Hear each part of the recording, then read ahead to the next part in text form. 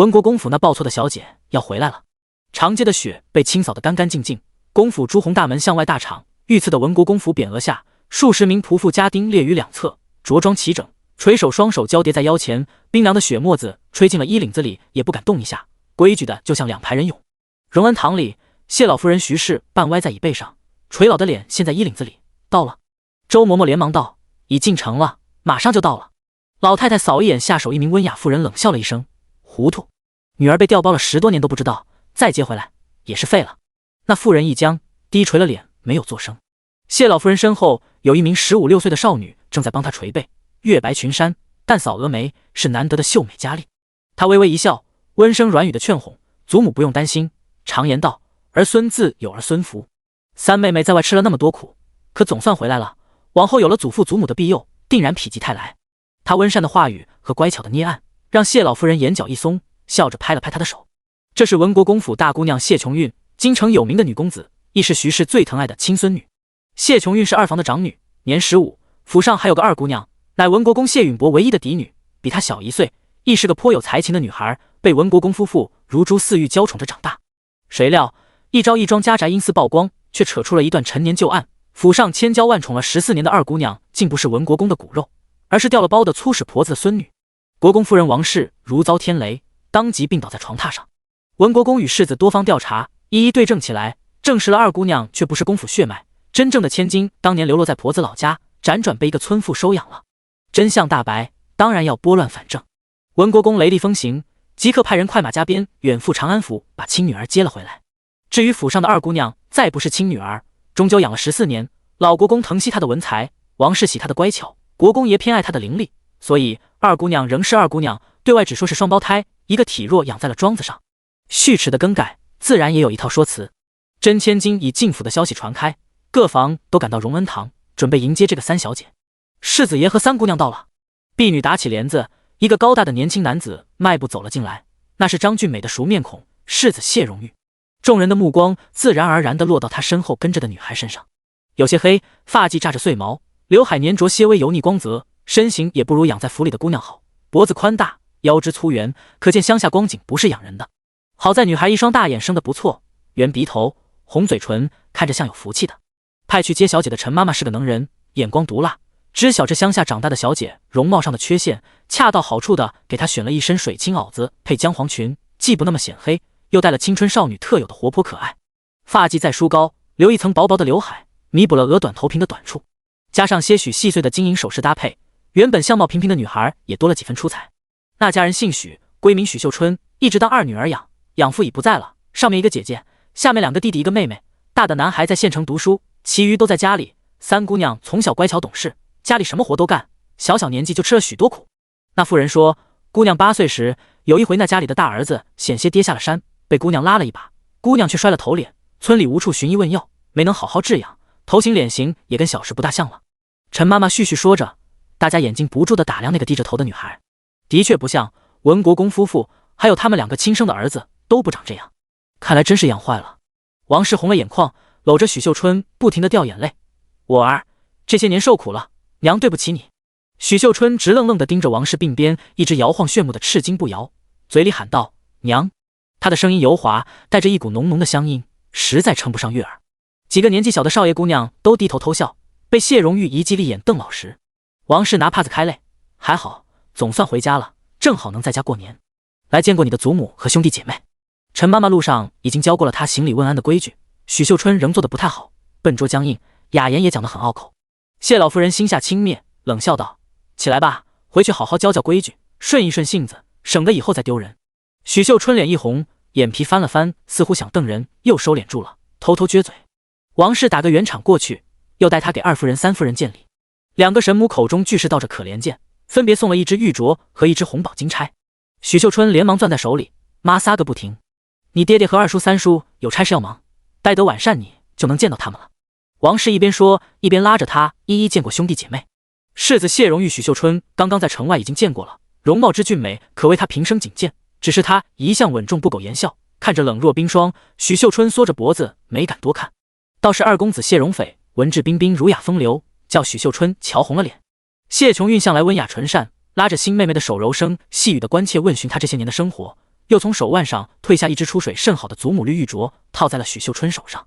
许秀春喜滋滋地捧着新得的玉镯笑，没注意到身后谢荣斐脸上露出的嘲讽笑容。见过了人，谢琼韵忽然询问道：“二妹妹怎么没来？可曾往清河院说过，三妹妹来了？”丫鬟刚要答话，就听堂屋外喊道：“老国公和二姑娘来了。”帘子打起，当头就见一位须发灰白的老者，宽袍大袖，坐在一架轮椅上。一位容貌秀丽的豆蔻少女扶着轮椅，一身粉白袄裙，精巧又娇贵。她朱唇含笑，对着诸长辈盈盈见礼。这就是那位鸠占鹊巢的二姑娘谢琼旭了。第二章，可读过书。谢老国公被谢荣玉和谢琼旭一起扶到主位上坐下。他原本是个身量颇高的人，脸庞清瘦，刻着深褶，眸子透出锐利的光，盯住了那一张陌生的面孔。上前来。王氏一言带着女儿上前，让喊祖父。许秀春看着威严老者有些瑟缩，讷讷地喊了一声。谢老国公眼睛一动不动打量了他一番，眉间川字纹锁得更紧。原先在家叫什么名？秀春。许秀春。哪个秀？哪个春？啊！许秀春愣了一下，磕磕巴巴，秀。谢老国公皱眉，可读过书？谢琼旭面上不易察觉地露出一丝傲色。谢氏是百年世家望族，家学渊源深厚，谢老国公自己就是一代文豪，对儿孙学识一向要求严苛。谢琼旭自己就是因为才学高得了谢老国公欢心，哪怕被爆出不是谢家血脉，谢老国公也因为偏爱而把他留在了府上。真女儿又如何？祖父最疼爱的还不是他谢琼旭？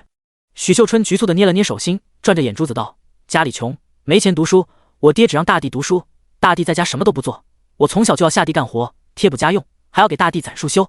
不过爹在家有很多书，我都从小翻看。”谢老国公淡淡问：“都读了什么书？”许秀春一噎，他字都不识几个，哪里说得出什么书来？阿爹年轻时倒是读过，考了几次没考上秀才，这才老老实实种地。后来有了大弟许南，他便千方百计把儿子送到了学堂，家里至今也只有许南读过书。那个许南，许秀春想起母亲悄悄告诉他的秘密，咬住了下唇。三字姓。他结结巴巴道。谢老国公眉头一皱，四姑娘已扑哧笑出了声。三姐姐说的莫不是三字经和百家姓吧？讲好我进来给六弟开门，讲的呀正是三字经和百家姓。他口中的六弟是府里最小的孙辈，过了年也才4岁。小辈们都笑起来，谢荣玉冷冷道：“觉得好笑，可是想要到庄子上笑一笑。”弟妹们都不笑了。家规20变，3天内给我。他是长兄，更是未来的家主，有权管教不听话的弟弟妹妹，积威慎重，没人敢不听他的。谢琼旭觉得自己是此刻最有资格说话的，奴仆们都退出去了，他正好可以说2句推心置腹的。三妹妹受苦了，你本该金枝玉叶，说到底还是我占了妹妹的位置。不必说了，你也是我谢家的女儿。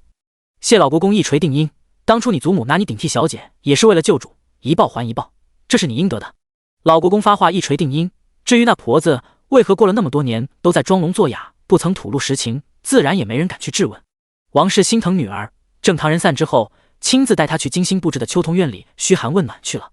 谢琼韵路过花园，掏出帕子，把2只手擦了擦后丢给侍女：“这个脏了，不要了。妹妹何必如此委屈了自己？”谢琼韵抬眼一看，正是他一母同胞的嫡亲兄长谢荣斐。一同走到偏僻无人的假山处，谢荣斐才低声嗤笑道：“大房已经成不了气候了，原本谢琼旭还有几分才名，可也比不过你，没想到啊，亲女儿竟然还是个乡下土妞。谢家乃以文起家，世代簪缨，极其重视谢氏子弟的才学培养。谢老国公17岁中金榜，20岁御书房讲学，英才旷世，天下闻名，是谢氏一族的标杆楷模。而他却在5年前犯了风湿，从此下身瘫痪，只能在轮椅上度日，爵位也因此传给了大儿子。如今的文国公谢允伯承袭了爵位，却没承袭到半点文气，反而走了5路，如今是朝里一员大将，连带着谢荣玉也不上诗书，专好五蛮子那一套。倒是二老爷是当年的2榜进士，才名极大，亲生的儿女谢荣斐和谢琼韵2兄妹也是琴棋书画样样精通。谢荣斐秋为中举，是明年春闱信榜上的大热人选。国子监祭酒甚至说他前10名稳了。谢琼韵顶着才女之名，屡屡在诗会上崭露头角，连宫里的贵人都喜欢她，极有可能嫁入皇家。他们2房如此出息，可谢老国公却自始至终态度平淡，不为别的，只因大房是谢老国公的结发妻子所出，而如今的谢老夫人徐氏是续弦，因此便是不喜大儿大孙是武夫，也仍把爵位袭给了他们，更把谢琼旭这个假孙女当成了宝贝捧在心头疼爱。想到这么多年谢琼旭的耀武扬威，谢琼韵眼底沉了沉，涂着鲜红扣丹的手指在枯枝上一弹，几点血沫子迸溅开。大房如今既有真女儿，又有假女儿，就让他们狗咬狗去吧。谢荣斐摇摇头，够呛，新来那个土里土气的，没看他一见到宝贝就两眼放光吗？酒瓶乍富，多养2日就该忘形了。谢琼虚一根手指头就能把他摁死。他又安慰妹妹，他蹦跶不了多久，妹妹不必与他们一般见识。恩师说我文章火候已足，便是一甲也可搏上一搏，明年你就能有个当进士的哥哥了。至于大房武将一职，不定哪天就。谢荣斐说的没错，那位公府遗珠在经过了最初几日的局促不安后，日日绫罗绸缎珠翠宝玉的供养，每日珍馐佳肴人参燕窝补品不断，出入室宝马香车仆婢拥簇，连穿衣睡觉都有人精心伺候。如此将养了数日，骨子里的刻薄与骄纵便肩抬了头，屡屡趾高气扬苛待仆婢，搅得府中鸡犬不宁。2个月后，门房来报，三姑娘的养母已携亲带眷来到了京城。许秀春便坐着马车一路招摇来到了养母刘氏令下的屋子。刘氏一把将他拉到屋里，关上房门。咋样？没露馅儿吧？第3章。如生。2月中旬便是春闱之期，外地的考生刚过完年就得往京城赶。长安府这些天日日都能看见举子雇马车出城，府学里剩下的多是些没过乡试的学子。哎，小学兄在学社吗？一个学子问。在的，西首第5间便是了。学子敲开房门，喊了一句：小学兄，外面有人找。书案前一个青灰色的身影抬起了头，正如对他的称呼一样，小学兄还极年少，一派白面书生样，儒雅文弱，清嫩稚气，容貌如三春露水桃花般清丽可人。学子看得有点失神，心里浮现出韶言智齿4字。多谢相告，我这就去。声音微微轻软，雌雄莫辨。学子走了，许成宁垂下眼睫，微微一笑，一双眼尾微上扬的杏眼，眸色十分黑亮。意料之中，狼毫高高一抛，又准确落入笔筒中。他穿着一身洗得发白却干净的儒生院服，院服宽大，他穿起来空落落的，行动间可见腰身纤细。他慢悠悠地走出学舍，远远就瞧见一个粗短的身影在树下垂着手团团转。那人一见他，连忙使劲挥手招呼。许成宁依旧负着手，不疾不徐地走，对方似乎等不及，便快快跑过来。汉子黑面胡茬乱生，看到许成宁的样貌，先是一愣，随即绽开满面笑容。小六，听说你考中榜首了，恭喜恭喜！你可是咱村里头一个举人老爷，家里都高兴死了。我娘惦记你过年没回家，你瞧，让我大老远给你烧花糕和鸡蛋。他举起一个竹篮，里面放着一个油纸包和2个红鸡蛋。许成宁接过篮子，大婶有心了。许大郎搓着手嘿嘿笑，哥哥这心里啊，真替你高兴。爹说了，咱老许家就数你出息，不像我，老实人没本事，好容易生了个儿子还没钱养，以后啊就得仰仗小六你了。他身上一股臭烘烘的酒肉味，许成宁不由站远了2步，微微笑。我关堂兄肥头大耳，伙食应是不错，怎会养不活孩子？许大郎苦着脸道：真没骗你，你不是马上要去赶考了吗？为了给你凑钱，家里过得可难了。是吗？那多谢大伯了。许成宁伸出手，拿来。许大郎一愣，啥？不是帮我筹钱了吗？拿来。我。许大郎支支吾吾半天，打个哈哈，小六你就爱拿哥哥开玩笑。弟弟是见过大世面的人，家里凑的那点子钱也入不得你的眼，哥哥这不是想吗？先做点生意，挣了钱再给你。小六，你在外头是不是还有营生在做？我听二婶说了，你这几年又读书又挣钱的，可辛苦了吧？瞧你都累瘦了，脖梗子还没有胳膊粗，这哪行呢？要不这样，你把生意给我，安心读书，我来替你挣读书钱。放心，哥绝不贪你一个子儿，将来咱们兄弟一个当官，一个做生意，还愁不能挣大钱吗？许大郎越想越激动的打摆子，要不是前年小叔从二婶房里翻出几十两银子，他们都不知道原来二房这么有钱。二婶母女那几个蠢妇自然不可能弄到钱，那就只可能是这个六弟了。许成宁听他绕半天，终于说到点子上，心里微微一笑。大伯父不是跟着黄老板做得挺好？许大郎立马道：怎么可能？黄老板那样的人，我爹怎么可能跟他混？早就散了。当年出了那样的事，爹几次要去理论，都被他打得下不来床，活计找不到，还落了一身病。他看许成宁脸上已经没了笑，忙道：小六，哥哥知道二叔没了你心里难过，不过我爹从来心里把你当亲儿子看，将来有什么事，我爹和大哥我一定替你做主。他拍着胸脯保证。许成宁定定看了他一会儿，把他看得直冒细汗，才叹道：家里难，我也明白，钱就不必给我了。那生意？许成宁道：堂兄急什么？我马上要进京赶考，手里的买卖账册货源主顾一时半会儿交代不完，不妨等我考完回来再细谈。此次科举我必能中个进士，届时受了官，生意自然不能沾手了，总归是要交给家里人的。许大郎呲出2颗大牙笑了，却又听许成宁道：“不过你和大伯不行。”为什么？许大郎收了笑，立马变得凶巴巴的。大堂兄息怒，许成宁脸上半点看不出讨饶的样子。我也是听人说大堂兄酗酒又是赌，前2年还差点在赌坊被割了手指头，如此我哪敢把生意给你们做？许大郎连连摆手：“没有，绝对没有，我也是被人诓了才赌了那么一回，之后可半点没再沾手了。”真的。许成宁叹了口气，露出为难的神色：“大堂兄别怪我多心，这外边人眼浅，看人只重衣衫，将来我为官，衣衫鞋袜屋宅铺子都得挑体面的来，多的是花销的地方。我也是好容易才有了进项，哪敢随便找人接手呢？你还是在家种地吧，外边有2个帮我就够了。”老二，你什么时候跟他混到一起了？小半年前啊，我这边买卖出了事，我忙相是抽不开身，还是2个帮我排忧解难，他没告诉你吗？许成宁眨巴着眼，不顾许大郎脸色，对许二郎赞叹有加。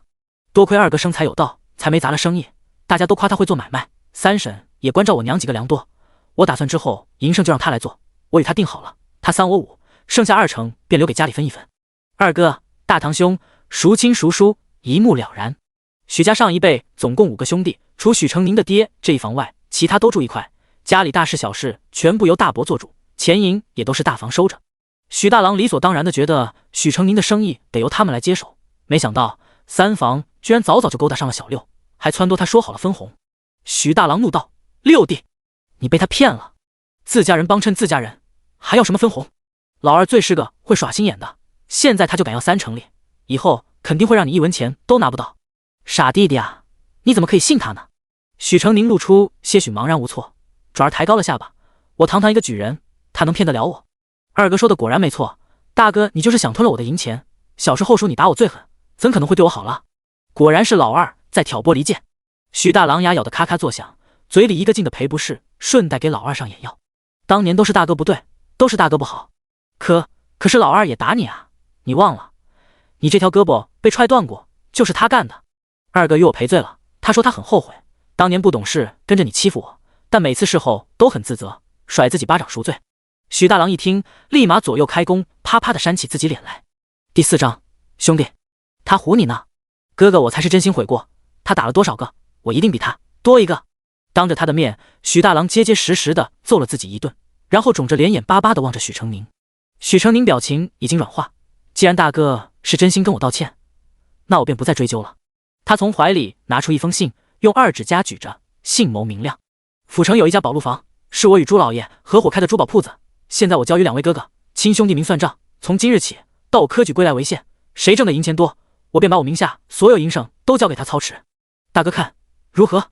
朱老爷，可是长安府首富朱老爷？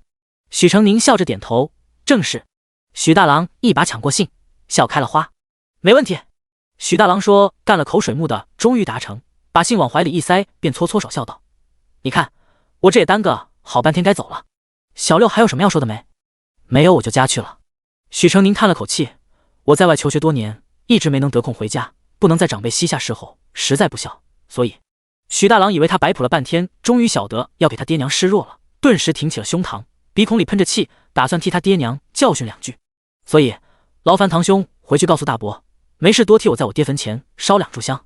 许大郎差点咬到舌头，半天道：“有的，这几年你不在，我都把2叔当亲爹一样孝敬的，每年清明都给他磕头。”许成宁甚是满意的点头：“多磕几个。还有我娘那头也烦请大伯娘看顾着些，我姐姐他们如果有婚事，也把婚期定晚一点，等我回去看了人再做定夺。”许大郎差点脱口出：“你娘带着一家子不知跑到哪儿享清福去了，丢下你一个还看顾个鬼？”可爹娘千叮咛万嘱咐，不能告诉老六这事，话在嗓子眼儿转了几转，又咽下去了。应该的。不过这回去路上，许大郎捏了捏空空的袖筒。许成宁一笑，拿了2两银子给他：“大哥慢走，走东门，西门那头有赌坊，花样稀奇的紧，你别毒瘾又犯了。”“不会。”许大郎收好钱，目光定在许成宁脸上。几年没见这个堂弟了，他长开了，变得更加白白嫩嫩，这小模样水灵得像个娇滴滴的小娘子。许成宁没去理会他异样的眼神，转身就走了。走了10来步身后，就传来了杀猪般的惨叫声和恶犬的狂吠。“早说了，别走西门嘛。”许成宁挑了下眉毛，轻轻一笑：“中介园是去年秋天的事，现在才来恭喜，无非就是看黄老板生意黄了，眼见再拿不到好处，这才又想起了隔房的侄子。时隔多年，许家人还是无利不起早的嘴脸。从前可以把他像野狗一样撵来撵去，拳脚相向，现在需要他了，就假装过去一切从没发生过，笑嘻嘻的贴上来吸他的血。很好，吸就吸吧，他的血有毒。进京的时间定在明日，许成宁还有东西要收拾，刚要回屋，邢夫子身边的书童找来了。许成宁，夫子找你。邢夫子是个60多岁的干瘦老头，蓄着飘逸的美髯，一身灰布长衫。许成宁小时在县学就已认识他了，给他许多照看，是以一向很敬重他。邢夫子招呼许成宁坐下，挪了杯茶到他跟前，问道：听说你明日上京？是。东西都收拾好了？都好了。雇的马车？有无人同行？陆家商行正好要进货，陆同窗说可以捎带我一程。他口中的陆同窗家中行商，去年没有中举，此次跟着铺子去跑商，其实就是为看科举去的。此人为人热忱，跟许成宁关系极好。许成宁中解元后，他到处吹嘘宣扬，跟他自己考中了一样。这小子除了读书不行，其余倒还靠谱。邢夫子端肃持重，可也像所有这个年纪的老人家一样唠叨，又问了许多大大小小的事。许成宁不厌其烦，一一答来。你还不到15岁，这个年纪中了解原野是绝无仅有，就是过3年再去考会试，也比大多数人要小得多，本可不必这么着急。不过，邢夫子看着面前还一团孩子气的学生，微微叹了口气。既然你想今年考，我也不会拦你。换作是别人想要14岁就考进士，他必要指着鼻子骂一句沽名钓誉，但许成宁他却不会多为难。毕竟家家有本难念的经，他亲眼见过许家的叔伯凶神恶煞，堵在书院门口要抓侄子去卖掉，还不到8岁的许成宁躲在他身后瑟瑟发抖，被许家母亲拉着腿从学堂一直拖到街上，谩骂毒打。那时的许成宁脸上身上每日都有新的伤，丁点大的孩子就要日日节衣缩食，攻读2不误，每月把攒下来的几钱几文拿回家，好换得继续读书的机会。别人的孩子想尽办法的装病逃课不上学，而这个孩子却宁可忍饥受冻也要留在书院，回家也要他这么说，这孩子艰难长大，受的苦非常人所能承受。作为先生，他不会也不该阻止他把握住从一个那样的家里解脱出来的机会。邢夫子开始说起会试的种种关节和准备，不知不觉越说越多，等到茶壶空了憋不住要去更衣，才止住了话头。你燕先生也在京城，若他有什么照拂不到你的地方，你就去找王继安、王翰林，他是我的故交。他抽出一封信，这封信你带在身上，他会照拂你的。许成宁接过信看了看上面的字迹，一如夫子本人的古板，但他却感到十分亲切，默忍住扑过去抱住了邢夫子，在他肩头拱了拱。夫子真好。他抱完就跑，邢夫子骚的胡子都翘了，指了指，哼哼唧唧的骂不像话。许成宁一路小跑回去，路上碰见许多同窗，个个笑嘻嘻的冲他打招呼。小学兄，明儿走了吧？没考到状元不许回来啊。小姐缘这么俊，别叫人绑下捉去了去啊。你是我丁的妹夫。许成宁早已习惯了同窗们友好的调侃，便仰脸一笑。因为年纪小，脸还是肉肉的包子脸，让人想掐一把的银白嫩滑，然而黑亮的眼睛弯弯，一双卧蚕饱满，眉目间一见娇艳之色。同窗们看得一呆，我怎么觉得许成宁越长越好看了呢？他不是一直很好看吗？我说的是女孩子那种好看。我小时候在虚县县学见过他，他从小就长得像小姑娘，不过那时他整天青鼻肿脸的，看不清楚样貌。为何呀？你们还不知道吧？说话的人压低了声音。许成宁他爹嘴歪眼斜还跛脚，生得奇丑无比，与许成宁没有半分相似之处。大家都说许成宁其实是奸生子。第5章密心。什么？这话可不兴乱说。天地良心，我可没有信口雌黄。我听说啊，许成宁他娘年轻时候经常带着他偷偷跑到县城去私会男人，还被人抓包过。后来他就不喜欢这个儿子了。许成宁家在他们村里算得上富户，他那一房却早早被分了出来，靠着2亩田度日。许成宁靠在书肆抄书打零工才能继续读书。就这样，他娘还总是对他非打即骂的。他祖母和叔伯也不喜欢他，想把他卖掉。县学门外有一对大石狮子，当年许成宁的爹刚去世不久，有一天早上，他大伯三伯带着人堵在了书院门口，说许成宁已经被一个扬州富商买下了，要把他抓回去。许成宁被他娘从学堂里拖出来，又打又骂的，头撞在石狮子上，流了好大一滩血。当年事儿闹得很大，官府都惊动了，要不是恰好燕大儒路过收了他当学生，许成宁不知早已沦落到何处去了。许成宁有多好看多聪明，你们又不是不知道，若是亲生的，谁会这么对自己的儿孙啊？府学的学舍是4人一间屋子，同屋的有1人秋闱没过回家了，1人已经上京，只剩许成宁和另一名同窗李少威一早约好了明日一起上京赶考。给你要的东西。多谢少威兄。许成宁接过，拆开纸封，翻看起来。李少威在他身旁坐下，道：既帮了你忙，总该告诉我你想干什么了吧？你自去年入了府学，不声不响的，先是搞垮了酒楼黄老板的生意，再让他被整个行会驱逐出去，现在这个还是跟他有关。他与你有何旧怨？许成宁没指望什么都能瞒住同窗，尤其李少威与他同吃同住小1年，自己总是在别人读书之时外出，有时几天不回来，连乡试都是抽空考的。李少威心细如发，不会察觉不到。沉默了一会儿，他道：7年前，黄忠明要从我大伯手里买下我，送给一个扬州富商，我爹爹为保护我，被他的手下活活打死。李少威愕然，有这等事？难道报官无用？是了，听说黄忠明上头有人，定是帮他压下来了。许成宁道：县衙迟迟不肯开堂审理，末了道我爹本就身有顽疾，非拳脚之过，黄忠明无罪。我几次请求彻查，官府却连验尸都不肯验，把我赶出了衙门。我从县衙告到府衙，府衙以越诉为由驳回了我的状纸。奔波数月无果，我爹却早已入土为安，想告也告不成了。过去的记忆已经淡成了灰，可每每想起爹爹趴在他身上吐血不止，温热的气息慢慢散尽的那一幕，心里仍旧绞痛不已。既然官府给不了公道，那我就自己来讨。许成宁稚嫩的脸上浮起落寞的冷意，李少威顿觉凄然。他亦是早早丧父，明白孤儿寡母的处境有多艰难。他上有母亲慈爱，幼弟懂事，一家人相互扶持，也能苦中作乐。但许成宁却是孤身一人扛过来的，父亲枉死，无人可为他做主，到头来传出的流言却是许成宁克父。他还不到8岁，其中多少辛酸苦楚，旁人根本无法想尽。即便如此，他依旧成为了最夺目的一颗明珠，博学广识，出类拔萃。回来不过1载光阴，已经成为整个长安府名声最响亮的才子，连府尹都要敬让3分。李少威拍拍他的肩头，宽慰道：都过去了，你现在年少有为，伯父在天之灵定会欣慰。想做什么就去做，若有什么要帮忙的，千万要告诉我。许成宁一笑道谢。他不是多愁善感的人，很明白自己该做什么事，故没有多加倾诉，兀自收拾起赶考的务实来。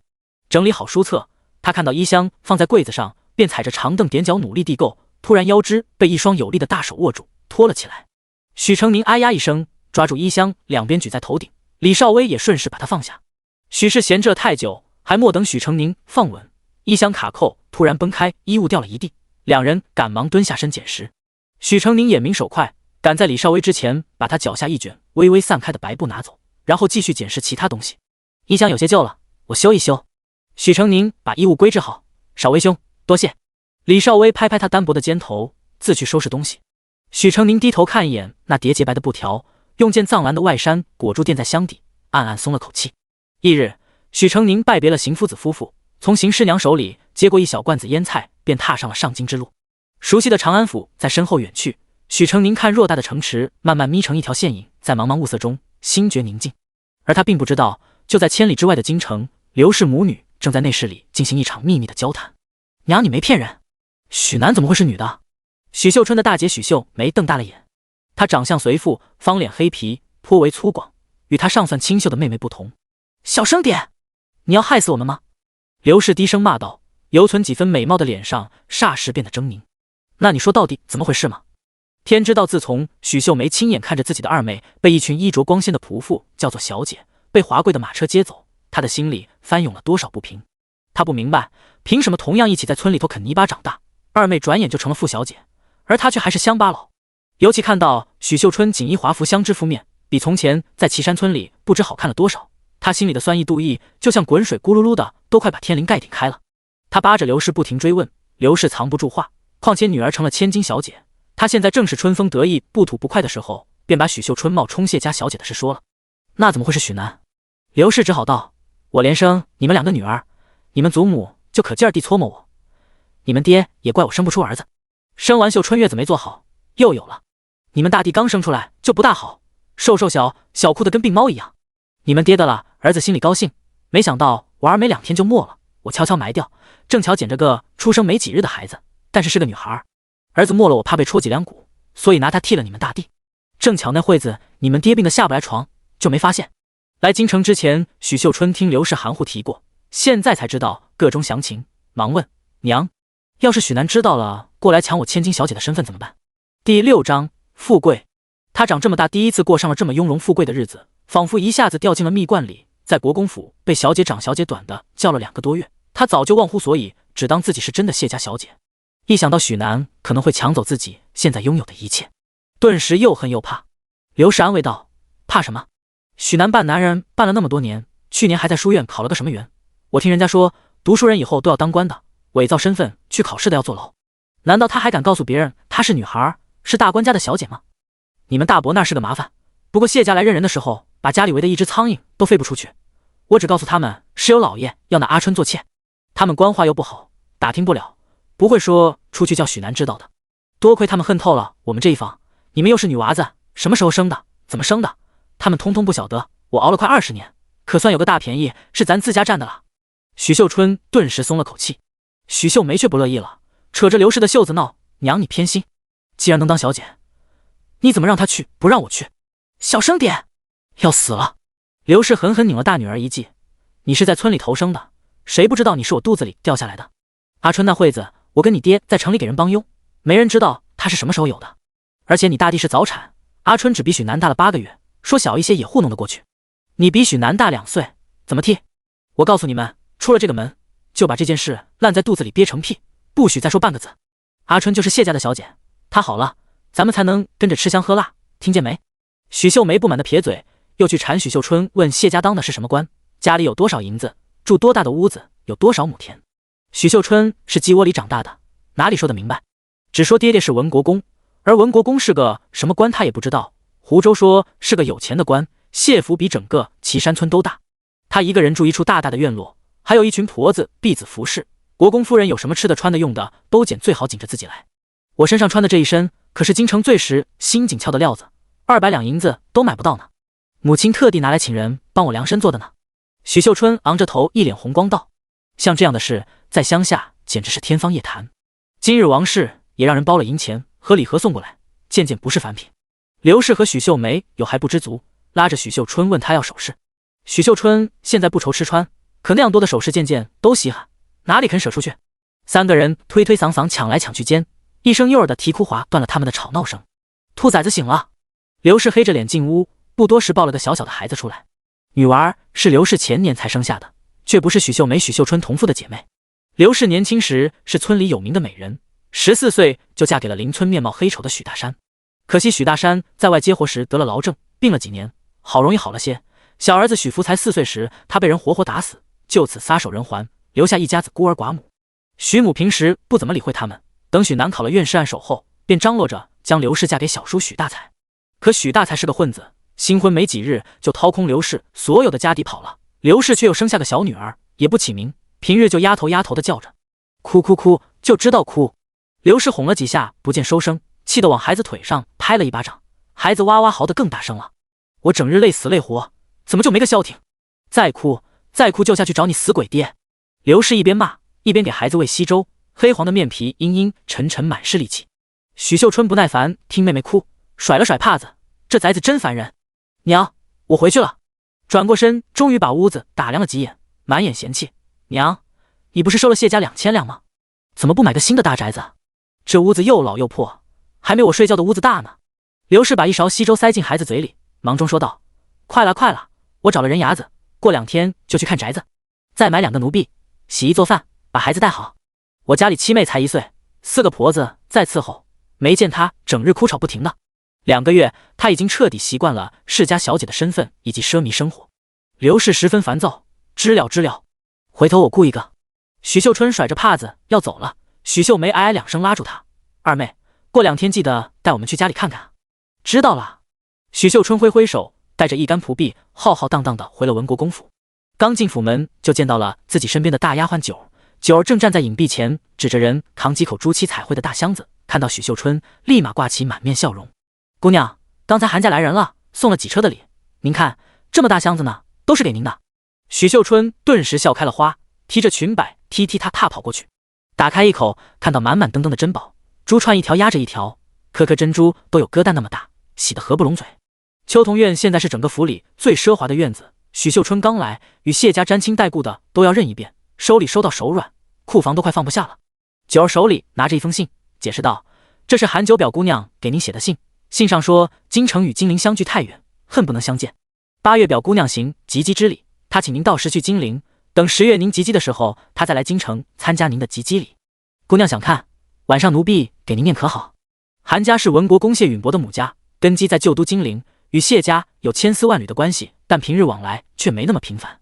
三小姐刚回府的时候，韩氏本家离得太远，是京城旁支上门来问候。这一次则是韩氏嫡支谢允伯的亲舅家千里迢迢给他送来了厚礼，以示对这个外甥孙女的重视。许秀春可不在乎韩家不韩家姓不姓的，看着满满当当的箱子，笑得跟开了花似的。三表妹，谢琼旭与一位素雅高挑的姑娘手挽手站在一起，身后跟着2个丫头，两人都戴了围帽，看样子是要出门。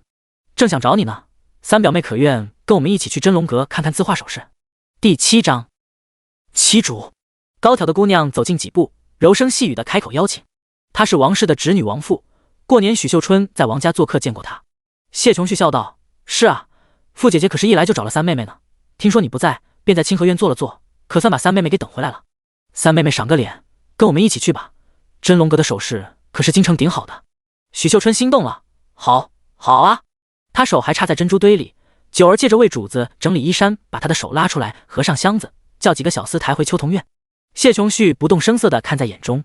姑娘在亭子里稍等，奴婢回去给您拿顶围帽。九儿道。谢琼旭浅笑道：九儿姐姐，舅祖父刚使人送了东西来，今晚清点完就得熬红了眼，事事亲力亲为，不得累坏了。使个小丫鬟去拿就是，你就留在家给三妹妹点库房吧。九儿一想是这个道理，便差了一个叫金枝的丫鬟跟在许秀春身边伺候。3个姑娘同坐一架马车，王父与谢琼旭饶有兴致地聊最近看了什么，书写了什么诗，哪句诗最妙，谈笑风生。许秀春听不懂他们说的话，一句都插不进去。王父也察觉到冷落了许秀春，有心要把他拉进话题，却半天想不出话。他祖父是翰林，家里不是进士也是举子，日常都与诗词歌赋为伴，他要跟乡下长大的表妹说什么呢？三表妹在家过得可还习惯？许秀春啦了一声，立马道：习惯，这是我家，我当然习惯。他眼珠子瞄了瞄王父头上的首饰和身上的秋香色兰花纹襦裙，锦衣玉食里温泡了2个多月，他现在已经有了点鉴别好坏贵贱的眼光。王父这身打扮一看就廉价的很，玉的成色不好，簪子只是银簪，衣料上的刺绣也简单平淡，跟他的摆在一起简直没处看。王家他年初4去过，就是一个四四方方十分老气的宅子，没有花园，没有池子，没几个仆婢，几个表哥身上都穿一水灰不拉几的衣裳，还拿几幅破画给他当礼物。许秀春捂着嘴嘻嘻笑：表姐穿得这么寒碜，你在家是不是过得不好啊？王父一愣，随即勃然变色。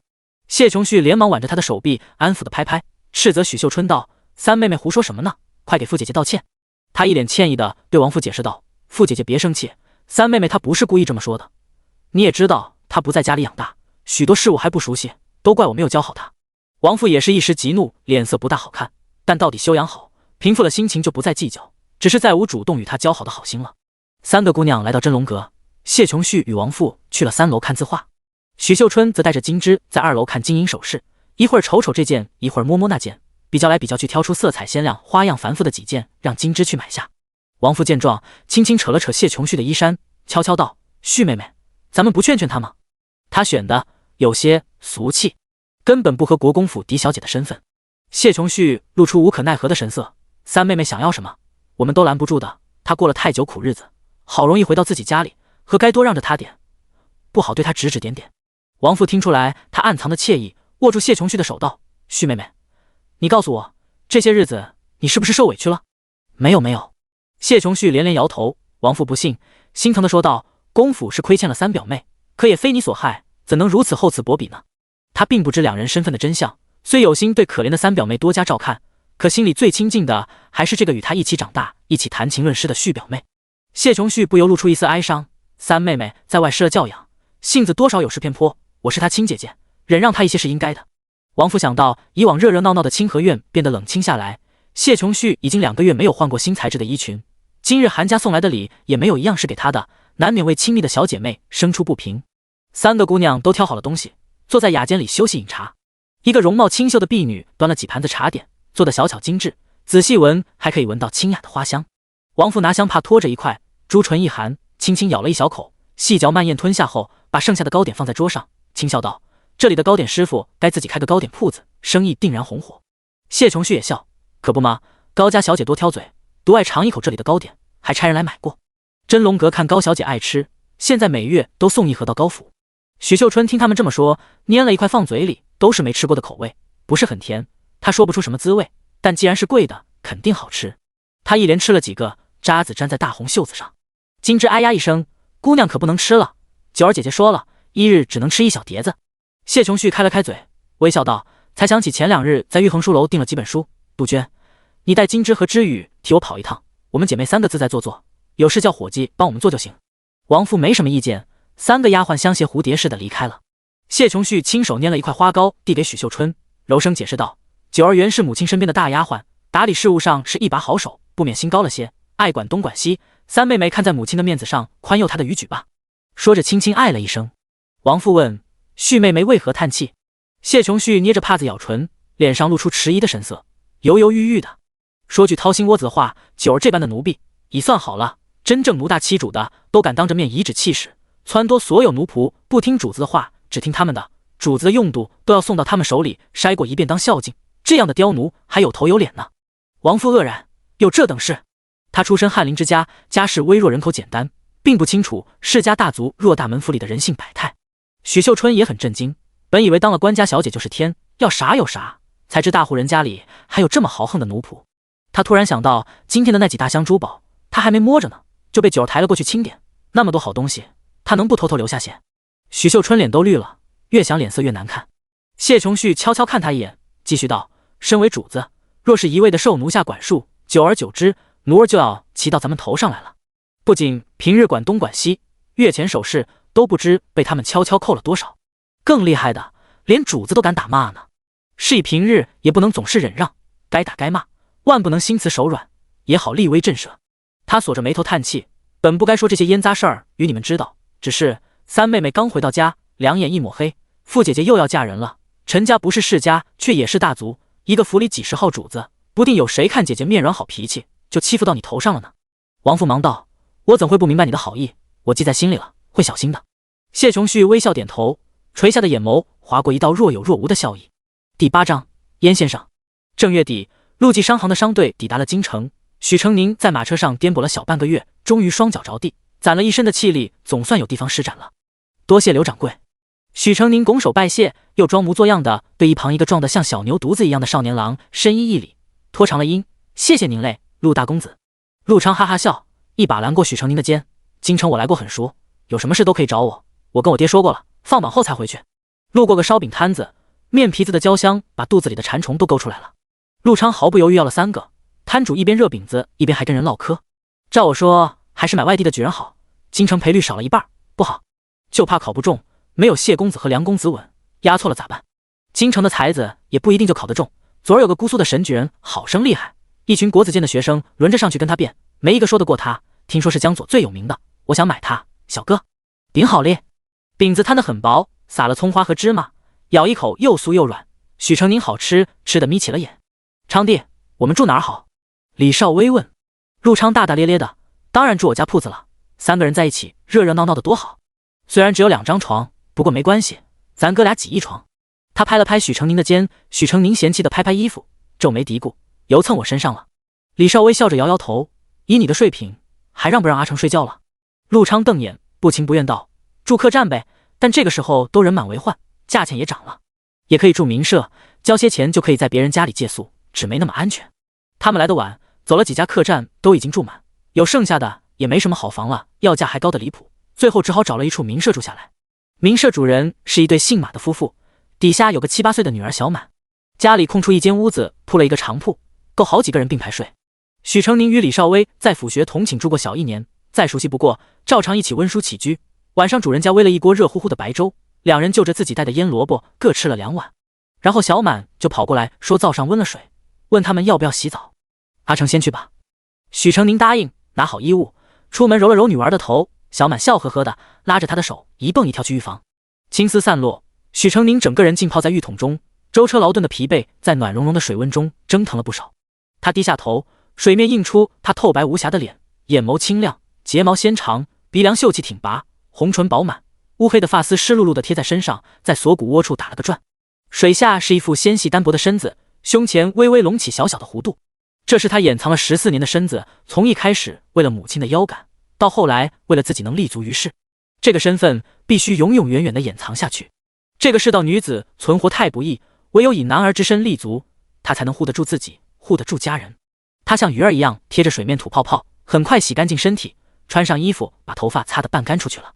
李少薇洗完澡回屋，见许成宁伸直腿坐在长铺上，10个粉嫩的脚趾努力往脚背方向勾。做什么呢？刚刚抽筋了，可能要长刀呢。许成宁笑道。女扮男装10多年，他知道怎么才能让别人打破对自己女相的猜疑，遮遮掩掩只会徒生麻烦，是以他披发赤足的时候从来大大方方，不怕叫人看到。李少薇显然也早已习惯，看了看他的小脚丫，皱眉道：你的脚跟女孩子似的，看着以后也不像个高的。许成宁道：我这是小时候穿小鞋穿久了，夫子说有的人长得早长得快，就有人长得慢长得晚，我就是长得晚那种。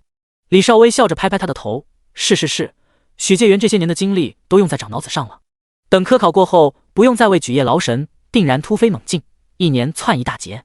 许成宁哈哈笑，卷过被褥歇下。第2日吃过早饭，便拎着一个小包出门了。循着记忆里的地址来到城郊一处幽静小居，院子里绿意盎然，隐约听见翠鸟轻轻啼叫，吱呀沙沙晃动的声音。青竹材质的门上挂着一块匾，上书竹社2字，大气潇洒，遒劲有力。许成宁推开门，迎面就喊了一句：林婶。扫地的胖妇人抬头惊喜道：啊呀，许小哥来了。他喊来林伯围着许成宁左看右看，问他什么时候来京城的，是不是考试来了，怎么又瘦了那么多，等等诸如此类的话。许成宁一一说了，又问候他们身体。林婶指指身后：先生在屋里呢，自个儿进去吧。许成宁跑进屋，欢快喊道：先生。堂屋中间摆了一张书案，后面坐着一名清瘦修长的男子。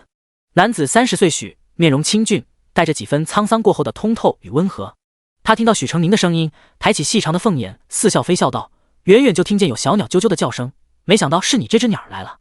许成宁灿然一笑：乖乖拜见先生。此人名为燕竹生，是大魏极负盛名的鸿儒，3岁能作诗，15岁就已博览群书，文章著作向来能掀起一阵洛阳纸贵的狂潮。燕竹生性情洒脱，不曾入仕，但圣上爱才，时常召他进宫讲学论道，故而年纪轻轻，名气却丝毫不比谢真谢老先生小。这位可是许成宁实实在在的授业先生。当年燕竹生游历各方，被请到虚县县学讲学，意外看中了年仅8岁的许成宁，破例收为徒弟。许成宁跟他四处游学4年多后，才进了长安府学，准备科举事宜。算一算，许成宁已经快有1年没见到先生了。他爹爹去世的早，从那之后，世上便再无对他好的亲人，因此邢夫子和燕先生对他来说便更加可贵。他跪坐在地上，十分熟稔地挪着屁股凑到燕竹生身边，把怀里抱着的小包裹拿出来。先生，看我给您带了什么？前朝刘威往山六坛的孤本。许成宁把包书的布一层层打开，书是问渠书楼收藏的，原册拿不来，我墨了一本。燕竹生拿过去翻了翻，看小册缝线仔细，里头是他熟悉的小字，这一手字还是他教的。他笑笑收了书，斜着眼看徒儿：你今年下场，你还不到15岁，便是考中了也是不能当官的。本朝立法规定，年满16方可入仕，这条律法本来可有可无，毕竟不到16岁就中进士的本朝还没有过。许成宁嗯了一声，跪坐着磨起了墨。不当官又如何？我可以像先生一样隐居治学，教几个学生，也很好吗？他本就没打算入仕，他考进士只是为了有一个安身立命、庇护家人的身份，为官风险太大，一旦身份暴露，就是欺君之罪、灭顶之灾。这也是他为什么非得今年下场的缘故。再等3年，他17岁，想不入仕都不行了。燕竹生深深看他一眼，挑眉道：想治学可以，你有钱吗？许成宁瞪眼，画2笔画，养家糊口还是可以的。养家？养你那母亲和姐姐吗？第9章师徒。许成宁捏着墨定的手顿了下，砚台里映出他眼底一片潋滟的青光。看着那节骨节突出的细腕，燕竹生记起当年他到虚县县学授课，底下有个豁牙的小孩睁着水汪汪的大眼举手发问，句句问到他的痒处。虚县穷僻，不是什么人杰地灵之处，没想到竟有小小年纪就如此才思敏捷的学生，他觉得十分新鲜，看着小家伙解答得很详细。隔日他在学里闲步，又遇到了那个小包子。这次他没有前一日的意气风发，反而躲在花架子底下，眼睛红得像兔子，抹了满脸的泪，右手裹着纱布耷拉着，左手捏着一角硬邦邦的黄馍馍放进嘴里，艰难地咀嚼着。这时有人走了过来，小包子兔子似的撒腿跑了。然后是在书肆，他随便一逛，又看到了那个小孩，短手短脚的小包子端坐在一张旧书案后。案上放了一个砚台，半根墨定，一摞书。他面前摊开了一本和一沓宣纸，他两只袖子都卷了起来，裹着厚纱布的右手几个手指微微弯曲压在书上，左手细灵灵地捏着两只旧狼毫，在宣纸上一页页的抄录。两支笔写出的是全然不同的两行字，却同样是清俊端正的字体。明明是跟所有适龄孩童一样幼稚奶气的一张脸，神色却比大人还要沉稳认真。每翻过一页书，几乎只是看了一眼，便目不斜视，一字不差地默出来，然后飞快地默下一页。他拿手指在书案上扣了扣，这里有《春秋繁露》第15卷没有？小包子头也不抬，以下魏祖左属第13卷便是了。再问两本，一一答来。明明是读诗经千字文的年纪啊！他觉得有趣，便仿佛随意地说道：“记录无余，以纵情也。君子射之，罔令穷也。”在哪里？周易第1卷前2日被借走了，还没？包子脸抬起来，愣住了。燕先生，他笑问：“你叫什么名字？”学生许南。哦，许南，你连周易都读过了？回先生，只是抄过，并未看懂。那你可要跟我学一学。他带走了许南，赐名许成宁，作为这半生来唯一一个学生。而这位学生的天赋也确实一次一次的令他震撼。读过的书过目不忘，教给他的举一反三，总能切住要领，经世策论，诗词歌赋，琴棋书画，样样学得精，比自己当年有过之而无不及。他不止一次的感慨，有些人便是天选的骄子，那样惊人的天资聪慧，真是旁人10辈子也学不来的。他心里正暗暗夸自己的学生，却听见小徒弟倔头倔脑地说：“所谓母慈子孝，母不慈，我自然也是个傣族。他若不仁，待我弟弟大了，我就单独分出来。”燕竹生挑眉，还有所谓高徒见名师，近墨者黑。你是个傣族，那为师是什么？许成宁摇头晃脑，自然是一丘之貉，狼狈为奸，沆瀣一气了。插科打诨闲聊半晌，许成宁自告奋勇地给先生煮了一碗面，趁着燕竹生半眯着眼吃面的时候，向他请教春闱的事宜。燕竹生没有考过科举，但历年进士的文章却看了不少，简单提点几句就把徒儿轰走了。许成宁回城后，径直去了陆家的商铺。他早与李少威约好了，在这碰面，在一起去京畿府核对考级。陆昌是个好热闹的，也闹着要跟着去。先生说，近年南地频发天灾，民生凋敝，圣上重视民生食物，不喜空谈，少卖弄知乎者也，要务实言之有物。四书五经必不可少，但更要在实物册上下功夫。论诗词文采，李少威在同科举人中也能数中上游，但在策论上就远远比不上有4年游学阅历的许成宁了。与许成宁同窗后，他的策论也明显较从前进了一大截。许成宁一边走一边跟李少威说着，走到长街中央，被乌压压一群人堵住了去路。人群里热闹得很，嗡嗡作响，还有高喝的声音此起彼伏。我何曾碰过他？你们血口喷人，睡了还不承认？芙蓉楼头牌的姑娘从来卖艺不卖身，秋芙姑娘可是安王殿下相中的。你这小子吃了雄心豹子，胆敢从我们殿下手里抢人，轻者自轻。在下从不认识什么秋芙姑娘，那日也不过一面之缘。许成宁3人没想凑热闹，刚要从一旁绕开，不知是谁动了手，人群里突然飞出了一名穿着月白衣衫的年轻男子，好巧不巧扑到许成宁身上。许成宁啊呀一声摔在地上，手肘和后腰都狠狠磕了一下，胸骨也是一阵钝痛。阿成！李少威和陆昌忙把男子推开，小心翼翼地把许成宁扶了起来。许成宁一脸痛色地扶着后腰，年轻男子顿时愧疚起来：“啊，我不是有意的，抱歉，我送你去医馆吧。姓梁的，你休想跑！今日不给个交代，定叫你们萍乡侯府好看。”说话的是个浓眉络腮胡大汉，一脸横肉，看穿着像是大户人家有些脸面的奴仆，想必就是安王府的人了。年轻男子怒道：“有何事冲我来？何必牵扯到旁人？没看见这小兄弟受伤了吗？少啰嗦，抓他回去！”络腮胡一摆手，几个身手干练的大汉便要上前拿人。年轻男子身边的小厮举手挡在他身前，气得龇牙咧嘴：“我们公子一心备考，哪来的功夫与一个娼妓私会？”陆昌恍然大悟，悄悄道：“原来他是萍乡侯府的4公子梁兆琪，跟你们同科呢。”这个人许成宁听说过，京城3公子之一，不仅家世好，学识上也是佼佼之辈，难怪梁兆琪这么愤慨了。侠妓逛花楼并非什么罪大恶极之事，可一个举人春闱前闹出这样的事，难免让人觉得私德有亏。便是过了会试，电视上圣上一个不喜欢就能把他刷下来，何况他现在还惹上了安王，真是要吃不了兜着走了。哟，梁兄这是怎么了？喝花酒没还钱吗？要不要小弟借你点？那头来了一群人模狗样的公子哥儿，为首的是梁兆琪在国子监的同窗，尖嘴猴腮的，一脸小人得志。他素与梁兆琪不对付，这会子上赶着来落井下石了。弄清楚了梁兆琪与安王府的纠葛，这哥儿们不嫌事大，捂着心口做惊骇状。哎呀，梁兄，你怎可如此做？可是将安王殿下的脸面置于何地啊？梁公子平日从不踏足青楼，再是正人君子不过。原来私底下这般急色啊！不是我说你，梁公子，想要棉花素柳，就大大方方的走进去，怎能干这种勾当？天底下可没有既能舒坦又能捞着好名的事儿。梁兆琪名声一向极好，高风亮节，曾在街上碰见了卖身葬父的苦命女子，他出了钱，却硬是不要女子的身契。那女子在侯府外跪了10多回都没能进得去。可这么高风亮节的人物，却有了桃色新闻，还有什么比这更让普罗大众兴奋的事吗？于是所有人都一脸鄙夷正色，对他指指点点。无论梁兆琪怎么反复声明自己的清白，都没有人信。安王府与芙蓉楼的人气势汹汹，围观者幸灾乐祸，而他孤立无援地站在那里，气愤却无用。发生了什么？京都街巷不得拥堵。第10章窘境。一队带刀官兵过来，为首的青年男子骑在马上，一身玄色五官劲装，乃是巡城副指挥使，姓陆，闻讯赶过来调解的。梁兆琪终于等来可以说公道话的人，忙把事情说清，此事纯属污蔑，还请大人明察秋毫，还我一个公道。见来者不过一个小小的巡城军官，安王府的豪奴眼高于顶，半点不放在眼里。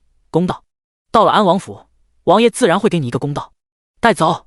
陆副指挥使眉峰微挑，手中长刀出鞘，噌的一声，明晃晃横过络腮胡跟前，刀光如电，那把络腮胡抖了一下，稀稀疏疏的落下一片细碎的毛毛雨。络腮胡呆了一瞬，眼珠子下转，见圆鼓鼓的肚皮上积了一片黑黑的胡茬，顿时黑了脸。陆大人这是何意？是要和我安王府作对不成？管事严重了。陆副指挥使手一抖，长刀回鞘，他昂着头睥睨下方，总要听听梁公子怎么说，万一冤枉了人家萍乡侯府，安王爷惹得起？你一个奴才惹得起吗？他慢慢悠悠地说。听络腮胡冷哼了一声，便用马鞭指了指梁兆琪，究竟怎么一回事？说来听听。梁兆琪定了定神，把来龙去脉说了个清楚。10日前，我陪母亲去白山寺上香祈福，在西山门外遇见一名女子，自称其母留下的碧玺不见了，很是着急。因母亲还在店里祈福求签，我便帮她一起找，期间始终离她半丈远，最后在西山门外的小树林里找到了，然后我才回了店里。之后的10日，我一直在家中读书。今日出门才听说，安王殿下遇那芙蓉楼的秋福姑娘入府，秋福姑娘却已不是清白之身，说我非礼了她。君子有所为有所不为，我科考在即，何苦闹出这样的事端，自毁声誉？可这些人张口就诬赖我。络腮胡大声道：自然是你见色起意，却不知秋福姑娘的底细，现在事发便想矢口否认。陆副指挥使看梁兆琪气得满脸通红，插嘴道：说了这么多，可有凭证？梁兆琪反应过来，对，你们凭什么说是我做的？秋福姑娘亲口说的，那还有假？难道她会放着安王府的大好前程，不要就为污蔑区区一个侯府公子？那就请秋福姑娘出来对质。络腮胡与芙蓉楼的人低声商议了一会儿，最后终于从楼里浮出一位若柳扶风的美貌女子。那女子一身暖白衣裳，柳眉珠唇，眉心一朵花钿，似气非气的模样，好似一朵含露的芙蓉，娇艳欲滴，果真沉鱼落雁。她一看到梁兆琪脸就白了，扶着丫头嘤嘤哭泣。梁兆琪却顾不得她怎样，正色问道：秋福姑娘，那日你说丢了东西，让我帮忙找寻，我也帮了，你缘何恩将仇报，诬赖于我？秋福姑娘一张芙蓉面涨得通红，似乎十分羞耻愤恨。明明是你说是帮我找，却趁我不备把我拖进林子里，你这个畜生，禽兽不如！梁兆琪一听大为光火，你信口雌黄，我何曾碰过你一根手指头？此物难道不是你的？一只金褐色的如意纹香囊丢到他跟前，梁兆琪脸色一变，你偷了我的东西，公子是不肯承认了。秋福姑娘冷冷一笑，一滴清泪掉下来，你右边胸口有2颗痣，是也不是？你如何会知？梁兆琪大惊失色。秋福姑娘泪流满面，奴虽流落风尘，幸得保姆宽仁，尚保得贞洁，不想这最后的贞操也不能保全，实在无颜苟活，但求一死。她朝芙蓉楼门前的红柱猛地冲过去，虽则阻拦及时，额头还是蹭破了一块，鲜血如注，煞是可怖。围观的老百姓都看不下去了，把好好一个姑娘家逼成这样，这梁公子也太不是人了。于是纷纷踏责起梁兆琪来，安王府的人跃跃欲试的要把他扣走。梁兆琪百口莫辩，小厮护主，捡起地上的香囊，口里争辩道：不是我们少爷做的，少爷那日回府，香囊还在的，这一定不是我们少爷的香囊。他翻开香囊内衬，里面绣着明泽2字，梁兆琪，字明泽。许成宁就站在梁兆琪身后，吸了吸鼻子，闻到一股子清淡干净的香气。有人偷了少爷的东西，我们少爷是被陷害的。小厮慌忙解释。陆副指挥使又问：秋福姑娘那日是因何去了白山寺？保姆气道：怎么还怀疑秋福？你是不是与她一伙的？妈妈不急，总要问个清清楚楚、明明白白。秋福姑娘擦了泪，被侍候的婢女扶着，用颤抖嘶哑的声音道：奴早年家道中落，不得已卖身为母亲寻医问药。母亲于5年前故去，牌位就供奉在白山寺。上月念一正是家母忌日，奴带着巧儿去白山寺上香，出来后却发现身上的碧玺不见了，那是王母遗物。奴一向真爱，便与巧儿分头找寻，恰在西山门处遇见了梁公子，他说要帮我找，不知不觉走进林子，他便你先前认的梁四少爷。梁公子偶尔会在街市上走过，奴从姐妹口中知道了他的身份。事已至此，陆副指挥使也无话可说。梁少爷，劳烦跟我们走一趟吧，我是被冤枉的，冤不冤的，去一趟衙门就知道了。他一挥手，2名手下上前按住了梁兆琪。梁兆琪气得浑身发抖。会事在即，他这个时候进了衙门，运气好些，能在开考前出来，之后混个同进士。若是运气不好，他连下场都不必了。有这么个污点在身上，他这辈子别想再抬起头来。陆昌瞪着眼，低声对许成宁耳语：是不是有什么误会？梁四公子一向风评极好，就刚才所见，也是君子之风啊，真不敢相信他会做这种事。许成宁冷眼看几个官兵拿住了梁兆琪，秋福姑娘倚靠在丫鬟怀里，朱唇紧抿，眼角仍挂着水珠，却坚强的不肯掉下去。一个是高高在上的世家公子，便是前途黯淡，余生依然能够衣食无忧；一个是流落风尘的可怜女子，一朝零落便会被践踏成泥，再无指望。许成宁眼前一阵天旋地转，恍惚间好似又回到了岐山村那段暗无天日的时光。阿娘披头散发，被一根粗绳捆得结结实实，无数的脏污垃圾一发接一发的丢到她身上脸上，村民们推搡她，虐打她，辱骂她，把她推上沙堆吊起来。脏女人不守妇道，勾引男人，不得好死。干枯瘦小的老婆子是她祖母，带头领着村里一帮女人，用尽了所有最肮脏与恶毒的话语，指着阿娘谩骂不休。她扑过去哀求，被大伯一脚踹飞。祖母拧着她的耳朵，把她提起。这是脏女人偷汉子留下的种，根本不是玩的。看看，这鼻子眼睛嘴巴，哪个像我？小杂种，小杂种，小杂种，小杂种，小杂种！袭来的拳脚，扬起的砂石，尖刻的辱骂声，还有母亲的哀嚎惨叫声贯耳而来，不仅落在他的身上，还落在他的脑子里。许成宁感到脑袋一阵阵的胀痛欲呕。第11章，香囊。阿成，不舒服吗？李少微关切的声音从耳畔传来。许成宁定了定神，闻着一股清冽的香气，狠狠掐了自己一把，眼前逐渐清明。他看向秋福姑娘，她与母亲不同，母亲是暴力刚强的，膝下几个孩子嗷嗷待哺，背后一群人对她大肆羞辱，她以暴力与强硬为甲对抗外界，发泄自己的怨气与不满，最终被一点点压弯了脊柱。秋福姑娘却恰恰相反，她向人们是以柔弱博得同情，楚楚可怜，成为她最强有力的保护伞。没有人会去质疑一个柔弱无害、身世可怜的漂亮女子，就像当初没人会质疑徐有跟一个沉默寡言的庄稼人会对他母亲强迫未遂、反口污蔑一样。且慢，陆副指挥使转头看到一个容貌灵秀、这一身青色如山的少年。咦，女扮男装的小娘子，很漂亮啊！他不由眼睛一亮，带着几分兴味。怎么，小公子有何指教？那眼神狐疑又露骨，许成宁这些年没少见到这种眼神，不闪不避，直接碰了上去，然后转头问梁兆琪：梁少爷，这香囊中用的可是沁宜香？梁兆琪一愣，点头，是沁宜香。小厮也道：我们少爷好读书，为清心醒脑，所有香包都是用的沁宜香。沁宜香最主要的一味香料艾叶，艾叶易吸水。如今春雨刚过，天气正湿润，香粉3-5日便会受潮结块，变沉变色。另外，此香香气清雅，却不能持久，最多7日，香味便会消散。此香囊香气尚浓，换香应该不足3日。梁兆琪恍然，马上打开香囊里包着香料的纱布，只见粉状细腻，香气扑鼻。他一把推开了压着他的官兵，举着香囊高声道：白山寺一见已经过去10日，期间还有3-4日小雨连绵，可这里面香粉干燥，气味正浓，分明是我近日刚换新的香包，怎么可能是你扯下的？你在撒谎！证据确凿，铿锵有力，底气十足。秋福姑娘脸色煞白，无措的摇头：不是，我没有撒谎。她说的小小声声，听着就心虚多了。围观的百姓看看这个看看那个，心里就像梁兆琪偏了几分。我梁某身正不怕影子歪，你若不认，便与我京畿府走一趟，让府尹大人审一审，究竟孰是孰非。不能去。秋福大骇，向保姆投去求助的眼神。保姆结结巴巴，官官相护，黑的都能说成白的，可怜我们邱府一个弱小女子，竟要受这样的罪。保姆滴两滴浊泪，说得委委屈屈。梁兆琪索性不看他们，对着陆副指挥使和围观的老百姓郑重拱手作揖：陆大人，诸位父老，某今日蒙冤，为自证清白，愿求府尹大人主持公道。未免有人说某仗势颠倒黑白，欺负弱女子，某欲请诸位随某上公堂做个见证。但凡在下有半点行贿徇私之举，尽可举证。事后无论在下能否清白脱罪，我梁府都会重谢各位，还望成全。老百姓从来不乏热心好事之徒，何况梁家还会给谢礼，何乐不为？于是纷纷应和，嘴里喋喋不休地说着适才的事，一边跟着走去京畿府。许成宁缩着肩慢慢后退，拉住两个同窗：别看了，快走。三人钻出了人群，朝反方向走。陆昌还恋恋不舍地回头，又好奇地追问：成帝，你是怎么知道梁四公子是冤枉的？就凭那个香囊吗？许成宁摇摇头，说道：周朝孝帝在位期间大兴佛事，佛寺建造建起规模，并且规制统一，讲求方位风水。白山寺正是当时新建的佛寺之一，寺院一直沿用至今，未曾大改。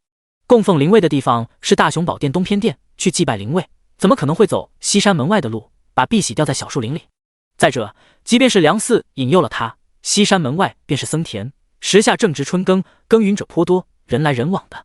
梁四若要行禽兽之事，何不引他去东山门外？我猜当时梁四应该是站在西山门附近，秋福姑娘没法借着找东西的名义把他引到东山门，那样太刻意了。于是谎称在西山门外丢了东西，让梁四帮忙引他走进偏僻的小树林里，借着丛林遮挡，就没人可以证明梁四到底有无对他不轨。陆昌两眼放出崇拜的光，拉着许成宁往回走：我们赶紧把这话跟府尹说一说，这样梁四公子就能洗清嫌疑了。许成宁制止住他：不可，这是摆明了是有人特意设局要陷害梁四。你想想，秋福姑娘为什么能拿到梁四贴身的物件，还知道他胸口有痣？肯定是有人给他告诉他的。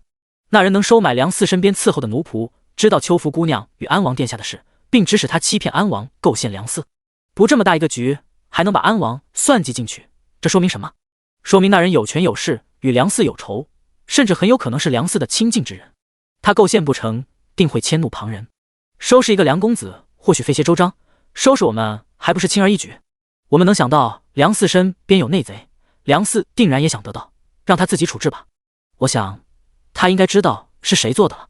梁兆琪的官司并没有拖很久，傍晚回到民舍，他们就听说梁四公子从京畿府里出来了，那位秋福姑娘则进了大牢。李少微唏嘘了一声，他宁可自己坐牢，也不肯透露出是谁指使的。明明有安王府的前程，他何苦要铤而走险？或许在人家眼里，安王府不是什么好前程了。许成宁说道，一边往胳膊上抹药油。下午离开芙蓉楼后，陆昌就发现他流血了，说什么非要拉他去医馆要大夫查看。许成宁自然不肯，只用几文钱买了一小瓶药油。抹完药，他解开束发的金子，发骨一嘟噜掉下来。梳了一天的头发，头皮早麻了。他把食指插进头发里揉，松泛头皮。落在李少微眼里，散了发的许成宁更像女孩子，一头绵密蓬松的黑发卷出大波浪的弧度，慵懒地垂在身后，把整个娇小的后背全挡住。他揉过头皮，就拿出干净的宣纸，提笔蘸墨。同窗这么久，李少微知道他这是要画京城的舆图了。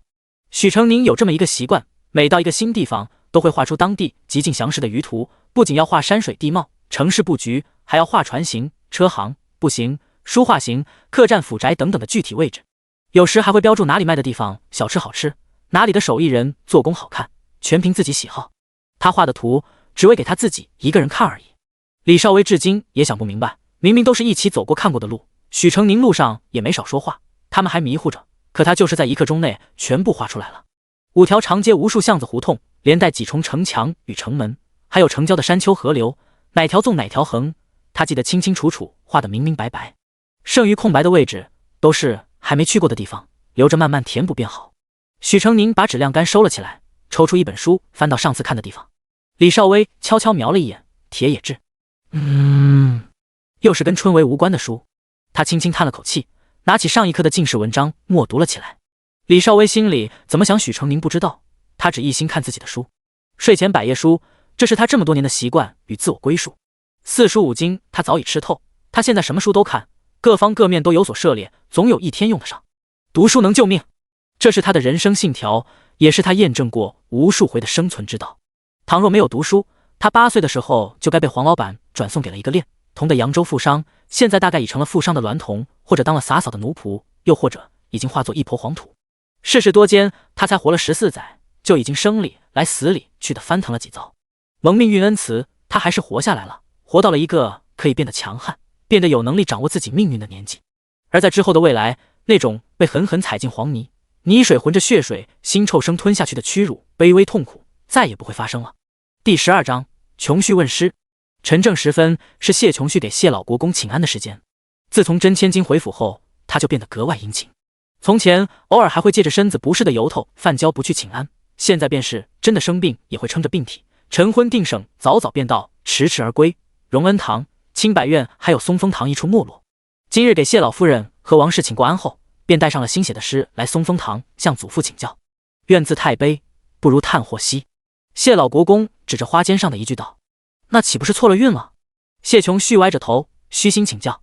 谢老国公惯来干瘦紧绷的脸为他松了一丝淡笑。诗词一类，立意为先，形式为次。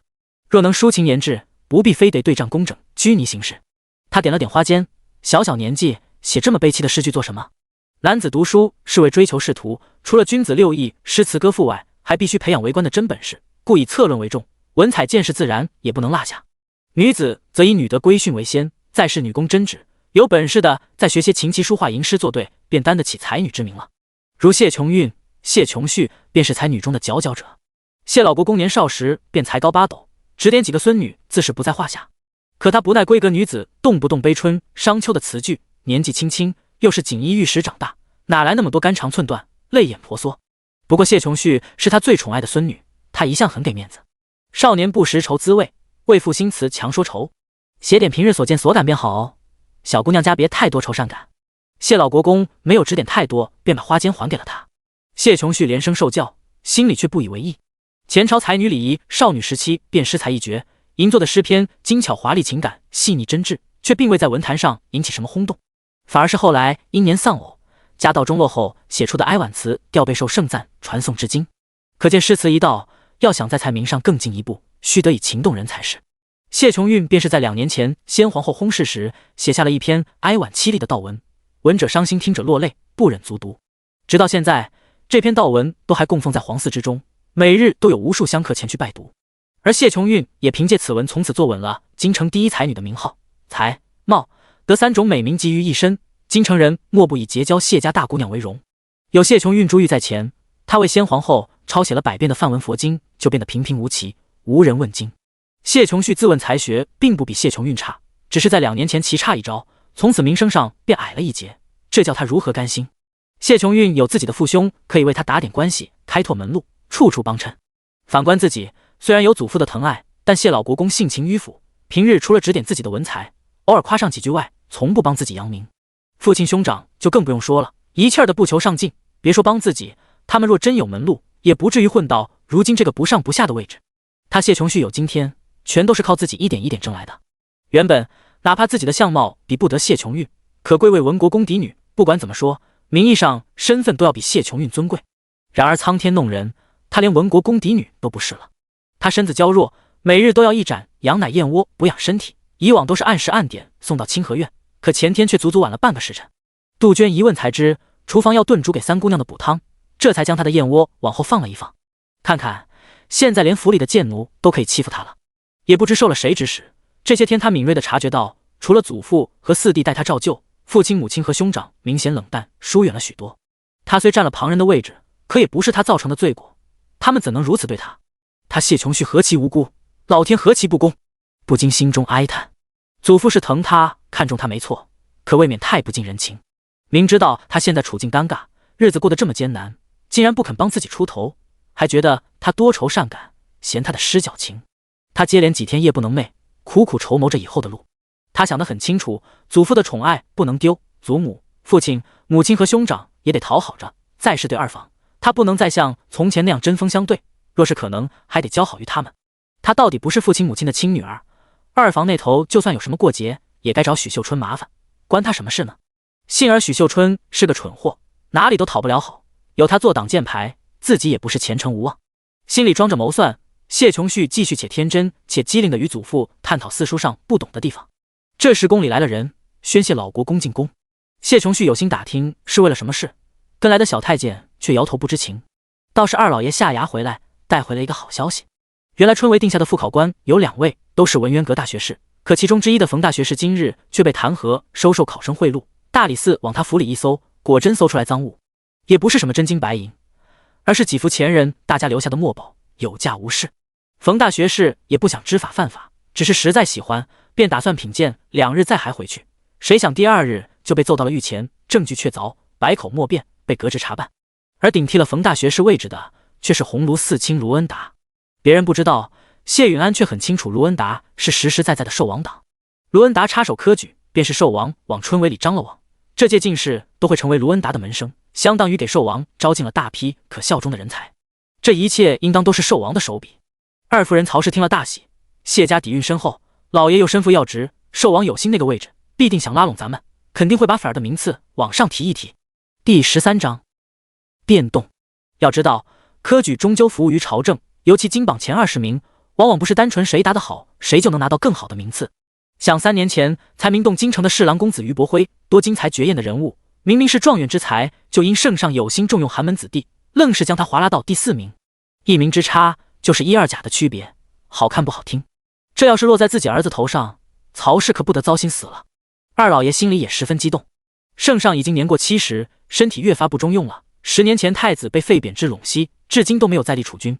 寿王是一干皇子中呼声最高的，朝堂上往往能一呼百应，拥趸众多，其野心手段与势力都为宁王、端王等难以匹敌。这几年他明里暗里向寿王几次示好，也都得到了回应，相信寿王也愿意招揽自己。可正由于寿王势力的庞大，他反而泯然众人，显不出重要来。只有做出更多成绩，才能得到更多看重。这次科举便是一个机会。二郎的才华是有目共睹的，况且他背后是谢家、徐家、曹家，寿王必会通过二郎来笼络他们3家。除了儿子，他还得在自己身上添加更多的筹码。你上回说寿王世子夸约儿诗做得好，可是真的？二老爷猝不及防问道。曹氏愣了一下，随即面上露出傲色。那还有假？5姓女都在，寿王世子谁也没提，单单夸了咱们月儿写的咏梅诗，说他笔底生花，才藻艳逸，情致高洁，超然物外。他这一说，华义公主的彩头直接就给了月儿。曹氏说完，心咚咚跳了起来。老爷的意思是，世子殿下喜欢咱们月儿，有意跟咱们结亲？大概吧。曹氏大喜。寿王世子是什么人啊？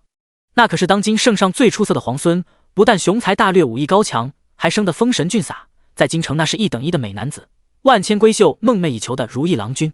跟月儿站在一起，那真是郎才女貌，郎貌女才，好不般配。二老爷摸了摸唇下的胡子，他可没有曹氏那么天真。皇家的贵人，尤其像寿王父子这样对储君之位势在必得的皇子龙孙，哪个天天想着情情爱爱？都是权衡利弊后你情我愿的交易罢了。寿王世子会夸出口，当然不是因为喜欢女儿，更不是单纯觉得诗好，而是拉拢，是暗示寿王府与他的关系可以更进一步。极好的态势，有他在，他的儿女必会被看重，而有了儿子女儿的加持，他的筹码就会越重，这是相互的。待将来寿王大事一成，凭着这份从龙之功和姻亲关系，他谢允安必能平步青云，位极人臣。曹氏已经欢喜地合掌而笑，若寿王真有那么一天，那玉儿岂不成了太子妃？再进一步就是皇后娘娘，他们二房出了一位皇后娘娘。慎言！二老爷低声斥道。曹氏忙捂嘴，拿帕子扇了扇，努力转移话题。我的意思是，那位若有心提携，咱们斐儿是不是有望挤进金榜前列？谢荣斐是他最大的骄傲，读书那是没人比得上的。要不是谢荣斐今年才18岁，太清嫩，曹氏敢肯定便是状元胎儿，也是能考中的。二老爷压下上扬的嘴角，眉心挤出一个川字，还不好说，得看主考官是谁。圣上刚宣了父亲进宫，应当就是为了此事，难不成想让父亲当主考官？谁不知道谢老国公是出了名的迂腐，想收买他，还不如收买皇帝来的容易。而且他对自己的儿孙最是严厉，同样的文作，旁人是10分，换作是自己的儿孙，可能就只有7分了。曹氏的好心情一下子破碎了，可千万别！大魏朝为防代考舞弊，各地方府衙会在秋闱过后向京都提交次年春闱考生名单，同时出具1式2份的官凭文书，一份考生自留，叫做符票，另一份随考生名单上交京城。待考生抵京，携符票亲去京畿府核实，确认为考生本人，且符票不曾伪造后，才会在符票上盖章，作为进入考场的唯一凭证。昨天因为闹了梁少爷那一出，京畿府没有去成，所以许成宁跟李少微今天赶早来了，却在府衙之外遇见了熟人。那人一身干净的玉色如山，面白吊烧眼，身量清瘦，一看见许成宁便十分不善的哼一声，鼻子不是鼻子，眼睛不是眼睛。许介元来的还挺快，可向你先生问明白会试该怎么考了。他叫贺鹏，是许成宁在长安府学的同窗，之前一直是学里的头名，自许成宁进府学后，他就屈居第二，是以一直看他不爽。许成宁知他本性尖酸，懒得理会，自顾站在另一边。奈何贺鹏嘴碎，死皮赖脸跟了过来，阴恻恻在他耳边道：学得文武艺，或与帝王家，我等10年寒窗苦读，唯有走上仕途，才能一展才学抱负。许介元年纪上小，只怕还不懂这个道理。你的确有些才华，但更该脚踏实地，而不是贪慕浮华虚荣，博个少年进士的风头。进士之身须等2年，你以为以你之能，还会有人记得你这个贫寒出身的少年才子？切莫狂妄自大，捡了芝麻丢了西瓜。未及16不入仕，贺鹏这话虽有道理，本意却不是为他好，不过是习惯了抓住一点子机会就教训他。许成宁才不吃这一套。贺同窗说的极是，可是贺同窗16岁之时也曾说出富贵非无愿，帝乡不可欺之语。我虚岁15，尚且轻狂，又有何不对呢？贺鹏刷的脸一红。府学有个德高望重的岑老先生，祖辈甚喜清谈，排斥官场，到了岑老先生便干脆不入仕了，整日寄情山水，采菊东篱。贺鹏为了在他的课上拿更好的成绩，便说了些迎合的话，讨得老先生极喜欢他，不曾想倒叫许成宁给拿住了画柄。他脸涨得通红，半天说不出话来，咬着牙道：许介元当真是伶牙俐齿的紧，跟着燕先生多年，你就学会了耍嘴皮子。我学会了什么？贺同窗还没讨教够吗？贺鹏又噎住了。许成宁斜了他一眼，就收回视线。贺鹏这人啊，无论考试还是打嘴仗，从来就没赢过他，偏偏就爱上杆子讨没趣，输了又记仇。去年2人还打了一架。贺鹏还想说什么，却见负责核对的文吏叫了一声江州府，一群江州府的书生就要拥上去。他眉头一皱，立刻冲上去：慢着，明明是我们先来的，没听说过先来后到吗？长安府的书生都黑着脸表示不满。江州府书生昂着头：主簿先拿的我们的卷宗，自然我们先。你们来了不足半炷香，而我们已等了1个多时辰，凭什么让你们先？笑话！江州府乃先贤荟萃之地，礼让敬重江州才子3分，有何不对？尔等若有不服，主簿令京城人士优先的时候，你们怎么不说话？就是惹不起京城的，江州府的就惹得起了，不自量力。我们江州府人才辈出，今天站在这儿的将来没准个个都是进士，你们长安府能出几个？识相些的，现在就该让开。这下可把长安府书生气炸了，纷纷冲上前去大声理论。江州府书生也不甘示弱，顶脸上去开始细数我们先贤几多，你们先贤几多。双方越吵越烈，有那暴躁易怒的已经撸袖子要打人了。许成宁被李少微护着躲到一旁，却眼尖的瞧见江州府书生中有一人情绪异常激动，面色苍白如纸，唇色渐渐发干，大张着嘴巴喘着粗气。而与他正面对峙的贺鹏，许是觉得自己占了上风，愈发嚣张，伸手就要去推他。住手！第14章相争。贺鹏被推了一把，定眼一看，许成宁竟站在对面那个江州府人身边，于是冷冷讽刺道：瞧瞧看，大名鼎鼎的长安府介元居然护着江州府之人，出了长安府你就忘本了不成？长安府书生一听，纷纷看向许成宁。许成宁之名别人不知道，长安府却是人人如雷贯耳，原来眼前这个小不点就是许成宁。他居然敢不占长安府！许成宁，你就是许成宁！枉我们书院师长还对你赞叹有加，原来你是这么个是非不分、软弱势力的卑鄙小人！书生们义愤填膺，对江州府的怨气一下子转移到许成宁身上。许成宁无暇理会，皱眉看着眼前几乎要倒下的书生，问道：你身上可带药了？书生大喘粗气：怀。许成宁迅速从他怀里掏出一个小瓷瓶，打开闻了闻，确认没有错，往手心倒出几颗，喂到他嘴里。拿水来。江州府的这会儿也发现他不对劲了，林少爷犯病了。一群人手忙脚乱，协助许成宁给姓林的书生喂进去了药。李少微这时也找来了大夫，大夫低着头细细给林公子诊治起来。贺鹏愕然，这是怎么了？许成宁白他一眼，哮喘病，刚刚你要是真推了他，人许就没了。他爹就有哮喘病，要不许成宁也不会一下子看出，果断让李少微去对面的药铺把坐堂大夫给拉过来。李少微走过来也没好气道：你素来只知争强好胜，可曾想过出了事兜不兜得起？若非成宁拦住了你，你们这些人还要不要考试了？以贺鹏为首的长安府书生李逵缩了缩脖子，终于没再反驳。不管谁对谁错，死伤为大，只要对面有个病患，那就是他们没理。而且看江州府人的反应，只怕这个书生来历不小，万一真的有个三长两短，他们定逃不了干系。被诊治过后，林公子脸色暂缓，大夫擦了擦汗，幸亏救治及时，已无事了，静养便好，只千万别再大惊大怒。与林公子同行的一人大声道：“若非你们故意招惹，他何至于此？林少爷可是高家的表少爷，他若出了什么事，高家一定不会放过你们。姓高的人家很多，可能不加任何修饰就说出来的只有一家，荆州高氏4大世家之首，便是皇子龙孙都要对他们敬让3分。”贺鹏没想到一时口角竟惹出这么大个角色，正想要反驳，许成宁一胳膊肘捅在他肚子上：“闭嘴！”许成宁上前一步道：“林少爷既已无事，你们兑完符票便带他回去吧。”“怎么害怕了？”对方轻蔑地讥笑一声。许成宁一笑道：“当年陈客陈老先生乔迁新居，与邻居的破落户发生纠葛，陈老先生3度退让而息事宁人，世人无不叹他人善高洁，不作威不作福，是以弥有后修。我等文人后生自然奉陈老为楷模，谨记圣人温良恭俭让5字之训。想到陈老先生恰也是江州人士，诸位兄台想必受陈老遗风教化甚重，是以我们愿以先贤为要，相让知书知礼的江州才子。大家都听懂了，看在陈老先生的面子上，让你们先，真的懂礼数的话就闭嘴做完滚。”一江州书生瞪眼怒喝：“毛头小子，你胡说什么？”许成宁指指里屋：“人命关天，诸位还是快去吧，主簿大人快睡着了。”江州书生还要吵，忽然一道浑厚的男声传来：“堵在这里闹什么？”外头不知何时站了2个高大的大汉，他们穿着一样的窄袖窄身黑色舞袍，外罩同色皮甲，腰挎长刀，往门一站，好像连日光都暗了几分。2人进来后一转，挎刀相对立在门两边，他们身后之人便举步走了进来。那人身量颀长，一身雪白锦袍，护腕束袖，腰间系一条叠蟹带，脚踩黑靴。他大约弱冠之年，皮肤白皙，面庞硬朗，目若朗星，剑眉浓丽，明明是锋利的眉目，却生了一管温润的高挺鼻梁，唇板浅红，俊美绝伦。许成宁见过清雅如仙的翩翩公子，也见过气魄雄浑的铮铮男儿，眼前这位却是兼具2者之长，宛如玉山，清俊又英挺，贵气凌人。他一来，连风都安静了。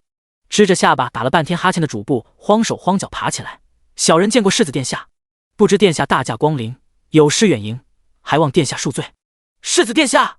所有人都跪了下来。“刚好路过，我来取上次要的卷宗。”主簿道：“哪能让殿下跑一趟？小的正要亲自送到寿王府呢，殿下快里面请。”原来他就是寿王世子秦福。秦福没有进屋，倒是环视了一圈跪地的举人，道：“诸位在做什么？”一颗颗脑袋都低了下去，没人敢在这时候冒尖儿。秦福倒也没追究，只道：“你们是朝廷网罗的人才，兴许将来还是肩负重任的肱骨之臣，为了区区小事大动干戈，岂可堪当大任？”明明是与大多数书生一样18、19岁的年纪，但他身上那股无形的上位者的魄力，却能将所有人的脊背压弯，让他们下意识的臣服礼拜。殿下恕罪，草民之罪，草民不该一时意气干扰公务。书生们纷纷认错，秦福没多为难，一场纷争就这么因为皇孙殿下的到来而消弭。不过长安府书生也知道事情没有闹大，少不得许成宁的功劳，于是起身悄悄走到他身边，小声向他道谢。许成宁成了情，没多话，忽然被一片阴暗罩住。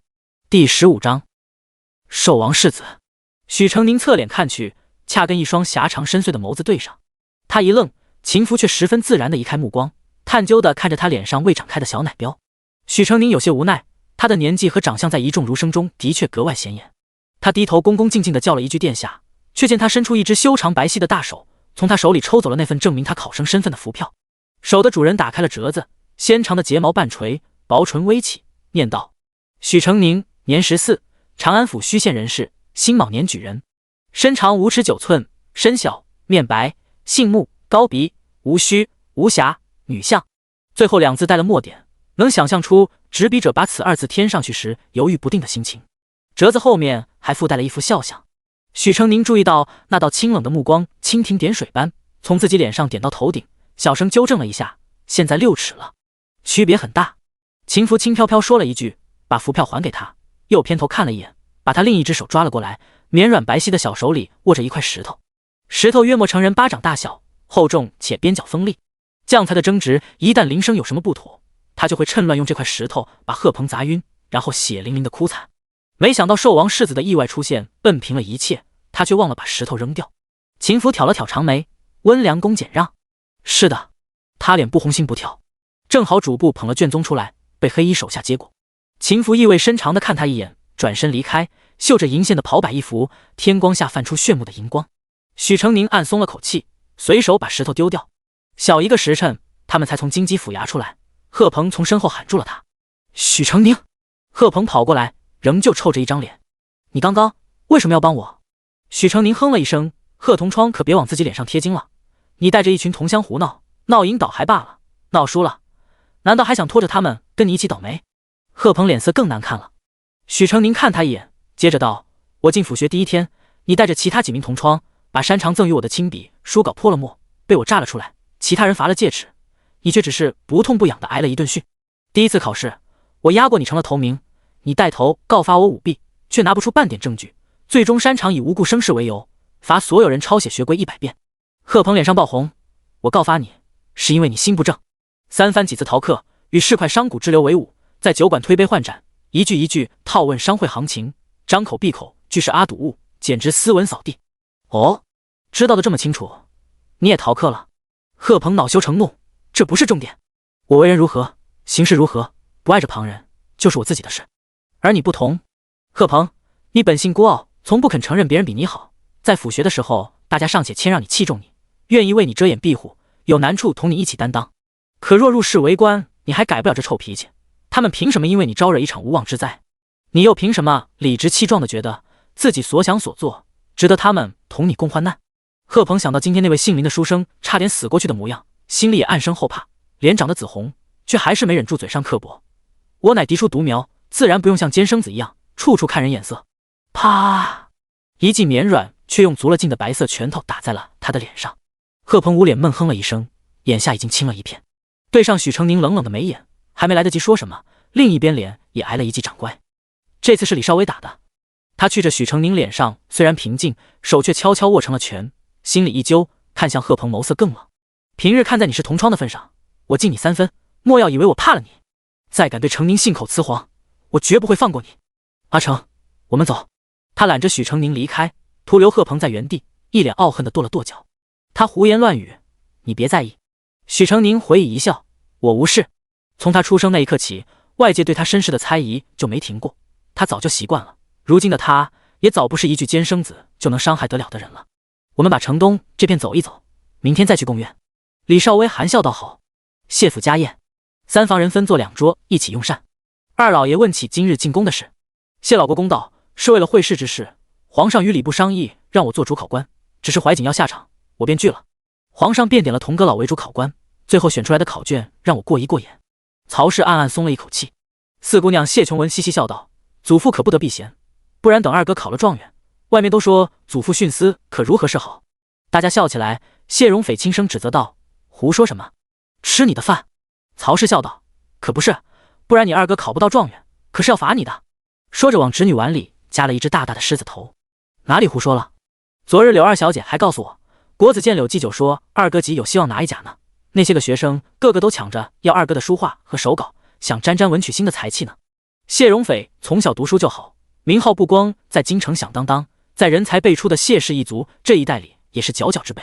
去年乡试他考了第2名，力压了同为京城3公子之一的平乡侯4公子梁兆琪一头，风头无两。而按手却是40多岁的老书生，据说身子骨不大健朗，过了乡试却不一定能熬过会试。要知会试一连考9天，考一场都得去了半条命，老书生还想拿前几名是不大可能了。京城3公子，平乡侯府明玉公子，于是郎府朱姬公子，却以二哥锦玉公子为首，既是3绝之首。二哥不拿状元，谁拿状元呢？第16章家宴。四姑娘嘴甜，夸得太夫人心花怒放，连二老爷嘴边都微微带笑，各房也都凑去附和着夸二公子。唯有谢允博和谢荣玉一言不发，父子俩都是走的5路，不懂文士那一套。谢老国公岿然不动，面色淡淡道：“这话出去也莫说了。历年科考，京城都不是中进士最多的地方，反观江左一带才是人才济济之地。怀瑾今年不过18岁，只会做些漂亮的文章，相较那些游学数载的书生而言，才思见识都短缺了，并无1甲之才。满府的孙儿孙女，谢老夫人最宝贝的就是谢荣斐，听不得他半句不好的话，气道：江左才子多，咱谢家祖上难道不是江左的？斐哥的才学，那是皇后娘娘都夸过的。你既说了他的文章漂亮，怎么不能拿1甲？谢老国公冷嗤了一声：你当朝里做官的，会吟诗作对就行了。大魏不缺迎风弄月的才子，缺的是真才实干的国士。谢老夫人一脸顽固不受教，谢老国公也没有多言，总不能在晚辈面前丢脸。他的这位老妻自称出身名门，其实徐家不过是新贵，到了谢老夫人的妖叔这一代才有了点起色，根基底蕴与谢家根本没法比。谢老国公的第一任妻子韩氏，那才是真正的名门。谢家与韩家同为百年大族，底蕴深厚，联姻之时各选中了族中最出色的子女结为连理。韩氏博学多才，不输男儿，嫁与谢真后，两人趣味相投，琴瑟和鸣。可惜韩氏福薄，在谢允伯还年幼时便去世了。韩家本有意再嫁一名女子与谢老国公续弦，然而先皇部与世家联合，便下旨给谢家与根基浅薄的徐家赐了婚。谢老夫人顶着名门的名号，实则教养见识离世家贵女差了10万8千里，眼皮子里只看得见名声。谢荣斐兄妹被宫里的娘娘多夸了2句名声大噪，他就真的以为自己的孙儿孙女天上地下无人能及了。名声这种东西可以欺人，却不可自欺。活到这个岁数，徐氏还看不清。见识不同的两人结亲近40年，向来鸡同鸭讲，根本过不到一块去。2房和3房人脸上的笑戛然而止。谢老夫人还要辩驳，谢荣斐已经十分谦逊地说道：“祖父说的极是，怀瑾尚需磨练，这段时日正有几篇策问想求祖父指点。”二老爷笑道：“你祖父幼时便有神童之名，17岁便高中状元，先皇赞他是旷古之才。你若能习得你祖父的1、2分，就足够受用了。”谢荣斐自是虚心受教。谢琼文咬着筷子左看看右看看，嘻嘻一笑：“二姐姐若是男子，没准也能考个举人回来呢。”这话说的晦涩，他不提别人，专提谢琼旭，不为别的，谢琼旭是大房唯一一个拿得出手的。2房才学最高的下场能考状元，而大房最多能得个举人。更甚者，谢琼旭还不是他们大房的血脉。这话明着在夸谢琼旭，实则是在贬低大房。谢荣玉已经冷了脸，阴恻恻地看向堂妹。谢琼文依旧歪头甜笑，一派天真无邪的模样。她年纪还小，是个性眼桃腮的小美人，平日里最是嘴甜讨喜爱卖乖，十分单纯，跟她计较言语上的不妥当，反倒显得自己心胸狭隘了。四丫头说的是，旭姐儿没准还真能拿个举人回来。谢老夫人笑眯眯的，假装没有听出话里的玄机，又道：“秀姐儿原先家里也有个哥儿，是今年下场。秀姐儿便是许秀春，如今改了名叫谢琼秀。王氏这些天冷眼瞧女儿在岐山村实在养得不好，言语粗鄙不说，还有吃饭嘬嘴睡觉打呼的恶习。她不怪女儿如此，却不能叫人看了她笑话，因此让陈妈妈和自己的大丫鬟九儿贴身服侍许秀春，怕许秀春吃相不雅，九儿把一只鸡腿上的肉细细剔下来，能叫她小口小口慢慢的吃。许秀春吃得满嘴油光，一听谢老夫人问话，问的还是许南，心里一咯噔，肉还没咽下去就叭叭起来。那是个混账狗东西，整年的不着家，从不孝敬母亲，说是要读书，不知道做的什么偷鸡摸狗的勾当，手头的钱没个花完的时候，还勾搭村里的贱丫头，勾肩摸脸的给钱往人怀里塞。九儿看主子说的唾沫横飞，心里急得不行，咳嗽2声无果，忙悄悄在他胳膊后捏了一下。许秀春啊呀一声尖叫，转身就给了九儿一巴掌。贱蹄子，竟敢对我不敬！第17章夜话。许秀春便是不勤快，那也是上过山下过地，做过粗活重活的人，这一巴掌把九儿打翻在地，还撞倒了其他几个服侍的人。那天在真龙阁被谢琼旭提点过后，许秀春回去越想越不对劲，这说的不就是他院子里的九儿和陈妈妈吗？这2个刁奴就是处处管制他，时不时的管束他的吃食，这个不让吃，那个不让喝，一会儿说他手放错了，一会儿说他脚放错了，无论谁送了东西给他，都是他们俩帮他收着。他暗暗的看着这2个人的做派，心里越发不喜，这些天没少找茬，今天更是当场就发作了。九儿被打得半边脸都肿了，涕泪连连。许秀春犹不解气，指着九儿鼻子大骂：“狗奴才，还想爬到我头上来，暗地里欺辱主子，反了天了！”所有人都惊呆了。九儿为什么碰他，他们还不清楚吗？再说九儿一向懂规矩之进退，便是真的动了主子，怎可能用力？许秀春这么大反应，活似要被打死了一般。陈妈妈忙陪笑道：“这丫头不懂事，冒犯了小姐，小姐莫要气坏了身子。”许秀春哪里是个知好歹的，一听又指着陈妈妈骂：“你个老货，也不是什么好东西，处处克扣我的嚼用，管这管那，感情倒成了你是主子了，荒唐！”谢老国公沉下了脸，下人犯了错字，有人管教，你进了谢家的门，就要守谢家的规矩，大呼小叫成何体统？谢家养得起你一个人，可丢不起这么大的脸。许秀春一哆嗦，眼里委屈的蓄满了泪。谢琼旭柔柔道：“祖父息怒，三妹妹一时还没适应府中规矩，不是故意如此的，你不必为她开脱。身为谢家人，敢做便要敢当，现在纵容他，便是害了他，更是害了全家。许秀春瑟缩着，他一向怕这个祖父，拉着王氏道：“母亲，是这个小贱人拧了我。他……好了。”文国公谢允伯打断他的话，他也心疼这个失散多年的女儿，对他的粗鄙无礼一向宽容以待，只是日子越长，真是越发看不过眼了。从明天起，禁足1月，我会替你请教习嬷嬷和西席，安安分分跟着学规矩，读书识字，每日的功课都送到我这儿来。虽然文国公大义灭亲，可新来的土姑娘到底又给各房茶余饭后添了份谈资。晚宴过后，除大房外，其余人看足了戏，喜滋滋的回去了。这大房啊，真是越来越不成器了。曹氏一边为夫君宽衣，一边低声笑道：“拿个奴婢的女儿当闺女，亲女儿又日日闹笑话，真是啧，这府里再也没有人能碍着斐儿和月儿的前程了。本朝重文轻武，武将远没有文官来的吃香。文国公父子虽是本事极大的，可朝廷不兴武士，他们便久不能得到重用。反观二房，二老爷任工部尚书，那可是实权颇大油水又多的肥差，底下2个儿女也很出息。照这样看来，不出5年，这国公府里就该是他们二房说了算了。一个奴仆之女，本就不配与韵儿比，不过是父亲偏心抬举他几分罢了。”二老爷擦过手脸道：“我那个大哥从小就不懂讨人喜欢，父亲名声在外，但凡他有一点从文的心思，多的是路子可以叫他走到我今天的位置，偏偏他要去从军，血洒了，军功立了，仗义打完兵权，还不是说收回就收回？他呀，就是个榆木脑袋。”曹氏奉上一杯茶，笑眯眯道：“爹的财气全都传给咱们这一房了。”二老爷不知想到什么，低低笑了一声：“贵不可言的韩氏血脉，不过如此。当世仅存的世家大族，谢家算一个，韩家也算一个。在100多年前科举还未盛行的时候，谢家、韩家都是秦姓皇室赖以维持朝纲的门阀。孝武皇帝登基后，大刀阔斧，一力打压世家，通过科举选拔人才重用寒门，各大世家才逐渐没落，甚至消亡。韩氏已经式微，盘踞在旧都，不怎么参与朝政。谢家的支系也萎缩了，但瘦死的骆驼比马大，谢韩依然是100年世家名门。当年谢韩联姻，门当户对，郎才女貌，羡杀了世人。他是季氏之子，从很小的时候，所有人都告诉他，父亲的原配发妻是一位多么高贵端雅、才华横溢的贵女，母亲连人家一根脚趾头都够不上，他也远远比不上他的大哥尊贵。兄弟俩一同去做客，他永远是那个被忽略遗忘在角落的孩子，他的大哥则被所有人捧上了天。他羡慕地跟着赞美大哥，大哥却说出不是我厉害，那些人夸我都是因为我的家世，叽叽喳喳没一句真话，这样的话来炫耀他的出身与家世。后来他大哥异想天开地丢下书本跑去当兵了，为了有朝一日把这个趾高气扬的大哥踩在脚底下，他更加勤奋刻苦地习六艺。从此他寒窗苦读，成了金贵儒雅的少年英才，而大哥舞枪弄剑，成了刀口舔血的莽夫。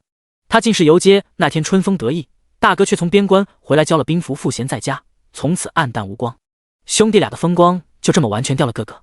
曹氏笑道：“咱们老爷才是真的有本事的。”不提二老爷夫妇如何笑谈长兄，此时此刻文国公夫妇也在夜话。王氏捡了烛花，照上灯罩，放在了书案上，给夫君捏起了肩。“你是不是怪我？”谢允伯捏捏眉心，拍了拍妻子的手道：“不怪你，是我对不住你，让你受了这些嫌弃。”王氏把脸贴在丈夫怀里，闭眼摇了摇头。谢允伯拥着她，思绪飘得很远。10岁那年，我因与关宏交好，认识了他的祖父关平海。关大人博学广文，为人风趣阔朗，十分喜爱小辈，与我几乎成了忘年交。后来朝廷与北爵往来，派遣关大人出使和谈，北爵人砍下他的头颅送了回来，要朝廷下嫁一位公主，并与100万两金帛，朝廷答应了。我不服，去找父亲，父亲告诉我，国无强将，以卵击石，自不量力。从那时起，我便立志从军，誓不让大魏再受此屈辱。我不在义圣上的冷落，武将赋闲，那是因为国泰民安。我只愿有一日宵小欺我大魏，还能有人站出来，再不会无良将血洗国耻。只是谢允伯眼里浮现一丝淡淡的悲凉，我没有想到，我的坚持却成了他们攻讦大房的理由。祸起萧墙，这个道理难道他们还不懂吗？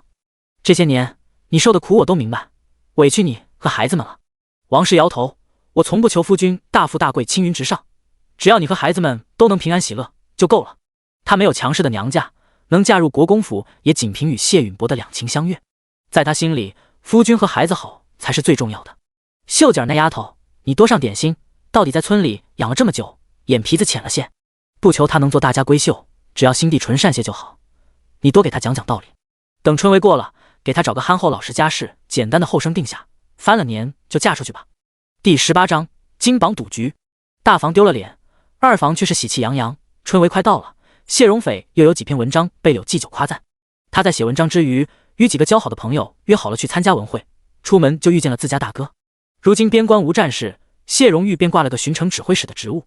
谢荣斐对这个大哥惯来是瞧不上的，可又莫名的怵他到底是征战过沙场的猛将，眼神就跟飞刀子一样。谢荣斐叫了声胸长，谢荣玉淡淡看了他一眼就策马走了，身后尘土飞扬。怀瑾，世子爷可真是傲得很呐。同行的一位公子摇扇道。怀瑾马上就要中进士了，他心里不高兴呗。有什么不高兴的？有本事自己也考一个去啊。谢氏族学名声大，小时他们在谢家族学一起读过书，这几个都是被谢荣玉揍过的，自然不喜欢他。行了，我们走我们的。谢荣斐转过身，眼底涌过一丝阴鸷。文国公世子，他也配？一行人骑着马，慢慢悠悠的在街上走过。阿成小心！李少微拉过许成宁，高大的马匹从许成宁身后蹭过。他转头去看，见几个衣着光鲜的公子哥骑在马上攀谈，神情倨傲，一副目无下尘的模样。他没有天真到要跟人家讲道理，摸了摸头，耸耸肩，走吧。会试的场所是礼部贡院，他们一大早跑了一趟去认路，现在三人肚子咕咕叫，找了家时4点了几样小菜配饭吃，正埋头吃着，不知从哪冒出一个小个子的男人，小眼睛滴溜溜的，尖嘴猴腮，一脸金光。几位小哥瞧着面生得很，可是刚到京城的。他看了两眼桌上的饭菜，一碟子炒得发黄的白菜帮子，一碟子粘豆芽，一碟子烧豆腐块，卖相都不大好，于是嘿嘿的笑，手头不太宽裕吧。这里是食斋，请你离开。李少微最年长，主动出口赶人。小个子男人却依然嬉皮笑脸，丝毫不在意他态度的冰冷，直接挨着陆昌坐下了。不要着急，听我说嘛。他呲牙笑道，我是来做生意的，我这有个挣钱的好机会，你们就不想试试？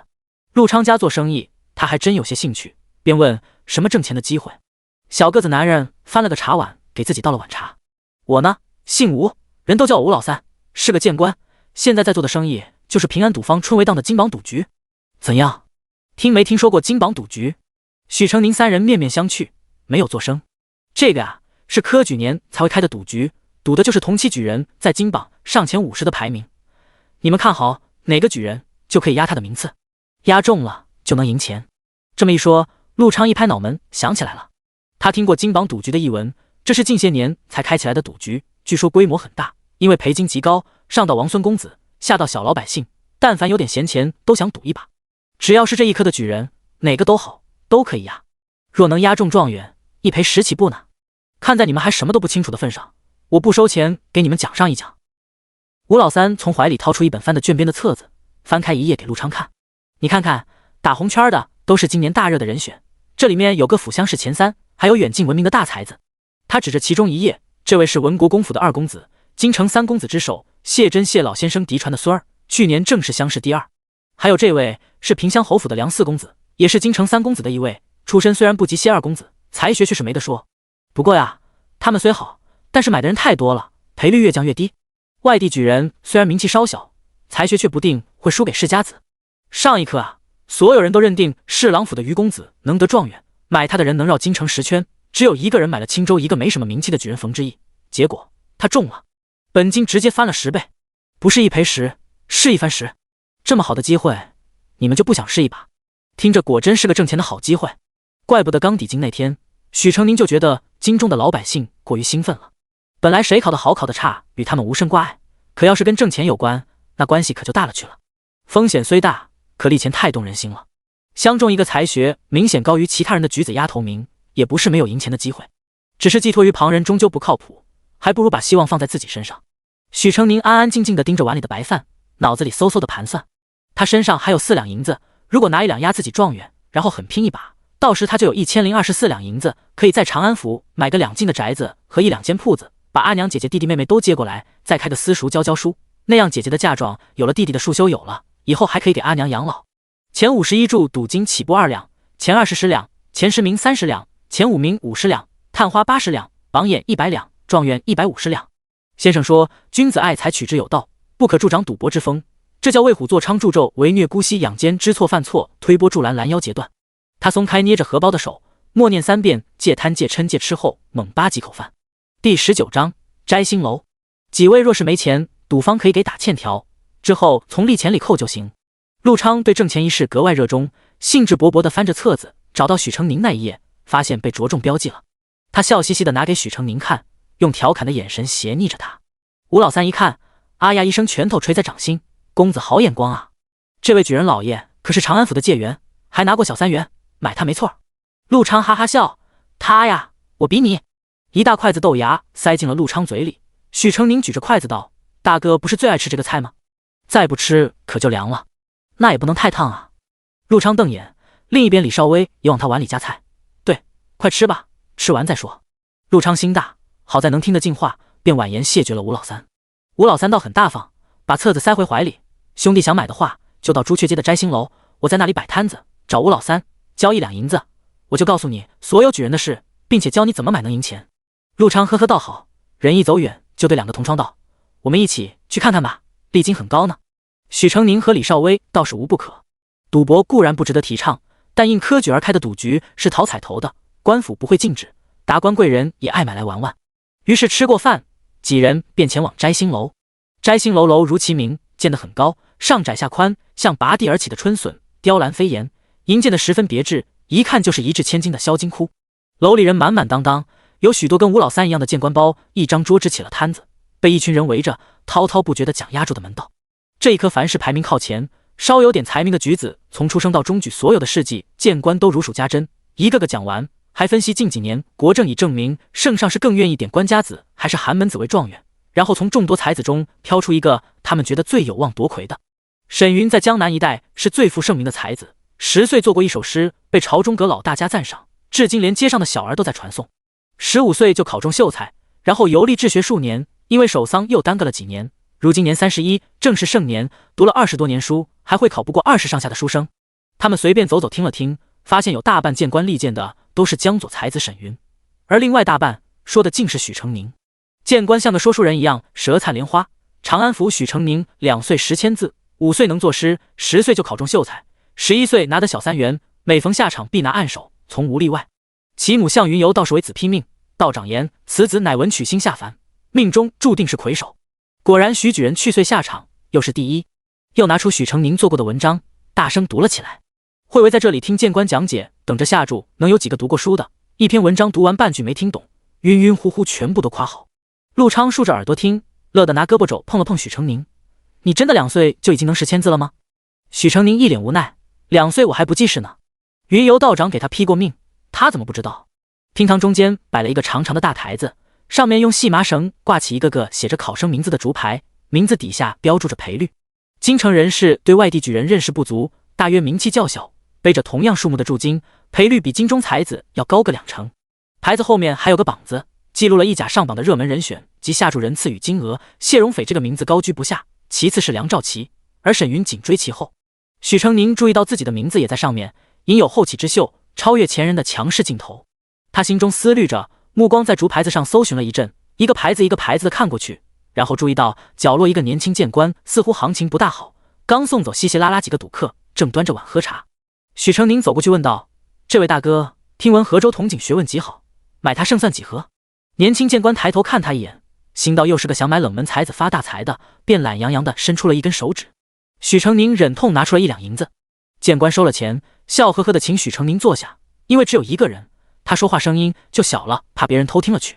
说到河州铜井，那可真是个生错人家的天才，祖上世代为农，到了他曾祖父这一代入仕当了县官，而后2代因为河州天灾不断都没有参加举业。铜举人继承了其曾祖父的天分，从小天资聪颖，读书灵慧，5岁识字，10岁就饱读诗书。有一回在学堂上与先生闻辩，把先生辩得掩面自残，留下一句后生可谓离去，从此再不教书。18岁就被委任点头官，主掌潞州2港大小吏官数百人，还在码头教人读书写字，官衙上下无不称赞。这个谏官生意不好是有道理的，没什么好口才，讲的也平平淡淡，没有抑扬顿挫，把铜举人从3岁到34岁，小到锄田作诗，大到硕破奇案，颠3倒4说成一桌流水账。不过流水账有流水账的好处，许成宁见缝插针地问了几个问题，谏官理不清思路，把知道的全都事无巨细说了。听了小半个时辰，许成宁起身离开，拉住一个人问道：兄台，请问平安赌坊是谁的产业？郑家七爷郑业成啊，郑贵妃的娘家侄子，绝对可信。皇亲国戚啊！许成宁道过谢，心慢慢沉了下来。第20章，公子相争。不知是谁先高呼了一声，2楼轰然爆发出一阵欢呼。许成宁抬头望去，见人潮如浪向2楼涌去，有人边跑边高声喊：“锦衣公子要作画了，快去看啊！”2楼挤不下，索性楼梯都挤满了，个个踮脚伸长了脖子张望。3楼本是清静的雅间，这时也冒出了许多贵女的脑袋，倚在围栏上，团扇半遮面，看着2楼的作画人。只见2楼厅中，一人一身淡金袍衫，跟前白卷展陈，他脊背挺直，一手负在身后，另一手握着毛笔蘸墨蘸色，于卷布上挥毫自如。许成宁认出他正是刚刚他们在街上遇到的骑马的公子哥。不足1炷香时间，一幅气势磅礴的春都图，把宫城的雄伟壮丽、春日的气象万千展现得淋漓尽致。好，太好了！锦衣公子果真龙章凤姿，天下无双，果然是谢老先生的真传。谢荣斐宠辱不惊，扶着袖子在画上题了一首诗，落款盖章，气定神闲的拱手：“在下不才，献丑了。”谢公子谦逊了，您若是献丑，我等可真是没脸见人了。就是谢公子不光诗画双绝，做的文章连柳记酒都拍案叫绝，看来今年的状元非谢公子莫属了。围着看的老百姓又摇摆不定了，谢公子这样厉害，不然还是压谢公子吧。我都压完了，这可怎么办？去改呀！赌坊的管事说了，可以当天改票。你买了谁？许成宁啊，他都拿4回暗手了，道士也说他还会继续拿暗手。老百姓对高僧术士的话总是有近乎执着的坚信。春闱跟秋闱能一样吗？谢老国公当年可是状元郎，谢公子的父亲也是2榜进士，有其父必有其子。我觉得谢公子希望更大。天下才子汇聚京城，他们2只眼睛点来点去都挑花了眼，一会儿觉得这个好，一会儿觉得那个好。一群人堵在楼梯口，正捏着钱银踌躇不定着。这时一个荷官端着一托盘银锭拉长了印，高声唱道：“武阳郡主押谢2公子状元，铸金2000两。”一声激起千层浪，满场哗然，大家一涌而上，争着抢着要去改票。武阳郡主可是大公主的爱女，跟着她买就对了。春闱考的又不是作画，锦衣公子才艺虽好，写文章可不一定是第一。有几个书生模样的人似乎不服，挥舞着手说他们江左才子沈云才是当仁不让的魁首，拉拉扯扯的把沈云推上了台，要他当场做文章，让其他书生即兴出题。沈云是个模样十分儒雅和煦的读书人，推却不过有人的盛情，只好应下。而他也确实不负江左第一才子之名，出口成章，听者无不叫绝。于是人群又堵在台子前，对着牌子上的名字左看看右看看，迟迟迈不开脚步。谢公子出身文国公府，家世显赫，他刚出手绣了一把画技，有眼色的就该避让风头，不去得罪谢家。可这些书生偏偏顶风上，推出大才子沈云，丝毫不给谢公子面子。而刚刚那个率先出口叫嚣的，在一个劲把沈云推至明面上之前，好像听他身后那个人说了句什么。许成宁手指轻扣桌面，冷眼看着这一切，冷不防听见了自己的名字。这几位都这样厉害，那许成宁呢？许成宁在哪里？我可压了他，让他露一手，也念篇文章来听听。是啊是啊，这个时候都该到京城了，许成宁在哪里落脚？谁知道许成宁是何许人？让他也出来做篇文章，好叫大家有个判断。未等许成宁反应，陆昌已经忍不住兴奋，跳将起来，挥舞着胳膊大声欢呼：在这，在这！许成宁在这里，状元必是许成宁！所有人都望了过来，顺着陆昌所指，看到一个瘦小的少年郎。咦？啊？怎么是个小孩？耍我们呢？你这小子糊弄谁呢？陆昌挺着胸膛，充满自信：我没骗人，他就是许成宁，今年14岁，是我们长安府的解元，这次春闱意在状元，必中状元。他自信满满的模样俘获了少数人的信任。虽然小孩子不靠谱，但世间不乏有人对某些稀罕的人或物更加偏爱。同样是读书人，神童更像是天选之子，令人迷信他身上的神气。尤其这还是一个具有神仙容貌的神童。马上就有人蠢蠢欲动，想去压一压许成宁。来自四面八方的目光张开了一张蛛网，将他牢牢网住。许成宁绷着脸，随即画出一个暖暖的憨笑，疼得站起来，把头高高仰着，大声道：对，压额。从小念书念低好，回回考试都是第一。先生说额龄低很，额娘说额是文曲星，一定能考状元。你们都压额吗？肯定赢钱嘞！全场鸦雀无声，陆昌都傻了。长安府许介元顶着张乳臭未干的脸蛋，笑得憨憨傻傻二愣子似的，再操一口土里土气的乡下方言，神仙童子顿时落地，变成了地主家的傻儿子。啥？不知是谁像鱼泡泡一样啵了一声，喧嚣重新卷起。长安府的介元，就这乡巴佬是怎么考试？讹人吧你们！俄人也别找个土包子吧。土包子睁大了漂亮的眼睛，俄是真的能考。众人轰的一声全笑趴了。土包子还要去抠别人的手，拉去投注金。给你念，小时候被先生夸奖低文章嘛。李少威及时站出来，一脸无奈歉意的跟众人施礼道歉，然后摸摸许成宁的后脑勺，轻声哄道：“他们都去买了，咱们玩够回去了好不好？”许成宁笑嘻嘻的点头，李少威便揽着他往外走。陆昌还愣在那里不知所措，手忙脚乱跟上去：“等等我，等等我！”楼里的人又哈哈哈大笑起来。哪家的小孩？不会是背后有人帮他买的借元吧？考进士哪是小孩子能掺和的，真是胡闹！闹哄哄的叨了几句，便只管他们的赌注了。而原本买许成宁的人，自然是纷纷撤了自己的注。3楼林东一间雅间，窗边一根修长的手指推开一条缝。秦福看许成宁3人的背影远去，又把窗合上了，倒是鬼机灵得很。第21章，赌局有诈。陆昌回头看，摘星楼已有一段距离，马上要出朱雀街，便快几步跟上许成宁2人，挠着脑袋问：“成弟，怎么了？你不想别人压你？”许成宁早收起了憨笑：“赌局有诈？什么诈？”许成宁看摘星楼已经远了，四下无人，才道：“你觉得赌坊是做什么的？”陆昌摸不着头脑：“赌钱啊。东家为什么要开赌坊？当然是为了挣钱。”不错，为了挣钱。许成宁道：“他们想挣钱，就得让老百姓输钱，让他们买错。可他们却任由谏官把举子的底细散播开，并口径一致地推荐外地举人。天下举子千千万，来自五湖四海，岂是平头百姓能探问彻底的？河州地处岭南，普通人陆路水路最快也要3个月才能抵达京师，也就是说，调查举人的谏官至少10月底就要回城，才赶得上这次赌局。可刚刚我问过的谏官，却连同举人11月中喜得一双龙凤胎都知道，这样的传讯能力，绝非普通的平民百姓可以做到。点头官是什么？可不是点头决策的官，而是岭南一带对负责数人头的点卯小吏的戏称。至于童景的曾祖父，的确曾经为官，却是通过举校当上了一个小县城，字都不识几个，何来同举人继承了曾祖天分之说？而那个掩面羞惭的私塾先生，其实也是个半吊子，只会教识字念书，示意半点不会，自然轻易被问垮。若非他曾随燕先生游历过岭南，识的一些方言，还曾在码头见过冒着烈日曝晒点卯的童景，真要以为同举人是天降之才，无人能及了呢。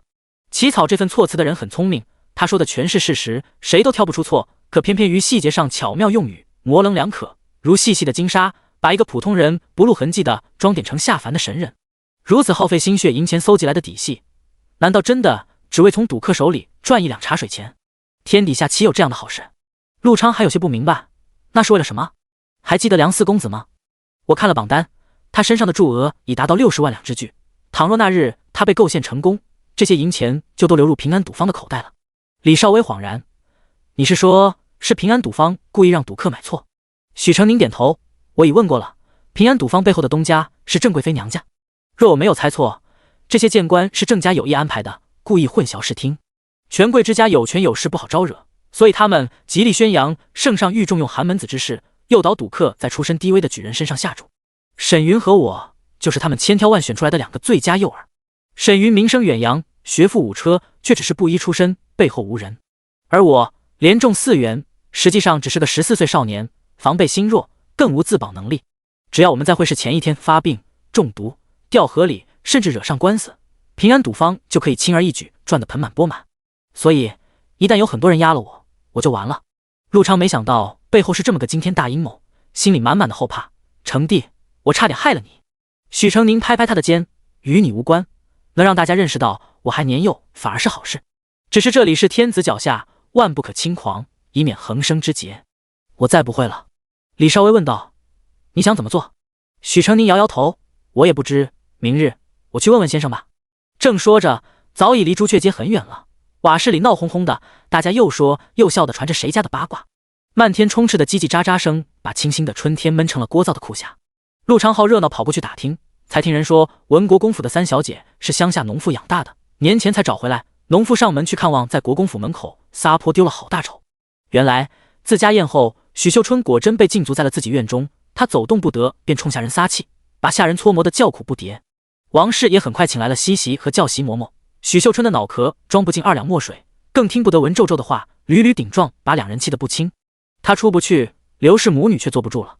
许秀没苦等多日，都等不到自己妹妹来接他们去看看谢家，心急火燎的便怂恿刘氏去文国公府叫门。刘氏心知自己女儿是假小姐，本就心虚，自然不敢上门。可耐不住许秀梅各种诱哄，什么二妹虽然是假的，可母亲救了他们公府小姐是真的，就是对他们有恩。什么母亲养了二妹10多年，去看看养女也是应该的。上门是客，国公府怎么也会送些东西给他们等等。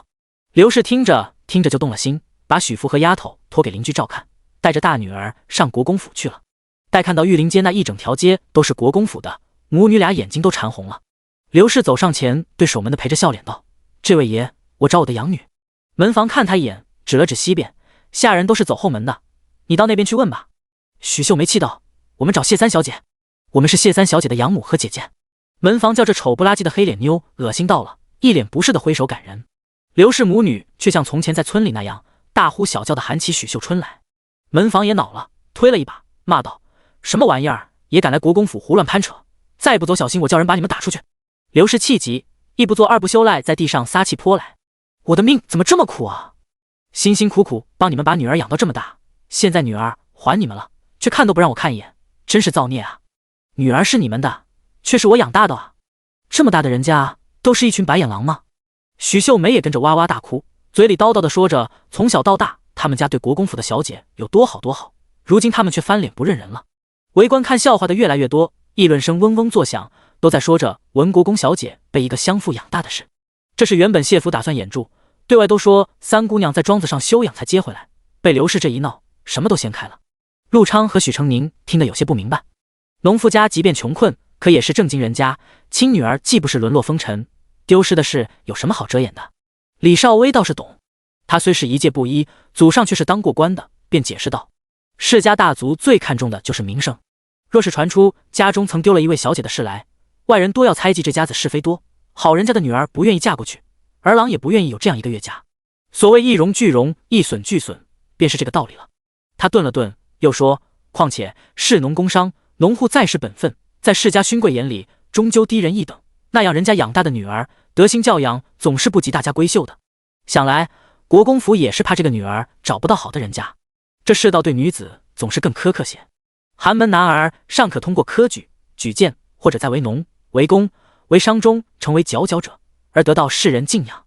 而身为女子，仿佛出身就注定了一切，若没有一个好的出身，除非嫁得一个出色的夫婿，或生了一个出息的儿子，否则永远都抬不起头来。”许成宁心知，即便自己再反感痛恨这世道强加在女子身上的枷锁，也得托庇在男儿的身份下，才能伸展开手脚。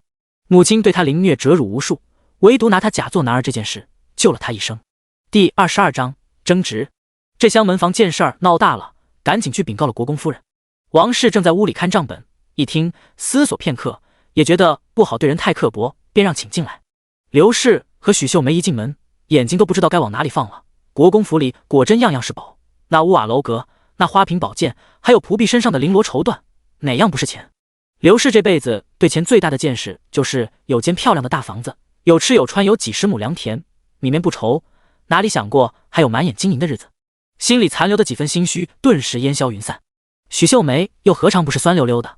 一想到她要住在租来的破旧瓦房里，一母同胞的妹妹却养尊处优，穿金戴银，要什么有什么，心里那股子酸意又咕噜噜对上了头。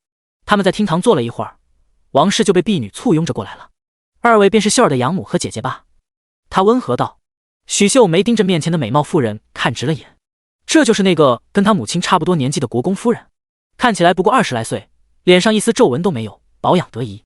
她身上穿的是什么料子，戴的是什么首饰，许秀梅说不出来，但就是好看，好看极了。刘氏也是愣了好一会儿，才讪讪的笑：“是，我是阿春的养母，我带孩子来京城也快1个月了，阿梅也想妹妹，就过来看看阿春。”王氏心里感激刘氏救了自己的女儿，但碍于不能声张，便不曾当面致谢。此刻便微笑道：“原是我该谢谢你们，若不是许家收养了秀儿，只怕我的女儿就……”他说我的女儿的时候，刘氏心里猛地咯噔一跳，眼前浮现了一张稚嫩漂亮的脸蛋，那眼睛眉毛还有骨相，与这位夫人有那么1、2分相似。他突然慌了起来，心突突乱跳。万一许南知道他们攀上国公府找了过来，被国公府的人看到了怎么办？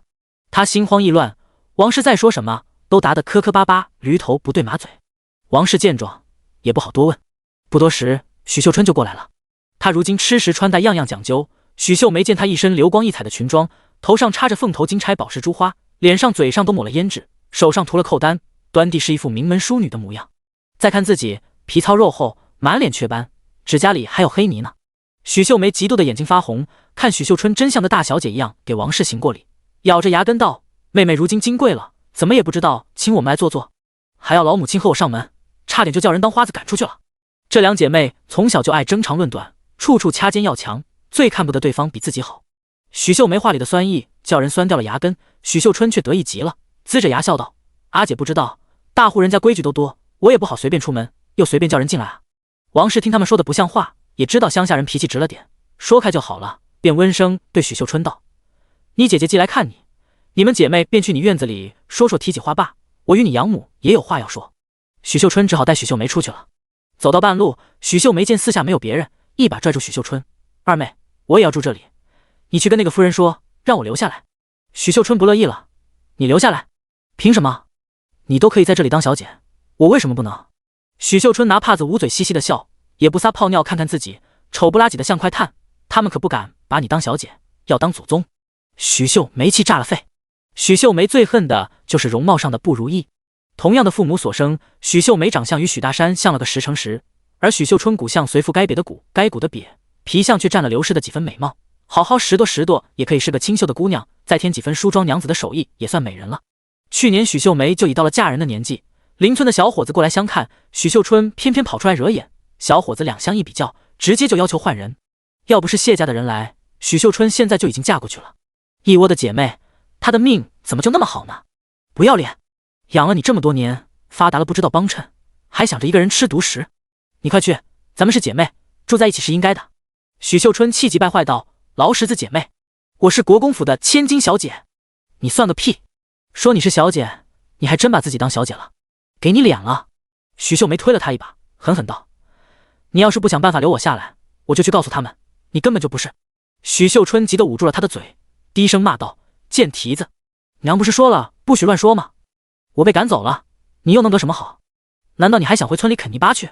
许秀梅闹起来：“我不管，我不好你也别想好，你不说我就拉你一块被赶出去，你也别想过好日子了。”许秀春气得把他搡在地上，许秀梅哇的一声顶向他的肚皮，两个人你挠我抓的扭作一团厮打起来。王氏得到消息匆匆赶来时，一群丫鬟围在那里劝架，没人拉得开这对打的难解难分的姐妹。王氏是深闺长大的娇小姐，哪里见过这场面，一口气差点没提上来，缓了缓才按着胸脯道：“这是在做什么？还不快拉开！快呀！”几个仆妇终于把人拉开了，两姐妹头上都像顶了个鸡窝，衣服被扯得不像样子，脸上也一片红一片青的，顶着几道爪子印。这么一看，两人长得竟还挺像。王氏愣住了，电光石火间，刘氏猛地扑了过去，而他本是对着许秀春喊的，转而又扑向许秀梅：“阿梅啊，这不是自己家里了，阿春也不是你亲妹妹，你怎么还像以前那样闹得不像话？知道的以为你在玩，不知道的还以为你欺负人呢，这叫我怎么说你啊？”许秀梅看到王氏就知道自己做错了，当着人家夫人的面打人，人家该怎么看自己，又哪会让自己留下来，便乖乖巧巧的给王氏赔罪。许秀春总算还没蠢到家，自己那么大个把柄在许秀梅手上，惹急了他真被捅破了就完了，只能憋着气儿认错。王氏性子绵软，却不是傻子，心知定是姑娘间掐尖闹的，只是与这等浑人纠缠，简直能短命3年。既给了台阶，他便装傻充愣的接过去，本想借着头痛打发母女俩走，刘氏适时的请求与许秀春说几句话，王氏不好不应，便让人将几人送去秋桐院。人走光，四下安静了，假山洞口处慢慢走出一人，眯着眼看向刚刚闹事的地方。婢女道：“小姐，没想到这三姑娘也是个假的，咱们去告诉老夫人，把她撵出去。”为何要撵出去？谢琼韵声音清淡，落于虚空中，飘渺若无物。大伯母身子骨不好，有个女儿陪她不好吗？记住，许秀春就是大伯父的亲女儿，可别记差了。第23章要钱。母女3人到了秋桐院，刘氏把大女儿撵在外头，自己跟着许秀春进了内室看她梳妆。许秀春嘟着嘴让婢女把自己重新装扮好，才把人挥退。刘氏摸摸她满满几匣子金碧辉煌的头面，又抬头看了看漂亮的屋子床铺，啧啧称羡：“你看看你看看，没有我，你哪能过上这样的好日子？”许秀春气呼呼地推开她放在首饰盒子里的手，不满道：“你们今天到底是来干嘛的？丢人现眼，还打我一身伤。”刘氏道：“你们又不是第一天打架，怎么现在就金贵了？”不过他还是把正事给说了。刘氏当然不是闲的没事就未来看看，这些天他东奔西跑，跟着伢子四处看宅子选宅子。原本只打算拿100两，可是京城宅子奇贵，便宜的宅子又老旧又窄小，还是在犄角旮旯里的破屋子。他咬咬牙想买，牙婆却劝他再看看，说地方偏人野恶，他们孤儿寡母的，万一被偷摸去了，钱财哭都没地儿哭去，还是多舍点钱买个好的。就这么一路看一路抬，刘氏被忽悠着500两买下了西城一处漂亮精致的小宅院。没想到宅子选了契书，签了银子也给了，他们刚要搬进去又被赶出来，屋主声称自己根本没有卖过宅子，契书也是假的。回过头找牙婆，人家已经卷了银两包袱逃之夭夭了。刘氏不识字，只会歪歪扭扭的写自己的名字，那张契文他根本没细看，问了人才知上面根本就是胡写一通，偏偏他又签了字，就是告官也抓不了人。邻居告诉他那是个惯犯，专门骗他这种人生地不熟的外乡人的钱。刘氏忙活了大半个月，不光什么没捞着，还丢了500两，气得天天在家又哭又骂。许秀春不以为然，不就是500两吗？这点银子也值当来找我？我娘不是给了你2000两吗？你还剩多少？刘氏迟疑了一下，说1300两。其实他还有1500两出头。许南这几年虽没怎么回家，可也托人往家里烧了几次银两，并叮嘱他不要让大伯他们知道。那些钱零零总总加下来也有50-60两，之前被许大才偷过一回，怀丫头的时候许南又给了30两。只要不是顿顿吃肉，10两银子在乡下够一大家子很舒服的过上1年了。不过他可没花，连几个孩子都没说，就怕被大宅的人发现他有钱。他特意少说了200两，偷偷去许秀春神色。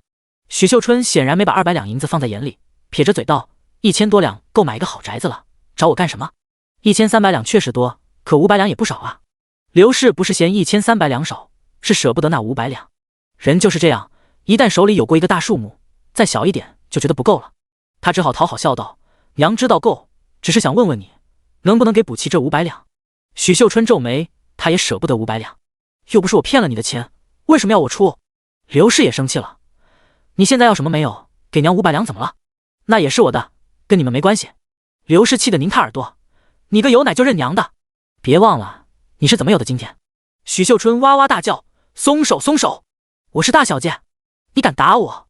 被刘氏动手又动口修理了几下，许秀春终于忆起了这些年在刘氏手里的教训，只得委委屈屈抽了张500两的银票给他了。刘氏心满意足，带着大女儿家去了。经此一事，谢家3小姐的过往彻底被掀开，谢家的污糟事儿被人处处细谈。谢允伯下衙回来路上就听说了，却不甚在意，反而安抚王氏。他们的身世就算不传出去，等将来有了夫婿，我们也不会瞒着这事。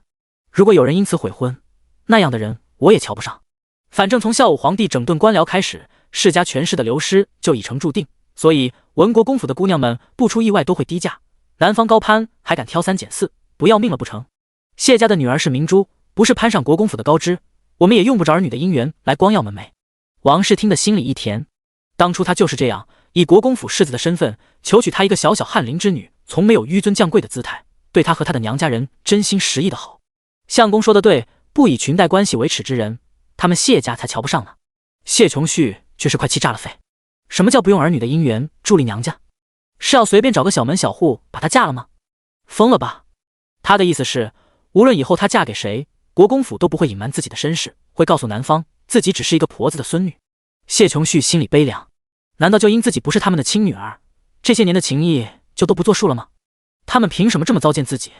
谢允伯没对谢琼旭说些什么，私下去找王氏道：2个孩子不能总这么僵着，平日多让他们相处相处。我看旭姐儿刚刚定是觉得委屈，你多开解开解，她是个懂事的孩子，定会明白咱们的苦心。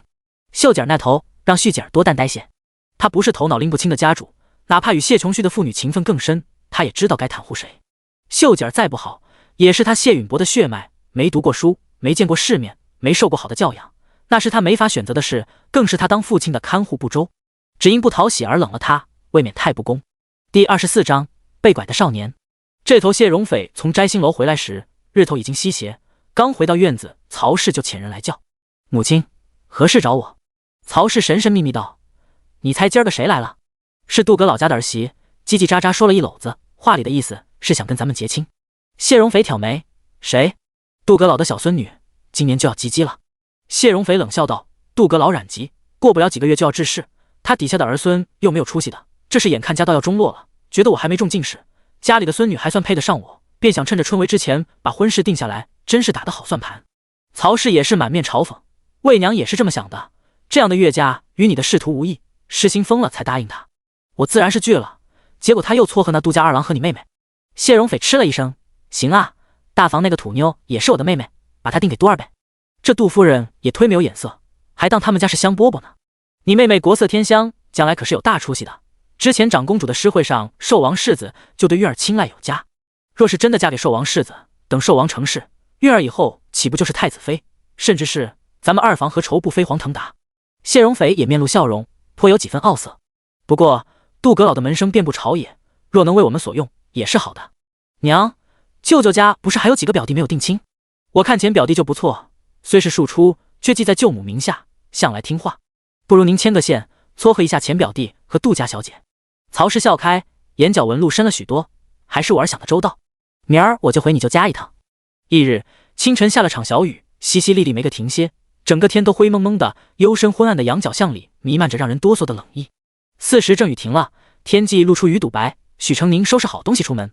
出城之前，他先往摘星楼跑了一趟，看到榜上沈云之名已经远超了第2名的谢荣斐，金额已经将近100万两，而他名字后的驻金已经不剩多少，剩下那么寥寥几个，大概是买早改不了的倒霉蛋吧。他终于放了心，转头出城。烟竹生的小竹屋设在西城郊山脚下，走中德门是最近的。不巧大道上商队运货堵了整条街，许成宁便决定拐小巷过去。巷子很窄，被2排老屋挤着，光都挡在外边，抬头只能看见一线天。这里没什么人走动，脚边的墙根长满了青苔，下过雨地上潮湿而光滑，一股很重的朽木腐味和潮味充斥着鼻尖，凉风嗖嗖拂过耳边，伴随1-2声雨水滴答，像女鬼低吟气诉，阴气森森的。许成宁加快脚步穿过，步履踩在地上发出黏哒哒的响声，在将要走过1排老屋土墙时，竟隐约听到了呜呜的声音。他汗毛都竖起来。这条小路的屋宅无一例外十分低矮老旧，可有一间屋子有些不同。它的围墙虽然也是旧的，但仔细看就会发现墙上方原本应该是类似漏砖墙的那种墙洞，现在却用烧制的红砖封住了，并且加高墙头，再抹上石灰草木灰做成跟底下一个颜色。墙角的墙皮剥落了一块，可以断定这墙至少1年内被加固过一回。许成宁站在墙下，果然又听到了呜呜声，这回更清楚了，像是有人被堵住了嘴。他警惕了起来，环顾四周确定没人，便轻手轻脚凑进门，扒着门缝看到了老屋窗里露出一个用一团白布堵住嘴的少年的脸。被拐了。许成宁惊了一下，冷静的思索，外面路还堵着，这个时候如果去报官，官府大张旗鼓开路抓人，一时半会儿过不来，反而容易打草惊蛇，给了拐子逃跑转移的机会就不好了。不能报官。他上下望望，见墙面粗糙，有几处凸起的石块，爬上去抓住墙头，脚踩着石块登上了墙。少年看到来了人，激动的抖脸。见许成宁竖起手指头虚了一下，他连忙点头，安静了。许成宁闷声跳下墙头，谨慎张望，蹑手蹑脚地走到门边。屋子是旧的，门也是旧的，但却十分牢固，所用的也是好锁，轻易折腾不开。他把手伸进窗子，先给少年拿掉了嘴里的布。少年年纪不大，长得很是白皙俊俏，一身白衣，用的是名贵面料。整间屋子灰扑扑的，独他明亮光鲜，只是嘴角和眼下带了淤青，显然是挨了揍。你是不是被拐了？对啊。拐子几个人？2个，好像出去了一个。少年背过身，快帮我解开绳子，疼死了。窗户是临嵌在墙里的木窗，镂空极窄，成年人的手伸不进去。好在他这些年肚子没有白饿，细伶俐的胳膊钻进去，拿随身携带的小刀割断了绳子。许成宁把四周望了一遍，自墙根处捡了块砖头，低声道：我躲起来，你假装手脚还被绑着，大声喊叫把拐子引过来。等他开了门，你从前面砸他的头，我在后面偷袭，把人打晕，我们再逃跑。少年点点头，把绳子虚虚缠住手脚，大声喊叫起来：来人啊！救命啊！救命啊！快放我出去！救命！拐子急冲冲赶来，骂骂咧咧：臭小子，敬酒不吃罚酒，看老子怎么收拾你！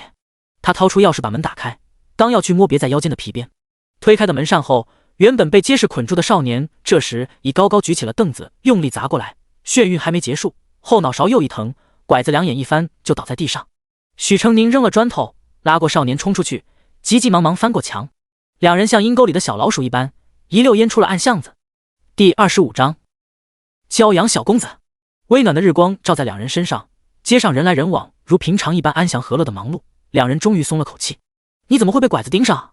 许成宁这才发现，这少年虽然一脸天真稚气，却是个瘦高个，身材颀长。拐子一般只拐手无缚鸡之力的年轻女子与小孩，怎会对一个半大不小的少年下手？少年道：“我想去兰香馆，迷路了。我去问路，就被他们骗到没人的地方绑起来了。许成宁好人做到底，你家在哪里？我送你回去。”少年摇头：“我不回去，我还没去兰香馆呢。你身上要有钱，早就被拐子拿走了，怎么去？”少年一拍脑门，如梦初醒：“是哦，那我们去跑马场吧。”许成宁仰头盯着他，都被拐了，不回家还想着玩呢。他嘻嘻笑：“这不是没事吗？而且我不知道回家的路啊。”许成宁道：“你是大户人家的少爷吧？你爹爹是官吗？”少年想了想，点头：“是啊。”那好办呀，我们现在去京畿府，你告诉府尹大人你爹是谁，让他送你回家，顺便报官，让府尹大人派人去抓拐子。少年瞪大了眼：“我不回家，好不容易出来一趟，我还没玩够本呢。”“那你去玩吧，再被拐走我可不会救你。”许成宁转身就走。少年噔噔噔跟上他，伸手捏了捏他头顶圆圆的发髻，然后转到他跟前，用手虚虚一比划，咧嘴嘿嘿的笑：“你多大啊？你好矮啊！”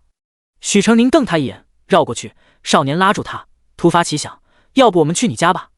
许成宁，他眼中闪烁着兴奋的光芒：“我还没去过陌生人家里呢，你带我去看看吗？”许成宁正琢磨着怎么把人哄回家，少年又指着不远处一家酒楼：“不然我们去君佑来吃酒怎么样？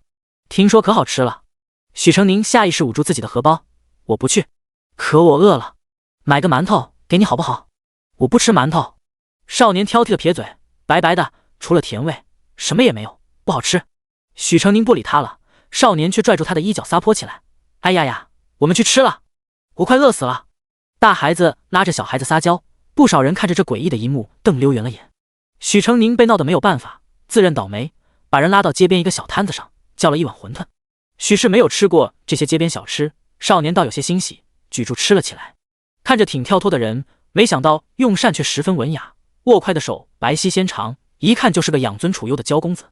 “你为何不肯回家？”少年委屈地皱起眉头：“家里不让我出门，我想玩他们也不让我玩，我爹还找人管我，罚我抄书，抄得不好还要打我骂我呢。我可是他亲儿子，你说他是不是很坏？”“坏什么坏？”许成宁心说：“换我也打。”“你一个人？”“对啊，本来约了人，但我走错了路，不过没关系。”少年笑眯眯的：“没有他们还有你，我们一起玩吗？”许成宁想也没想就拒绝了：“回头你家人以为是我哄你出来的，好歹救你一场，总不能还挨一顿责怨。”少年连连摆手：“不会不会，你救了我，我爹定有重赏，你放心，我爹可有钱了。”许成宁总算明白拐子因何会盯上他了，这么憨傻的漂亮少年，到哪儿都是可遇不可求的紧俏货色吧。少年吃了几口馄饨后就放下筷子：“我吃完了，我们走吧。”许成宁一看碗里这还有剩，少年拍拍瘪瘪的肚皮：“可我不想吃了，把它吃完。9文钱呢？”“不，我不吃了，我要吃别的。”许成宁瞪了他一会儿，自取了对筷子，3两口把馄饨吃了，捧碗一仰头箍，咚咚把汤喝光了，然后气呼呼地搁下碗筷，起身就走。少年走快几步跟上，自来熟地揽他的肩：“回了家记得把馄饨钱还我。”许成宁绷着脸道。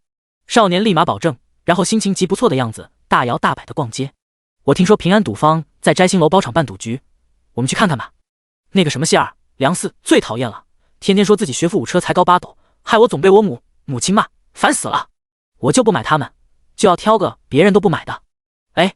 少年神神秘秘凑过来，笑嘻嘻道：“我听说昨天有个小子自称是神童长安府解元，傻里傻气的把人都吓跑了，不然咱们就买他，我投10万两，万一中了，你一半我一半。”许成宁忽然变得面无表情，少顷微微笑看他：“摘星楼有什么好的？我知道个又有趣又刺激的地方，带你去要不要？”少年马上把摘星楼抛到了九霄云外，双眼放光，小鸡啄米的点头：“要，你快带我去。”许成宁便拉着他左拐右拐的走了几条街，最后在街角一间酒楼的山墙下停住：“你站在这里不要动，我去买几个果子。”少年很听话的点点头，直愣愣地站着。过了一会儿，身后传来许成宁的声音：“大人，我捡到一个小公子，不知是哪位官家的少爷，被拐子拐了，找不到回家的路。他在哪？”少年转身一眼看到陆副指挥使，鬼叫一声，撒腿就跑。陆副指挥使显然认识他，眼睛都瞪圆了，纵身一个翻跃，拎住他的后领子，在凌空翻回来。少年已经被他压在了马背上，他制住少年不断扑腾的身子，把头往下按了按，对许成宁露出一口白生生的牙：“小兄弟放心，我这就把他送回家。”许成宁笑眯眯道：“拐子的窝点在杏子胡同东树第9间。”成。陆副指挥使爽快的点头，看小肉包子得意的小模样，伸手搓了搓他的头顶。许成宁袖子一紧，少年已经仰起头，鼻涕眼泪糊了一脸，哭哭啼啼。你背叛我！呜呜呜！许成宁把袖子从他手里抠出来，看陆副指挥使策马走了，马上哇哇的哭声还在继续。他转身走了几步，蓦然停住。你钱还没还我！第26章富豪郑家。被这么一耽搁，许成宁到竹舍时已经有些晚了。燕竹生看到他还很诧异，怎么这个时候过来了？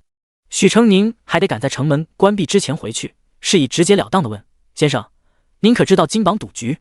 略有耳闻，怎么了？赌局有诈。许成宁不带喘气的把自己的发现说了一遍。他们这么做，官府就不管。燕竹生搁下笔，淡淡笑道：你可知道郑家的背后是谁？您是说宁王？是也不是。燕竹生端起茶壶，一道茶流咕噜噜倾泻在茶碗里。大魏开国之前，各地占山为王，割据混战。魏王秦止原本示弱，得益于荆州高氏、姑苏谢氏、金陵韩氏、寿春程氏等世家扶持，一步步剿灭重敌，成为天下之主。高、谢、韩、程也一跃成为4大世家，掌握朝堂重权，给予秦家共掌天下。连续几朝肃清外敌后，至宣文皇帝时，开始将矛头转向了世家，首倡科举选拔人才，以天子门生的身份对抗士族。孝武皇帝时更是力排众议，将科举作为唯一选官方式，以往士族内部的举任彻底废除。这个过程当然极其艰难，世家的底蕴根深蒂固，岂是一朝一夕可以拔除的？不过世家彼此间也是竞争对手，孝武皇帝看准了这一点，很巧妙地用了一招以彼攻彼。他先大力扶持起一批小氏族，让他们权欲膨胀后自发挤压大氏族。等大氏族衰落了，孝武皇帝大手一挥，把一干靠他提拔上位的小氏族全部清扫干净。与天劫拉锯近100年后，世家渐显颓势。世家各自祖训不同，有为了家族荣光不遗余力往上爬的，也有为了百年声誉、顺应天下大势平和接受皇帝整改的。如今能够留存下来的世家都是聪明人。君臣博弈的结果就是世家在朝堂上分量紧缩，可家族的名头仍然响亮，人人都要敬他们3分。比如高家，比如谢寒，又比如燕竹生。士族没落后，一批新贵义军突起，想登高阁，颇得皇帝重用。后来大元帅杨基联合3军与朝中重臣反叛，动荡数年后才被镇压。此事影响巨大，光是铲除朝中余党便耗费10余年，以至于现在的皇上世家不敢信，朝臣不敢信，自己的皇子皇孙更不敢信，只敢相信那些一身荣宠、全倚仗皇恩的宦官与近臣。郑家便是其中之一。许成宁很快听懂了，您的意思是，郑家之所以能如此肆无忌惮，是因为圣上的宠幸？燕竹生点点头，继续道：郑家是经商起家，几代累积下来富可敌国。后来郑家家主科举入仕，从7品小官做起，此人长于结交拉拢，逐步高升，又把女儿送进了宫。郑妃诞下龙子后晋封贵妃，郑家便成为了真正的皇亲国戚。从郑世恩起，郑家子侄逐渐入仕，如今主掌家业的为其郑家七爷郑业成。郑业成此人十分精明，善以官道治商道，又以商道治官道，官商2场游刃有余。执掌10余年，郑家商行版图扩大1倍不止，囊括了本朝4成的产业，河运、海运、木料、丝绸、金石、铁矿，无一不染指。许成宁愕然，把身子往前倾，铁矿怎能私卖呢？5年前南地闹灾荒，民生凋敝，朝廷正要开库赈灾，戎狄又犯边境，圣上不愿打仗，同意了岁币的要求。这么一来，国库空虚，难以为继，于是转卖盐、如二州2处铁矿10年开采权，被郑家以500万两银子拿下。圣上就不怕他们图谋不轨？燕竹生笑了一下，神色不明，这便是郑家的高明之处了。郑家人骨子里无不流淌着商户的血，最能揣摩人心，早早看出了圣上的忌讳。郑家老少不管真实品性如何，在朝堂表现出来的无异不是庸碌无为，善于逢迎吹捧，为百官诟病。但正是因为他们的伏低作小，媚骨奴颜，陛下才确信郑家并无威胁皇权的本事与胆识。自杨基造反后，军权一直牢牢握在皇帝手中，更明令禁止边关守将无诏出兵。因此在圣上心里，郑家便是手握铁矿也成不了事。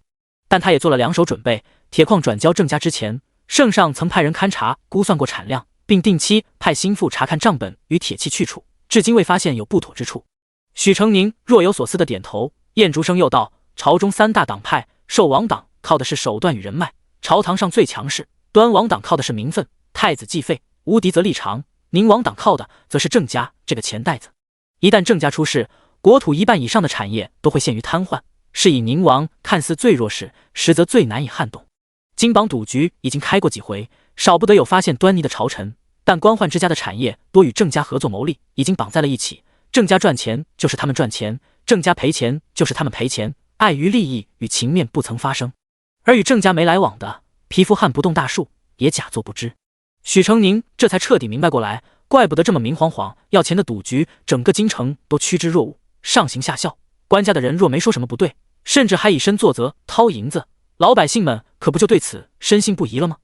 郑家并非能一手遮天，而是十分精明地站在了圣上和朝臣这杆秤中间的平衡点上，所以才能这么明目张胆地把世人当傻子。那许成宁艰难道我要不要去提醒其他考生？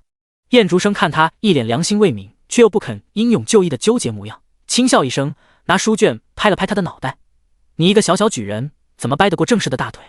坏了他们的好事，他们会有1000种手段收拾你，再用1000种手段达到他们的目的，有什么用呢？官场之事都不是非黑即白的，再无辜正直，只要稍稍挡了谁的道，都可以成为大业的祭品。像他这样的小鱼小虾，轻易就会死无葬身之地。”许成宁嗯了一声，心里默默为沈大才子捏了把汗，唯有期望他能不负才子之名，早点发现不对劲。看天色已晚，便告别了先生。林沈怕他一人回去不安全，让林伯送。赶晚回到中德门时，夜雾中李少威正拎着个灯笼站在城阙下等他。第27章，冲突又起。李少威把包着豆饼的油纸塞进他怀里，拉他往城门里走。你再晚1刻钟，我都要报官了。许成宁嘿嘿一笑，拿起豆饼咬了一口，两人一道回了马家。李少威以后也是要入仕的，郑家的事，许成宁心觉不能瞒着他，便跟他说了。李少威锁着眉头听完，良久没有说话。他过吃草根啃树皮的日子，郑家的所为对君王可能不痛不痒，却陷黎民百姓于水深火热之中。可正如许成宁所说的，他们犹如蝼蚁，根本动不了郑家。或许只有等新帝临朝，才能力挽狂澜，改天换地吧。这个新帝还万不能是宁王。少威兄莫担心，许成宁道，几位王爷只会比我们更想让郑家倒霉，赌局还不定能成呢，且看吧。总之将来你入仕，注意避着宁王党。李少威倏地转头，将来我入仕，你不入吗？许成宁哽了一下，解释道，我的意思是，我年纪未到，要过2年才能授官。李少威是个看似温和实则执着的，许成宁不想让他再钻得更深，便转移话题道，少威兄更想留京还是外放？李少威道，留京自然最好，我母亲体弱，不好跟着我颠沛流离，等过2年宽地大了，娶妻生子，到时外放也不迟。许成宁笑，到时你弟弟也才17岁，与其这样，少威兄不如放榜后自己先成亲。李少威失笑转身，一眼看见许成宁披散了头发，洗净的乌丝垂过他的腰下，根根分明，散出一股清爽的皂角香，鬓旁的侧脸映着烛光，娇艳欲滴。他默默地看了一会儿，忽而半仰着头，吸了吸鼻子，走到他身后，在他衣领子上闻了闻。许成宁回头，你做什么？他一双眼生的极美，黑亮水灵，像釉露一样。李少威道，你身上是什么味道？皂角啊。李少威摇摇头，不是皂角的味道。许成宁捏起衣领子闻了闻，皱眉想了想，拿过放衣物的包袱翻了翻，竟翻出一个粉艳艳、甜腻腻的香包来。许成宁失笑，不用说，必定是小辣椒偷偷塞进来的。小辣椒是豆腐西施的女儿，人称赵辣子。许成宁只在他家吃过2回咸豆花，然后就被缠上了。此事一度成了长安府人的笑谈。赵辣子人如其名，热烈泼辣得跟朝天椒似的，偏偏就爱许成宁这种清新恬淡的绝世家公子，天天提着碗热豆腐花等在书院外堵人，搞得许成宁只能靠踩着铜窗的尖头翻墙出去。李少威哈哈笑，他对你还真是不死心啊。许成宁道，你们别总笑话他，多好一女孩。他并不讨厌赵辣子，相反，他还极欣赏这个颇有个性的小姑娘，不是人人跟着寡母做营生都能过得风生水起的，孤儿寡母的还是泼辣些好。但欣赏归欣赏，以身相许还是算了，他的底子可经不住扒了，省得耽误了人家小姑娘。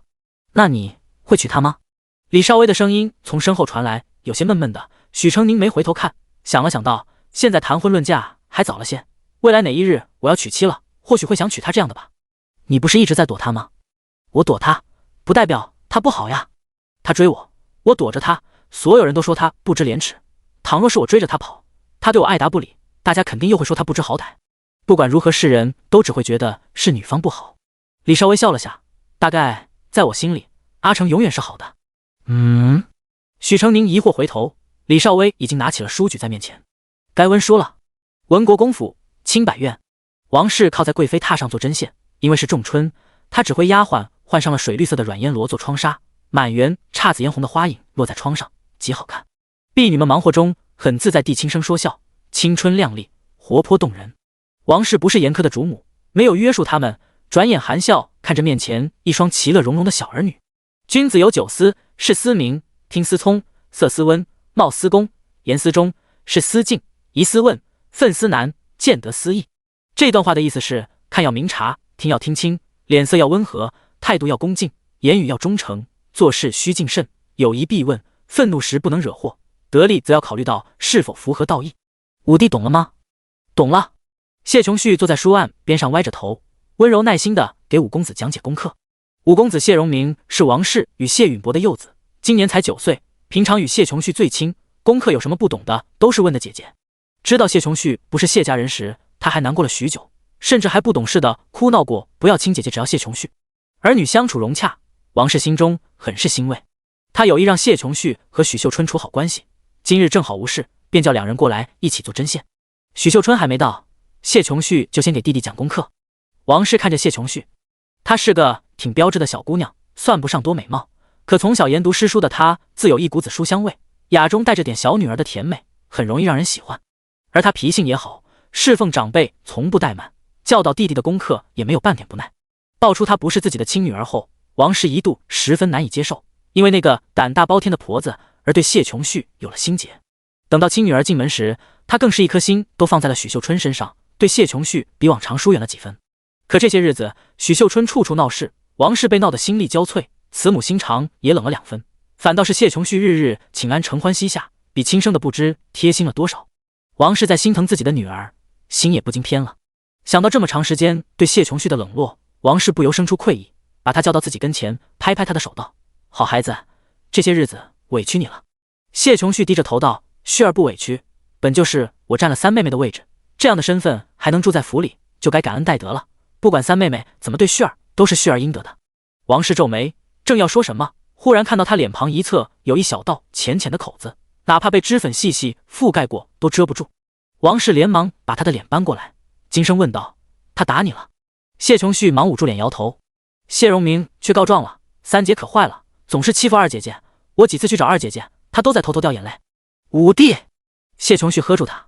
王氏心里一酸，把谢琼旭搂进怀里：“旭儿，娘对不住你，本就不是你的错，却让你遭这种罪。”谢琼旭柔声地宽慰母亲，道：“三妹妹只是一时激愤，并不是有意的，还让母亲别怪罪她，莫要坏了母女情分。”王氏不由感慨，这孩子太懂事，决定补偿他，当即将新入库的天水纱拿了出来，让他留着等天热了做衣服穿。这料子名贵紧俏的紧，有时1年都得不上1匹，做成衣服也穿不了几回。今天你就先回去吧，一会儿我让府医去给你看伤，秀儿那里我替你说他。谢琼旭推拒不得，只好收了。回院子路上恰好遇到了许秀春。前几天许秀春听见院子里2个丫鬟说话，说什么二姑娘占了三姑娘的位置，享尽荣华富贵，却让真正的小姐过了那么多年的苦日子。三姑娘都回来了，她竟还厚着脸皮留下来，那三姑娘这些年吃的苦找谁找不去？许秀春一想，有道理啊，她都回来了，那个贾小姐还留着干什么？站着吃穿嚼用也不害臊，她就应该滚出府去。立刻就跑到谢琼旭跟前痛骂一顿，还不客气地动了手。本来许秀春都把这人给忘了，这会儿遇到，立刻又跳脚了。你怎么还在这？脸皮也太厚了，这又不是你的家，你要我爹娘养你供你吗？不要脸！谢琼旭顿时泫然欲泣。许秀春又眼尖地瞄到杜鹃手里的布料，一把抢了过来。这是我的东西，你这个贼！还有你身上这身衣服、首饰，全都是我的！许秀春又一个巴掌要甩过去，杜鹃已经大叫起来：“来人啊！三小姐打人了，快来人啊！”第28章惩戒。事情直接闹到了老夫人跟前。谢老夫人本就不待见大房，直接就把大儿媳叫过来，当着小辈的面狠狠数落了一顿。七贤贤三代，你看你把家里给管成什么样子了？谁家的媳妇不是安安分分？只有你非死皮赖脸的跟着大郎去边关，结果倒好，女儿丢了，把别人的女儿当成心肝宝贝疼了10几年，自己的女儿都能认错，简直蠢到了家。你瞧瞧曹氏，二房上下谁不是和和顺顺，匪根出息，运劲儿乖劲，几个庶出的子女，谁不是老实本分？这才叫妻贤夫祸少。你再瞧瞧你们，整日的惹是生非，国公府的脸面都让你们丢尽了。果然小户出身就是这么上不得台面。王氏跪在地上，脸色惨白，仿佛被剥光了。妯娌、小辈，甚至丫鬟仆妇的眼光都落在自己身上，鄙夷、嘲讽、同情令他浑身哆嗦起来。他虽然身为长房主母、国公夫人，可说起来3个媳妇中数他家世最低，是以谢老夫人背着丈夫和继子的时候教训起来毫不客气。从今儿起就让曹氏管家，一会儿就把钥匙和账本交到西院去。文国公父子夜里回家就听说了白天的事，一家主母被当着众人的面挨训，这分明是老夫人故意要给大房难堪。什么七贤贤3代，他是想说自己比韩氏贤良得多，儿女儿孙出息得多吗？谢允伯冷嗤一声，父子俩当即去看了王氏。谢琼旭也在王氏房里，哭得两眼通红，涕泪连连的认错：是我不该和3妹妹闹起来，连累了母亲。二妹回去吧，父亲有话与母亲说。谢荣玉淡淡道。长兄为人一向冷淡，便是从前当自己是他亲妹妹，也并未多给几分善意，如今更是了。他不敢违逆，拿帕子开着眼角走了。谢允伯了解了内里细节，沉下了脸。莫怕，想要钟馗便让他拿去，你好好休息些日子，莫要劳累了。其他的事我会处置。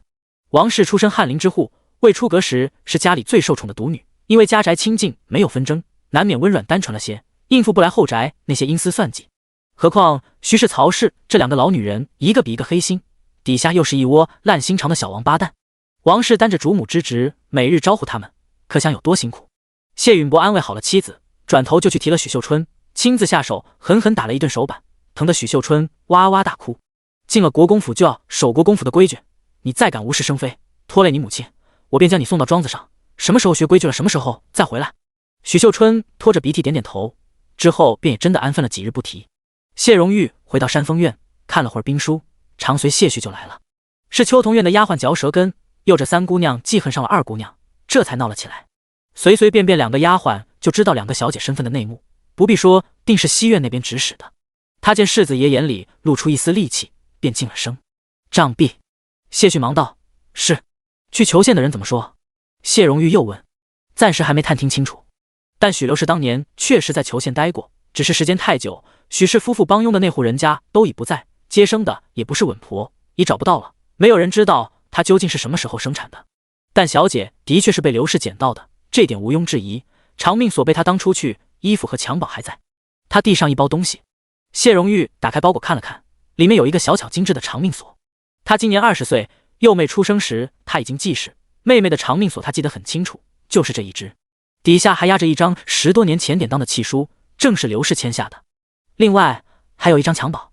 谢家一个100年世家，有自己养的老供奉，只看面料的工艺、刺绣的手艺和染色的手法，绝对出自谢家无疑。岐山村的人说，许家夫妇在外帮佣过几年，归乡时带回了一儿一女，儿子是早产儿，长得甚小，因此刘氏对外说2女儿比儿子大1岁。后面刘氏又生了2个孩子，男孩今年10岁，女孩需3岁。所以说他的妹妹的确被刘氏收养了，但看年龄也确实只有许秀春才可能是。谢荣玉一言不发，眉头深锁。他一直都不太相信许秀春是自己的妹妹，总觉得他和他那个所谓的养母和姐姐是别有所图。这个猜想自他从马车上接下许秀春的那一刻就有了，可如今查到的证据又无一步证实了许秀春的身份。难道那个无论性情、相貌都无一处与自己相似的，真的是自己的妹妹吗？同样的父母所出，只因分隔两地，在不一样的家庭里，就会长成完全不一样的2个人吗？骨子里的那点血脉牵连，竟然没有任何意义吗？他还记得妹妹出生时候的样子，那时父亲在边关打仗，因母亲生产，他们被送到别院，他溜进房里去看妹妹。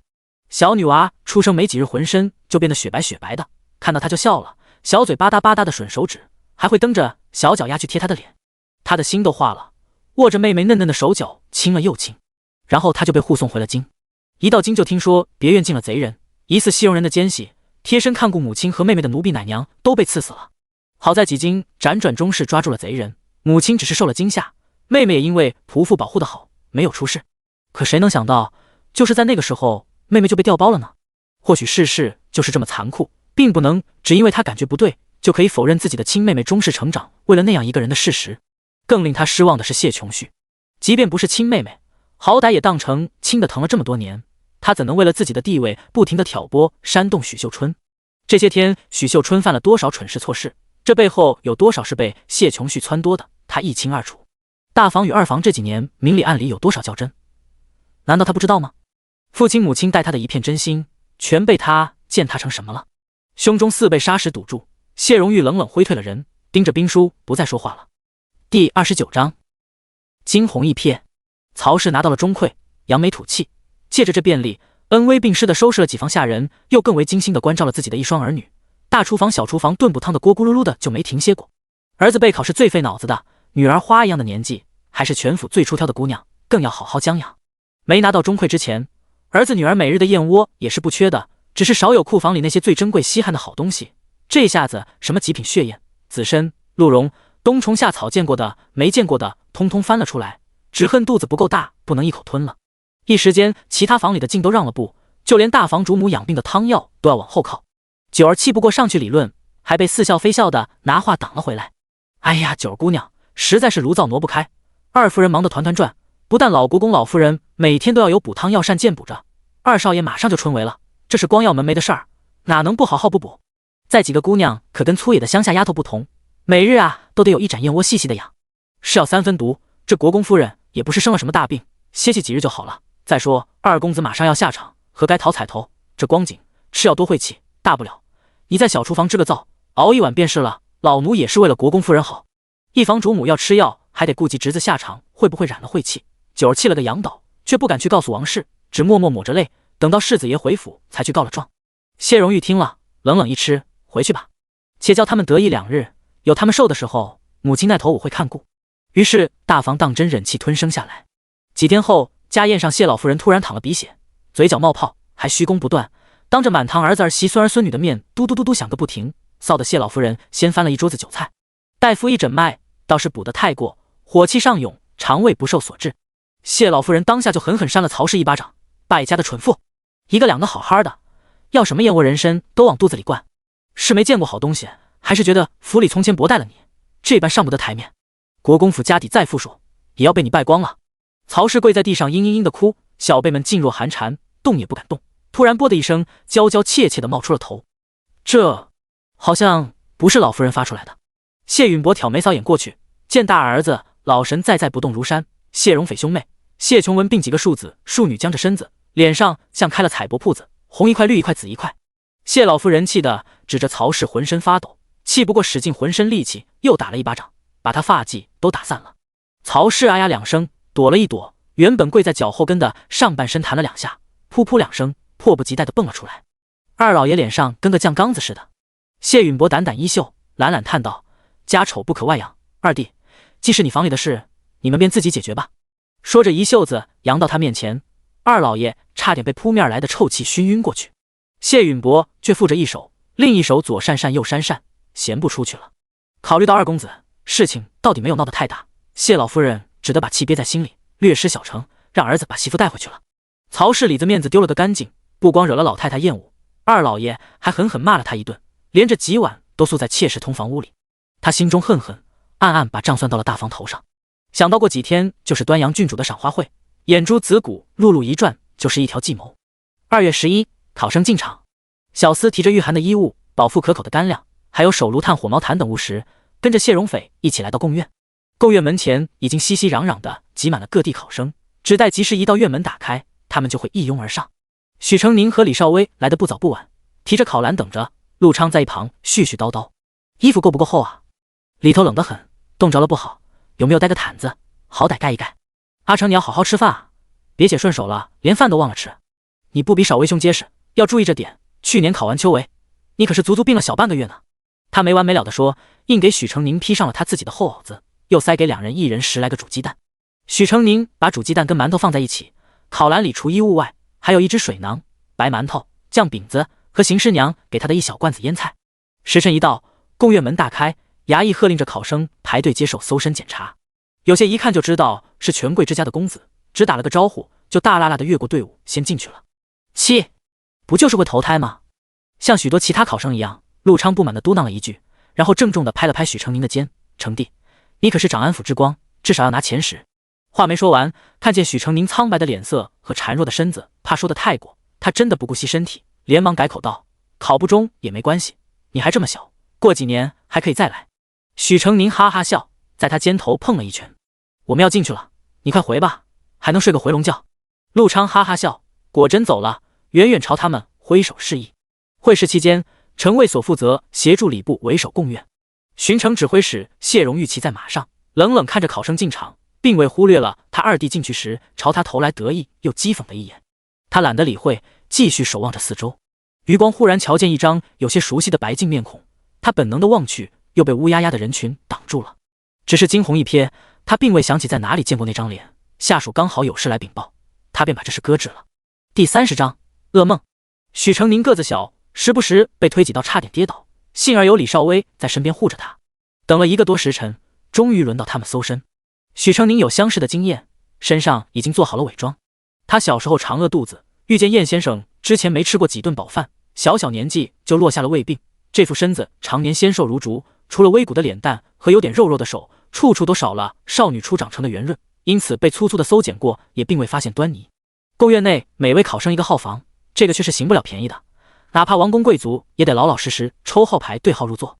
许成宁抽到的号房也好也坏，好在离坑号远不会被臭味熏到，坏就坏在此处避光，阴冷的连汗毛都在打颤。许成宁裹紧了衣服，从烤篮里拿出一个小瓷盒，挖出一点味道刺鼻的膏药放在手心，然后使劲搓手，等把手搓得热乎乎的，就捂在脖子两侧。这本是和镇痛消肿的药膏，还是有一回自己崴了脚燕先生给的。收拾东西的时候看到这个，想起他的效用，就带上了。他再用号房的被褥裹住双腿，这样垫着被褥坐上一天，夜里睡觉被褥也不至于冷硬到叫人睡不着。考卷是第2日发下来的，第1场考的45经。许成宁身子骨并不好，头脑却是天赋异禀，45经早已烂熟于心。这些年随着见识的增长，每都有新的想法。一目十行看完试题，他从容地打着腹稿，一边慢条斯理地研磨纸笔写草稿。6岁起，他就在书肆抄书正宫前大量的抄写，不仅让他涉猎广博，也让他熟练地掌握了草、行、楷、隶、篆等各式字体。因此哪怕号房极冷，手指不住的哆嗦，笔下多行草依然笔走龙蛇，写得极快。写完草稿，增删修改几处，又拿药膏子搓热手后，便用古雅飘逸的管格体工工整整的抄写在答卷上。他对书本上的内容向来熟识，融会贯通，前2场都早早答完。第3场考的是经史实务册，5道测问分别涉及公、农、历、法、民，实际上若是面面俱到，绝不仅限于此。许成宁跟着燕先生游学数载，除了书上的学识，他见识过16府水区的规划挖凿，见识过饥荒赈灾流民的安置与疏散，也见识过监察御史巡视属地，不出半月便撸下大大小小几十名贪赃枉法的官吏。殷先生声望极高，他还翻阅过多地府衙今年的正式记案。他一手拂袖，一手磨墨，细细琢磨了一会儿，才正式下笔，一气呵成。贡院不提供3餐，却按点给予热水，馒头冷透就会硬。许成宁用馒头加了腌菜，贴着盛水的陶碗捂了一会儿，一口馒头一口水的吃完。为节省蜡烛，入夜他也不挑灯夜战，用药膏子捂热了手脚后，把自己裹得像个蚕宝宝睡下了。许氏号房阴冷彻骨，叫人睡不安稳，夜里辗转之时又梦回岐山村。祖母是个干瘦矮小的老婆子，像庙里供奉的夜叉一样凶神恶煞，握着带刺的藤条，一边打一边痛骂：“你这个荡妇，仗着有几分姿色就敢勾搭人，背着大山偷汉子！说这个野种是不是你在外面乱搞有的？到底是谁的种？”母亲跪在地上苦苦哀求，她真是大山的孩子，求您别再打了。大伯娘笑道：“娘不知道，女人生娃，哪个是娘明明白白，哪个是爹嘛？当娘的可能也不知道呢。”三叔母也道：“男哥自打生下来就长得跟兄弟姐妹不一样，别人抱一下子嫂子都不许，宝贝的跟什么似的，天天卖菜都背着男哥，该不会是带着儿子去见他亲爹吧？”祖母大怒，叽里呱啦骂得难听至极，细细的干枯的手指指着他，拖出去打死，扒了裤子打！不要！母亲扑过来，紧紧把他抱在怀里，哭喊：“不要打，不要打他！”无论几个堂兄怎么拉扯，母亲都死死抱住他不肯放。那顿藤条他没挨几下，母亲却被打得皮开肉绽，遍体鳞伤。从大宅回到自己家，要越过一个长长的小土坡，母亲单薄干瘪的身躯在前面摇摇晃晃地走，他迈着小短腿跟在后面。跪了一整天，他走不动，扑倒了，巴巴地趴在土坡上，仰头看母亲。母亲回过头，夕阳在他身后染上橙红的光晕，暖融融的，他看不见母亲脸上的神情。母亲定定站了一会儿，走过来把他背起，才继续往前走。年幼的他不懂事，趴在母亲背上搂着他的脖子，晃着小脚丫回了家。那段土坡很长，长到令他忘记了在大宅的遭遇。但祖母没有忘，村里的人也都没有忘，他们一次次变本加厉地羞辱母亲，默许家中的孩子欺负他、辱骂、虐打他。大姐、二姐知道是他连累了家人，让他们都过不好，也对他拳打脚踢，不给饭吃。母亲先是变得沉默，再逐渐暴力，终于也全部发泄施加到他身上。在弟弟小福出生后某个昏暗无光的早晨，将他的头死按到水塘里。他一身湿漉漉的扑到爹爹身上，在他怀里一个劲的哭，爹爹浑身都在颤抖，胸腔像个老旧的风箱，杂音咻咻不停的喘。这是干什么？你要对孩子做什么？母亲歇斯底里。他害了我，害了我这么多年，有小福了，还留着他做什么？给我！母亲抓住他的头发往外拖，爹爹踉踉跄跄扑下来，用尽全身力气从母亲手里救下了他。你不喜欢他就不用管他，我养，我来养。后来爹爹送他去上学堂，他左腿比右腿长一截，抱着他走路，一崴一崴的。他指着庙里的圣人塑像说，小南要好好读书，做个明白人，别像爹爹一样一辈子糊里糊涂，连带你娘也跟着我受苦。他搂着爹爹的脖子，满口答应。爹爹没用，当不了好丈夫，当不了好爹爹。小南，将来你大了，不要记恨你娘和你姐，也对他们好，好不好？好。他掰着短短的手指，小南会好好读书，对爹爹第一好，对阿娘第二好，对小福大姐和二姐第三好。对，他还指着路过的轿子，脆声道：爹爹不用有用，小南会有用，小南会好好读书，给爹爹正大轿。爹爹笑了，他得过病，一笑就忍不住的抽搐翻白眼。那要挣不到怎么办？小南长大了，换小南背爹爹。爹爹哈哈的笑，笑脸逐渐变得模糊，眼口耳鼻渗出滚烫的鲜血。他惊惶颤抖的拿手去接，却怎么都接不完。死瘸子滚！交出你儿子，饶你一命。敬酒不吃吃罚酒。接着打。不要！许成宁惊醒，大口大口喘着气，脑子里一片空白。第31章赏花会。咚咚咚，隔壁号房不耐烦地捶了隔墙几下，然后就是一阵窸窸窣窣翻身的声音。许成宁终于缓过神来，平息了一会儿，也不想再睡，点起蜡烛，借着微弱的烛光翻看自己白天写下的文稿，稚嫩的眉眼渐渐凝重，最后一把将文稿揉皱，丢进砚台里阴开，重新铺好宣纸，提笔撰写。他是母亲洗不清的罪孽，丢不开的耻辱，也是爹爹留在世上的将一家人拉出泥沼的唯一希望。母亲顶着淫荡的恶名在田间佝偻了10多年，而爹爹因为救他丢了命。他能活到今天，付出的代价实在太大太大，他又怎能有一丝松懈？他不能收手。大脑嗖嗖地摞着思绪，那4年游学经历里学到的一切一点一点在脑海中浮现，点连成线，无数线被分经分纬，理清交织，环环相扣，汇聚成一卷千山万水锦绣华章。他废寝忘食地写了一天一夜，砚台里的墨汁干了又满，满了又干。一沓的草稿反反复复翻阅，增删修改，润色数回，等到最后2个时辰，才正式动笔誊写。有那几年抄书的底子，不过1个时辰，他便全部誊写完毕，字字秀雅，不曾涂改一处。不提主考生如何奋笔疾书，这一日，京城各府贵女却是香车宝马，浩浩荡荡的来了寿王府副端阳郡主的赏花会。勋贵圈子里的人向来闲得慌，成天就爱盯着各府谈资，哪个府上出了八卦，就拎到明面上来看热闹。许秀春身世刚传开，没2日，端阳郡主的帖子就到了，邀文国公府上所有的嫡出姑娘去赏花，特意点名了许秀春。许秀春今天很兴奋，他听金枝说，大户人家的花卉都是要相看的公子的，像国公府这样的人家，非3品以上都入不得眼，以后国公府的姑娘必定都会嫁得贵婿，甚至做王妃娘娘都可以。许秀春好像一只井底之蛙，突然跳出来，看到了整片蓝天。对啊，她都发达了，以后还要嫁人，可不能只想着吃什么穿什么，得紧着找一个极好的郎君才是。今时不同往日，从前她只能待在穷山沟里，等着哪个没有婆娘的汉子来把她挑走，现在她可是文国公的女儿，不说书生秀才，便是皇子龙孙，她也是配得的。到京城快3个月了，平常出门不多，也不知道别人家的公子哥长什么样子。王家几个表哥他倒是见到了，长相是极端正的，京城的男人都长那么好看吧？他越想越激动，开始翻箱倒柜找最漂亮的衣服，却惊悉文国公竟然不许让他出门。于是趁着文国公和世子不在家，偷偷溜出来，跑到谢老夫人面前闹：他们都去，为什么不让我去？我过了那么久的苦日子，你们不知道补偿我，还不让我做这不让我做那，倒让那个冒牌货去，这不公平！论起撒泼打滚无理取闹这一套，没有人能比许秀春更拿手，谢老夫人气得差点晕过去。好在有大姑娘在身边贴心宽解，温温柔柔的为三姑娘说了几句话，谢老夫人才松口，放许秀春跟姐妹们一道出门。许秀春坐在马车上，不时扶扶鬓边的花钗，扯扯艳丽的衣裙，举着小镜子左瞅瞅右瞅瞅，唇脂色太淡了，再上点，用那个红的叠一叠。她指使金枝给自己补妆。她现在比从前瘦了许多，身段苗条了不少，皮肤也细嫩了一点，因为有刘氏的底子，是以用心打扮也能有几分颜色。可惜她品味太差，见着好的就想往身上堆，还不肯听人劝。红色的衫子喜欢，绿色的衫子也喜欢，就让人给她套着穿。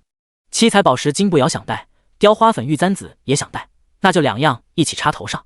抹胭脂更是恨不得各色盒子全铺上脸，胳膊也是金镯银镯玉镯一样不肯丢下。这般不伦不类的模样下了车，顿时引来一道道震惊、鄙夷、嫌弃的目光，他却浑然不知，对着寿王府的大门左看右看。玉芝缩着脖子，像只鹌鹑一样低头跟着他。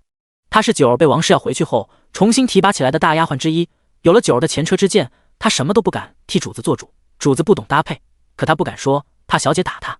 王府门是石榻大门，朱红漆板，实打实的9路黄铜门钉，两侧竖着圆雕大石柱，上头流瓦飞檐，神兽昂立，日光打在琉璃上，神气活现。大门两边檐墙巍峨连绵，围合了整座王府，放眼望去都看不到边。这就是天皇贵胄的气魄。许秀春觉得气派极了，看着牌匾眼里都在发光。寿字他不认得，王府2字他还是认识的，这可是当朝皇子的府邸。一股激动与满足涌上来，他挺着胸膛，鼻翼微微翕动，一把扯过玉芝的手问：今天来相看的就是这里的王爷吗？相中了就是王妃。第32章姐妹。谢琼韵轻咳一声，以团扇遮面，纤碎步先走了进去。谢琼文跟在堂姐身边，鄙夷地瞪许秀春一眼。谢琼旭也觉得丢脸极了，走快几步进去，生怕别人看出他俩有关系。玉芝都快哭了，小声地解释：小姐，寿王爷年已40，早就有王妃了，是府里的世子公子还没有成亲。怎么又是世子？许秀春热情少了大半，他还搞不明白达官显贵圈子里的各式称呼，家里那个冷冰冰的大哥是世子，这里还有个世子，世子到底是什么意思？玉芝解释道：世子就是将来要成爵的公子，寿王的位置将来是要由世子来做的。若是寿王能即位，寿王世子将来可不只是要当寿王了。不过这话可不能告诉这个魂不吝的主子，现在许秀春已经惹了够多侧目了，光走进王府的这短短一段距离，玉芝就觉得如芒在背。王府门房寻常都是见惯了达官贵人的，来者家中是有爵位承袭，还是亲贵之流，官大官小，无论哪路牛鬼蛇神，只要看一眼穿着打扮就能知道个七七八八。可今天许秀春却把他们难住了，这打扮的跟个货架子似的土包子，是哪家的暴发户？王府重地，岂容闲杂人等涉足？玉芝还没开口，许秀春就叽叽喳喳起来：我是文国公的女儿，快放我进去！他们都进去了，凭什么不让我进？既是郡主所邀，为何没有帖子？玉芝抢在许秀春之前道：我们三姑娘是与府上姐妹一同来的，其他几位已进去了。三姑娘慢了一步。门房一响，好像是听说文国公府三小姐是刚找回来的，而郡主开这个宴会主要也是为了一睹谢三小姐的风采。难道就是眼前这位？这风采真有点辣眼睛。可谁让郡主想看呢？门房思虑片刻，就把人放进去了。赏花会开在王府后花园里，正值时节，百花齐放，姹紫嫣红，像要与一个个娇艳欲滴的贵女美人斗艳似的。端阳郡主手执团扇，坐在凤凰亭正中，四周假山林立，花团锦簇。她这一袭阴粉色的芍药纹广袖长衫，配着蝴蝶云间，好似误入人间花丛的仙子，明艳无比。她是寿王最宠爱的女儿，虽不是嫡出，可因为王妃膝下没有女儿，是以与嫡女没有什么分别。因为寿王的缘故，被满城的贵女拿话捧得高高的，而她也一向自视高贵，为人骄矜，从不与身份不显之人往来。此时庭中只有几位家世显赫的贵女相伴，其他人都只能坐在庭外台阶下设的席位上。谢琼韵是京中贵女中的翘楚，身份上又低于端阳郡主，且为人谦逊，是以端阳郡主平常与她关系不错，让她坐在自己身边的位置作伴。你不是有个新来的妹妹，她在哪儿？谢琼韵微微笑，她与二妹妹一起呢。说着往庭外左看右看，好半天才看到谢琼旭一人，惊讶问道：二妹妹，三妹妹不是与你一起？他人呢？今日除了谢家，曹家的几位姑娘也来了，身为谢琼韵的表姐妹，沾了她的光。曹大姑娘曹轩也坐在了亭子里，谢老夫人的侄孙女徐荣也在，而谢琼旭却屈居在庭外，连郡主的脸都看不清。一门得力姻亲的重要之处可见一斑。论身份，文国公嫡女自然比二老爷之女更尊贵，可谢琼韵背后的曹氏、徐氏都是世家，虽不如谢家为百年世家，但也是后晋极大的新兴氏族。而文国公夫人王氏不过是翰林之女，祖上只是耕读人家，势单力薄，像这样的宴会，谢琼旭那些个表姐妹都没资格参加。谢允伯的母家韩家倒的确是大族五姓之一，但跟在旧都金陵，在京城的寥寥几户都是偏远旁支，权贵面前根本没什么分量。倘若因亲得利，端阳郡主便是在偏袒谢琼韵不喜欢他，也不敢这么怠慢自己，连曹轩和徐荣这两个小门户女也敢压在他头上。谢琼旭脸色铁青，却装作若无其事。我以为他跟进来了呢。谢琼韵婉言规劝道：他与你是亲姐妹，又是刚来，你何该多照应他些，如何能把他落下了？谢琼旭一脸愧色，刚刚见到了瑶光县主和乔四姑娘，心里欢喜，一时忘形，以为三妹妹会跟着大姐姐，便与他们多说了两句，是妹妹不对，姐姐勿怪，我这就去找三妹妹。他起身扶过礼就要去找，被谢琼韵及时喊住，罢了，叫个丫鬟去便是。谢琼旭刚点了子规去找人，便听见花园拱门处有人哈了一声，嗡嗡的窃语声中，一个打扮的花里胡哨的姑娘跌跌撞撞走了进来，身边两个丫鬟手忙脚乱的虚扶着。第33章捉弄上。时下未出阁的女子兴着襦裙，一袭长而宽松的襦裙，配上披帛，便已翩翩如仙，摇曳生姿。而来的这个人，因草色配石榴红便罢了，还要再罩一层宝蓝的纱衫，并虾粉的飘带，一边走一边提着下滑的裙头，热汗津津，满脸胭脂都晕成了个调色盘子。端阳郡主扑哧一声笑了，其他小姐也都嘻嘻哈哈笑起来。天啊，我刚刚在门外见到他，还以为是个疯子呢。他是怕别人看不出他首饰盒子里有什么吗？文国公在外面找了个什么东西？他真是亲生女儿。要知道谢家人可是出了名的好相貌，谢允伯的亲娘韩氏当年可是艳冠京都的第一角色。谢允伯有老国公和老国公夫人的底子，端地是风流倜傥，哪怕40岁了也是一等一的美男子，怎么会生出这么个歪瓜裂枣来？端阳郡主已经笑得不行，对谢琼韵道：你大伯一介武夫，果然不拘小节，什么人都敢往家里带。换作是我可没脸把这种女儿放上台面来，丢人现眼。谢琼韵轻声致歉道：郡主海涵，三妹妹又是在外无人照拂，礼仪上短缺了些。许秀春刚刚进门后，因被前院的雕栏画栋吸引，走岔了路，还是金枝问了府里的下人，才找到花园的路。早上出门只图臭美，身上穿的又长又重，却没想到王府这么大，路这么长，把他累得气喘吁吁，教习嬷嬷教的闺秀礼仪全抛到了脚后跟。花园里所有人都在看着他笑，他知道那是不怀好意的笑，但他因为没有爹，从小受到的嘲笑欺负多了去了，早就已经习惯。何况他现在可是文国公的千金了，他们有吗？他梗着脖子挺着了腰，继续往前走。亭子里端坐着的美貌女子高高在上道：你就是谢三，见了本郡主为何不行礼？玉芝偷偷提点许秀春，许秀春惊道：为什么？我可是父亲的女儿。他说的有些大声，玉芝脸上已经红得滴血，急道：郡主是皇帝的亲孙女。果然对付这个没见识的三姑娘得说大白话，许秀春这才规规矩矩行礼，满头珠翠丁令哐啷作响，大家又嘿嘿笑起来。端阳郡主也不喊他起来，许秀春颤颤巍巍地伏在地上，全身发抖，跪了约有1刻钟，他再也坚持不住，歪过身子就要栽倒。他哎呀一声，以手撑地，腕上一只翡翠镯子一下子被磕得支离破碎。哎呀，谢三小姐，你还跪着啊？家里难道没给你请教习？怎么连跪都跪不好呀？也怪你穿得太艳了，盯着一身花花绿绿，搁这花园里一站，谁看得见你啊？嘿嘿嘿，就是带那么多钗环，难怪跪这么一会儿都跪不住，下回记得穿戴轻简些。许秀春被镯子的碎渣子扎破了手，疼得龇牙咧嘴，鲜血顺着手臂流出一道血柱来。皮肤发黄的手臂好不容易养细嫩，现在又要多个疤，他心里又酸又苦，泪水在眶里直打转。他抬起头，又怯又怒地瞪着这些人。谢琼韵斥责道：三妹妹不得无礼，大家只是说说玩笑话，何必这般小心眼？他向着大家略表歉意，赦媚无状。琼韵待他向各位赔礼了。他盈盈府里，举止端庄优雅，神色平和，换得不少人的好感。不愧为京城第一才女，这般礼数，这般气度，才是真正的大家闺秀嘛。果然外人都说谢尚书这一房才是最像老文国公的，不然也不会有琼韵这般知书达理的女公子，还有锦玉公子那样惊才绝艳的儿郎。谢大姑娘真是客气了，是我们不对，一时顽皮，该请谢大姑娘见谅才是。庭外一位小姐笑呵呵道，另外一位也道：是啊是啊，我们看谢三姑娘初来乍到，多说了2句玩笑话，没想惹了她的眼泪去了，罪过罪过。他们向谢琼韵道了歉，又向谢琼旭道了歉，就是没人想过给许秀春道歉。许秀春气得不行，什么玩笑话？合着骂人的人没有错，他计较一下，就是他不对了是吧？怎么香的都是你们的，臭的全是他的了呢？许秀春愤愤的要上前，玉芝死死拉住他，苦苦哀劝：“姑娘，这里是寿王府，那是郡主，王爷最疼的女儿，您不能在这里惹事啊！万一传出不好的名声，您的亲事可怎么办？”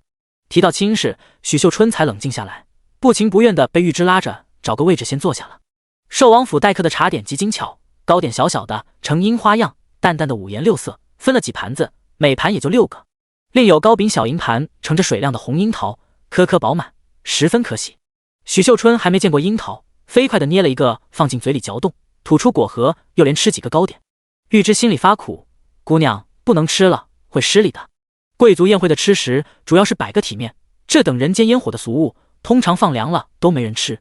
许秀春不懂，她家里穷，从小过得苦，娘带着他们几个孩子，一年只能指望着2亩地的收成过日子，每年除了税，还要被大宅克扣米粮。她肚子里常年是没滋没味的米面，衣服更是一年做不了2身。苦巴巴的日子过多了，好东西摆在眼前，叫他怎么能不馋？耳边听到痴痴的低笑声，许秀春转头看到2个娇滴滴的姑娘正在咬耳朵，见他看过来就齐齐收回目光，把头转回去了。也不知道为什么，他在村里的时候被人看不起，现在他有爹了，有钱了，有地位了，还是被人看不起。许秀春嘴一瘪，悄悄抹了抹眼泪。端阳郡主身边围坐了几个人，不知说了些什么，逗得他笑起来。难得大家聚一场，不如我们来投壶吧。端阳郡主美目飞扬，语气骄矜又慵懒，输的人就在头上顶个果子，给本郡主当剑吧。好啊！姑娘们嘻嘻哈哈，极爽快地答应了。许秀春还没明白过来怎么回事，就见几名侍女捧来羽箭和一只细长颈的双耳铜壶，壶放在席中夹道上，帐外画了一条线。端阳郡主被簇拥着走出亭子，扶了扶袖子，轻笑道：“懒带了一个冬，该松松筋骨了，让我先来吧。”他挑了一支羽箭，横在脸侧对了对，便提肘掷去，箭头斜斜落入瓶口，箭杆慢悠悠转了半圈，不动了。一杆，郡主好厉害啊！曹四姑娘曹云拍手笑道：“果然玩投壶，没人投得过郡主。”端阳郡主懒懒道：“行了，该你们了。”他挑了一支，递给谢琼韵。谢琼韵善诗书，投壶一类的玩乐并不在行，这一箭险险投进壶中了。他松了口气，半开玩笑的抱怨：“郡主竟挑我的短处乐呵。”端阳郡主笑了笑，让其他人接着投。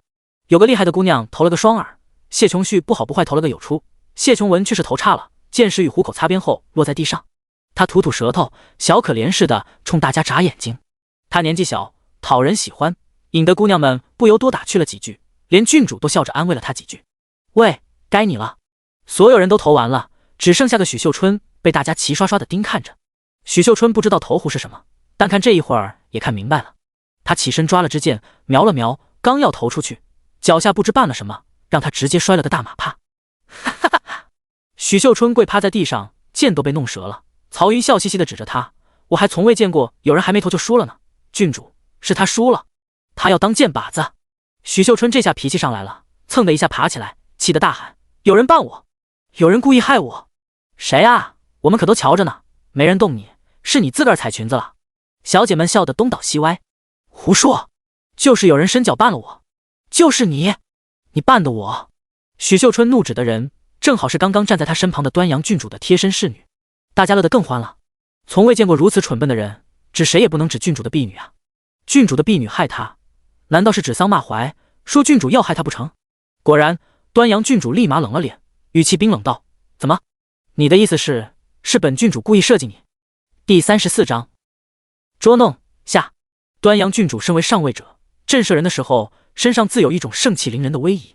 许秀春不太会看眼色，但人好不好惹还是能觉察到的，于是闭了嘴，低着头，不甘不愿地盯着郡主。曹云发出林子般咯咯咯的笑声：“郡主，既然谢三小姐输了，那就该她当靶子了。”“对对对，快顶果子！”曹二姑娘曹曼从果盘里摸了只小巧的琵琶过来，许秀春自然不乐意，袖子乱挥乱打，鬼嘶鬼叫：“我不要，不要！你们走开，别过来！”可哪里由得他，4、5个好玩的姑娘直接上手左右制住了他的手脚，叽叽喳喳招呼着，让曹曼把琵琶放在了头发上。“郡主，您开始吧，我们帮您压着他。”端阳郡主很有闲情逸致地啜了口茶，拿帕子轻轻开嘴，这才慢慢悠悠地起身，涂着艳丽扣丹的手轻轻抚过弓身上精美的纹路和镶嵌的宝石，架起箭矢，慢慢对准了许秀春的头。许秀春怕极了，金枝玉枝2个丫鬟站在一旁，缩得跟鹌鹑一样。她胡乱挣扎起来，情急之中也顾不上说蹩脚的雅言，扯着一口叽里呱啦的地方，口音嗷嗷大叫：“放开鹅，放开鹅！告诉鹅爹鹅娘！”他四肢都被抱住了，就用指甲挠，用脚踹，抱住他的一人哎呀叫了一声，紧接着他腰上的肉被狠狠拧了一把。许秀春哇哇大叫，又有几个壮实的仆妇过来替小姐们接过了手。有几个一直很安静的姑娘站得远，目露不忍，可看郡主一脸肆意，连谢琼韵、谢琼旭两个亲姐姐都只能一脸无奈，怜惜的袖手旁观。他们又能怎样呢？别抖啊，射偏了可是要重来的。端阳郡主勾唇一笑，拉紧了弓弦，利箭如红杏子，在毒蛇突击的那一刻，冲着猎物一击即中。啊！箭矢擦过那颗金黄的琵琶，直接插在许秀春高耸的发髻上。许秀春上半身向前俯倒，满头的步摇珠钗噼里啪啦掉了一地。压制他的人放开手，许秀春像脱了力一般软倒在地上，头顶一蓬乱发，还插着一支箭，黏腻的琵琶汁粘在发上，脸上的妆更是被泪水汗水糊成一团红不红黑不黑的东西。哈哈哈哈哈！众小姐笑得前仰后合，连侍候的婢女都低着头掩唇而笑。这光景就好似刚看完一出好玩的戏，热闹欢喜的景。许秀春摸着脸上的黏腻，还有地上断成几截的玉簪，全身都在发抖，欢笑声听在耳朵里，从刚才就压在心里的那股气，犹如浇上了一瓢油，瞬间窜起一片熊熊火海。啊！许秀春一声尖叫，推开来搀扶的金枝玉枝，一头撞向近旁扎堆的几个人，像个疯婆子似的乱打乱踹。别的不说，论打架，许秀春自然比这些金氏做派的小姐们厉害得多。她以一当五，左一拳右一脚，一群人滚作一团，啊呀的惨叫着。放肆！端阳郡主一拍桌案，横眉冷目，立马就有几个仆婢上前把人拉开，一个个头发衣裳全扯得乱七八糟，狼狈不已。曹云被揍得最惨，鼻青脸肿，一脸羞辱的跪下道：“郡主，游戏便是游戏，我们不过玩笑一下。谢三姑娘便如此拳脚相向，粗鲁至极，请郡主为我们做主。”另一人也道：“是啊，本就是郡主闲来无事的玩乐，谢三姑娘这么做，指不定心里怎么记恨郡主呢。小小游戏便能惹得谢三姑娘这般大闹，难道这就是文国公之女的家教吗？”谢琼旭听他只说文国公，把谢琼韵、谢琼文都给摘了出去，分明是指桑骂槐，连忙请罪。郡主息怒，三妹妹在乡也待了10多年，难免一时性子转不过弯来，唐突了诸位姐妹，扫了郡主兴致，还请郡主大人不计小人过，饶他这一回吧。他也没敢说出带妹受过的话，郡主被谢琼韵蛊惑，偏心的没了边，只怕就等着抓他的错处呢。端阳郡主冷着脸斥道：“谢三，你是在对本郡主不满吗？”许秀春满脸是泪，一副倔头倔脑的模样：“我回去就告诉我爹娘，你们欺负我。”端阳郡主神色更加冷凝，没想到他如此不开窍，果然是村妇养大的，尊卑不分，没有半点眼色。不过如果他真的把这事告诉了他爹，以文国公谢允博那护短的性子，只怕也有些麻烦。何况他隐隐察觉到父王和长兄对文国公父子仿佛还有几分看重，可哪怕心里有忌惮，他身为郡主，岂能被一个小小臣女唬了去？心里转过万般念头，端阳郡主脸上更加冷酷，刚要开口说什么，忽然一个姑娘惊道：“谢三小姐，我的点翠蝴蝶簪怎么在你呢？”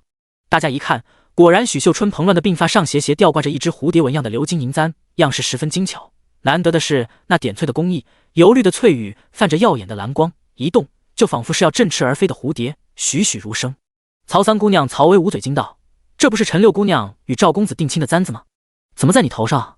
陈六姑娘伯父供职于吏部，官阶不大，但直属寿王麾下，自然也跟着体面了几分。年前陈六姑娘与伯爵府次子刚定亲，礼中就有这只十分名贵的点翠蝴蝶簪子，陈六姑娘最是宝贝了。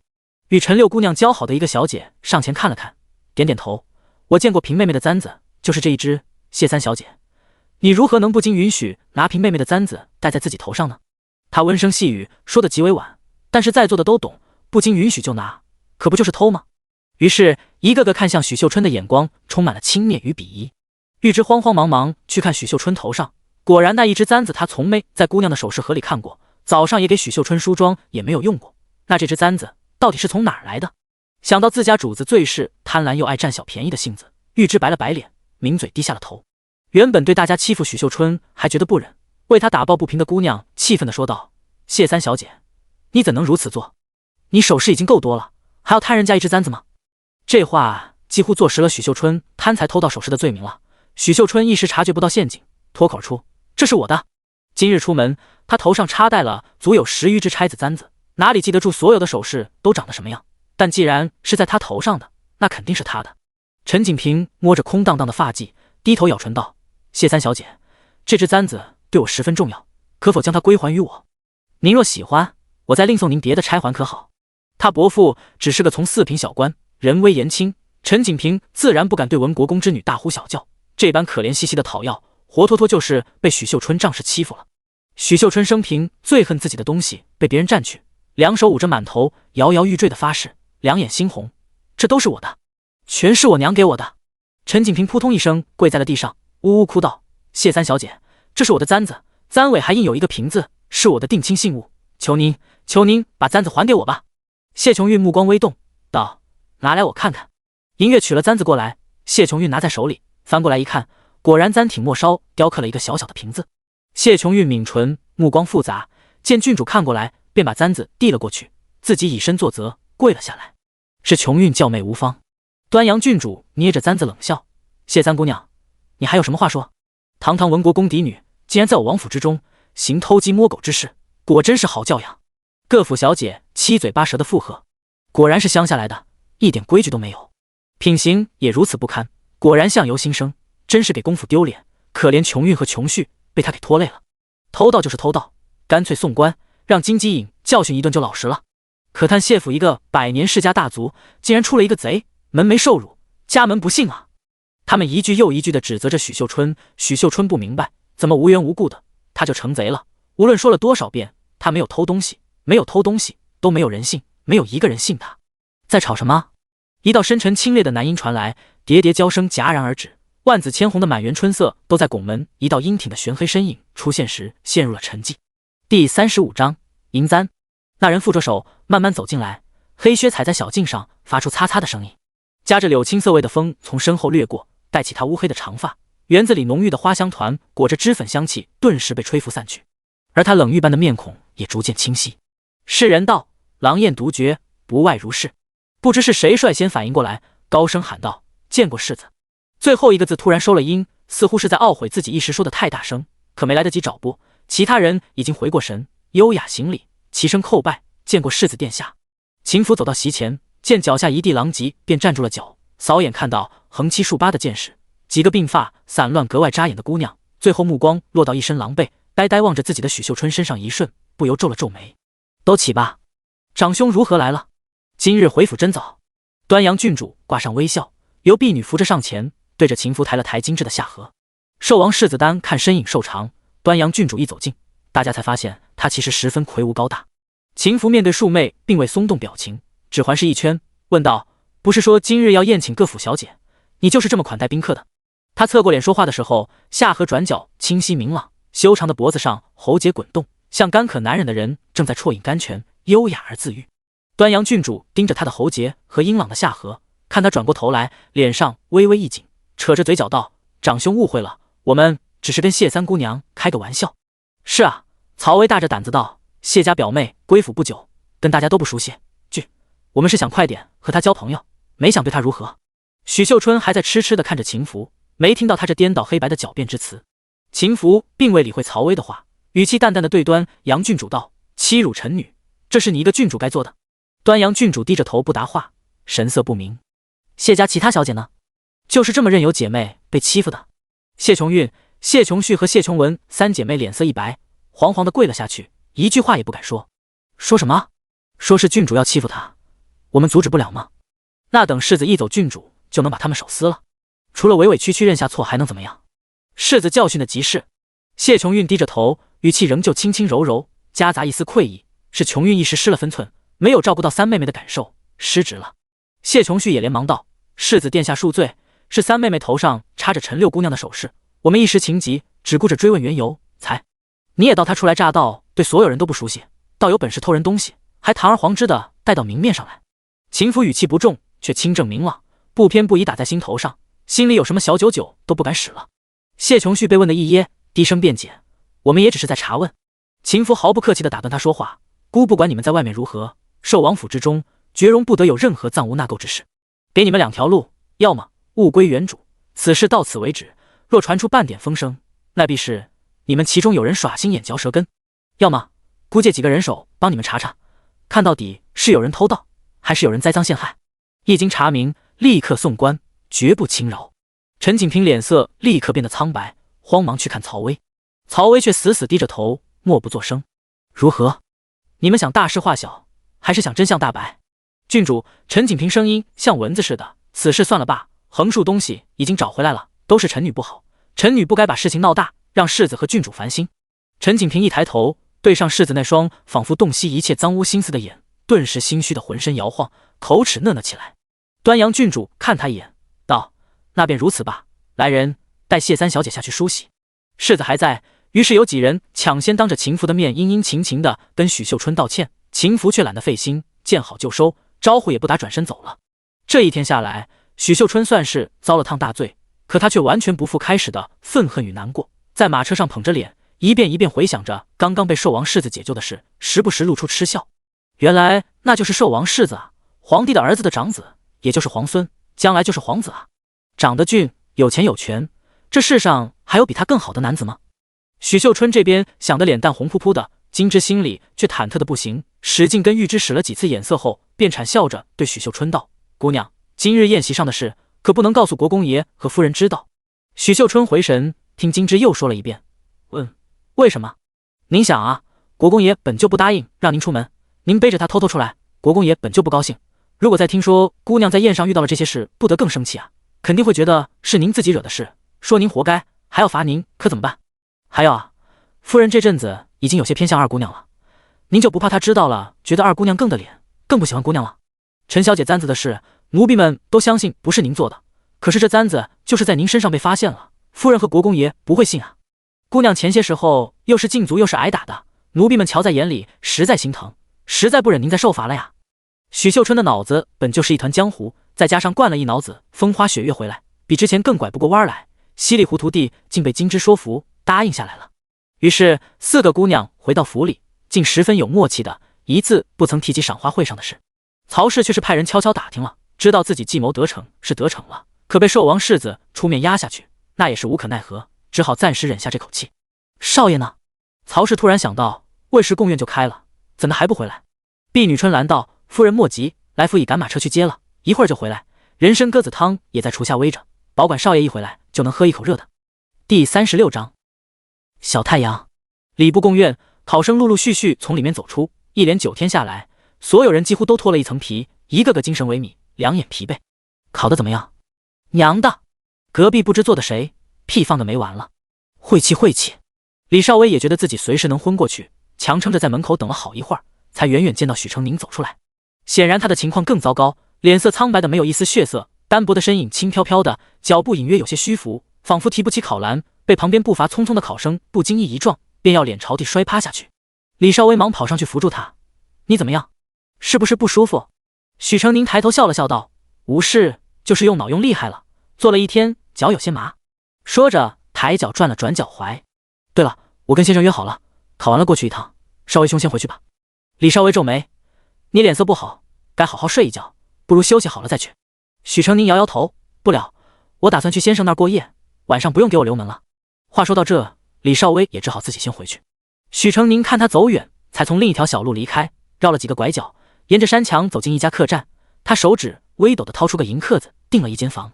待小二领自己进屋后，他飞快写下一张药方子：“小二哥，麻烦你给我抓点药，熬好叫我一声。”他塞了缴碎银给他，店小二手脚麻利的去了。许成宁便颤抖着躺到了床上。9天的会试，他熬过来了，可到底冻出了病，身上又冷又无力。他不敢回农舍住，他怕自己睡过去却醒不来，会被李少薇发现身份的端倪。他从小没有一个健朗的身子，曾经有个大夫帮他把脉，竟点破了自己的女儿身。从今往后，他再也不看大夫，而是自己学会了把脉，学会开些简单病症的药方子。他得在客栈熬过这场病，才能万无一失。脑子里昏昏想着，不知不觉昏睡过去。20年前，大燕发生了一桩举国轰动的舞弊案，从考生到考官上上下下涉案200余人。从此之后，每逢春闱，考生全部离场后，贡院即刻封闭起来，置重兵日夜防守。考官、场官不得以任何理由离开贡院半步，也不能对外传任何讯息。任何人出入都要经2道搜身检查，杜绝任何私通舞弊的可能。谢荣玉所领的士兵负责看守，他得守到放榜才能回得了家，夜里也宿在贡院外的官舍。陆副指挥使提着一小壶酒走进来，吊儿郎当的：“喝一杯不？桑洛劳不上头，耽搁不了差事。”他问出口，却没打算听谢荣玉拒绝，直接翻开2只茶碗倒满，把一杯推到谢荣玉面前。谢荣玉额角还有薄汗，手边放着佩剑，应是刚练了剑才歇下。他把手里的兵书扔到一边，单手举起茶碗喝了一口。最近愁得很吧？我可听了不少你家里的热闹。陆副指挥使笑盈盈的，谢荣玉却懒得理他，不咸不淡道：陆清风，你是闲得慌？陆清风哈哈的笑，还饮一口酒，双手在脑后交叉躺了下来，左腿架在右腿上乱晃。你那个二妹妹可不是省油的灯，要我说，从哪儿来就该回哪儿去，没得养了10多年还得继续养下去的道理。谢琼旭不是谢家骨肉的事，谢荣玉没有跟他说过，但身世原因，陆清风丑事怪事见得多了，自然不会信双胞胎的说辞，稍微一想就知道是怎么一回事了。换作从前，陆清风不会当谢荣玉的面说谢琼旭的不是，他这好友看着冷淡，其实跟他那国公爹一个样，最是护短。他不怕谢荣玉，却没有没事找揍的喜好。陆清风只见过谢琼旭一次，不熟悉，但是经常听到他的传闻。这么多年，他摸良心说句实在话，谢琼旭可半点不像文国公的闺女，成天就会粉饰才女的名声。像他们这样的仕宦之后，再不喜诗书，也不是不通文墨，看不出才名的真假。谢琼旭之辈流出来的那些个诗词，简直矫揉造作到令人作呕。祖父喜欢。谢荣玉言简意赅。谢琼旭当了他10多年的妹妹，他怎么可能一点感情都没有？就是因为知道2个互换人生的真假女儿养在一起会出事，他当初才会与父亲看法一致，认为把谢琼旭送回本家为好。无奈谢老国公孙辈里最喜爱的就是他，坚决不肯应允。那始作俑者，仗打100，发卖。这是文国公问都没问过亲爹，直接拍板定了。后来也让人告诉了谢琼旭，算是一种敲打。他文国公府的姑娘，无论是谁冒犯了，都得付出代价，保住谢琼旭嫡女的身份，已经是情分了。陆清风一笑，就没闹。谢荣玉勾唇一笑，没有作答。只要自己好，谢琼旭哪里还顾得上有失无名的血亲呢？陆清风不觉有些可怜他，明明是谢氏未来的家主，却不得重用，家中母亲懦弱，弟妹不亲，继祖母和叔父们虎视眈眈，偌大一个公府，竟只能靠他与国公爷父子，内防同事操戈，外防危墙倾倒，实在辛苦。乃像他庶房庶子，没人在乎他出不出息。陆家日后无论青云直上，还是碾落成泥，都与他无甚关系。陆清风眼盯着天花，黑眸里的桀骜微淡，闪过一丝寂寥。平远，你想过娶亲吗？谢荣玉略微诧异地看他一眼，大丈夫功业未立，何以成家？功业？你的功业便是披甲上阵，覆土开疆。要是10年20年朝廷都不打仗，难道你能一直不成亲？别忘了，你是世子。谢荣玉长指按在书卷上，轻扣了扣，5年内必有大战。怎么说？谢荣玉顿了顿，低声道：圣上年迈，皇位之争势在必行。北绝、西戎、蛮兀在圣上当政期间得了多少好处？新君上位还能不能再拿到？他们不知，所以势必会趁着皇子夺嫡，浑水摸鱼。圣上不许边关守将擅自出兵，无论蛮夷如何犯境，将领都只能一味闭守不出。敌方许是看出端倪了，总是时不时来打打秋风，形势微妙。我家中那些人还保不准会早早站队，到时我出征在外，多个妻儿就多分危险，何必给自己添个软肋？谢荣玉又问：怎么突然问这个？你想成亲了？陆清风一笑：没有，只是前些日子在街上遇到一个女孩，古灵精怪的，穿着男装，人薄的跟纸一样，一看就是贫家女。但是啊，她长得好看，而且她的眼睛里有太阳。陆清风伸着2个手指头在眼珠子前比划了2下。我看到她就好像什么都能随遇而安。我那府里什么样你也知道，不想再养一个整日只知哭哭啼啼的夫人在家。我若娶妻，就要娶那样聪慧可爱的，像个小太阳似的，过日子多有趣。正好他们也不在乎我娶妻的身份地位，我也省得掰扯。谢荣玉提醒道：你可以不在乎女方身份，但你就不怕她应对不了豪门的诡谲？不会。陆清风一个打挺翻了起来，笑嘻嘻道：小姑娘可聪明了。于是把梁兆琪被冤枉的事讲了一遍。你看，遇事冷静，一针见血，直击要害，试了服医去，我看他什么都看得明白。梁兆琪？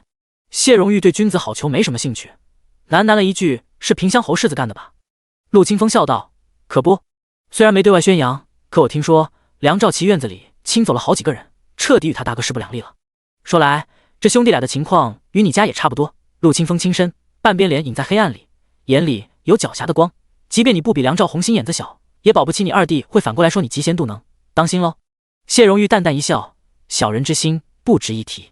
第37章会员为谁？许成宁回到民舍已是5天之后，脸色已没有那么苍白，但确确实实又瘦了一圈。李少微站在门口，定定地看着他，神色复杂。你还好吗？许成宁与他对视片刻，原本准备好的解释也没能说出口。他这个样子，哪里像在先生那养过几日的模样？李少威定也是看出他撒谎了，只是没有多问。许成宁垂眸轻轻嗯了一声，被李少威拉进了屋子。过了一会儿，李少威端了一碗鸡汤放到他面前，淡淡道：“喝吧。”马家夫妇便是日子并不很窘迫，也不会舍得下钱去买鸡熬汤给他们，这定是李少威自己掏钱买的。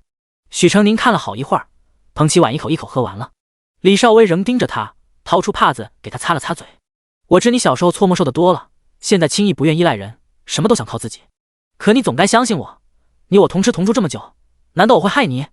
你身上有秘密，我知道，我也不强求你告诉我，但你要明白，假如有一日你走投无路了，我一定会护着你。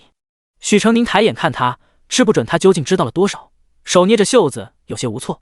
我知道了，少威兄。听李少威说，许成宁才知道自己不在这几天，陆昌也过来找了几次，两个同窗都担忧自己，他心里感激，晚膳便亲自下厨，请两人吃面。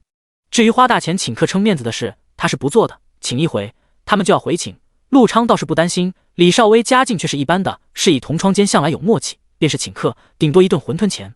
许成宁端了2碗面，一碗给李少威，一碗给陆昌，笑道：“我做的面可只有燕先生和邢夫子吃过，今天拿来孝敬两位兄长，还望两位大哥大人大量啊。”李少威绷着脸皮接过面碗，面不改色的吃面。陆昌倒是笑呵呵的摆手，只告诉他以后不能再让人担心，要爱惜身体云云，然后就呲溜呲溜的吃了起来。马家夫妇出去吃满月酒了，留了小满在家托他们照顾。许成宁给小满也捞了一碗，小满脸埋在碗里，吧嗒吧嗒的吸面，吃完了便抱着许成宁的胳膊，嘀嘀咕咕的说话。这个小哥哥身上又香又软，笑起来温柔又好看，他最喜欢了。你们在公园那几日，平安赌坊的赌局收场了，他们引导的太好，沈云力压谢二公子成为榜首，身上背了200万两的注金呢。小满仰头道：“爹爹也买了。爹爹说压中了要给我扯不做新衣服。”许成宁摸摸他的头，看他单纯明亮的眼，心里一股恨意油然而生。郑家明明已经富可敌国，竟然还贪老百姓的钱袋子。此局一开，不知多少老百姓要卖房卖地，卖儿育女，又不知有多少像小满一样幼小可爱的孩子要为奴为婢，流离失所。光凭这一点，宁王就不堪为处。如果沈云会试得过，他还是去提醒一句吧，最好他能考中状元，赚他郑家个倾家荡产。三人有一搭没一搭的聊着天，等到马氏夫妇回来了，才抱着呼呼睡着的小满去睡觉。陆昌也干脆留下来，夜里睡觉时呼噜声如冬雷滚滚，人在铺上翻来滚去，像八爪鱼一样缠上了睡在中间的李少威。同窗皆是沉重，还一身臭汗，饶是李少威脾气再好也受不了，隔着一条被子将他推开，自己翻身躺得离许成宁更近些。身边人小小一团，呼吸绵长安静，显然睡得极香甜，身上悠悠散发着一股甜软的香气。他仰躺着睡，脸微微侧向这边，睫毛长长的翘着，鼻梁很挺，鼻头却极精巧秀气，底下小嘴像樱桃一样红润饱满，真漂亮啊！他心想。李少威睁着眼看了好一会儿，才睡去了。半个月艰难的过去，到了放榜这日，一大早，陆昌风风火火的闯进来，拉着李少威和许成宁一起去看榜。快快快，马上就贴出来了，我们赶紧去站好位置。3个人一路跑到了张榜处，却傻了眼。本以为已经够早了，没想到看榜的人早就乌压压的挤满了整条大街，不少人是携家带口的一起来看。这一下别说榜文，连礼部的大门都望不着。陆昌一手拉着一个，小牛犊子似的钻来钻去，许成宁头巾都差点散开，像没头苍蝇似的钻到了斜对角。前边就是一水儿醒目的蓝色家丁服制，人高马大，怕挨打他们也没敢再挤。少顷，只听一声高喝，有军官挡开众人，前榜大臣领着2位司官出门，命拨工兵张挂榜文。众人自觉让出一条道，这一退，许陆李3人却是又被挤到了外边。先吃东西吧。人群里大呼小叫，闹哄哄的，然而他们什么也看不见。许成宁揉揉肚子，指了指不远处一个油茶摊子，我饿了。再往前凑也是无法，陆昌只好放弃，悻悻地跟着他们去吃油茶。国公府的赵管事和几个小厮天没亮就候在礼部门前了。少爷科考试全府的大事，只要少爷考得好，他们这些回去报喜的就少不了赏钱。榜文一贴出来，几个身形高大的护卫把旁边人一推，赵管事顺利挤到了前面。从第一个开始看，前3名却都不姓谢。往下看，看到了第5名才是谢荣斐的名字。有机灵的小厮唰的一声撒腿跑了。小厮飞奔回国公府，门还没进便大呼道：“中了，中了！二少爷中了第5名，第5名！”传到正堂去时，谢老夫人一听，老脸顿时笑开了花，拉着孙儿可劲儿的夸赞：“斐哥才18岁就中了第5，比你爹都强，果真是少年英才，我孙儿定然前途无量。”曹氏笑的鱼尾纹都快飞起来了。老爷说，近些年科考卷子越来越难，能考中进士的十之八九都是20多30岁许的举人，年不足20就中进士，那是少之又少的。我儿当是今年进士里顶年轻的。谢荣斐的野心可不是第5这样一个名次，不过听他们说了这些，到底也好受了一些。虽说祖父17岁中状元，但进士科到了现在也确实难了许多，局子也在逐年增加，他这个年纪中第5名也是极好的了。会员可是绍兴府沈云。小厮一愣，他识字不多，光顾着找2少爷的名字了，哪知道会员是谁。好一会儿，赵管事才匆匆跑回来，手里扬着一张誊写了前20名的纸，嘘嘘喘着大气儿。会员是长安府许成宁。第38章，许成宁是谁？长安府许成宁。陆昌从碗里抬起头，伸长了脖子往后张望，捅捅许成宁的肩，成弟，是不是你中了？我好像听见你的名字了。他拉过许成宁就要冲过去，许成宁眼睛还粘在碗里，急得直哼哼，把剩下几口扒拉干净，才鼓着腮帮子被扯走。陆昌左突右挤，没能挤进去，灵机一动，跑到贡院对面，爬上台柱，瞪着眼睛，直接扫向榜首。只见长安府许成宁6个大字高高的写在信榜最前。他像野兽一样嗷呜一声，又看2眼，确定无疑，一个巧劲跳下来，拼命地晃许成宁的肩。成弟你中了，榜首，榜首呀！他一把把许成宁举起放在了自己肩头。许成宁惊呼一声，揪住陆昌的头发。陆昌哈哈笑，你自己看，快看。许成宁看过去，果真是自己的名字，顿时也喜笑颜开。陆昌嗷嗷叫着，拖着他转起圈来。两人哈哈的乐。许成宁忙道，你快停下，我看看少威兄。李少威微笑看着他们两个闹，走到另一边也帮忙拖着许成宁。许成宁睁大眼找了一会儿，指着榜单欢笑起来，少威兄中了49名，我们都中了。李少威踮脚看了看，果然如此，于是3人都欢天喜地起来。陆昌拿手高高指天，会员，会员是我们长安府的，我不管，今天你们2个要请客，我要吃烧鸡。陆昌闹哄哄的，周围已经有人听到看了过来，目光在3人中间打了个转，最后惊讶地落在许成宁身上。这会员怎么如此年幼？哪个？那个小的。陆昌是个不嫌事儿大的，哈，指着许成宁道，这是我们长安府许会员，14岁的会员。许成宁。众人哗然。许成宁拉着陆昌道，闹什么？还吃不吃烧鸡了？说着和李少威一起拉着陆昌跑。那货犹不死心，嘴里大嚷着，长安府一个会员，一个49，想捉婿可赶紧了。许成宁。谢荣斐愕然，他竟输给了一个无名小卒。赵管事小心翼翼道，只知是长安府人士，为人似乎很低调，打听到的不多。谢荣斐有些气闷，千防万防的以为沈云会是最大的敌人，没想到沈云名声吹得好听，竟堪堪考了20名。这头名，这许成宁，这到底是谁啊？许成宁是谁啊？许成宁从碗里悄悄抬眼，发现隔壁桌一人拍着大腿，一脸懊丧。我总共才筹了200两，全买了沈云，没想到被这个许成宁横插一脚。老周，话也不是这么说，沈云列为20，就算没有许成宁，前面还有好多人压着他呢。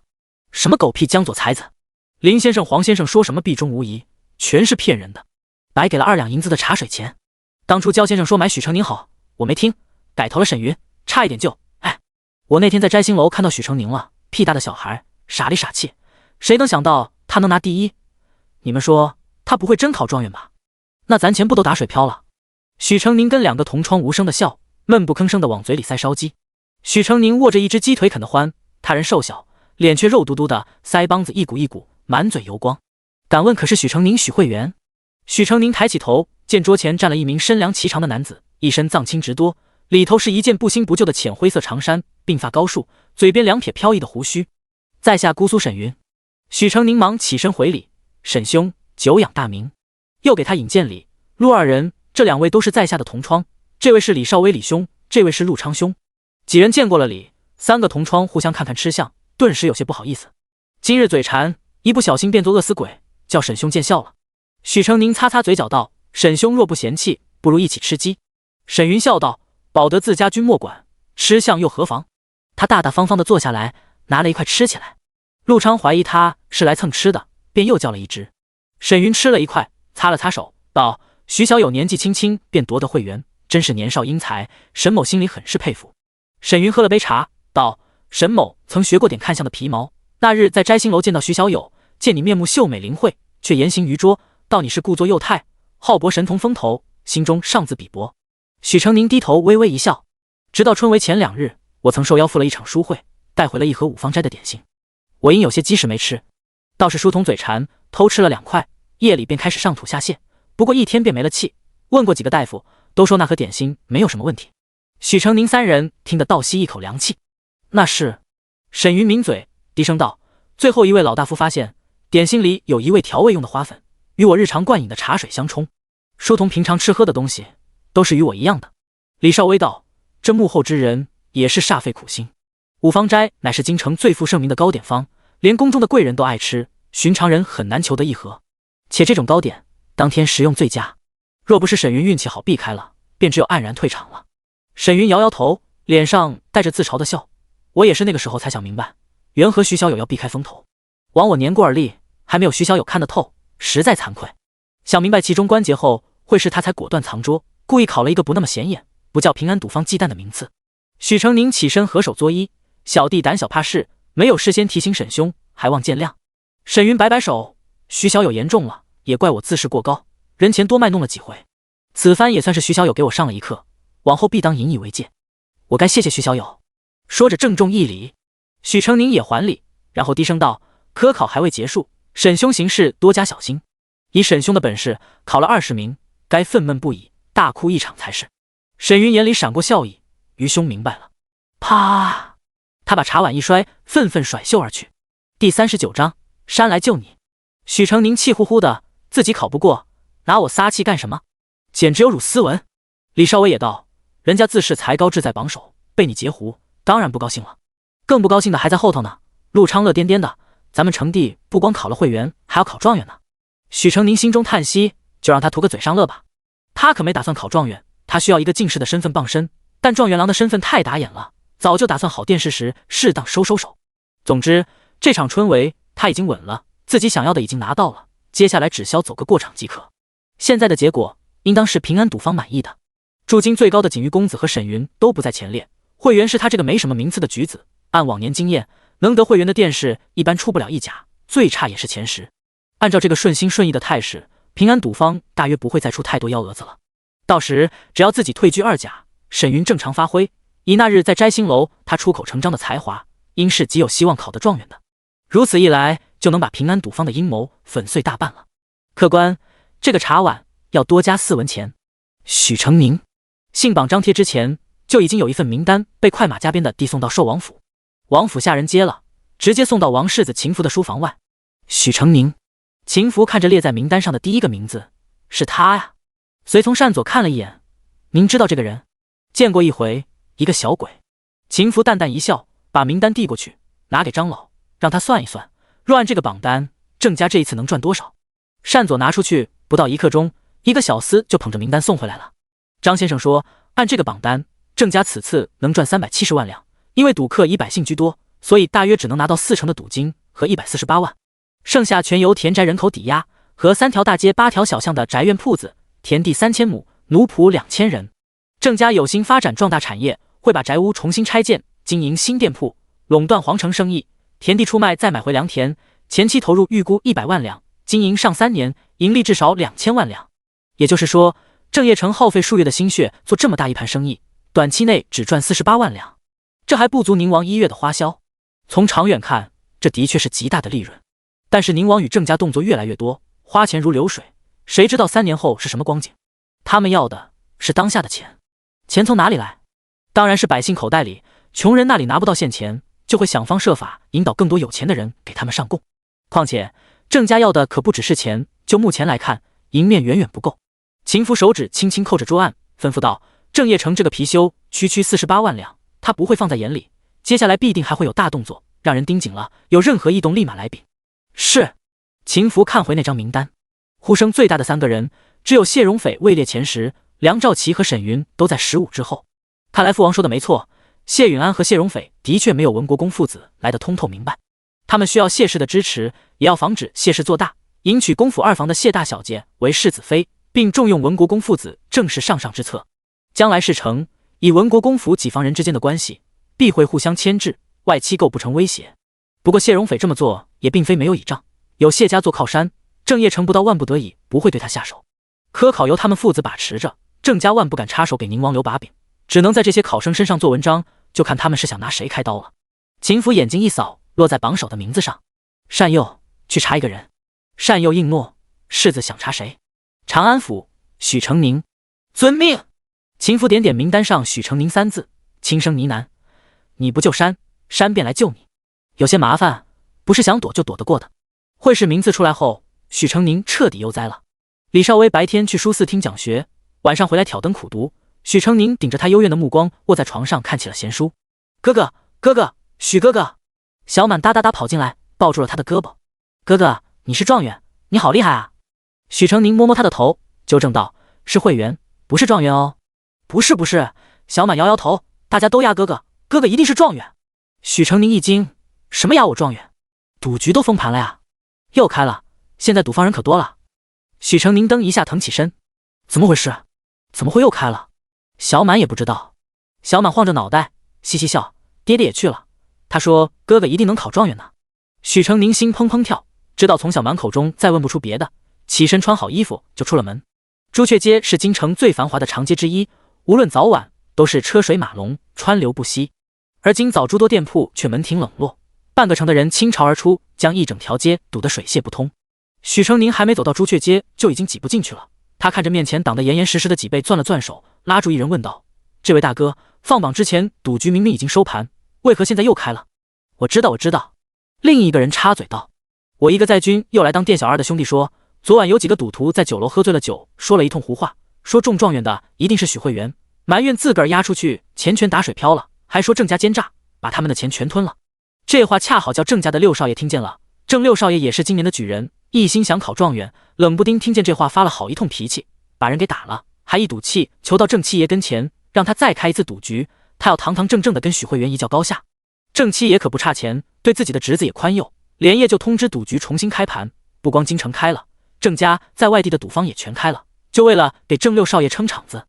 啧，有钱人可真能玩。许成宁如鲠在喉，小心翼翼地问道：那你们来是为了买？当然许会员了。两人几乎同时说道。第40章谋定后动。当然许会员了，这街上所有人谁不是冲着许会员来的？许成宁欲哭无泪。可郑六少爷说的也没错，许成宁考榜首兴许只是侥幸，还不定能考到状元。傻小子，你还不知道吧？许会员可是燕竹生燕大儒的高徒，燕大儒是100年一见的奇才，才高8斗，想拜他为师的人数不胜数，可人家等闲之才根本看不入眼，这么多年就收了这一个。他看中的人才还能有差的？对，我听人说许会员就是神童出身，从小考试没有不是头名的。唉，早知道他是燕大儒的徒弟，我第一轮就买定他了，白花了冤枉钱。多亏了郑六少爷，咱们才有机会扳回一局，要发大财了，哈哈。许成宁心里憋着一股气，还想冲到摘星楼门前看个究竟，可摩肩擦踵的人潮一下子就把他瘦小的个子淹没了。大约拥堵得太严重，不多时巡城的兵马卫就过来了。为首的男子年约20，剑眉长目，玉面罩着一层寒光，头戴黑色蒲头，一身孔雀补子玄色五官制服，腰配长刀，高坐马背之上，气魄凛凛。身后那人许成宁认识，是那个姓陆的巡城副使。前面这个气势逼人的青年，大概就是正使了。谢荣玉冷冷淡淡一抬手，身后的小兵列队横着长棍，喝令众人维持秩序。大约过了2刻钟，朱雀街原本乌泱泱一片，此时9曲18弯的排起了长龙，变得井然有序。许成宁顾不上那么多，沿着铺面一溜烟跑到摘星楼门下，隔着人墙，他望见了挂着的榜。不过一夜之间，他身上的注额已经飙升至一个惊人的数额，远远将沈云甩在了身后。而这还不是结束，一个富商模样的人走进楼里，身后2个壮壮的小厮合力抬着一个箱子，一掀盖，满满当当的银锭子，晃得人眼疼。许成宁看着望不到尽头的人潮，仿佛看到了一座座巨大的肉山，一个个争先恐后的扑过来，往他肩头上叠。他究竟何德何能，能让满城百姓拖家带口、倾家荡产的加码，让他去死？城东鱼尾胡同铁牛150两押许成宁，全赊。记账的刷刷写好票子，递给一个一身灰扑扑的中年男人。男人40-50岁模样，脸庞黄黑，额前皱纹横爬，满脸杂乱的胡茬，身上衣服还有陈旧的补丁和黑灰的污渍。记账的叮嘱道：这张是赌具，这张是欠条，你收好了，到时欠的银子就在赌力里头扣。哎，中年男子小心翼翼叠好2张纸，收进怀里就往外走。不远处对列有一人招手：喂，铁牛，你也来买？中年男子一脸沧桑的苦笑：没法子了，给老娘治病底子都掏光了，再这样下去，全家都得喝西北风里。唉，我买过一回了，买差了。谁知道许成宁会是燕大如教出来的学生呢？是啊，是啊，就该买许成宁，这回不会错了，不会错了。中年男子低声喃喃着，低头走了。许成宁看着他佝偻的脊背，身上一阵阵发寒。郑业成，你欺人太甚！惠氏的名次于郑家而言，明明已经是良好的态势，他居然还贪得无厌，一从他身上嗅到商机，便想捞一笔更大的，故技重施，制造舆论，引导风向。不仅要让他科举无望，还要把他当成一个靶子，挡住所有人输光赌资后的恶气，简直厚颜无耻！他不能再待下去了，没有任何倚仗，案件四面八方，他无所遁形。最好的法子是躲到燕先生那里去。他猛地往回快走了几步，又顿住了。燕先生虽然名望高，可家族已经没落，如何抵挡得住郑家的阴谋算计？他过去了，岂不是要牵累到先生？他不能去，不光不能去，他还不能躲起来。他来京城并非孤身一人，郑业成何许人也？岂会因为找不到自己就善罢甘休？肯定会拿李少威、陆昌甚至燕先生逼他现身，再对他下手。兴许在他看不见的地方，已经有人在时刻盯着他了。不能轻举妄动，得当做什么事都没有发生。他什么也不知道，他现在只是一个寒窗苦读的学子，终于功成名就，被众人追捧，从而从容自信。郑业成可以放放心心的对他出招，谋第二后动。他心思百转，实际却只是在一瞬间就想通了所有事，调整好脸上的表情，往回走。转过一处梁柱时，却撞上了一堵人墙，瘦小的身子被撞得打了半圈儿。一只温和有力的胳膊拉住了他，耳边传来一道温润的嗓音：“小兄弟，你没事吧？”第41章再遇梁兆琪。许成宁抬起头，见来者面如冠玉，锦衣翩翩，目光柔和而关切。他愣了片刻，才想起这是上次在芙蓉楼下遇到的梁四公子。真抱歉，又撞了你一次。梁兆琪见他还有些争冲，脸上浮起这个年纪的少年该有的稚气，不由露出笑容，伸着胳膊帮他挡开往来匆匆的行人，牵引着走到空阔处，冒昧问一声：“贤弟可是许成宁？”许成宁听他这么说，心里暗暗生出2分警惕，面上不露分毫，小声正是：“梁公子有礼了。”果然是你。梁兆琪微笑中含着一丝惊喜，上回相遇得贤弟相助，一直想报恩，奈何寻人无路，所幸今日遇到了，贤弟可否赏个面子，与我到茶馆一叙？许成宁眨眨眼，眼中飞快地闪过一丝戒备与犹豫，被梁兆琪捕捉到了。贤弟别误会，梁某只是有话与你说。你与我有恩，我断不会恩将仇报。许成宁思及那日街上梁兆琪那板正的模样，心想论厚黑他还能比得过自己，他倒要看看他有何贵干。梁兆琪不负名誉公子之名，温润有礼，脊背永远挺得笔直，与许成宁说话时会优雅的微微侧身轻耳，声音清朗如泉水，能淌到人的心坎里去。二人同行来到一家茶馆，要了一个雅间。梁兆琪扶着袖子亲自斟茶，袅袅的白烟朦胧了他白净的脸庞。我须长你几岁，唤你成宁可否？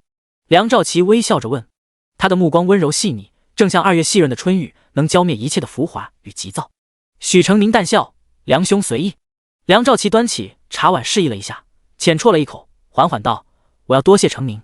那日我几乎一只脚踏进了牢门，若非的成宁一句提点，只怕再无出头之日。”许成宁十分客气，也是梁公子机警，不然也识破不了他们的阴谋。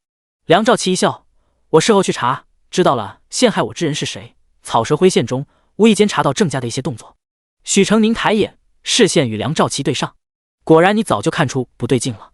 梁兆琪语气温和，却十分笃定。听说摘星楼在摆赌局的时候，长安府许介元突然出现，言行至拙，状如小儿，十分不可信，惹得大家纷纷改住。他单手撑着下巴，微微一笑。当时我还在想，这个小孩倒是误打误撞躲过去了。许成宁淡定喝茶，等到会释放榜，我才知许成宁才是真正的聪明人。然后我就想到了你，10来岁的漂亮少年，聪慧过人，除了你别无他想。聪慧又怎么样呢？还不是被郑家逼得毫无退路。许成宁坦然直视他：“梁公子跟在下说这些，有何指教？”“我想帮你。”梁兆琪从袖中掏出一张纸条递给他，纸上所写是红书巷一处宅院，屋主是丙戌年进士，因为外放，屋子便空置下来。我与他有些交情，偶尔会派人去帮忙照看，整个京城知道我们2人关系的少之又少。你藏身于此，安心备考，郑业成的人找不到这里。许成宁手指几不可察的在桌上点了2下，忽然问：“梁公子就不怕我在你安排的宅院里出了事，到时郑业成顺水推舟把事情推到你头上，不仅一举两得，还全身而退？”梁兆琪道：“承您放心，萍乡侯府虽比不得郑家家大业大，却也有自己的势力，我会派人守住宅子，绝不会让你出事。许承宁皱眉思索了一会儿，才叹道：“梁公子说的极是，小可无权无势。郑家要害我，我如何抵挡得住？可是躲起来也不是个办法。”梁兆琪很认真地听他说完。承宁怎么说？当然不能躲，非但不能躲，我还得大摇大摆地走出去。许承宁向后靠在椅背上，微微扬起下巴。现在我可是老百姓眼里的财神爷，他们一定不想我出事。只要在老百姓们的眼皮子底下，郑家就不敢轻易对我动手。梁兆琪眼睛一亮，好主意，我找人放出郑家玉对你不利的消息，郑业成定不敢轻举妄动。许承宁手只在碗口抚了抚，压低了声音道：“梁公子，小弟斗胆问一句，你觉得宁王殿下如何？可堪位处？”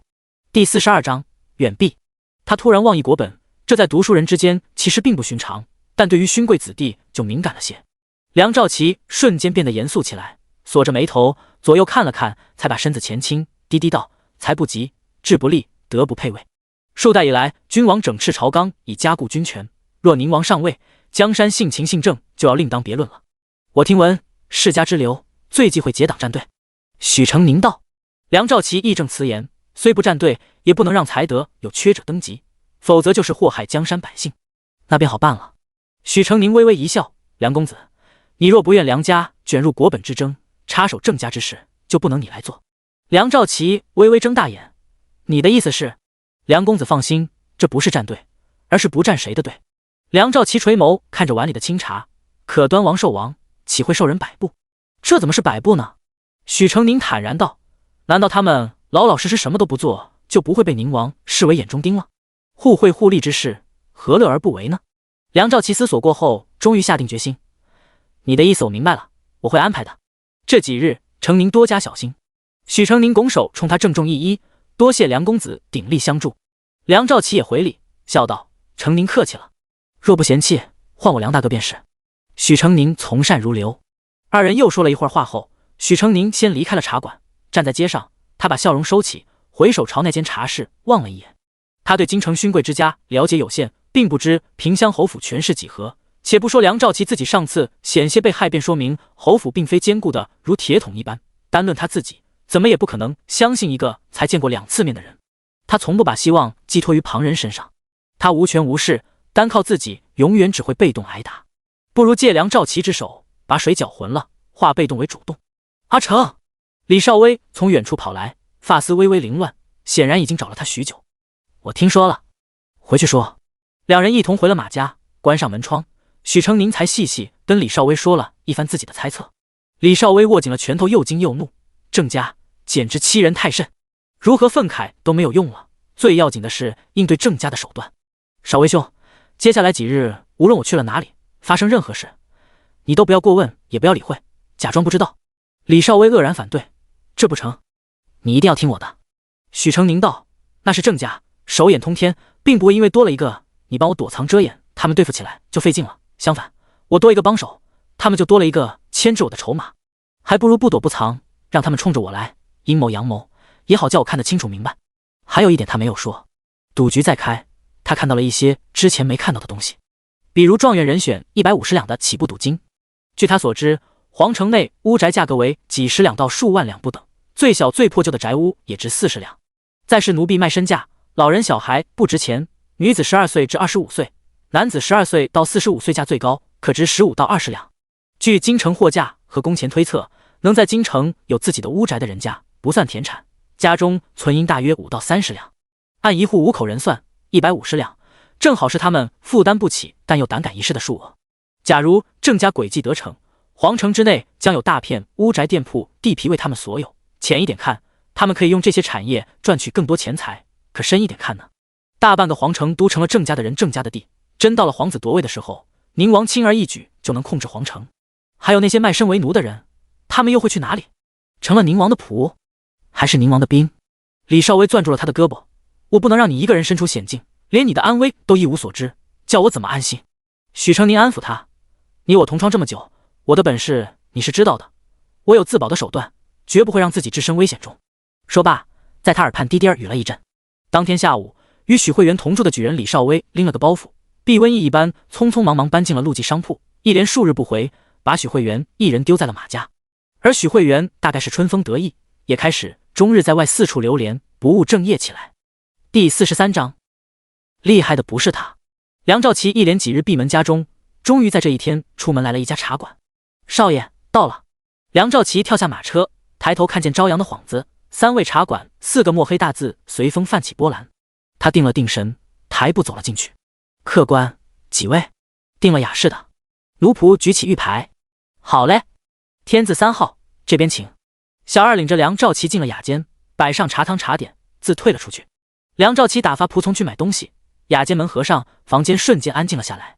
梁兆琪放下茶盏，起身对着一侧行礼，朗声道：“草民参见殿下。”雅室一侧的摆着2道屏风，一名身披玄色大氅的男子从屏风后转了出来。寿王世子秦福，免礼。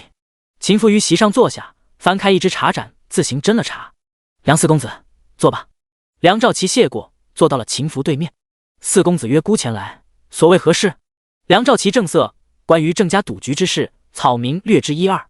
郑业成欲引全城百姓押许慧媛为状元，然后对他下手以牟利。许慧媛如今处境堪忧。出乎意料的，秦福脸上没有波澜，丝毫不为所动。梁兆琪看不出他心中所思，心里琢磨了一下，继续道：“许慧媛出了意外，郑家必能从中获取重利，想必世子您也不愿意看到这样的结果。”秦福放下茶盏，气定神闲：“那又如何？不过一个小小的地方举人，年幼无知，便是郑家不出手，他就一定能考得金榜。”梁兆琪一听，暗暗焦急。郑家此举不但事关诸王势力，也关系苍生百姓。秦福淡笑：“孤若想毁掉郑家的布局，有的是法子。一个许慧媛还没那么重要，孤从不做无用之事。梁公子若想劝我就一把许慧媛，这个理由还不够分量，不妨再想想，拿什么说服我？”他说话不轻不重，可这清朗的音调偏偏就是让人品出一丝不可转移的意思来。梁兆琪有些束手无策，恍然记起那日临别前，许成宁对他道：“梁大哥若想说动瑞寿二王插手此事，但是为了保住我这一个理由，只怕不行。一个许成宁在天皇贵胄眼里算什么？与其请他们庇护我，倒不如让他们对付郑家。郑家在乎的不外乎是钱，生意做得大，手脚伸得长，胸膛便会露出来。趁这个时候，他们紧盯着赌坊，无暇他顾，给他们其他生意找麻烦，必然一击即中。”梁兆琪攥了攥手，抬起头来：“草民有一计。”半个时辰后，梁兆琪出了茶馆，后在马车旁的仆从赶紧迎过去，伺候他上了马车。马车咕噜噜走了。秦福负手站在窗前，隔着窗扇看马车远去。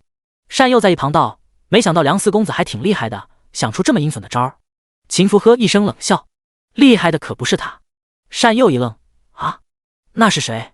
秦福不答，垂眸看着茶盏里的茶汤，手指点着盏沿，呼道：“点2个人，暗中跟着许成宁，不要被郑家的人察觉。”郑家管事有奴仆领着，匆匆穿过回廊，身后跟2个抱着账册的小厮，一行人轻车熟路来到花园，看到石桌上摆着瓜果点心酒水，旁边躺椅上仰躺着一人，金褐色锦衣，腰间系着2只香囊2块玉佩，一把檀木柄的折扇打开盖在脸上。“七爷！”奴仆小小声声叫了一句，比猫步还轻，见他没醒，又叫了一声：“七爷，何管事送账本来了。”折扇底下传来一道慵慵懒懒的声音：“放下吧。”哎，何管事从小厮手里接过账本，放在石桌上，又翻到主子该看的那一页，然后便叠着手候在一旁。郑业成睡够了，坐起来伸个懒腰。他30多岁模样，面容十分白皙，细长脸，鹰钩鼻，唇上2撇小胡子。喝过茶后就拿过账本，看似随意的翻了翻就丢回去。去年3月，扬州漕运我们承包了8成有余，获利万金。今年同样的时节，同样的货，却不足7000。怎么，起了一个保利船行，你们就斗不过了？何管事额角冒汗，七爷息怒，小的一会儿就去信教他们机灵点。郑业成没理会他，闭着眼道：“保利的船是哪里做的？”何管事一听，恍然大喜：“小的明白，一定给七爷办得妥当。”还有，郑业成拿扇子敲了敲另一本账本，春山正卖得好，紧着才艺的时候，怎么蜀锦和那批西域来的七色琉璃缎还没运到？快了快了，那头路况不好，绕了路了，10日内一定到。几10万斤的单子，万不敢有差池。郑业成又一针见血地问了几处不对的地方，听何管事满头大汗的一一答来，才丢开账本，又躺下了。赌坊那头怎样了？何管事忙从怀里掏出一张纸捧上：“七爷您看，已经这个数了。”郑业成接过看了一眼，嘴角勾起淡淡的讥笑。那个许成宁什么反应？何管事弯下腰低声道：“七爷，许成宁恐怕是猜到了。”哦，底下人说，跟许成宁住一起有一个姓李的书生，比许成宁年长几岁，平时对他也多有照拂。可一听说赌局又开，吓得马上离许成宁远远的。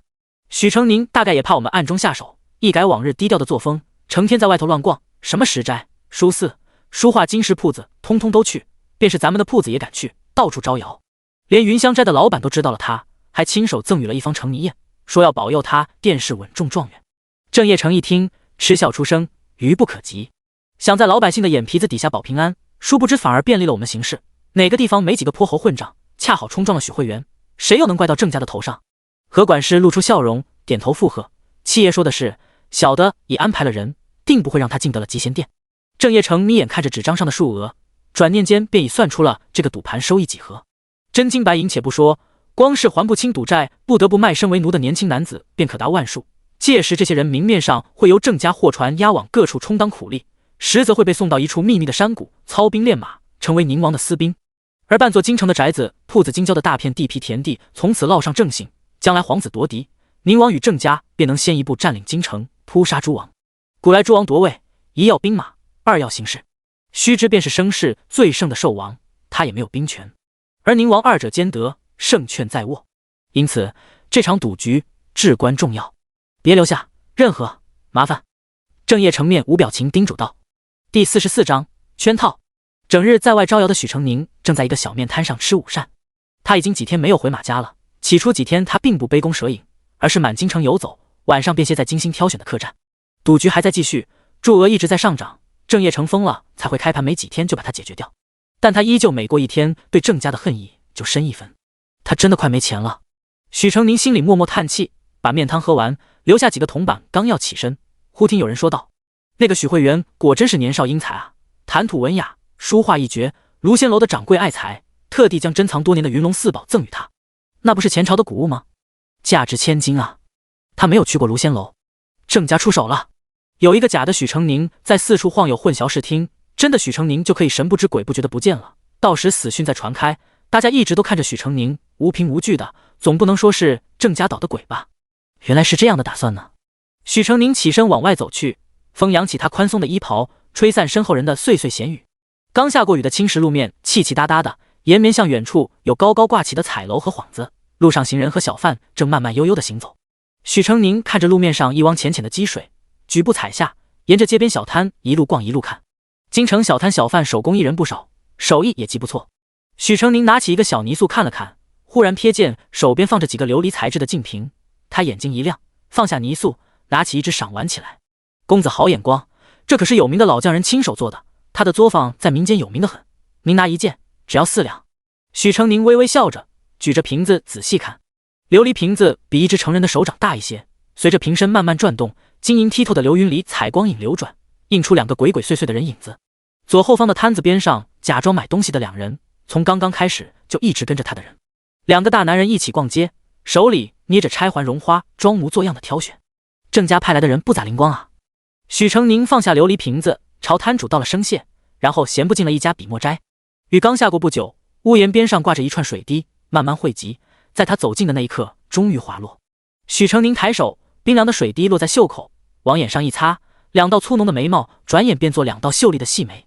客官里边请，随便看随便挑啊。货架间人来往穿梭，擦肩而过，他扯松发带，以手作书，快速将头发叠成一个逻辑，脚下不停歇转过另一排货架，手指压上一方印台，把唇抹红，食指在眉间勾勒出一朵花钿，把上月收的那幅山寺春水图拿出来包好，一会儿有人来拿。哎，好嘞。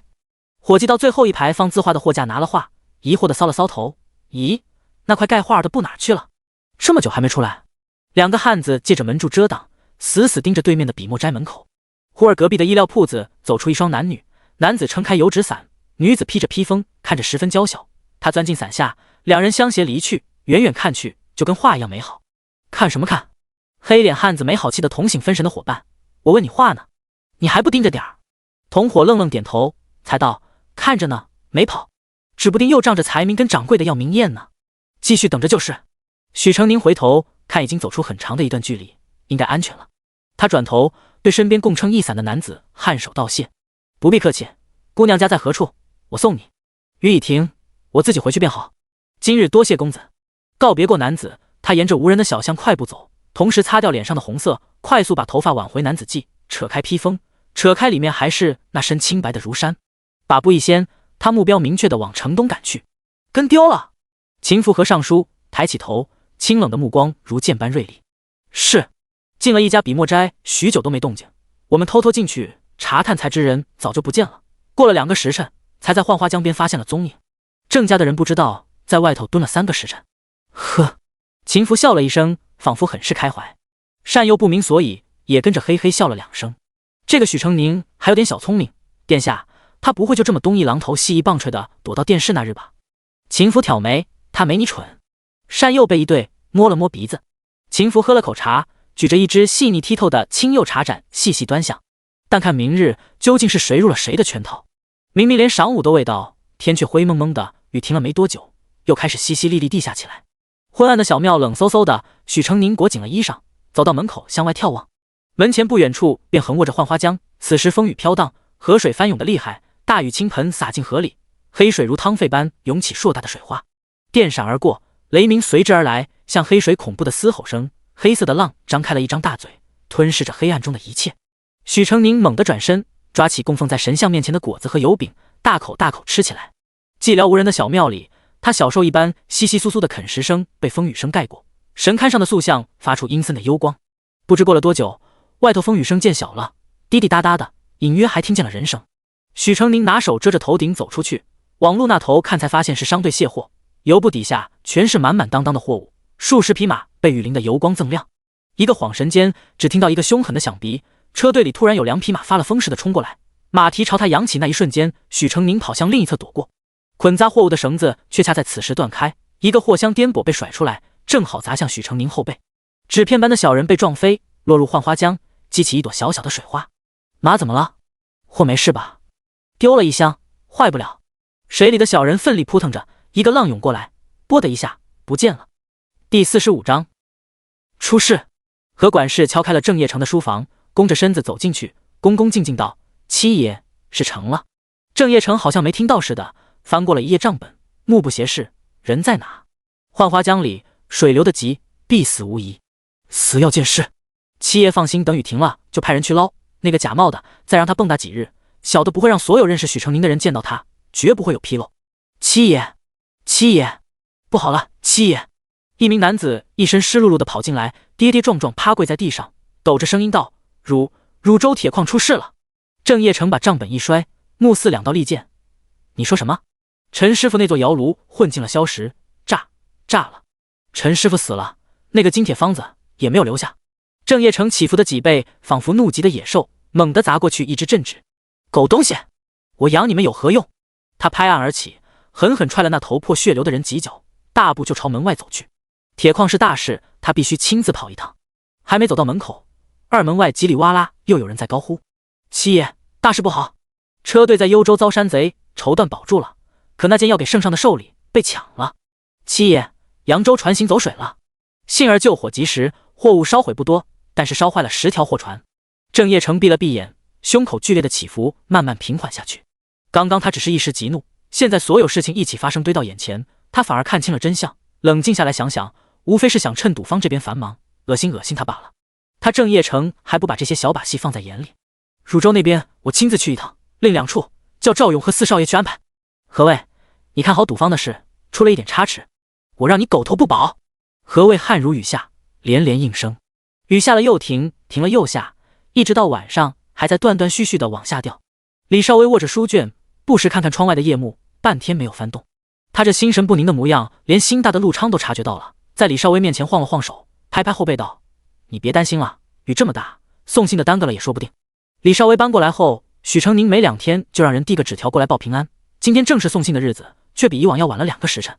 李少威扯扯嘴角，刚要说好，陆家的掌柜在门口敲响了：“少爷，许公子的信来了。”送信的小童说怕弄湿了纸，这才晚了。陆昌笑嘻嘻的指指门口：“你看吧。”说着拿过一看，笑嘻嘻的扬着指尖道：“今天也是平安了。”李少威接过去看了一眼，字的确是许成宁的字，脸上扯出个笑，点头道：“是平安。”说完就转过身去，捏紧了拳头：“他出事了。少威兄，之后的日子，不论外面有什么传言，你都不要信。若我身在外有事告知于你，口头传信，每3字取信1字，最后面我会加上劳君往墨香斋替我烧半刀刺青纸，1字不差。书面传信，晴天我就在指尖左下角画一只山桃花，雨天我就画一只黄鹂。若这2样都没有，定是有人冒名，你不要轻信，也切勿轻举妄动。等我安全，定会设法传讯于你。倘若殿试前1日还没有我的消息，你便悄悄前往端王府或是寿王府，以我之名求见王爷。黄鹂是长安府学里一只吃百家饭的流浪猫，许成宁没事就喜欢在纸上随手涂鸦那只懒洋洋的猫，憨态可掬，那股子随性而熟练的神韵，李少微早就刻印在了心里。今天该画黄鹂了，送来的却依旧是一只山桃花，而且花蕊里也没有平安2字。李少微有一股冲动，想冲出去找他，可理智让他死死地抓住了桌沿。那日他叮嘱自己的话犹在耳旁，他什么都算到了，自己又有什么理由不相信他呢？那就再等等吧，等他的黄鹂。4更天，城里一片黑沉沉的寂静，只偶尔有1、2声打更的梆梆声。铁牛打着个昏黄的灯笼，徒步走回家。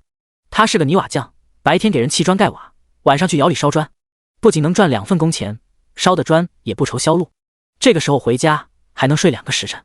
他走了许久，总算到了家，刚推开家门，脚下突然碰到一团湿漉漉的活物。铁牛吓了一大跳，以为是水鬼，手已经抓过了一把锹子，刚要举起来，却听见一个哆哆嗦嗦的声音：“你叫铁牛，在平安赌坊下了状元住，一旦赌输你的屋子，都要抵押家人，全都要卖身为奴。”水鬼抬起头，一字一句：“我是金科会员许成宁，赌坊要害我，你救我一命，我必考取状元，让你把钱都赢回来。”第46章高热。早市开不久，济仁堂的伙计打着哈欠，刚打开药堂的门扇，铁牛就急匆匆地跑来了，满头大汗：“俺娃昨晚着了风寒，发高热了，劳烦给抓点药。”他递上一张药方子，伙计接过去看了看，转头就去抓药。他干这行几年了，颇有经验，这药方子上面的字一看就知道是那些个行脚大夫写的。这些穷鬼为了省几个臭钱，愣是不肯上医馆看病，找些不入流的人看了之后再上药堂抓药，这些他见得多了。左右是人家自己的事，就是药方子吃死了人，他也管不着。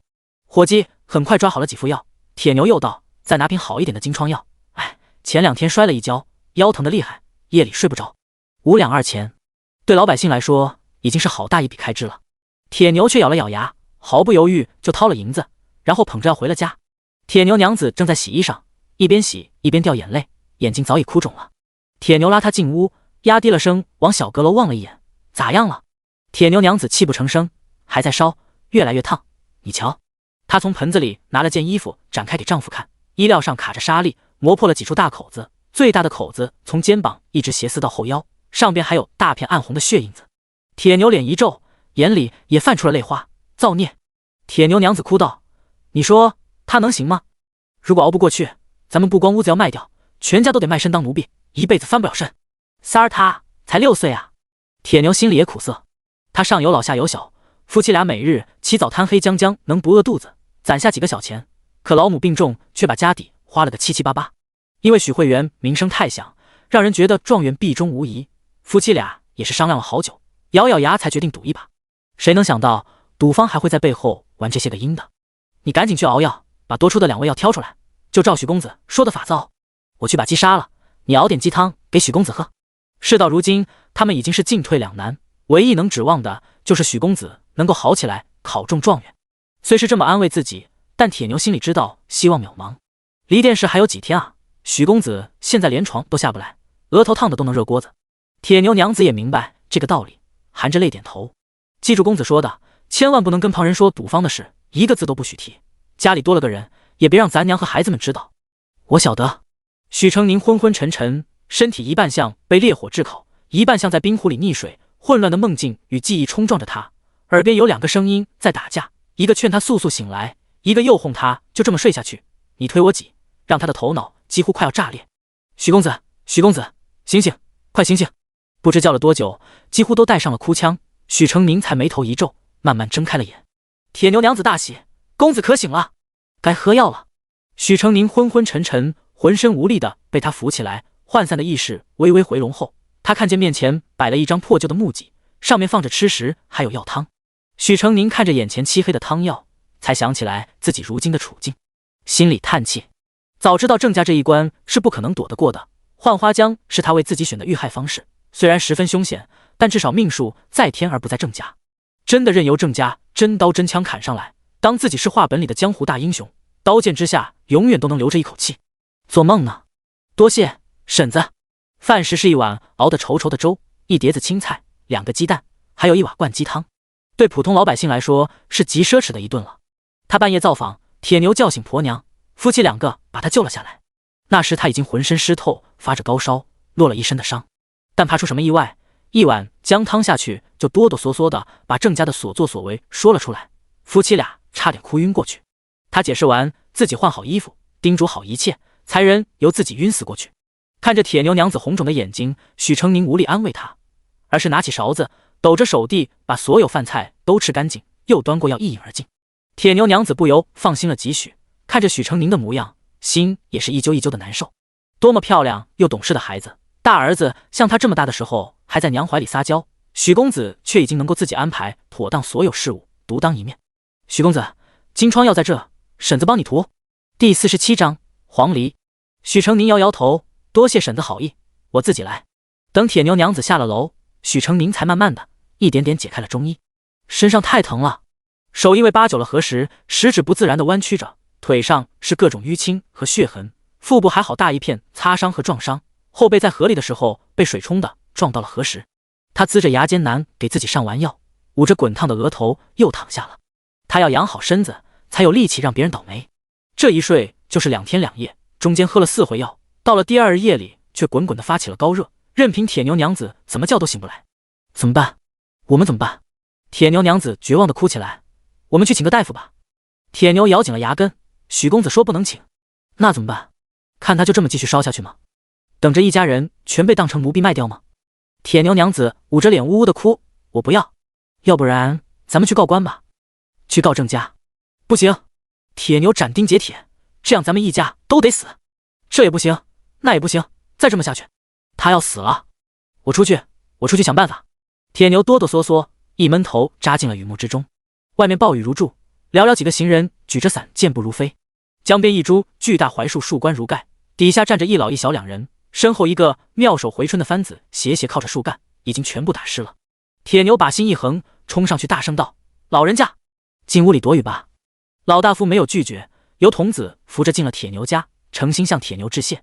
铁牛心不在焉没接话，大夫，我有一侄前2天贪玩掉进了湖里，高烧了几天一直醒不来，您能不能给开个方子？大夫答应了，细细问过病症后，就从药箱里拿出了一味药丸，也不收钱。按照医嘱给许成宁服下后，许氏对了症，到了晚上烧便一点点降了下来。第2天早上，人竟醒了。许成宁口干得厉害，醒来便沙哑着问道：今天几日了？铁牛娘子端来一杯水喂他喝下。公子放心，再2日才是殿试呢。你刚退烧，快躺下好好歇养。公子你烧了整整3天2夜，可是吓死我们了，还好遇到了一个神医，一副药就退烧了。许成宁惊了一下，大夫来看过了。公子放心，没看过你，只是问了病症，留了药而已。许成宁接过药瓶放在鼻前嗅了一下，大病初愈他什么也闻不出来，索性作罢，只向铁牛娘子要了笔墨。李少微等了整整3天，后日便是殿试了，仍然没有收到许成宁的只言片语，他再也等不得，一捶桌便往端王府去了。我们王爷不见你，快走吧。冷冰冰的朱门大户第3次将他拒之门外。李少微呆愣在那里，恍然想起许成宁说的那句，既然官府不给我公道，那我就自己来讨。他说那句话时神情坚定又冰冷，而此刻他终于体会到他那种因无计可施而不得不破釜沉舟的心情。他真挚爱之恨不得捧在手心的宝贝，在权贵的眼里不过蝼蚁一只，命贱如斯。所谓父母官，所谓爱民如子，全是屁话。李少微定了定站了许久，才转身回到陆记商铺。门口站着一个汉子，李少微没留意到擦肩而过。是长安府的李少微李举人吗？您要的半刀刺青纸我给捎来了。李少微一怔，转头看向来人，点头，是我要的，且让我验验货。铁牛忙跟着他走，一进内间，李少微便转过身，定定地看来。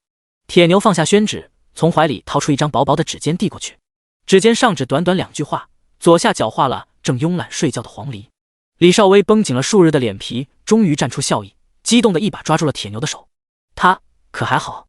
铁牛拿手挡着嘴，小声道：掉进了河里，烧了整整2日，昨儿烧退了，精神多了。李少微悬着的一颗心终于放下，从袖袋里掏了点碎银给铁牛。多谢大叔跑这一趟，劳烦您替我看顾好他，这里是1点碎银，您收着。应该的应该的。陆昌下楼来，发现李少微端了几天的死人脸，居然笑了，眼睛很亮。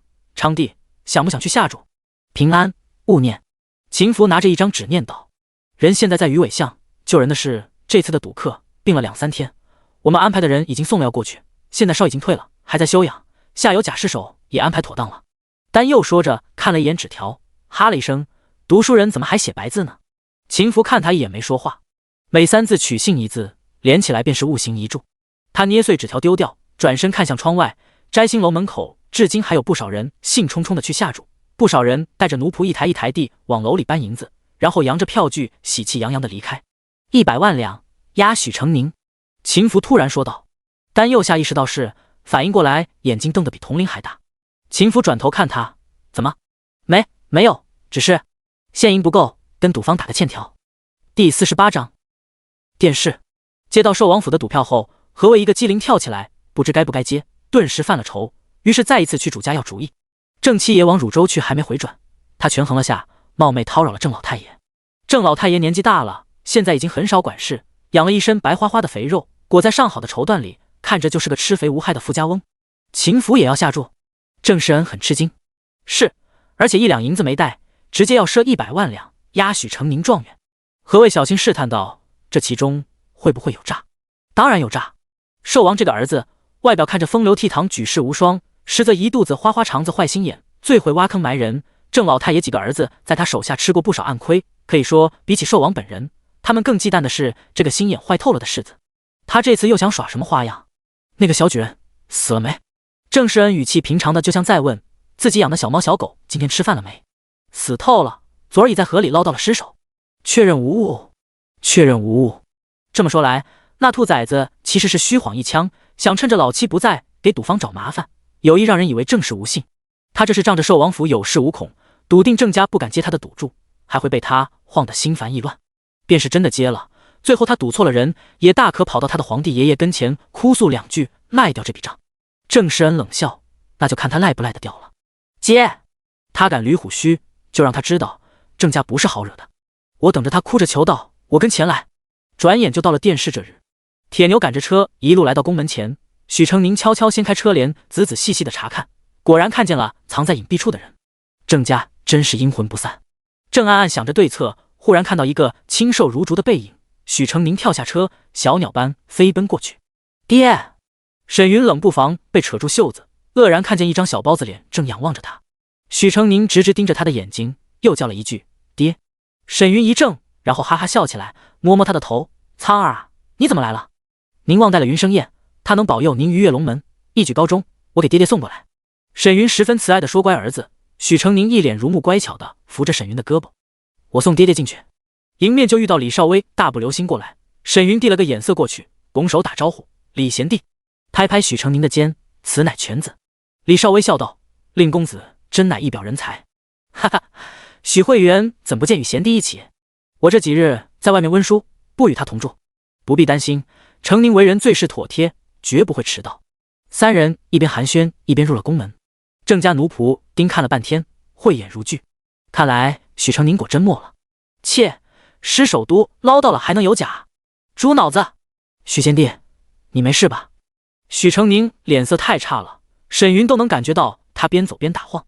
说来许成宁也算是为他挡了一劫，否则自己能不能活到现在还不好说。李少微借着宽大的衣袖遮掩，暗中扶着许成宁，把藏在袖筒里的东西塞给许成宁。你的符票。许成宁之前为迷惑郑家，伪造了一份放在马家，真正的符票早就托给了李少微。检查过符票，踏入集贤殿，许成宁的心才真正放了下来。他果然没有猜错，科考已经被端王、寿王其中一党把控住了，宁王一系插不进手，他安全了。会释放榜后，京城人人皆知会员许成宁是绝无仅有的14岁少年举人，是以他一出现，所有人都知道他是谁了。谢荣斐纡尊降贵的看了一眼，就冷淡的收回了眼光，昂首走到自己的位置。殿试考只考1道实物册，问江南水旱频发，凶年积岁，恶殍遍野，世蛮夷犯境，内忧外患，君欲何如？这题极明显的影射了家康35年的旧事。那一年江南遭逢荒年，流民无数，朝廷正要安排赈灾，北决突然打进了虎牢关，向朝廷索要巨额黄金，方肯撤兵。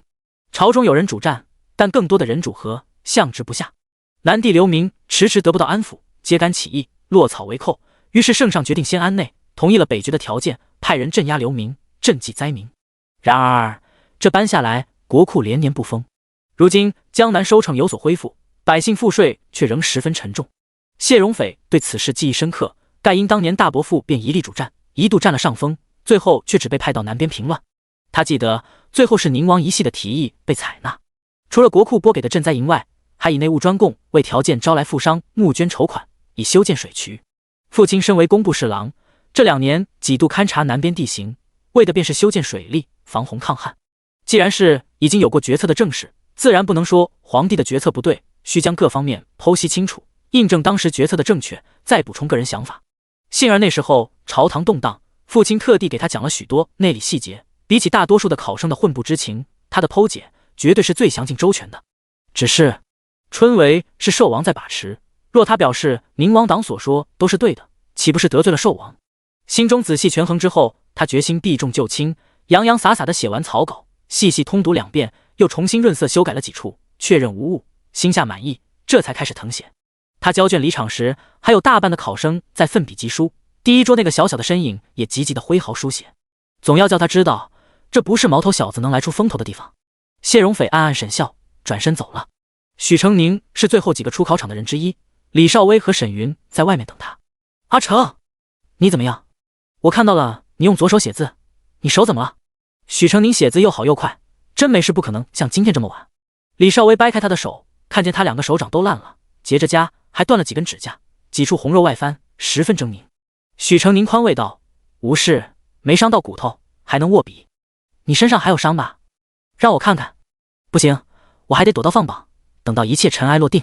许成宁拍拍李少微的肩，放心，3天后我就回来。这是最稳妥的办法，李少微不放心也只能如此。几人在宫门外客气地分道扬镳，许成宁挨着人少的地方走，却不知道自己已经被一个过路的人看在了眼中。那不是坏了？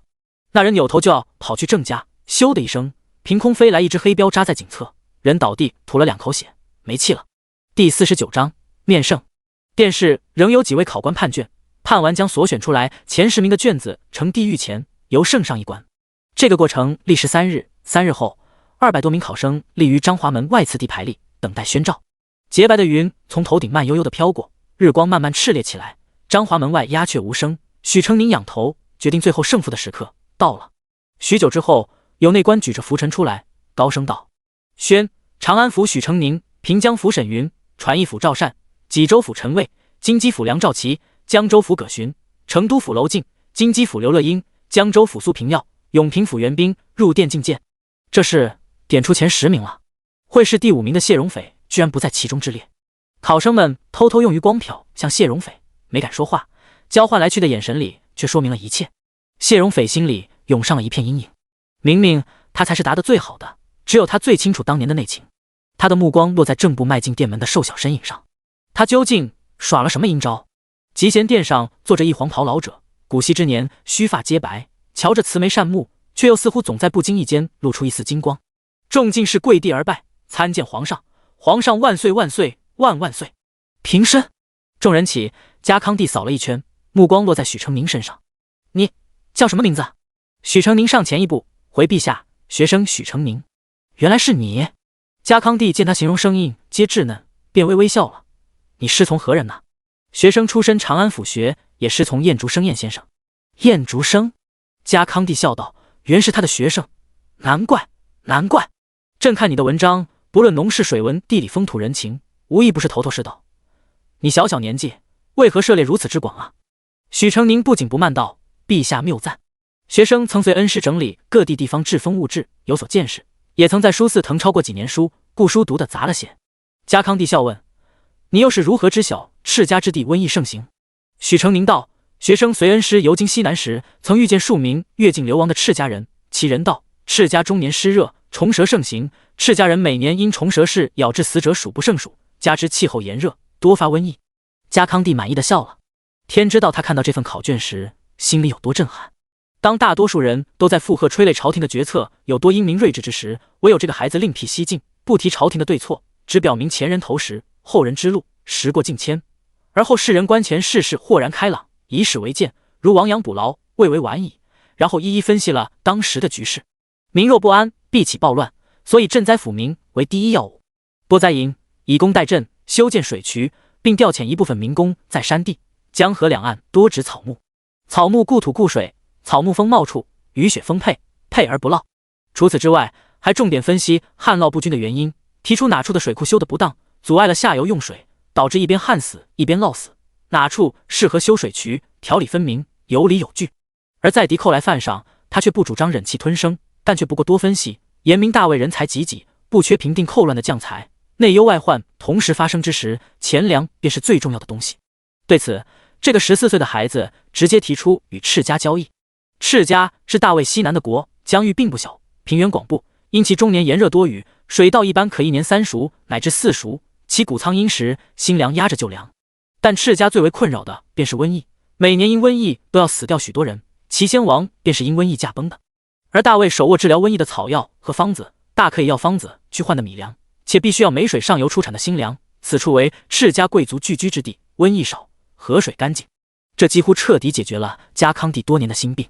要知道大魏对赤家向来敬而远之，言语不通，风俗习惯大相径庭。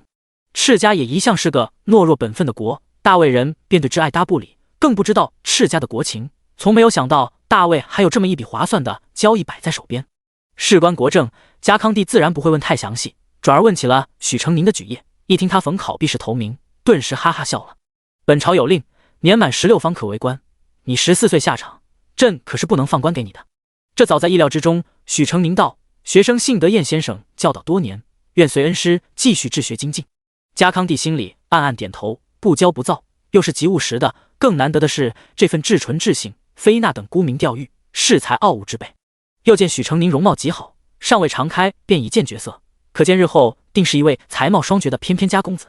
家康帝向来立志做个有作为的明君，在他执掌江山的期间，能出这样的奇才，便是他治国有方、人杰地灵的最好体现。家康帝转而又点了沈云、梁兆琪等人，问了些话，却远没有对许成宁说的多。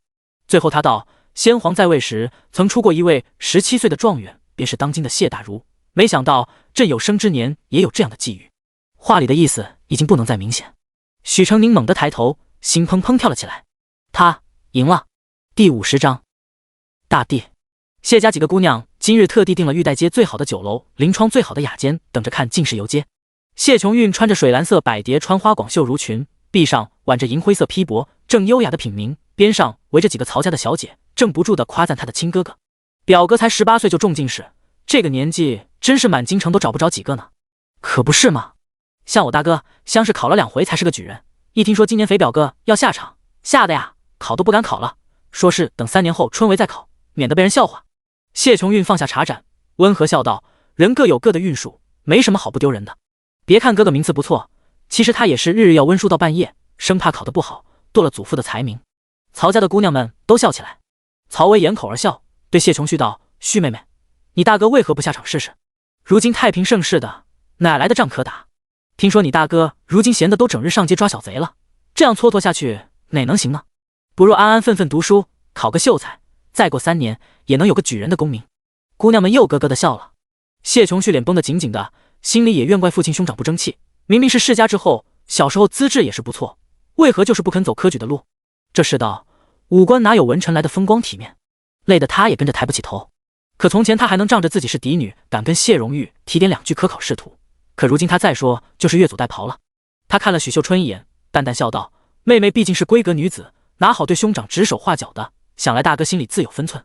曹薇却不打算放过，讽过谢琼旭，又对许秀春道：三姑娘是被农妇养大的，那乡下是什么样的？有没有读书人啊？曹云笑道：我看啊，几辈子都出不了一个呢。别的不说，三姑娘不也是大字不识几个吗？他们对许秀春可要放肆多了，顿时哈哈的笑起来。许秀春脸涨得紫红，住了几个月，内宅有些言语上的讥讽他已经能听懂了，知道这笑是完全不怀好意的。当千金小姐，她最苦的就是没读过书，不识字，不知明里暗里被笑话多少回了。他气急败坏道：你们胡说什么？谁说没有？我大弟也会读书。谢琼文道：读什么书？三字信吗？雅间里轰的一声笑开了，这下连谢琼韵都掩着口，颤着尖儿的笑。许秀春满脸绛色，气道：不是，我大弟是在县城读书的，每月还有银两，他还被一个有名的先生收徒了。谢琼文毫不留情的嗤笑，读书是费银子的事儿，笔墨纸砚束修，哪样不要钱？没听说过还有银两的。天哪，你大弟不是做什么见不得人的勾当吗？你不也说过那是个浑人吗？曹云夸张的张大嘴道，那可真说不准呢。听说乡下人都是没有教养的，最爱做些偷鸡摸狗的事儿。他没有，他是读书好书院才给钱的。许秀春从来不喜欢那个所谓的弟弟，却从未想到有一天他要在外人面前拼命维护他，好能给自己撑腰。曹大姑娘曹轩深明大义道，好好好，没有就没有，那你大弟可下场了。考了什么试？同生试、乡试、会试。什么是什么试的许秀春不懂，但想着许南既然都到县学里读书了，乡试肯定过了，于是扬着脸道，乡试我大弟6岁就考过了。曹云扬声道，哟，没准他大弟还是今年的状元啊。一群姑娘笑得东倒西歪，谢琼旭捂着嘴，心内鄙夷，这许秀春真是太蠢了。曹轩笑过后咳嗽几声，让妹妹们收敛，然后一脸认真地问，你大弟叫什么名字？一会儿让人去看榜，找找看有没有你大弟。许秀春不知道自己哪里说错了，看曹轩态度诚恳，便当了真，如实道，许南。曹轩咳了一声，转头吩咐自己的丫鬟，一会儿人少了就去看看信榜上有没有许南这个名字。丫鬟强忍笑意低刀使，几个妹妹又低低笑了。曹轩笑瞪他们两眼，他们也不怕，正要说什么，窗外突然锣鼓喧天，进士游街了。曹云第一个凑到窗边，快来看二表哥啊！浩浩荡荡的游街队伍自朱雀门出，敲锣打鼓穿过皇城中轴玉带街，小衣高举，一面面旗帆，乐工吹吹打打，热闹非凡。一个个进士骑着高头大马，分作2列，为首一人身着大红袍子，头戴赤冠，红衣映着雪白的面孔，艳若桃李。那是谁？曹云尖声叫道。街上观者云集，也都又紧张又兴奋地望着马上的红衣少年，睁圆了一双双眼睛，嗡嗡地交头接耳。是许成宁吧？是吧？许成宁多大来着？高举黄榜御马而来的传卢官给了他们答案。壬辰年3月18日测试天下共试，第1甲次进士及第，第2甲次进士出身，第3甲次同进士出身。探花梁兆琪，榜眼沈云，状元许成宁。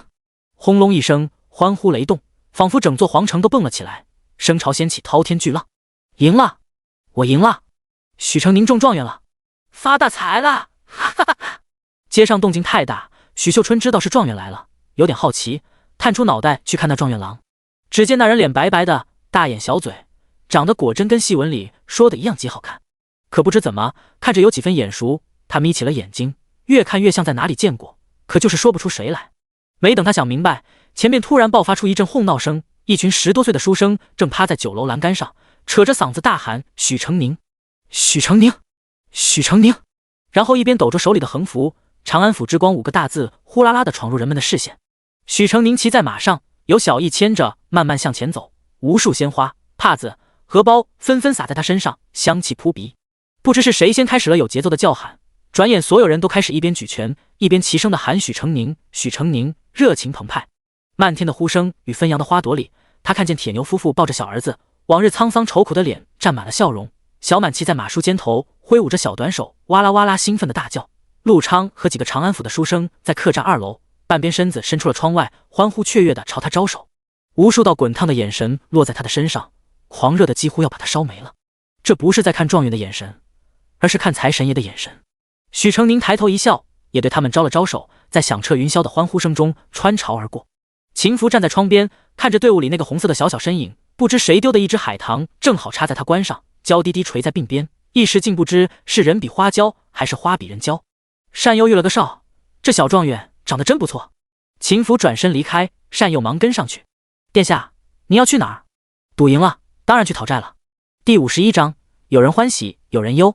谢琼韵在窗前安安静静地站着。谢荣斐是2甲第11名，他们都看到了，比会试的名次要降了几名，而会试17名的梁兆琪居然被点了探花。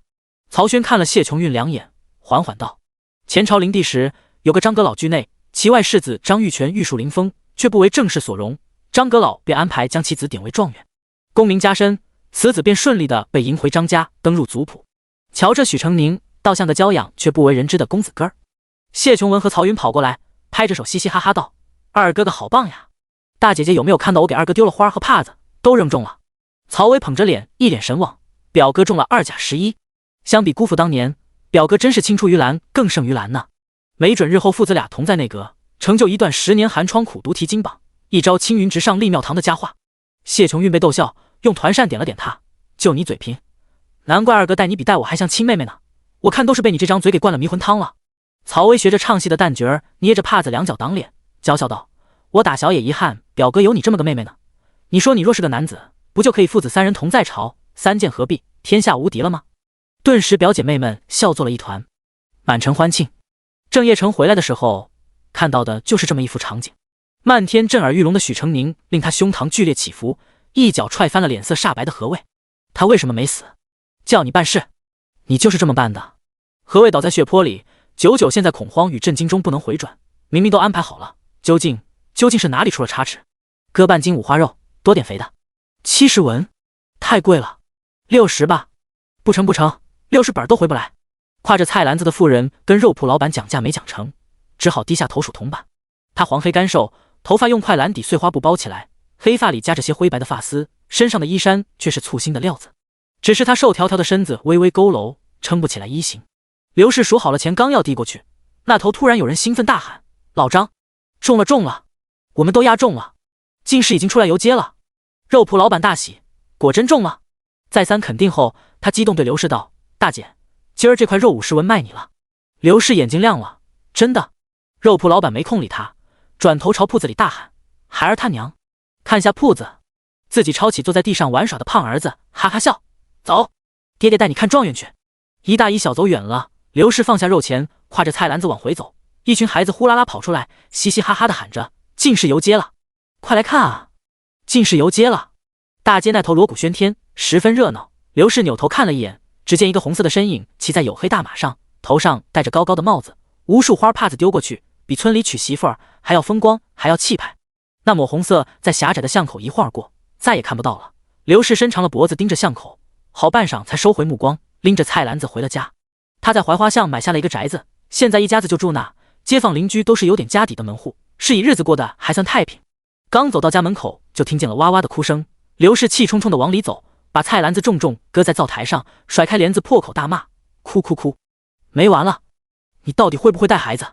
正在哄孩子的矮胖妇人半抬起头，陪笑道：娘子，对不住，这孩子可能是饿了你不会弄吃的。这我带着孩子就不能做饭了，我哪天不是边带娃边做饭洗衣的？你倒是比我金贵，去把饭做了。哎，这就去。胖妇人姓葛，是刘氏特意雇来照看小女儿的婆子，另还有个12、13岁的小姑娘巧娘，平常做点洒扫浆洗的活计。葛婆子拿绑布把丫头背在身后，慢吞吞进了厨房，又听见刘氏在骂巧娘为什么不洗衣服。刘氏训完了一顿，左看右看，小福呢？巧娘抱着木盆，背对着他撇了撇嘴，出去玩了。刘氏也只是随口问问，他这个儿子从小就这样，一天到晚见不着人，饭点一到就回来了，在家不声不响，跟个锯嘴的葫芦似的，在外面却打架惹事，天天不落。在岐山村的时候，没少让人打上家里来。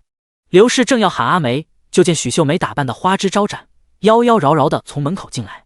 与她同行的还有另一个涂脂抹粉的女孩，是邻居胡大夫家的女儿胡香香，跟许秀梅倒是志趣相投，没2天就打得火热。你来的不巧了，妙玉坊每月初1都出新款式，好看的紧，没个1、20两拿不下来。你要是早搬过来几天，我就带你去看了。那下月初1去啊，记得叫上我。没问题。两人甩着帕作别，许秀梅学人拿帕子捂嘴，低头娇笑着走进来。死去哪儿了？刘氏眼尖的看到他腕上的新珠串和鬓边的新耳当，气不打一处来。贱蹄子，当银子是大风刮来的不成？你是勾栏的婊子不成？打扮成这副骚媚样是给谁看？许秀梅撅嘴，你又不是没钱，我花点怎么了？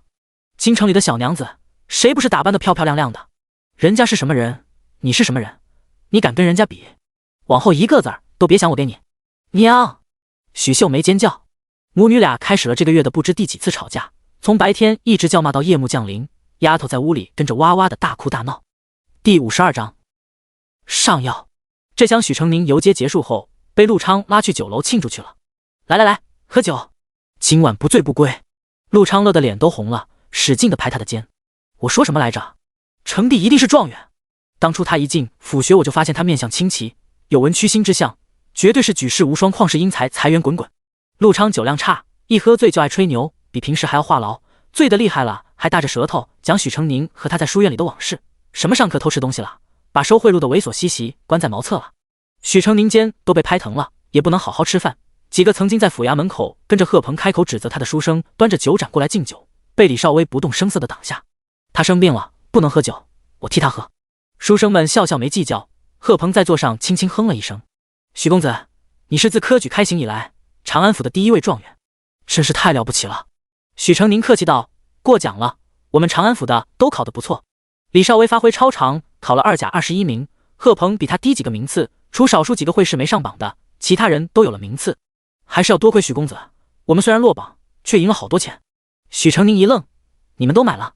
一个书生很不好意思的挠挠头：“对啊，是陆昌兄让我们下注的，说赢了算我们的，输了算他的。”许成宁有些触动又无奈，陆昌对他从来都是一腔赤诚信任。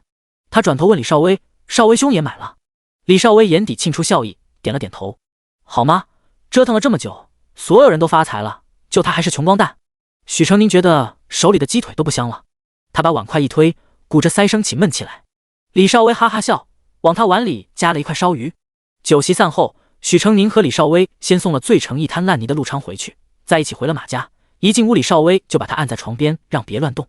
许成宁正困惑着，就见他关了屋门，便俯身过来扯他的衣襟：“少威兄，你做什么？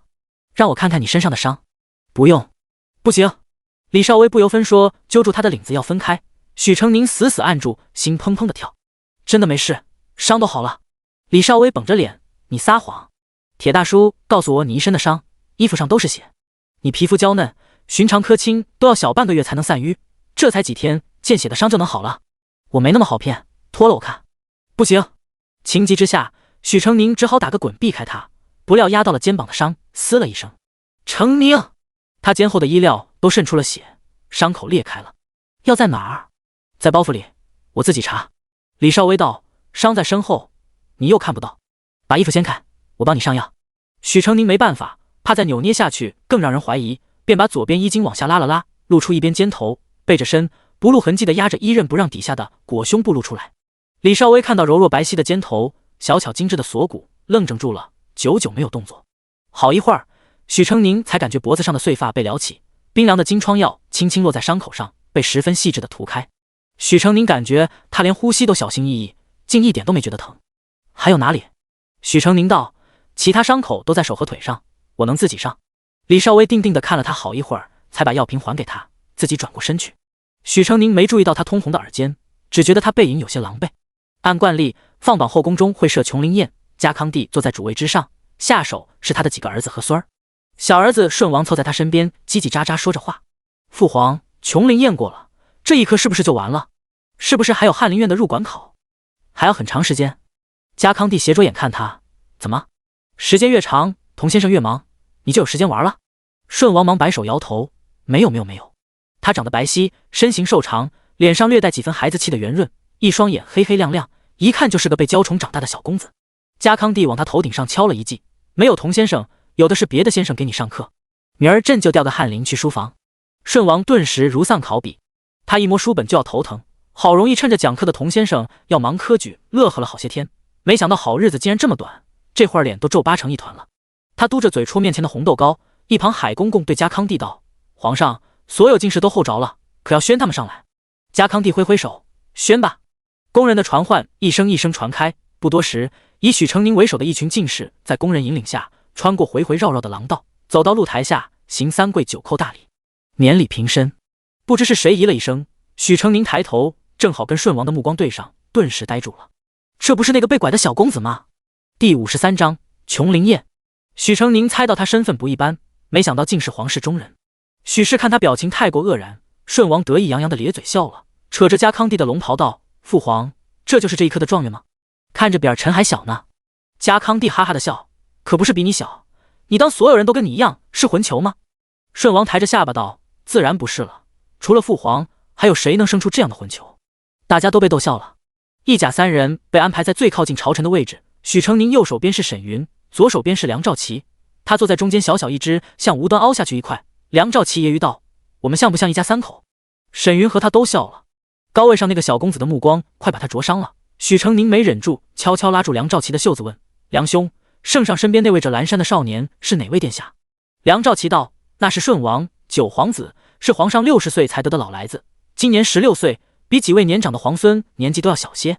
皇上素来宠爱幼子，顺王又不似皇兄们需要在朝堂上历练，便养成了招猫逗狗、活泼好动的性子。对他，咱们不用避忌。”许成宁点点头。梁兆琪又道：“你可知昨天寿王世子与郑国丈在陛下跟前干了一仗？”许成宁已经听说寿王世子100万两参赌的事了，想也知道郑家不愿乖乖服输，好奇问道：“怎么个干仗法？谁赢了？”梁兆琪看他眼波灵动，带着鲜活的狡黠，不由一笑：“是郑国丈到陛下跟前哭去了。当时郑世恩哭得像个孩子，耍赖般瘫坐在地上，一声声的喊，求皇上给老臣做主。本只是想给皇上新得人才博个彩头，没想到福皇孙也想压住100万两，1文钱没给，就打了个欠条。我当福皇孙是小辈贪玩，便开玩笑答应了，想着等他赌心过了，再告诉他不收他的钱。可他误打误撞压中了，今儿便带人找上门来，向老臣讨要900万两。不是老臣想邀功，郑家这些年安民赈灾出了善款无数，除了朝廷公账上的，私账也林林总总，加起来也得有数百万两了，现在哪里拿得出这么多现银啊？陛下！”郑世恩涕泪连连，跪行过去，牵住龙袍的衣角，不停地哭：“陛下，您是知道老臣的，老臣没用，入朝几十年也无甚建树，若没有皇上厚爱，老臣现在还是个给人端水默默的芝麻小官。老臣也没什么大志向，活了一把年纪了，只想有多多的钱可以花。求陛下看在老臣这么多年追随您没有功劳也有苦劳的份上，让世子殿下饶过老臣一回吧。”家康帝素知他贪财又大方，志短且平庸的性子有些心软，便叫来了秦福。秦福却不肯收手：“皇爷爷，所谓在商言商，郑国丈名下的产业，孙儿平常没少光顾，不曾少给1文钱，赌方又如何能不作数？孙儿收到的票据与其他人一般无二，印章俱全，金官有效，郑氏的信誉如此儿戏百姓，今后谁敢信？今日孙儿身为皇孙都能作罢，便是再给其他人施压，让他们不得不作罢，孙儿实在担不起这罪责。”家康帝说：“自家人好商量，不让外人知道便是。”秦福表示无奈：“皇爷爷，孙儿也想如此，可前些天宴请宾客不小心喝多了，竟把参赌的事说了，票据也被宾客传看，这会儿只怕传开了。”许成宁问：“那最后怎么样了？”“能怎么样？世子做了万全的准备，什么后路都堵死了，郑家有苦也只能往下咽。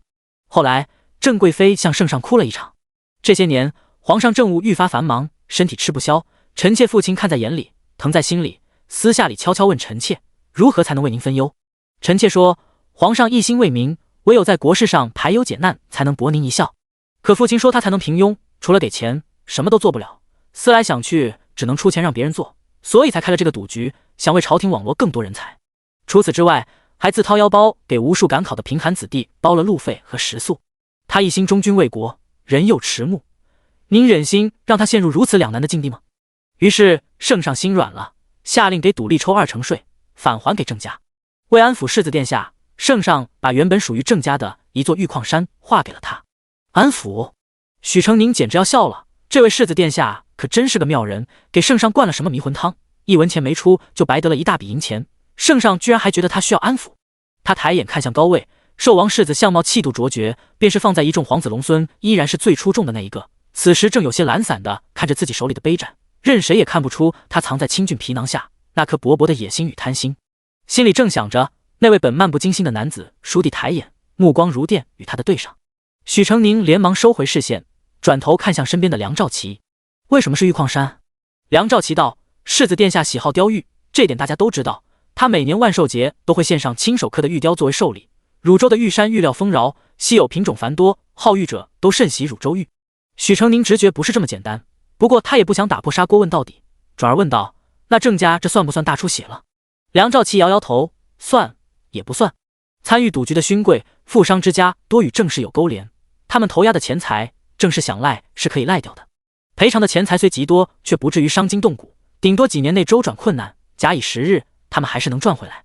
不过，梁兆琪凑在他耳边道：“上次我按你提议的觐见了世子殿下，郑氏其他生意应该也出问题了。”话说到这，一道怨毒的目光落在他身上，许成宁感觉如芒在背，不消多想，肯定是宁王的。他与宁王间的恩怨，隔着金山银山江山，已经抢救不了，他只能无视。这头，皇帝与众臣寒暄毕了，直指许成宁三人道：“这便是金穗进士科脱颖而出的顶甲三人了。”他们三人连忙站起来行礼敬酒。童阁老师主考官对许成宁印象极好，把他招到跟前，上下打量许久，笑眯眯道：“你的考卷都是我判的，答得极好。听说你是连中3元，还曾是小3元。小3元便是县试、府试、院试连夺第一的人了，所以许成宁是小3元后又拿大3元，果真神童也。”许成宁居礼，学生侥幸，承蒙恩师教导，是以这些年有所进益。童阁老满意地拉着他讲考卷上的一些看法，结果发现无论说到他考卷上哪一点，他都能说出是看了哪本书，去过哪些地方，见了什么事，有所感悟才写下的，有理有据。更难得的是记性极好，过目不忘。童阁老兴头一上来，又要他作诗。末了转过头对坐在不远处的谢老国公喊道：“老谢，瞧这小郎君比你当年有过之而无不及啊！”第54章伴读。说完又转头看了一眼，补充道：“长得还好看。谢家人是出了名的好相貌，想当年老国公谢真高中状元时，正是17岁的青葱年华，才高8斗，兰芝玉树一般的人物，叫当初京城一众小姐们都看红了脸。就是童阁老自己的夫人，当年也有过一段羞答答偷看谢郎君的时期呢。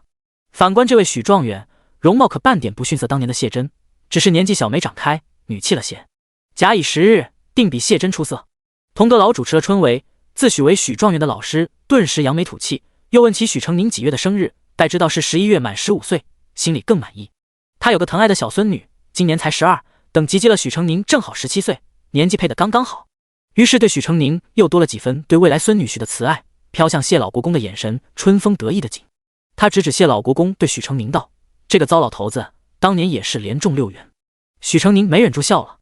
谢老国公懒得跟他计较，他一直在注意新科小状元，刚刚也见识了一番许成宁的口才与学问，心底十分喜欢，便把他叫过去，暗中上下打量，心里点头，温和道：“你的文章我看过，难得你小小年纪不骄不躁，务实可靠，往后2年可继续对工农兵等涉猎更深，日后造诣定然更不凡。”谢老国公的语气带着十分的温善，许成宁倒没有受宠若惊，他一向很有老人缘，像邢夫子、邢师娘、林伯、林婶等都待他极好，便大大方方的应诺。谢老国公又问起他给燕竹生整理过什么书，许成宁答：“野史录、各省州府的地方志、风物志都整理过，县志只理了一部分，还有些冷门的饮食志、器玩志一类。”谢老国公点头：“我府上也有藏书，其中古书孤本也不少，有空也来帮我理理书。”童阁老忙道：“你二孙子在下边坐着呢，找他岂不便利？”然后转身对许成宁一脸慈爱：“还是来我府上，我家的藏书可比文国公府多了，我也没有考了进士的孙子。”许成宁被他逗笑，冲2位大人拱手鞠躬，学生多谢2位大人抬举。顺王一直盯着许成宁，看他游走于翰林清流之间，吟诗作赋，谈学论道，信手拈来，明明还小，却有一股不符合年纪的从容与淡然，心里觉得奇异，便问家康帝：“父皇，您给小状元封了什么官？”“封官？”家康帝一巴掌拍在他脑袋上：“律法都没学好，难道不知年不满16不能入仕吗？”“啊！”顺王揉揉额头，眼睛一亮：“父皇，那让他给我做伴读吧。”家康帝最头疼腰，想一出是一出，揉着眉心道：“你不是有3个伴读了吗？还不够陪你玩？3个陪我玩，1个当伴读吗？”顺王右手伸3个手指，左手伸1根手指头，笑嘻嘻道：“父皇不是最想我学好吗？正是怕你把人家带坏了。他可不想一个少年状元就这么毁在自己儿子手上。你要伴读，再去哪家挑个年龄相当的公子便是。”“不，我就要他！”顺王直接指了指许成宁：“你过来。”许成宁正被几个翰林拉着说话，闻言告罪上前。顺王直截了当地说：“本王要你做本王的伴读，你敢不敢？”顺王眼里带着只有他才看得懂的挑衅。许成宁眨了眨眼，拱手道：“殿下错爱，草民感激不尽。只是皇子伴读，应当是从世家之中选的适龄公子，草民一介布衣，不敢逾越。”这话在理。下手一个身着杏黄锦袍的男子插话道：“平民子弟不得出入皇宫，小皇叔若真想找个新科进士当伴读，我看坐下也有几个极年轻的，比小皇叔大不了多少。”许成宁看了看位置，猜测这位便是宁王之子。“不，我就要他，就要他！”顺王扯着家康帝的袖子，使劲撒娇：“父皇，父皇，您就答应儿臣吧。”家康帝一大把年纪了，被闹得没脾气，奄奄道：“你为何非要许成宁当你伴读啊？”顺王大声道：“他生得好看。”许成宁额角冒汗。顺王这是要往死里搞他啊！人说儿消母，女消父，这句话在他那2个姐姐身上都印证了，尤其大姐许秀梅几乎完全继承了父亲许大山粗犷的面容，唯独他没半分像爹爹。虽然他也没觉得自己有多像刘氏，但据说刘氏年轻时容貌极不错，想来还是随了母的。一个女孩子混迹在一群男子中，最怕的就是有人留意自己的相貌，这也是她不敢入官场的原因之一。小时候还能说是没长开，再过2年可怎么解释？许成宁只好道：草民随燕先生学了4年，不曾教过一分束修，早前已经与先生说好，帮先生理几年书好底了的。本王又不是天天读书，哪个要你天天过来了？每3日进宫一趟，读半日书便够了。那你还要个屁半读？家康帝心里暗骂，可顺王又痴缠混闹起来。陛下头疼，想着许成宁看着也是个从容稳重，如果能帮忙掰一掰腰的性子也好，便问道：许成宁，你愿不愿意给顺王当伴读啊？说的好像他能拒绝似的。许成宁心里腹诽，却只能老老实实道：学生但听陛下吩咐。好。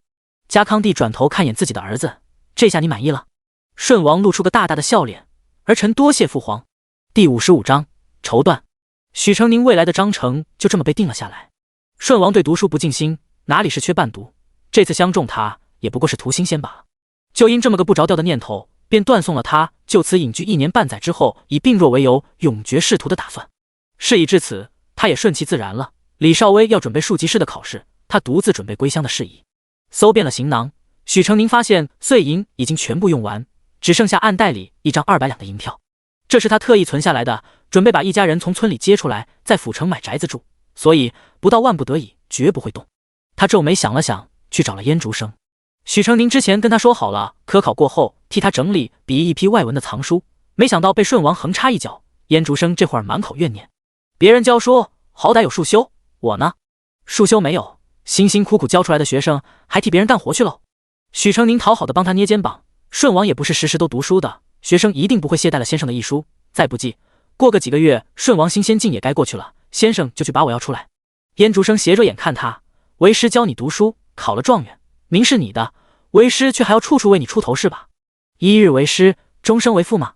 许成宁哄道：儿子有事了，当爹的自然得为儿子出头嘛。再说名也不都是我的，先生一生只教一个徒儿，这个徒儿是史无前例的最年轻的状元，那他的先生得多厉害啊！燕竹生被哄舒坦了，哈哈的笑，少耍贫嘴。不是说明日要回乡，怎么不去准备？许成宁抿着嘴，跪坐下来，学生想跟您借钱。燕竹生似笑非笑的看他，你不是快把郑家给掏空了，怎么还是个穷光蛋？许成宁现在最听不得人提这个，一听就炸了毛。先生，燕竹生哈哈的笑，把他炸起的毛摁下去。许成宁抱怨道：来京城前，我在府衙领了6两盘费，加上我自己的本也够用，没想到出了那样的事，就都花费完了，一文没剩。我想买点东西回家，您借我20两，等中试的奖赏发下来了，我还您21两。燕竹生不作声，只是戏谑的看他。许成宁有些羞赧，小声道：先生借不借吗？我借。燕竹生道：就为这1两利钱，我一定借。许成宁拿到钱便去了绸缎庄。乡下人们穿的衣服都是灰扑扑的，要么就是大红大绿，一年到头也不见能穿一身好衣裳。许成宁知道自己娘和姐姐都是爱美的，便精心挑选花色，最后订了一匹杏红的山茶花纹，一匹玉色的芙蓉花纹，一匹蜜合色水仙纹，并一匹藕合色素绫。2个姐姐从小爱抢东西，她特意把几匹布都买得差不多，只看各自喜好如何。绸缎庄的老板娘见她肤色玉雪莹白，指如葱段，柔白的小手放在丝滑柔软的绸缎上，十分赏心悦目。公子好眼光，这几匹花色都是极好的。看左右无人，老板娘前倾着身子，半掩口低声道：我这还有一匹上好的雨过天青色的蝉翼纱，乍一看就跟最名贵的软烟罗似的，穿在身上像烟雾一般，肤色若隐若现，那叫一个飘逸如仙。姑娘长得漂亮，又生得白嫩，穿这个最好看。许成宁扫过那几匹绸缎，淡笑：多谢掌柜的，我这几匹就够了。美丽没有活着重要，女子的物实再美，也永远不可能是她的。出了绸缎庄，他又去玩物摊子上给弟弟挑了2个的彩素，刚要付钱，突然想起母亲前年刚生了个妹妹，于是又拿了一对布偶，8两银子买下了一对小巧精致的银镯。得知许成宁要走了，这天晚时马氏夫妇准备得很丰盛。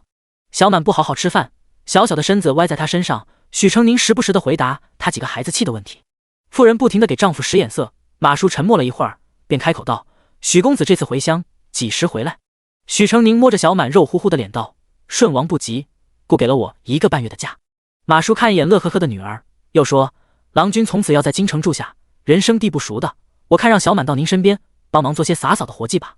这话意图就很明显了，但许成宁并未对此感到戏谑。生活在尘埃里的人抓住一根稻草便努力往上爬，并不可耻，于是颇真心地说道：马叔家虽不富裕，却也是不愁吃穿的人家，又何必让小满去为奴为婢？我如今不是官绅，便是有京城高于我的勋贵比比皆是，我不一定能护得小满周全。为奴卖身，那是走投无路了才会这么做。虽说靠着主家飞黄腾达者有之，哪有自由身来的安稳呢？若能平安无忧度日，也不必强求有什么大出息。马叔若是想让小满日后有所傍身，可以教他识些字，读书开智，多少让他能明辨是非，不叫人糊弄了去，再让他学门技艺，日后无论富贵潦倒都有所傍身。靠山山倒，不如靠自己来的可靠。妇人迟疑道：可这手艺人总是要轻贱些。许成宁笑道：很不必在意这些。所谓山外有山，人外有人，世上总有人比自己高一等。真要计较，日子过得如何安生？天下乃是读书人治理的天下，万般皆下品，唯有读书高，也是读书人自己说的，自我标榜，糊弄人罢了。世间贤者富禄万民，可这路却是从为农为工者手中而来。但凡是正经的营生，凭自己的本事吃饭，养活一家人，清清白白过下去，有何可自轻自贱的？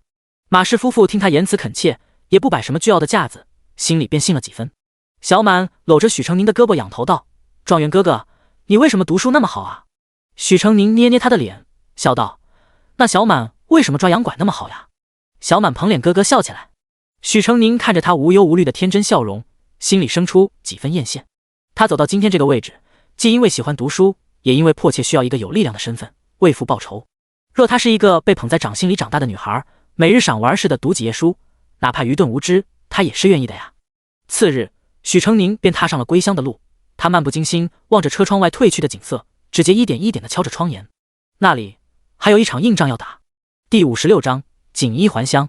岐山村，一个肥硕健壮的妇人把一名少女从屋子里拖出来，边拖边骂：贱丫头，有福不享，你是脑子被使糊了。薛家少爷有什么不好的？不，我不嫁，爷爷，我要陪着爷爷。少女一身灰扑扑的粗布衫子，娇小瘦弱，皮肤微黑，头发乱糟糟的，被妇人又打又扯，满脸是泪，却又倔强地抱着立在门口的木桩。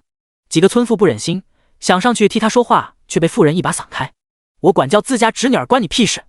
我不嫁。女孩越发挣扎，妇人扬手就是一记耳光，破口骂道：贱蹄子，别分不清好赖，敢忤逆长辈！你也别妄想飞上枝头当凤凰。许南当了状元公，早就娶官家小姐去了，谁还记得你这个贱婢？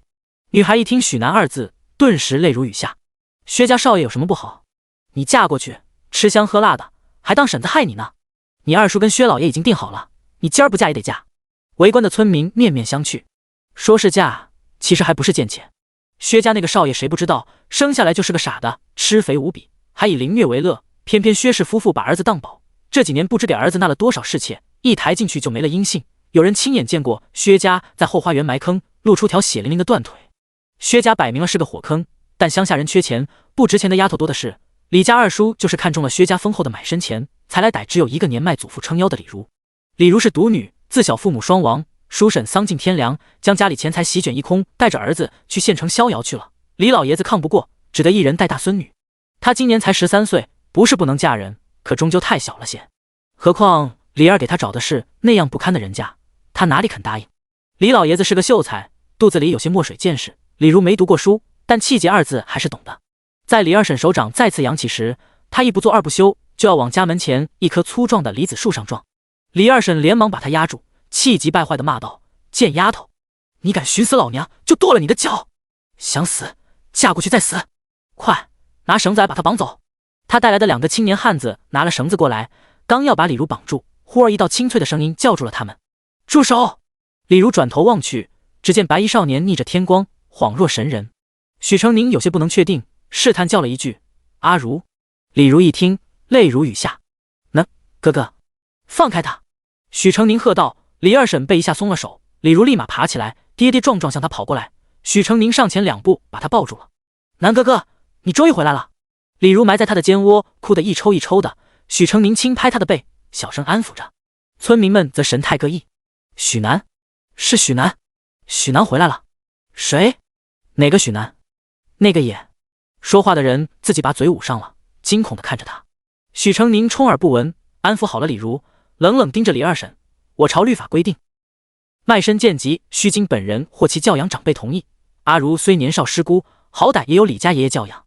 一来李家爷爷尚在，还轮不到你们当叔婶的决定他的去留。二来，当初阿如爹娘撒手而去，你们上不养老，下不养小，反而自个儿跑去逍遥快活，今年不见人影儿，这会儿又要自诩长辈贪阿如的卖身钱了。李二婶胖脸涨得紫红，气得拿手指指许成宁，骂道：“我管教自个儿侄女，你管得着吗？状元公管不着，那本官可能管得着？”周县令沉着一张脸，突然出现，先是带着歉意对许成宁道：“没想到本县治下还有如此刁民，本官这就让人带走。许郎君且多担待些。”他挥挥手，两个衙差上前就架起李二婶。李二婶慌了，哇哇乱叫：“大人，我是他二婶儿，我只是给他说门亲事，没有坏心啊，大人。”周县令眼皮子都懒得聊一下，他虽庸碌，不至于这点子破事儿都想不透。薛家那样的地头蛇他惹不起，拿捏个升斗小民却不过动动手指的事，因此也不管李二婶哭天喊地的喊冤，让两个衙差把人架走了。许成宁对周县令道：“大人亲赴彼乡，本该严邀寒舍一座，然而李家爷爷与小子有恩，小子想先去看望一下老人家身子安康，还请大人恕罪。”周县令对许成宁做过亏心事，讨好还来不及，连忙道：“许郎君乃是重情重孝之人，品德可贵，衣锦还乡，正该在长辈跟前尽孝，又何罪之有？郎君尽管去，有何家事，本县令替你料理。”许成宁拉着李如往李家走，人群自动让出了一条道，眼睁睁地看着他们两人进了屋，憋了许久的话匣子一下子爆开了。这是许南，他长这么好看了，当了状元郎竟然还能记得乡下的野丫头，李如也忒好命了。可不是吗？这头差点一脚踩进薛傻子后院，另一头一下子就成了状元夫人了。不见得吧？我听说考状元的都是要被那些大官家里拉去做女婿的，官儿才做得更大，怎么可能会娶李家丫头？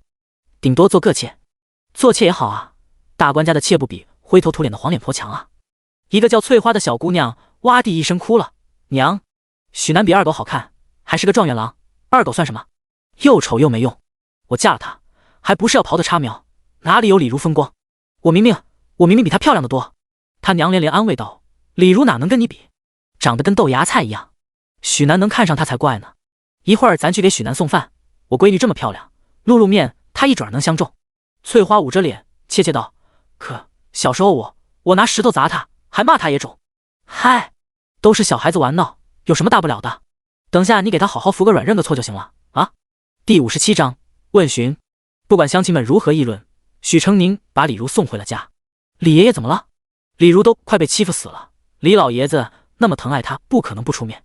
果然，李如哽咽道：“爷爷气病了，现在还没醒过来。”李老爷子躺在床上，头发花白，面黄枯瘦，苍老干枯的像具干尸，整个人毫无生气。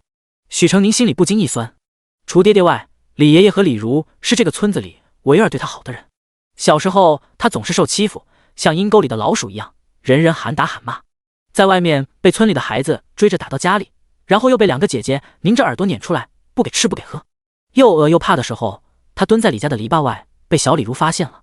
小李如踉踉跄跄拉着李爷爷出来，指着他奶声奶气的呀呀了2声，李爷爷就把他抱进了屋，端出吃剩的稀饭和馍馍给他吃。从那之后，他就经常溜到李家，和李如欢欢喜喜拉着手一起去灶台找吃的。李爷爷在一旁笑眯眯看着。李老爷子是村里唯一的秀才，识文断字，偶尔会捧着旧书看，因为他总是踮着脚偷偷瞄，后来索性就把他抱在膝上，一个字一个字叫他念书写字。小李如就扒在李爷爷膝边看着他们。后来李爷爷身子骨差了，他也上了学堂，每次回家都会折朵小花，隔着篱笆条递给眼巴巴的李如，也力所能及帮他干点活，直到他跟着燕先生离开。过往的回忆漫上心头，许成宁压下泛起的酸意，专心的给李老爷子切脉。病是小病，但到底年纪大了，又受了刺激，虚弱得很。他拜托了一个衙差去请大夫，又问李如要了些红枣、茯苓等寻常又温和的药材。他行囊里还有一支人参，是在京城游荡时一个药堂老板送的，切下一点参须与其他药材一起熬煮。药罐咕噜噜的滚着水，许成宁打湿帕子给李如擦了擦脏兮兮的脸。我观李爷爷思虑甚重，郁结于心，这2年你叔叔还总来烦扰你们。李如摇摇头，有你之前那番话，这2年他们倒还安生，但他们知道你中状元后，就要把我卖给一个会打人的傻子做妾。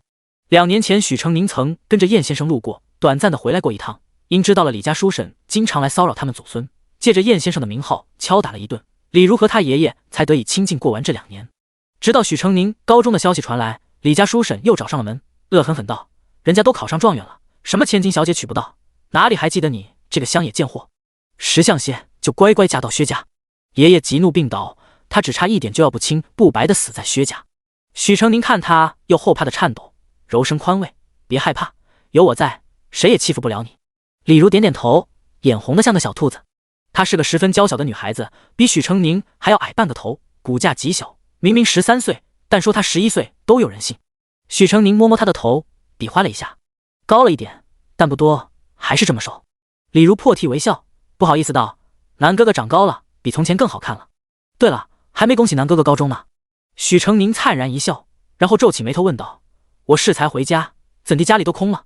我娘他们搬家了。”李如惊道：“南哥哥竟还不知道吗？年前你二姐被一个大户人家接走了，有马车，有卫队，好大阵仗。刘婶子也带着你大姐和弟弟妹妹都一块去了，说是要去城里过好日子。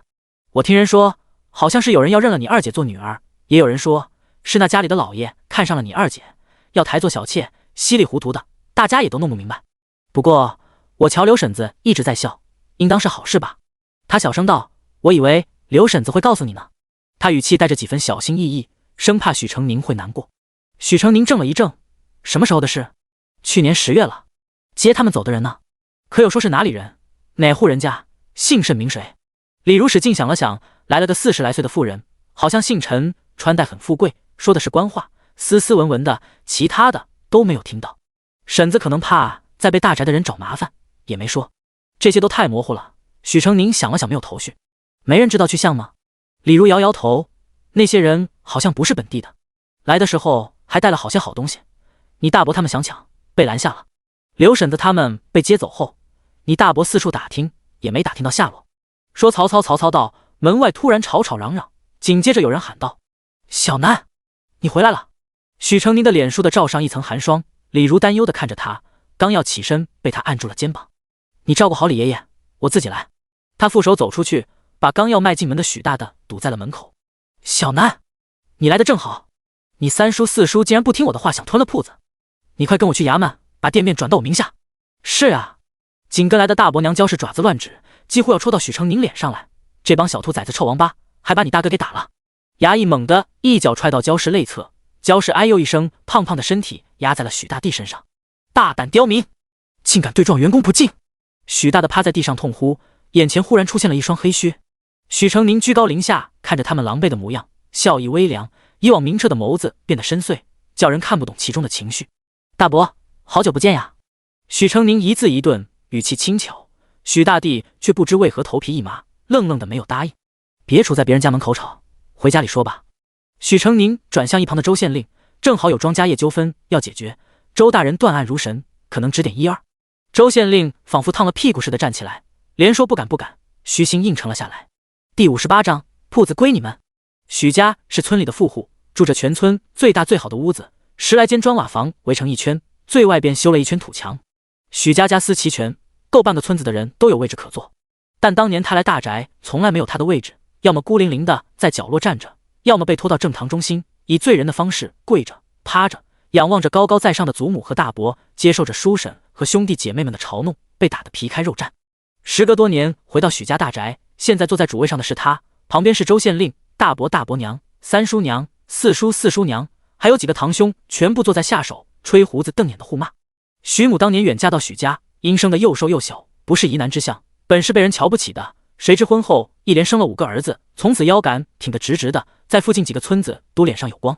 有那等媳妇怀孕或是生产的人家，都会包个大红包，特意请他过去看上一眼，说是这样能生男娃。他一生顺风顺水，唯一的污点可能就是愚笨木讷还奇丑无比的二儿子了。是以许家兄弟都住在一起，许老爷子一死，独许大山被赶出了大宅，和新婚妻子刘氏住在土坡下2间泥土房里，算是分了出去。说是分家，他们家的是大宅，却总插手个没完，收割了许母要粮，没收割就要钱，进了他的口就吐不出来。许大山病了几年，没见他说一句关心给一文看病钱，刘氏生不出儿子，他却要跳出来骂他克许大山。真好命啊，早2年就死了，想找他谈谈心也不能了。许成宁支招下巴，看下手中的面红耳赤的人，手指好整以暇地点着桌面，心想动哪个儿子，老人家会更心疼呢？大房和3房4房之前因为铺子的事打了一场群架，许大郎现在脸上缠着绷带，拄着拐，被他的娘子扶着。三叔被从山上推了下去，身上骨折了几处，头上一个大窟窿。这个节骨眼上，谁也不肯掏银子给他治病，现在还躺在床上生蛆。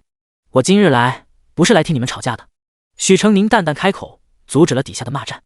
来之前，我已经向朱老爷讨了账册，本想看看几位叔伯兄长各显神通，经营有道，没想到许成宁猛地把账册扫到地上。你们可真让我大开眼界！拖欠工钱，倒卖珠宝，铺子里凡是值钱的东西都不见了，现在成了个空壳，这就是你们做的生意？许二郎站起来道：“小六，我们本来是要做生意的，是大哥和大伯掏空了铺子的钱，是他们先动的手。”许大的怒喝：“狗杂种！许家上下哪样东西不是我的？我是家主，你们都该听我的。所有的钱都要交到我这来，这是从小就立下的规矩。谁敢私吞银子，我就扒了他的皮。”许家大宅确实一直是这个规矩，许母定下的，所以这么多年，大房几口人干得最少，吃用最多，但家里有什么进项，全都是许母跟许大的收着，大事小事全由大房一锤定音。各房也是积怨已久，许母死后终于爆发了。许成宁不过借铺子添把火而已。大伯父，许成宁道：“我爹10多年前就已经被分了家，当年你们找二房要钱要粮，还可以说是孝敬祖母，现在祖母不在了，二房的家产应该跟你们没有干系了吧？”许大的哈哈大笑：“小男还不知道吧？你娘3年前就嫁给了你五叔，你也过继给你五叔了，现在许大才就是你爹，你是五房的人，你的铺子也是我的，有这等事？”许成宁愕然道：“你骗人！”许大的呲着牙笑：“用不用拿族谱给你瞧一瞧？这个铺子不是我一个人的，而是与朱老爷一起开的，我得4成股。”许大郎不顾伤痛嚷嚷道：“那也该是我们大房的，所有这些都是我们的。你们的意思是，开这个铺子全责都在你们，跟我没有半点关系了，是吧？”“那当然了。”看到许成宁一脸不甘心，许大郎更得意了。“好吧。”许成宁道：“正好县令大人在此，我把铺子给你们便是。”大房喜上眉梢，3房4房气得破口大骂，骂许大的和他2个儿子，还骂许成宁。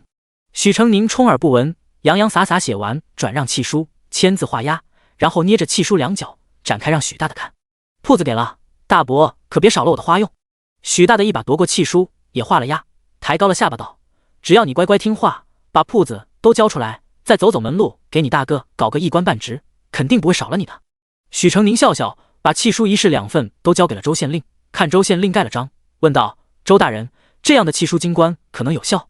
周县令点点头：“有效，有本官作保，肯定有效。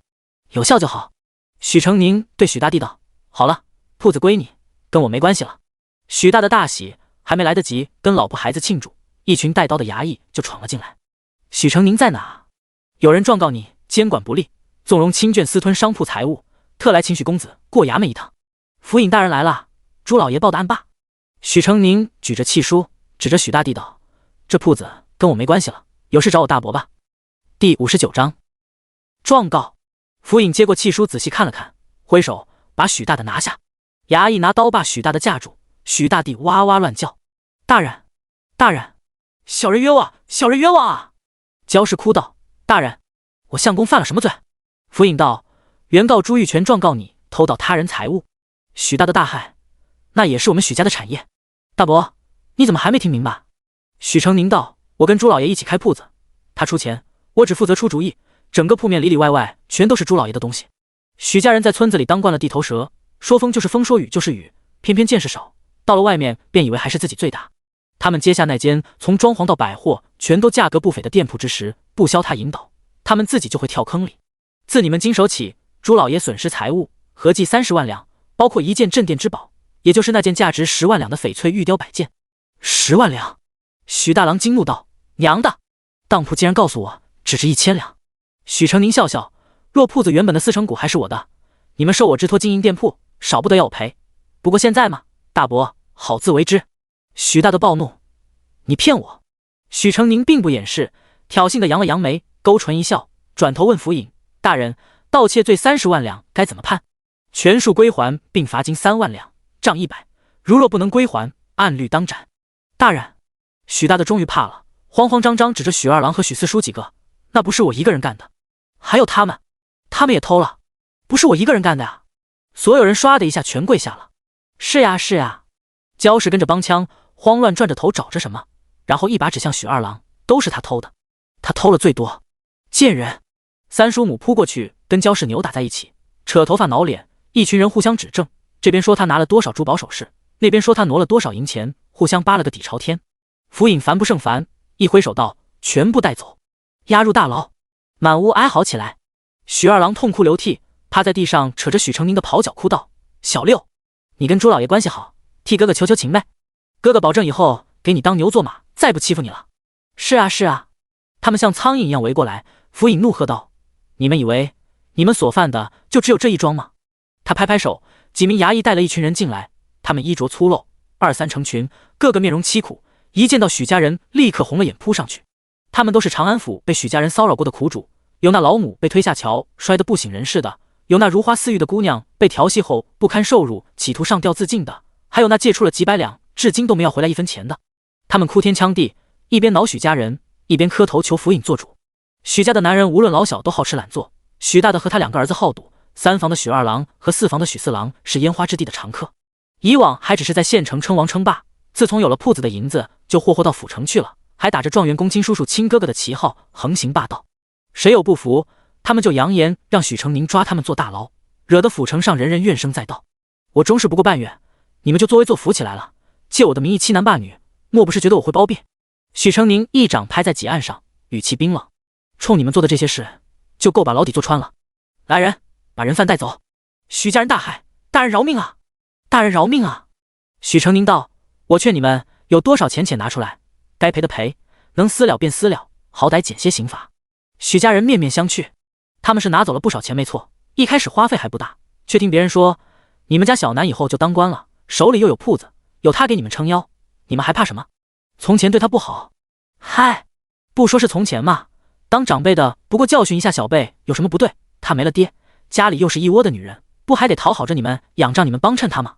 于是开始一发不可收拾，赌博的赌博，逛青楼的逛青楼，养小心的养小心，各自欢乐，各自奢靡，每个人都放纵的觉得自己没钱了，找自己爹找自己儿子拿钱就好，到最后谁都花了个七七八八。府尹让原告的苦主都退下，牢狱之灾顶在头上，许家人走投无路，跪在地上呜呜的求许成宁帮忙。许成宁看够了他们的丑态，示意他们安静下来，才道：“帮忙可以，但我有3个条件。”许大的忙道：“你说。”大伯什么都答应你。第一，我要我娘跟许大才和离，并且把我从许大才名下转回，这个不痛不痒，许大的一口答应。第二，许成宁弯下腰，冷冷与他对视：“我要你当着2位大人的面，说出当年的事，我爹到底是怎么死的？”周县令一抖，心虚的不敢抬头。许成宁在县衙报过7次案，头一次是告他们村里一个单身汉子对他娘强迫未遂，那时看他长得不像他爹，他觉得苍蝇不叮无缝的蛋，打发了，判汉子无罪。之后5次都是告黄忠明带人打死了他爹，他倒是想管，没想到黄忠明背后那个扬州富商颇有来头，还没开堂审理，就有大人物来打了招呼，他只好装死，任由许成宁敲了1次又1次的鸣冤鼓，全部糊弄过去。最后1次是书院邢夫子报的官，告许家叔伯要在许成宁热孝之时把他卖掉，知道又是跟黄忠明有关，他就继续装死，甚至还想过卖了就卖了，省得3天2头闹出事，给他多个大麻烦。7次报官，他1次没帮，这么多年偶尔有点良心不安，可没有得罪大人物，他也安安生生的过来了。没想到黄忠明生意垮了，也被他的靠山放弃了，而许成宁却摇身一变成了新科状元，马上就成为顺王的人。当年那个受尽欺凌的小孩逆天改命回来，第一件事就是清旧账来了。周县令心里叫苦，他早就不求这辈子能升官发财了，只求能平平安安熬完任期，现在只想巴结好许成宁。府尹拍着扶手，照实说。许大的哆哆嗦嗦半天，才讲道：当年小的跟着云香酒楼的黄老板做活儿，有一回他瞧见了许南，回头就跟我说有个贵人好难同那口，觉得我家许南讨人喜欢，想买下来送给那位贵人。我当然不肯答应，可黄老板说不卖，就让我们一家子吃不了兜着走。他们来拉人的时候，我二弟不肯，抱着许南不撒手，就被黄老板带来的人活活打死了。第60章第3个条件。周县令气道：当年本官开堂审理，明明可以为许郎君主持公道，是你非说你二弟是病死的，岂止是许大的，黄忠明闯进村子抢人的时候动静很大，村子里的人向来以欺负他们父子和看他们父子俩被欺负为乐，他家院子围了里3层外3层，他们眼睁睁地看着他被拖拽被痛打，眼睁睁看着爹爹蜷着身子把他护在身下，被生生打碎了脊骨，肋骨断裂，刺破内脏，七窍流血，骨肉模糊，然后大笑起哄，最后在官府审理的时候口径一致地说没看到。许成宁死死握住扶手，两眼已经猩红。你怎么不说，你跟着黄忠明做的是什么生意？你怎么不说，是你主动向黄忠明出卖了我？你怎么不说，你为了讨好黄忠明，扣押了我爹的尸身，不待开审便火化？说到最后，许成宁胸前剧烈起伏，他身体本就还没好全，急怒攻心之下，脸色白得跟纸一样，单薄的身子微微摇晃。许大的大哭起来，是大伯错了，大伯不该说谎，可是大伯也是被黄忠明给逼的啊！我要你举证黄忠明买通黑市，掠卖妇孺，并杀害我爹的事。府尹道：许郎君放心，本官替你做主，黄忠明如此作恶多端，本官会立案查明，还令尊一个公道。许成宁道了谢，心里却清楚，若自己还只是当初那个弱小的孩子，便是黄忠明在罪恶昭著，府尹、县令也不敢完全站自己这边，他们妥协的是身份地位，而非公道。我还有第三个条件。许成宁继续道：我们二房自请除族，与许氏就此断亲，从今往后再无干系。众人大惊，这个以孝治天下的世道，竟有人敢明目张胆的要求判出亲族？不行！许大的大惊，没了许成宁，黄忠明又倒了，他们以后就没有靠山了。小南啊，你这是不孝啊！你这么做，对得起许家列祖列宗吗？你爹在天之灵，也不会愿意自己被逐出族的呀。许成宁不理他，冲府尹和县令郑重作揖：今日二位大人在此，索性小子说个明白，求两位大人为小子主持公道。我爹许大山幼时晚慧，言语笨拙，年少时因为救我五叔，从山上摔下来跛了一只脚，加上面目丑陋，为人所不容。许家五兄弟独他一人被分了家，仅得2亩荒田。我爹披星戴月的劳作，我母亲贤良持家，哪怕家贫如洗疾病缠身，也从不曾少了一分对祖母的孝敬。他憨厚老实，为子孝，为兄友，为弟恭，与邻亲善，可换来的却是亲族与同乡无穷无尽的欺辱捉弄，嘲笑他形容鄙陋，欺负他身有残疾。他们以霸凌我家人为乐，又不肯承认自己做错，便捏造谣言，说我非我爹亲生之子，说我母亲水性杨花，不守妇道。三人成虎，谣言传来传去，传成了真，陷我家于万难之地。我爹今年病重，被抢走了治病钱，我娘背负淫荡之名，迈出门就有人朝他吐唾沫，扔石子。而我的姐姐没有嫁妆，婚事艰难，弟弟没有学堂愿意收留，至今都被人瞧不起，人人都骂我是肮脏不堪的奸生子。我身上新伤叠着旧伤，从来没有好透的时候。我潜心向学，终于考取功名，念及清源，将产业给了他们，他们却以我之名在外鱼肉乡里凄凉压善。于私，我们二房对大宅恩义已尽，再继续下去不过伤人伤情。于公，我终是不过半月，他们已经行了如此多伤天害理之事，他日我若为官，由此亲族便多了一群生天作恶的鸡犬。今日我便是冒天下之大不韪，也要与他们恩断义绝。朱老爷那边我会代为说情，请求宽大处置，其他苦主我也愿担负所有赔偿，请求他们私了。但是此亲非断不可。许大郎蹭的一下站起来：你说断就断，你算什么东西？这里都是你的长辈，不断也可。许成宁转过身面对他，淡淡道：那你们就去坐牢吧，左右卖了这间大宅，你们也还不清零头。他说完就走，衙役又要上来拿人，许家人害怕的哇哇大叫：断断断，都听你的就是了。许大的大叫道：说好了，你得把钱都还了。许成宁转过身，微微勾唇，说到做到。府尹暗暗叹息，许公子多风华绝代一个人，怎么就摊上这么一群吸血的亲族呢？叫他说这亲断得好。日落西山，山村的天空一半是亮丽的橘红，一半是净黑的墨蓝。围在许家大宅外的人伸长了脖子，久久没等到人出来。一整个下午，里面时而哭时而闹，跟衙门升堂似的。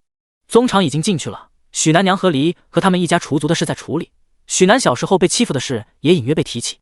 村民个个心里跟打鼓似的，这里谁没踩过许南家一脚？整个岐山村要说针对许南好过的，只有李如和李老爷子。小时候还怯怯生生的，放狗咬他都不敢吭气儿，现在也太厉害了。住嘴！你还说不怕他记仇啊？他会不会记恨我们，也把我们抓进牢里去啊？这时许成宁跟着府尹和周县令走出来了，许家人跟在后面，个个蔫头耷脑，面如土灰。村民顿时噤若寒蝉，一个个睁大了眼，想说什么又不敢说。许成宁的目光于乌压压的人群里搜寻着，瞄准了一个鬼鬼祟祟又沉默寡言的人影。许有根，他叫出了那人的名字。那人一惊，转身要跑，被衙差拿住了。他就是当年强迫我母亲，被撞破时反口污蔑我母亲不检点的人。许成宁没有多说，周县令就把人押下去了。当年周县令判许有根无罪，是因为许有根是男人，而刘氏是女人。现在判许有根有罪，是因为刘氏是新科进士的母亲。有些事就是这么没有道理，却人人尊奉。既然他用这套规则欺负他娘，就别怪他也用这套规则让他坐牢。第61章，娶你，你可愿意？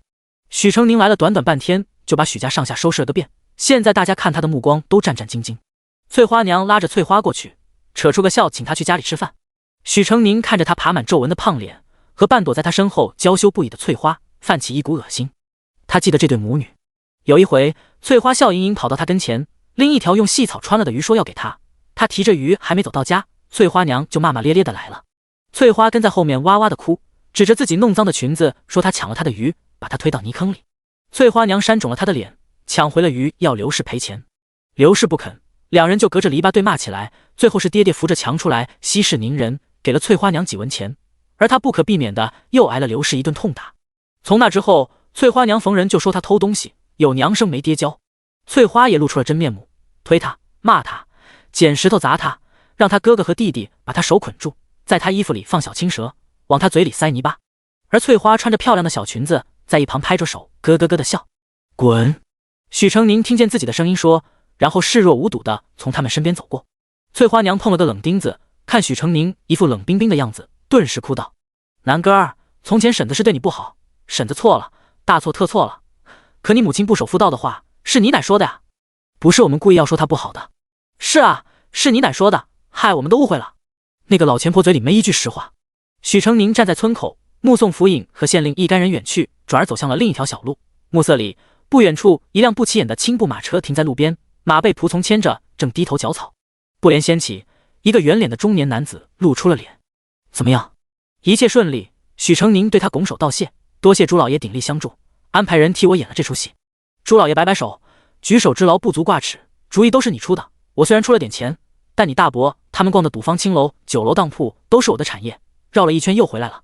不过只是断亲，太便宜他们了，这就算了。许成宁一笑，由奢入俭难，他们的麻烦还大了去了。除族一事他早就想做了，可是太大逆不道了，所以错不能在他。于是他才找朱老爷做了这么个局，引着许家人胃口一步步变大，激起民愤。朱老爷告许成宁是假，那些被许家人迫害的苦主也是假，而他为许家人摆平一切麻烦已经是仁至义尽，任谁也指摘不了他。黄忠明的事如何？许成宁道：朱老爷放心，官府已经拿到证据，开始盘查黑市交易。黄忠明已经是秋后的蚂蚱，现在筹码已失，没有了利用价值，他上面的人定会推他出来顶罪，不出3日，他便定会被捕下狱，不必我们动手，自有人送他归西。朱老爷用力在掌心一捶：好，做得好，许兄弟，多谢你助我报仇。黄忠明做酒楼生意，但私底下也做黑市的人口和毒品买卖。朱老爷的千金遭他毒手，被拐了3年。许成宁一直在查黄忠明，偶然得知朱小姐之事，便主动找到朱老爷，协助他救出女儿，然后与之达成合作，用1年的时间，一步步拔掉黄忠明的羽翼，让他孤立无援，同时借商铺之事把许家人引进局里，一石二鸟。应该的，我也是为我爹报仇。许成宁问：令千金可安好？朱老爷哀叹：还是怕见人，他以后该怎么办？我该怎么办？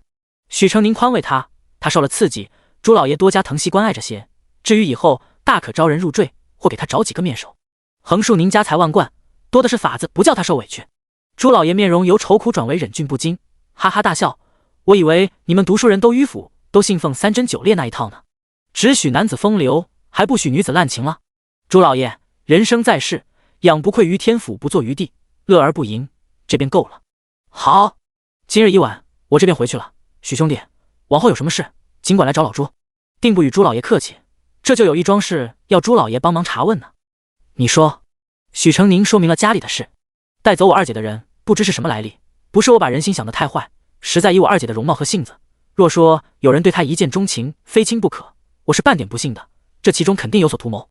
还有我娘，她从没自己出过远门，又带着4个孩子，我小妹才1岁多，想想都极不便利。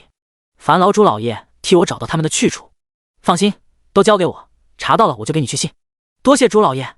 送走朱老爷的马车，许成宁徒步走回了李家，屋里点了盏昏暗的灯，李如坐在床边垂泪，一个年轻大夫在熬药，另一个年纪稍大的许成宁认识，姓陈，是这一带几个村子都爱找的大夫，估计是特意找来问以往病情和药方子的。李爷爷如何了？年轻大夫摇头，也就这几天了。陈大夫看李如哭得伤心，便劝道：医者救病不救命。你祖父这个年纪算是寿终正寝了，别难过，老天爷是要让他回去享福喽。李老爷子这几年大病小病总没个好的时候，李如亲眼看着他一点点衰老，开始不济的是吃不下饭，说话也不能自如，心里早就有预感了。孩子啊，你祖父跟我说过，活着也是受罪，闭了眼才是真的解脱，只是苦了你，他得亲手把你交给别人才肯闭眼。你是个好孩子，你好好的，你爷爷就没什么苦，可明白呢？陈大夫尽量委婉地把话告诉了李如，这对于一个13岁的姑娘虽然残忍，但李家大房已经没人了，李如若立不起来，往后只会更加稀里糊涂。陈大夫也是意在让李如别用错了心，与其挖空心思想治好李老爷子，不如先找个好人家嫁了。可哪是那么容易的事呢？且不说李家大房家徒四壁，光是李二那家子婚人摆在那，谁肯来跳这个火坑？村里倒有个后生看上了李如，不时跑到他跟前乱晃，一来二去，李如也有几分动心。结果那人的娘知道了，跑到李家门口，破口大骂李如不要脸勾引自家的宝贝儿子，叫骂了半天，那人就跟个缩头乌龟似的，脸都没有露一下。李如也就此冷了心。看李如迷茫又哀伤，许成宁心里也不是滋味。李如生下来就没有双亲，只有李爷爷与他相依为命，以后李爷爷没了，她又是个连山坳都没出去过的小女子，日子可怎么过？嫁人要是遇人不淑，只会比现在更难熬。他小声安慰着李如，看他慢慢收了泪，等2个大夫都走了，便把他拉到另一个屋子，低声说：阿如，这会儿没人，我有事跟你商量。李如擦了擦湿哒哒的眼，道：南哥哥，你说。许成宁道：如果我娶你，你可愿意？第62章青梅配竹马。李如猝不及防呆住了。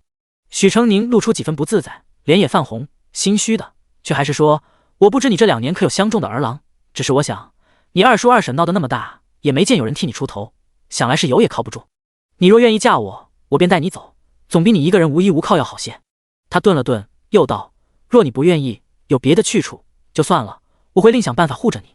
怎么说，李二一家都是李如在世上仅剩的亲眷，没有婚姻这层关系，他是带不走李如的。只要李二夫妇想上告，许成宁怎么都得把人还回来。自小一块长大，耳鬓厮磨，处处护他。斯文俊秀如今又考了状元的小竹马，李如怎么可能不喜欢？他立刻红了脸，因为年纪小，腼腆却并不如何矜持，拉着许成宁的衣袖小声道：我当然愿意，怎么会不愿意？许成宁想到自己刚得罪透了的宁王，心觉不能让他什么都不知道，跟着我，你也可能会有大祸患，但我向你保证，我会尽力护你周全。你还愿意吗？李如红着脸倔强道：我是个没有见识的，但爷爷常对我说，做人不能没有气节。今日你要不来，我也会一头撞死在薛家门前。因你来了，我才捡回一条命。我们本就是一起长大的情分，夫妻当然要同福贵共患难，怎可大难临头各自飞？许成宁微微笑：行，等李爷爷醒了，我就跟他提亲。李老爷子是第2天醒的，许成宁跟李如在床边守了一夜，看他醒了，脸上便绽开了笑。李爷爷还记得小子吗？李爷爷木木呆呆地看着他，眼中闪过一丝光亮，嘴里嗫嚅着，却没有说出话来。我是小南。许成宁笑道：小时候您给过我磨磨的，还记得吗？南哥。李爷爷喃，眼睛直直盯着他。是南哥呀。许成宁双手合握着老人家一只干枯的大手，李老爷子似乎清明了一些，皱巴巴的脸忽而笑开了，沙哑道：南哥呀，状元郎真是个好孩子。李正笑道：李老先生，许郎君不但成了状元郎，还要求娶你家如锦儿，你看他还特地请府尹大人保媒来了。李老爷子双眼瞪大了，什么？许成宁道：我想娶阿如。说着飞快瞟了李如一眼，阿如也是愿意的。李如红着脸低头小小嗯了一声。李老爷子愣了好一会儿，继而沙哑的哈哈2声，又咳嗽起来。许成宁赶忙替他拍背递水。李老爷子缓过来又笑了，紧紧拉着许成宁的手，沙哑道：你娶阿如，好好待她。许成宁反手握住李老爷子的手，道：李爷爷放心，阿如嫁给我，以后不论去哪都会带上她，银钱都交给她，1个季度给她做2套衣服，1个月至少让她吃3顿肉馅的馄饨，谁欺负她我就打谁，再不让阿如受苦受累，好不好？李老爷子笑开了花：好。府尹道：李老爷子，许郎君年纪虽小，却是极诚心的，不然也不会一考完就回来娶你的孙女。青梅配竹马，那是天作之合啊！您老如果同意这门亲事，我就做主定下来，这几日就完婚，可好？好。李老爷子满面红光，一边拉着宝贝孙女，一边拉着许成宁：好，越快越好。李如低着头，脸颊红红的，眼睛也红红的，泛着泪光，嘴角却是压不住的笑意。李老爷子看着乖巧的孙女，心里也是又欢喜又酸涩，便把她压在怀里，嘴里喊着：我的宝，李如随之眼泪簌簌而下。因为要赶着回京，许成宁跟李如和李老爷子商量过后，决定一切从简，只简单摆几桌席面。李如这边请了李正、陈大夫和村里几个与他家要好的人，许成宁这边则只请府尹、朱老爷和从前在县学的老师，村里人一概不请。两人年纪都太小，婚服成衣都没有合适的，现在赶制也来不及，于是干脆婚服都不穿，蒙个盖头了事。李家已没了家底，许成宁也自知给不了多少聘礼，反正家里都跑光了，索性把带来的4匹布全部给了李如才新衣。婚礼简陋，但风光是实打实的，单是那4匹布就一匹赛一匹的好看，县城里都买不到。何况新郎跟神仙一样俊秀无双，完婚后就要带新娘去京都见大世面去了。村里有姑娘的人家看得眼红，暗恨当年没有对许成宁好一些，让李如给捡了大便宜。接连2天，村里的姑娘一个个打扮得花枝招展，有意无意的在许家和李家门口晃来晃去，媚眼瞎飞。他们没敢明目张胆找上门，倒有人先来了。李如，你这个见了富贵就迷瞎眼的贱人，前儿还答应跟我好，转头就翻脸不认人了。人许南要什么美人没有，能看得上你？呸！你就是个被玩完就丢掉的命，到时候成了破鞋，我看谁肯要你。许成宁从窗边一望，啊，又是个熟人。这人名叫张虎，比他大几岁，是当年欺负他的孩子头，冤家路窄，他竟找上门来了。原来他就是那个招惹了阿如，却又让阿如被他娘骂狐妹子的后生。看李如目露慌张怯懦，许成宁拍拍他的肩，别怕，我来，然后出去了。那够了吗？许成宁昂着头，眼睛上下打量他一番，露出鄙夷的神色。我乃荆轲进士，当今圣上亲口册封的状元郎，燕大儒高徒，顺王殿下伴读，若仕途顺遂，2年后我便是6品京官，10年后至少能官至5品。若仕途不顺，我也有一手丹青书画手艺，1幅画少说也卖得10两，足以让一家人衣食无忧。而你呢？张家有几亩地，1年可能挣得2两，你能拿什么养家？论相貌、身份、本事，你哪样比得过我？你不是说过，阿如这样的姑娘，只能是被人挑剩下的吗？许成宁露出一丝笑，抱歉，你也是被挑剩下的。张虎被骂得面红耳赤，灰溜溜跑了。婚礼照常进行，吹吹打打，好不热闹。李老爷子坐在高堂上，乐得脸都红了。许成宁跟李如拜过堂，夜里并排躺在床上说提几话，第2天一起去服侍李老爷子。李老爷子被伺候了2天，含笑闭眼走了。许成宁陪李如料理完李老爷子的后事，转到许大山的坟前拜了又拜，然后开始挖坟。南哥哥，李如愕然，我宁可我爹无家可归，也不想把他一个人留在这个伤心地。坟挖开了，里面只有一个瓦罐。当年许大德怕官府真的来查，就一把火烧掉了许大山的尸体，他爹留存在世上的只剩这点骨灰了。许成宁轻轻拂开瓦罐上的浮土，一滴泪就这么砸在上面。有我在，不会让爹爹当孤魂野鬼的。他喃喃道，忽而眉头一皱，抱着瓦罐埋头无声哭起来，单弱的肩膀轻轻颤抖。李如手足无措，恍然意识到南哥哥他也才14岁啊，鼻头一酸，抱着许成宁也跟着哭起来。山宽野阔，为2点孤影，相偎其中。第63章，许大山番外上。他叫许大山，出生在岐山村，是家里第2个儿子。他从小就其貌不扬，6岁那年患了病，从此变成个歪嘴斜眼的，跟人说话的时候总要控制不住的翻白眼，更加奇丑无比。许母在生下他之后，又接连生了3个儿子，夹在中间不上不下，又笨又丑的他变成了许母最厌恶的孩子。许家在岐山村算家底比较殷实的，供得起家里的儿子读2年书。许大山笨，读了1年书，人之初性本善6个字写错俩，许母不让他读书了，说有这钱还不如给大儿子再起间砖瓦房，将来给孙子住。许大山头一回没有逆来顺受，跪下来求爹娘让他继续读书，他愿意分担更多田里的活计。许父同意了，把4亩荒地交给他开荒，于是他又读了几年书，荒地被开成了良田，书却没读出什么名堂。许父再一次要求后，他终于放弃了，留在家跟兄弟们一起种地。每天大哥许大的会站在田埂上，挥舞着木棍，让所有兄弟先干完他的活，不听话的就会挨打。弟弟们爱偷懒，扛一下喊3声，最后也都丢给他干。许大山干完大哥的，再干完弟弟的，唯独他自己的没做完。许父摇头叹气，许母指着他的鼻子骂，笨成这个样子，这也不会，那也不会，你哥哥和弟弟都做完了，怎么就你做不完？他笨嘴拙舌，许母和兄弟们也不会给他机会让他磕磕巴巴解释完，次数多了他也不解释了，低着头挨训，然后继续埋头干活。他笨但不傻，这不是他头一回感受到父母的偏心。15岁那年，他上山砍柴，在五弟许大才差点从坡上摔下去的时候拉了一把，结果他自己摔了腿，柴刀砍在脚踝上。回来的时候，徐母拉着许大才左看右看，摸着他擦破一点皮的手掌，担心之情溢于言表。没摔着吧？怎么这么不小心呢？以后别去山上砍柴了，让你二哥去好了，他做熟了。哎呦，心疼死娘了。从此他跛了脚，也麻了心。大哥有了孩子后，3弟4弟也娶妻了，独他20岁了还没说清。他没觉得难过，他这样的人有谁看得上呢？但是后来他还是娶老婆了，是邻村一个叫刘桂香的村姑，还不到15岁，他后娘亲自说的亲。嫁过来的时候，刘氏没有一样嫁妆，被徐母和嫂子弟妹嘲笑了很多年。但他很喜欢这个妻子，她大大的眼睛，红红的嘴，长得比村里所有女人都好看，做事也勤快，过日子很俭省，再破烂的衣服她也能洗得干干净净，带着一股桂花的香气。他们小两口被单独分了家，住在土坡下2间小土房里。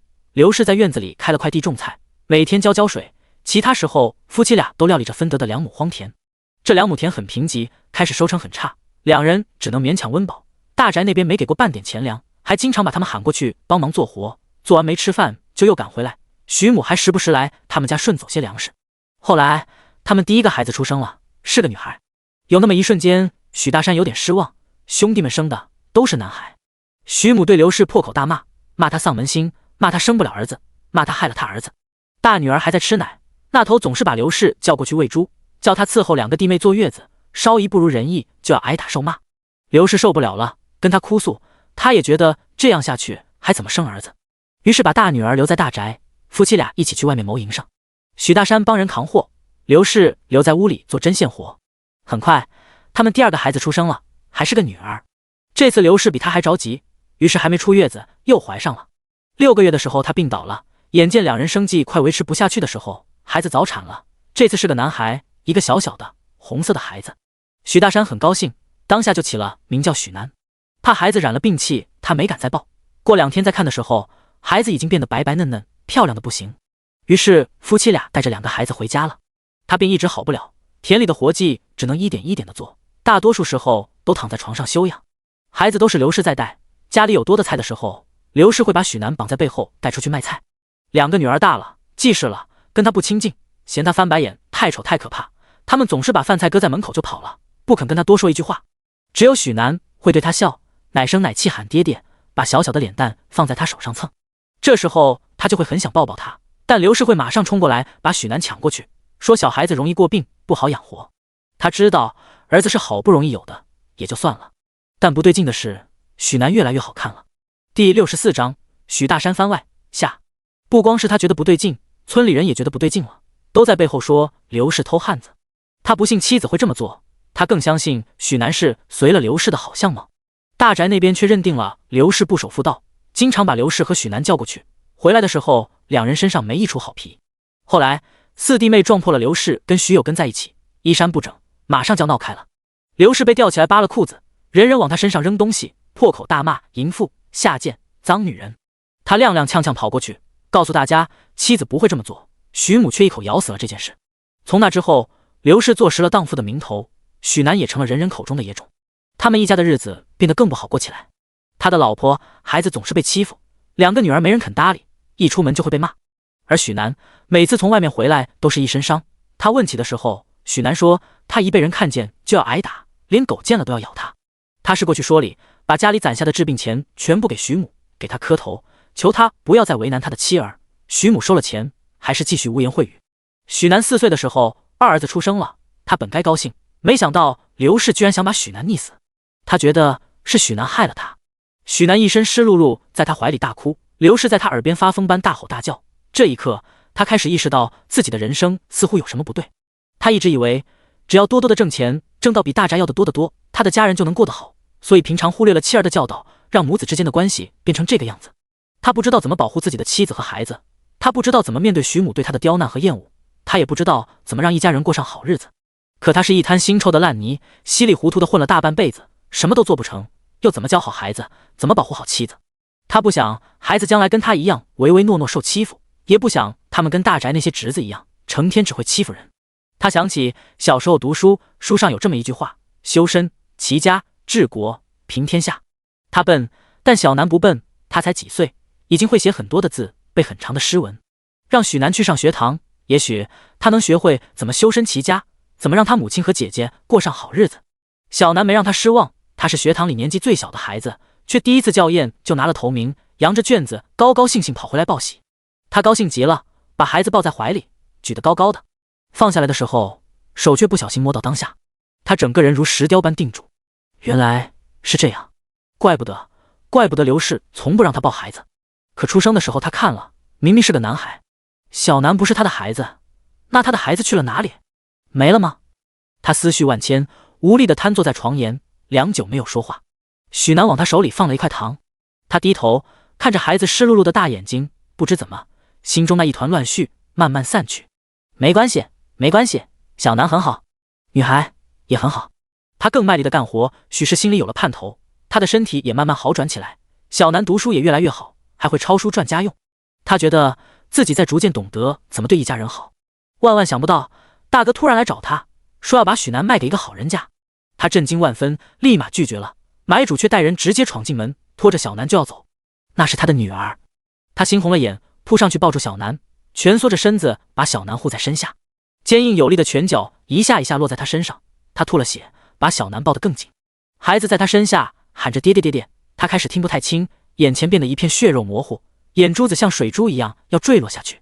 他看着小南，然后转过头，最后看了一眼惊慌失措的刘氏，跟着他没过过一天好日子的妻子，再看一眼两个女儿，他们抱在一起不敢看他，还有他不到4岁的小儿子哇哇大哭。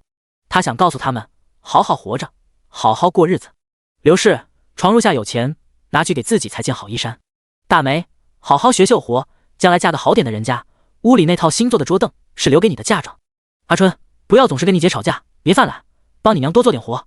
小福，快快长大，将来你也要好好读书。小南，快跑，不要被他们抓到。却最终只说出了一个好字，就闭上了眼。第65章，坦白。从山上下来，河边有处高地，是条长长窄窄的小路。许成宁走完，回头看了一眼，道：“这是我头一回毫发无伤的走完这条路。这里是从许家到河边的必经之路。小时候他每次来这里打水，都会被以张虎为首的一群大孩子捉弄。他在前面跑，他们在后面追边捡石头扔他。”李如摸了摸他的胳膊，担忧地看着他，都过去了。许成宁冲他一笑：“是啊，都过去了。”两人相携回去，还没走到许家，一群妇人便嚎哭着扑到了他们面前。大伯母眼泪鼻涕糊成了一团：“许南啊，你救救你大伯和大哥吧，欠了几千两银子，赌方把他们带走了，说不还钱就要剁了他们的手，你赶紧拿钱把他们赎出来吧。”“不，先救你四叔。”四叔母哭道：“有个大人物把他抓了，再晚一点就没命了呀。”三叔母大哭：“小南，宅子都被赌方收走了，家里都没地方住了，你得想想办法吧。”原来许大德和许大郎偷了宝路坊的宝贝换钱后，赌得越来越大，从赌方借了几千两银子，结果输了个干干净净。赌方几次催债不成，干脆扣下了人，还把他们从大宅里都赶出来了。四叔倒是没欠钱，但他在外面拈花惹草的时候勾搭了程卫的外室，程卫大人大发雷霆，把衣衫不整的四叔抓了起来，听说腿都给打断了。许成宁好整以暇地抚着袖口：“焦氏、张氏、吴氏，你们是不是不懂什么叫除族？现在你们已经跟我家没有关系了，他们不是我的伯父叔父，你们也不是我的婶婶了，你们家的事我为什么要管？许南，你不能这么绝情啊！”“绝情？”许成宁冷笑，他高捧装了许大山骨灰的瓦罐，当着我爹的面，你们来说说，到底是谁绝情？焦氏，你跟许大的提议给人拉皮条，让我母亲用身体给你们赚钱的时候，怎么不觉得自己绝情？张氏，你信口雌黄，污蔑我母亲天天跟不同男人私会的时候，怎么不觉得自己绝情？吴氏，我大姐不足3月还在吃奶，你让我母亲伺候你坐月子的时候，怎么不觉得自己绝情？你们死了，我还要叫一声大好呢。三个妇人涕泪连连。许南，婶子知错了，真的知错了，婶子只是想让你奶高兴，随口那么一说而已。许成宁一脚踹在焦氏心口上，毫不留情，焦氏倒地哎呦哎呦的叫起来。他使计把大宅扒得干干净净，却没对这几个妇人做什么，不是因为不恨，而是因为死了太便宜他们了。大宅这些人横行霸道几十年，还没个得罪的人了，他就是要他们一无所有，把他娘经历过的全部经历一遍，尝一尝生不如死的滋味。现在我家与你们没有半点干系，想从我这里求什么，那就拿等价的来换。不过宅子都没了，你们还能有什么能跟我换？的确没有。几个妇人左看右看，突然三叔母把他身后一个10来岁的瘦小女孩推了出来。许南，还有他还能值几个钱？把他卖给你做奴婢，你给我50两。这是我的女儿。四叔母把孩子从他手里抢过去，自己亲手推给许成宁，我把她卖给你，你把你四叔救出来，再给20两就够了。许成宁垂眸去看那个女孩，四房的小女儿叫宝，才10岁，生得黝黑瘦小，一身脏衣服破破烂烂，正缩着脖子，一双眼睛怯怯地看他。买卖奴婢，他这样的货色顶多值5两。5两！四叔母尖叫道：不行，她是你妹妹啊，不能这么低价，15两。你再把你四叔救出来。许成宁耐心告罄，救人做不到，只有5两，不卖我就走了。别，卖！家里男人花钱大手大脚，女人还是懂得节俭的，5两在他们眼里也不算太低了。于是马上拟定了卖身契，宝儿就归了许成宁。第二天许成宁就要走了，李如按李老爷子临走前叮嘱的没有守孝，穿着一身的玉色的新衣站在许成宁身边，脸上带着新婚妻子的喜气，再次羡煞了村里的姑娘。另一头翠花哭哭啼啼的被塞进了花轿。昨儿赌坊来人不但带走了许大弟父子，翠花娘2个总是跟着许大郎混的儿子也被带走了。翠花娘带着翠花在许成宁门前哭了半天无果，只好把翠花嫁给一个年过半百的老头做妾，换了50两聘礼。这些都与许成宁无关，他带着李如坐上了离开的马车。马车摇摇晃晃，李如长这么大，去过最远的地方就是6岁那年，祖父突然发病，满村几百号人，他竟找不到一个可以帮忙的，还是当时的南哥放学回来，牵着他的手走了10来里路去请来了大夫。如今他真的要走出那片山野了，他没有一丝不安，可能是因为身边这个少年让他便是处在陌生的地方也无需害怕。虚县偏远，到长安府要2天，中途得在客栈歇1夜。许成宁拉着李如进屋，插紧了房门。阿如，有件事我骗了你。李如看他神情严肃，不禁有些紧张。南哥哥，你怎么了？你听我说。许成宁把他按在凳子上坐下，才慢慢道：我祖母在时，我娘过得并不好，只因她一连生了2个女儿，我爹当时也一心想要儿子，于是我娘怀了第3个孩子，满怀期望，不曾想诞下的还是个女孩。我爹彼时已经染疾，因此他铤而走险，把女儿假作儿子。那个女孩就是我。李如惊骇地屏住了呼吸，瞪圆了眼，死死盯着他看。南哥哥，你没有开玩笑吧？许成宁解开束发，甩了甩头，一头乌黑柔顺的长发披散下来，盖住了清丽绝俗的脸庞。李如结结巴巴：你……许成宁忙道：阿如，我不是有意要瞒你，你是知道的，我爹爹死后，我差点被卖掉，是恩师路过救了我。可若我是个女孩，就不会有机会读书，更不会有人来救我。我想为爹爹报仇，就得考取功名，这个身份就这么一直隐瞒了下来，而且将来还会继续隐瞒下去。李如看着他，联想到自己险些堕落的命运，知道眼前出落的绝美无双的女孩，若当初被卖掉，不知会惨遭什么可怕的摧残。她只比自己大1岁，不知多艰难才能走到今天这个地步。她那么难，却没忘记自己，明明已经与最初的命运遥不可及，还没忘回过头来拉自己一把。她以为自己嫁给了世上最好的郎君，这2日简直像掉进了蜜罐里，没想到真相却是这般，心中不知是失望还是心酸，捂着嘴哭道：我明白的。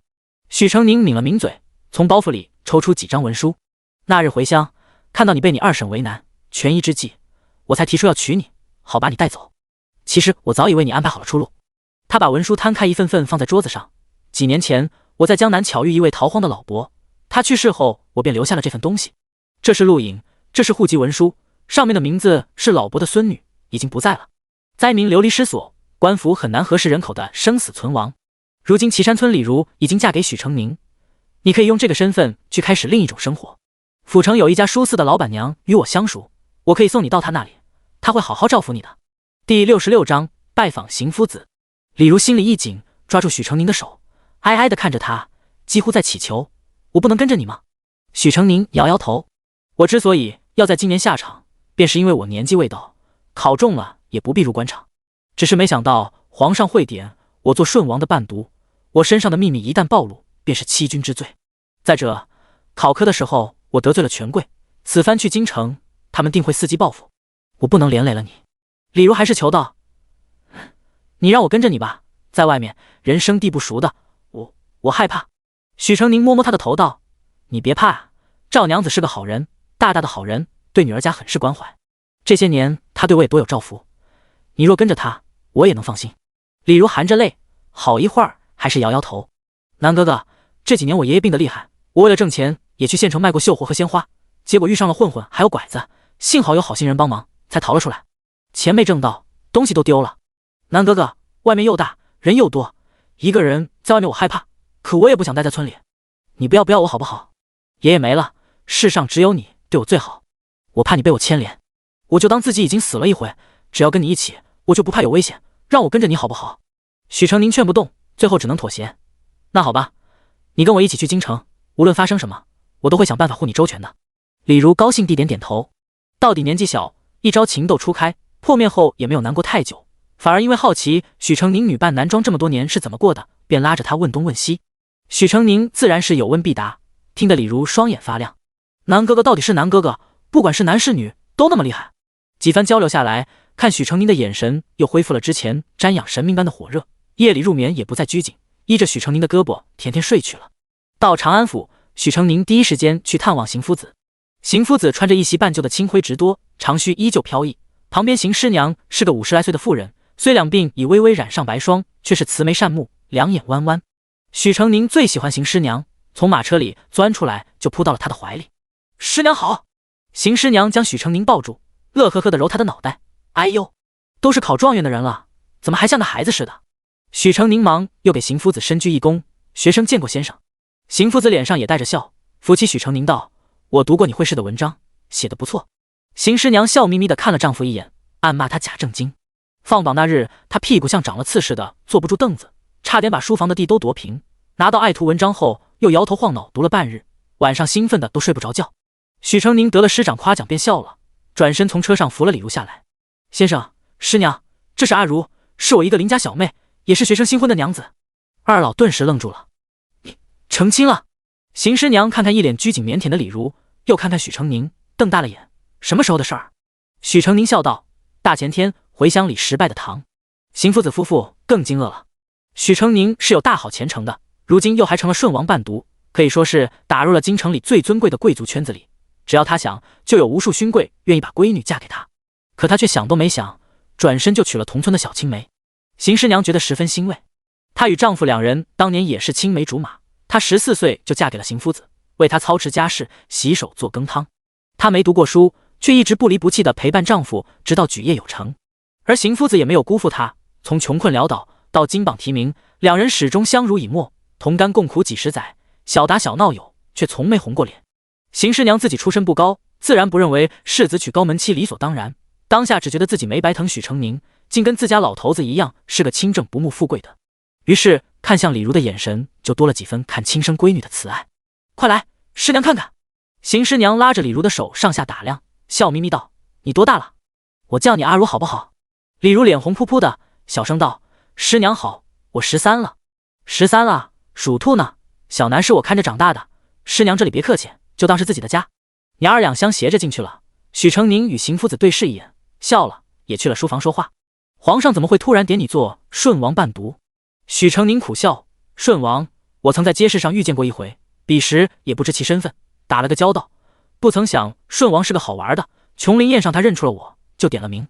邢夫子点点头：你向来是个稳妥的，只是富贵云集之地，亦是是非频出之处，你定要加倍小心，谨言慎行。有时候该装糊涂也要装糊涂。许成宁听出话里有话，连忙放下茶杯问道：先生身为两榜进士，却只做教书先生，莫不是在京城里遇到了什么不平之事？在邢夫子面前，许成宁向来不大设防，问的也直接。邢夫子气呼呼的在他额前弹了一记，刚说完谨言慎行，你就不受教了。许成宁不怕疼的又捧茶递过去，受教的受教的，可有先生的血泪史作训，学生才会记得更刻骨铭心吗？邢夫子哼哼的接过茶，胡子翘了翘，还是说了：户部侍郎吴存璋你可认得？略有耳闻，听说是淮阳吴氏子弟。许成宁道。邢夫子点点头，继续道：26岁那年，我上京复考，跟我一起的还有一位同科的友人，他的才学在我之上，可我考中了进士，他却落了榜。好在吴存璋的父亲赏识他的才华，留他做了幕僚，我则在翰林院待了3年。那时京城有几个有名的公子，才学极好，屡有好文章传颂开来，其中以吴存璋最佳。我却是知道，吴存璋才学虽好，可放在文林学子之中也只是寻常。他那些广为捧读的文章，实际上大半的篇幅是我那位友人代笔的。第67章交谈。许成宁愕然，识人好风雅，他在京城每天听的最多的就是谁的才学最好，谁在当年金銮殿上风光无限。大魏有3大以文墨代代相传的书香世家，姑苏谢氏、金陵韩氏、淮阳吴氏。姑苏谢氏和金陵韩氏自不必说，四大百年世家之二，家族史比大魏国史还长。虽说随着近几十年来军权的收拢，于朝野之上已经逐渐没落，但数百年的传承，其族中无论男女，无一不是其琴书画样样精通的绝手。他们不比荆州高氏族大势大，祖上世代居权臣之列，但却是极为难得的清流望族。族人品性温良清贵，在治学与才艺上更是佼佼者，人才辈出。至于淮阳吴氏，算是一门后起之秀，并未有王谢的源远流长，但祖上传下来的教养子孙的规矩极为严格，那种清规戒律都快赶得上安庙了。照理说吴存璋能在他这一辈中脱颖而出，当是极出色的才是，怎么会是如此钻营取巧之辈？听闻此人还是当年二甲前时，可考总做不了弊吧？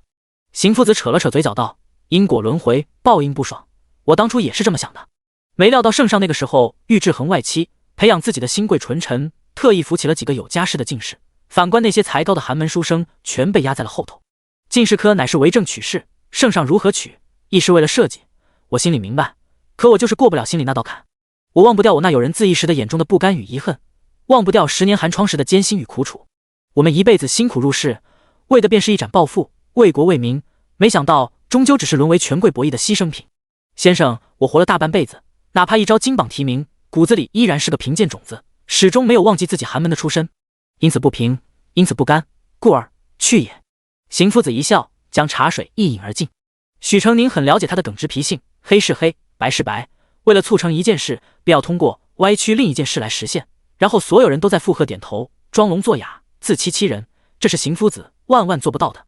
因为折不下这根脊梁，便放弃了大好前程，屈居偏乡做教书匠。许成宁并不觉得邢夫子有过，心中十分佩服，便起身礼拜道：先生若是为官，必是清官，尤其能做得一名铁面御史，清廉板正，让陛下恨不能咬牙吮血，却又不得不忍气吞声的那种。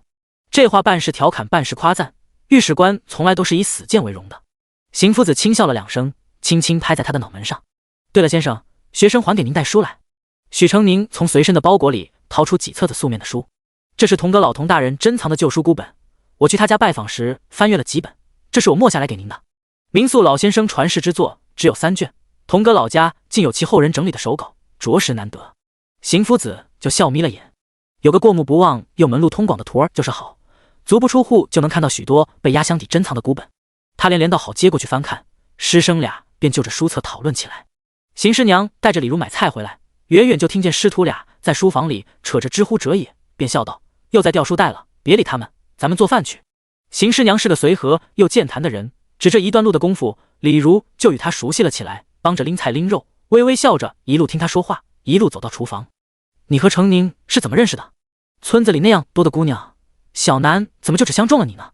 邢师娘笑眯眯地问起小夫妻俩的暧昧之事，李如不好意思地低头。我们两家是邻居，我爷爷十分喜欢南哥哥，小时候南哥哥时常过来串门，慢慢就熟悉上了。邢师娘笑弯了眼，定是你待他好，他才一直记着你。小南是个识好歹的孩子，你待他有一点好，他就回你10分。如今他出息了，你也嫁给了他，从前的苦楚都过去了，往后呀，日子只会越过越好。女人呐，命都苦，要么先苦，要么后苦，有的是贫贱的苦，有的是荣华富贵才会受的苦，谁都是一样的。男大当婚，女大当嫁，可若遇不上一个好郎君，宁可终生不嫁，也别让人祸害了自己。见李如盯着自己看，邢师娘笑着解释道：是我一个手帕交，年轻时听了男人的花言巧语，不肯听我的劝，轻易许了终生，后来那人却转头攀上了个庄头家的闺女，心灰意冷之后，又嫁给一个官夫做续弦，替人养了一群养不熟的白眼狼，任劳任怨，任打任骂，才30岁，人就没了。邢师娘语调平平，脸上却没有笑，看李如一脸惊惶，忙又笑道：哎，我话没说完呢，这说的是嫁不得良人的，情愿不嫁，可若是遇到了良人，便是豁出一切也要嫁，有一个好的夫君，这辈子就会好了。你别看我那老头子整日板着脸，满身酸腐气，可他待我好。当年我陪他一路考到京师，中了进士，他没想过要弃了胸无点墨的糟糠之妻，也没想过3妻4妾，我们还是像原来一样，我做饭，他给我烧洗澡水，我小日子到了，他给我煮红糖姜茶，每次出门都会带点我爱吃的零嘴回来。邢师娘脸庞圆润，嘴角带笑，眼角脸上虽早有岁月的痕迹，却是慈爱温柔，一看就是生活的极安逸幸福的人。人呐，日子过得好不好，不是看有没有仆婢伺候，用不用劳累干活，银子花不花得完，家里门地高不高，而是日子有盼头，夫妻两不疑，家宅安康，这便足够了。李如十分动容，夫子待师娘真好。邢师娘像个小女孩一般呵呵笑，然后道：傻孩子，小南待你难道不是？他呀，跟老头子一个样儿，都是心眼纯的人。小南还好些，他头脑聪明，没有老头子的迂腐气。你只要记得，夫妻同甘苦共富贵，有什么事一块承担，也千万别觉得自己配不上他。往后啊，有的是你享福的时候。娘儿俩一边说话，一边把饭做得了，一一摆在了饭桌上。然后邢师娘进屋，把还在喋喋不休的老头子给拎了出来。吃饭了，还在叨叨。邢夫子好脾气的呵呵笑，拉许成宁坐自己旁边。午饭很家常，蒜蓉白菜、葱拌豆腐、蘑菇鸡丁、豆角炒肉丝，一大海碗素米粥，一盘子白饼，并一小碟辣腌菜。邢师娘手脚麻利的给每人盛了一碗素米粥，然后从鸡丁里翻了翻，夹出一只不大不小的鸡腿来，放到了李如碗里。阿如是心腹，初来乍到，可该多吃些。李如脸红，小声的谢过师娘。念及李如长这么大第一次真正走出小山村，许成宁吃过饭带他出去逛府城的街道，只要是买得起的小玩意，许成宁都给买，买不起的许成宁就给讲，小到葱花饼子怎么烙，大到城墙怎么建造，许成宁都能一一娓娓道来。李如脸上挂满了笑，跟南哥哥出来一趟，好像连人都变聪明了。许成宁笑道：阿如本来就不笨，读万卷书不如行万里路，以后看得多了，你就会懂了。忽然官差押着囚车自路另一头而来，让一让，让一让，人犯游街了。街道中间让出一条道，一架囚车咕噜噜走过来，无数烂菜叶子砸向车里的人。那人披头散发，青黄皮肤，仰着头，眼睛瞪得仿佛要裂开，苍白的手抓住囚车的木条，青筋毕露。许成宁定定地看着，听见身边有人道：这个丧尽天良的狗东西，不知道拐了多少好人家的儿女，老天有眼，总算把他给抓了。这种人活该下18层地狱，让他下辈子连蜘蛛都当不成。许成宁笑笑，跟上了囚车。牢房里阴暗无光，牢犯散发着带热气的臭味，嗷嗷地哼叫着。许成宁走到一间牢房前，叫了一声：黄忠明。第68章黄忠明。里面的人望过来，看向他的神情有些呆滞，有些疑惑。不记得我了呀？7年前岐山村许南。许成宁蹲下来，歪着头对他一笑：想起来了吧？黄忠明睁大了眼：你是不是到现在都不明白为什么会突然败露？没想到吧？要不是你7年前对我做了这么件事，惹毛了我，也不会这么快就坐牢。这7年里，我想了100种1000种弄死你的办法，可惜你命不长了，没法在你身上用完。黄忠明发疯般伸手挠过来，忽而一阵抽搐从他的心口处扩散到四肢百骸，整个人呈现出一个极其扭曲的姿势，10根手指头不受控制地卷着，转而捏住了自己的脖子，用力收紧，整张脸都青紫起来。许成宁看他半是疯癫，半是痛苦，半是陶醉的模样，歪了歪头：听说你的酒楼开得很不错，楼里的韭菜人们吃过一回就想吃第2回第3回，欲罢不能。我想你一定爱极了那些韭菜里放的东西，所以我加了数10倍的量，制成了如仙糕。就是那批你从朱老爷手里抢过去的宝贝，可是我专门为你准备的，看来你很喜欢吗？黄忠明目露恨意，张嘴呀叫了2声。许成宁看了一眼，真可怜啊，舌头被割了。你上面的人不让你讲话了，你猜他们还能让你活多久？看到恨毒在他瞪大的眼睛里崩溃，被惊恐取代，然后开始哐哐的以头撞墙。许成宁沈笑一声，起身离开。南哥哥。李如等在牢房外面，为难的看着身后的小哥，他说是来找你的。小哥许成宁认识，是问渠书楼的伙计。你送来的那个小姑娘闹着要回家，掌柜的让我来找你。许成宁正巧打算去拜访书楼的赵娘子，闻言跟着去了。赵娘子是个年逾30的寡妇，丈夫原是个病弱的举人。赵娘子为了挣开销，便开了一家书铺，结果越做越大。丈夫死后，她也没有再嫁，而是把书肆开成了整个长安府最大的书楼。她为人干练爽朗，又是个热肚肠的性子，别的不说，光是许成宁才5、6岁，她就肯收她抄书，把书铺的书交给她管理，冲这份大胆就没人及得上。许成宁与她这些年互相照应许多，是以感情也非一般。哟，状元郎来了，你可知道，你在我这抄过的书都卖出高价了，最多的一本能卖50两呢。许成宁笑道：那就恭喜赵娘子发财了。当年赵娘子肯留一份工给我，这是您善心的回报。赵娘子哈哈大笑：善有善报，善有善报，我这辈子上辈子都是个活菩萨，才能遇到文曲星来报答我。许成宁与他攀谈了几句，赵娘子让人叫了板过来。他不爱跟人说话，也不爱听人说话，只闹着要回家，还是得你来跟他说清楚。那天许成宁买下宝后，就让人先送到了书楼这，留给赵娘子做杂活。几天不见，宝身上的衣服崭新又合体，足见赵娘子心善。可宝儿还是低着头，眼里包着泪，怯懦又委屈。许成宁也能理解，山村里长大的姑娘，陡一见到外面的世界，难免胆怯。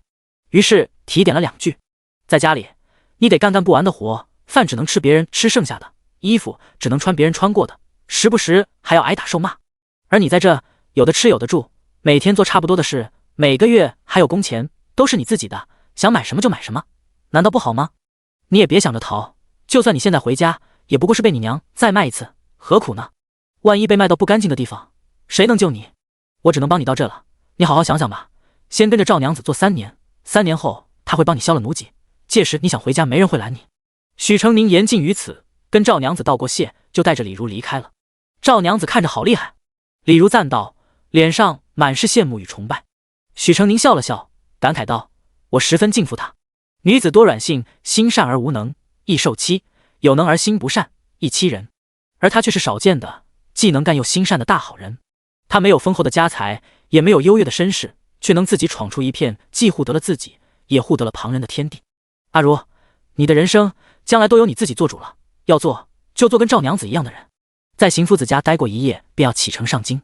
临走前，邢师娘塞给李如2个瓦罐，说，这是我自个儿做的腌菜和辣子，什么时候来不及做饭，拿这个就着馒头，小南是最爱吃的。马车走了几步，就撞见了一个哭巴巴的姑娘，正是豆腐西施的女儿赵辣子。许成宁看了一眼，对李如道，我下去跟她说2句。李如点点头。赵辣子看了李如几眼，哭丧着脸问许成宁，她是谁？你喜欢她这样的？你是不是也嫌我不够温柔？我已经开始读女诫了。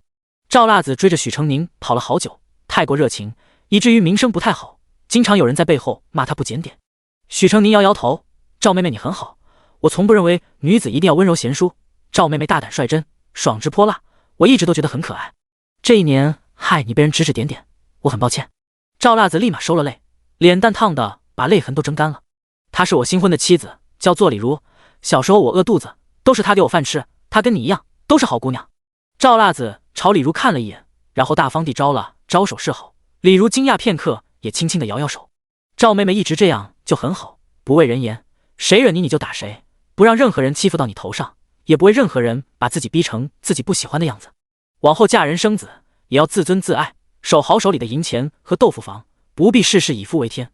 男人若待你不好，当断即断，不是所有男人都值得你守一辈子。赵辣子泪眼汪汪的点点头，许公子这样的就值得。许成宁一笑，我们该走了，以后回来我跟阿如一起去看望你。上车时他又回头补充了一句，对了，你的豆花很好吃。驱车向前，许成宁坐在马车里，听见赵辣子在后面大喊，许公子阿如，你们保重，以后还回来，我做豆花你们吃。少年夫妻假凤虚凰一路赴京，另一边文国公府离此刻许秀春跟王氏的关系降到了冰点。第69章，事都处理好了。王氏拿帕子捂脸哭诉，挑了7个人，哪个不是2甲进士？不说全都相貌堂堂，至少也周正可观，温文尔雅的有，大方健谈的有，敦厚可靠的也有。仕途上就算不能大富大贵，也能在翰林院安安稳稳待上一辈子。秀儿性子莽撞单纯，那等人丁简单好相与的人家才适合她。她嫁过去，我们多多的给她嫁妆，也没人敢给她气受。可她就是不喜欢，非说我竟挑些破落户给她，把好的都骗了旭儿。谢允伯听了也头疼，那她喜欢什么样的？王氏抿抿嘴，小声道：上次去端阳郡主的赏花会，她瞧上了寿王世子。寿王世子是她瞧上就能上的。谢允伯气呼呼地站起来，说到这件事我就来气，我不许他去，他偏要去，谁放他去的？又是那个老钱婆是吧？他大步朝门口走去，手指握得嘎吱嘎吱响。王氏吓得眼泪都没来得及擦，就抱住了他的胳膊。夫君，你要去做什么？谢允伯意识到自己太杀气腾腾了，收敛了几分，叹口气，我去找爹。谢琼旭也在谢老国公这里拿了本书在讨教。谢允伯把他打发走，我跟你祖父有话要说，你先回去。谢琼旭含笑应下，走出门口，隐约听见婚事2字，便悄悄绕到一边折返回去，贴着门扇偷听。旭儿的婚事您怎么想的？谢允伯问。这个嘛，谢老国公捋了捋胡子，我心里倒有个人选。是谁？这一刻的状元名叫许成宁，我见过了，是个寒门世子，年纪虽小，却进退有度，落落大方。无论圣上问什么，句对答如流，不卑不亢，诗词文才亦是绝佳，非那等空谈虚妄之辈。谢老国公不吝辞藻的赞美，脸上带笑。谢琼旭不是亲孙女，却是他疼大的。如今他的身份已经不适合嫁入高门大户，最好是择一好拿捏的夫婿，有国公府做靠山，多给嫁妆，怎么也不会过得太差。这许成宁就很好啊，出身寒门，为人务实能干，又是状元之身，与素有才气的谢琼旭定能合得来，而且端的是一表人才。谢家几代下来，无论男女，只除了假孙女谢琼旭只是清秀，以及幼时出过意外的许秀春外，其余都是出了名的好相貌。而许成宁比起谢家儿女，竟更加清俊绝俗，有过之而无不及。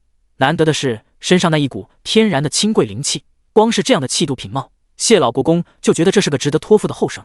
不过满意归满意，谢老国公并不打算现在就透露自己的心思。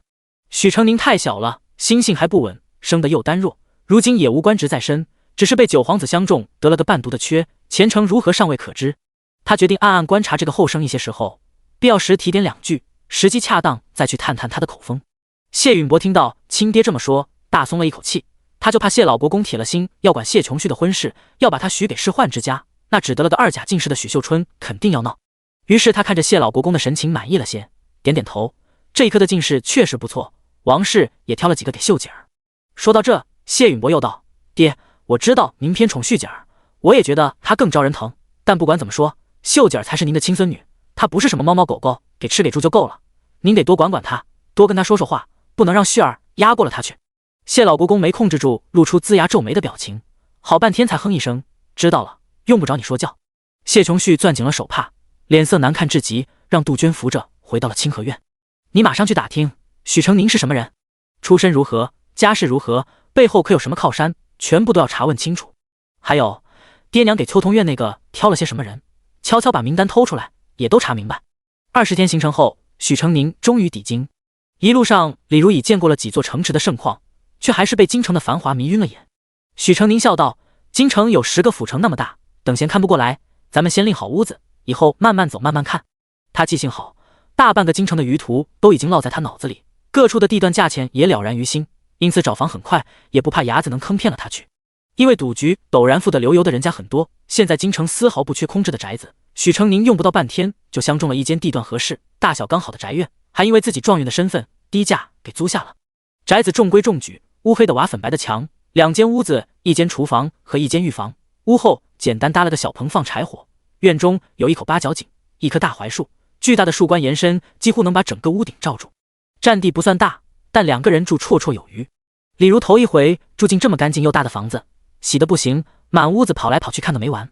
邻居是一户姓赖的人家，家里人丁兴旺，十分热情。听说隔壁住了金科状元，几个孩子都好奇地在门口晃来晃去，很快相熟起来。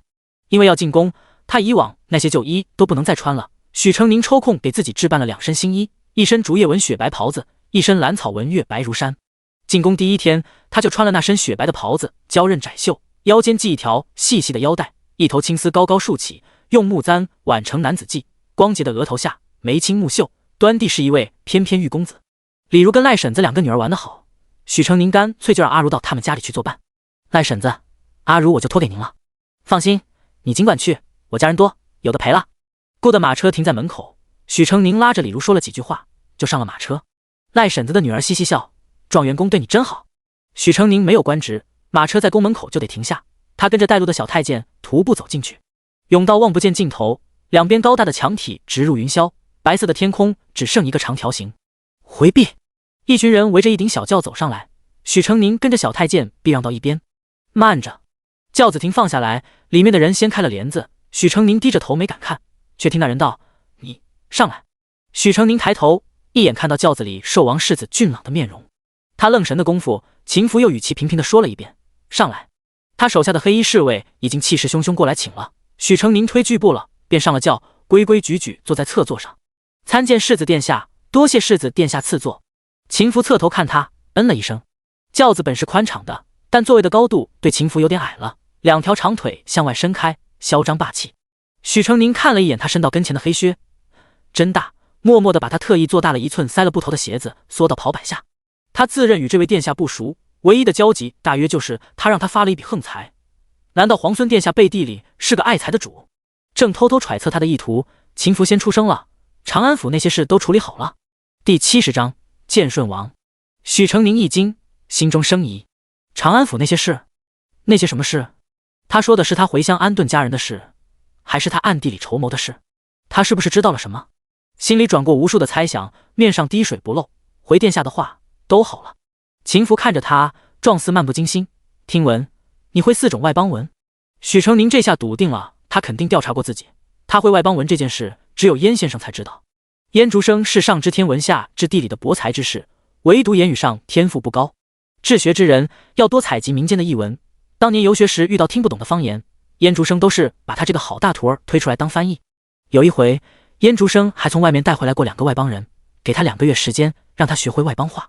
许成宁的外邦文就是这么练出来的。学会之后，燕竹生收集来的那几大强外文杂录的译书都成了他的任务了。姑府上正有一批外邦的读物，没找到合适的译者，你可愿到姑府上为姑译书？他眼神平静清淡，可许成宁却品出一丝犀利来，头皮一紧。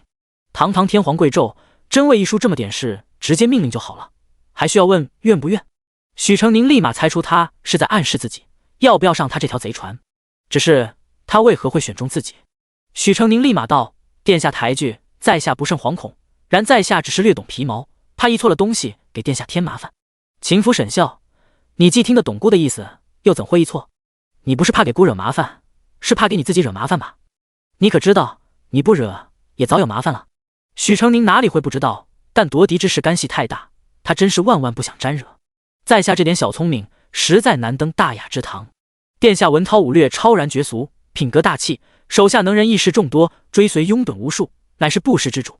许成宁毫不走心的马屁还没拍完，就被一只大手捏住了双颊，男子俊逸的脸庞在眼前微微放大。秦福神情依旧清冷松弛，少油嘴滑舌：“3天，你好好想想，3天后给姑一个满意的答复。”这些个皇子龙孙真是霸道的要命。许成宁和他对视着，心里盘算着计策。下了一小段台阶，轿子一抖，许成宁脸上被捏得嘟起来的肉轻微一晃，秦福立马撒了手，扭头看向窗外，不理他了。在许成宁看不到的地方，他的手指微微摩挲了几下。许成宁在距离顺王的广陵宫不远处被放下了，在宫门口等了一会儿，就被领进了门。许成宁伏地跪拜：“许成宁参见顺王殿下。”静默无声。许成宁悄悄抬头，却被一张放大的笑脸吓了一跳。顺王趴在他跟前嘿嘿的笑，看到他一脸惊悚，便哈哈的拍起手来：“小冬瓜，又见面了，原来你是许成宁啊！”许成宁装傻：“殿下此话怎讲？琼林宴上第一次见您，您就点了我的。”顺王满脸识破谎言的得意：“不，你知道本王说的是什么？上次就是你把本王出卖给陆清风，害本王被父皇罚。哼哼，这张脸本王记得清楚的很，是你，就是你。”他一根手指头对到许成宁鼻子前，然后招手吆喝2个贴身太监：“小梁子，小李子，快过来！他就是那个害你们被打了板子的小冬瓜。”2个太监一胖一瘦，一个叉腰，一个抱臂，都拿鼻孔恶狠狠地盯着他。顺王爬起来，蹦蹦跳跳坐在小坎上：“来，本王给你们机会，你们把他打一顿报仇，狠狠打，狠狠揍。”2个太监龇牙咧嘴，举起4个拳头就揍过来。许成宁哎呀一声，从他们胳膊底下钻过去，躲到红柱子后面。“2位公公有话好好说。顺王殿下跟你们说了我背叛他的事，可说过我救了他的事。我遇到他的时候，他正被拐子绑在窝点，只差一点就要被卖到犄角旮旯里去了。殿下出了事，你们这2个帮他遮掩逃出宫的人，哪里是一顿板子能了算的？所以说，我不光救了殿下，还救了你们。你们还要恩将仇报，把我打一顿吗？”2个太监眨着眼面面相觑，高举的拳头要放不放的。许成宁从柱子后露出半张脸：“你们要是敢动我，我立马就到圣上跟前哭去，细数一下，因为你们服侍不周，殿下究竟遇到过什么危险。”2个太监哇的一声哭了，扑到顺王跟前，抱着他的腿哭道：“殿下，您被拍花子拍了，怎么也不告诉奴才啊？万一有什么3长2短，奴才就是死了也不能瞑目呀。”“是啊，殿下还是听话吧，奴才再不能让您私自出宫了。你们打呀打呀，抓我做什么？”顺王不停指着许成宁让他们打，他们死活不肯，哭得鼻涕乱流。顺王气得直跺脚：“我是殿下，你们得听我的。”2个太监哭唧唧的摇头，看许成宁站在一旁歪头笑眯眯的，顺王气得甩袖子：“都是你干的好事。”“哼！”许成宁谦卑道：“都是为了王爷好。”顺王把手背在身后：“本王要去书房了，你跟本王走。”他从小李子手里抱过笔墨纸砚，一把塞给许成宁，气哼哼地走在前面，两个小太监狗腿地跟上，哈着腰，一个劲地拿扇子给顺王扇风顺气。许成宁抱着成堆的东西跟着来到书房，见到了顺王那3个传说中的伴读，一人叫邹元霸，人如其名，人高马大，光看身板就像个彪形大汉，与16、17、8岁的青葱少年一词丝毫挂不上边，倒是脸上憨憨，稍存2分稚气。一人看上去还比顺王要小些，相比邹元霸10分娇小的体格，面白如玉，一双大眼睛忽闪忽闪的，小鹿一样无辜可怜。从他们言语中，许成宁得知他叫秋阳。比起前2个，第3人就显得十分平平无奇了。他名唤上官尘，长了一张掉进人堆就找不着的脸，不黑不白，不高不矮，不胖不瘦。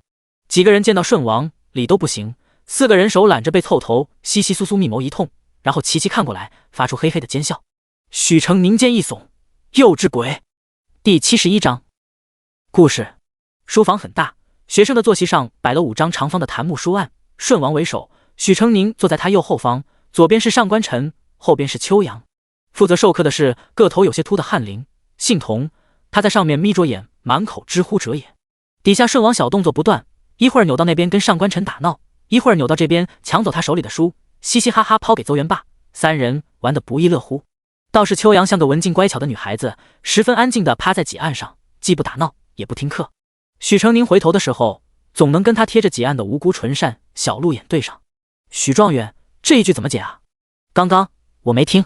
秋阳忽然软言软语地问了一句，许成宁看他一眼，仔细给他解答起来。秋阳听得眼睛晶亮，许状元，你多大了？14。秋阳眼睛弯弯，那我比你大呢，我叫你弟弟好不好？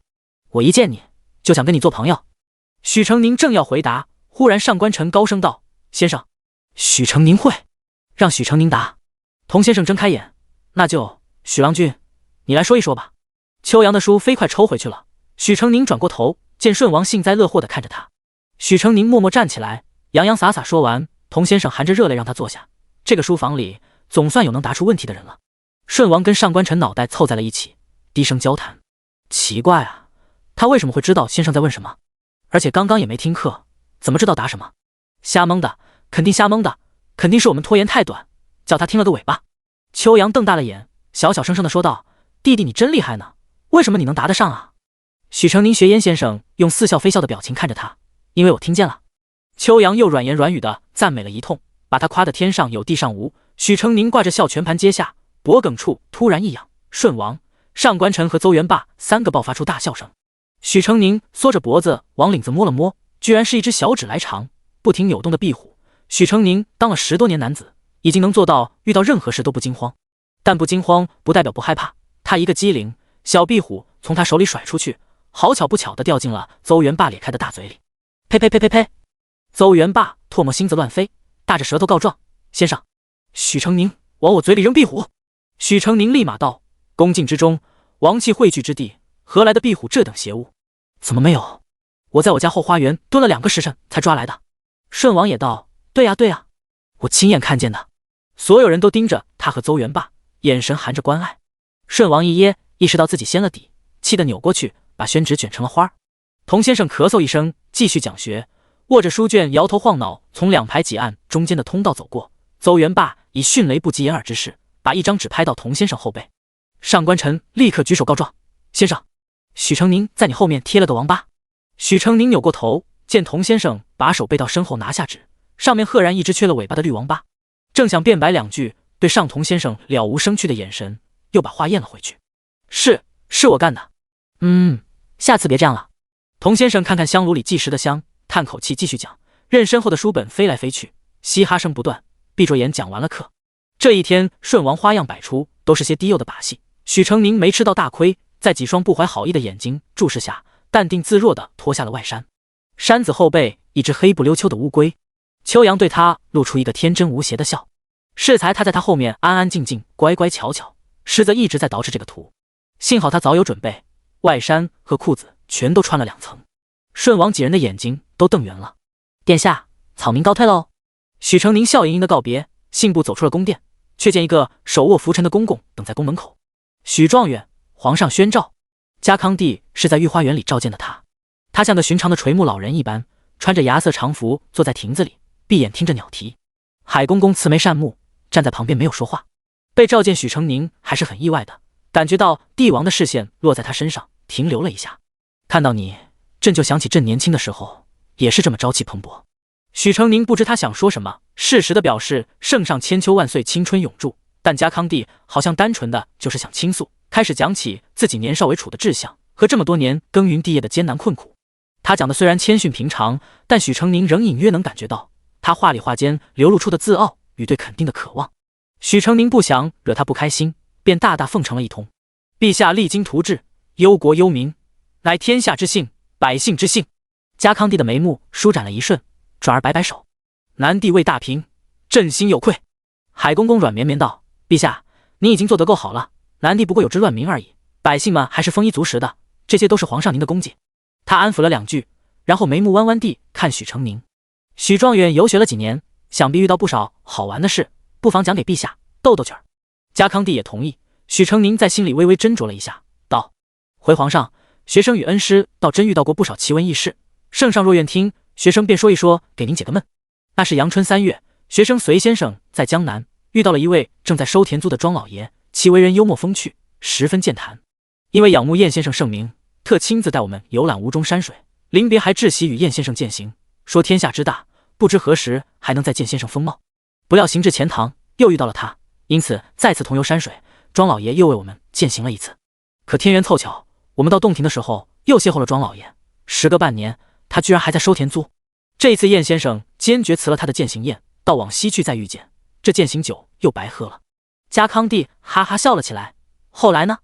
真的又遇见了？许成宁笑着摇摇头，再往西便是崇山峻岭，无甚良田了。不到钱钟，他便返了城，回到吴中，正好收下一轮的田租。家康帝慢慢收了笑，神色逐渐凝重起来。第72章王家。许成宁假装没看见，继续讲道：还有一回，我们到了西南的崇山峻岭，那里流民群聚，草民与先生不知情路过的时候，被请上山寨关了起来。流民手是个20多岁满脸络腮胡的年轻人，每天要来看我们几遍，目光阴鸷，如苍鹰见了猎物。本以为他想谋财害命，没想到他却问晏先生能不能教他读大学。家康帝很诧异，哦，他缘何有如此诉求？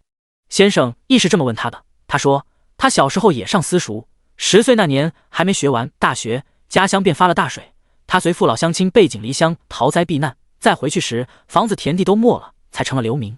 乡里父老照顾他良多，个个忍饥挨饿，他不得已从良民沦为山匪以图温饱，但他心里惦记的始终还是小时没学完的4书5经。为什么庄老爷的田产遍布整个江南？为什么流民手的房子田地会没了？许成宁没有提及，说一半留一半，其余的只能家康帝自己想。家康帝脸上半点笑都没有了。你刚才所说都是真的？许成宁点点头，启禀皇上，学生有做随记的习惯，这些事都记在札记上，时间地点详实，每到一个新地方，学生都加了一片当地特色树种的叶子做书签，一查便知真假。家康帝猛地站起了起来，许成宁也不敢坐了，眼见他附着手在亭子里踱来踱去，只好站得远远的，缩着脖子当鹌鹑。你刚才所说都是真的？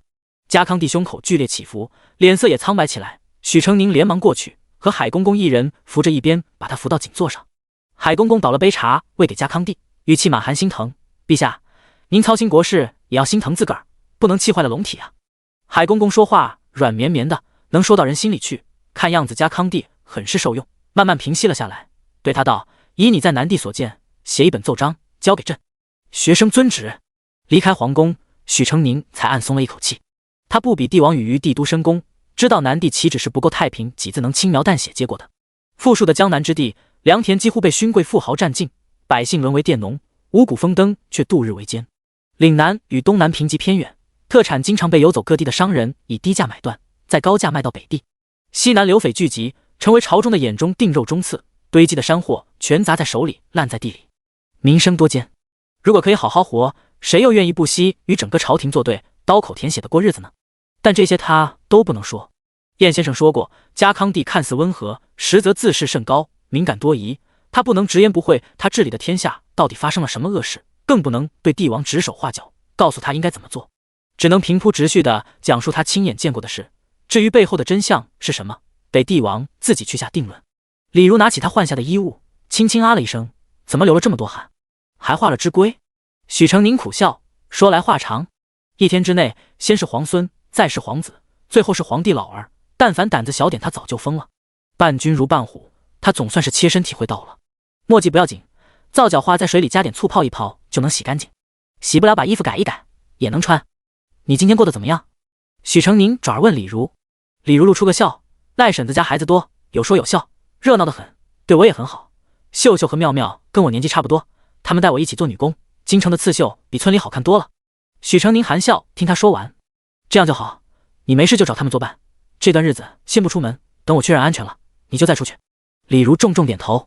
许成宁教了他1个时辰的字，然后让他自己练习，自己则提笔写了一封拜帖。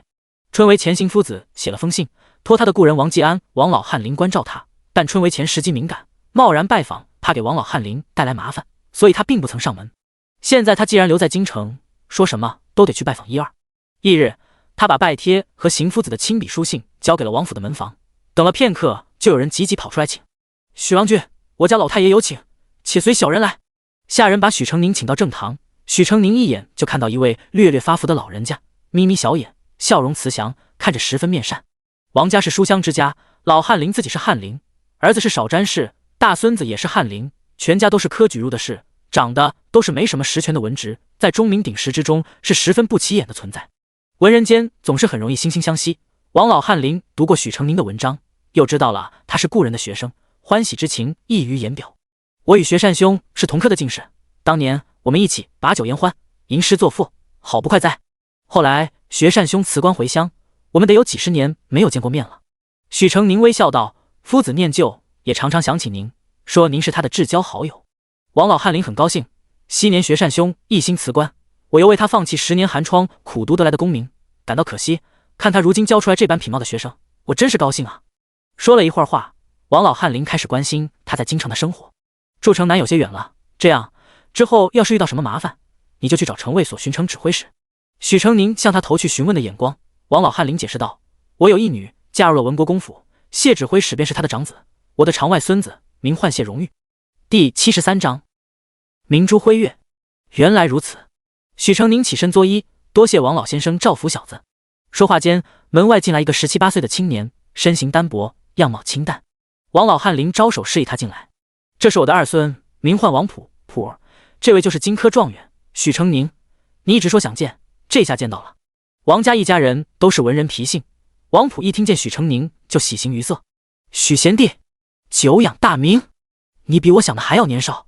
王兄过奖，蒙圣上错爱罢了。王老翰林笑指王普道：“他刚中了举，还没考进士科，得多与许郎君请教。”许成宁谦虚了2句，因为正好有人来报事，王老翰林便令王普带他去走走。王家不大，四四方方的庭院，一圈红漆回廊，中间一角亭子，回廊与亭子之间是深深浅浅的青绿草木，寥寥无几的点点红黄都被灰扑扑的绿盖了过去。王普看着很斯文，但说起诗词歌赋来，口若悬河，颇自来熟。许成宁默默的倾听，只在他问到自己的时候说上几句，字字切中要点，毫不敷衍，喜得王普高谈阔论的更起劲了。妹妹，你要出去？王普看到披着披风的王父自回廊处走了下来，一副要出门的样子。二哥哥，王父先细步走过来，看了一眼许成宁，便垂下眼，十分守礼。这位是？这是金科状元郎许成宁。成宁，这是舍妹。许成宁向王父点点头。王父16、17岁的样子，容长脸，很清秀。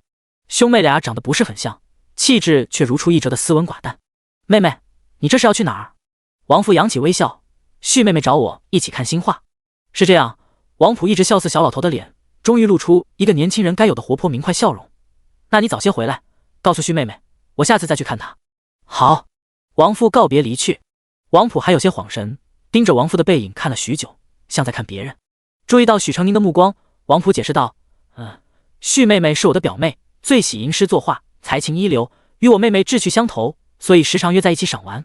她是文国公府的2小姐，京城有名的扫眉才子，弹琴、艺棋、作诗、作画、武艺、茶艺，样样卓绝，且她品性温良淑惠，是个极好的女子。”他提到自己的许表妹，嘴角不经意的翘起，脸上泛起淡淡的红色，还越说越多。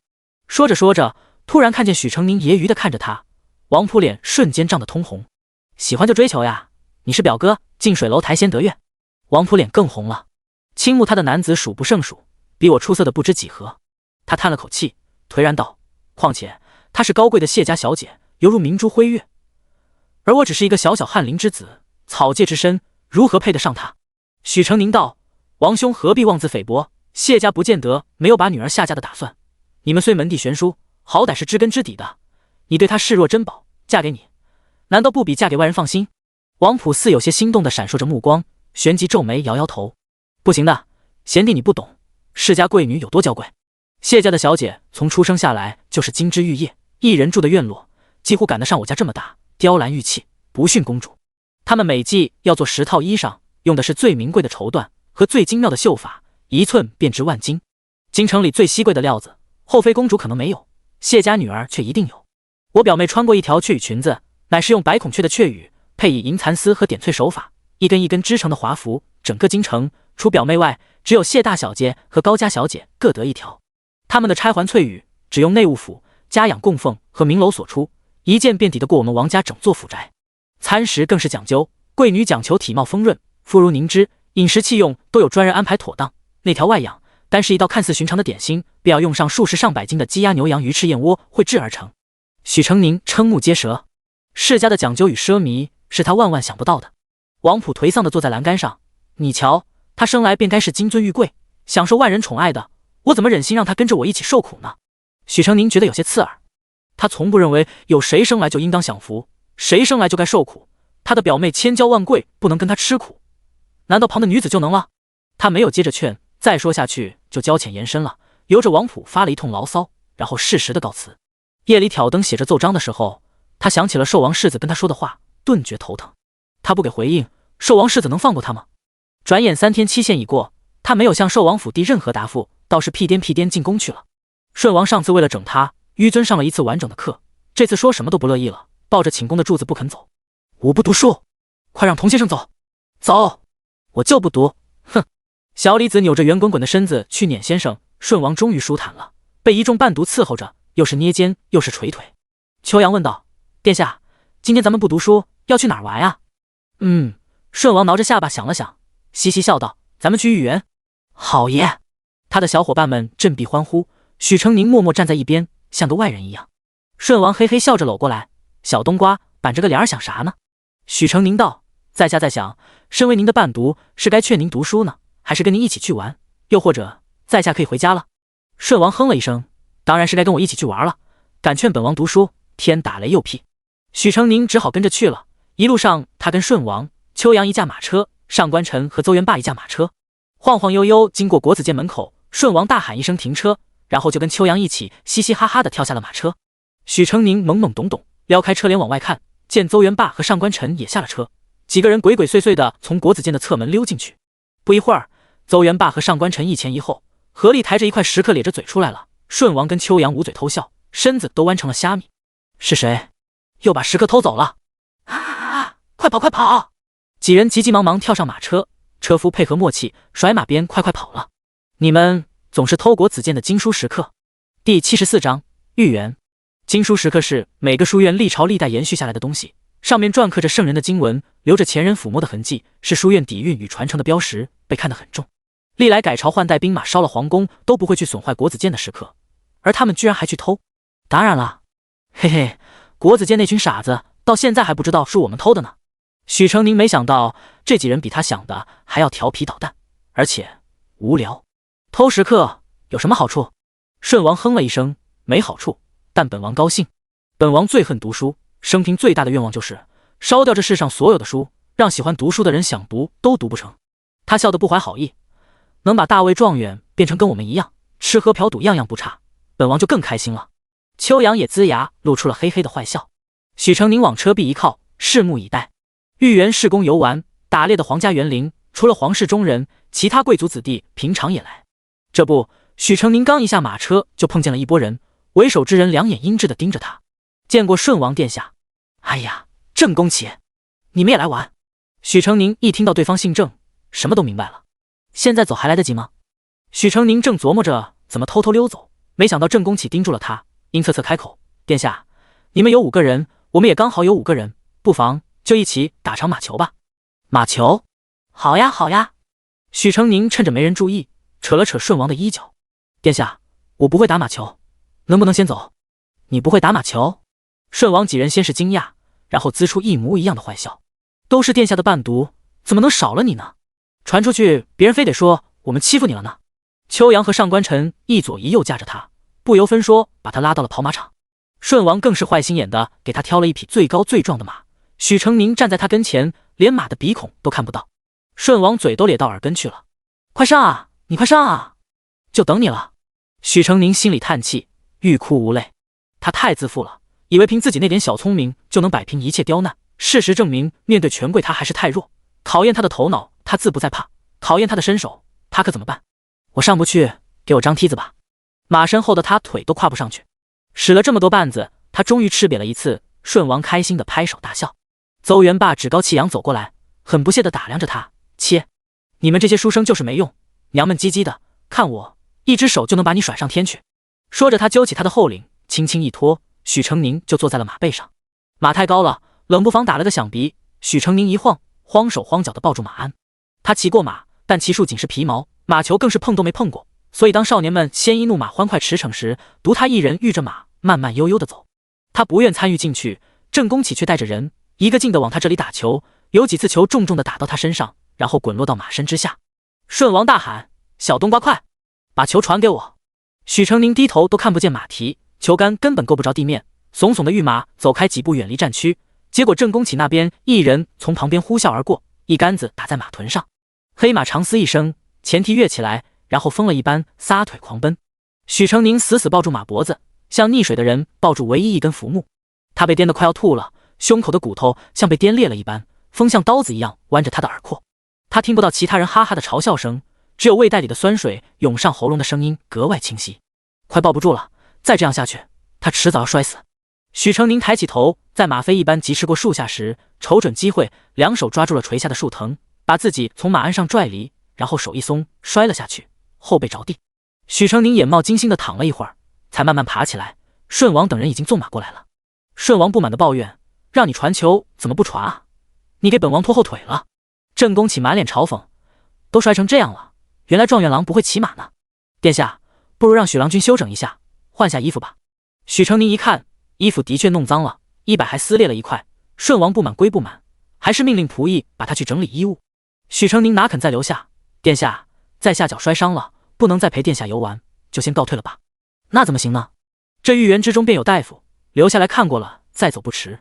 顺王自认为体恤臣下，觉得郑公启说得很对，便驳回了许成宁的请求。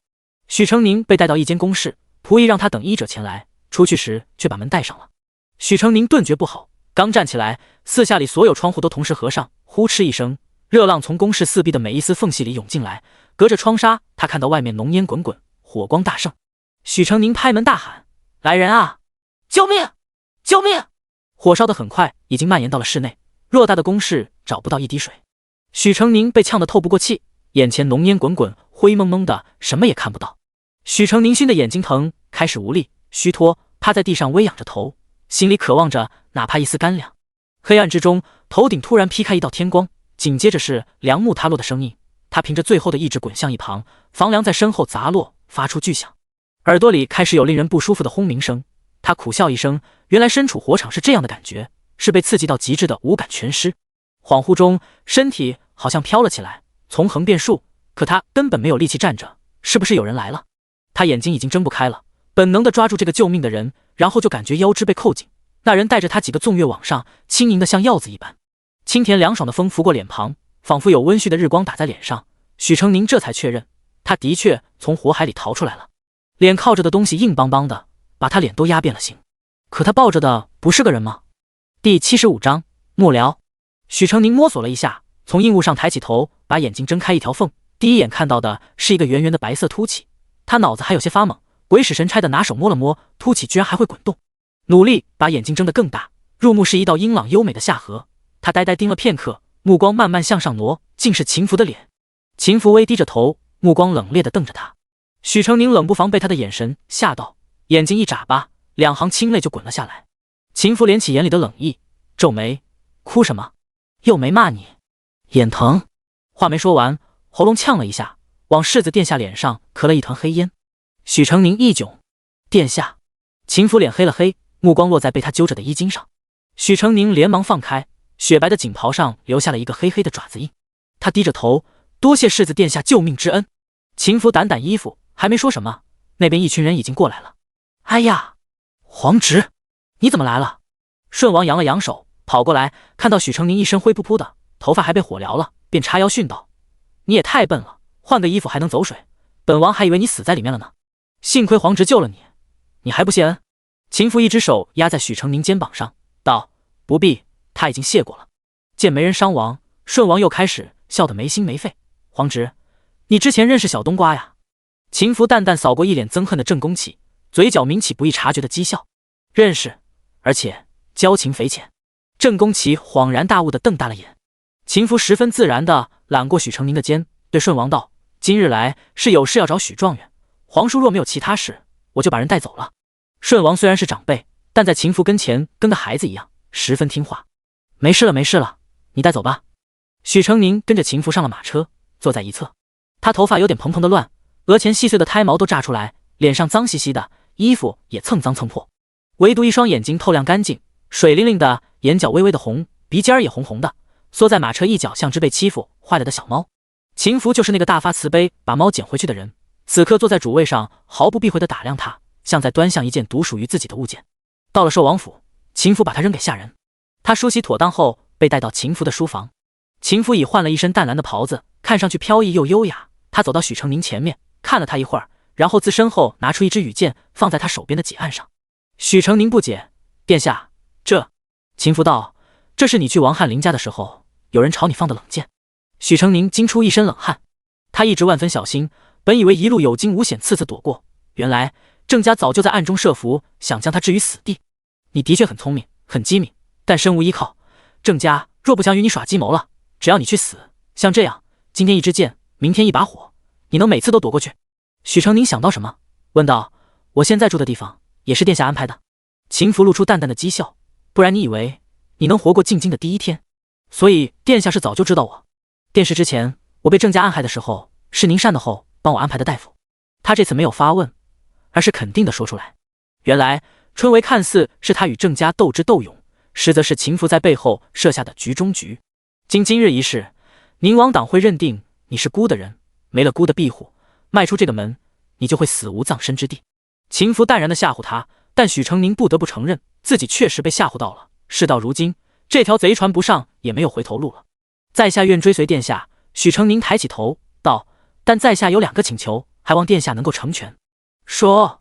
其一，许成宁道：“在下来京城并非孤身一人，内子李儒也在，权斗之事我不想牵累到他，能否请殿下派人时刻保护他安全？”秦福痛快答应：“准。”其二，许成宁抿抿唇：“在下想问，给您当幕僚，可有俸禄？”秦福向他投去诧异的目光。许成宁道：“在下家境贫寒，皇子伴读，没有俸禄，我只能靠画2笔画赚养家钱，当了幕僚就没空于作画了。只要你好好办事，孤自不会亏待你。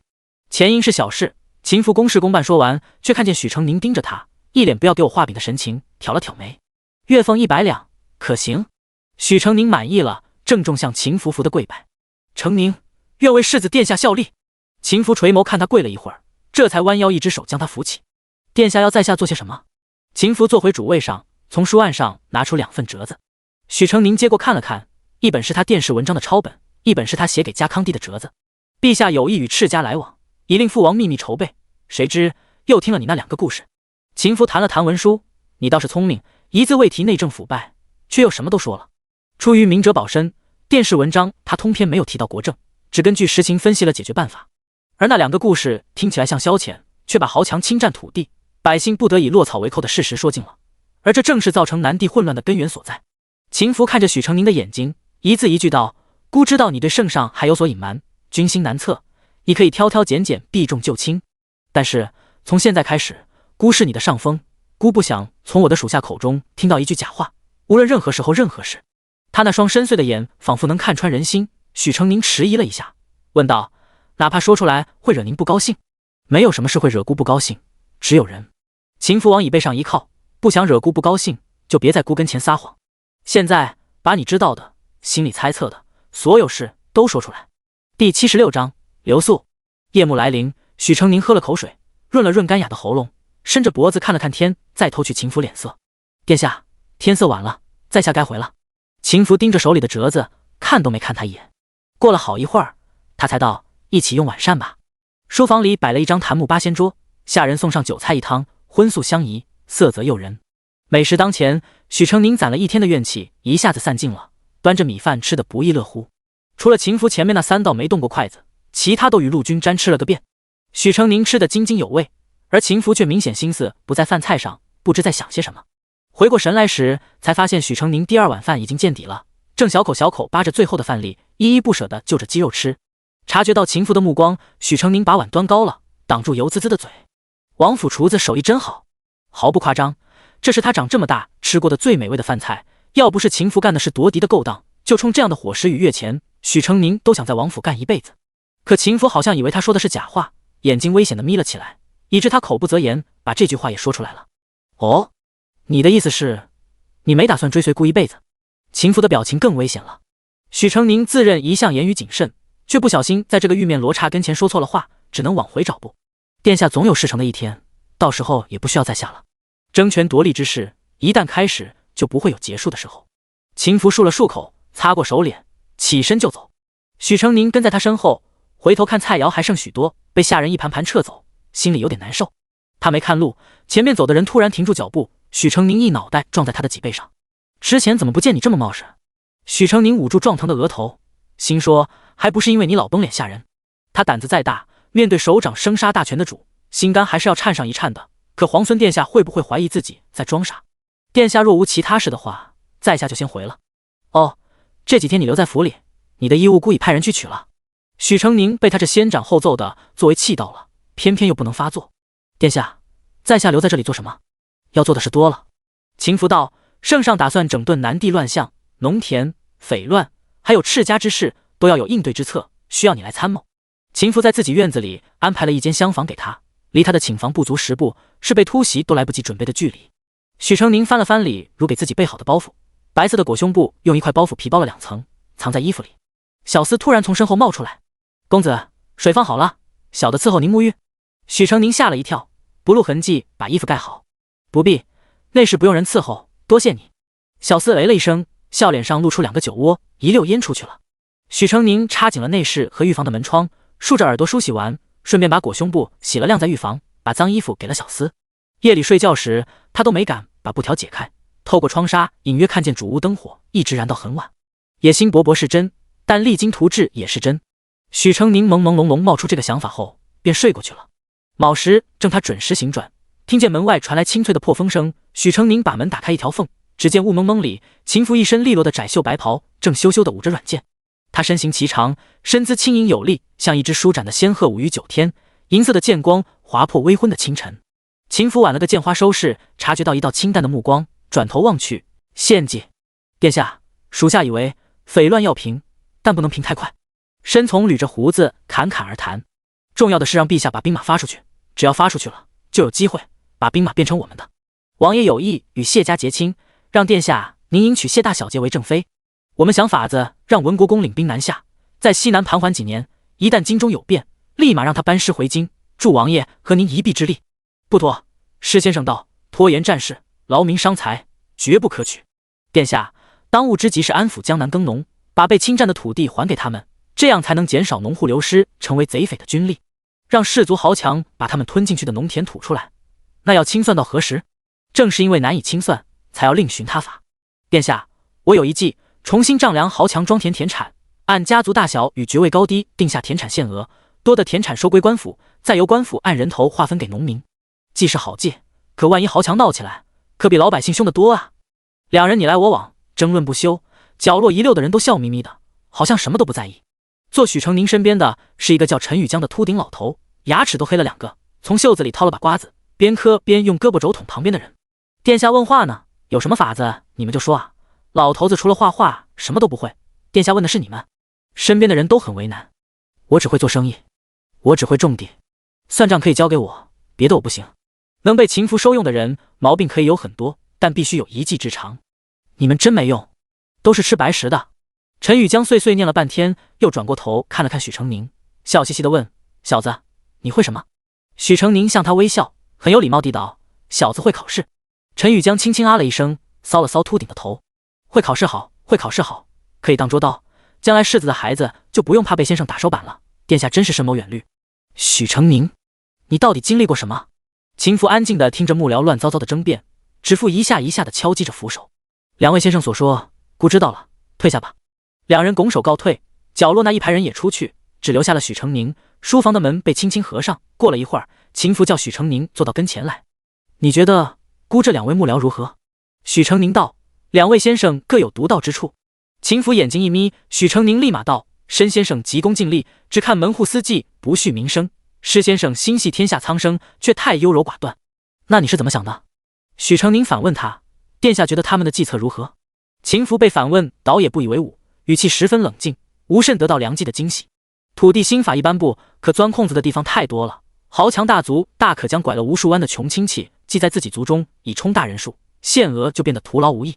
至于匪乱，为防兵将叛乱以及军饷耗费，圣上不会同意一场拖延太久的战事。所以殿下是主张招安？秦福点头，看向他：依你说的，那群流民都是因为家乡房屋土地被占，不得已落草为寇。流民守章城，虽然行劫匪之事，却只抢妇人，不主动伤人性命。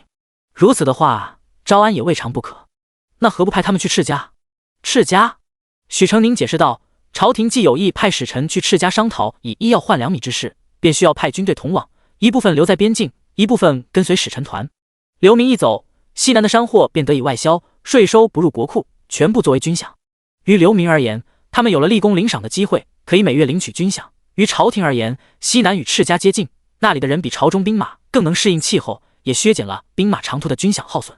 在与赤家交涉期间，流民趁此机会练兵，等两国交易达成，便可以成为一支成熟的兵马。秦福点点头，是个好法子。因为匪乱，西南的政务几乎停滞，已经许多年交不上税了。这样处置，相当于用本来就收不了的税去养一支新军，对朝廷也没什么损失。最重要的是，只要运作得当，必要时这支兵马可以为他所用。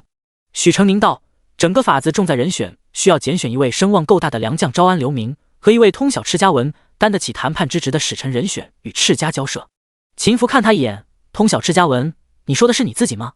许成宁眼睛一亮，他还没去过赤家呢，立马直起腰表忠心，愿为殿下效忠。想得美，姑留你有用。秦福毫不留情地驳回，翻着折子道：姑心里已有人选。再说说土地的问题，你怎么看？我以为清算土地太繁琐了，庄田主家未必肯配合，不如让他们自己乖乖交上来。说说看。许成宁嘴角不觉勾起自信的笑，朝廷不敢对士族豪强用强硬手段，无非是怕他们犯上作乱，对付他们这种硬骨头、铁血手腕不如你情我愿的交易来的奏效。如今豪强士族缺的是什么？是仕途。圣上为削弱世家，老早就防着他们。我听说许多士族子弟平时才学极好，可到了乡试却无一例外落榜。江南已经有不少士族因族中无人做官，正逐渐凋零。若给他们一个入仕的机会，我想就算豪掷万金，他们也定会趋之若鹜。秦福眼睛一闪：你是说捐官？不错，正是捐官。朝廷可以让他们捐一个官做，但只能用农田来换。官做得好，朝廷便多了几个能兴国安邦的人才；做得不好，圣上自可随意任免。朝廷既从士族那里收走了田地，士族还得对朝廷感恩戴德，而百姓有了自己的田种，士族有了官做，两相满意，何乐而不为呢？秦福依旧那副冷淡的模样，唯独双眼发亮，很是利落地拿起一支笔。磨墨。第78章，你的主子只有孤一人。书房里就他们两人，许成宁只好起身去给他磨。秦福并不避讳他，许成宁便也不客气地瞅上几眼。秦福想的可比他过分多了，他不仅主张捐官，还要设置有限的官位，品级不等，让士族自己去抢，价高者得。许成宁仿佛已经能看见他们为了一个官位豪掷千顷良田，争得头破血流的场景了。果然是能不出一文钱就掏到900万两的主，胃口真是太大了。这样一个章程要查访各种数目，耗费数日甚至上月才能写出来。是以一整个上午，秦福只写了个简稿，便招许成宁一起去用膳。午膳比昨日更丰盛了，摆在许成宁跟前的几道都是肉菜，清蒸鲈鱼、酱烧兔肉、油焖鹌鹑，一道都没有重样。秦福许是因为他刚进献了计策，也对他和颜悦色，甚至还主动给他加不到的菜。见许成宁大快朵颐，秦福顿了顿，旋即轻微弯了弯唇。他心里装着大业，向来是食不知味的，可看他吃饭的样子，口中的食物似乎也变得香甜起来。许成宁本以为这一个章程够秦福忙活好些日子了，没想到秦福还是不让他走，指了指书案上一口箱子，示意他打开看。里面是一箱子的残纸，大大小小撕碎的纸片，全是赤家文，不少还有烧毁的痕迹，残损的十分厉害，少许几页完整的，却前后顺序都不清不楚。我带你回来，圣上那里总要有个交代。这几天有事我会叫你，没事你就把这本赤家典籍复原，笔译一本出来。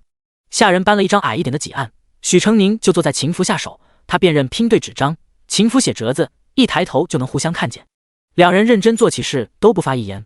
书房里格外安静。下午时分，下人在门外打破了安静的气氛。世子，郡主熬了补汤，特令小的给您送来。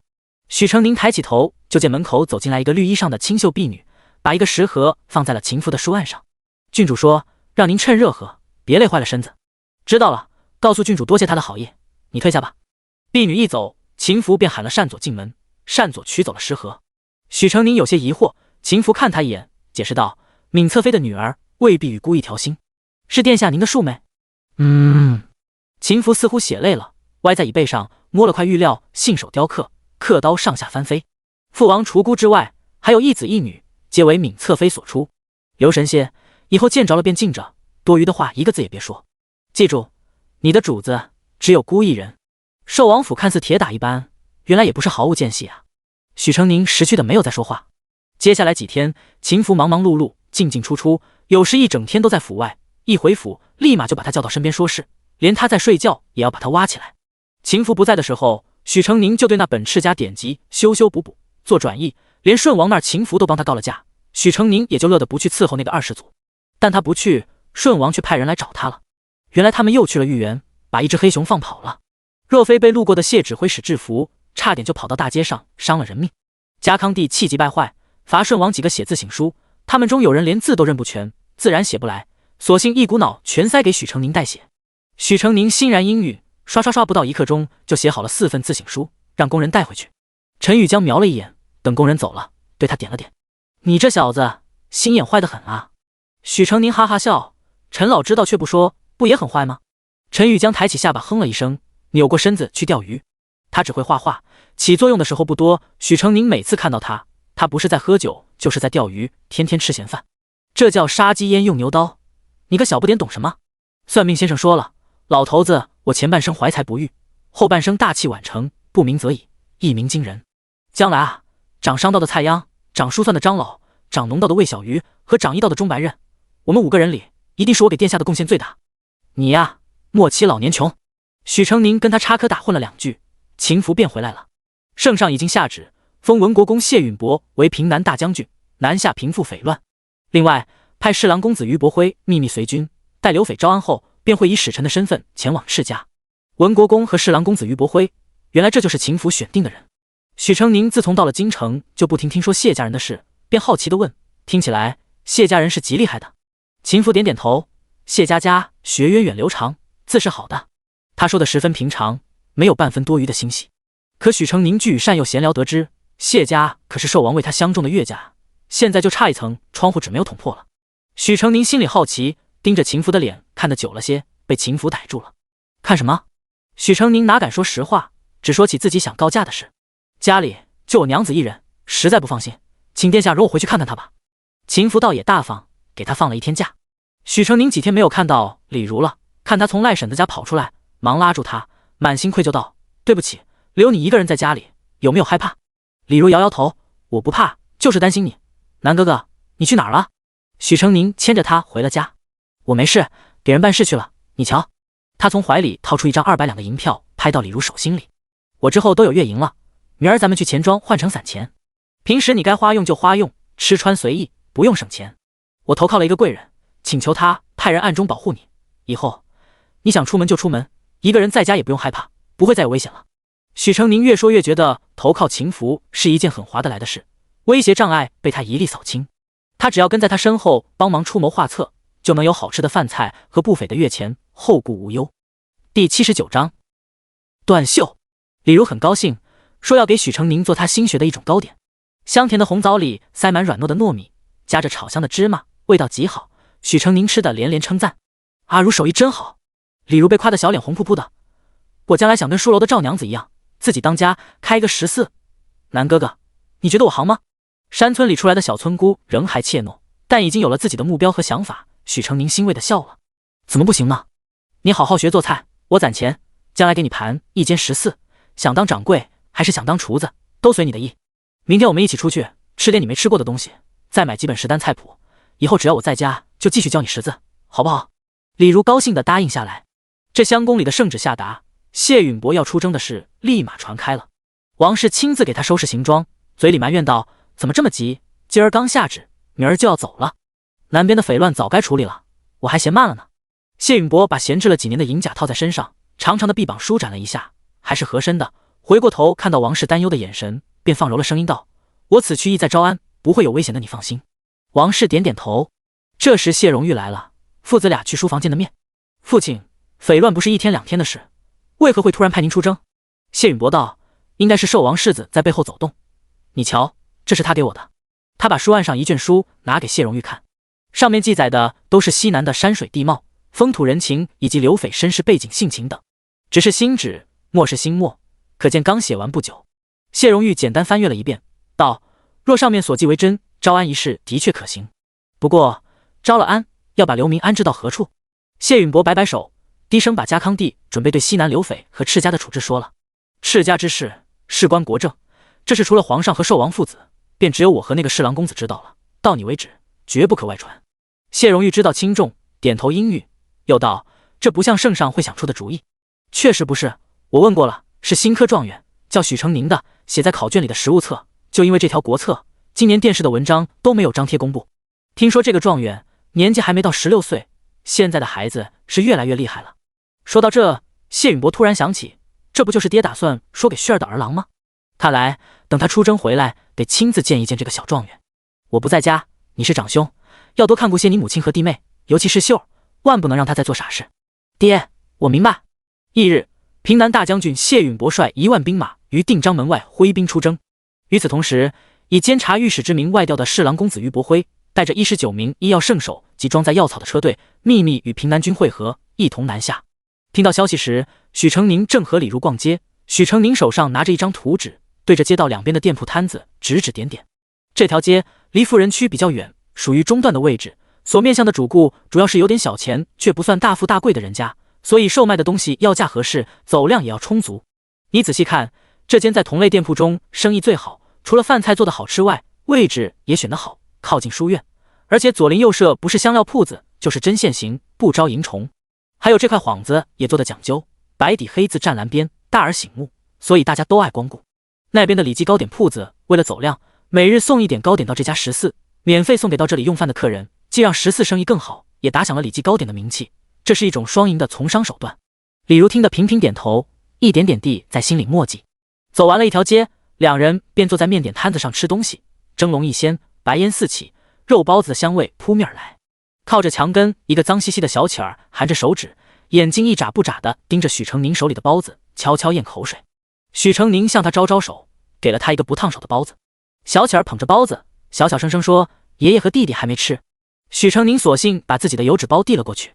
小乞儿低低说了句“谢谢哥哥”，然后一溜烟跑了。许成宁扭头看去，见顺王气呼呼摇着扇子从路那头过来，身后几个伴读骂骂咧咧的扶腰撅屁股，一副行动不便的样子。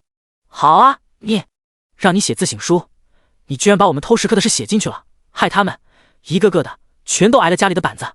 许成宁眼神示意李如先走，惊讶地对顺王道：“不能写吗？我以为殿下你们会先看一看呢。”顺王十分不高兴，哼，小冬瓜，你害本王被罚抄书了，我不管，必须全部得你抄。上官晨抽搐似的疯狂对顺王使眼色，顺王咳了一声，话锋一转，抄书回头再说，现在陪本王去个地方。许成宁看4个人一脸藏不住的得逞表情，就知道他们又在憋什么馊主意了。正好上次在豫园的事他还没算账呢。好啊，他笑道。许成宁跟着他们一起来到君佑来，订了个最大的雅间，里面有雅座以及一张小气的床铺。酒菜端上来，秋阳捧着酒杯笑眯眯地给他满上。邹元霸道：“别动快哦，我们还请了个朋友。”不多时，许成宁就见到了那个所谓的朋友，细长脸，大眼睛，油头粉面的，一身粉色的圆领袍子，走起路来腰肢轻轻的扭动。邹元霸把他摁在许成宁旁边的座位上。顺王一脸老鸨子笑，这是户部杨郎中的公子杨乔，平时啊最喜欢那些诗啊干啊的，你们俩肯定能聊得来。杨乔脸朝向另一边，眼睛却滴溜溜盯着许成宁，与许成宁目光对上，娇羞的捂住了脸。哎呀呀，状元郎好生俊俏啊！许成宁起了一身鸡皮疙瘩，心里已经明白过来，断袖啊！第80章四笔童书。顺王兴致勃勃的看戏，见许成宁看过来，立马兰花手扶额。哎呀哎呀，一说到诗，我的头好疼啊！快快快，扶我出去歇着，你们俩慢慢聊哦。几个人嘿嘿笑，欢呼雀跃出去了，还贴心的合上了门。许成宁没来得及叫住他们，身边已经被一道香风围拢住。杨乔斜着身子，胳膊软软搭在他的椅背上，眼里都是迷离的笑意。你长得真好看呀，身上也香香的。他一根手指仿若无意般的搭在他的肩上，慢悠悠的打着圈。许成宁深吸一口气，那就别怪他了。他坐直了身子，扭头对杨乔微微一笑。杨乔心花怒放，状元郎年纪小，我叫你弟弟，你不介意吧？杨乔媚眼如丝，许成宁回以笑脸，当然不介意啊，哥哥。那杨乔两个食指对了又对，那弟弟是不是喜欢哥哥呀？哥哥喜欢男人吗？嘻嘻，怎么不喜欢呢？那你知道真正好的男人应该是什么样吗？四个少年耳朵贴着门，嘴里嘀嘀咕咕，他们在说些什么？好上了没？不知道，听不清，没那个动静啊。杨乔行不行啊？能不能霸王硬上弓？肯定可以。杨乔别看干干巴巴的，力气可大了。门扇突然往里一转，几人往前一倒，歪歪扭扭站住，看到许成宁站在门里面，负着手，脸上挂着神秘的微笑。你们，邹元霸炸着两只手转来转去，你们聊得怎么样了？许成宁点头，很好啊，然后笑眯眯的越过了他。四人面面相觑，摸不着头脑，看杨乔一脸媚笑的走出来，问杨公子，许成宁怎么样？杨乔点头，很好啊。几人更懵了，那你喜欢他吗？杨乔撇嘴，不喜欢了。为啥？他太娘了。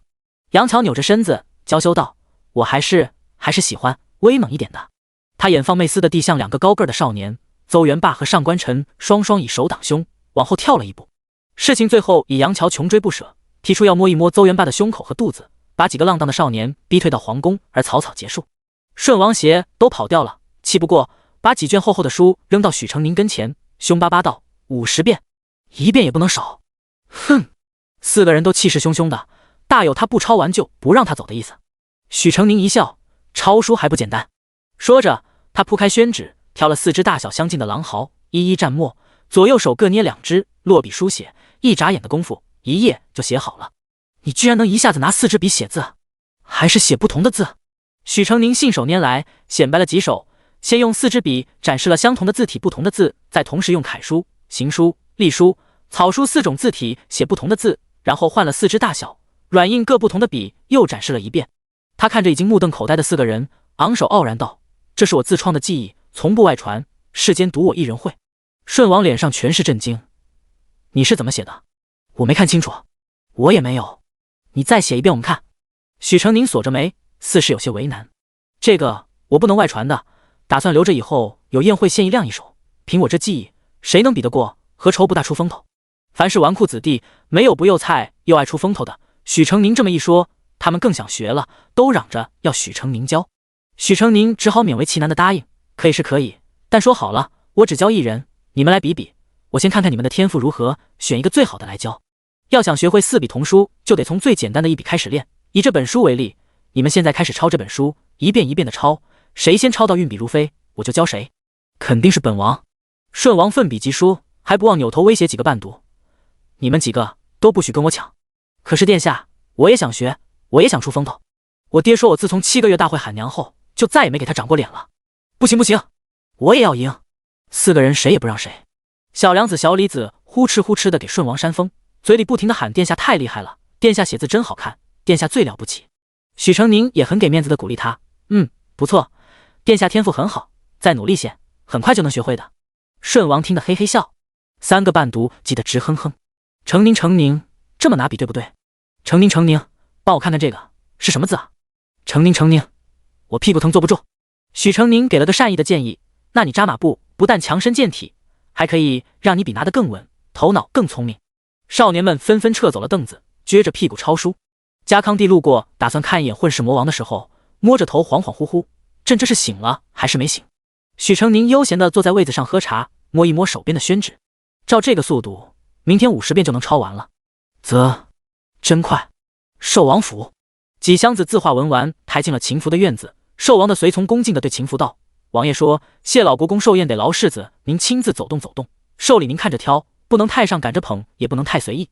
还有，王爷说，他脸上露出几分暧昧的神情，谢大小姐那边也找借口送点小玩意，只要谢大小姐和谢二老爷都铁了心愿意，这个桥就搭成一大半了。”秦福淡淡挥退他，知道了，告诉父王，孤会安排好。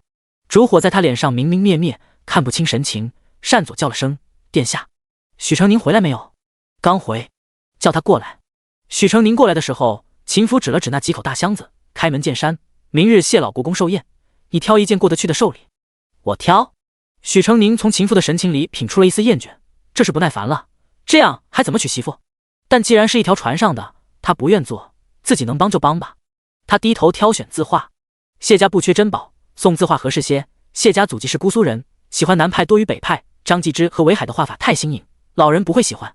许成宁千挑万选，终于选了一幅最合适的放到秦福跟前。秦福没有看，反而问道：“你平常送你娘子什么礼物？”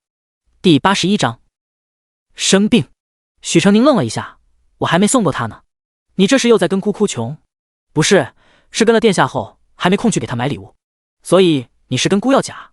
许成宁觉得自己说什么都不对，低低咕哝了一句：“是殿下找茬吧？”跟秦福共事久了，许成宁发现他没有表面上那么难以相处，而秦福小事上也惯着他，他也从一开始的草民变成现在的我。秦福没再刁难他，指了指箱子：“给女子的，你看看送什么合适。”许成宁立刻就知道怎么回事了，深觉秦福就是在为难他。“殿下，谢大小姐什么好东西没见过，她若喜欢您，就是送块用过的帕子，她也会如获至宝；若不喜欢，便是连城之璧她都不会当一回事的。”秦福觉得有道理，随意捞了一柄玉如意出来，然后又拿起个和田玉双鹤摆件：“这个做寿礼吧。”许成宁愕然：“那他搁这挑半天算什么？”秦福看他抿着嘴，敢怒不敢言，简单解释了一下。不出所料，端王府、宁王府送的也都是字画。哦。许成宁看了看那个玉摆件，雕的挺好看的。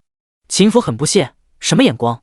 许成宁忍无可忍，抬头直视他：“殿下，您今天吃炮仗了吧？”秦福没说话，转身从多宝阁的木匣子里掏出一只鹤形的圆雕玉灯座，扔给了许成宁。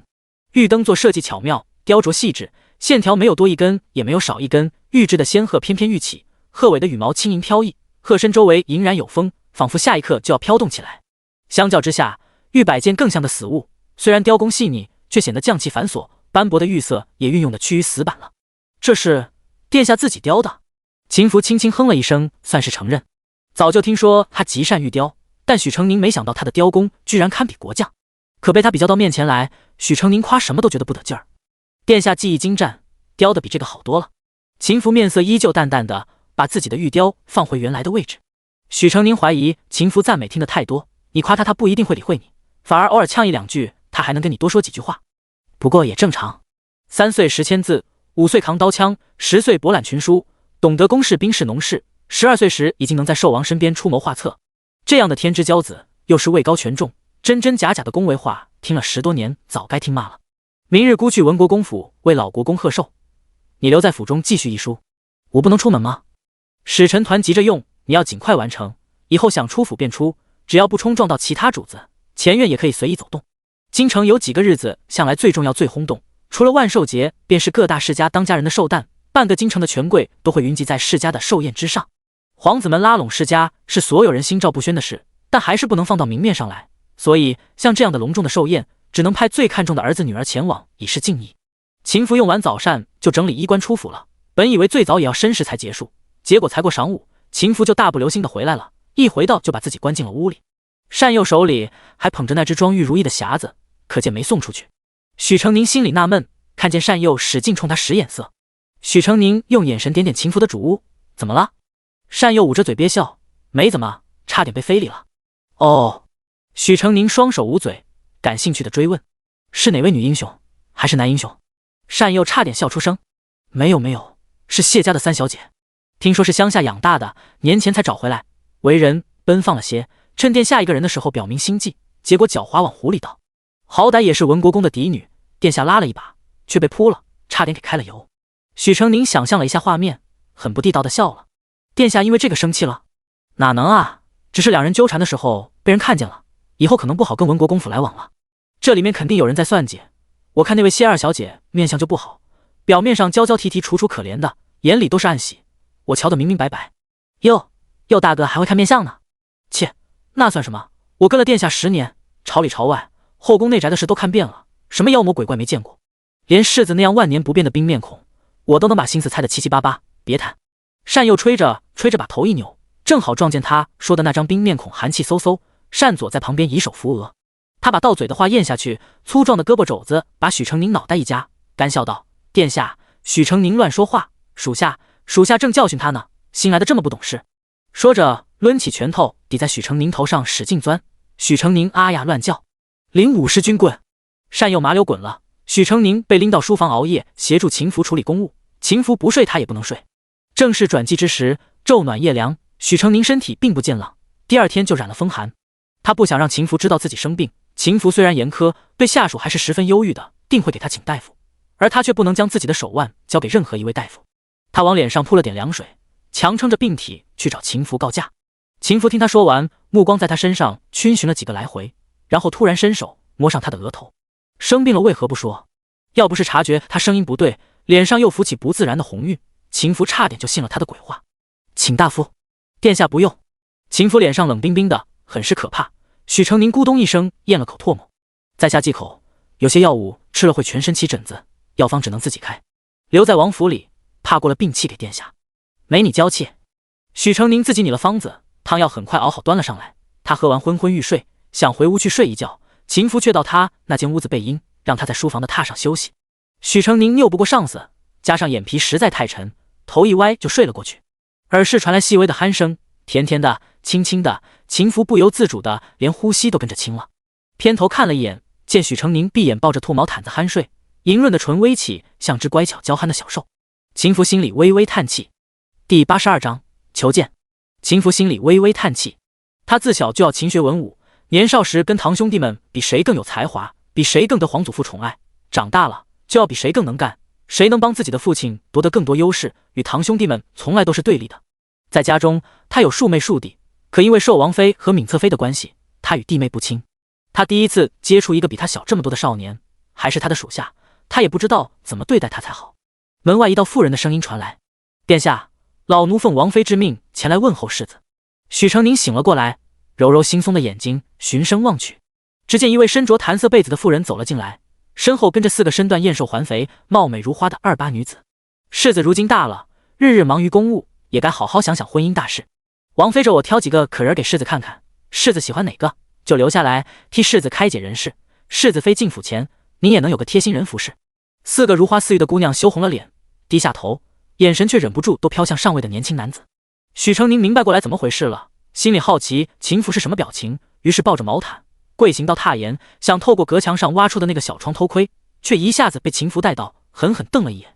许成宁讪讪缩回伸长的脖子，竖着耳朵偷听。母妃有心了，劳卢嬷嬷转告母妃，世子妃已经在选了，嬷嬷把人都带回去吧。世子殿下是个有主意的，他做的决定连王爷王妃都左右不了。卢嬷嬷只好带着千娇百媚的姑娘们退下。出门前不经意一瞥，看见耳房榻上坐着一个极秀美的少年，头发和衣服微微散乱，那比姑娘还漂亮的脸蛋上浮着酡红，眼里水汪汪的透着懵懂。卢嬷嬷惊恐地捂住了嘴，撒腿跑了。不得了，她好像发现了什么。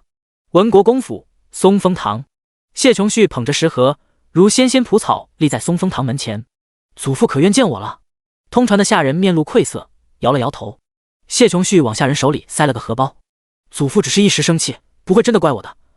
你让我进去，让我跟祖父解释清楚，他一定会原谅我的。他眼眶微红，含着薄泪，情态柔弱可怜，任谁也不忍看他这副迎风肃肃的模样。下人犹豫不决。二小姐是老国公最疼爱的孙辈，老国公肯定不会怄太久，不如他就给二小姐卖个好。于是自作主张放谢琼旭进去了。祖父，旭儿知错了。谢琼旭一进门就跪在了堂下，帕子捂脸，哭得梨花带雨。谁让你进来的？我没你这个孙女。谢老国公气得浑身发抖。我亲自教养你10几年，教你吟诗作赋，教你礼义廉耻，把你教得知书达理，便是知道了你不是亲骨肉，我也依旧待你如初。可你做了什么？在我的寿宴上卖弄风情，学那等勾栏做派，勾惹皇孙。我竟不知你的心这么高了。他一个垂垂老人，看什么歌舞？谢琼旭分明就是借着祝寿之名行勾攀之事。当他看不到他跳舞的时候，眼睛和笑一直瞟向那几位皇孙殿下吗？谢琼旭嘤嘤的哭泣，他知道谢老国公肯定会生气，可他别无他法，他不想嫁一个什么都给不了他的棚户之子，那样贫寒的人家，他的日子定会过得大不如前，还不如不嫁。他心里委屈，现役的又不止他一个。谢琼韵也弹琴了，赢得满堂喝彩，祖父怎么不说他，偏对他百家不满呢？说到底，还不是因为她不是亲孙女，嘴上说的好听，心里还是没把她当真正的谢家嫡女对待。祖父，琼旭错了，不该一时气傲，想与大姐姐较劲，疏忽了祖父的感受。可旭儿绝不是真的想高攀几位殿下啊！旭儿知道，您给我相中了一位郎君，便是新科状元许成宁。旭儿原本十分欢喜，谁知这个许成宁根本不是良人呀！这话从何说起？谢琼旭哭道：“祖父可知，因为春闱押对了状元，寿王世子赢了郑家一笔大钱，而许成宁现在正与寿王府往来密切。柳小姐告诉我，许成宁的状元之名，分明是寿王殿下给他安排的。这等弄虚作假、欺世盗名之辈，旭儿实在不愿苟合。”谢老国公眉头皱得死紧，他不像这种人，才华也是有的。燕先生的高徒怎可能会在这上面弄虚作假？我听说那个许成宁科考前根本没有用心读书，反而四处招摇，宣扬自己定能考中状元，从赌客手里骗取了许多钱财。祖父您想想，按例每年的电视文章都要张贴公示，为何今年没有？定是寿王特意压下了。若说这里面没有猫腻，您信吗？谢老国公沉默了。谢琼旭继续道：“祖父不是旭儿贪慕富贵，寒门子弟一无官职在身，二无养家之能，敢娶高门贵女是为的什么？还不是为了攀附权贵，图谋我的嫁妆。成日与邹元霸、杨乔之流混在一处的，能是什么好人呢？邹元霸在京城可是出了名的不学无术，杨乔断袖之名人尽皆知，是南风馆的常客。像谢老国公这样迂腐的老人家，恰最恨的就是这种人。荒唐！”谢老国公怒不可遏。旭儿知道自己的身份，是已受了委屈，也不敢往外说。旭儿不是您的亲孙女，您能为旭儿的终身大事考量，已经是仁至义尽了。旭儿没脸向您诉苦，但又实在不愿屈就许成宁，这才剑走偏锋，借您的寿宴做了错事。谢琼旭说到最后，已经泪如雨下，仿佛要把这些天的隐忍与委屈都哭尽了。谢老国公仍绷着脸，沉默看着他，好半天才问：“秀姐儿的事是不是你设计的？”谢琼旭哽了一下，然后震惊抬头，满脸不可置信：“祖父，您怀疑我？”他哭得更凶了：“我如何做得了这样的事？自从三妹妹回来，我在府中便夹着尾巴做人，被嘲笑，被挤兑，被看不起，我都受着。到底是我偏了谢家这么些年的疼爱。我谨小慎微，想修复好与三妹妹之间的关系，她不领情，我只好避之远之。我已小心至此，又如何会做出陷害三妹妹之事呢？既然祖父不信我了，我还是回我本家吧。从前祖孙其乐融融，却要眼见一日日清源淡薄，情分不在，现在离去，还能在祖父跟前留个体面。”他狠磕三个响头，提起裙摆就要走，却在站起来那一刻摇摇晃晃，软软倒在了丫鬟怀里。谢老国公急忙召府医来看过，却道是思虑过重，餐饭不济导致的气血不足昏厥。事到如今，谢老国公又怎会放任他离去？到底是自己一手交大的孩子，谢老国公还是愿意相信他的品性的。夫郎之事，只能再另外看看。至于许秀春，婚约在身，却在寿宴当众对寿王世子投怀送抱，他现在名声已经彻底臭了，婚事也不见得能保住，以后可能只有远嫁一路可走。第83章，田舍子。松风堂的事经由小厮学话传到了二房耳朵里，曹氏对此嗤之以鼻。这个贱蹄子最会耍心计。三夫人孟氏附和道：“可不是，偏偏公爹就吃他这套，这才几天啊，又被哄回去了。”曹氏看着丫鬟跪在地上给他涂扣单，漫不经心道：“哄就哄吧，让他们真假姐妹争着，我们什么都不用干，就有好戏看。二嫂不怕他被哪个皇孙看上？那一日他搔首弄姿暗送秋波的，瞎子都看明白什么心思了。万一有谁着了魔，怕什么？又不是真小姐。到时候我们把消息一放，他脸都得丢尽，谁还肯娶？再说明眼人谁看不出来，我们月儿比他好千万倍。皇孙殿下们要想娶，那也是争着抢着求娶我的月儿才是。”谢琼韵和谢琼文待在碧纱橱里，两位夫人的对话他们听得一清二楚。谢琼文扑哧一声笑了：“二伯娘说的没错，谁会舍了大姐姐这个天仙，去要那个恬不知耻的奴仆之女呢？珍珠和榆木一看就知道了。我仔细留意了，生辰宴上寿王世子哪家小姐都没看，独大姐姐弹琴的时候他看了两眼呢，他定是爱慕大姐姐呢。”谢琼韵羞红了脸，唇边也露出少女娇羞的笑。无论样貌才能还是身份，寿王世子都是整个京城最出色的男子，谁又不会以被他仰慕为荣呢？他嗔道：“别胡说八道！”他穿着一身血青色的捻金挑线纱衣，诃子长裙，手里拿着玉制小杵和银勺，正细细的调配各种香料。京城人皆知，谢大小姐不仅善琴棋书画，还是调香的一把好手。尤其是他最喜爱的空谷幽兰，乃是独创，任哪处都买不着这味香。谢琼文捧脸歪着头，看着堂姐一双纤纤玉手轻轻的捣香，一脸沉醉道：“大姐姐穿这身衣服真美，跟仙女一样。”谢琼韵温和道：“你若喜欢，回头我让人再做一身给你。”谢琼文扯扯自己的淡蓝色的兰花纹袖子，嘟嘴道：“我穿了跟大姐姐上次一样的衣服，可半点没有大姐姐的风姿，我娘还说我黄毛丫头呢。”谢琼韵笑道：“你年纪小，气质娇憨，等过2年长开了，自然就撑得起这些衣裳了。”说罢，他把臼子里的香粉用一把小刷子轻轻扫到一只玉盅里。谢琼文凑过去嗅了嗅，眯起了眼，陶醉道：“大姐姐亲手调的香真好，哪像我笨手笨脚，调出来呛鼻的很，昨儿还摔碎了一只名贵的白玉杵呢。”他捧着心口，一脸扼腕的样子，谢琼韵不由笑出了声。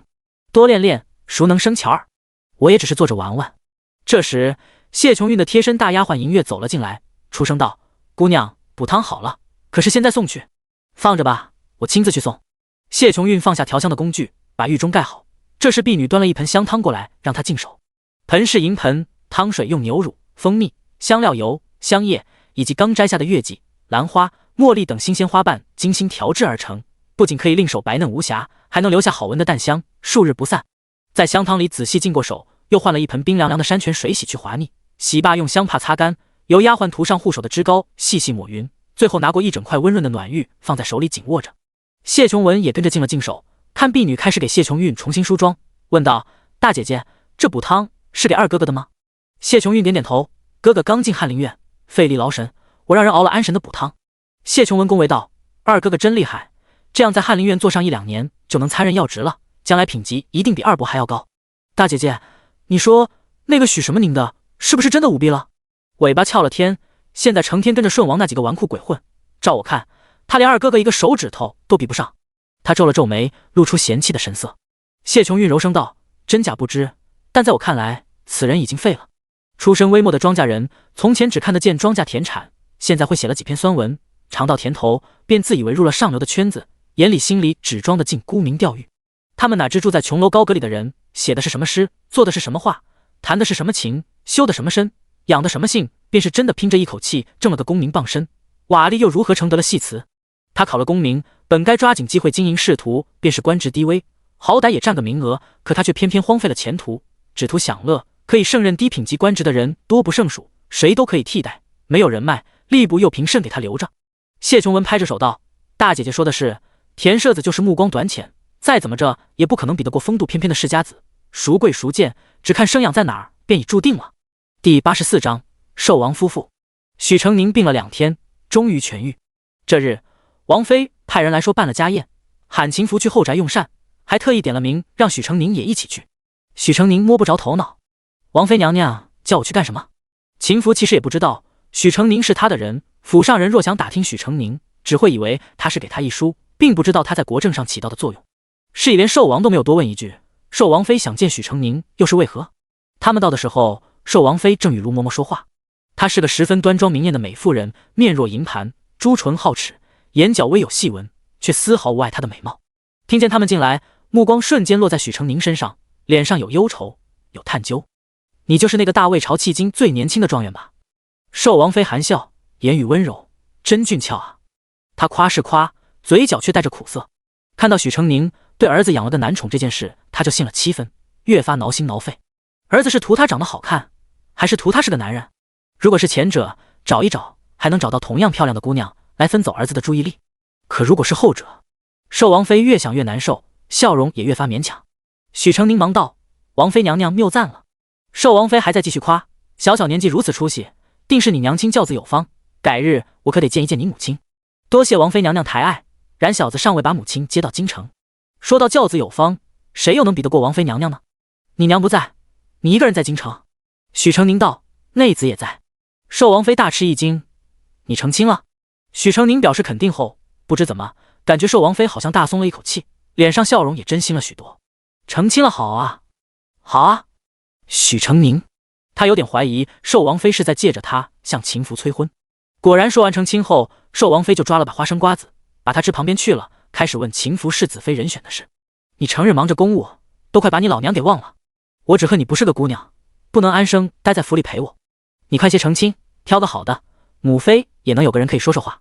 秦福话不多，只默默地听着，一边剥虾，一只只放到寿王妃的碗里。在朝堂与幕后叱咤风云的一个人，在他母亲面前十分难得的流露出几分温和和乖巧。过了一会儿，门外传来一阵爽朗的大笑声，紧接着一个高大英俊的中年男子搂着一个娇媚的美人走了进来。男子头戴玉冠，穿着紫干色杭绸大氅，腰间系一条玉腰带，女子一袭玉窝色的轻纱长裙，外罩虾粉色罩衣，重重叠叠的轻纱衬托得她飘逸如仙。他们身后还跟着2个少年少女，身穿玉色锦袍的少年15岁左右，脸蛋微微憨圆，眉毛舒展，眼睛笑眯眯的，看起来胸无城府。少女比少年要成熟一些，烟霞色云缎裙，长眉凤眸，明明是青春明艳的长相，却能感觉出有一丝不合年纪的凌厉。这大概就是寿王和闵侧妃以及2个庶子庶女了。他们4个人旁若无人的说说笑笑，好像他们才是一家人。尤其闵侧妃大庭广众之下，丰腴的身子都快嵌到寿王怀里去了。许成宁偷偷去寿王妃神色，见她已经挂上了端庄的微笑，仿佛毫无芥蒂，而藏在桌下的手已经捏得泛白。其实寿王妃长相远在闵侧妃之上，但或许常年操持内务，她微微富态，面相已经没那么年轻，正是小辈眼中慈爱长辈的该有的模样。反观闵侧妃，30多岁的人了，2个儿女也都将要成人，她依旧像个20来岁的年轻姑娘一样婀娜多姿，风情万种，穿着娇嫩嫩的颜色，画着显年轻显美艳的精致妆容，当着儿女的面也拉得下脸，娇滴滴的冲寿王撒娇。而寿王也似乎真当她还是个什么都不懂事的小姑娘，对她的娇嗲十分受用。大抵男人都有这样的劣根性，一边希望贤妻能干，为自己奉献一切，打理好后宅，让自己后顾无忧，一边又想要有年轻貌美的小妾依赖自己，崇拜自己，好满足虚荣与私欲。有鹿筋，这道菜好，王妃有心了。寿王说完，给闵侧妃夹了一筷子，然后自己吃起来。王爷，闵侧妃斜睨了寿王一眼，软绵绵道：“您这几日肝火旺盛，怎能吃这么多鹿筋？跟个孩子一样，遇到好吃的便停不下嘴，没个忌口的。来，还是吃点桂花鱼翅，这个对您身子好。”说着，他调换了几盘菜的位置。一个侧妃对王爷说出这样的话，甚至做出这样的举动，已经不合身份了，甚至还僭越了王妃。可寿王非但不觉得冒犯，反而宠溺地对闵侧妃嗔了一眼，然后亲手给她盛了一碗佛跳墙。你也补补身子，别回头又说身子乏累受不住了。寿王意味深长地盯着他，闵侧妃羞红了脸。许成宁还没听出什么意思，寿王妃的脸却越发煞白，笑容也撑不住了。秦福把手按在他的手背上，被他反握住，抓得紧紧的。端阳郡主的目光从寿王转移到秦福身上，隐隐泛着叫人看不懂的暗光。寿王瞥眼看到小儿子剥虾，脸和2只手都脏兮兮的挂满了红色的汤汁，顿时责怪道：“孩儿多大了，吃个饭还这么不省心。”闵侧妃笑着拿帕子给儿子擦了擦手，然后把虾夹到了寿王的碗里。他呀，是给他爹包的呢，这小子还算有点长进。寿王开怀大笑：“孩儿年纪还小，你别总这么苛责他。大郎深沉，端阳又是个大姑娘了，我就指着孩儿让我享受一下天伦之乐了。”端阳郡主道：“父王莫不是嫌我不是儿子？哪能呢？你是我的掌上明珠，可比儿子贴心多了。”3个孩子里，寿王看起来最喜欢这个女儿，而端阳郡主交金，他哄了许久才把女儿哄好，并说在玉泉山相中了一块地，要仿照前朝被烧毁的玉离宫，给端阳郡主建一座温泉别院，嵌在山石树丛之中。寿王妃皱眉，王爷手里又不是没有庄子，给端阳一个便是了，再另起一座多铺张，又要耗费多少钱财和人力？寿王摆摆手，不是进账了900万吗？现在不缺钱。第85章意外。许成宁大为震惊，正是诸王角逐之际，寿王想要那个位子，就必须倚仗秦福的能力，而他不对秦福上心就罢了，竟还堂而皇之的冷落王妃，宠妾灭妻。秦福的政治才能有目共睹，他于百舸争流的浩瀚宦海之中，稳扎稳打，步步为营，把偌大一个寿王府送到最接近那个位子的地方，其中耗费的心血无法估算。而寿王一边享受着嫡子带给他的利益，一边又以不贴心为由偏宠庶子庶女，把嫡子争得的东西补到他们头上，难道就不怕秦福寒心？祸起萧墙，他若还这么拎不清，他们父子之间的隔阂将会是摧毁整个寿王党最致命的伤口。他听秦福道：“父王没有早说，钱我已经支出去用了，你拿去干什么了？怎么不跟为父说一声？”有用。寿王不说话了，公事与私事他还是分得清的，何况长子确实从没让他失望过。将来父王补偿你。他对端阳郡主安慰道。回去的路上，秦府走在前面，许成宁瞧不见他神色，看气派倒是跟平常没有差别。姑跟你说过，你的主子只有孤一人。他回过头来，树荫在他脸上打下一片斑驳的阴影。所以，日后你便是转投了我父王，我也会视你为叛徒，就地诛杀。明白了。许成宁被他眼中凌厉的暗芒刺中，心里惴惴。明白了。接下来几天，许成宁要么去宫里见顺王，要么留在寿王府议书，用了小半月时间，终于把议书的完稿完成，成功的从寿王府搬了出来。回到青石巷，李如不在家，许成宁去问赖婶子，才知李如近来跟赖婶子两个女儿做糕点，在铜马街上支了个小摊子做生意呢。许成宁立刻就去了铜马街，赖婶子的二女儿妙妙在叫卖，大女儿秀秀跟李如在后面低着头搓团包馅，旁边摆了几个小桌和长凳，泡着壶茶，可以让客人歇脚，就着茶吃点心。许成宁突然出现，生意怎么样？南哥哥。李如惊喜地叫了一声，拍了拍手上的面粉，站起来。南哥哥，你回来了，还会再去吗？许成宁道，差事做完了，不用再去了。他看了两眼摆盘的糕饼，赞道，做得真好看。李如笑弯了眼，才摆了3天，赚的不多，但也回本了。我们辰时出摊，酉时收摊，中间歇2个时辰。桌凳寄放在旁边的水果摊子里，摊主爷爷帮我们搬东西，还帮我们骂坏人，我们送了点吃的当做谢礼。南哥哥，我以前从来都不知道，原来村外面这么精彩，有这么多好人，我原来也是能交到朋友，挣到钱，自己养活自己的。京城真好。李如眼睛亮晶晶的。许成宁笑着点点头，阿如长大了，等你当了老板娘独当一面，我就靠你养活了。李如甜甜的笑。南哥哥，你坐会儿吧，我拿糕饼你吃。他开心地推着许成宁坐在凳子上，自己拿了个盘子去挑糕点。许成宁坐在凳子上轻轻啜茶，习惯性地观察周围的环境。铜马街在他的图纸上，印在他的脑子里，所以很熟，很轻易地发现了街上的变化。那头原本开的香烛店，不知什么时候变成了一个馄饨铺，店里只有一个娘子在操持，女子27、8岁的样子，十分干练，手脚也细致。一会儿擀皮包馄饨，一会儿烧火添水，一会儿捞馄饨调味，忙得团团转。上一个客人吃完了，碗还没收，下一个客人已经来了。隔壁烧油卖猪肉，油烟极大，馄饨铺的桌子板凳一会儿不擦就会变得油腻腻的，客人坐都不想坐。许成宁左右看了看，正巧看到了之前给过包子的小启儿，便招手叫他过来。小启儿才6、7岁大，眼睛跟2颗大葡萄一样，水汪汪的，懵懂中透着怯生生。他犹犹豫豫走过来，喊了一声哥哥。许成宁往他嘴里塞了块糕饼，趁他小口吃的时候，打湿一条帕子，把他的脸蛋和手脚都擦干净，然后用5文钱从地摊上买了一把小小的木梳和一双布鞋。鞋子便宜，质地并不好，但胜在干净。许成宁让小启儿穿上，打湿木梳，把他乱糟糟的头发梳成2股小辫儿，身上不合身的衣服撕开2个口子重新扎好，这样原本脏兮兮的小乞丐也有几分看头了。来，你看。许成宁握住小孩子瘦弱的肩头，指着馄饨铺子的老板娘，看到那个穿蓝衣服的老板娘了没？小启儿懵懵懂懂点头。你过去帮他擦桌子，问他一天能不能给你9文钱。9文钱也就1碗馄饨的价格。许成宁把小梳子往他怀里一塞，推了推小女孩，记得要叫姐姐。小启儿睁着黑溜溜的大眼睛，懵懵懂懂过去了。不一会儿，许成宁就看到他捧着抹布跪在凳子上开始擦桌子，头上突然被不轻不重敲了一下。许成宁抬头，迎面撞上了一张笑脸。陆大人。许成宁还没站起来，陆清风就在他旁边坐下了。在这做什么？许成宁指指李如，陪我娘子呢。娘子啊。陆清风揶揄地看他。小姑娘说大话也不脸红，知道自己长得不像男子，还找了个更小的丫头假装老婆。成亲够早的呀，乡下人成亲都早，我怕他被人定了，就自己先娶了。陆清风听他振振有词，心里暗笑，真是不巧，我要知道你成亲，该给你准备一份贺礼的。许成宁对他的态度感到疑惑，他们好像没有熟到这种程度。陆清风含笑，我这个人呢，喜欢交朋友，我看你顺眼，所以想交你这个朋友，小兄弟不会不赏脸吧？我名陆清风，敢问兄弟高姓大名？许成宁刚要说，突然耳边传来一阵尖锐的嘶鸣声，忽然甩过来一架马车，眼见就要砸过来。许成宁心里一慌，下意识就要扑过去挡在李如几个前面。陆清风比他眼疾手快，拉开了秀秀妙妙2个，李如也被突然跳下的布衣男子护住了。砰！马车在他们脚下侧翻，险险擦过许成宁的小腿。许成宁惊魂未定，仔细看几个姑娘没事，才松了口气。县主，县主！车夫和家仆一瘸一拐地跑过来。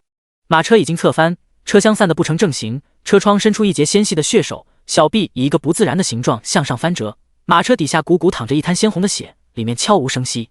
第86章明霜县主。下人们惊得声调都变了，手颤颤巍巍地去掀马车门。不要看！许成宁挡住李如和秀秀妙妙，让他们背过身去。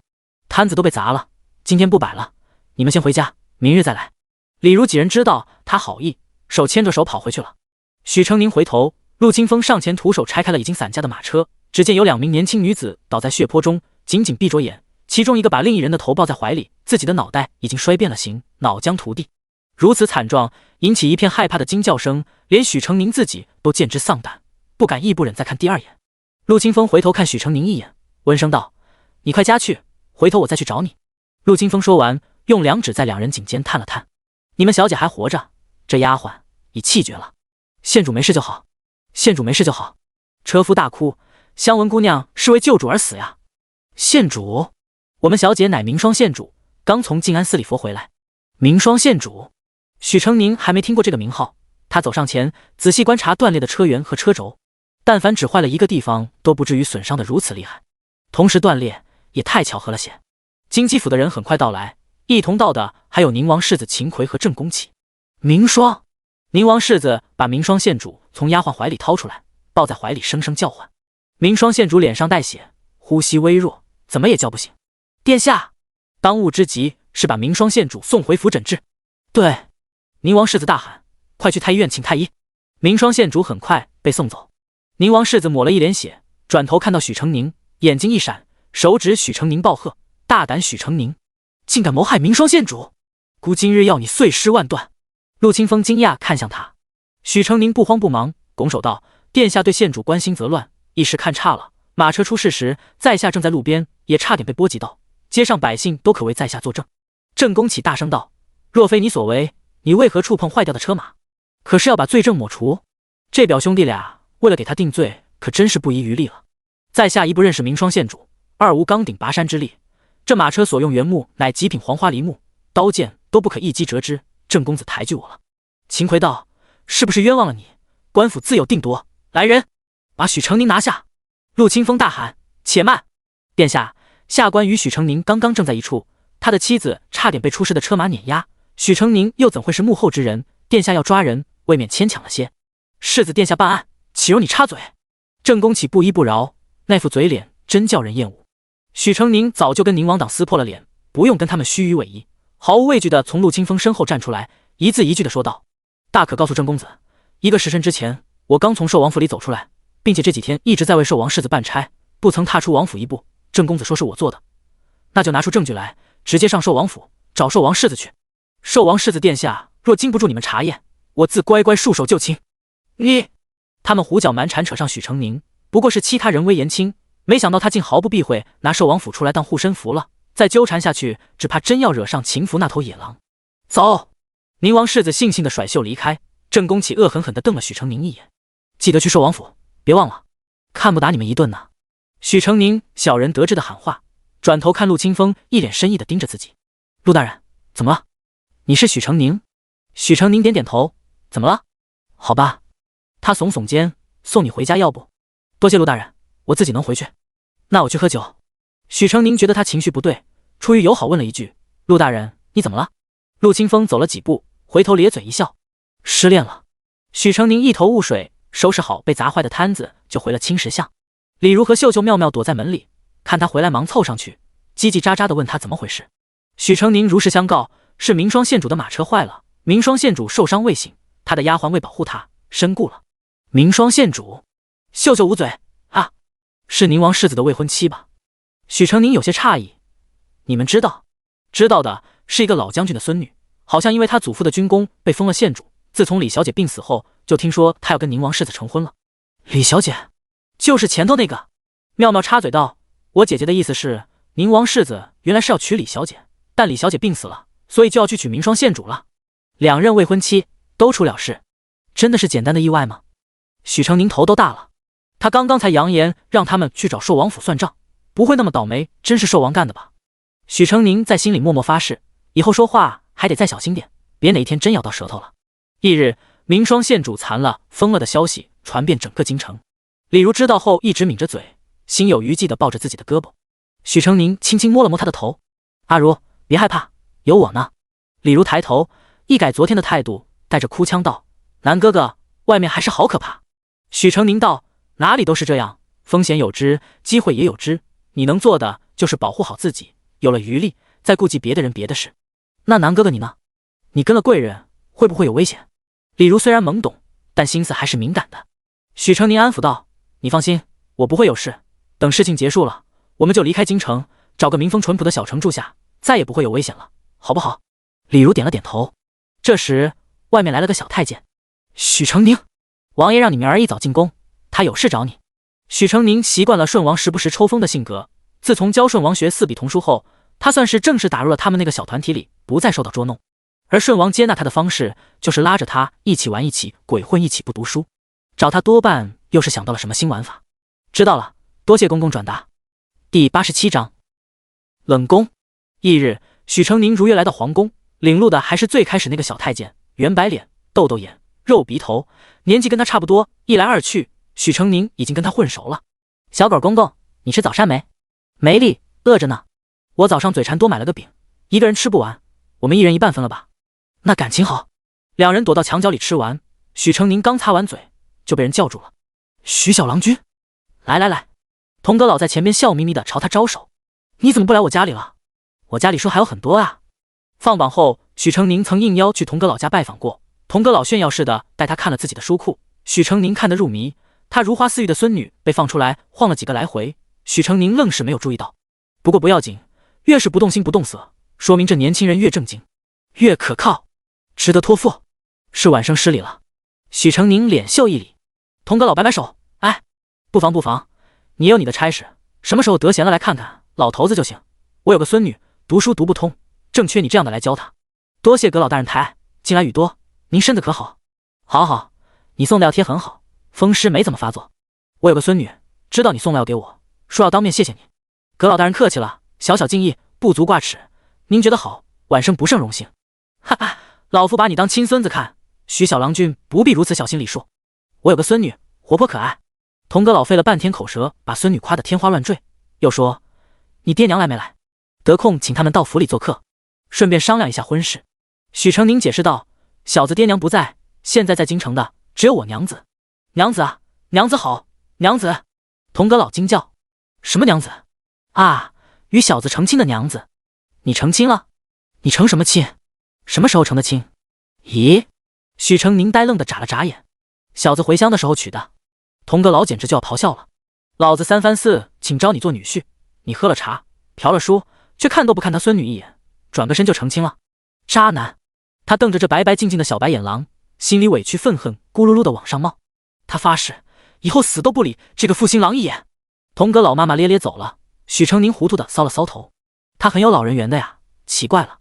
顺王看到他异常兴奋，冲出店门把他拉了进去。我发现一个惊天大秘密。顺王示意小梁子小李子把店门关上，扯下帘子，请电昏按下来，独顺王那双炯炯的眼在发亮。我发现冷宫有鬼。许成宁面不改色。哇！顺王不满意了。你为什么不惊讶？为什么不害怕？是鬼夜。许成宁提醒他：王爷，上次您说河池里有深水大妖怪，结果是只鸭子，御膳房里逃出来的。顺王脸一红。这次不一样，我真的看到了。白影子在冷宫门口飘来飘去的白影子，嘴角挂着血，还吃人。许成宁问：大理寺来查案了吗？没有。宫里少人了吗？没有。还有别人见过吗？也没有。顺王看许成宁眯着眼，满脸不信任，顿时炸毛了。是真的，我这次看得很清楚。你不信，今晚跟我去冷宫看。顺王抱住了许成宁一条胳膊，眼睛亮晶晶地看着他。许成宁劝不动这个二世祖，只能迂回地说：我不能在宫里留宿的，我已经跟父皇说好了，今晚你就留下来陪我。上官晨他们呢？顺王挠挠头，他们都挨了板子，在家趴着呢，所以只剩他一个人能祸害了呗。许成宁捂住心口做惊吓状，可那是鬼耶，还会吃人。王爷您千金之躯，万一被鬼盯上了，在下万死难辞啊！而且我也好害怕呀。顺王鼻孔喷气，顿觉自己神威无比，洋洋自得地拿出2个符纸叠成的头圈，一人一个套在头上。有本王在，别怕，把这个戴上，鬼就看不见咱们了。许成宁没办法，他挂这个伴读的名，就是负责陪顺王闹的。顺王想做什么，他都得跟着。夜半时分，宫里静悄悄的，偶尔鸟扑棱树叶，还有巡逻的禁军沙沙的脚步声。广陵宫大门开了一条缝，溜出一高一矮2个小太监，脚步无声，却溜得贼快。远远一看，只有一盏发黄的灯笼在夜色里飘来飘去。广陵宫是王爷寝宫，与后宫相隔甚远，冷宫又是在最偏远的地方。许成宁与顺王一路鬼鬼祟祟，躲躲藏藏，走了大半个时辰，才走到冷宫。冷宫荒僻，年久失修，风一吹，里面门窗咿咿呀呀的响动，红色的墙皮剥落大半，露出灰白的墙体。旁边原来是个池子，干涸了数十年，现在是个长满了杂草杂树的坑。他们矮着身子，捂住口鼻，挡住弥漫的烟尘，卧倒在坑里，正对着冷宫的门。许成宁把灯笼吹灭，从身后掏出一条毯子，盖在2人身上，露出2颗脑袋。咦，你怎么还带了毯子？许成宁想的是，以顺王的脾性，大概会守上一夜，盖着毯子睡觉不容易着凉。但这话说出来就太不信任顺王了，所以他道：因为王爷乃真龙之后，祥云护体，鬼神见之也要避让3舍，我指着您庇护我。顺王听得嘿嘿笑，露出一排洁白的牙齿。虽然他最讨厌读书人，但许成宁自从跟了他后，在他的引导下显然变好了，跟那帮满口喷粪的酸儒截然不同。那么他也可以摒弃前嫌，勉为其难接纳他当自己的朋友。冷宫里没什么人气，像座活死人墓，阴气森森，连风经过都要冰冷3分。许成宁小小打了个哈欠，顺王却精神抖擞，在耳边叽叽喳喳。再过一会儿就会有白影子在上面飘，你可别吓哭了哦。许成宁问道：里面有住人吗？没有，父皇都多大年纪了，宫里的妃嫔老的老死的死，谁还会在冷宫待着？那可不一定哦。许成宁刚刚留心观察过，冷宫外杂草丛生，连着门口的地方分明踩出了一条浅浅的小径，可见近期还时不时有人走动，持续稳定，而且小心翼翼。那里究竟藏着什么秘密呢？第88章仗打。夜渐深，别说许成宁，意志坚定的顺王都开始打起了瞌睡，2颗圆圆的脑袋抵靠在一起，冒起了鼻涕泡。飞鸟扑棱棱的撞歪了老旧的宫灯，许成宁被惊醒，顺王脑袋一掉，也醒了，揉了揉眼睛，忽然低呼一声：许成宁，你看，白影子。许成宁抬头看去，果然看见宫墙上挂着一抹阴森的白，沿着墙头忽上忽下，忽左忽右的移动，没骨头似的。恰这时阴风过隙，发出细锐的声音，幽幽怨怨。许成宁毛骨悚然，顺王大吸气，差点就叫出来，被许成宁及时捂住：不能动，不能动，会被发现的。他眯着眼去看，白影子还在晃来晃去，飘了半刻钟左右，嗖的一下不见了。2人僵着身子，用余光对视了一眼，都不敢动弹，生怕那诡异的玩意儿站在他们身后，等着他们回头再一口吃掉。片刻后，冷宫大门开了一条缝，一个白衣女鬼从里面走了出来，轻飘飘的，长发披散，一直垂到小腿处，整张脸都被挡住。顺王几乎要跳起来，许成宁死死压住他捂紧嘴，可身下的林丛还是发出窸窸窣窣的声音，女鬼立刻循声望过来。这时草丛里跳出一只黑猫，喵咪喵咪的叫了几声，肆无忌惮的舔着爪子。女鬼看了一会儿，才扭过头往路更深处走去，行路隐有几分迫切。她要去哪儿？许成宁直起身，刚想爬出去看看，被顺王拽住了小腿。别走！顺王泪流满面。我害怕。许成宁把头圈摘下戴在他头上。你现在有2个头圈了，双倍护体，只要不发出声音，鬼不会发现你的。许成宁想了想，又叮嘱道：一会儿要是我被发现了，您可一定要跳出来救我。您是王爷，王气照身，鬼不敢吃你的。皇上最宠爱的小皇子，要是在这里出事了，能不彻查？许成宁安抚好顺王后，就爬了出去，蹑手蹑脚跟过去，借着树木遮挡，看到路那头有2个人，一个是刚才的白衣女鬼，另一个与夜色混为一体，看不清是什么样。2人头部微动，面对面在说些什么，然后女鬼从袖筒里掏出一个什么东西递过去，另一人接过，摩挲几下放在怀里，又交谈了一会儿，女鬼屈膝行了个礼。看样子话说完了，许成宁准备溜回去，一转身脚踢到刚才那只黑猫，黑猫怪叫一声，而他本就吊着胆子，冷不防叫出了声。2人立刻警觉，谁？许成宁拔腿就跑，用哭腔大喊：顺王，顺王快跑！真的有鬼！顺王哇的一声哭叫出来，笨笨拙拙爬出来逃跑，没跑2步，许成宁只觉得后颈一疼，晕了过去。再次醒来时，许成宁是被水泼醒的，睁眼对上一双冰冷恨毒的眼睛，环顾四周，发现天光大亮，自己身处一座宫殿露天处。顺王四仰八叉躺在他身边，头顶有一只开膛破肚的黑猫，身子下一滩血迹还没干透，散发出浓烈的恶臭。他抬起头，看到妙福宫的鎏金浮雕祥云蝙蝠纹匾额，下方殿门大开，穿着五颜六色衣裙的宫人垂手立于殿前，神情倨傲。中间一张太师椅，上面坐着一位50岁模样的宫装妇人。宫装妇人头戴一顶奢华至极的点翠赤金头冠，脖子上是一圈圈的珍珠链子，两手套着数只手镯和扳指，身上宫装纹饰繁复，色彩艳丽，做工极其细致。几乎是一瞬间，许成宁就猜到了眼前人是谁，心里暗暗苦笑，俯首叩拜。见过贵妃娘娘。他头贴着地，心里却在想，为什么他们会在郑贵妃宫里？难道昨晚是郑贵妃的人？郑贵妃半眯着眼，坐在上位，看着这个害郑家大出血，在寿王世子面前丢尽了颜面的罪魁祸首，冷笑连连。果然是贱民出身，进宫连礼数都没学好吗？可太轻了，本宫听不到。许成宁抿唇，重新磕了一次，并不露声色地推了把睡成死猪一样的顺王。郑贵妃还是不满意，许成宁磕了7、8次，额头都磕红了，他还是不依不饶，脸上挂着鄙夷。许状元对自己还是太温柔了些，去帮帮他。一个嬷嬷摩拳擦掌走过来，许成宁连连后退，撞在顺王身上，大声求饶：“贵妃娘娘饶命！在下觐见皇上也是这么磕的，可您得比皇上重一点吗？”放肆！郑贵妃暴怒，狠狠拍在桌子上，总算把顺王给吵醒了。郑贵妃，咦？顺王摸摸后脖子，四下看看，我怎么在妙福宫啊？啊，这是昨晚那只猫，怎么死了？郑贵妃冷笑：“这该本宫问王爷您了。你们擅闯妙福宫，还杀了本宫的猫，本宫问罪几句不过分吧？不过既然王爷说不知道，那定是许状元做的了。没有没有，我们俩是一起的，我知道了。”顺王爬起来：“昨晚我们俩去冷宫捉鬼，这猫肯定是鬼吃的。哎呀，你看肚肠都没了。”顺王起了一身鸡皮疙瘩，哭唧唧地握住许成宁的手：“怎么办呀？宫里真的有鬼，他吃了猫，还会不会来吃我们呀？”嘤嘤嘤，他埋在许成宁肩窝里哭，许成宁也一脸悲痛地拍他的背安抚。郑贵妃咬碎一口银牙，怒道：“后宫禁地，外臣不得擅闯。顺王行为不当，自有圣上处置，但本宫执掌凤印，一介小小进士，本宫还是处置得了的。来人，把许成宁拖下去，乱棍打死！”许成宁被人压住，忙大喊：“王爷救我！”顺王急忙拉住他，手啪啪地扑打宫人：“你们干什么？大胆！放肆！还不快放开他！是本王要许成宁赔的，他是本王的人，你不能打他。”顺王的皇上宠爱，但郑贵妃自认也不差，因此毫无顾忌，强硬的让人拉开顺王，把许成宁压在条凳上。给本宫打！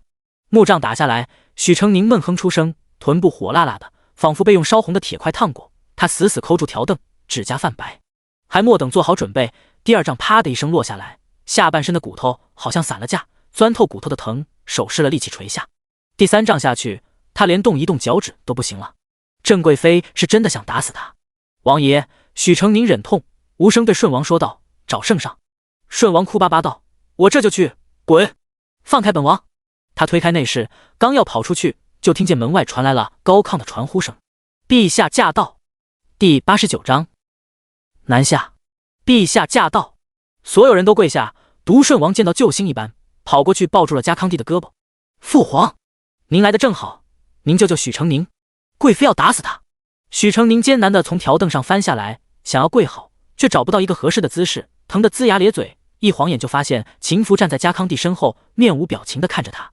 郑贵妃上前解释道：“陛下容禀，顺王天性贪玩，许成宁非但不加规劝，还陪着顺王胡闹，教唆他违反宫规，擅闯冷宫，虐杀了臣妾的爱宠。臣妾不杀他，如何服众？”“不是！”顺王大叫：“你的猫不是我们杀的，是女鬼！”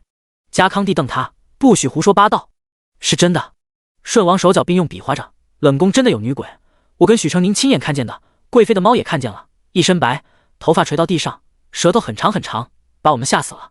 那鬼看见我们了，我们想跑，但是他施了大法，把我们弄晕了，一醒来就在妙福宫，一整天不务正业，就知道玩。”看到他和许成宁都还是一身内侍服，嘉康帝气不打一处来：“你看看你像什么样？”嘉康帝显然不信顺王的话，儿子什么德行他自己知道，4个伴读个个挨了板子，总不能说全是伴读的不对吧？郑贵妃道：“皇上，臣妾执掌后宫，便要整饬宫闱，该赏的赏，该罚的罚。今日许成宁敢擅闯禁地，明日说不定就敢秽乱宫闱，目无公规，对陛下于大不敬。”嘉康帝咳了2声，心说没那么严重，他快20年没选过秀了，现在后宫最年轻的妃嫔也得30往上，都可以生许成宁那么大的孩子了。郑贵妃在闺中的时候受尽了宠爱，被养得任性跋扈。家康帝年轻的时候挤好她这一口，便也任由她这么一直下去。一直到现在，郑贵妃的性子仍如往日，没读过什么书，学着已故的张皇后把几句文绉绉的话拽得颠三倒四，像个长不大的孩子一样。贵妃所说甚是，罚是该罚，但不是现在。家康帝看了一眼身后的秦福，福儿要出一趟外差，镇着许成宁跟随。郑贵妃怒火冲盈的眼睛顿时瞄向了秦福，露出一丝只有秦福才看得见的怨毒。皇上派福皇孙去办什么差事？家康帝没生气，也没回答他的话。后宫不得干政，不要问这么多。许成宁，起来吧，跟世子出宫。许成宁被丹又拎了起来，就要往外走。顺王眨巴了2下眼睛，出声道：“哎，父皇，许成宁是我的伴读，他走了我怎么办呀？”“不行，他不能走。”家康帝被缠得没办法，哄道：“就1个多月，人就还你了。”顺王哼哼唧唧的耍赖：“可不行啊，宫里有鬼，我得他陪我。你的王府已经快竣工了，竣工你就出宫住，行了吧？出了宫就能随时随地喊人一起去玩了。”顺王大喜：“谢谢父皇。”许成宁忍着屁股的疼痛，徐徐坐在马车的软垫上，闷闷地讲着昨晚的场景。昨晚冷宫有一女子用白帆在宫墙上招摇，然后做女鬼扮相走出了冷宫，与一男子在暗处交谈，并把一个物件交给了对方。女子身形中等，身高，冷宫的门环差不多到她的肩头。男子身形没有特点，掉进人堆里就认不出。女子把东西交出去的时候是双手奉上，脊背挺直头微俯，男子单手接过。离开时，女子对其屈膝行礼，行的不是宫女礼。许成宁就着车上有的笔墨，简单勾勒了2人的身形轮廓。秦福拿着纸瞄了2眼，就收了起来，然后盯住了他红红的额头。许成宁隐约感觉到他的目光落在自己胯处，顿时如坐针毡，别扭的缩了下腿。顺王胡闹，你也跟着胡闹。许成宁道：“人家是王爷，我有什么办法？整个京城除了您，能对我发号施令的人数以万计，我怎么对付得过来？你不会报孤名号？”许成宁嘀咕道：“他是您叔叔，报了能有用吗？”秦福看他一眼，没再继续下去。许成宁又问：“殿下，您要出外差，出哪里的外差呀？”“江南。捐官之事，陛下已经准予。江南天高皇帝远，旨意传到那里，想必世家又要钻空子，所以陛下这孤卿自去宣旨。”他袖口露出明黄的一角，想必就是圣旨了。许成宁意会，点点头。马车停在青石巷口，秦福道：“给你3天时间养伤，3天后过来接你。”许成宁刚下去，马车就咕噜噜走了。正要走回家，丹又御马而来，在身后喊住了他：“给，这是太医院御用的玉华生肌膏，活血止痛散瘀极好，还不留疤，世子这我回府拿的，你好好在家歇养。”许成宁接过，这才想起刚才在车上，秦福撩开车帘跟丹佑说了什么后，丹佑就先走了，原来是给他拿药去了。多谢佑大哥，替我向殿下谢恩。客气。许成宁捧着药盒子，边走边想：大事不辱，小事无漏，秦福真是个体恤下属的好主上。3日后，南巡的队伍出发了，数驾马车，500卫兵，威风凛凛。许成宁推开窗子，波澜壮阔的江面映入眼帘，数艘满满当当的货船从眼前缓缓掠过。他回头看向仓房里的秦福，问道：“运河直通杭州，水路至少比陆路快半个月，殿下是打算中途去干点什么？”第90章船运。秦福正歪在躺椅上闲适的刻玉雕，闻言吹了吹玉屑，不意外他能猜到自己的心思，也没有瞒着。从江南到京城的河运正式占70%，这条运河有5道水渠，其中3道水渠由郑氏把持。郑氏有钱有粮，万一又有了兵，便可借由这条贯通南北的运河长驱直入，连报信都来不及。许成宁道：“宁王党是谁在筹谋决断？城府如此深沉，以郑家财力，布下这样一张天罗地网，没有10年是做不到的。”秦福淡淡笑了下：“宁王昏聩无能，自己是想不出来这种计策的。倒是他母家的舅舅和表兄弟都成了郑世恩的圆滑世故，最善扮猪吃老虎。宁王党的所有指令几乎都由郑世恩指引，其子郑传勋决断，然后在今由宁王之口下达，生就和谐。”许成宁抿嘴一笑：“生就和谐才是最大的不和谐。郑传勋当真一心为宁王考虑，就该苦劝宁王上进，而不是趁宁王没反应过来的时候，名为辅佐，实为架空。郑家心大得很啊，所以殿下，您是打算直接从宁王这边下手？能简单，当然是挑简单的对付了。”漂泊的日子悠闲无事，秦福看许成宁翻完了手里的书，就开始睡觉发呆，索性扔给他一个玉雕：“把它打磨好。”船上没有水凳，许成宁拿个小魔棒一点一点的磨，猛然传身大大晃了一下，他连人带东西朝秦福扑过去。秦福眼疾手快的接住玉雕，侧脸避过袭来的小魔棒，然后一个娇小香软的身躯就砸进了他怀里。这要是刺客，他就中招了。王府既没亏了你伙食，也没亏了你银钱，怎地就这么弱不禁风？许成宁扶着椅子站好，听秦福语气像是有点生气，心说你自己相中的幕僚，之前你就知道我是什么样子，怎么现在还嫌弃了呢？过河拆桥不可取啊！书生都文弱一些，殿下担待几分吧，下回不扑您了。两人一起走出仓房，看到前面两艘巨大的货船成人字形抵在一起，进也不是，退也不是，两船的人在互骂：不长眼的狗东西，老子的船你也敢撞？耽搁了官府的草米，要你狗命！呸！上好的狐愁苏绣在我们这船上掉了一匹，你们整船都赔不起，赔不起的是隐士吧？一群穷酸孙子靠打秋风挣家产，全是正式手指缝里露出去的，供你们吃饱喝足了，还不跪下喊爷爷？两艘船一样的规制，一样的造型，只不过一艘上面挂着正，一艘挂着隐。隐士是宁王妃娘家，与郑家并不和，宁王依赖郑氏，却偏心隐士，把自己名下的部分产业交给了隐士经营，而那些产业十之八九都是郑家己的。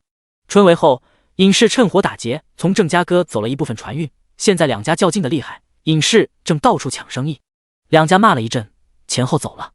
船行到下个码头时，秦福与许成宁做了一番装扮。秦福一身宝蓝色团花滚金线锦衣，额前一条同色的墨额，黑发半束，以金镶玉发冠固定，头后垂下两根缀着类银丝无色宝石的额带。许成宁从没见过他穿这样鲜亮的颜色，平常他总爱一身黑或一身白，加上那种不怒自威的气魄，总让人觉得比他实际的年龄要成熟一点。可现在他做这样鲜亮的打扮，刻意收敛了自己的气派，反而多了几分鲜活的人气，这才是一个18岁少年该有的样子。许成宁则做小厮打扮，驼色的短打，深灰头衣，一身灰扑扑的，站在人群里会十分不起眼。单左单右别处落脚，留许成宁一人跟着秦福。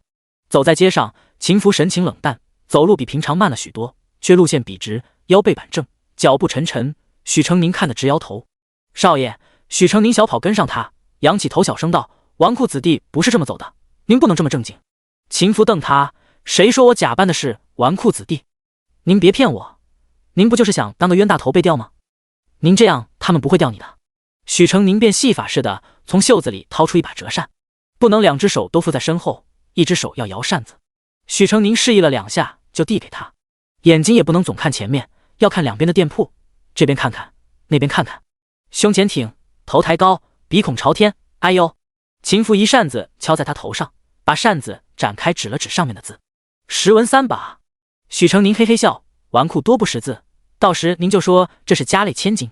秦福话都不想跟他说，甩下他就往前走。许成宁忽然惊喜的叫了一声：少爷，您最爱吃的龙须酥。他拉过秦福的胳膊，横冲直撞，跑到街巷另一边。在秦福的眼里，就是他像只小兔子一样，倒腾着2条短腿冲在前面，他迈几步就跟上了。老板，要这个，这个，还有这个。好嘞，小兄弟要多少？油纸包装满，我们少爷有钱。给，不用找了。他活脱脱一个纨绔身边狗腿子的模样，转过身拿出一块龙须酥递给秦福。他高抬起下巴，像在说：看，纨绔公子的小厮就应该是这样。秦福哼了一声，把龙须酥扔进嘴里。许成宁自己每吃2个就给他递1个，抬头去看秦福，见他眉头微微皱了起来。怎么了吗？甜得慌。秦福说着摇了摇扇子。那我去给您买点咸口的。去吧。等看到许成宁满脸幸福地啃着买来的烧饼时，秦福终于反应了过来。是你自己想吃吧？许成宁一顿，问道：少爷不喜欢吗？秦福道：我没甚喜欢不喜欢的。许成宁咽下嘴里的饼，道：您现在是不学无术的少爷，您不能太冷静，喜怒要形于色，看到喜欢的好玩的得开心起来。说起来他还真没见秦福开心过，平常连笑都是内敛克制的。这可怎么办呢？就他这随时要散发出来的肃容威仪，谁能相信他是个保持终日的娇公子呢？秦福似有恼意：你从哪学来这么多？当年没用功读书，光看纨绔了。许成宁眨巴了下眼睛：看顺王就知道啊。秦福想起顺王嘻嘻嘻哈哈哈嘿嘿嘿的笑声，控制不住的抖了一抖。许成宁宽解道：您也就比顺王大2岁，少年心性是应该的，这不可耻。秦福嗤笑了一声，没有说话。第91章钓鱼。尹俊唐姓奢靡，出来跑生意10天里有9天是在梧州最有名的酒楼云上楼吃的。许成宁从窗口往下看他已经进来，掐着时间大声道：少爷，您别急，不就是运个货吗？咱走陆路也能送到。尹俊堂正要经过他们雅间，听到这话顿住了脚步。秦福看许成宁一眼，用他这辈子都没用过的语气道：陆路慢。那咱加点钱，让镖局送快点，反正咱不差钱。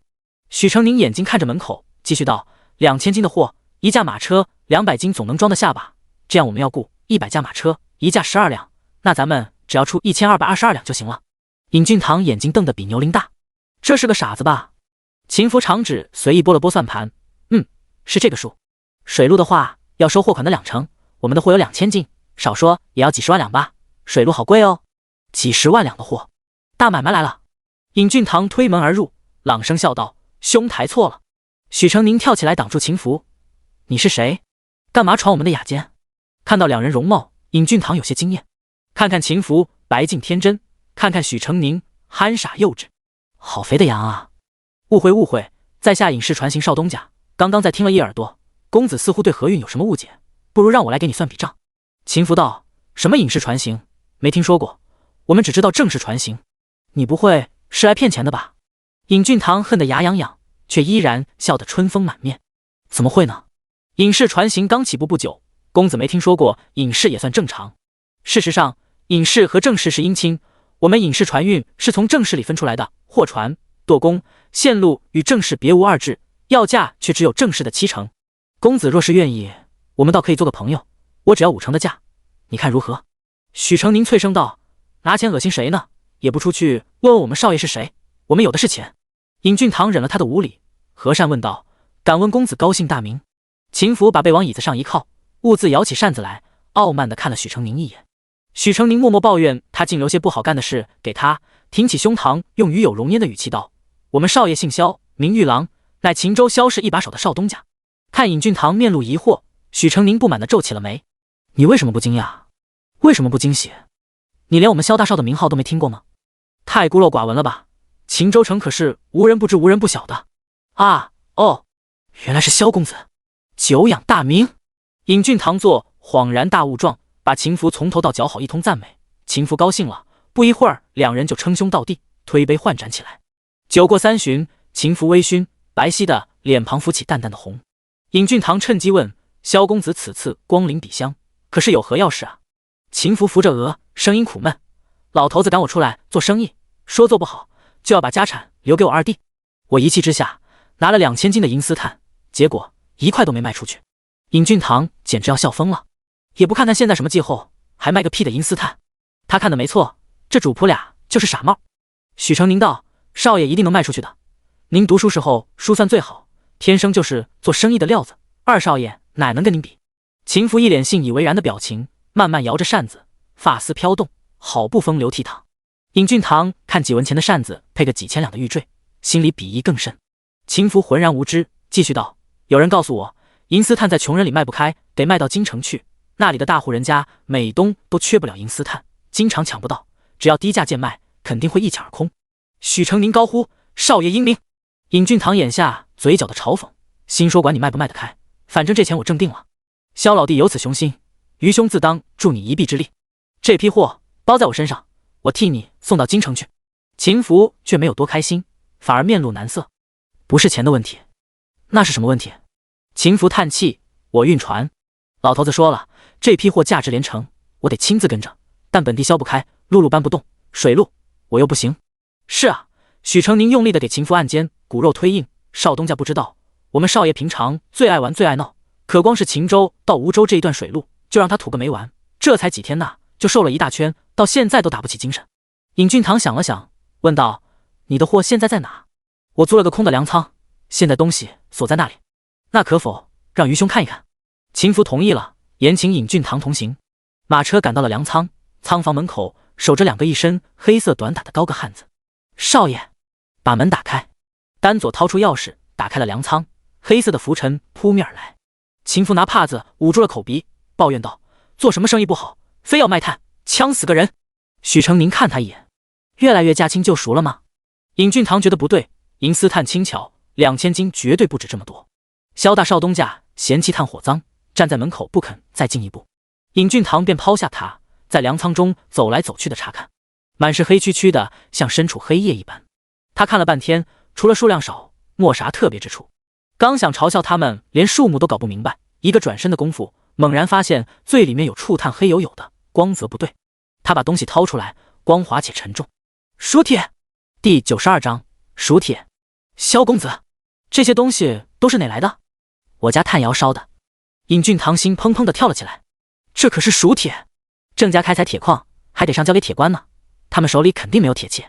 朝廷炼制蜀铁的秘方至今无法窥探，要能把这些蜀铁都交给宁王，他就立大功了。看够了就走了。尹俊堂抑制住内心的澎湃，一把抓住了秦福的肩膀，又放开。萧公子，不如你把这一仓库的东西都卖给我吧。我突然想起来，我家里也有炭火铺子，都是朋友，帮一把也未尝不可。你既不用千里迢迢押东西过去，还不用出船运的钱，轻轻松松就能赚一笔。这听着还不错。秦福沉吟片刻问：那我能赚多少钱？实不相瞒，萧老弟这里的炭顶多1500斤，我饶你20斤。冬季的炭火金贵，1斤5两，现在这个季节实在高价不了，顶多1两半，算下来就是5560两。尹俊堂眉心一跳，少爷，我算的对吧？秦福低头看许成宁，轻声道：算错了。就是错了，单又探出个头，我的书算也是少爷教的，明明是28865两，我最擅长心算了。秦福叹口气，拿出个小金算盘，要我教你们多少遍？1斤等于16两，5两减去1两半是3两半。尹俊堂在逐渐离谱的算法里彻底黑了脸，总共110635两。少东家这么照顾我生意，我再给你让利2成，就是。别！尹俊堂摁住了他的算盘，火气都控制不住了。不是这么算的，1520斤，1斤1两半，统共2280两银子。秦福露出有点惊讶又有点忧伤的神色，没有11万两，只有2000多。没错，只有2280两，才2000两，我在赌坊输掉的钱都比这个多，老头子不会满意的。秦福叹气，看来不行，我还是得亲自去一趟京城，争取多卖点钱。尹俊堂大惊，连忙阻止：别啊！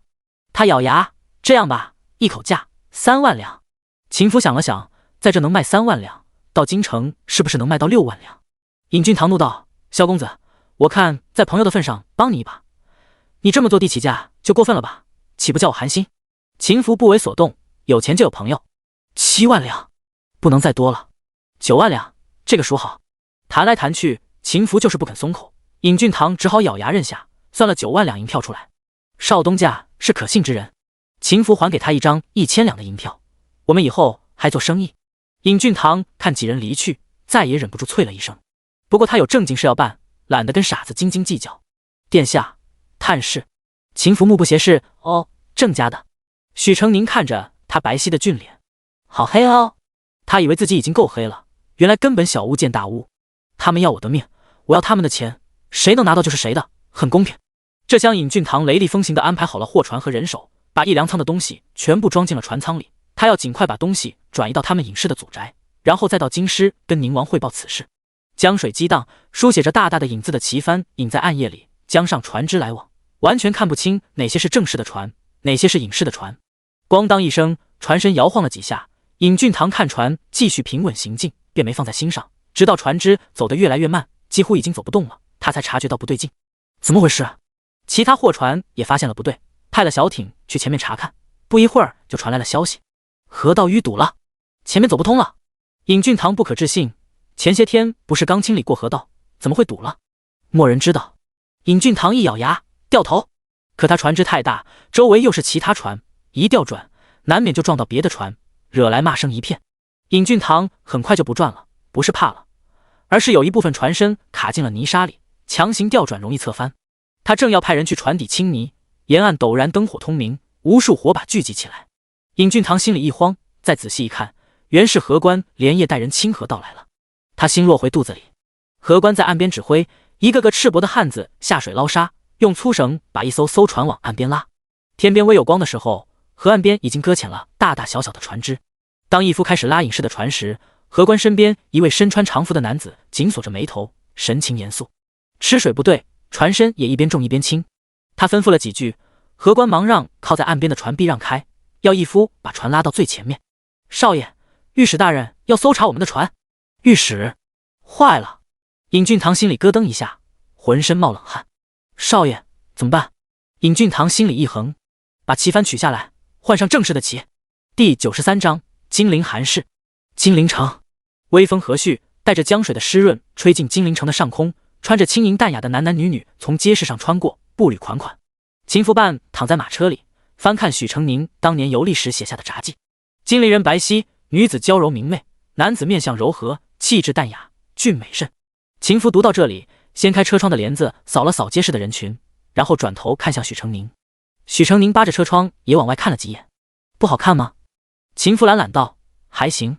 那在殿下眼里，什么样才称得上好看？秦福没说话。许成宁不懂，他舌头坏了，难道眼睛也坏了？我听说谢大小姐才貌双全，难道也入不了殿下的眼？许成宁，秦福语气里透着浅浅的威慑力，姑是不是太惯着你了？许成宁一噎，乖乖闭了嘴。皇孙殿下驾到，福因走遍本地世家大族，临时征用了金陵韩家的一座山水别院供秦福下榻。别院极大，背靠青翠碧绿的山林，河流巧妙地围着别院绕了半个圆蜿蜒而过。别院中主要建筑小巧别致，廊院玲珑，飞檐彩绘，古雅宁静，与满院子的花花草草、假山镜湖相得益彰。因为各个季节的花错落栽种，因此无论哪个时节来，这里都落英缤纷，烂漫至极。比起巍峨华贵的王府，许成宁更喜欢这座清新雅致的别院。树荫下躺着吹风，别提多惬意。秦福却没那个闲情逸致，一落脚金陵，他彻底忙了起来。贵为皇孙，莅临宝地，江南大族每天都有人来拜访与延邀。秦福挑了个日子，把所有大族掌权之人集中到别院里，正式宣读了圣旨。世家激动万分，他们其中已经没几家有人在做官了。随着家族的凋零，声名威望也在一日日衰落，连当年贵为4大世家之一的金陵韩氏，都只剩旁支寥寥几人在京城苦苦支撑门楣。现在入仕为官的机会摆在面前，振兴家族有望，他们怎能不高兴？秦福看着一张张面孔，慢慢显露出喜色，接着道：朝廷空缺的官职有定额，需要诸位尽头，头田多者得。这些田产将由官府钦点分配给无田的耕农，朝廷会在所捐农田边上给诸位立功德碑，江南百姓会永远记住诸位的仁善与功德。率先站出来表态的是韩氏宗长韩方勇。皇上心怀天下，乃万民之福。我等其实早已有不识百姓之心，却苦于声势微薄，民不患寡而患不均，怕挑起了民之贪欲，却无法平息。他一说话，所有人纷纷附和。是啊，如今有朝廷力持，定能迎刃而解了。皇上英明啊！秦福表示让诸位回去与族中商议，2天后正式竞投，各族掌权人俯首告退。韩方勇与其子走在最后，轻声说着话。寿王世子颇有孝武皇帝之风，比孝武皇帝侠慧更甚，心机手段都使得精准。韩大老爷正说着，韩方勇突然停住了脚步，眼睛直直盯着前方。韩大老爷顺着他的目光看去，只见不远处树荫下有一个清丽的少年，肌肤如雪，秀美如画。他低着头，把别院里那只脾气并不好的黄猫抱在怀里揉来揉去。凶巴巴的猫被撸得没脾气，舒服地发出呼噜呼噜的声音。不过令他们震惊的不是因为它漂亮，也不是因为那只坏脾气的猫，而是那张熟悉的面孔。像，太像了。韩方勇一把抓住了儿子的手，叔，你仔细看，他像不像你姑姑年轻的时候？韩大老爷斩钉截铁道：像，跟姑姑的画像有5分相似，还有3分像允伯。真的？韩方勇激动地向前走，让我看清楚点。怀里的猫头一扭，许成宁抬起头，发现离他5步之遥，有一老者一中年男子看着他，穿着与气质皆十分清贵儒雅，细看两人长得很像，应该是一对父子。许成宁把猫放下来，掸掸衣摆和袖子，郑重作揖：二位老爷，晚生这厢有礼了。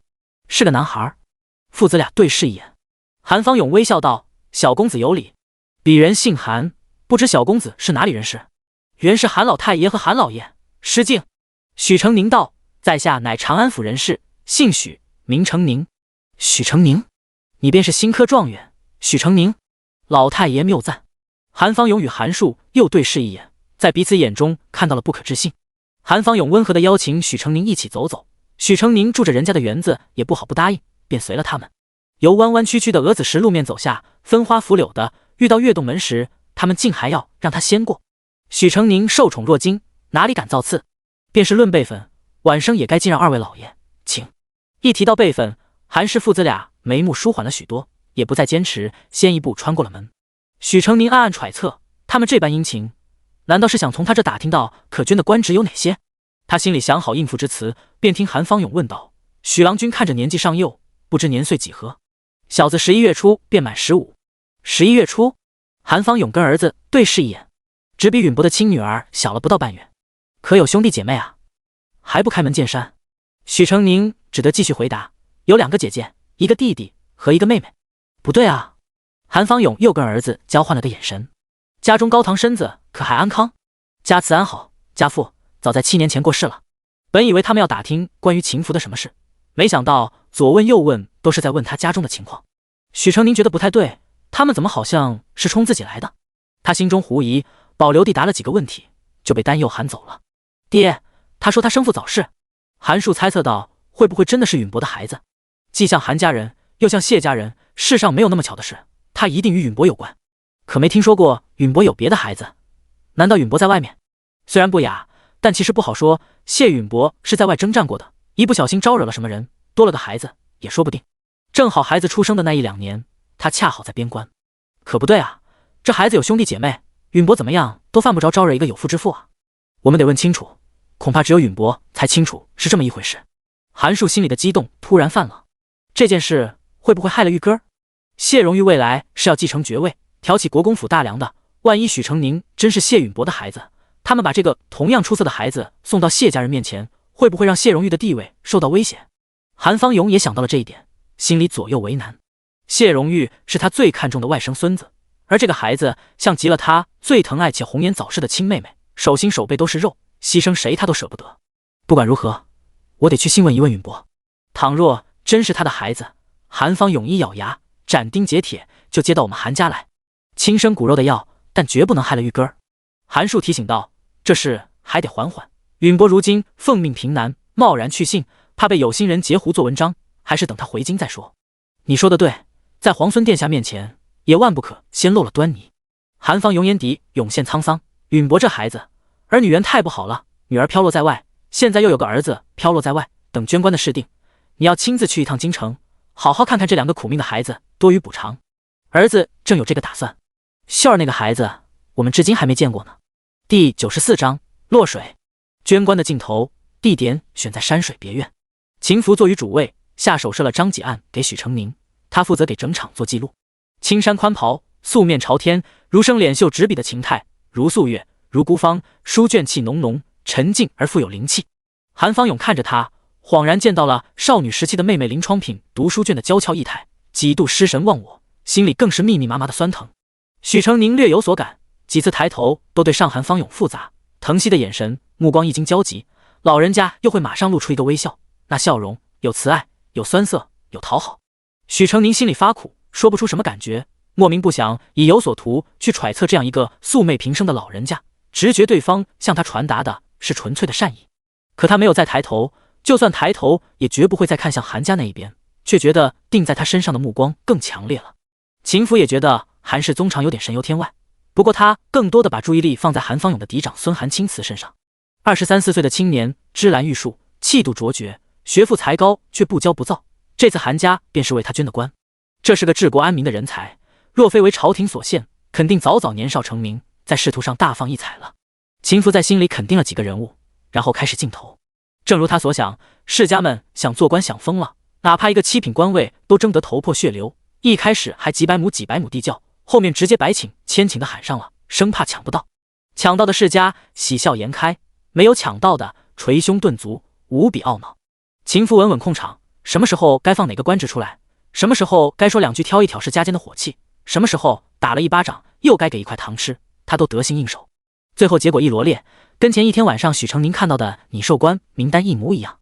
许成宁偷偷瞄向优雅饮茶的秦福，还有底下一脸喜色仿佛占了天大便宜的世家，默默擦汗。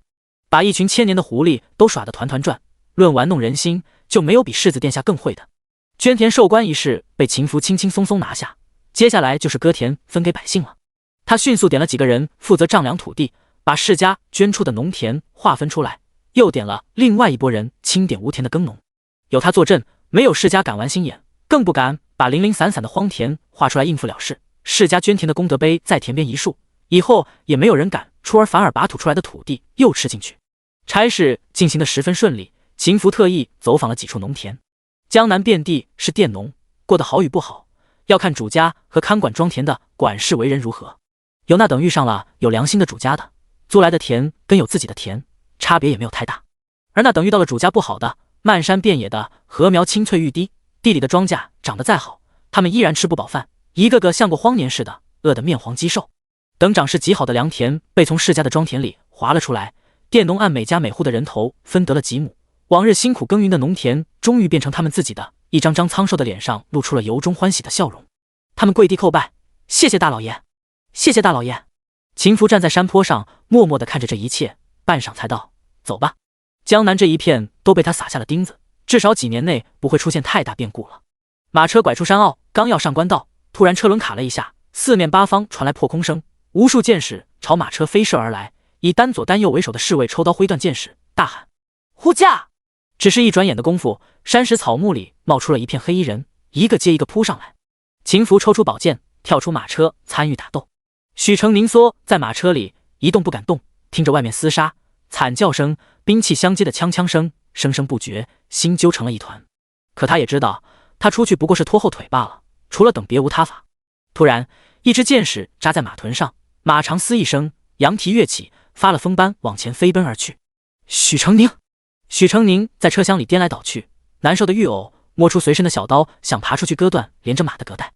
刚爬到车门口，又被一道滚回车厢，头重重磕在车壁上，顿时眼冒金星。车顶突然被什么扒住，下一刻车帘被掀起，只见秦福扶着车顶站在车门处，朝他伸出手：快过来。许成凝爬过去，被他一把握住，刚要带离，突然吧的一声革带断裂，整个车厢被重重甩了出去，天旋地转，最后扑通掉进了大江。车厢四分五裂，两人沉进水里，又浮了起来。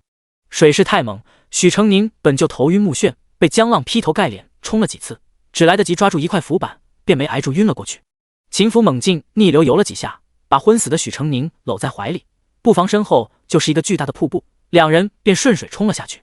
秦福一手扒住一块浮板，另一手把昏迷的许成凝托高。大江辽阔，一望无际，且正值汛期，水深湍急，没多久就被冲出去很远，游至岸边，想都别想。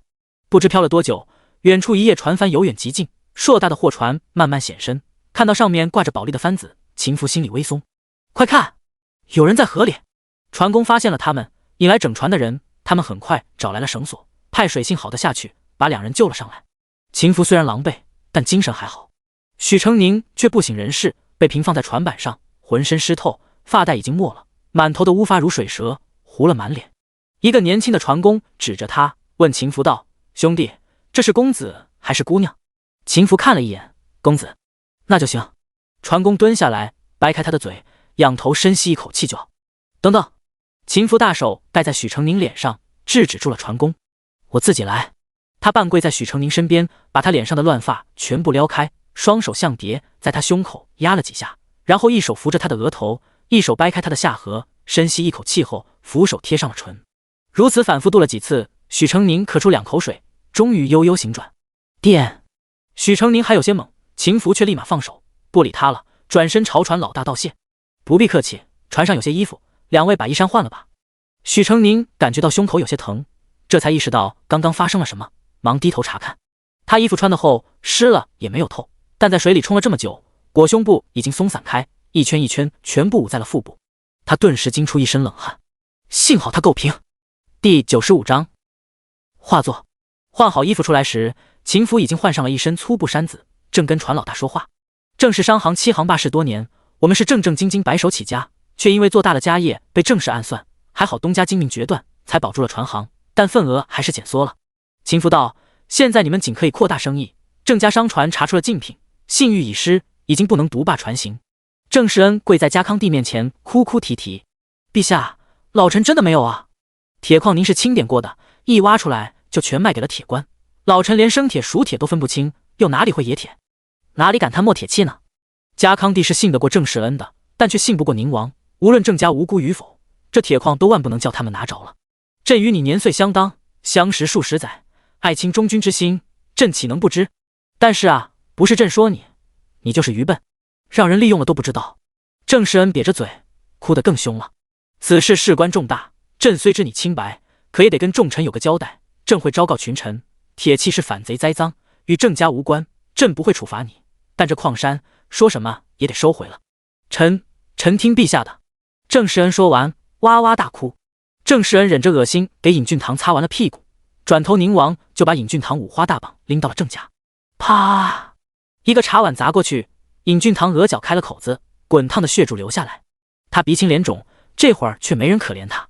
宁王暴怒，这么明显的算计你都能上当，你的脑子被狗吃了！本王是瞎了眼才会把产业交到你手上，亏王妃还一直在为你说好话，本王信任你，重用你，你就是这么回报本王的。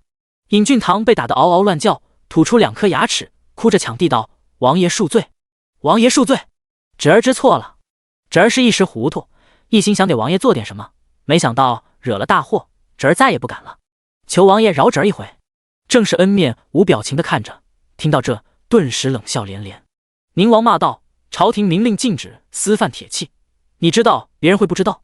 你大可就此抓住那贼人，勒令他说出铁器是从何得来，是谁在背后安排，而不是见了几块破铁就藏着掩着，要向本王献宝。眼浅如丝，本王要你有鬼用！事情办成这个样子，你还敢栽赃给郑家，自个儿跳水跑了？依本王看，干脆直接押你进宫，告诉圣上，贼人就是你！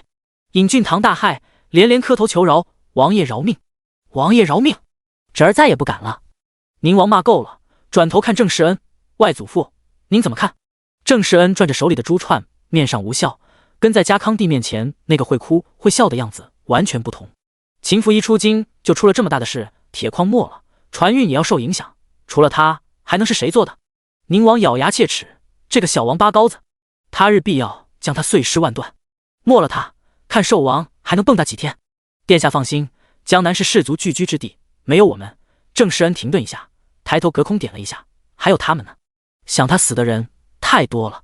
保利的货船靠跑商赚的辛苦钱，时间就是钱，是以许成宁和秦福也没有要求让船掉头往回走，而是在最近的一个鲜鱼的小城靠了岸，放下了2人。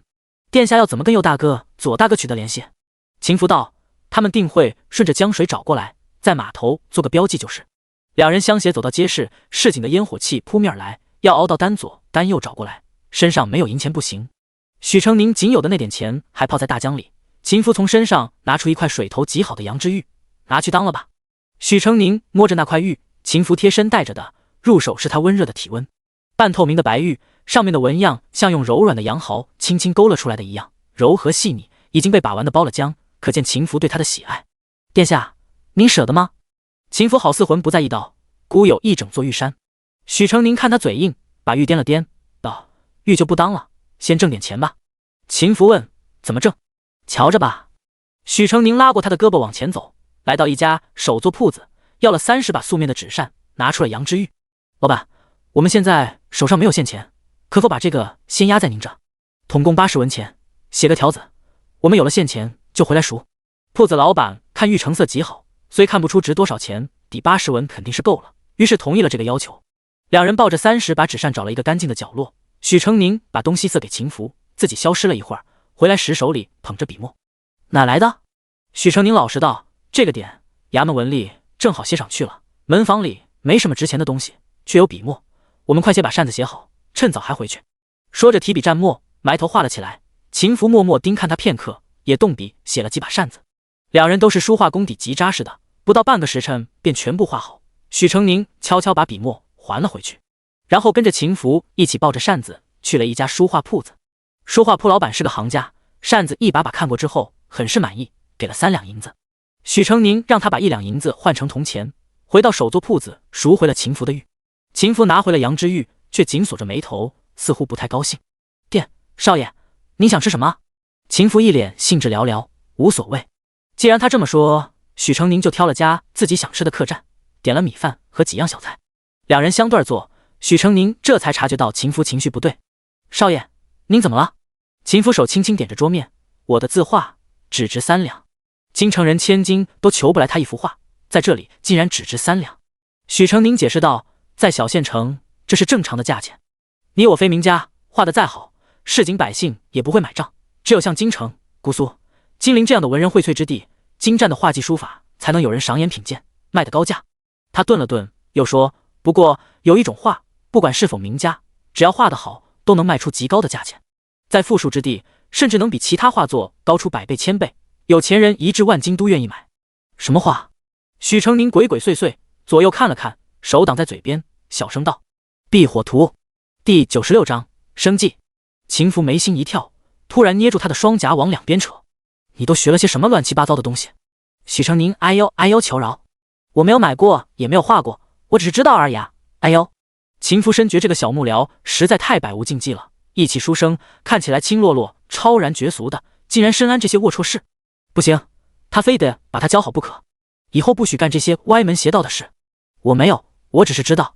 知道也不行，我已成婚了，知道这些不稀奇。成婚也不行。哦。许成宁捧着被捏疼的脸暗恨自己多嘴。饭菜端上来，他这才免了一通说教。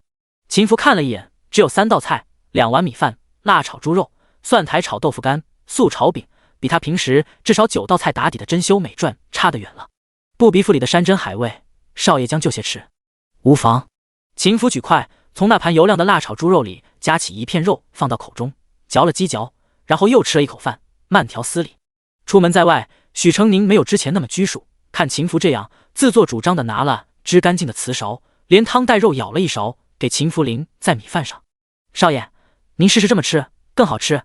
他给自己的饭尖尖上也淋了一勺，加上几根蒜苔，然后亲身示范夹了一筷子米饭，包着猪肉蒜苔，一口香香辣辣的吃进嘴里，然后满足的眯起了眼。汤汁裹饭，给个神仙都不换。秦福看他大大一口吃下去，嘴唇油亮，莫名有食欲，于是真的夹了一口包着腊汁和肉的米饭。果然原本平常的东西顿时变得十分惊艳，辣嘴的肉片居然这么下饭。好吃吧？秦福点头，不错。许成宁笑笑，把一块饼子撕开，加入猪肉蒜苔豆腐，然后浸到辣炒猪肉的浓汁里，细裹满汤之后加给秦福。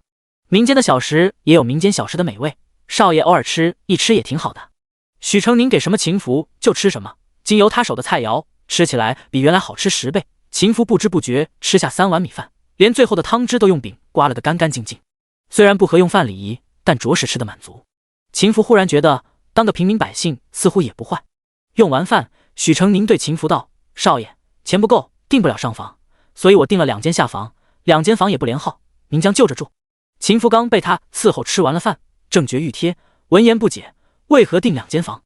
你不贴身侍候我？许成宁额角冒汗，那个房间小，2人住不开，那就把下房退了，换成1间上房，难道还能比2间下房贵？许成宁一噎，少爷，是我不习惯跟别人住。你不是已经成亲了？许成宁咕哝道：“你又不是我娘子，你在府学的时候，难道不是跟同窗住？不是，有必要把他查得这么清楚吗？您是少爷，我得敬着您，共处一室不合规矩。他们是我同窗，可以随意些。”秦福怀疑他是不想打地铺才找了这么个借口，要是2个男人睡一张床也有点别扭。可他都没嫌弃许成宁是个男人，亲自度气，许成宁却连跟他共处一室都不肯，可见小幕僚用心不成。下属不愿意跟自己住，秦福也没得用热脸去贴，起身去了房间。许成宁顶着秦福的冷眼，跑前跑后给他安排好换洗衣服和洗漱的务实，叮嘱完小二送洗澡水，才回了自己的房。背靠在门上，他长长舒了一口气。他不能总是违逆秦福，次数太多就容易引人生疑了。接下来再挣点银钱，好能在丹左丹右找来之前应付过去。次日，他早早买好了汤包和豆浆，敲开了秦福的房门。少爷，吃过早膳，我要出门，您是跟我一起，还是在这等着？秦福吸了吸汤包的汁，一起。他抬眼看了看许成宁，今天还要画折扇？许成宁摇摇头，不了，换一个。他去了城里最大的书肆，用2个时辰时间，把整座书肆数千册书全部分门别类了一次，类目清晰，查找迅速，并且把所有破损的书都修补整齐，无一遗漏。书肆老板十分满意，大手一挥，20两，这下应该够养活世子殿下了。许成宁举着银子道：“少爷，照这么下去，就算左大哥、右大哥找不到我们自己也可以回京城。”他对寿王府暗卫的能力一无所知。秦福没明说，只道：“北上需要录影，你难道不知？”“知道，在这呢。”许成宁摸出一叠录影，上面身份籍贯等均为空白，却无一不盖了官府的红章。秦福愕然：“你哪来的？伪造的。章呢？”许成宁掏出一颗雕得方方正正的萝卜。秦福好像被他气到了，指着他想发作没发作出来，最后只是在他额头敲了一下，抽走了录影，放在自己怀中。下不为例。许成宁小声辩解，万不得已，我才会用的。秦福想起他所做的一切，出声道：你倒是深谙生存之道。许成宁闻言一笑，靠山吃山，靠海吃海，靠街市吃街市，只要有本事，怎么样人都是能活的。各行各业都有生计，手艺人、匠人、苦力、跑堂，还有很多叫不出名的营生，只要注意观察，越富庶的地方越容易挣钱。若是在扬州、金陵，以少爷之资去成衣店换上店里的衣服，走上几圈，生意肯定更好，一天10来2银子还不费力气。少爷多知道这些也好，万一以后……许成宁突然住了嘴。以后什么？秦福挑眉。许成宁不敢答，接着说：不许说谎。许成宁局促地捏住了拳头，额角冒汗。万一哪一天不小心逃亡流浪，你也能养得活自己。第97章，民间烟火。他说完就闭起了眼，等着挨打。秦福看着他，心绪微澜。他刚满月，便由寿王奏请，得封王世子。寿王世子顾名思义，将来会继承王位，成为寿王。可所有人都知道，这一封号并没有什么用处，他要么死，要么助父王登基，成为太子。他5岁就知道了父王的野心，为了父王在皇祖父面前得脸，他得刻苦勤奋。别人还在牙念诗经的时候，他已经涉猎广博，4书5经倒背如流。他几个堂兄弟还在调皮捣蛋、掐尖要强的时候，他已经是父王的左右手，能运筹帷幄。这一路步步为营，他身上牵系着无数人的性命，稍有一点行差踏错，都有可能万劫不复。追随他的人要么会死去，要么背叛他，再反过来踩上一脚。他没有退路，绝不能失败，身边人也不会允许他失败。还从来没有一个人告诉过他，万一哪天真的失败，他应该怎么在这个浮华的人世里活下去。你可知道，我若败了，你也难逃一死。秦福看着他道：这样你还会希望我活着？许成宁慢慢睁开一条缝，看秦福表情好像不是生气的样子，便松了口气，松开了手。皇位之争本就是一场豪赌，成王败寇，败了可能会死，可若是能有尊严的活着，干嘛非得去死呢？能活一个是一个吧。少爷，我知道您身在其位身不由己，可若有一天您真的坐不上那个位子，也不要认死理，死遁出海，去过另一种生活，不要轻易放弃自己的生命。当老百姓虽有无奈与苦难，但终究人世简单，比天皇贵胄要容易打理好日子。他还小，还没有轰轰烈烈的济世之心，也没有汲汲营营的慕上权欲，只是单纯的想要他这个人好，不为他的身份地位，也不为他的权柄雄才。秦福久久盯着他没有说话，久到让许成宁觉得自己大抵大限将至，才听见他道：带路，让我看看老百姓的生活是什么样。许成宁眨巴2下眼睛，看他没有要追究的意思，顿时放下心来，未免秦福算后账，他决定带他去吃遍沿街美食，先堵上世子殿下的嘴再说。许成宁选了一家面馆，两人坐进去，分别要了一碗打卤面和一碗阳春面，再一盘蒸馄饨。少爷，一碗够不够？要不要再多点一碗？秦福道：不用，又不是只吃这一样。蒸馄饨端上来，热气腾腾，许成宁尝了一个，觉得味道不是很够，便加钱自己去后厨调了个料碗，蘸着吃试试。秦福吃了一个，果然极香，一口一个，很快大半盘馄饨就没了。你这好吃的毛病是怎么来的？许成宁抿嘴一笑，小时候饿过肚子，所以爱吃。燕先生也好吃，他常常教我，想了解一个地方的风土人情，就要先了解当地老百姓的茶饭之好。当年游学的时候，我跟先生都是一路吃过去的，还曾因为豆花应该吃甜还是吃咸，吵了一个时辰。秦福嘴角微微勾起一个弧度，面刚好端了上来，香气袅袅。许成宁夹起一个馄饨，蘸了蘸料，用另外一双筷子捞起碗里的面，在馄饨上卷了卷，张大嘴巴一口送入，两腮顿时撑得鼓鼓囊囊，一吸溜，把垂下的面尾巴吸了进去，腮帮子一鼓一鼓的。秦福他嘴唇油光锃亮，出声道：你的好像更好吃些。许成宁嘴里塞满了食物，口齿不清道：给您也要一碗。不用。秦福伸手端走了他的面，把自己那碗挪到许成宁跟前，你吃这碗。哎，我的吃过了。无妨。许成宁眼睁睁看着自己的面被端走，秦福学他面卷馄饨，也开始大口吃了起来。没有了礼仪的归属，他也丝毫不让人觉得粗俗。与生俱来的气质让他即便完全摒弃了矜持，骨子里的优雅却仍在。许成宁赏心悦目了一会儿，低头呼噜呼噜喝面汤。吃完面，两人沿街逛下去。许成宁自己好吃，沿路喜欢买些小零嘴。秦福与他喜好不同，喜欢买些民间小物件，什么小坠子、骨雕、木雕、瓷质的小玩意。他从小没有过一只玩物，更从没有逛过街市，现在看什么都觉得新鲜。不过贵公子想买就买的臭毛病还是在，许成宁一开始还给买，后来眼见银钱巨减，捂着怀里的钱怎么都不肯了。少爷，这样不对，老百姓是不会想要什么就买什么的，穷得很。路头一转，街边角落忽见一个老人摆了个小小的摊子，摊子只有一个木箱，上面放了几只穿着各色衣服的人偶，有男有女，人偶身上连着数根线，一人一手提着一个人偶，手指翻动，2个人偶便舞动起来。许成宁第一次看见这个，十分感兴趣，拉着秦福跑了过去，看2个提线木偶持刀持枪，在老艺人的操纵下酣畅淋漓地打了一架。艺人手太巧了，木偶活灵活现，一举一动跟真人一模一样。老人家，我们给钱，你教我们怎么玩好不好？老艺人很用心地讲解了一下手指要怎么动，手把手地教。许成宁跟秦福一人提着一个短兵相接斗起来，但2人明显不是一个水平的。许成宁能记住哪条线对哪只手，哪条线对哪只脚，却不知道什么时候该出手，什么时候该出脚。而秦福一开始有点生涩，不一会儿就玩得极好，木偶在他手下灵活的不行，数战数胜，把许成宁的木偶戳得上下都是伤口。这位少爷一点就通，真是厉害啊！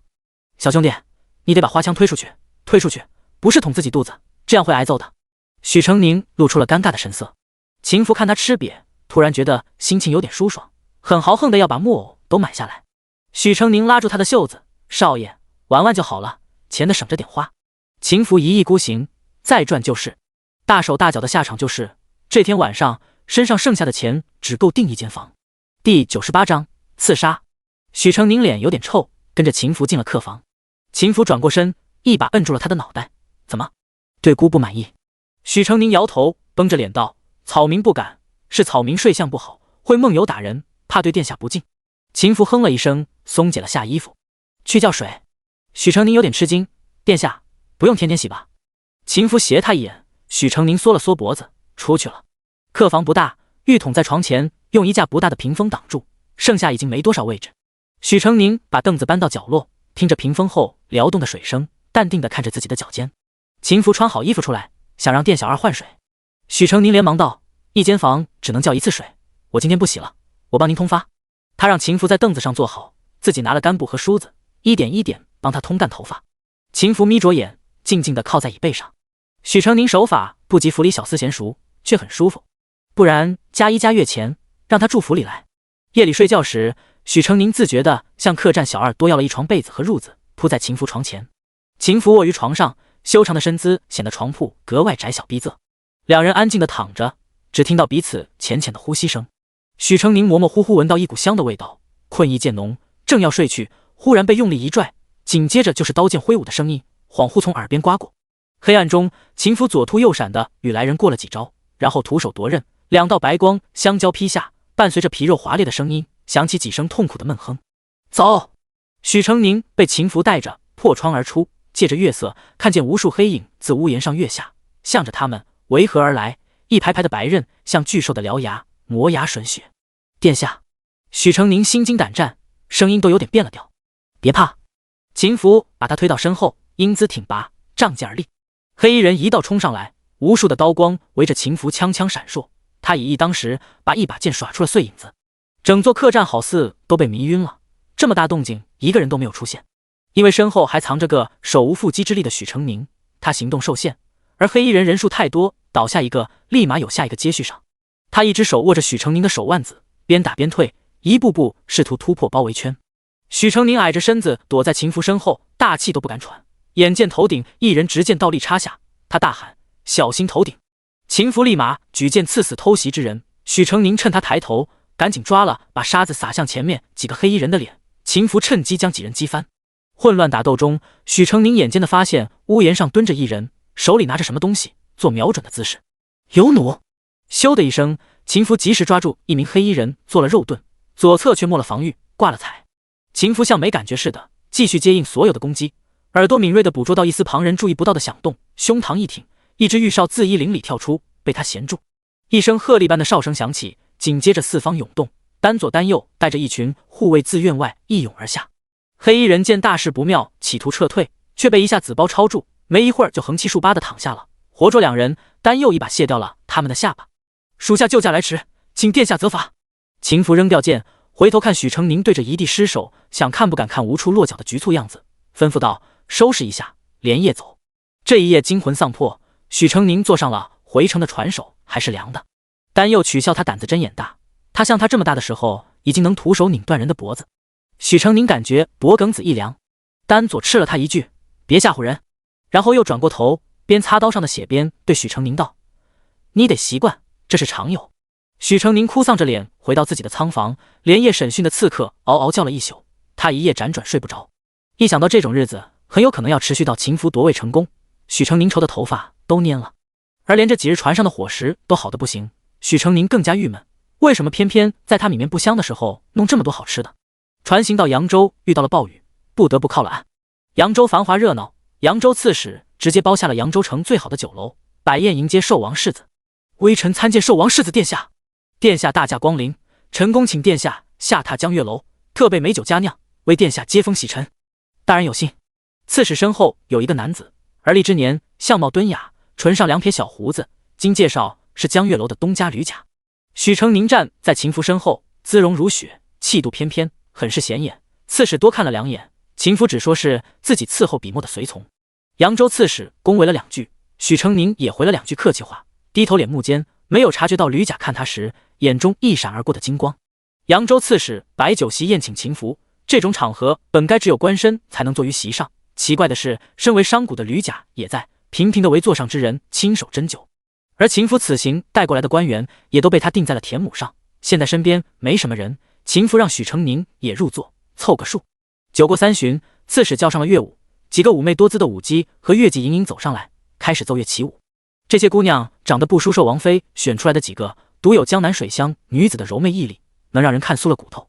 不知秦福还会不会不为所动，许成宁偷偷瞄他一眼，发现他好像在看，又好像没在看，眼里一如既往的淡漠，没什么情绪。他大约是最客气手里的皇孙了，心里永远装着正事。许成宁闲时听顺王八卦，说连端王那个最老实巴交的儿子都有3房侍妾。不过寿王为秦福相中的是谢家，大约世家大族都崇明生品行，贸然拈花惹草，联姻可就不稳了。许成宁正出神想着，突然有一只大手摸上他的后背，一道低沉含笑的嗓音钻进他的耳朵：“可是歌舞不好看。”第99章危险。可是歌舞不好看。许成宁霎时扭转了身子，看到的是吕甲捧着酒壶，含笑的眼。他刚刚离得极近，几乎是贴着他的耳朵说的话，口气喷在他的颈侧。许成宁浑身竖起了汗毛，也竖起了防御的盾甲。哎呀，惊扰到小公子了，真是对不住。他垂眸，轻轻为他满了酒。他的手很大，苍白而修长，微青的指骨突出嶙峋，指甲有一点长，勾着酒壶像妖精一样。别人都看歌舞，就你不看，可是觉得不好看。许成宁此时心里戒备高筑，表情微不大自然。然而歌舞欢乐，并无人注意到他们这里。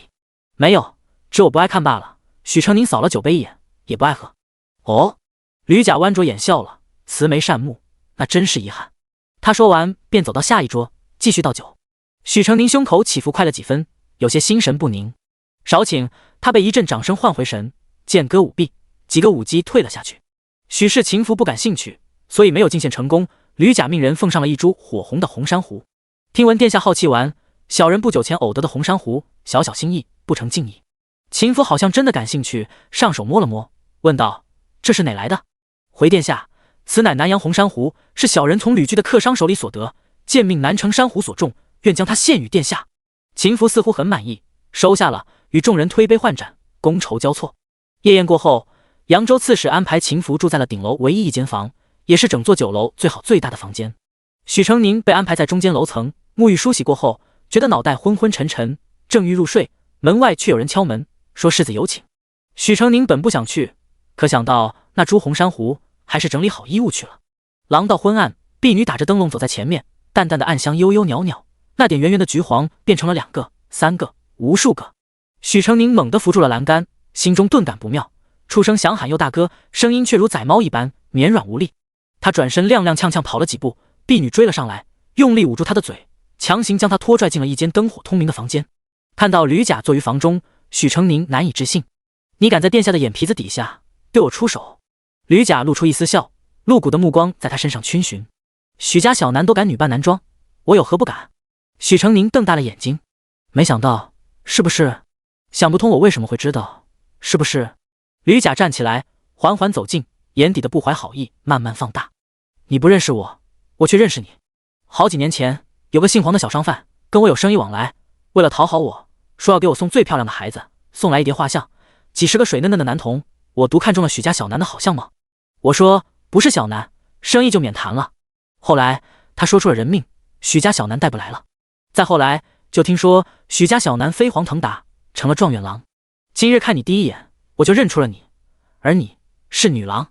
你伪装的再好，骗得过别人，却骗不过我。他是花丛老手，荤素不忌，男女通吃，阅人无数，老练到只消一个打眼就能看穿衣物，知道对方是男是女，是肥是瘦，是美是丑。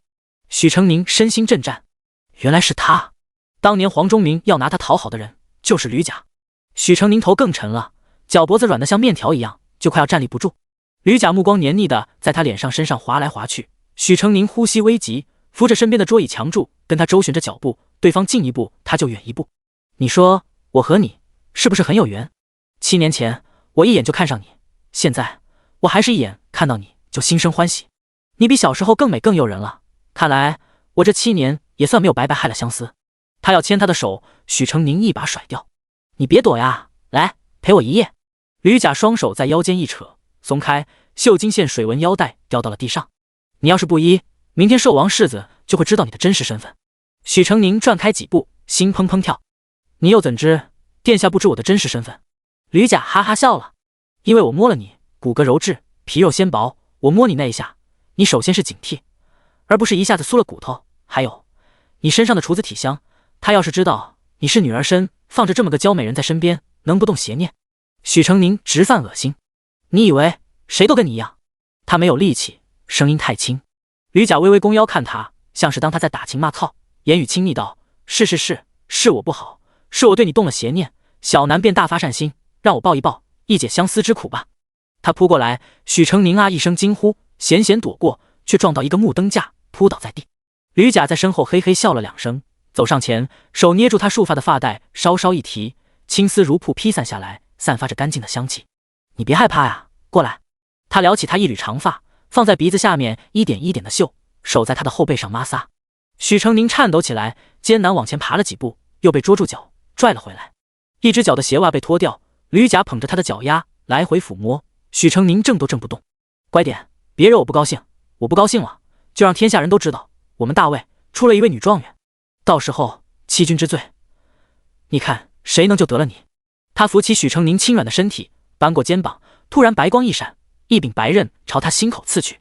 吕甲侧身避开，胸前还是被戳了一个小小的口子，鲜血渗透了他的衣服。他摸了摸伤口上的血，眯着眼看许成宁。你不乖哦。吕甲说完，扭过许成宁的手腕，把小刀夺了下来，一脚踢开，然后扯下树帘子的细绳，扯了扯。你不乖，可别喊疼了。第100章得救。秦福还没睡，红珊瑚在桌上放着，他肢体舒展地坐在锦榻上，一页页地翻着许成宁的札记。他记得很随性，没有任何形式框架，想到什么写什么。除了自己看到遇到的事，还收录了很多民间故事和自己觉得好玩的趣事闲话。还不到15岁的少年，经历已经如此精彩，可笑他们这些坐在家中便可享尽天南地北奇珍异宝的王孙公子，还自以为见识广博，无所不知。许成宁，你！秦福叫了一声，这才想起许成宁不跟自己住一个房，说话都没那么方便了。他想了想，从匣子里拿出一个白瓷小壶，自己要买的东西也不拿回去，正好他要出去走走，就顺路捎一下吧。他下了楼，看到许成宁的客房火烛犹明，敲了敲门，喊了几声，没有回应。许成宁虽然促狭，该有的礼数还是有的。难道他不在房中？他推开门，门内没有下药，床上被褥掀开，还带着余温。除了他，还有谁能让他睡一半爬起来去碰面？秦福一阵心慌，直觉他出事了，迅速转身，刚要迈出内间，就见一个婢女鬼鬼祟祟的走了进来，头朝身后望，手熟练的去摸灯台，准备灭灯。秦福猛地甩出一支镖，扎在婢女手背上，婢女失声痛叫，看到秦福高大的身影立于内室之中，惊恐地睁大了眼。说，许成宁在哪？许成宁撞在门板上，闷哼一声，艰难地抬起手想拍门，被吕甲一把扭住膝腕，拽了回去，两只手并在一处，用细绳绕了又绕，捆严实了。吕甲拎起他两只手，将他扯回内室，扔在了床前。许成宁本就中了药，刚刚一直用刀割手臂才能勉强的一刻清醒，现在酸软从脚趾虫又冒上手指间，浑身瘫软无力，连一根头发丝都会觉得重。眩晕一阵阵的提醒他，他就要昏死过去了。他死死咬住牙，鲜血从嘴角溢出。吕甲捏住他的下颚，把他脸转对自己，乱发拂到耳后。姑娘家的，不要对自己这么狠，就一晚，明早我就放你走，也绝不往外多说一个字，好不好？他把他身前的头发撩到后面，然后连着中衣外衣一起扯开衣领，两个雪白娇小的肩头便露了出来。吕甲充满色欲的双目迸发出狂热的欣喜，紧紧盯着锁骨，嘴里哄道：好心肝，乖宝贝，让我再看一看。他去摸衣袋，许成宁猛然往前冲，用头撞上了他的前额，然后整个人扑了过去，将一枚细长的钉子塞进了他的口中。门砰的一声被踹开，秦福提剑走了进来，一眼就看到许成宁长发披散，香肩微露，身上衣物俱是被扯乱的痕迹。他大为震惊。许成宁！他急忙上前割开了绳子，接住了许成宁软倒的身子，亲自给他掩起衣襟。脚下的吕甲捂着脖子，嘴里咔咔冒着血，呜呜了2声，颤抖的手直指许成宁。秦福一脚把他踹飞，怒气使他呼吸粗浓。他意图染指你。许成宁声音有气无力：殿下，我杀人了，禽兽不如，死了何妨？他盖住许成宁的眼睛，持剑一挥，吕甲瞬间身手分离，头和身子都没动，只是脖子间多了一道利落的切口，墙上一片利落的血迹溅得又高又细。秦福拦腰将许成宁抱起，许成宁已经完全没了力气，脚下垂，头向后仰，像挂在他臂弯上似的。秦福将他的头扶好，靠着自己的胸膛，然后一路抱着轻飘飘的人回了自己的客房。吕甲死的那个房间乃是香槟的另一座楼，与这边只有一条廊道相通，难怪这边听不到动静。秦福把它放在井榻上，自己翻翻找找，摸出了一个瓷瓶，闻着可以暂缓身上的药效。许成宁深深浅浅地嗅了几口，果然感觉有一股温温的热力散开，手脚渐渐有了力气。秦福一直看着他，长发披下来，他完完全全是姑娘家的样貌，柔美娇艳，加上此刻绵软无力，女儿太尽显。他早就调查过，这个吕甲男女不济，许成宁男生女相，恰对了他喜好了。殿下，又得您救了一回，草民感激不尽。秦福正翻看他带血的衣袖，嗯了一声，看手臂和手指上横七竖八多了几道刀痕，一管细小的皓腕已经被扭得青紫。他皱了皱眉。许成宁有些冷静下来，开始有些担忧。殿下，吕甲背后有靠山，我一时冲动杀了他，可会给您添麻烦。你怎么知道？长安府曾有个商贾，名叫黄忠明，我小时候差点被他强买下来巴结一个扬州富商，那个富商就是吕甲，他见过我小时的画像，认出我了。当年黄忠明打死了我爹，官府都没人敢管。如果吕甲只是个普通商人，黄忠明不可能逍遥法外，他的黑市买卖也不可能这么多年都顺顺当当。秦福看着他的脸，然后又移开目光。吕甲有2个妹妹，一个是安王的侍妾，一个嫁给了安北都护司马。安王？许成宁不可置信，安王也有成事之心。秦福道：安王与端王乃一母同胞，而潘司马是高进的乃兄。高家？许成宁沉吟道：所以高家意图参与党争，他们选的是端王，这很符合高家的作风。曾为世代权宦的第一世家，对权力的渴望仍在蠢蠢欲动，想借着这一场夺位之争，再给家族延续数代荣华。所以强势的寿王不好掌控，他们不会选；被巨贾把持的宁王他们不屑选，身份正统却才能平庸的端王才是最合胃口的上上之选。这么说，吕甲算是端王一派的人。糟了！怎么了？许成宁自责道：本来您只是得罪宁王，端王那边尚可徐徐图之，现在两边都得罪狠了，两方夹击，前有虎，后有狼，岂不是更艰难了？秦福低头看着他，轻声安抚道：不是你的错，本就是他们先冒犯，遇到这种事总不能让你忍气吞声。何况吕甲不死，端王党也不见得收敛。我们在客栈遇到的那波刺客，10有8九是高家派来的。许成宁恍然大悟，不管怎么说，道理都在我们这边，只要我们先发制人，圣上不会偏向他们。说到这，秦福把单佐喊了进来，让刺史请大夫过来，另外把吕甲的尸首和那个婢女给他送去，告诉他吕甲胆大妄为，调戏姑的爱姬已经伏诛，让他看着办。爱姬？第101章见财。爱姬？单佐瞪大了眼，看看秦福，又看看许成宁。许成宁也是瞠目结舌。秦福看了他一眼，横竖说你是女子，也没人会怀疑。刺史没想到皇孙殿下来一趟扬州，自己好心引荐，吕甲竟然给自己捅了这么大的篓子。青虫上脑的毛病什么时候发作不好，偏在这个时候还敢调戏皇孙殿下的姬妾，简直色胆包天。他请了全扬州最好的大夫，满头大汗来到江月楼，一进门就叩拜请罪。下官该死，引狼入室，冲撞了殿下，下官罪该万死。秦福正揽着许成宁的肩，冷冷道：大夫呢？有，在这。大夫拎着药箱过去，开始给许成宁上药。刺史这才敢抬眼看秦福，只见白天那个跟在他身后的小公子，这会儿披散着头发，娇柔清丽，与秦福相偎坐于一处。原来他就是殿下的姬妾。白天的时候，他就觉得寿王世子看他的眼神跟别人不一样，看别人都是冷冷淡淡，公事公办，唯独看他时，眼里亲昵又纵容。原本他当这是个公子，没有往深了想，现在想想，真是瞎了眼了。亏他活了这把年纪，孩子都生了一窝，竟然还看不明白，那就是爱啊！大夫给许成宁仔细包扎好，秦福让再把脉。许成宁从容地伸出了手，大夫闭目把了小1刻钟，道：“小夫人乃是中了软筋散，导致手脚无力，昏昏欲睡，药已解了一部分，待小人再开一副药，便可尽解了。小夫人气血不足，体质虚弱，平日多食滋补之物，调养身体，切不可积劳积病，长此以往，小疾也要成大症后。”知道了，多谢大夫。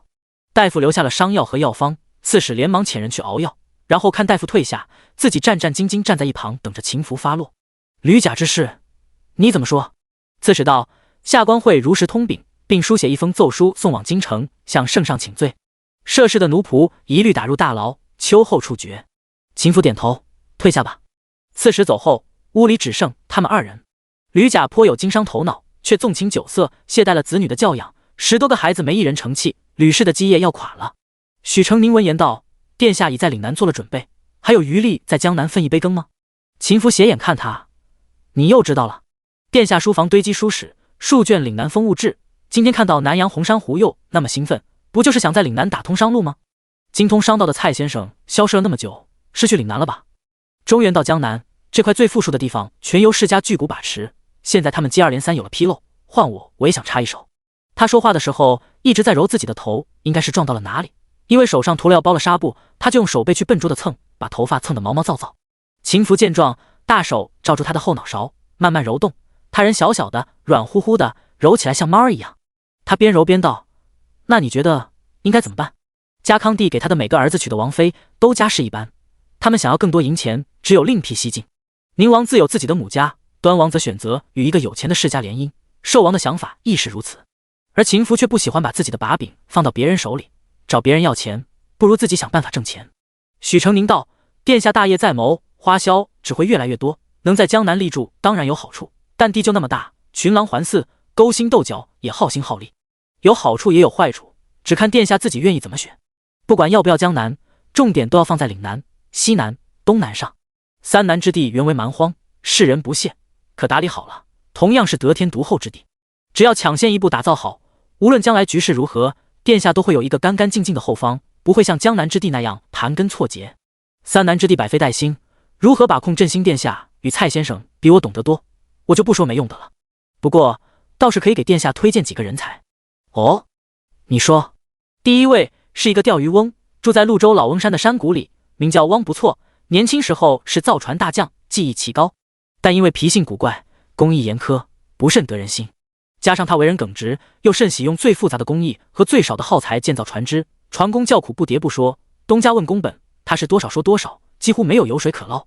在他手下干活又累，钱又少，久而久之，积怨多了，他被诬陷逐出了船厂，无处愿留他。因为处处碰壁，他窝在山里，靠种荔枝和钓鱼为生，闲来无事便以造木船模型为乐。他送了我一只，除了小，与真船无异，便是急流翻涌也能平稳行船。他年岁虽老，壮志仍在，造船的技艺比之从前只进不退，若能恰当启用，定是一个好助力。这正是秦福稀缺的人才。他嗯了一声，又问：他身怀奇技，难道没人偷师？许成宁笑道：偷不了，他画的图纸只有他自己才看得懂，亲绘的图本被人拿走，没2天就垫桌脚去了。秦福点点头，姑知道了，会让人留意。第二个便是与我同科的进士童景，他是岭南人，曾是潞州2港的点卯小吏，熟知岭南人士与海贸风俗。岭南与中原风物迥异，即便同为大魏疆土数百年，别的地方通行的政令，在岭南可能寸步难行。这些年岭南的长官要么更迭频繁，要么经年不换，不就是这个原因吗？童景于众多文人才子中不起眼，他行事不精明，胜在稳妥熟练，勤于学习，且为人赤诚可靠。最重要的是，他很熟悉岭南路径，知道偷渡的货商从何而来，往何处而去。他顺口讲了2件童景在岭南做过的事。像他这样的，只要放对了地方，就是人才。殿下若需要找人秉行条令，他很合适。许成宁说的都正中他的点上。秦福摸着他圆圆的脑袋，身心松弛。自从有了他，他就好像多了一颗头脑，可以填补自己看不到、想不到、听不到的空缺，做什么都事半功倍，处置精准。今晚睡姑这里，过几日启程回京。第102章游灯夜。离京之前，扬州刺史为弥补过错，舔着脸过来邀请秦福过一过扬州的游园会。扬州的游灯夜热闹无比，乐趣多多，最适合年轻男女同行出游。世子殿下带着夫人同去，再好不过。世子殿下若是愿意，下官即刻去准备。秦福想了想，同意了。扬州刺史大喜，立马差人送来2箱东西，打开一看，1箱男装，1箱女装，都是扬州最时兴精美的样式。尤其女儿家的衣裳，比京城少了2分大气，却更添几分柔丽华美，最适合身段窈窕、柔美纤细的江南女子穿。秦福转过身，目光在许成宁的腰肢和脸上转了几转，突然开口：“你要不要换女装试试？”许成宁正在喝茶，闻言呛住了，可半天才睁着水雾朦胧的眼睛去看秦福。秦福目光清正，是个问询的意思，不像是看穿了他。他松了口气，张口拒绝了：“那不成，有辱斯文。你年纪小，穿一次没有关系。不行的，我已经成亲了，将来让我孩子知道了，当爹的尊严何在？”秦福倒不是非要如此，只是觉得许成宁合适。杏眸含露，纤腰如草，除了身段平平整整，她其实跟江南少女很像。许成宁心里也觉得这些女装好看，也爱看街上红粉佳人衣带款款、摇曳如仙的模样。如果他真是男子，拼着不要脸也要尝试一把。可偏偏她就是个女孩，前一天还因为样貌被人一眼看穿身份，她现在打扮更加谨慎，缠胸垫肩，力求多几分男儿的伟岸，更是对女装避之不及。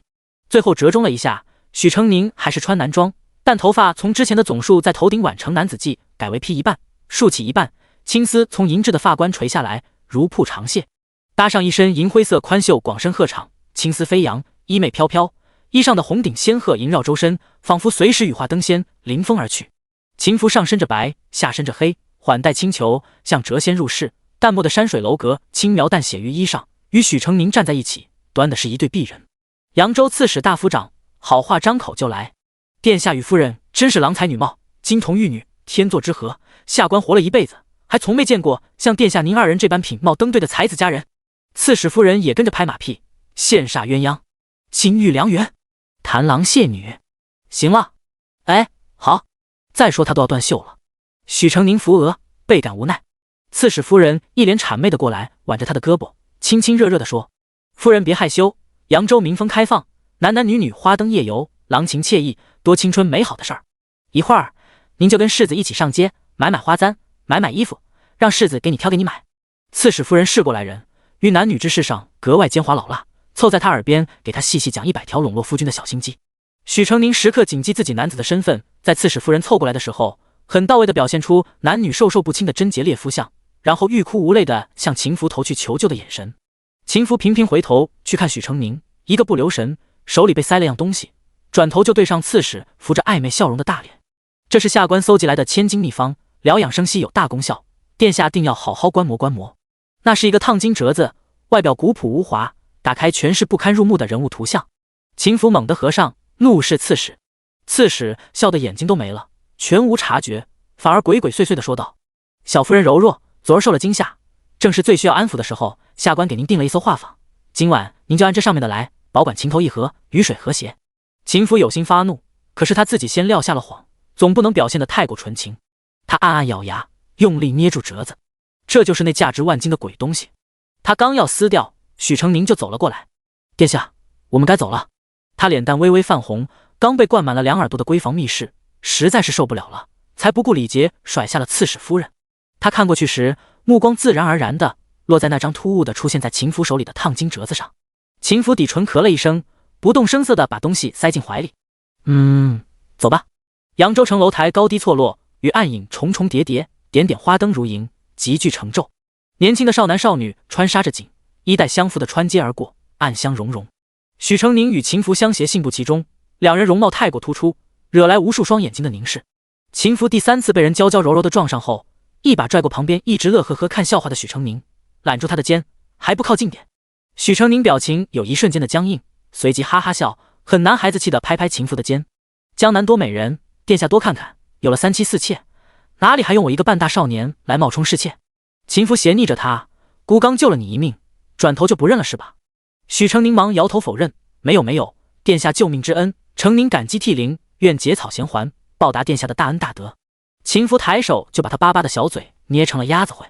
许成宁是当男孩长大的，不知道男女之间如何约会，这么干巴巴走着实在没劲，索性依了自己的喜好去买街边零嘴吃。他豪横地要了几种干果，装了一个油纸包，尝了几个不太合口味，转念一想，横竖世子殿下不挑食，于是献宝一般塞给他吃。这么一路买一路吃下来，许成宁自己没吃几口，秦福手里倒是拿满了大份小份的吃食。不许买了，吃没吃几口，还买这许多。他要去拿冰糖葫芦的手被秦福皱眉摁住，嘴里被塞进一只糖饼。吃完，许成宁只好拿着吃，酷甜。两道身影相偎在一起，垂下的袖子缠绕，实在亲昵的叫人看羞了眼。第103章，你这样挺好。刺史在身后笑得满脸褶子，扭着胖乎乎的身子跑上来，轻声细气的说道：“公子不如去前面猜灯谜，送盏花灯给少夫人。”他看着许成宁，笑呵呵道：“扬州花灯品目繁多，鲜亮又新奇，少夫人年纪轻，一定喜欢。”许成宁与秦福对视一眼：“要吗？”“好。”他刚说完，就收到了秦福一记瞪眼，立马反应过来，换上开心的语气道：“好啊！”两人一同来到花灯前，高高悬起的灯盏五颜六色，做成各种动物和花的形状。秦福抬抬下巴：“要哪个？”许成宁目光在花灯里搜寻了一圈，指着一盏老虎灯：“那个。”“你现在是女孩。”秦福提醒了一句，看了一圈，指了一盏小猪灯：“猪行不行？”说实话，小猪灯比老虎灯好看，短手短脚小耳朵，圆圆胖胖，粉粉嫩嫩的，跟许成宁粉白的气色和嘟嘟的脸很搭。许成宁喜欢，但接触太多女气的东西，容易影响秦福对他的印象。昨晚秦福看他的眼神已经不太对了，再这么任由下去，迟早要被穿帮。我属虎。许成宁坚持，秦福这才妥协，拿下花灯，轻而易举地答出谜题，就要拿走。这时，一道娇媚的女声传来：“公子，小女也喜欢这盏花灯，公子可否将它赠与小女？”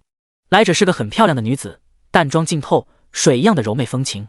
说话的时候，钩子一样的睫毛朝许成宁一抬，傲慢地斜了他一眼。秦福一眼扫去，满街花灯如繁星。不会自己猜？女子垂头，微微撅嘴，尾音娇的能让人酥了骨头。小女不善猜谜。难道不能买？小贩也连连点头，可以的，可以的，姑娘，我这都可以买的。老虎灯也不止一盏，这里还有呢。女子又羞又气，脸沉得快滴出水来。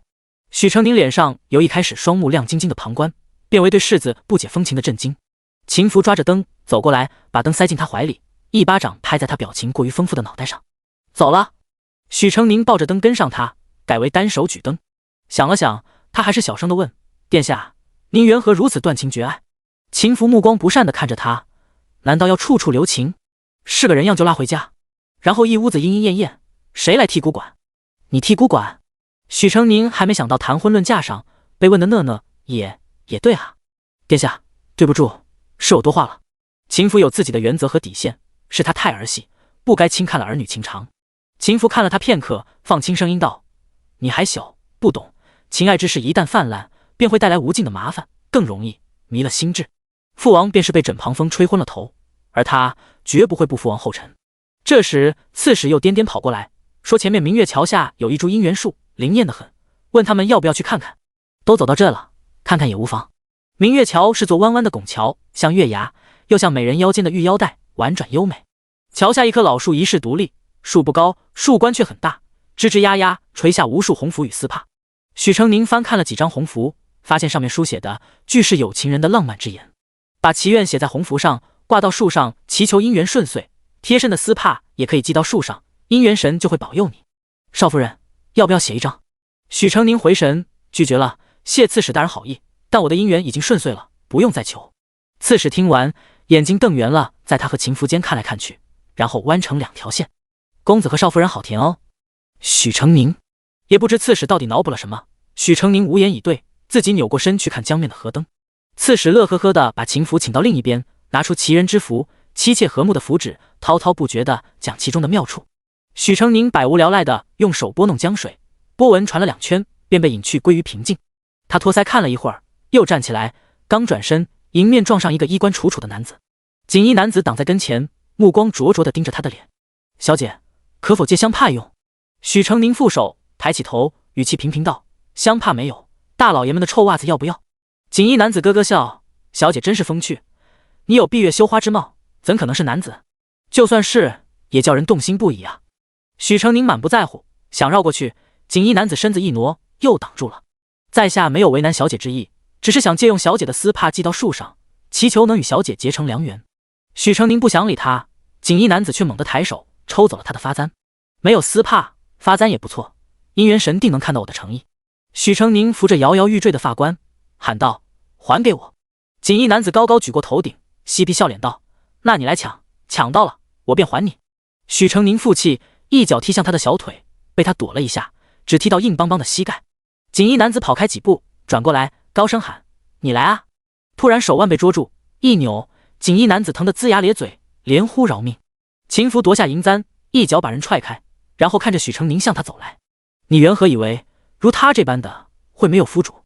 许成宁看他一眼，抿了抿嘴。锦衣男子看看秦福，又看看许成宁，干笑云：“原来名花有主啊，打扰了。”说完捂着屁股落荒而逃。多谢殿下。许成宁拢起头发，戴好头冠，秦福扶着他的头，替他把银簪插了上去，顺了顺头发。你倒挺能招蜂引蝶的。许成宁闷闷道：“我也不知自己什么时候能长大，我不想再被错认成女孩了。”秦福看着他：“你这样挺好。”他一开始也看不惯一个少年长这样，但看久了就顺眼了。什么时候许成宁长大了，也许就不长这样了，实在很可惜。刺史又颠颠地跑过来：“公子，画舫已经备好，请您和少夫人上船吧。”许成宁与秦福对视一眼，一起走了过去。画舫很大，有上下2层，胭脂色的栏杆靛蓝的顶，雕瓦飞檐，纱幔如浮烟。许成宁先被扶了上去，秦福紧随而来，刺史没跟上来，笑眯眯地站在岸边招手：“公子少夫人玩得开心。”第104章云雨。画船缓缓撑开，慢悠悠地在江上漂浮，清凉的江风徐徐吹拂，撩动轻软的衣摆。江上还有其他画船，画船上摆着3两簇淡雅的花朵，从身旁翩然掠过。船上男女并肩，或站或坐，更有甚者大胆地忘情拥吻。许成宁后知后觉地察觉到这个气氛不太对，摸了摸鼻子，正好买了零嘴，可以边吃边赏月。要是有鱼竿就好了，可以钓鱼。不是15、16月，不是满月，但很清亮。繁星成河，船行的时候，星光像在流淌。两人并肩而坐，仰头看天，默默无语。殿下，我们明天出发回京吗？那我们再过1个时辰就回了吧。再等等，刺史话太多了，把它熬走。可再过2个时辰会下雨的。秦福望了望晴朗的夜空，疑惑地看着他。那个，许成宁指了指天边的云，还有星星的排列位置。古书上说，这是给雨的前兆，大约下1刻钟后会慢慢变细小，一直到寅时才会停。会打雷吗？不会。如果打雷会是什么样？云很厚很密，一团团的，星星稀少，气氛憋闷。风雨之变，主要看云。刺史趴在树后，遥遥望着江面的画舫，狗吐舌头，嘿嘿的笑。老爷！刺史夫人甩着帕子跑来，兴奋道：“咋样了？我出手，哪有不成的？”刺史洋洋得意，挺起圆滚滚的肚子。世子殿下很满意我这些安排，想想应该是不会追究我的过失了。刺史夫人抚着胸口：“那就好，那就好。那现在殿下在？”刺史笑眯眯的伸出2个大拇指，相对弯了弯。那肯定是在和美人共赴巫山，畅谈云雨了。夫妇俩一起捂着嘴，弯腰猥琐的笑了。丹又叼着一根狗尾巴草，看前面一大一小2个相微指月的身影，撞了撞扇左。哎，我觉得殿下将来婚事要艰难了。为什么？你看，一个假侍妾，真男人都这模样，将来世子妃要是长得比他差，殿下能看得入眼？七，你当殿下是你，看人只看脸。殿下要不看脸，为什么对我没有对许成宁好？许成宁年纪小，殿下拿他当弟弟看。你几岁了？跟人家比什么？哼，不过许成宁确实长得像姑娘，只是长得娘，性格还是像男子。当晚如期下起了骤雨，缓缓将天上的星和地上的灯一盏盏浇灭，随后雨渐细小，丝丝缕缕，一直到次日清晨雨歇，秦福带着一干属下坐上了回京的船。他们还没回到，一个好消息先传到了京城。文国公招安西南流匪45000人，西南困局已解，平南军无一人伤亡。捷报传进宫里，嘉康帝龙颜大悦，大赞文国公谢允伯乃天赐良将，不鲁不骄，有勇有谋。一时间，当年英武大将军的威名再一次赫赫远扬。谢二老爷回来的时候，脸色很不好看，又没打仗，不过是收拢了一群不懂道义为何物的叛贼，皇上竟夸上天去了。谢荣斐不以为然，这又不是什么将才不将才的本事，至于宫里宫外街头巷尾都在追捧他吗？谢二老爷沉着脸没说话。他又想起了小时候人人追捧大哥，把他冷落到一旁的情景。他好不容易爬到这个位置，可不是让人冷落他的。圣上要给谢家脸面，他是文国公，就是谢家的代表，圣上不夸他夸谁？他淡淡道。谢荣斐怒道：当谢家人都死光了吗？爹和我都是两榜进士出身，一本书一本书读出来的真才实学，哪一点比不上靠祖荫谋职的大房？谢二老爷被吵得脑仁疼，便道：你回去歇着，为父去找你祖母。谢老夫人比谢荣斐还要气急败坏，阴魂不散的兔崽子，圣上居然还想给他晋升，不晋升他也会晋升玉根。谢二老爷锁着眉头，听说这次招安是寿王世子在背后走动，向陛下推荐了大哥。凭什么？谢老夫人气得破口大骂，叽里呱啦把谢允伯和谢荣玉从上到下从里到外骂了一通。徐氏兴起后，他端在身上的名门贵女品行，此事不复存在。你不是说寿王主意的是咱月儿吗？谢二老爷解释道，在外人看来，大房二房就是一家人，何况他也有点猜到寿王的想法，要么是想要拉拢武将，要么就是既想借谢家之势，又不想谢家做大。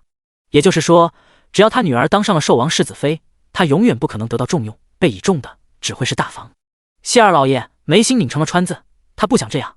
他在工部已经待了10年，在这里每天就是修修建建，不胜繁琐。朝堂上他参与不了任何有分量的政事，再不找一条出路，让别人看见自己，他就完了。谢老夫人还在骂，明明是月儿出息得寿王看重，可恶竟叫他们捡了月儿的好处，这本该是你和粉儿的。谢二老爷负手踱步，眉心拧成川字，大哥和谢荣玉都不是好拿捏的，如果叫他们攀上了一门好亲事，我们就永无出头之日了。我儿放心，他们没那个聪明脑子。谢老夫人咬了咬牙，2个女儿，一个粗鄙，一个卑贱，肯定高嫁不了。剩下一个谢荣玉，那就叫他娶不了旁人。第105章幽会。谢琼韵领着丫鬟从回廊上穿过，看见谢琼旭披着一件粉色的披风，正要出门，远远就叫住了他。二妹妹。谢琼韵款步走过去，看她云环堆垂，斜簪花钗，妆容精致，眼尾点染淡淡的桃花红，看起来似气非气，楚楚可怜。于是笑了笑，柔声问：二妹妹这是要出门？谢琼旭含笑点头，傅表姐新画了2幅工笔，叫妹妹过去品鉴品鉴。是吗？谢琼韵眼角含笑，我也许久没见她了，不如我与你一道去。不用。谢琼旭脱口而出，反应过来又柔柔道：表姐心思细腻，贸然多带了一个人，却不跟她说，只怕她心里不好受。谢琼韵微微一笑，继续轻声道：王家小姐兰心蕙质，诗画双绝，便是我看了也觉甚好。妹妹也别总把她藏起来，下次姐妹小聚可不能再少了她。王父不是没参加过他们的诗社，可他身份太低微，谢琼韵这边是曹家4姐妹和徐家小姐，家世不差，王父比起他们就太没见识了。头一回诗社，王父就把饭后的漱口茶当成茶水喝了，惹了一通笑话。自那以后他再没参加过，平常只跟自己家世相当的密友还有谢琼旭谈谈诗论论话。谢琼旭低头浅笑道：表姐自知见识浅薄，为人又木讷，怕姐姐们嫌她无趣才不来的，她心思重，大姐姐体谅则个。2人不冷不热地说了几句，谢琼旭告辞出府。谢琼韵微微眯眼看他离去的背影，朝银月看了一眼，银月意会地点了点头。马车咕噜噜地驶出了城，停靠在白山寺下。谢琼旭叫了顶软轿，晃晃悠悠地被抬上了山。山寺旁有一安静去处，静水悠悠，大片大片火红的凌霄花垂下来，美不胜收。谢琼旭在石凳上铺了块洁白的丝帕，解开披风，轻轻坐上去，让子规把琴放在石桌上。你去旁边走走。他兀自扶起琴来，琴声婉转，粼粼如流水，很是动听。簌簌的山风把凌霄花瓣吹落在他的裙上，恍似山仙。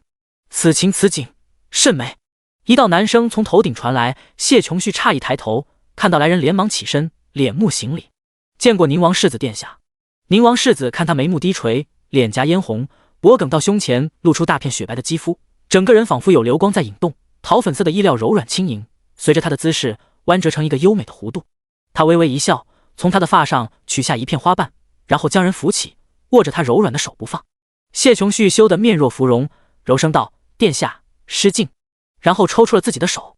宁王世子轻嗅了嗅，在他耳侧道：谢二小姐，我们又见面了。谢琼旭转过身，屈膝颔首，还没谢过世子殿下上回在花月园出手相助，举手之劳何足挂齿。没想到我们又见面了，小姐又来弹琴。谢琼旭柔柔道：琼旭喜欢对景抚琴，府中景色已经看倦，所以才重新寻了这么个好去处，叫世子见笑了。何来见笑？上回就见小姐舞姿翩然生风，宛若9天神女下凡，没想到小姐的琴也弹得这么好。殿下过奖了，琼婿的才艺不及大姐姐10之1、2。小姐何故如此谦虚？赵姑看来，旭儿的风姿是任谁也及不上的。谢琼旭低头含羞。自寿宴之后，两人私下已经撞见了5、6回，慢慢便有了很多话可说，于是并肩走着，轻声细语的交谈。谢琼旭忽然踩空，低呼一声，被宁王世子一下子揽住了柔软的腰身。他抬眼时，脸上羞羞怯怯的，眼角微红。宁王世子一时看得痴迷，将他抵在了树干上，捏着下巴就吻了上去。唇齿交缠许久，谢琼旭衣服都有些凌乱了，才轻轻推开了宁王世子，眼里泛着水意。琼旭今日失仪，该回了。世家贵女能做到如此，已经是有违规训。宁王世子勾唇笑了笑，亲自把她送上了马车。明霜县主疯了，婚事肯定做不成，他得重新再物色一个未来的世子妃人选。文国公的亲女儿就是很好的选择呀。小姐，过几天可还来？谢琼旭回头与她对视，然后轻轻一点头，钻进马车不见人影了。谢琼韵很快收到了消息，宁王世子。他轻轻笑了一声，继续低头调香。银月道：“二小姐是心急了，才会饥不择食，当着众人的面跳舞，最后只勾到了宁王世子。也不看看宁王一系身上流着商贾的血，比端王、寿王可差太多了。不过二小姐真是身份低贱，也没得可挑了。”谢琼韵道：“宁王世子怎么说都是皇孙，好好经营也算一段不错的姻缘。可是二小姐若真嫁给了宁王世子，大小姐您就不好嫁入寿王府了。要不要告诉老太爷，二小姐不守规训，让老太爷断了二小姐与宁王世子的往来？”“不必，二妹妹想做什么就让她做吧，我不干涉。”等到谢琼旭什么都给了，一切水到渠成，宁王世子却发现她不是真正的谢家女儿，到时婚事能不能成，就看她自己的了。秦福一行到了宣州，改走陆路。许成宁趴在车窗上往外看，感慨道：“这么快，运河就有别的船行入驻了。”秦福正低头摆弄一个木偶，闻言浑不在意地说：“旦夕祸福，再正常不过。殿下，我一直想问您，当初您向圣上要汝州的玉山是为了什么呢？”秦福放下手里的东西，道：“汝州铁矿便在玉山附近，郑家在那里有一处秘密的炼铁炉，蜀铁便是从那里来的。您这么早就计划这件事了，现在铁矿没了，孤依然得了一座玉山，有没有损失？”天色已晚，车队进了驿站，他们要在驿站度过一个晚上。秦福刚下马车，一个娇娇柔柔的女子就走了过来：“世子殿下，先奴服侍您休整吧。”“不用。”秦福转身就朝里走，女子依然跟上来，身子贴得很近。“世子不必担忧麻烦到仙奴，仙奴既然跟了世子，服侍您的事理应由仙奴来做。仙奴如今身子无余，但凭殿下吩咐，仙奴什么都可以做的。”秦福理都不理他，对善佑吩咐道：“他再吵就换人。仙奴是他们在路上救下的苦命女子，卖身葬父被恶霸缠上了，顺手帮了一把。不想秦福那张天妒人怨的俊脸被他瞧见了，死心塌地要跟着他们。秦福本懒得理会，但一想到他还差个在扬州夸下海口的侍妾，便也罢了，让人安排他随行。仙奴从下人口中得知了他的身份，更加痴迷。他走了2步，喊道：“许成宁，快点！”“哦，来了。”许成宁把他的木偶都收好，搁上匣子，这才跳下了马车，迎面就撞上仙奴充满妒恨的眼睛。第106章，不是一路人。有一说一，仙奴人如其名，是个极美的女孩，雪肤花貌，体态婀娜，整个人显得弱柳扶风。许成宁本来对她并无恶感，但这一路他都被瞪多少回了，给不了好脸色，只朝他淡淡点头，就跟着秦福走了。“不要脸！”他听见仙奴在身后咬牙切齿地骂道：“他不会真以为殿下是段秀吧？”许成宁给他解释过，他不听，甚至恶语相向。他现在不想管了，侍妾的身份只是假充的，什么时候真的成了他的女主子，他再伏低做小不迟。再有2天就抵京，秦福熬夜书写述职奏章，许成宁坐在旁边帮他磨墨，看他笔墨之间把功劳都归到了寿王头上，这是应该的。不管外人信不信，想当皇帝的是寿王，不是秦福。寿王的政绩越漂亮，皇上会对他越满意，而且这样可以让大家觉得他们父慈子孝，父子齐心，轻易挑唆不得。许成宁小小打了个哈欠，秦福看他眼角泛出泪花，便指了指旁边的榻：“去那里歇着，有事姑会叫你。”许成宁从善如流，拍拍屁股准备去睡觉，这时门被敲响了。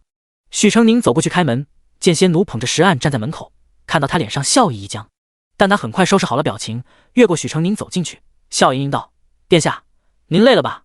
我熬了猪肝小米粥，护肝养胃，您劳于政事，喝这个正好。”说完他斥了许成宁一句：“殿下白天已经舟车劳顿，你也不加劝，殿下操劳国事，不怜惜自己身体，你难道也不怜惜？”女主人的架子摆得足足的。许成宁只是个小小幕僚，殿下后院之事轮不到他插嘴，于是安静的垂眸，束手立在一边。秦福最不喜办正事的时候被人打搅，冷冷的搁了笔，冷眉相对。没叫你，就当自己不存在，听不懂。仙奴脸上的笑挂不住了。秦福没有半点怜香惜玉的心，出去。是。仙奴声音弱了下来。那粥？秦福想了想，留下吧。仙奴嘴角勾起来，瞪了许成宁一眼，出去了。秦福指了指仙奴带来的粥，把粥喝了。许成宁正要爬上榻，拒绝了。可我想睡了。你胃不好，这粥正合适，喝掉。许成宁犹豫了片刻，还是端起碗喝了。躺在榻上的时候，许成宁感觉身上多了点肉，最近几天胸口还有微微的胀痛。他最近的确吃的有点多了，不能再这么下去。于是秦福再次让人买了小吃送进马车时，许成宁言辞拒绝了。不吃。秦福好像不太高兴。许成宁解释道，不是不爱，是吃饱了，再吃不好。为什么不好？你平常不是吃的挺欢的，害他也跟着吃了很多。许成宁不知道怎么跟他说，转而道，我想留给我家娘子。秦福手一顿，刚要说什么，突然马车一停，单佑在外面道，殿下，前面被马车堵住了，属下去看看。过了一会儿，他御马回来了。殿下，前面是文国公府的车驾，谢大小姐在路边救济流民。殿下，您要下来看看吗？秦福周身的气息沉寂下来，他沉默着，似乎想了很久，才终于起身下了马车。许成宁把车帘撩开一条缝，看见前方一个穿着水蓝色长裙的丽人正指挥家仆把馒头、fru饼分给流民，旁边还有一个丫鬟从荷包里掏钱，一个个分给流民。似乎是听到秦福的脚步声，谢大小姐转了过来，轻轻屈膝行礼。她面容清雅，骨肉均匀，一颦一笑，举手投足的仪态神情，仿佛是套进了一个最标准的模子里，又有一股子超脱规范之外的灵动与优雅，让人由衷赞叹，赏心悦目。许成宁见过王父那样书香气十足的官宦小姐，已经觉得十分端雅，没想到谢大小姐的气度更是常人难以企及。若有人问世家贵女应该是什么样，许成宁想，应该就是谢大小姐这个样子吧。秦福简单说了2句话就要走，谢琼玉没有挽留，而是屈膝送别。耽搁殿下行程了，小女让人把车挪开。多谢。谢琼玉目送马车远去，烟尘散去，才转身。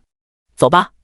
秦福的寒暄有些太快了，跟应付交差似的。许成宁看他面无表情的样子，小声问道，殿下不想成亲？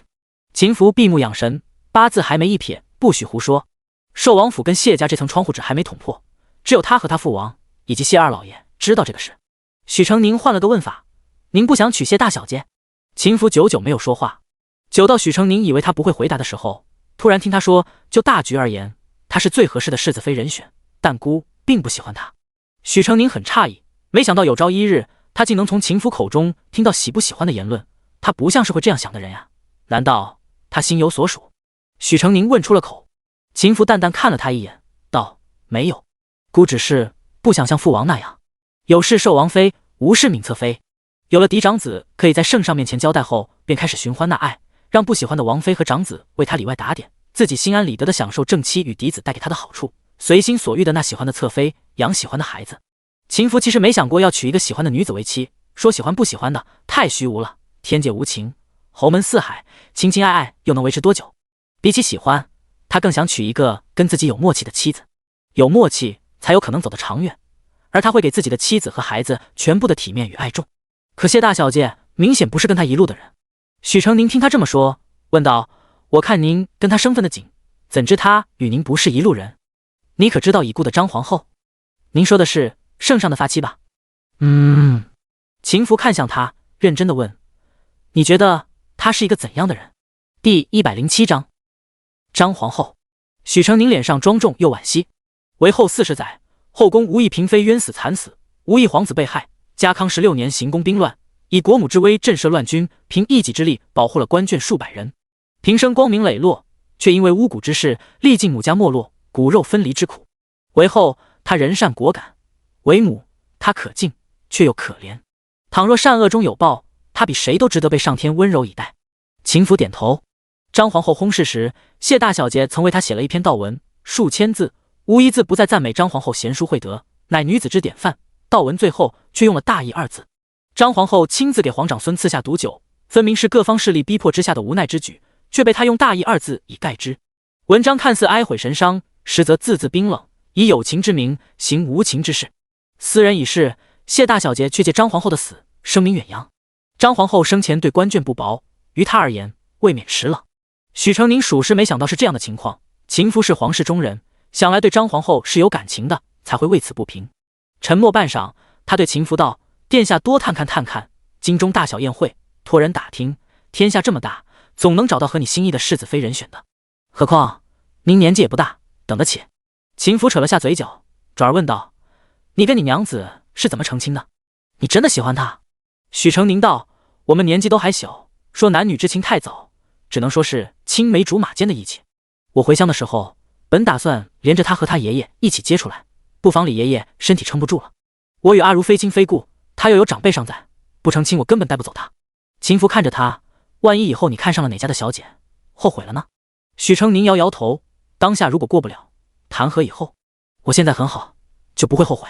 哪一天阿如要是遇见了真的喜欢的人，我就跟他和离，给他添妆，送他出嫁。至于他自己，他没有资格谈喜欢。马车行驶到青石巷口，许成宁跳下了车。秦福撩开车帘，见他小跑进了巷子。少顷，一个姓红衣女孩子跑了出来，与许成宁拥在一起。秦福本觉得许成宁已经够娇小了，这女孩居然还比他娇小得多，看着完全是10岁11岁孩子的模样。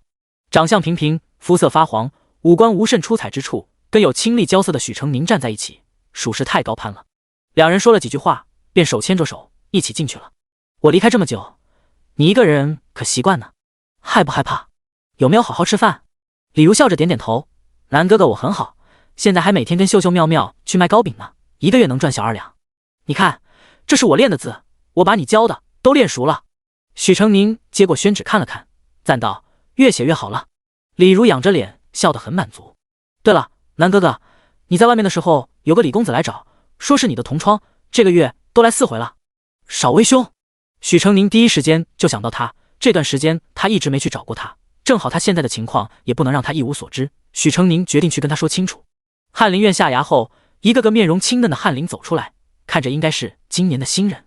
许成宁看到李少威穿着青色官袍混在他们其中，年轻的面庞微微瘦削，便笑喊了一声：“李翰林。”李少威一眼看到他，露出惊喜的神色，快步穿过人群走过来。阿成。许成宁含笑相迎，脸颊嫩生生的，气色比之前红润了几分，唇红齿白，笑起来极好看。李少威觉得他好像长大了一点，比以前更亮眼了。你去哪儿了？也不跟我说一声，小没良心。他轻轻弹了下许成宁的眉心。许成宁笑着告罪：“这就来给李大人负荆请罪了。走，请你吃饭。”李少威笑着摇摇头，跟上他。贺鹏捧着书在不远处站住了脚，看他们两人欢欢喜喜相携离去，脸上有点生气，又有点委屈。什么？你现在跟了寿王世子？许成宁点点头，给他倒了杯茶。从长安府回到京城后，我明里暗里地遭了许多报复，有1、2回差点就死了，是世子殿下救了我。我招架不了那么多算计，所以答应了他的招揽，我给他当幕僚，他保护我和阿如。我不找你，是因为我已陷入了党争，走得太近会牵累到你。今日我与你说清楚，之后我们明面上还是不要往来了。话没说完，李少威一把按住了他的手。你经历了这么多，为何一个字都不跟我说？难道还要像上次一样，你出了事，我却什么都不知道，什么都蒙在鼓里？许成宁安抚道：“少威兄，你别担心，世子殿下很可靠，待我也很宽宥，我现在过得很好。”他双眸清亮，满满是对寿王世子的信任。李少威没来由一阵心慌。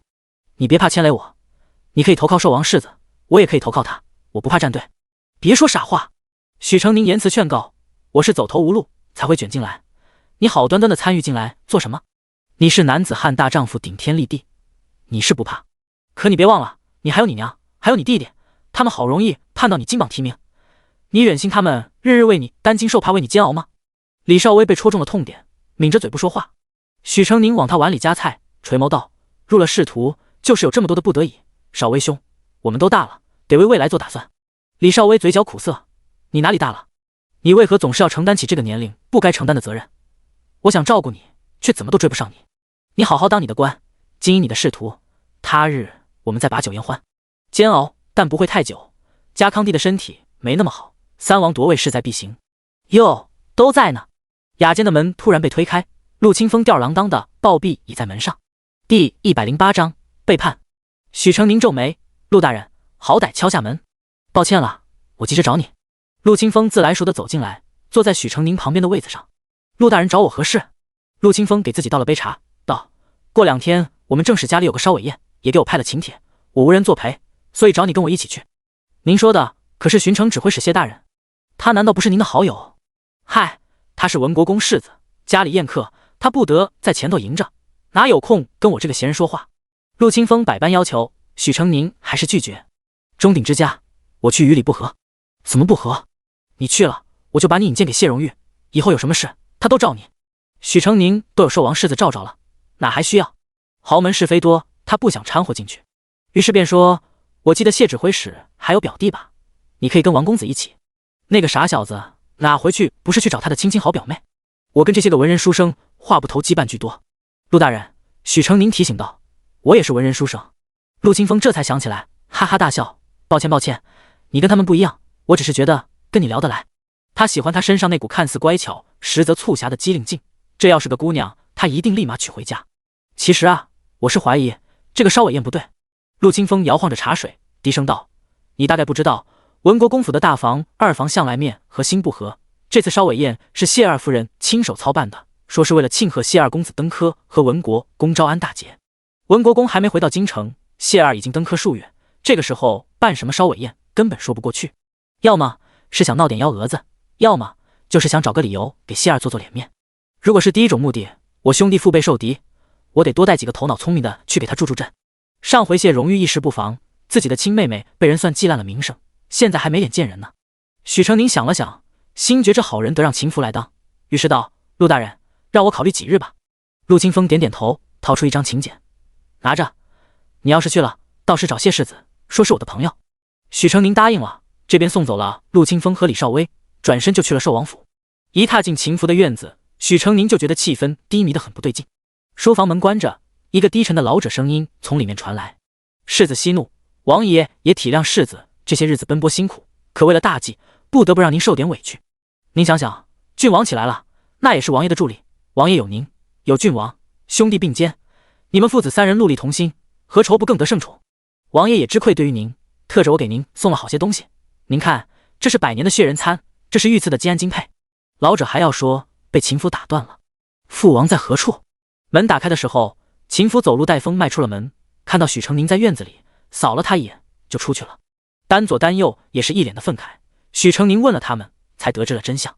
原来今日朝会上，嘉康帝令海公公当众宣读了秦福的奏章，因为江南农田一事完成的漂亮，皇上龙心大悦，对寿王赞不绝口。寿王却在此时出猎，到江南之际，乃是他的二子秦罕一句细语提出的，他上了心，这才制定出这一整套的策略，同时捧出了一道章程，把江南事务后续如何变通施行写得清清楚楚。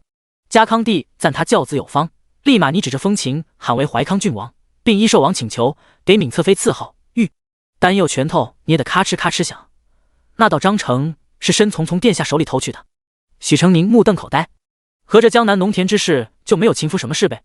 挖空心思想出了计策，又千里奔赴江南，与各大世家周旋落实政策，期间几度遭遇刺杀，结果功劳给了寿王，寿王又给了庶弟。这便罢了，只是把自己富余的东西挪一点给庶弟而已，不算太大事。关键就在于朝臣从头到尾都只看到了秦福在奔忙，压根不会信这是秦罕出的主意，而寿王却把功劳说成是秦罕的，这叫外人怎么看待他们父子之间的关系？而且侧妃品级本就只比正妃低一级，甚至有平妻一说，现在闵侧妃又有了封号，岂不是紧逼受王妃之位？秦福日夜操劳，最后的成果却给自己的母亲捧出了一个劲敌，可想而知有多愤怒。寿王，这是把秦福的一片苦心给毁了呀！王府正房此时正其乐融融，一派温暖和煦。秦福到的时候，看到寿王坐于主位，闵侧妃正笑盈盈为他捏着脚，端阳郡主坐在下手。秦罕正捧着赐封的圣旨，高高兴兴地在屋里跑来跑去，身后2个小厮追着他跑，尖着嗓子一句句重复地喊：参见怀康郡王殿下，参见怀康郡王殿下。闵侧妃捂着嘴笑，好了，别闹了，快消停些。然后嘟着嘴朝寿王嗔怪：王爷，你看他。寿王哈哈大笑，安抚地拍拍他的手。看到秦福过来，寿王脸上笑意微微停滞了一瞬，闵侧妃依旧满面笑容。端阳郡主站起来喊了一句：长兄，你来了。寿王脸上恢复了笑，指指秦罕道：这爵位是你大哥替你挣回来的，还不谢谢你大哥？秦罕闻言大大做了个揖，多谢大哥。秦福面不改色，也不回应他，直截了当的说道：“既然事情已经做成，该奖赏的奖赏，该罚的罚了。”兽王喝了酒，不是太清醒，问道：“罚谁？”秦福拔出长剑，剑指一旁的申从。申从本还跟着兽王和怀康郡王笑呵呵的，这下彻底变了脸色，跌坐在地上。兽王大声道：“你罚他做什么？”秦福语气冰冷如铁：“在我这里，叛主唯有死路一条。”申从哆哆嗦嗦，腿软的完全站不起来，朝兽王哭喊道：“王爷救我！求王爷救属下一命！”兽王知道秦福生气了，软言劝道：“唉，这算什么叛主？咱们是父子，何必分你的我的？听谁的话都是一样的。”秦福不为所动：“不一样，他是挂在我名下的幕僚，就该全听我的话。今日他敢不经我同意盗取文书谄媚父王，明日他就敢盗取机密被判授王府。一次不忠，百次不用，此人非死不可！”银白的长剑一挥，申从的脑袋高高飞起，血溅3尺，血珠挂在两顶，又滴落下来。闵侧妃和怀康郡王同时尖叫起来。秦福丢下剑，转身出门，一脚烈烈的衣袍甩在身后。第109章，珍宝。许成宁坐在房中安静的等着，听说秦福又去了寿王妃那里，不知道会不会很晚。正考虑要不要先回去，突然门砰的一声撞开了。秦福一身酒气走进来，按住了他的肩膀：“你以后会不会背叛姑？”他沉重的身体压过来，许成宁差点向后翻倒。“殿下，您喝醉了。”许成宁吃力的把他扶到圈椅里，想去喊人，秦福却固执的拉着他的手，把他一下扯到自己的怀里，带着薄红的英俊脸庞在他眼前放大。“你会不会对姑说谎？”许成宁一噎，他从头到脚都是一个谎言。秦福看出他的犹豫，把他的手拧得更紧。“你是不是骗了姑？”许成宁摇头：“我不会害殿下的，我指着您庇护我呢，不会背叛您，更不会害您。”他身上香香软软的，说话又轻柔绵软。秦福醉意上头，忽然想起8岁以前母妃的怀抱也是如此，让人感到心安又慰藉。他头一歪，栽了进去。许成宁身体一僵，扶着人不知怎办才好。“殿下，您喝醉了，我扶您去休息好不好？睡一觉，明早就好了。”秦福不肯，嚷着要喝酒。下人拗不过，应秦福的要求，抬出了7、8坛最烈的梨花白。许成宁怕他再乱来，先半哄半劝的给他灌下一碗醒酒汤。醒酒汤下肚，秦福酒醒了3分。临窗放了张几案，许成宁与他对坐，一抬头就是清冷明亮的月，月光洒进来，照白了秦福半张脸，树梢孤寂的残影在他脸上浅浅浮动。秦福又喝了几杯酒，目光定在一点，不知看什么。他一直在利用我，尽管他是我的生身父亲。他突然开口，声音清冷如雪水。许成宁抬眼看他，忽然觉得他很孤单。从我记事起，他就只喜欢闵侧妃和他的儿女，会对他们真心的笑，对他们百依百顺，要什么给什么。我跟母妃从来只能远远看着，我常常看到母妃临窗痴痴地看着他的寝院，直至黄日西斜。我问他为什么父王不来看我，是不是因为不喜欢我？母妃告诉我，只要我努力长进，父王就会喜欢我。彼时我尚年幼，只以为是我不好，于是加倍刻苦的读书习武，研习拳术，路才显能，为他挣足了脸面，为的就是不让母妃难过，让父王多看我们一眼。后来他也真的这么做了。人前他与母妃恩爱无比，对我大肆包养，人后他也会对我笑，但我看得出那不是发自内心的笑，而是因为我已长成，他的野心得仰仗我来完成。大业未成，他少不得我；大业成后，他的计划里有无我，尚未可知。母妃乃他亲自求娶，我乃应他所期而出的嫡子。明明我们皆为他所求，我始终不明白，他究竟是为何要这般作态。他汲汲营营一生，难道真的会以为情爱比责任更重要？许是往事回忆翻涌，他映着月色的眼里有过一闪而逝的迷茫与纠结。许成宁仿佛能看到，在那段表面完满实则破碎的岁月里，年幼懵懂的他。许成宁苦笑一声，也喝了一杯酒，不知错之何起，自省求解。殿下的茫然困惑，我也曾有过。许成宁也仰头望月，说起曾经，当年我出追随燕先生，处处谨小慎微，生怕惹了他不高兴，任何抱屈苦楚都不敢宣之于口，一气儿憋闷在心里，面上一派乖巧感恩，实则我夜夜惊梦，梦见我祖母把我塞进猪笼，给几个堂兄当球踢着玩，梦见我大伯把我高高举起，再关到地上，梦见他们把我跟几条野狗关在一起，村里的孩子在身后追着我，朝我扔石子，母亲把我的头摁进水里，姐姐把剩饭掀翻在地，说给狗吃也不给我吃。没有人喜欢我，人人都讨厌我。我不明白我做错了什么，让他们认定了我有罪，恨不得把我弄死。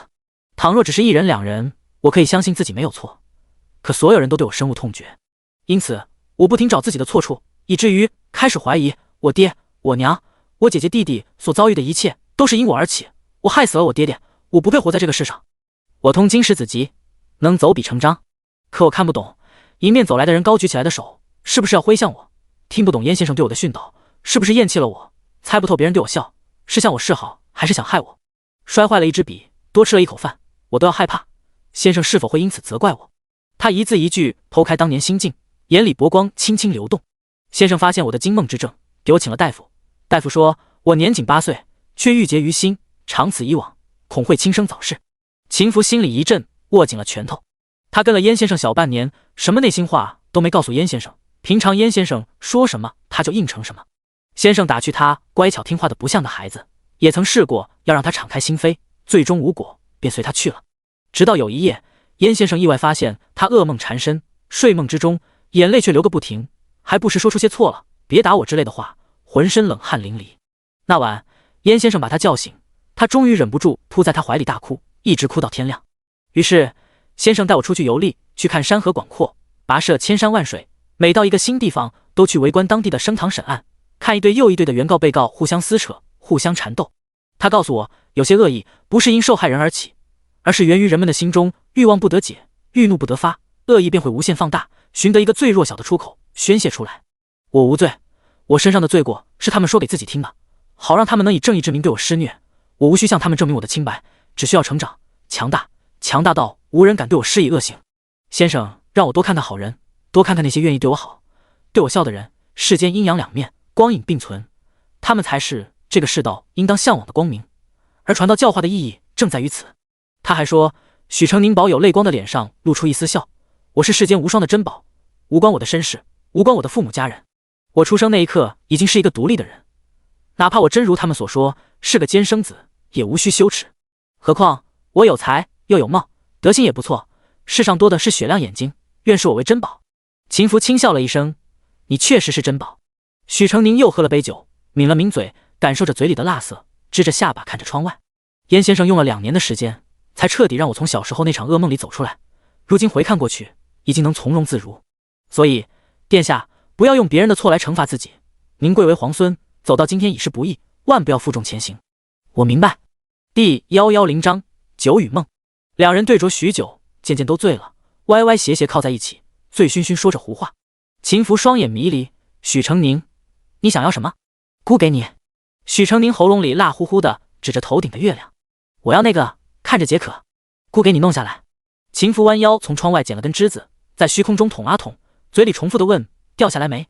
吃到了没？许成宁躺在榻上，半眯着眼，说没呢，没呢。秦福捅半天，又捏开他的嘴看了看，把枝子一甩，扔了，在他身边躺下来，嘟囔道，太难了，姑不弄了，换一个。你还要什么？许成宁在榻上扭来扭去，突然转过来，脸上红彤彤的，我想要跟金陵寒士一样的山水别院，有山有水有花有草，衣食无忧。姑给你。秦福挥了挥手，也转过头看他，还有呢？我想。许成宁忽而嘴一扁，带了哭腔，我想我爹活着。他趴在榻上哭起来。秦福心里有点酸疼，大手轻轻抚摸他的脑袋。许成宁哭了一会儿，半张脸埋在胳膊里，闷闷道，殿下，你知道吗？我喜欢被人抱，我喜欢别人把我抱在怀里，举得高高的。我上学堂的第一天，邢夫子把我从墩子上抱了下来，从那之后我就一直跟着他，功课不懂了，没水喝了，找不到工房了，我都找他。我喜欢读书是因为那时候上学堂，每天爹爹抱我去上学，下学后邢夫子抱着我到路口等我爹，我爹又把我抱回家。一天里我能被2个人抱，那是我长这么大最开心的时光。可现在他们都抱不了我了。他又埋头哭起来。秦福踢掉酒杯，伸手把他捞进怀里，一下一下的轻拍着。不哭，姑抱你。姑抱了就不会松开了。许成宁搂着他的腰，脸往他怀里钻，像猫一样拱了拱。你得像跟着你夫子一样，以后一直跟着姑。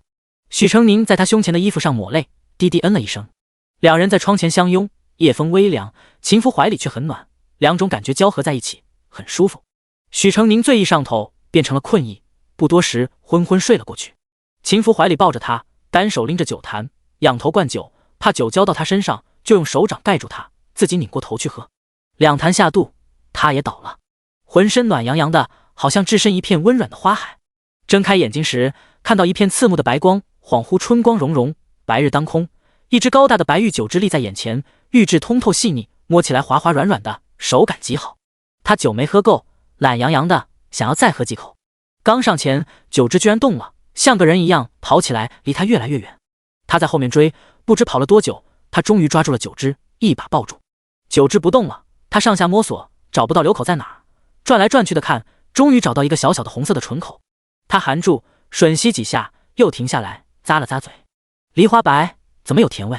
不确定，再尝尝。许成宁梦见了书院那只叫黄鹂的黄毛猫，一见他就要讨吃的，讨不到吃的就凶巴巴的拱他。他被拱得往后仰倒，黄鹂放肆的跳到他身上来，好重！大肥猫，怎么还咬嘴呢？秦福尝着尝着，也喝习惯了，这酒不烈，可以多喝。他把头埋进酒汁里，从小小的流口拱进去，深深的啜饮。可玉之子又乱动了，秦福把他箍得更紧。月色西斜，几案已经从榻上打翻了下去，杯盘狼藉。一长一短两条身影叠在一处，头对着头，脸对着脸，辗转黏缠。旭日东升，暖白的日光照进窗棂，鸟儿声声轻啼。秦福皱了皱眉，抬手挡住了眼睛，缓了一会儿才坐了起来。环顾四周，发现自己已不在床榻上，头顶的玉冠不知滚落到了哪里。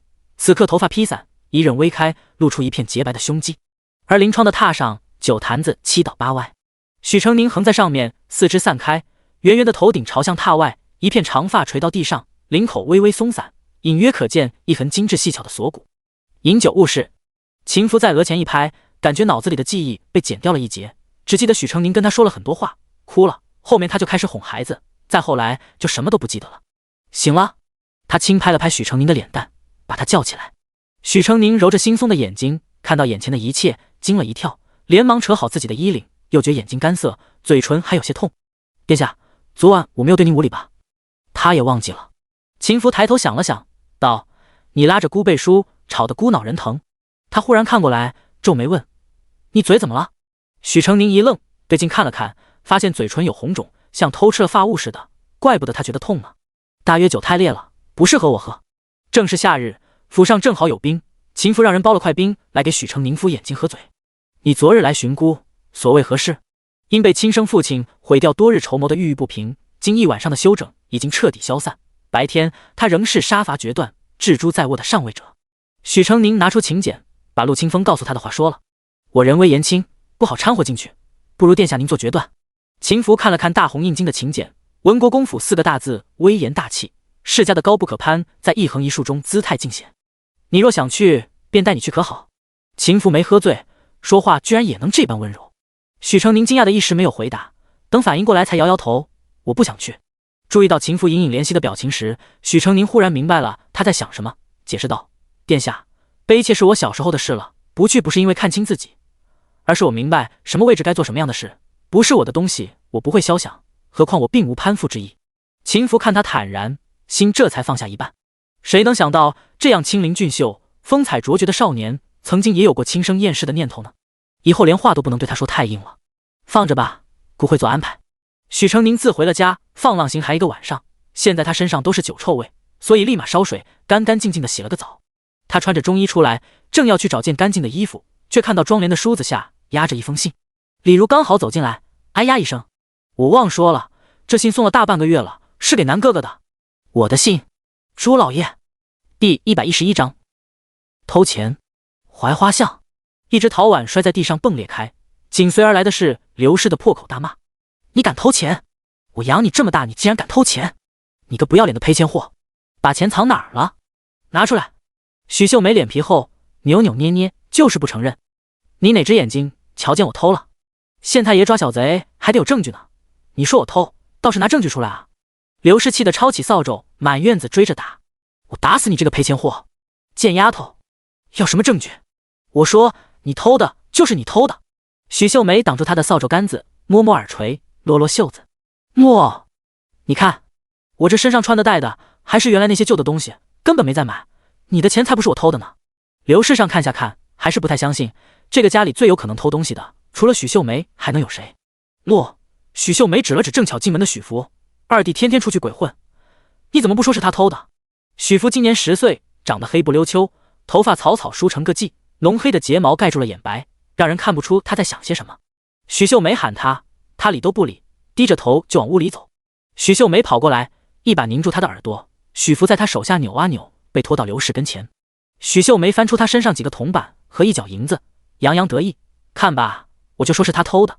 许福辩驳，我没偷钱。死小子，还不承认？许秀梅把他的耳朵拧成了花。刘氏狐疑的看看这个，看看那个，想想还是更怀疑大女儿。我丢的不止这么多，肯定不是你二弟偷的，少的肯定花出去了。二弟，你在外面干啥了？花那么多钱？天哪，你不会赌钱了吧？我没有。三个人吵吵嚷嚷，葛婆子抱着丫头正安坐在屋里，伸长了脖子看热闹，不料孩子嘴一瘪，又哇哇哭了起来。许秀梅福至心灵，挥手一指，娘，我跟二弟都没偷钱，那肯定是他们偷的。葛婆子和兰娘慌慌张张站起来，孩子丢一旁，齐声说不是他们偷的，你们整日在我家乱闯乱晃的，没准见财眼开就给偷了去了。冤枉啊，姑娘！葛婆子喊道，我连娘子的钱放在哪儿都不知道，怎么可能会偷呢？兰娘也道，我只做庭院洒扫和洗衣服，你们的房间我都没进去过。许秀梅却一口咬定是他们。刘氏转念一想，只要咬死了是他们做的，就有借口不给工钱了。于是他大声道，我好心好意让你们有活做有钱收，你们竟然敢偷东西，这个月的工钱你们就别想要了。葛婆子和兰娘大惊，急着要解释，刘氏却一个字也不听，叫他们滚去干活。趁着主家人都不在，兰娘走到葛婆子身边，撇了撇嘴，那钱明明就是她那大女儿拿的，她偷偷溜到屋里，从床褥底下掏的，我看见了。烂心肠的恶婆娘，往我们头上扣屎盆子！葛婆子啐了一口，她就是想扣我们工钱，一家子破烂玩意儿，日了天了，迟早叫人捅穿了肚肠。要不是她在这一块名声不好，没人肯招她做活，她才不会在这里受罪。先头找我时说好了，只是让我带孩子，结果洗菜做饭都得我来做，累死累活，一个月才给600文，没见过这么抠搜的。屋里那个赔钱货1岁多了，换我孙子早就叫爹叫娘满地乱跑了，他屁都不放一个，整天只会嗷嗷嗷嗷的哭，哭了还得赖我，干什么都得报，人家5个月大的都比这个强了，生这么个死丫头有什么用？赔钱货，我真恨不得把他丢在公桶里溺死。兰娘吐出几片瓜子皮，哼，他说咱们偷，索性咱们就偷了，别白白担了这个罪名。别说这家子别看一副穷酸样，家底丰厚着呢。他们你一句我一句的聊天，屋里的丫头没人管，扶着床沿站起来，手没扯稳帐子，猛地摔了下去，脑袋磕到了地上。她嗷嗷大哭起来，没有一个人理会她。怎么样，找到刘婶子他们了吗？李如急切地问。许成宁身子一滑，坐在了凳子上，手垂下去，摇了摇头，没有任何下落。接他们走的人有意掩藏身份行径，把所有痕迹都抹去了。许成宁蹙眉思索，可为什么要保密呢？是怕行事不正，怕被人查到，还是不想表露身份？只是为什么是二姐呢？许成宁想不明白，二姐一个各方各面都普普通通的村姑，身上有什么可图的？李如看他百思不得其解，提了个建议，要不求受王世子帮忙查一查。许成宁犹豫了一下，摇头，再等等消息吧，让秦福去查他娘，万一让死对头以为刘氏几人是多重要的人物，就麻烦了。他答应过爹爹要对他们好，断不能害了他们。一大早，文国公府达官贵人接踵而至，谢荣玉身为公府世子，必须在前头迎宾以示敬重。但显然谢荣斐的交际更广，许多与他交好的公子哥纷纷跟他打招呼，还故意抱团忽略了谢荣玉。怀瑾当了官，真是越来越精神了，可不是，脸都瘦了不少，看来是能者多劳，这么快就得为国为民殚精竭虑了。怀瑾可是2榜进士，可不是连试都没考过的人能比的，当然身负重任了。一会儿我们可得跟他多喝几杯，别以后升了官，我们想约都约不着了。几人举着扇子大肆谈论了一番，谢荣斐笑着，刚要请他们进去，一条坚硬有力的臂膀横在了几个公子哥面前。世子爷，你这是什么意思？谢荣玉不再是一身劲装，而是换上了世家公子穿的宽袖长袍，纤长的鱼纹从衣摆延伸到肩头，衬得整个人气度如仙。他本身就面如冠玉，比谢荣斐不知俊美几何，可在俊雅的长相，再飘逸的衣袍，都掩盖不了他身上那股勃勃的武人霸气。谢荣玉负着手，一步步走上前，几个公子哥都蔫了，挤在一起越退越远。你要做什么？你想干什么？第112章虚荣。谢荣斐大声道：大哥，来者是客，只是一两句不顺耳，你何至于如此咄咄逼人？谢荣玉微微勾起一个淡淡的弧度，淡到让人以为自己看花了眼，一抬手就牢牢摁住了刚刚说话最嚣张的董四。2日前，金水河有人在花船上被推下了水，去了半条命，船上所有人都查过了，赌你提前走，正好查完了再进去。董四像陀螺一样原地飞快旋转起来，谢荣玉手上下翻飞，这扯一把那拍一把，董四连甩的音都颤了，肥厚的嘴唇快要飞了出来。等到他终于停手，董四还晕晕乎乎的，自己转了几圈，才摇摇晃晃倒了下去，有气无力的哎呦哎呦乱叫，觉得身上哪都疼，可偏偏翻遍全身，一处伤都没有瞧见。哦，不是你，进去吧。与董四同行的几人扶起他，仰头对谢荣玉目露恨意。谢荣玉眉峰微挑，你们也在花船上？没。几人不敢再惹他，慌手慌脚一起把董四架了起来，贴着没有谢荣玉的另一侧挤了进去。走。陆清风作了一声哨，吊儿郎当走进来，把手摁在他肩上。烧尾宴而已，有必要办这么大？谢荣玉淡淡一笑，不至于此。陆清风摁了摁他的肩，我先进去了，秦简给了我一个小朋友，他要是来了就跟我说一声。他说完就进去了，独自坐在一个角落的位置。因为身份尴尬，认识他的顶多朝他点头表示，更多的是对他视若无睹。陆清风也毫不在意，自顾自地喝酒吃点心。男宾女宾分坐两厅，这头宾客到齐，谢二老爷举杯畅怀道：多谢各位拨冗而至，特以此宴庆贺吴兄招抚得成，还南境安宁。先有二公子长功折桂，再有国公爷招抚立功，谢家真是满堂珠玉，人才辈出啊。谢二老爷与同僚来往互敬几杯酒，对谢荣玉道：玉哥儿，你是咱们谢家长子，将来国公府得由你来挑起重任，虎父无犬子，你可要多多长进，不可夺了你爹的英名。谢荣玉其实也上过战场，但是数年已过，曾那个能以3000兵力勇战1万彪悍敌军，于千军万马中直取敌将首级的17岁少年，已经在人们的记忆中淡去。他们只愿记得他只是一个连朝会都上不了小小的巡城指挥使。谢荣玉淡淡一笑，接过谢二老爷递来的酒杯，一饮而尽。谨记二叔教诲。宴席继续进行，来敬酒的人多，谢荣玉多喝了些，面上已见醉意。恰这时，一个小丫鬟悄无声息走过来，偷偷道：世子爷，三姑娘吵着要跳舞献艺，拦都拦不住。上次寿宴其他小姐出尽了风头，独许秀春丢脸丢到了家。她在村里的时候名声就不好，所以也没太在意，只是艳羡其他姐妹能歌善舞，迷人眼目，也乱糟糟的学了几首。她现在在哪？陈妈妈借口去帮她选衣服，把她拘在厢房里了，奴婢带您去。谢荣玉跟着小丫鬟绕过热闹的厅门，来到待客的厢房。三姑娘就在里面。谢荣玉扣了扣门，然后盯着小丫鬟进去。她面上犹如沁上了一层严冬的冰晶，让人不寒而栗。小丫鬟缩了缩脖子，小声：世子爷，三姑娘找的是您。进去。小丫鬟吓得都快哭了，突然一咬牙，猛地破门而入，尖声大叫。屋里同时响起另一道尖锐的女声：什么声音？发生了什么事？平时干什么都拖拖拉拉的谢老夫人，这会儿由曹氏扶着，领了一大帮人赶过来，健步如飞。而南厅那头也很快乌泱泱一片涌了过来。映入眼帘的是一个衣衫还没穿整齐的28少女，趴在丫头的怀里呜呜的哭。而谢荣玉站在厢房外，面向他们这边，一派事不关己的模样。玉哥儿，你干了什么？谢老夫人认出少女正是她的侄孙女徐荣，霎时捂住了嘴，然后哀嚎的走过去把她抱住了。我的蓉蓉呀，她把你怎么了？说出来，姑祖母给你做主。徐荣哭哭啼啼：我刚刚弄脏了裙子，在屋里换衣，门突然推开了，世子爷闯了进来，我没来得及掩住身子。什么？所有人都大吃一惊，一双双眼睛直瞪瞪的，难以置信。除了震惊以外，还有好一些人则是满脸幸灾乐祸。谢世子不是从来不近女色吗？居然也会做这种事，怎么说也算自己的表妹，这么做也太禽兽了吧。上次是他妹子，这次又轮到他了吗？啧，原来打的是这种主意。陆清风终于明白这场烧尾宴的企图，刚要说话，被谢荣玉一个眼神制止住。王氏面色惨白如雪，摇头不信：不会的，玉儿不会这么做，这其中一定有误会。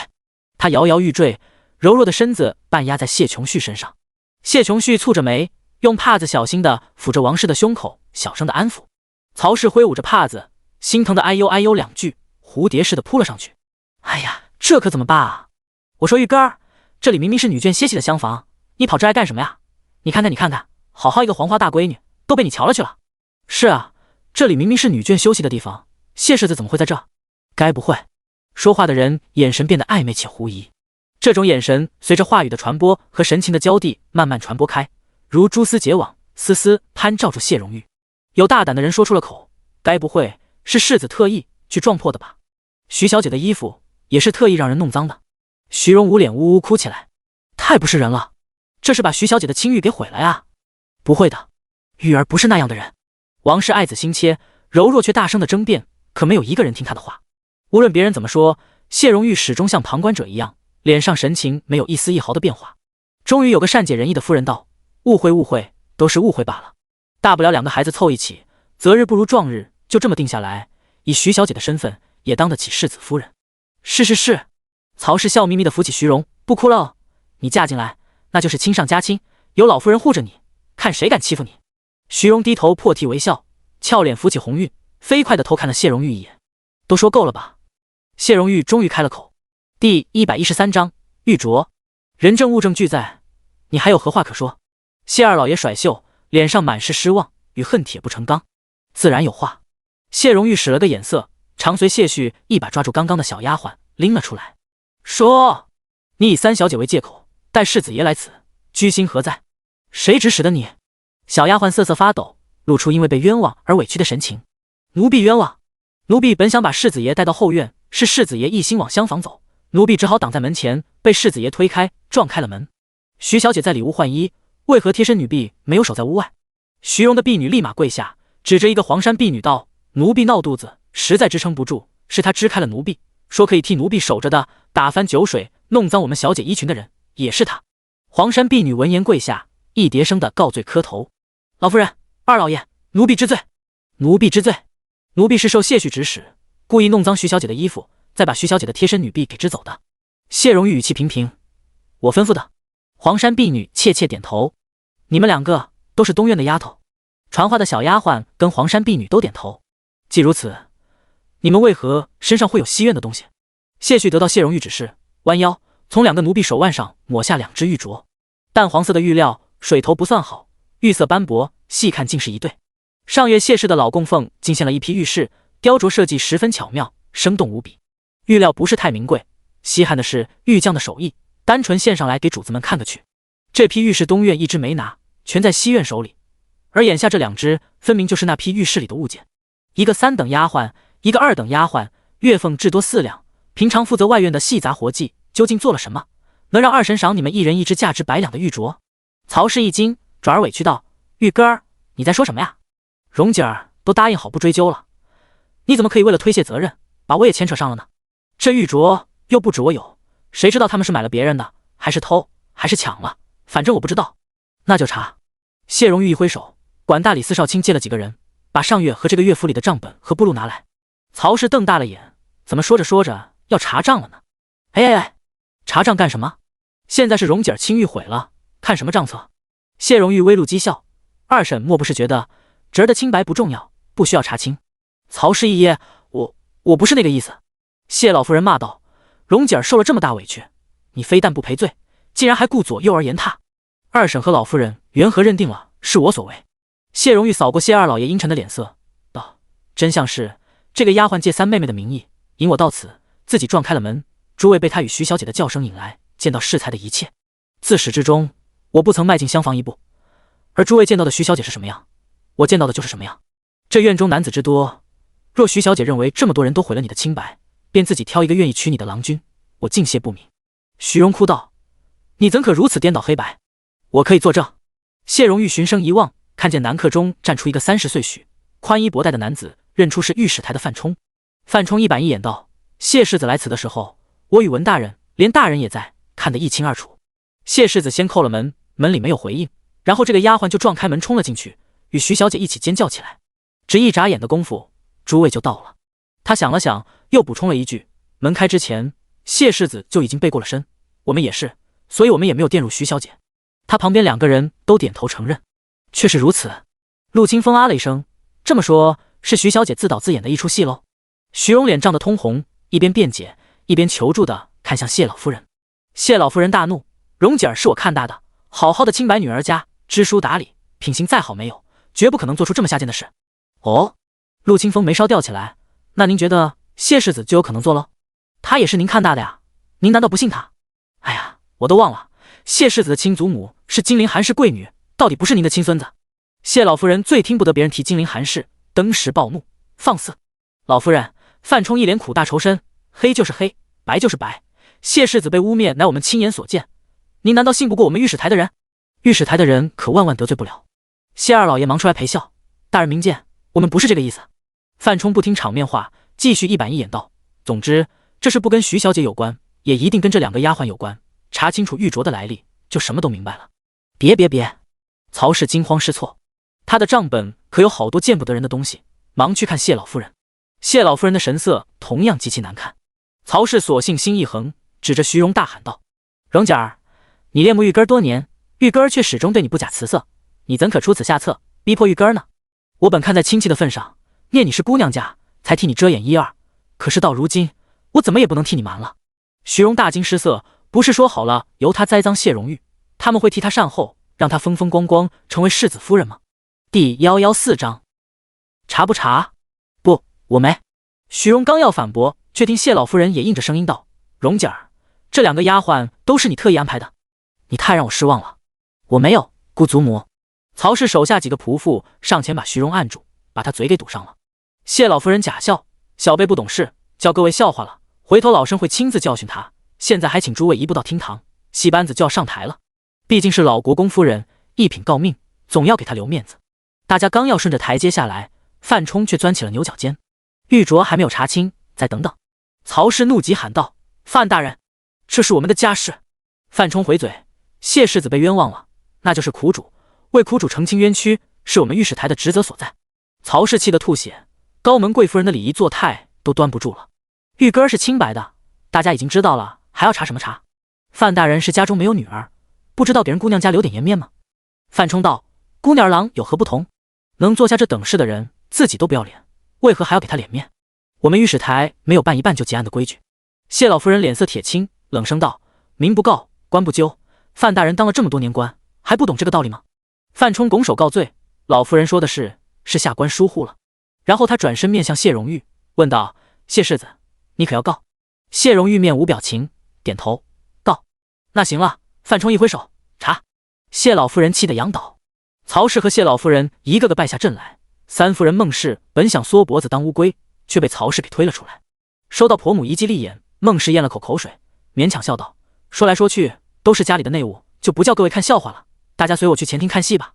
范冲锁着眉头道：刚刚听到声音，你们就不该带这么多人过来搅闹现场，既然都来了，就都听完了事情始末再走，否则事情若还有反转，离开的人听了一半就到外头说，这案便白办了。范冲把孟氏对得讪讪。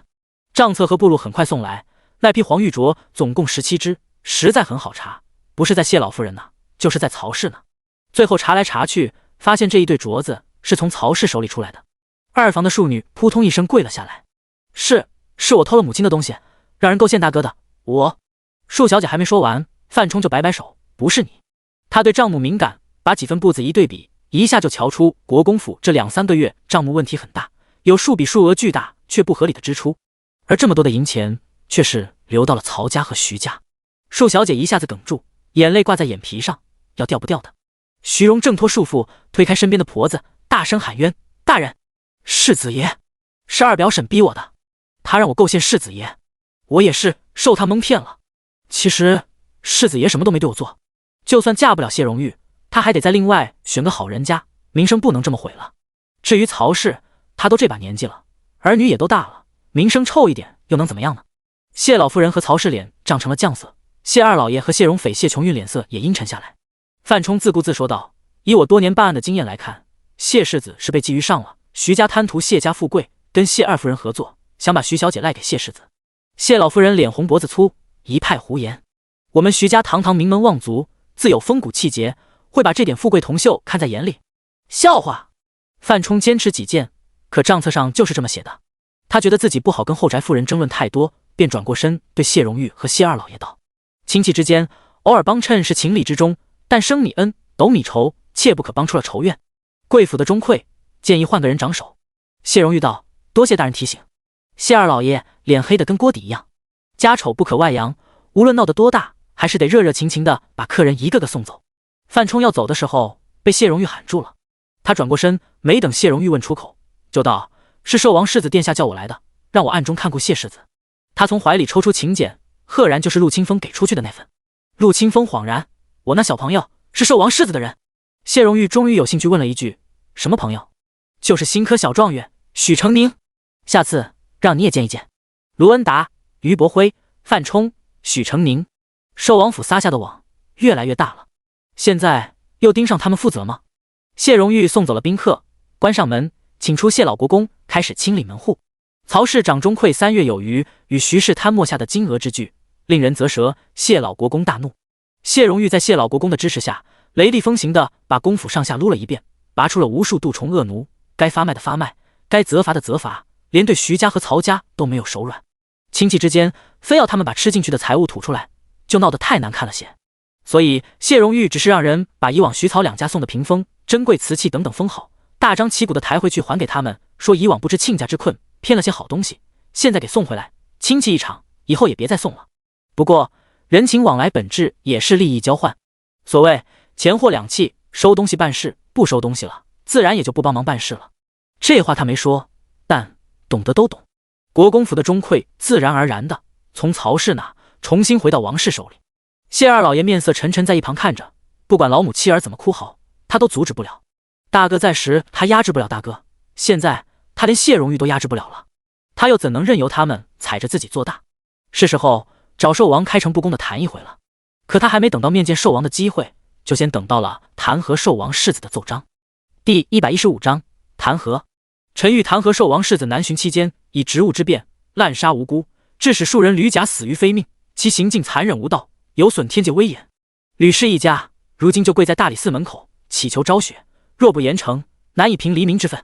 家康帝先是露出亚色，而后又肃容，面色微沉地看向秦福。秦福，你有何话可说？秦福面不改色，美玉般的脸上仍是那股子隐隐的，仿佛敛于鞘中的刀芒。他掷地有声：皇上，容臣辩驳一二。臣杀之，却有此事，却非无故杀人。吕甲此人乃穷凶极恶之徒，作恶多端，趁臣于其名下将月楼下榻之时，调戏臣随行的爱姬，故臣怒而杀之。爱姬？什么爱姬？秦福什么时候有姬妾了？别是为了逃避责罚，凭空编排出来的吧？朝臣们面面相觑，互相在对方脸上看到了惊讶的神色。严御史大声道：“就算是为了姬妾，王世子这般做，未免过激了些。您大可将他抓捕下狱，按律处置，而不是滥用私刑。正因为要按律处置，所以臣也备了表彰一封，向皇祖父陈情，特求圣上下令严惩吕氏一族。”严御史据理力争，吕甲已经伏诛，再要严惩，属实罚不当罪了罢。吕甲所犯之罪远不止于此。秦福自袖中拿出另一封奏折，与自己的一起交给海公公。这是扬州刺史所书奏折，请皇祖父过目。比起严御史的歇斯底里，秦福表现得极为从容，且有备而来。家康帝从海公公手里接过奏章，苍老的双目逐渐睁大。那日案发后，扬州刺史于吕甲家宅中挖出共119具尸骨，骨龄年岁至小为4岁，至大不过18芳华，有男有女，最早的尸骨可追溯至10年以上，尸身无一不是布满凌虐痕迹。据查证，这些尸首中至少半数以上来自黑市不法掳卖。吕宅获救的一干家奴口供言明，吕甲做大商行这些年为谋厚利，欺行霸市，谋财不义。他以淫虐幼童少年为乐，以致有所求之人从各处掳掠良家儿女，供其享乐，伤风败俗，危害一方。臣斩杀他，乃是一时激愤，如今却觉罪罚尤轻。如此丧尽天良之人，理当罪不容诛。家康帝已经怒不可遏，秦福转向一旁的严御史，言辞凿凿。严御史不以辛苦劳作生产的民夫民妇为黎民，反以投机倒把赚取民脂民膏的奸商恶贾为黎民；不以被迫骨肉分离的冤屈苦主为无辜，反以掠卖妇孺、纵情声色的害群之马为无辜。所谓民之喉舌，所谓言民之所不能言，御史便是如此担当职责的。严御史冷汗津津，连忙跪地叩首：“臣一时失察，皇上开恩啊！”家康帝怒极，龙案被拍得轰隆作响。查！大理寺，朕令你们彻查此事，涉案之人一律从重论罪。是。家康帝从来是个爱护百姓的好皇上，秦福虽然先斩后奏，不合法度，但也是惩奸除恶，自是全身而退。倒是参他的严御史被革职查办了。秦福大获全胜，又恢复了原来的淡然，想拉他下马，好歹让自己的人手脚干净些。散朝以后，谢二老爷随一众官员走出金銮殿，心里不停想着的却是寿王世子的姬妾一事。寿王世子什么时候有姬妾了？是他自己找的，还是朝里的谁向他进献的？筹谋这么久的事，竟让人捷足先登了。谢二老爷心里十分不快，更打定主意要把这件事跟寿王落实到底。寿王府，寿王也在问姬妾之事。你什么时候有姬妾了？秦府语气平平道：南巡路上遇到的，顺手收了。原来如此。寿王看了看长子，眉目英挺，身量颀长，虽然还有点少年的清嫩，却已经肩宽腰窄，初见魁梧之态，也是到了血气方刚的年纪了。他笑了笑，一转眼，你都大了，已经能为魏父分忧了。你从小最懂事，什么事都不用我跟你娘操心。魏父公务繁忙，时常忽略了你，这是魏父的不对。父王多虑了。寿王把手放在他的肩头，用力捏了捏。你总忙于公事，平常也该有人服侍你，为你解乏天趣。有喜欢的，尽可以纳进府里。等到了万寿节，魏父再亲自替你求旨赐婚。秦府语气平静，多谢父王。端阳郡主走到寿王的院子门口，被下人一脸为难的拦下了。他看见了丹左丹右的身影，目光微微一闪。长兄也在。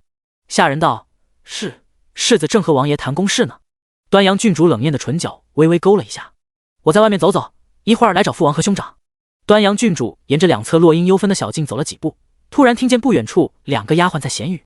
没想到世子殿下不光正事上能干，对自己的姬妾还这么好，这叫什么冲冠一怒为红颜？可不是嘛，爱姬爱姬，我一想到这两字从世子殿下嘴里说出来，就忍不住脸红心跳。嘻嘻嘻，你个小妮子，捂脸个什么劲？没羞没臊的，殿下说的又不是你。我知道不是我，可就是听得耳朵发烫嘛。哎，你说得是什么样的美人才能入得了世子殿下的眼呀？殿下举世无双，那美人怎么说也得倾国倾城吧，不然我可不依。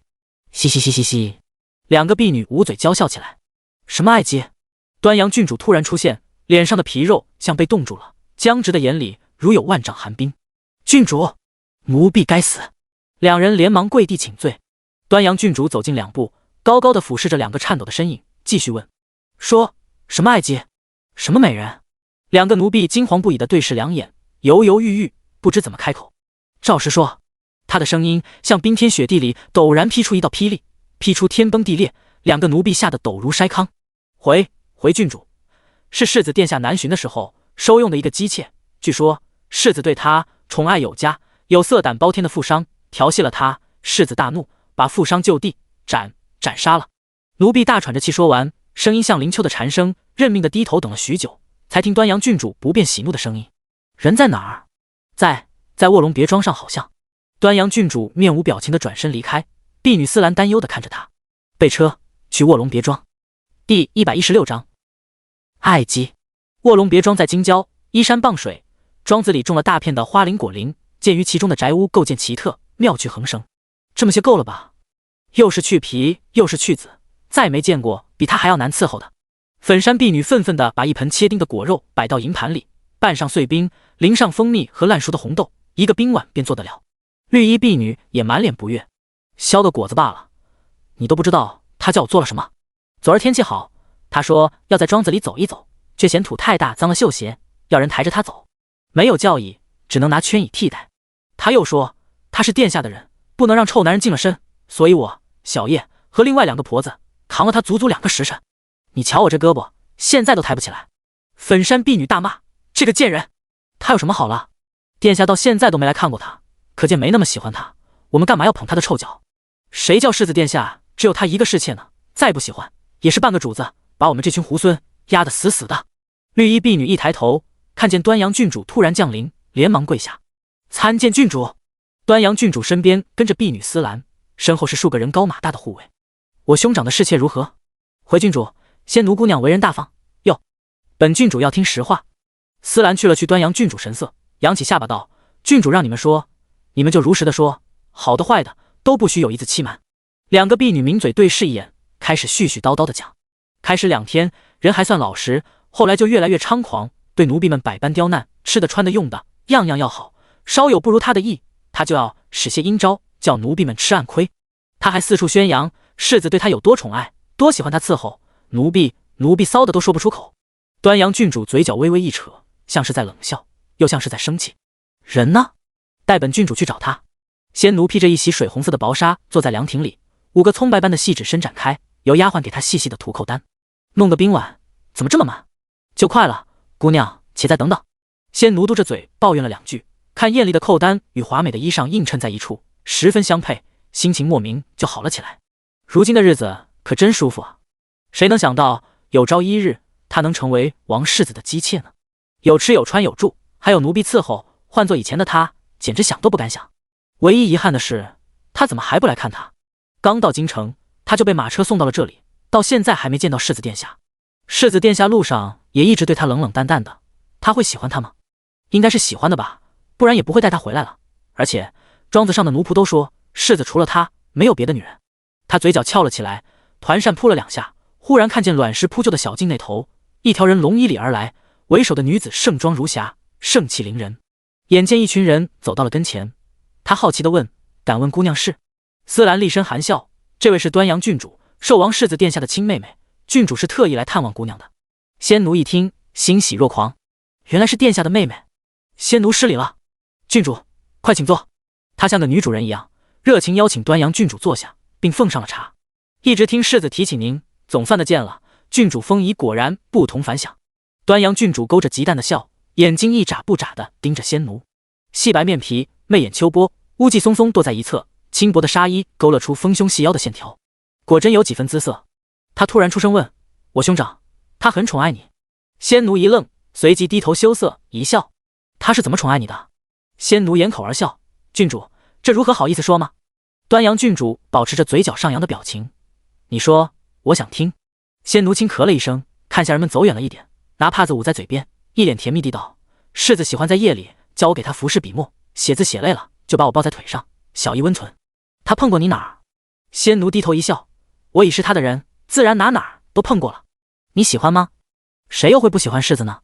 端阳郡主微微一笑：“看姑娘如此，本郡主很替你高兴，今日来还特地为你准备了一份礼物。”他脸上的笑突然变得诡异起来。仙奴还没反应过来，撕拉一声，他身上一凉，衣衫已经被扯破。他失声尖叫起来，端阳郡主的2个护卫却不管不顾，肆意在他身上撕扯。大胆！你们放肆！我是世子殿下的人。端阳郡主勾起红唇：“我打杀了哥哥一个美人，自然会再找10个比你还美的美人向哥哥赔罪。你说，你我之间，他会偏向你，还是我？”仙奴脸色煞白，被扒光了，往亭子外一推，跌倒在地。仙奴姑娘既然喜欢男人，本郡主就给你多带了几个男人。见仙奴目光惊恐地扫过他带来的10几名高大护卫，端阳郡主轻轻一笑，摇摇头：“不是他们。”“喏，你的来了。”园子里突然冒出10来条黑黢黢的汉子，他们衣衫褴褛，脏臭的仿佛几十年没洗过澡，饿狼般盯着仙奴白花花的身子。“好好伺候仙奴姑娘。”“不要，不要，我是寿王世子的人。”啊！端阳郡主转身离开，身后很快传来了仙奴凄惨的尖叫声。园子里花木葱茏，他立在那里，仰头闭上眼，脖颈拉长到极致，感受到轻微的风爱抚般从他的面庞拂过，又长又尖的指甲轻轻抵住了下巴，冷艳的红唇里轻轻吐出2个字：“爱姬啊。”第117章王朝的希望。华丽的车驾咕噜噜驶过官道，远远扬起一阵晨雾。许成宁越过竹门，认出是寿王府的马车，看着阵仗，大约是秦服那个金贵的庶妹端阳郡主。许成宁只见过端阳郡主一回，印象中是个冷若冰霜、目无下尘的女子，似乎比她生母还要讨寿王喜欢，与寿王之间更像是寿王在讨好着她。能做到谁也不用讨好，却人人都喜欢，也是一种本事吧。所以，你现在在给寿王世子做事？燕竹生问道。许成宁刚回京没2天，就被秦服带进王府，之后又随他下了一次江南，一直没来看望燕竹生。现在终于得了空，便赶忙来他跟前孝敬了，顺道把跟随秦服的事说了说。许成宁斟满一杯茶，奉给燕竹生。当时事态紧急，学生怕再被害，是以哪怕知道夺嫡之事不可沾惹，也顾不得那么多了。幸好寿王世子乃贤哲，自有真知灼见，对我也很是宽容。燕竹生吹了吹茶沫子，很浅的一笑：“若无真才实干，又岂能扶得起寿王这个空心萝卜？先生也觉得寿王不堪大任吗？圣上这几个儿子都不怎么样。”燕竹生说起大逆不道的话来，那么云淡风轻，许成宁都替他感到脖子凉飕飕的，总觉得他还有下半句没说出来。圣上也不怎么样，寿王看起来尚可，只是因为他有个好儿子，再加上他比宁王端王能装，野居之地不怕忌讳。许成宁好奇地问：“先生怎么看一个人装不装？您不妨教教我。”燕竹生露出一脸看透一切的得色，许成宁立刻明白他这是有很多话要说了，麻利地挪了挪毡垫，跪坐得更近。4个字：言行无二。评判一人的品性，不是看他说了什么，而是看他做了什么；评判一人的能力，不是看他做了什么，而是看他做成了什么。说的比做的多是最低劣的伪装，轻易能让人看出来。真正厉害的，应该是由言到行都让人无可指摘，无可挑剔。遇到这种人，你可要当心了。比如，燕竹生摆了4个空杯子，拿茶壶往里面每个倒一点。比方说，有个妇人向全天下人表明向善之心，要给所有穷苦孩童更好的生活，于是这些孩子每天都能得到1颗糖。许成宁明白了，孩子们得到了甜头，可其实什么都没有改变。燕竹生点头，他没有做出任何实质的事，靠一点看似诱人，实则只是小恩小惠变得了善民，本质上还是一场求名得利的阴谋。许成宁道：可百姓自己是不是得了好处，他们心知肚明啊。他不需要骗过百姓，只需要骗过与他同一层位里的人便够了。燕竹生笑了笑，毕竟上面的人从来都能控制下面的人怎么想。你知道最通此道的人是谁吗？许成宁没有说话，伸出一个手指朝上面指了指，然后师徒俩心照不宣地挑了挑眉。先生是因为这样才不愿入仕为官吗？燕竹生一个指节敲在他额头上，许成宁轻轻痛呼，又被他捏了捏脸。木秀于林，风必折枝，懂了吗？燕竹生收回手，倒是很坦然地说了：为师若为官，眼里可容不得沙子。显贵还愿不愿意对我和颜悦色，就是两说了。燕竹生是士族之后，现在之所以游离于朝野之外，还能保持尊荣，便是因为儒林的推崇与仰慕。有这样一重身份，将来无论如何更朝迭代，上位者为了安抚天下读书人，都会照旧优待他。可一旦燕竹生沾染了权势，稍微触动了哪一方的利益，即刻会被打成一党，谁也救不了他。何况燕竹生不入仕则已，一旦入仕，只怕要把整个他看不入眼的朝野颠覆个遍，怎可能不得罪人呢？穷则独善其身，达则兼济天下，不属于我的时代，便当了出头鸟，又能起什么作用？燕竹生用2个手指夹住许成宁的鼻子，轻轻扭了扭。你以后可万别学了那些迂腐的酸儒，动不动就处处死谏。为国为民不计个人死生固然值得尊敬，但命诚可贵，要用在刀刃上，不能白死。许成宁受教，点点头。燕竹生轻轻叹了口气，道：你既已择主，便好好辅左寿王世子。秦氏王朝气数渐微，外族合围，朝野纷争，子孙不孝，独寿王世子秦福身上还有王朝的希望。他若能立起来，或能再给秦氏江山续上100年荣光。许成宁服的叩拜，学生明白了。6月28即移驾曲，高家小姐10里红妆，绕城3圈，最前面已经走完进了端王府，后面的还没出高家大门。据说嫁妆队前面跟后面撞了3次，磕磕绊绊才走完了全程。端王世子接完亲后，留下了满街满城的大地红，厚的足可以铺成京城地皮那么大的毯子。如此盛况，别说李儒，就是许成宁也是头一回见识到。真气派啊，高家小姐真有钱。李儒感慨了一句，心里泛起了苦涩的酸意。许成宁跟他是假成亲，但李家拿不出1针1线当嫁妆，是实打实的。以前心大没觉得如何，现在对比一看，才知自己如蝼蚁一般，人与人之间的差距怎么那么大呢？许成宁摸了摸他的头，缓缓道：凡事皆有代价，欲得其好，必承其重。名门贵女拥有这一切，并非坐享其成，先祖的功德必应了后辈，他们乃名臣功臣之后，理应享有荣华富贵。李儒闷闷道：南哥哥，我知道，我只是好羡慕。许成宁安慰他：等将来阿如有了心上人要嫁，我给你备一份厚厚的嫁妆好不好？高家小姐那样的我给不了，但给你准备一间宅子和铺子还是可以的。李儒破颜而笑：才不呢！南哥哥，你长得美，又聪明又能干，以后肯定比我嫁得好，你给你自己攒着吧。我自己能挣钱了，以后我的嫁妆自己挣。许成宁哈哈笑，回眼望见货郎挑着担子经过门口，炒蚕豆的香味把肚子里的馋虫都勾出来了。因为端王世子娶妻，那些摆摊窜巷的商贩都被勒令停了几天生意。许成宁馋了几天蚕豆，终于等到了，当下就称了2包，让李儒拿去跟赖家的孩子一起吃。忽然想到秦福自幼规矩甚严，应该也没吃过这种小零嘴。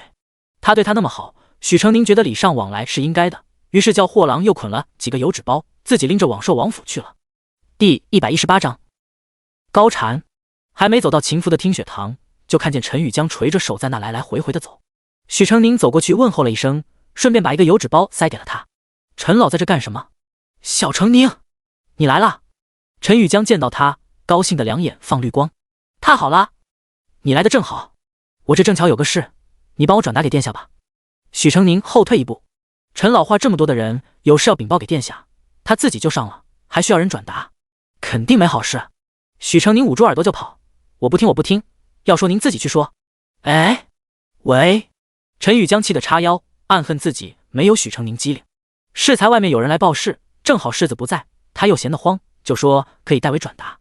那人听了热泪盈眶，立马告诉他，世子放在别院的姬妾死了，并且死相凄惨，尸体在野林子里发现的，被野兽啃得白骨森森，脸都没了半边。听说世子殿下很宠爱这个姬妾，昨儿刚去赴了端王世子婚宴，正是抓心挠肺饱尝相思之苦的时候，今儿就听说爱妾死了，那心里能不膈应？可他刚意识到这差事棘手，传话的人就麻溜跑了，追都追不上，烫手山芋就这么落在他这个老头子手里。可恨许成宁这个小滑头竟然不上当，到头来还是得自己去说。于是他眼睁睁看许成宁保持离自己1丈远，幽幽怨怨的进去了。死了，他不说，秦福都快忘了自己还有个假侍妾在别庄，好端端的怎么就死了？下人说那姑娘半夜起来乱跑，被野兽叼走了，找了2天才在野林子里找到尸首。别院的看守要加强。秦福很平静的说道，安葬了吧？哦，咦？陈宇江眨了眨眼，仔细的瞅秦福的脸，像是要从他脸上找出些什么，被秦福冷淡的看了一眼，又缩了缩脖子，最后还是好奇战胜了恐惧，大着胆子问，殿下您不心疼啊？秦福不耐的看他一眼，滚！哎，我出去喝酒去。陈宇江走了，秦福才转头看许成宁，你找姑有何事？许成宁一直在旁边听，实在没料到那个当初还鲜活得处处与他作对的漂亮姑娘，逃过了恶霸的魔爪，却死在了秦福的别院里，那里本应该是个很安全的地方才是。听到秦福问话，他回神，摇了摇头，没事，买了点零嘴，您许是没吃过，所以送来给您尝尝。秦福微微一愣，看许成宁把油纸包拆开，挑了一颗最饱满的豆子递过来，您试试看。秦福看了一会儿，用2指从他指尖接过，放进了嘴里。好吃吗？秦福点点头，当下酒菜不错。许成宁道，酒就别喝了，太误事，上回喝那么多很不舒服吧？说到上回的事，秦福到现在都记不起后面断掉的那一段记忆，只记得醒来时异常空虚，好似怀里本应该被什么填满，却变得空空如也。上回你可记得我们酒后发生过什么？许成宁抬头疑惑，我睡着了吧？能发生什么？他低头边吃边说，我酒品很好的，喝醉了只会睡觉，不会做别的事。秦福想起那天他领口微开，还有他被吕甲逼迫的情景，心头莫名一堵。除了姑，你还跟谁喝醉过酒？许成宁眨了眨眼，讷讷道，还有燕先生。他一般不会在人前露这种破绽，跟燕先生那回他是第一次喝酒，一杯就倒，跟秦福则是正好情绪上头，不小心没设防。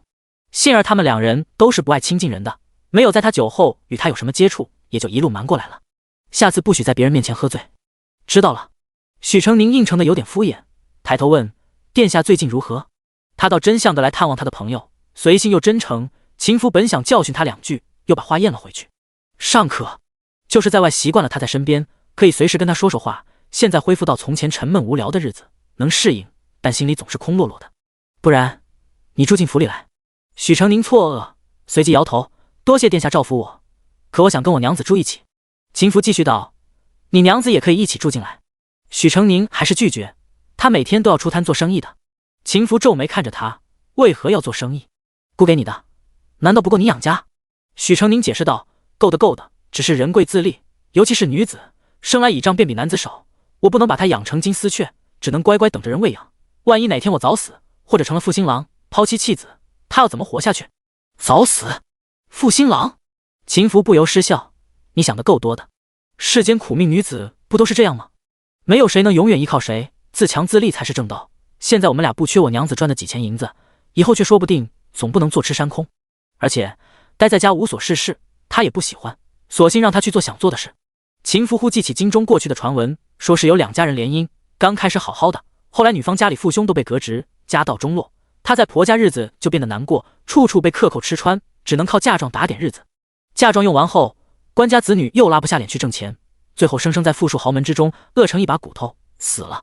想到这，秦福也觉得许成宁说的有理了，便不再提让他进府住的事。皇家心腹要入宫拜谢天恩，许成宁正巧入宫，有幸看到了传说中的金门第一贵女，新晋的端王世子妃高婵。她一身正红金线牡丹团花拖地宫裙，乌黑的发堆起高高的云髻，再戴上繁复的9簪9钗流苏珍珠花冠，华丽的像9天下凡的神仙妃子。高蝉本身长得也极不错，凤眼、柳叶吊梢眉，细长鼻，樱桃小嘴，骨肉匀婷，鲜浓合度，修长而丰润，正是一眼便能看出的世家贵女体貌，气度雍容华贵。端王世子是个文雅的长相，比秦福要矮一些，干瘦一些。若是这淡色，必定是风度翩然的卓氏家公子。大红的艳色衣裳，他的气势却隐隐撑不起来。夫妻二人孰强孰弱，一目了然。顺王远远指着他们，兴奋说道：“你看，我皇侄和侄媳妇。”顺王说完，高高扬手，穆皇侄、侄媳妇，快来！端王世子夫妇闻声对望一眼，然后款步而来。皇侄正要去给皇祖父请安，皇叔可要同去？顺王摆摆手，看着端王世子妃，咧嘴一笑：“侄媳妇，你这头冠真大，真好看。”端王世子看向妻子，目光宠溺，茬儿用的自然要最好的。高蝉微微垂眸，用帕子掩了下唇，然后轻声啊了一声：“我的鞋子脏了。”端王世子低头一看，缀着珍珠的云头鞋不知何时沾了点土，嵌进了银丝绣线里，很不好看。他刚要叫奴婢，高蝉抬起手，长长的指甲指向许成宁：“你给本世子妃擦干净。”第119章作诗。许成宁愕然：“怎么有他的事了？”端王世子对新婚妻子百依百顺，朝许成宁微抬了抬下巴：“没听见世子妃说的，还不动手？”许成宁抬眼凝视着高蝉的脸，高蝉甚至都没有看他一眼，可能觉得不屑，施舍似的用高傲轻蔑的下巴对着他，颈下一颗硕大的鸡血石发出妖冶的红芒。官大一级压死人，但他不是可以任人欺侮的小鹌鹑。许成宁把脸绷成小骨板，锁着眉头，义正辞严道：“在下不才，乃新科进士，功名在身，风骨不可摧。君子不是钗群，何况男女有别，世子妃为人妇，草民为人夫，理应间隔1丈之外，不可轻慢礼节。鞋袜此等贴身之物，外男不宜沾手。世子妃所求之事，不可，不可。”顺王头大如斗：“你在念什么呀？大胆！”端王世子喝道：“你竟敢抗命！”许成宁低头道：“端王世子殿下若非要在下做这等有辱斯文之事，在下宁可处处求死，留得一身清白。”他说着就要往一边的红柱子撞去。“啊！你要干什么呀？”顺王及时的把他抱住了。许成宁埋在顺王怀里，哇哇假哭，心里有点感动。“顺王啊，你终于着调了一回。”端王世子气得不轻，今天要是许成宁死了，传出去就是他逼迫进士给世子妃擦鞋逼死了人，到时他们端王一党就要触怒天下文人士林了。许成宁，你可真是好样的！高蝉也是满脸怒容，端王世子柔声安抚他：“茬儿不气，别跟奴才一般见识。”端王世子又瞪了一眼，携着妻子走了。许成宁呜呜声戛然而止，偷眼看他们走远了，就扶着顺王站起来。顺王道：“许成宁，你身上好香哦。”“是吗？”许成宁坦然道：“下回我把我用的皂角给您带一份进来。”“好爷！”皇孙娶妻，郎才女貌，家康帝也十分高兴，临时起意要吃个家宴，把宫外的儿子儿媳、孙儿孙女都传进了宫里。顺王在子辈孙辈都没有玩得来的，觉得家宴无趣，央着家康帝把许成宁带上了。许成宁十分识趣的没有入座，安安静静的处在顺王身后，眼观鼻，鼻观心地，偷偷观察满殿的王爷王妃、公主驸马、皇孙皇孙女。五位王爷按照序齿排坐，端王居左侧之首，寿王居右侧之首，下手分别是安王、宁王、顺王，再次于安王。孙辈的亦按序齿排坐，秦福在对面，孤身一人坐在端王世子夫妇下手，许成宁一斜眼就能看见。除了端王世子新婚，孙辈里只有端王长女和安王2个儿子已经成家，一个个拖家带口的，满满当当的凑在一起，十分热闹。许成宁不由感慨：家康帝真是子孙满堂啊！家康帝心情似乎不错，木儿也成亲了，再过不久，朕就能抱到重孙了。端王世子夫妇低头浅笑：婵儿年年进宫，是朕看着长大的，如今也终于成了一家人。木儿，你可要好好待她。端王世子含笑应是，孙儿谨记。端王妃笑道：父皇放心，木儿敢造次，晨曦头一个布衣，好容易娶来的儿媳妇，可不得护紧了这颗珍珠宝贝儿。端王笑了2声，忽然道：说起来，福儿奎儿比木儿小不了多少，也到成婚的年纪了。父皇心急抱重孙子，不如给他们兄弟一并赐婚。家康帝笑道：你说的有理。寿王和宁王脸上都是一僵。家康帝面上虽然没说什么，心里却不一定愿意他们与世家联姻，让他做主婚事，对他们太不利了。许成宁看见寿王不动声色地朝秦福递去一个眼色，不知是想让他做什么。许成宁思忖片刻，悄悄对顺王道：王爷，您是长辈，不应该您先成婚吗？顺王一听，立马来劲了，举起双手大声道：我为什么不给我赐婚？父皇，而陈氏叔叔他们是侄儿，要赐婚也得陈先。寿王暗松了口气，幸好有舜王捣乱，不然都不好搪塞过去。家康帝道：给你赐婚，你想娶谁？我想娶柳记酒家的二小姐。舜王哒哒哒跑到家康帝身边，抱住了他的胳膊。父皇，您给儿臣赐婚吧，儿臣把她娶回来，再给您生7、8个孙子孙女。家康帝觉得荒唐无比，你不爱读书，却想娶柳记酒的女儿，那可是常年随父出入国子监的女才子，饱读诗书，见多了青年才俊，能看上他这个混世魔王。但舜王对自己的斤两毫不自知，理所当然道：书是书，姑娘是姑娘，我不爱读书爱姑娘，有什么不对？大家都笑了，家康帝笑骂了他几句，把他撵回坐席里去。转眼间你们都大了，娶妻的娶妻，生子的生子，子幼娶妻，时间过得真是太快了。家康帝眉目慈祥，想当年你们都还是孩子，一家人常常坐在一处，吟诗作对，做得好的赏赐文房四宝，做得不好的罚抄书，小打小闹，那样的日子一去不复返了。寿王道：父皇何出此言？孩儿们都在此，你想看孩儿们写诗，孩儿们这就可以写来。家康帝开怀笑了2声，好。海胜，去御书房把龙案上的画轴拿来，你们就以此画为题，做一首诗，做得好的朕有重赏。海公公亲自取了画来，依家康帝所言展开了画轴，画的是鸟瞰京都图，用苍劲雄浑的笔墨铺绘了一幅盛京山河景，气势磅礴，团团的云雾描绘的仿佛是胸中那股君临天下的气魄，观者无不由心生出万丈豪迈之情。许成宁看着那张图，快速在心里过了一遍整座皇城的方位，最终确定这幅画的视角是玉龙阙，只有帝王才可以登上的地方。家康帝此举是想试探几个儿子的野心了。许成宁的心砰砰跳，身侧的手紧张地攥了起来。他悄悄去看秦福，秦福正坐得笔直，提笔蘸墨，落笔那一瞬间，仿佛心有灵犀一般，抬眼直直看过来。两道视线交汇那一刹那，一切尽在不言中。许成宁心里莫名安定了下来。第120章，是要。1刻钟的功夫，所有人都写完了。海公公一个个收起来，交给家康帝。家康帝面容和煦的一张张看过，点出几个文采斐然的小辈的诗作，赞不绝口。眼皮下冷淡的目光却落在了端王、寿王、宁王的纸张上。端王一如既往的平庸而不自知，宁王一如既往的志大才疏，寿王本是最霸气的寿王，却一改往日威风，将诗作的重点放在歌颂家康帝治国有道、海晏和亲上，字里行间皆是满满的崇拜与仰慕。3个儿子里，属这个心思最缜密。家康帝不露形色，把秦福那一章拿到最上面。秦福所写是另一种新颖的角度，不写帝王将相，不写黎民苍生，只借用沧海桑田的典故，描绘了远处的山河壮丽与近处的楼阁林立，点出世事无常，吸取眼前的道理。居然很务实。不过他这个孙子做事一贯雷厉风行，精准到位，仔细想想也确实是务实的。野心肯定有，但不至于大到想越过他这个皇祖父来，恰跟他的父亲有点彼此牵制。许成宁看殷殷勤勤在家康帝苍老的眉目下一闪而过，不知他是否打算大做文章，正想着，突然见家康帝的手往心口一揪，整个人痛苦地往后倒去。父皇，皇祖父！家康帝像被抽干了血，脸唰的一下变得只是的苍白，捂着心口，大口大口地喘着粗气。海公公尖声大喊：传太医！端王与寿王合力将家康帝扶到后殿。家康帝躺在床榻上，面色灰白，像被抽走了寿元，行将就木。舜王拉着许成宁哇哇地哭：父皇怎么了？怎么突然生病了？不会很重吧？为什么脸那么白啊？他哭得稀里哗啦，许成宁只能摸着他的头，小小声声的安慰。几个王爷喂水的喂水，拍背的拍背，脸上莫不是担忧惆怅，但心里却是另一派光景。万一家康帝现在就驾崩，他们该怎么迅速控制内廷，抢先拿到继位诏书？又该怎么应对宫外的一干势力党羽？太医给家康帝针灸了半晌，他脸色终于好看了点，半眯着眼躺着，眼珠子在垂老的眼皮子底下来回瞅自己几个儿子。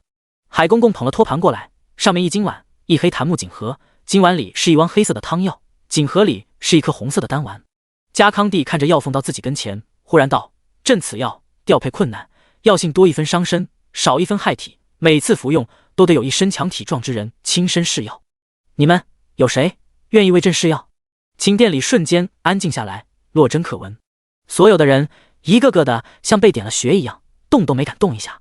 家康帝扫过一张张面孔，他年已老，耳目昏聩多年，此刻却顿觉耳聪目明。他能看到他的儿孙们额角冒出细小的汗珠，能看到他们僵硬的手脚有轻微的颤抖，不摇流苏黄眼撞击刺目刺耳，这一切都在他跟前无限放大了。身体康健之人服用了，体内如有烈火灼烧，五脏六腑有暴血奋张之感，才说明药有成效。有谁愿意为朕试药？他病了，说话不紧不慢，不轻不重，却像千钧之鼎，压得人喘不过气来。安王率先顶不住帝王的威压，扑通一声跪了下来。安王妃和他2个儿子儿媳也跪了下来。儿臣非不愿为父皇尽孝，只是儿臣身体并不康健，怕试错了药效，害了父皇啊。安王是酒色之徒，府上姬妾成群，身体早就被酒色掏空了。他的儿子随了他，脚步虚浮，双目臃肿无神，一看就是内里空空的虚架子。是以安王这番话也不算推脱。家康帝看向端王，端王冷汗淋漓，合抱的手不停地剧烈颤抖。儿臣，他想说他也身体不好，可往年冬狩，他为了争第一都是大展身手，父皇肯定不会相信他正好就生病了。端王世子看着父王这样，忧心地抿起了嘴。他刚新婚，还没有孩子，当然没有让他试药的道理，他救不了父王。儿臣愿为父皇试药，只是……高禅突然开口道：“皇祖父明鉴，父王前些天伤寒，这几日都在吃药。孙媳进宫前，父王刚吃了1碗，半日未果，药效仍在，只怕试药也是试不准的。”对，就是这样。端王大喜，对高禅这个儿媳更加满意。家康帝不置可否。下一个看的是宁王，宁王面如土色，艰难的合手作揖。父皇抱恙，儿臣恨不能以身代之，可贺儿臣早年身子弱，养成了药罐子，现在身子虽然好了，却对大多数药物反应与常人不同，儿臣也不适合试药。家康帝点点头，看向寿王。寿王手心汗津津的，刚要说话，被一道清朗的声音打断了。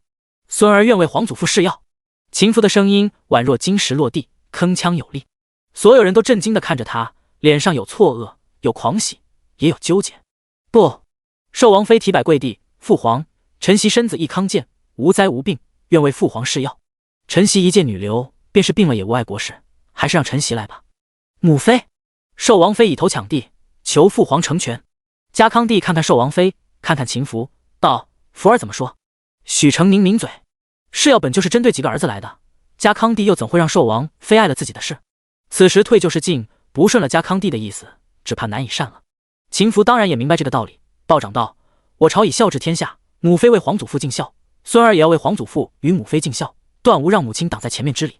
皇祖父，让孙儿来吧。”家康帝定定地看了秦福许久，最后露出一丝笑：“福儿有心了。”“不，福儿不要。”寿王妃紧紧拉住秦福的手，不停摇头：“母妃，孩儿不会有事。”秦福给了寿王妃一个安抚的眼神，看海公公把药盛到跟前，所有人的眼睛都盯住了那一碗黑色的汤药和红色的丹丸。秦福谁也没看，倒是瞥了一眼担忧的许成宁，然后捏起红丸送进了嘴里。红丸有鸟蛋那么大，吞咽起来并不容易，他借助汤药勉强顺了下去。抚一下肚，便有一股浓烈的炙热从丹田的位置四散开来，大火燎原一般，烧遍五脏六腑，一股宛若碎刀割肉的热流涌上喉头。噗的一声，他吐了一口血。福儿！寿王妃大叫，含泪抱住了他。秦福摇头制止住寿王妃，看着家康帝，腰背挺得笔直。皇祖父，药效正好。第121章和尚。因为帝王升级，宫宴草草结束了。宁王自告奋勇留下来侍疾，寿王妃则带着试药伤身的秦福急忙出宫了。许成宁有些忧心秦福会不会中了剧毒，一整个下午心事重重，终于熬到出宫。他步履匆忙，没留意到迎面来的人被撞了个趔趄。阿弥陀佛！撞到的人是个和尚，披着袈裟，手握佛珠，神情庄重肃穆，身后还跟着2个小沙弥。他们打了个佛号便离去了。许成宁久久回望，一直没动。领他出宫的小狗叫了一声：“许公子，你怎么了？不急着出宫了？”许成宁扭过头问：“刚刚的僧人是？”“哦，那是静安寺的慧成大师，陛下喜欢听他讲经，为民祈福，所以经常召大师进宫。”许成宁摇摇头：“那可不是个和尚，样子做得再足，也不是真的。极品小叶紫檀佛珠，谁拿到都会爱不释手，而在一个日日碾磨佛珠的和尚手里，居然还是簇新没有包浆的。方丈日日握着佛珠，在食指第一指节的位置和大拇指指腹里应有很厚的茧子才对，而这个人却是虎口一圈茧子，右手拇指、食指、中指3指的指腹呈现出跟其他手指不一样的颜色。刚刚他撞到他身上的时候，分明闻到那人身上不是和尚惯有的香火味，反而更像他小时候见过的游方术士身上那股味。“许公子！”许成宁回过头，道：“走吧。”出宫后，他径直去了寿王府。王府里的主子全都集中到了听雪堂。许成宁没进屋，只听到里面传来寿王妃呜呜的哭声。他心里一揪，找到丹佐和丹佑：“殿下怎么样了？”丹佐递给他一块脏污的碎布，许成宁认出是秦服的袍袖，黑色的，仔细看才能发现上面有一滩污渍，还有一粒形状歪扭的褐色丹丸。许成宁接过去闻了闻，愕然出声：“朱砂。”丹佐点头，低声道：“殿下吐出了一些，但毕竟进了肚，有一部分毒性还是化开了。”丹佑道：“不必担心，钟白刃能治，现在卖惨就是掩人耳目而已。”许成宁点点头，他困惑的是，家康帝的丹丸里怎么会有朱砂？剂量还不小，这种东西吃下去不坏了身子才怪。家康帝自己不会真的吃这种药吧？太医，福儿究竟怎样了？秦福脸色苍白如纸，像有把锤子从胸腔里面不停咚咚的敲打一样，剧烈的震动，咳嗽。寿王妃拿帕子擦拭他嘴角的血迹，心痛如绞。这是他唯一的孩子，曾经他也与寿王有过一段甜蜜筹谋的岁月，可是色未衰，爱已迟，他才有了身孕，寿王便情谊不在。世人眼中他与寿王伉俪情深，这桩婚事光鲜而体面，可个中酸苦只有他知道。寿王待他无情，娘家也只会一味叫他顺从，不要得罪了寿王。他从来无依无靠，始终是一个人在维持这段惨淡的婚姻。若说曾经他还天真的奢望寿王回头，活到这个岁数，他早已不奢求寿王的情爱恩义，是儿子支撑他活到了现在。他多好的儿子啊！从小就孝顺懂事，他看着他一点点长大，从牙牙学语到健步如飞。他会调皮的爬树，挂在树上晃晃悠悠，会下了学捧着书本一句一句念给他听，还会在他伤心难过又极力掩饰的时候，敏感地察觉到他的心情，然后偷偷地往寿王的衣服里撒臊羊粉。后来他大了，越来越聪明能干，强大到已经不再需要小时候那些恶作剧，就能让他无忧无虑，让寿王还给他身为王妃该有的所有体面。他这么好的孩子，这么出色的孩子，凭什么被这般对待？寿王妃甚至恨上了家康帝和寿王，都是因为你，你这个孬种！寿王妃发疯般的扑打寿王，你为什么不吃药？为什么不是你吃药？为什么？寿王被一通乱打，一时怒上心头。够了，我没够！寿王妃红着眼睛，簌簌的掉泪。我真恨不得人事不省的是你！寿王暴怒，你大胆！闵侧妃看得窃喜不已。世子完了，王妃也得罪了王爷，他还愁情喊当不成世子，自己扶不了正吗？他用袖口捂了捂口鼻，渲然欲泣的走过去，哭道：“王妃娘娘，您怎能如此说王爷？他是我们的天，您怎能这么诅咒他呢？”闭嘴！寿王妃恨恨地掴了他一耳光，这一巴掌他用足了劲，把闵侧妃打得跌倒在地，泪汪汪地捂着脸。你放肆！寿王扬起了手，正要打下，许成宁跟丹佐丹佑一起冲了进来，挡在了寿王妃跟前。王爷息怒，王妃娘娘关心则乱，一时口不择言，行为过激了些。世子乃您一手教出来的英杰，能力超凡，才干过人，王爷恩慈，定也不忍世子受此病痛之苦。而王妃的慈母心肠与您是一样的，望王爷宽恕则个。当务之急是为世子缓解病情，王爷王妃有什么误会，待世子醒了再说清楚可好？寿王听他这么说，也冷静了下来。说的没错，秦福是他的左膀右臂，用得到的地方太多，他若没了，他又要耗费多少年心血才能培养出一个像秦福一样的得力助手，而他等不了那么久。秦福不能有事，王妃也得继续供着。丹佐丹佑是武职，笨嘴拙舌，只负责武力，一左一右伸出手把王妃挡在身后，看许成宁舌灿莲花，有理有据，条分缕析地把寿王一枪怒焰浇灭了。寿王摆摆手，太医，快给世子诊治。闵侧妃倒在地上半天也没等到寿王扶他，只能忍着气被亲子怀康郡王扶起来了。太医诊治要安静，寿王妃只能让出来床边的位置，泪眼汪汪地站在床前看，拽住许成宁的手捏得紧紧的。他不敢吵到太医，只是不停地喃喃：他什么时候能醒？为什么还不醒？许成宁手被捏得生疼，暗暗在心里说：那得看世子愿意了。眼珠在眼皮子底下滚了几次，他都看见了。第122章，指挥使救命。几个太医轮着看，看诊了许久，又是扎针，又是喂药，反反复复，进进出出。在最后一位太医大展身手之后，秦福眉心一皱，终于睁开了眼。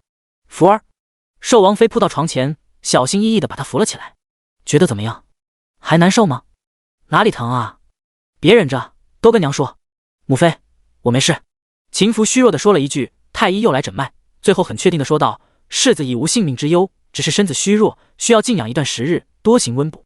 寿王世子脱险的消息传进宫里，宫里很快下达了旨意，寿王世子是要有功，赏赐人参、雪蝉、冬虫夏草等稀贵药材和珍宝器玩无数，念及世子身子抱恙，准许他休沐，直至养好身子再担任公务。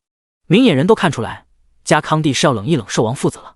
送走传旨的太监许成宁听到寿王妃低声骂了句脏话，秦福要养病，虚弱地说西山清静，想去西山别院住一段时间。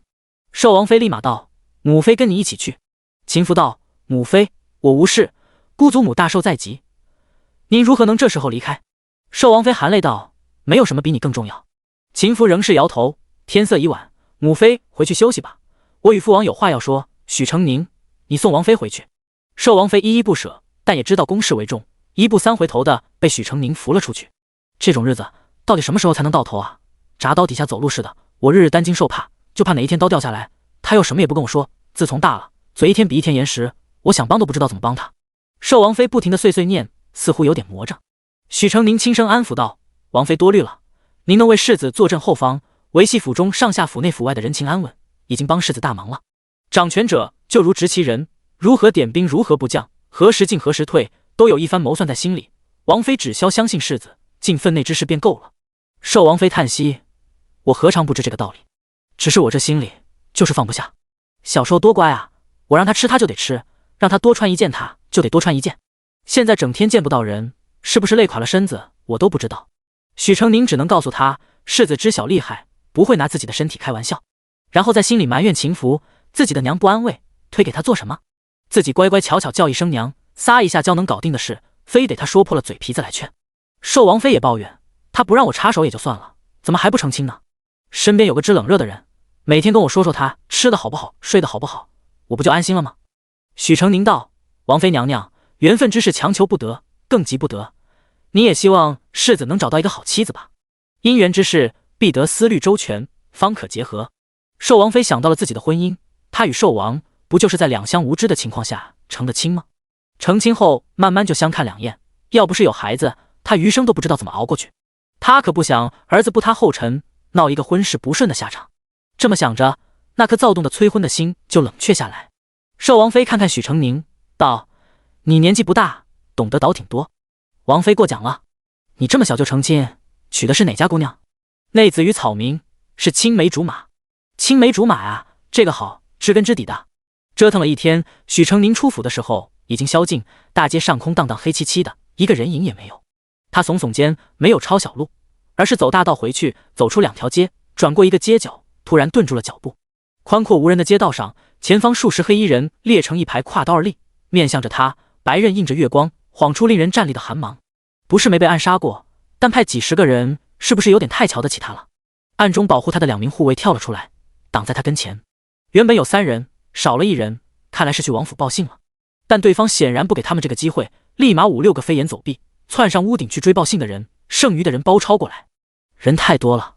许成宁道：你们1人带着我，一路往城卫所去求援。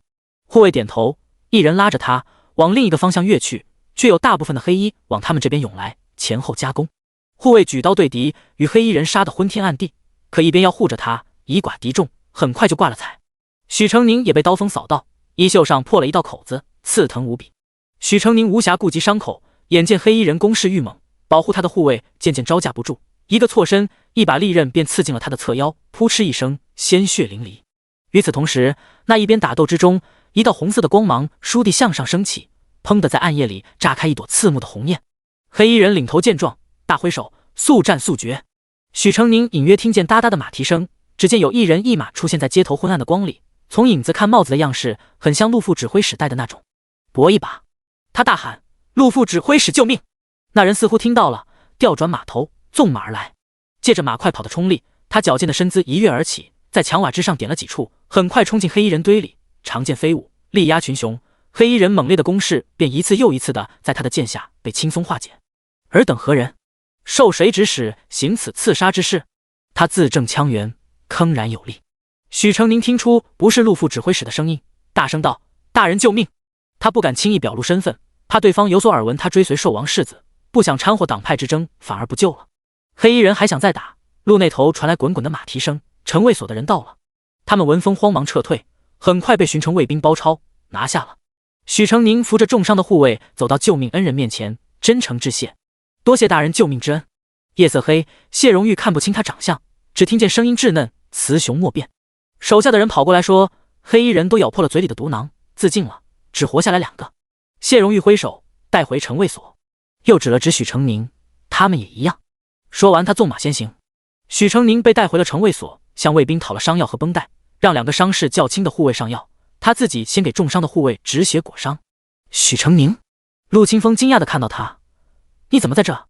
许成宁解释了一下：“多亏你们大人救了我们。”谢荣玉啊，陆清风道：“我去找他，回头问出了幕后黑手，我替你算账。”他刚要往谢荣玉的直房走，迎面就撞上了他。“平远，多谢你救了我的小朋友啊！”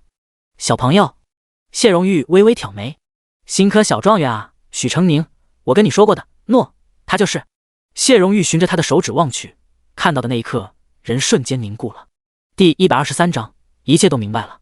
陆清风犹未察觉他的异样，还在自顾自地问：“看，长得可爱吧？人又聪明，我做梦都想有这样一个弟弟妹妹，你觉得呢？”他把手搭在谢荣玉的肩膀上，忽觉僵硬，扭头看见谢荣玉脸上无比震惊的神色，皱眉：“平远，怎么了？你刚刚说……”谢荣玉声音干涩：“他叫什么？”“许成宁啊。”陆清风觉得他不对劲：“今年的进士科状元，你没听说吗？长安府许成宁，姓许。”谢荣玉好似没有听到陆清风的话，一个箭步窜到许成宁面前。许成宁冷不防被他吓了一跳，抬头望向面前高大的男子，终于看清了他。面如冠玉，身量却颀长魁梧，周身铁一般的阳刚气势，极其俊美而英气。怪不得刚刚以一敌众，也能压倒性的胜利，一看就是武将的人才。他站起来，拱手深深地弯下腰：“多谢指挥使，救命之恩，没齿难忘。”谢荣玉看他的头，低低地朝自己垂了下去，指尖发冷，如鲠在喉。陆清风走过来，把他拉起，笑道：“用不着这么客气，巡卫皇城本就是我们职责所在。倒是你，小小年纪，这么晚还在外面晃悠，不乖哦。”许成宁浅笑，白嫩的脸上恍若徐徐绽开了一朵桃花，青眸婉转，唇不点红，煞是好看。谢荣玉心里像被轻轻击中，脑海里恍然浮现幼时光景，是母亲产后虚弱的躺在床上，而他跪坐在柔软的被子上，轻手轻脚的抱着软软的幼妹给他看。他点点妹妹的鼻子，又摸了摸自己的鼻梁：“阿娘，你看，妹妹的鼻子跟我一样挺。”王氏笑道：“是呀，都随了你们爹了。”他低头又端详了妹一会儿，笑道：“但妹妹的鼻头像阿娘。妹妹漂亮吗？”“漂亮。”他抱着妹妹轻轻的摇晃：“我妹妹比二弟的妹妹漂亮多了。”怀里的妹妹吧嗒着小嘴，慢慢举起嫩嫩的小手。他低下脸去，嫩芽似的手指便点在了他的鼻尖上。他心里欢喜，与妹妹贴了贴额头，2个孩子一起咯咯的笑。王氏在一旁也柔柔的笑了。母亲的笑容像水里的印象，一颗石子投入水面旋转，模糊起来，慢慢变成了怀里婴儿的笑，渐渐的又变成面前小公子唇红齿白的脸。“你姓许，长安府虚县人？”他听见自己问。许成宁觉得他态度似乎有点奇怪，但还是道：“回大人，正是。”他明白了，一切都明白了，所有往日不得解的困惑疑团全都在这一刻解开了。他定定站了许久，忽然皱眉：“你受伤了？”许成宁侧脸有线一样细小的一道浅口，是刀锋刮到的，出了点血，并不严重，倒是胳膊上那一刀有点深，流了很多血，袖子都染红了。“是护卫的血。”谢荣玉立马喊人去直房把他的金疮药拿来。本来冷冷淡淡公事公办的人，怎么突然热心起来了？许成宁有些受宠若惊：“你为何会被人追杀？”谢荣玉问。要不是他今晚正好路过那个街口，他可能就此丧命了。一想到这，他竟控制不住微微发抖。许成宁刚要答，单佑突然带人进门了。许成宁是从王府里出去的，我们世子殿下有权问责，特派我来看看。单佑说着，转过头看着许成宁，用口型问道：“你没事吧？”许成宁摇头。单佑又道：“贼人伤了我们王府的护卫，世子殿下很不高兴，要求个真相，劳烦谢世子把人犯交给我，我带回去审问。原来这几个护卫是寿王府的，杀身之祸也是由寿王府而起，他与寿王府究竟牵绊多深？”谢荣玉冷声道：“进了城卫所就没有把人交出去的道理。殿下有心知道，待我查明之后，自会给殿下一个交代。”单佑见他态度如此，心里很不满，殿下可帮过他，谢世子就是这么对自己恩人的。他还想争取，被许成宁拉住了。许成宁冲他摇了摇头：“秦府马上要去西山韬光养晦，不宜再纠缠这些事。杀他的人，无非就那么几家，查不查其实无所谓。谢荣玉低头看着他拉着丹佑胳膊的小白手，胸口起伏，神色晦暗不明。单佑听了许成宁的话，让人把受伤的护卫带回去，要亲自送许成宁回家。谢荣玉忽然道：“我送他回去。”单佑忍无可忍，骂道：“谢世子怎么什么都要抢？许成宁是寿王府的座上宾，犯不着你狗拿耗子多管闲事。好了，别吵了，快带我回去。”临走前，许成宁转身又对谢荣玉道了一次谢。单佑在旁边叽叽喳喳，本来就是他们城卫所的职责，不用谢，就算没有他，晚个一夕的功夫我也到了。谢荣玉站在城卫所门口，目送他们离去。陆清风走过来，把手放在他肩上：“你今晚怎么了？失魂落魄的，从没见过你这样。”谢荣玉转过身往里走，身后带起一阵风：“替我告假，我去一趟长安府，牢里的刺客交给你看管，留着命，严刑逼供，谁来都不许给。”哎，喂，长安府那么远，你去那做什么？第124章毒伤。因为受伤，许成宁往宫里告了几天假，待在家里养伤。伤口细长一道，呈纵向划在小臂上，养了几天，已经结了痂，里面的肉呈淡淡的粉色。他不是个容易留疤的体质，像这样的伤，等痂掉了，就基本瞧不见了。李如小心翼翼地把药涂上去，心疼问道：“疼吗？”“好多了，没那么疼，但痒得很。”许成宁吹了吹伤口，所幸没有伤到筋骨，写字画画无碍。涂完了药，他叫李如早点休息，自己去侧间的小床上睡。因为手上有伤，这几日他都跟李如分开睡。4更天时分，他睡得正熟时，忽然听到门外有响动。前几天刚经历过刺杀，他一下子惊醒了。谁？他心里警惕，点亮油灯，蹑手蹑脚走到门口，小心翼翼把门打开了一条缝。没有烛火，外面黑漆漆一片，伸手不见五指。他刚要把门关上，忽然一只大手横出，捂住了他的嘴，紧接着人落入一个温暖的怀抱。他呜呜叫了2声，听见身后的人在耳边道：“别叫，是姑。”他鼻尖充斥着淡淡的血腥味，脸上也黏黏糊糊的。“殿下。”秦福垂下手，沉重的身体压了下来，许成宁没扛住，两人一歪倒，砰的一声撞到了门板上。“南哥哥，怎么了？”李如醒了，许成宁小声道：“没事。”说着，他架着秦福的臂膀，勉力把他扶进了屋。李如陡然看到一个身形高大的陌生人，许成宁还被呼了一脸血，当下惊了一大跳。许成宁把他扶到侧间的床上，才对李如道：“阿如，你就当什么都没看见，也不要对外说，知道吗？”李如讷讷点头。许成宁自己也受了伤，家里刚好有伤药和包扎用的细布，便把东西拿了出来。侧间与卧房其实是同一间房，中间砌了一道薄墙，再挖个洞，安上帘子，两边各放了一张床，只是侧间的要窄小许多。李如怕生，侧间有陌生人在，他也睡不着了，帮许成宁打了盆水过来。“阿如，帮我看看院子和门口有没有血，有的话擦洗干净，用土盖上痕迹抹匀，沾血的布丢到灶里。”许成宁在侧间多点了几盏灯烛，借光去看秦福的伤势。秦福右胸处被弩箭射伤，箭已经拔了出来，留下一个深深的洞，血还在细细往下流，把黑色的夜行衣浸染成了暗褐色。许成宁剪开他的衣服，看伤口泛着紫黑，流出的血颜色也有些深，他心里微惊，箭上有毒。秦福虚弱点头，嘴唇略呈紫干色。他胸膛肌理坚硬，许成宁用力按了几次，只挤出来一点点黑血。中毒拖延一刻，便多一分危险。无可奈何之下，他只能低头用口把血吸出来。他像头温顺的小兽，柔软的嘴唇贴着他坚硬的肌理，埋在他的怀里吸吮。一股酥麻从足心涌向头顶，秦福不受控地浮起一片轻微的战栗。这样太亲近了些，他感到浑身不自在，抬起手似乎想把他推开，手悬在半空中犹豫了许久，最后落在他的头顶，撸猫一般由后脑勺到后颈轻轻抚了抚。他低头仔细看他，见他垂着眼，秀挺的鼻梁拱着他的肌肤，睫毛又长又翘，每眨一次眼睛就疗养他一回。“南哥哥，我……”李如撩开帘子，看到里面情景，笑容僵在了脸上，帘子吧嗒一声从手上掉落下来。秦福目光冰冷地看着他：“对不起。”李如扭头就跑，没留意到秦福泛红的耳尖。小一刻钟时间，流出来的血终于变成了鲜红色。许成宁大大松了口气，他现在模样很诡异，上半张脸银白如玉，下半张脸都是血，有的些血迹已经干了。秦福道：“血有毒，要顾自己上，你先去漱口。”许成宁点头，自去厨房舀水，漱了10几次口，确保嘴里清得干干净净。注意到李如在旁边欲言又止，许成宁挠了挠脸，解释道：“事急从权，不把毒吸出来会危及性命的。”他看天色将亮，便道：“阿如，这2天可能会有人到我们这里来搜查，你不要露出异样，平常该做什么就做什么。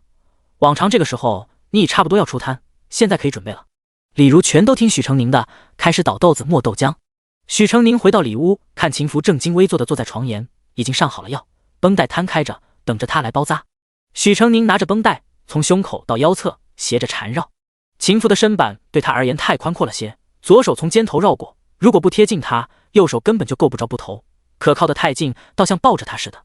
殿下，您搭把手呗。秦福沉默地摁住肩头的绷带，许成宁便从后面把绷带绕到腰间，一圈圈缠好。一切收拾妥当，许成宁终于有空跟他说话。殿下，您不是去西山别院了吗？障眼法罢了。秦福道，孤本就没打算离京，去西山的另有其人。那您的伤势？夜探高家，被高家的暗卫察觉了。高家？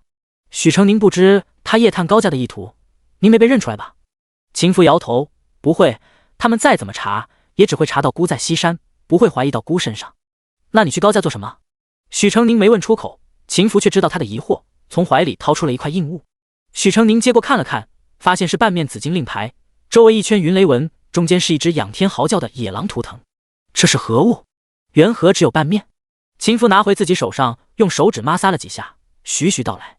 懿德皇帝有一子，封号康都王，其生前战功赫赫，风头压过了太子。懿德皇帝为保康都王平安，特许他一支彪悍的铁骑，一级琅琊铁骑，只认牌主，不认君王。后来康都王子孙登基为帝，琅琊铁骑就此收归帝王一系。这块紫金琅琊令兜兜转转，落到废太子手里。秦福看向许成宁，那位所谓的冷宫女鬼，是救东宫太子凤仪。那晚你所见，正是李凤仪把这半面紫金琅琊令献给了高家来人。第125章搜查。那另外半面呢？没人知道，圣上、高家或许还有更多的人一直在找另外半面，至今无果。琅琊铁骑许成宁有所耳闻，是由3000精锐组成，彪悍无比的一支武装铁骑，据说战力惊人，以一当十，且嗜血残暴。最可怕的是，他们来无影去无踪，敌人往往还没反应过来，就已经死于他们刀下。曾有传闻，琅琊铁骑在与西戎一战中被临时调到前线，把2万敌军杀得片甲不留。从此之后，西戎人闻之丧胆。许成宁愕然，这才是太子被废的真正原因。以家康帝的肚肠，岂能忍受有这么一把铡刀在自己头上？许成宁还想说什么，这时李如在外面喊了一声，让他们吃饭，自己则带了东西去隔壁找秀秀妙妙去了。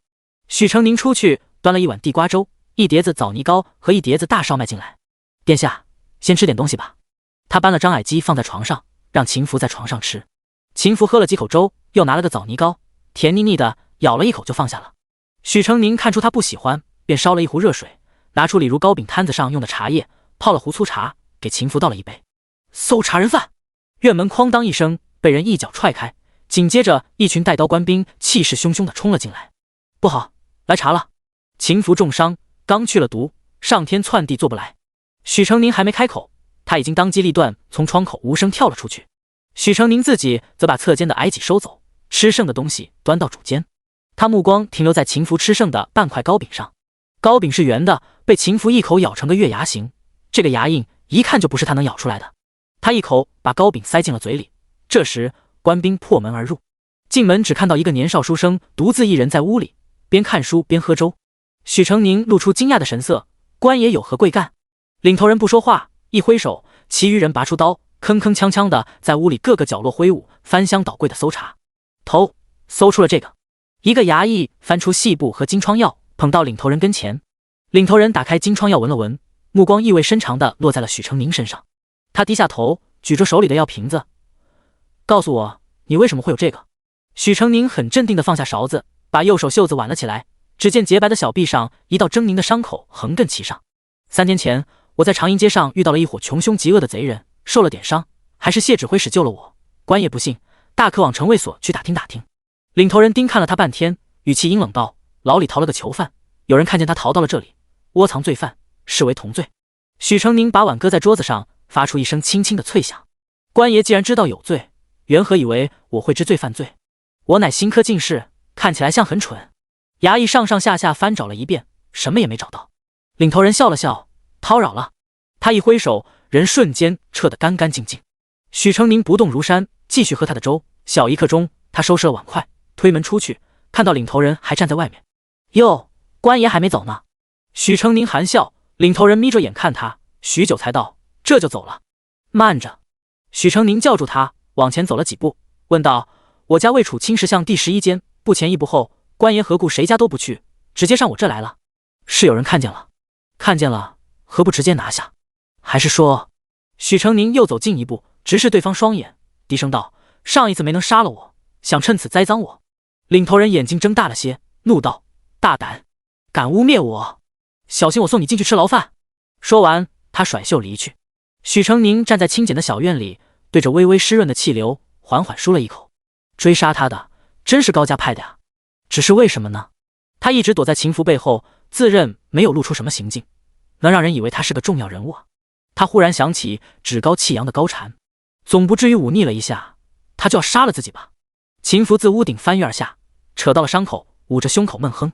许成宁忙扶他回侧间的床上，床很窄小，秦福的腿都伸不直，但许成宁没办法，主间的床上都是李如安睡的亲枕，不好让秦福用，只能往他腿下垫点东西，替他调整好一个不那么憋屈的姿势，再小声跟他道：“他们大抵不会再来了，您好好歇一觉。”他从储物的箱子里翻出一条从小用到大的小被子，盖到秦福身上。小被子应该用了很久，有点发白，摸起来又绵又软，有一股淡淡的香气，很像他身上的体香，温温软软的。秦福觉得比他平时用惯的龙涎香好闻多了，好闻的香气让他慢慢放松了紧绷的身体，进入了梦乡。许成宁守了他一个上午，等他醒了才敢出门去药堂买药，买的都是他自己能用得上的，同时悄悄往寿王府里递了个消息，顺了瓶解毒丹回来。李如回家时，一进门就看见秦福金刀大马坐在屋里喝茶，顿时吓得魂不附体。他趁秦福不注意的时候，拉着许成宁到门边大倒苦水。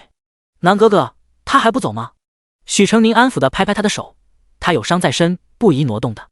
李如哭丧着脸，那我去找小芳住几天行不行？许成宁柔声问道。你害怕什么呀？你告诉我。我不知道，只是看他又高又壮，没个笑意，好厉害的样子，我就害怕。李如本就胆小怕生，天生处达官贵人身上的威风，早上又被秦福冷冰冰的看了一眼，到现在都怕得手发抖。许成宁想了想，家里就2张床，中间只隔了一道帘子，阿如是女孩子，确实不好跟秦福共处一室。他不能因为秦福罔顾了李如的感受，虽然这时候送他走有点嫌弃世子殿下的意思，但也管不了那么多了。他陪李如收拾好包袱，亲自送他到赖婶子家。家里有老鼠，阿如怕的夜里睡不着，能否让他在您这住几天？等我捉完了老鼠，再把他接回去。他包了10两银子，被赖婶子推了回来。都是邻居，客气啥？吃不了几两米。许成宁怎么能让人吃亏？好说歹说，让他收下了，自己回了家。秦福正坐在堂屋里，垂眸看一张纸条，桌上一只灰白色的鸽子在啄毛。听到他的脚步声，秦福抬眼看来，目光略有点审视的意味。许成宁解释道：“阿如怕生，我送他去隔壁住几天，您别见怪。”秦福也觉得中间多插一个人很不自在，只要能把人送走，他可以不计较许成宁说自己是老鼠。许成宁把侧间的被褥抱出来，跟卧房的挪了个位置。侧间床小，殿下您今晚在主间睡吧，被褥是旧的，但是干净的，凑合着用可好？秦福点头，你看着安排。他挺喜欢这被子，怪香的。第126章，制衡。一切安排妥当，许成宁才落座，问起了宫里的事。圣上那般做，究竟意欲何为？意在敲打我们父子。秦福很平静道：皇祖父便是这样一个人，你什么都做不成，他会忧心政务，责备你担不起事。你做成了，他又要忌惮，怕有谁脱离了自己的掌控。所以这些年，我们每立一次功，他都会想方设法打压一回，这次也不例外。以昨日的情形，即便宁王端王愿主动施药，最终还是会落到我们父子头上。孤主动接过来，意在让他放心，以为孤与父王仍在他的掌控中。孤正需要一个韬光养晦的时机，便顺势而为了。家康帝善用制衡之术，喜欢把每个儿子削得一头齐平，谁冒头就削谁。江南马上要有一批士族出身的新官上任，他们还没见到皇上，便早就接触了秦福，见识过秦福才干与决断。秦福在冒头，便容易有勾结之嫌，让家康帝更加忌讳他。上有皇帝疑神疑鬼，等着拿儿孙开刀，下有几个皇叔虎视眈眈，等寿王府一倒霉就会扑上来撕咬，群狼环伺。与其等着家康帝动手，还不如秦福自己退下来，以退为进，保全自己的势力，这是秦福最明智的选择。横竖差事是谁办的，谁就能拿到实实在在的好处，至于功绩与声望，那是次要的，给了谁都无所谓。许成宁叹气，陛下究竟为何要如此？国本悬而未决，对江山社稷不会有半点好处。到这个时候了，不应该挑选出最合适的继位者，以安定朝廷吗？嘉康帝不单没有这么做，还致力于打压出色的儿孙。如果他正当盛年，不想儿子野心太大压过自己，这么做还算无可厚非。可关口在于，他已到暮年，身子也越来越差，说句难听的，还能活多久都不知道。这个时候还在储位上悬摆不定，置整个王朝于何地？秦福道：孤怀疑国本一事上他另有打算，但具体为何，孤还在查。他甚至怀疑过嘉康帝是不是对张皇后和废太子心怀愧疚，想把皇位仍传给废太子。可把往事追溯到底，也没发现他对废太子有半分宽宥，或许有愧疚，但不至于要把皇位交给他。他锁着眉心深思许久，回过神来时，见许成宁盯着他，大眼睛里有一丝淡淡的关心。他心里莫名一软，伸手摸了摸他的头。道路艰险，但孤活着就会护着你。许成宁看到他眼神里透出的坚定与毅然，微微弯唇，用力点了点头。许成宁无微不至照料了他2天，到了第3天，秦福已经能出屋子走动。负伤这么久，他也终于能好好打量许成宁居住的这座小宅院。宅院很小，只有几间又矮又窄的泥瓦房，灰白墙面，黑色房顶，收拾得一尘不染。因为昨夜下过雨，黑瓦挂着水光锃亮。屋前的大槐树下时不时滴下水珠来，树下摆放的东西都挪开了。房前还有一口八角井，搭了个木架，上面安了2个轮子，一高一低，绕着麻绳，底下吊一个木桶，另一个绳头绕在碾轮上。上面的滑轮支得很高，旁边架一段中通的竹竿，通到厨房一口大水缸里。这是个省力的装置，秦福试了2下，发现打水会轻省很多，用下面的轮子挑水，上面的轮子把水桶提到极致，再一拉，桶就会倾斜，流口搭在竹竿上，水借此流往厨房的水缸。院中还架了2个竹架子，一个晾衣裳，一个挂了个簸箕，上面放着几把韭菜，竹竿上还挂了些丝状的东西，正湿哒哒地滴着水。秦福摸了摸，发现是自制的粉条。许成宁正蹲在井边，用一个大盆洗衣服，洗的是他夜探高府时穿在里面的便衣，昨晚被他用针线给补好了。大抵穷苦人家的男孩子被逼无奈，都得会点缝补手艺。许成宁不会刺绣，但补衣服很整齐，往衣服里面垫块补子，就能把衣服补得从外面看不到一点痕迹。但衣服内侧不太雅观就是了。秦福本来嫌麻烦，但现下着实不宜让他出去买成衣，他身上穿的这套还是他用点借口从邻居那借来的。许成宁把衣服卷起来拧干，甩了甩，挂了起来，然后甩了甩手上的水珠子，伸了伸懒腰。秦福走过来，忽然捏住了他的手，翻过来看，长指轻抚着那道贯穿整个小臂的刀疤。他皱眉轻声问：这就是那晚留下的伤？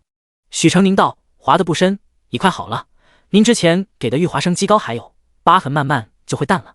秦福低头又细看了一会儿，孤家派暗卫跟在你身边。许成宁点头，多谢殿下。他想了想，又道：我看您伤快好了，今天换个口味，给您做面吃好不好？秦福很惊讶，你还会做饭？他在这住了几天，就吃了几天清粥小菜，还以为许成宁只会煮稀饭呢。不过别说，先于城一别，他还真有点怀念小老百姓的1日3餐，趁这个机会来过一过也不错。许成宁往屋里走，洗过手，拿出一袋面粉，往酱釉大盆里倒了2碗，笑道：会的不多，只有做面和蒸鸡上能入口。他挽起2只袖子，熟练地揉起了面，等面揉成光溜溜的一团后，再盖上一块干净的白布醒面。殿下想吃汤的面还是干的面？秦福想了想，一样来一点。面团醒好后，许成宁开始拉面抻面，揪了一团，2手张开了扯。他做习惯了，闭着眼睛都能扯。但秦福却觉得很新鲜，他长这么大还从没有进过庖厨，更没见过里面的人是怎么做饭的。许成宁小小的身板立在灶台前，侧面看脖梗细长，因低着头，颈部微弯，无端生出几分柔丽可期的委婉情态，露出来的2节胳膊白皙纤细，手捏成拳头，圆圆的，有点可爱。第127章滋润。他动作很麻利，合起分开，合起又分开，羞羞的晃了晃，慢慢就把面扯成型了。面做了2种，一种宽的，一种细的，宽的做干面，细的做汤面。起锅烧水，先把面都煮熟，分开捞在2只海碗里。正值酷夏，他被冒起的热气蒸得汗流浃背。他用袖子擦了擦汗，看秦福还站在厨房外，便道：灶台热，殿下您到堂屋里等会儿，面片刻就得。秦福抱臂倚在门口，看他热的2颊微微泛红，完全没了算计人时的狡黠精明，只剩下乖巧可爱。你做你的，不必管顾。许成宁无可奈何，只能不管他。盛着宽面的一碗，放上蒜末腌菜，撒点盐、醋、酱油和一点点辣子，热油一淋，香味四溢。汤面做的很简单，条件有限，没有鸡汤、鱼汤、肉汤，只能用热油浇葱花蒜末，激出香味，放上醋、酱油、盐和胡椒粉，再把面汤和面放进去，就做好了。许成宁两手捧住海碗，正要端走，秦福手伸了过来，他手大力气大，也不嫌烫，一手一只海碗端去了堂屋。许成宁看他如此，没有阻止，自己拿好碗筷勺子和一碟炒好的浇头也跟了过去。他先给秦福捞了一碗，淋上浇头。我只会做点粗茶淡饭，殿下尝尝看。秦福闻着就觉得香，很文雅的夹起一根宽宽长长的面，从头吃起。面很筋道，面香混着油香，变成一股极致的美味。好吃。秦福点头，赞许的看着他，你手艺不错。许成宁嘿嘿的笑，给自己的碗里挖了2勺辣子。注意到秦福的目光，许成宁解释道，这是我师娘自己做的辣子，配面最香，殿下伤势未愈，不能吃，下回有机会再让您尝尝。说完他埋头吃起来。他吃相很随意，一口一口的吸溜，嘴都不住了才嚼，愣是不肯把面咬断，嘴里的吃下去了再继续吸溜。饭桌上很安静，只有2人争先恐后的吸溜声。秦福吃完了一碗，许成宁又给他捞了一碗汤面。秦福从没吃过这么简陋的汤面。在王府，他想吃一碗面，用的必得是高汤，用鸡鸭鱼肉等山珍海味大火熬煮数个时辰，熬出精华与鲜味，再经过精心调味，这样的一碗面汤才敢端上主子的饭桌。而许成宁煮的仅仅是清汤面，清澈的面汤上只浮着碧绿的葱花，远没有府里的面汤鲜美，可清淡朴素，别有一番滋味。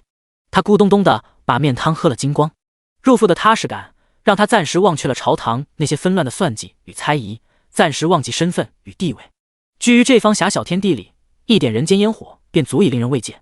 夜里，许成宁想看会儿书写会儿字，打算在侧间搬一张小几，秦福却阻止了。他淡淡道，一起用吧，省点灯油。于是许成宁便与他共用一张桌子，相对坐。屋子里很简陋的陈设，一床一柜，一桌一妆台，并2张长凳，侧间则更简陋，只有一张小床和几个装书的大香笼，一眼可以扫尽。秦福忽而看见上次在扬州猜灯谜得来的老虎花灯就挂在床边的墙上，他取下来看了看，又挂回去，然后翻看他的书箱，发现除了少数几本外，其余的书都是他自己亲笔抄写的，甚至把几本书融为一本，对照研读。光是他这些年写下的札记、随笔、文章就装满了2个的香笼。年少成才的状元郎可不只是天赋异禀，他背后付出的艰辛刻苦只会比常人多得多。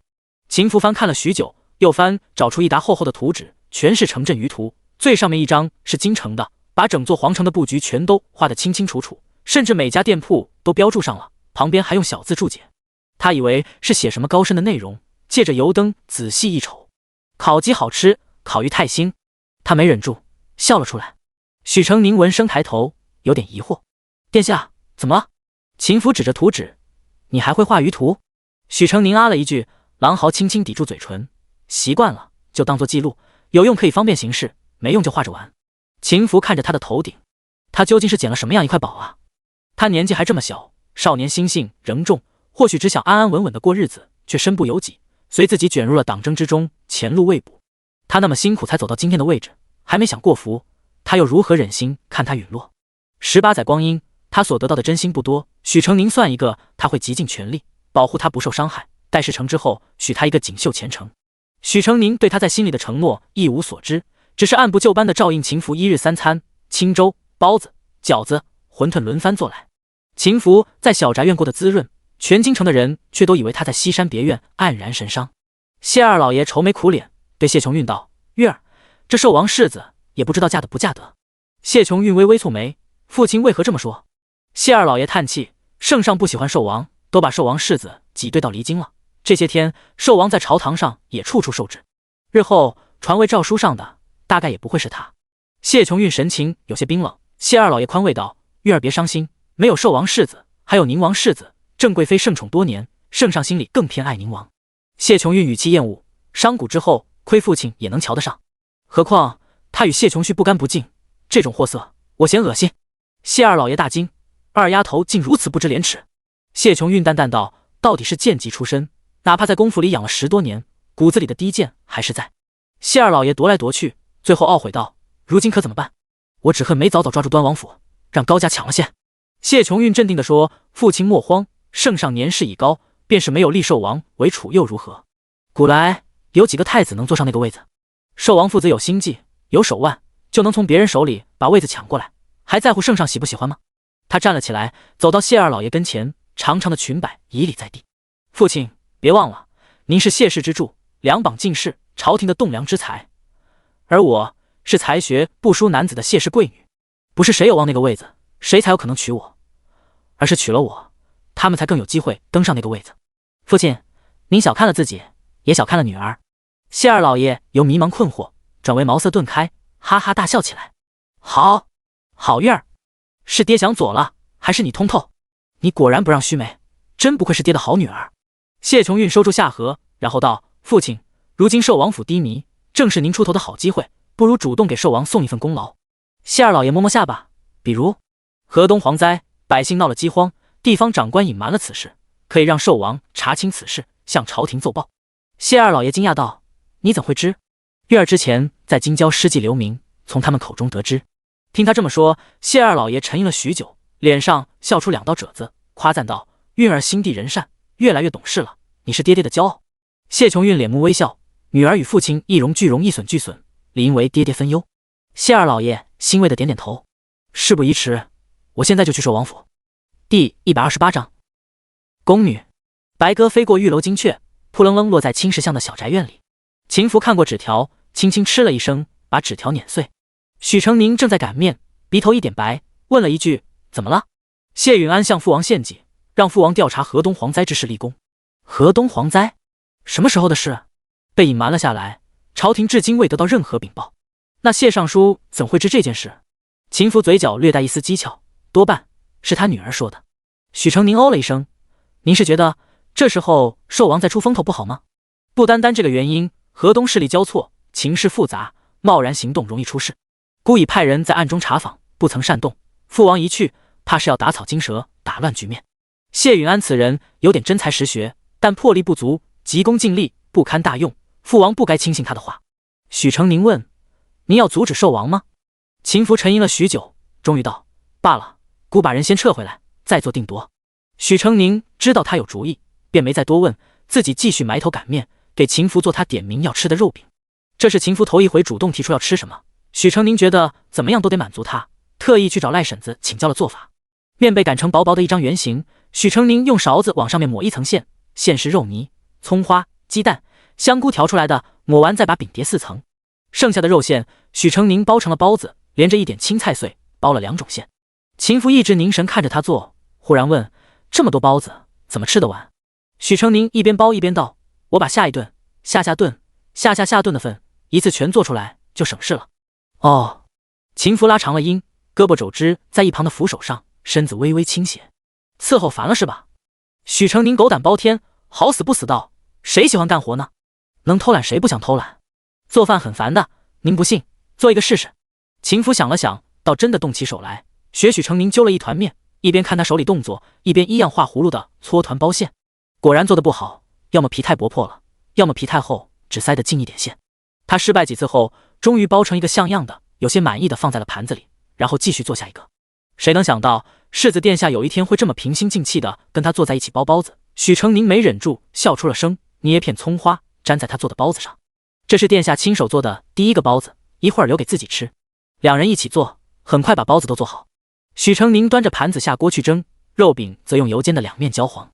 南哥哥，李如突然回来，在外面喊人，听声音似乎很焦急。许成宁示意秦福先吃，他擦洗过手脸，走了出去。李如和秀秀妙妙站在门口，一个个愁眉苦脸。许成宁走过去问：你们怎么了？南哥哥，刚刚官府来人，说要选人入宫当宫女，秀秀她被选上了，过几天就要进宫了。什么？许成宁愕然。秀秀哭道：南公子，我不想进宫，不想当宫女，你帮帮我好不好？妙妙道：是啊，南公子，我姐姐今年都14岁了，想嫁人了，怎么能进宫呢？秀秀红着脸捶了妙妙一下。许成宁想了想，又问：你们可还有认识的人也选上了？妙妙道：有的，琳琅中的女儿也选上了，可巧她也14岁了，都已经在相看人家了。李如也道：南哥哥，你帮帮秀秀吧，我们还想继续做生意呢。许成宁苦笑，不是他帮不帮的问题，实在这种事他也帮不了。不过他还是宽慰他们道：你们先别急，进宫还要再筛选考核，不一定会选上的。我明早进宫打听一下，看能否有通融的余地，回来再与你们说。他把几个姑娘劝了回去，转头自己也愁容满面。走到堂屋，撞上了秦福，他暴毙站在门边，道：“姑都听到了，可要姑帮忙？”许成宁刚想说要，又皱眉道：“不会被顺藤摸瓜，让人注意到您的动向吗？”“姑不会有事，倒是你。”秦福朝隔壁院子抬了抬下巴：“你与他们走得近，帮了一个，就会有10个100个来求你帮忙，到时候你帮不帮？不帮会有麻烦，帮了会有大麻烦。”许成宁微微沉吟：“您说的对，此事要从长计议。姑劝你别沾身。”许成宁脸目，点了点头。尽管如此，他还是来了皇宫。今天领路的小狗蔫头耷脑，无精打采的。许成宁问候了一声：“小狗公公，什么事让你不高兴了？”小狗忍着哭腔道：“我收到家人的消息，说我姐姐丢了。”“丢了？”许成宁皱眉：“怎么丢的？”小狗拿袖子抹了抹泪：“不知道，就是有一天出去了，再也没回来过。丢了1年了。要不是我想给他送吉吉礼，到现在还蒙在鼓里呢。才14岁就发生了这样的事啊！”许成宁要赶时间，口头安慰了他几句，便来到广陵宫。今天4个伴读都在，被家康帝勒令必须待在书房读书，派了人在外面看守。顺王哀嚎了1个时辰也没用，只能撅着嘴坐在位子上生闷气。许成宁4个围坐在他旁边，好话说了一箩筐，终于把他夸舒坦了，扭来扭去听完了课。一下课，立刻双腿蹬地，人在位子上转了半圈，趴在椅背上跟他们讲话。许成宁趁此间歇，问起了宫里遴选宫女的事。顺王刚刚嚎了太久，已经哑了，操着公鸭嗓道：“这个呀，原先的宫女都太老了，放出去一批人就不够了嘛，所以再找一些年轻的进来。”上官臣道：“这个很常见啊，去年就选过一批了。我记得平乡侯府有个庶小姐也进宫当长侍姑姑了。”顺王瘪嘴：“本王不喜欢那个老姑娘，跟块木头一样。”“老姑娘？她多大了？”“现在有19了吧？她出身不好，在家不受宠，谈不到好婚事，自作主张进了宫，侯府也没有管她。19岁进宫有些大了吧？听说她是设法走了海公公的门路才进来的，以后准备在宫里当老嬷嬷了。”许成宁想了想道：“按说宫里没有天心主子，为何去年选过了，今年还要选呢？就他所知，今年还老死了几个嫔妃呢。不知道啊，去年那批不顶用呗，好些个年轻宫女不安分，拿下去打杀了。”顺王一拍脑门：“本王宫里也有个小宫女，进宫的时候才14岁，我看她长得好看，又踢毽球最厉害，把她要过来了，后来莫名其妙也不见了，又是14岁。”许成宁念头一闪，感觉好像抓住了什么，却又想不出来。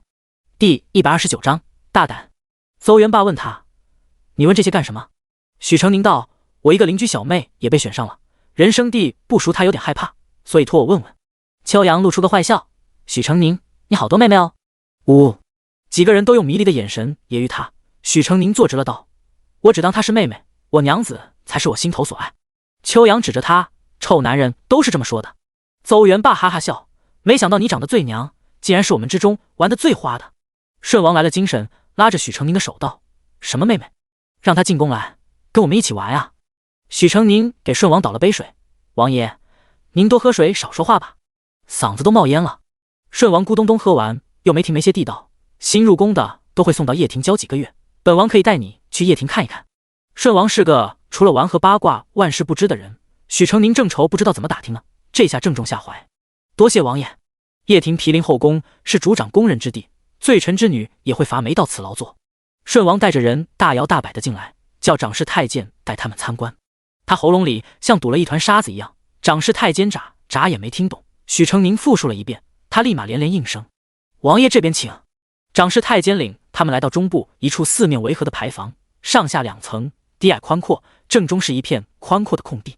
这里就是宫女住的地方，中间这块空地是教习宫规礼仪的地方，这间也是。一层中间一间偌大的房室，竹帘悬起，里面一排排年轻的宫女顶着碗，纹丝不动。教习姑姑拿着戒尺走来走去。这边还有上面一层，都是宫女起居的牌铺，这边就是新入宫宫女的。许成宁往长侍太监手里塞了块银子道：“公公，我有一个妹妹正在宫女备选名单中，她胆小，怕不懂规矩惹了笑话，您可否告知我一声，选宫女是怎么个选法？”长侍太监捏了捏银子，笑着招了一个管事姑姑，让他跟许成宁讲：入选宫女，头一点必得是良民，其次身不可有残疾，五官要周正，容貌笔漏者气，寡廉失真者气，顾及缠身者气，身有异味者气，体肤糙黑者气，口齿粗劣者气。许成宁点点头，回头他就让秀秀学口吃。不过这是往年规定的，圣上体恤爱民，不想过多苛责，这最后一项就免了。许成宁转了半天没太大收获，他便跟着顺王一起离开了。刚走出掖庭，却见一个老太监领着一个小沙弥从侧门而入。许成宁看见了，也认出是那天跟着惠成大师的小沙弥。他扯了扯顺王：“和尚为何会来这里？”顺王看了一眼，用下巴隔空点了下一座高高尖起来的塔楼。诺，那是父皇给惠成大师造的讲经塔，离这里不远。和尚出现在这有什么奇怪的？多半搭台搬书要人手呗。哦。片刻后再回头，见小沙弥走了，身后跟着2个豆蔻年华的小宫女。回到青石巷，秦府已经不在，老虎灯下压了一封信，一面令牌和一个小盒子。信上说他有事走了，现在他身边有暗卫，已经安全无虞。令牌留给他以备不时之需，盒子里的是凝脂露，比玉华生鸡膏好用些。许成宁收起东西，看了下日头，估摸李如差不多要收摊，便去了铜马街接他。老鼠都抓完了，我来接你回家。他接过李如手上的板凳，举到桌子上，然后对秀秀道：“入宫的事，你们且回去等我消息，切不要外传。”秀秀点点头笑道：“多谢南公子，我都想好了，就算进宫了也没事，进去当几年宫女，等25岁再放出来，我可以攒好多钱，还能学会很多东西。”许成宁笑道：“好，你且等消息。”李如跟许成宁回到家，见屋里没人，小小松了口气。许成宁笑道：“怎么这么怕他啊？”李如小小声声道：“我没见过那么威风的人。”“别怕呀，他虽然是大人物，但人很好的，我们这间宅子就是他派人保护的。”秦府只会虚张声势的瞪人，其实一点都不凶。李如嘴笨，不知道怎么跟许成宁描述那天秦福看他时要杀人一样的眼神，只能闷闷地嗯了一声，岔开话题问：“南哥哥，你想到办法让秀秀不进宫了吗？”许成宁摇摇头，还没有好办法，再等等。突然，隔壁传来一阵激烈的争吵声。许成宁与李如对视一眼，一起走到门口看，原来不是在争吵，而是一个包着头的苍老妇人提着一个竹篮，拼命地往赖婶子手里塞，而赖婶子则连连推辞：“赖姐姐，这是我的一点心意，你就收下吧。”“使不得，使不得，你收下吧，算妹妹求你了。只要你家秀秀进了宫，替我看看妮儿好不好，让她捎个话给我就行。帮帮帮，只要秀秀进得了宫，我们一定帮，但这东西不能收。”妇人泪流满面：“赖姐姐，你就收下吧，这里头还有我给妮儿做的新衣裳，我本来花钱托了个采买的公公送进去，谁知他走了一遭，却说宫里找不着我家妮儿，我这心里突突的跳。那宫里遍地是贵人，我家妮儿又小不懂事，万一真的出了什么事，我连个信儿都收不着。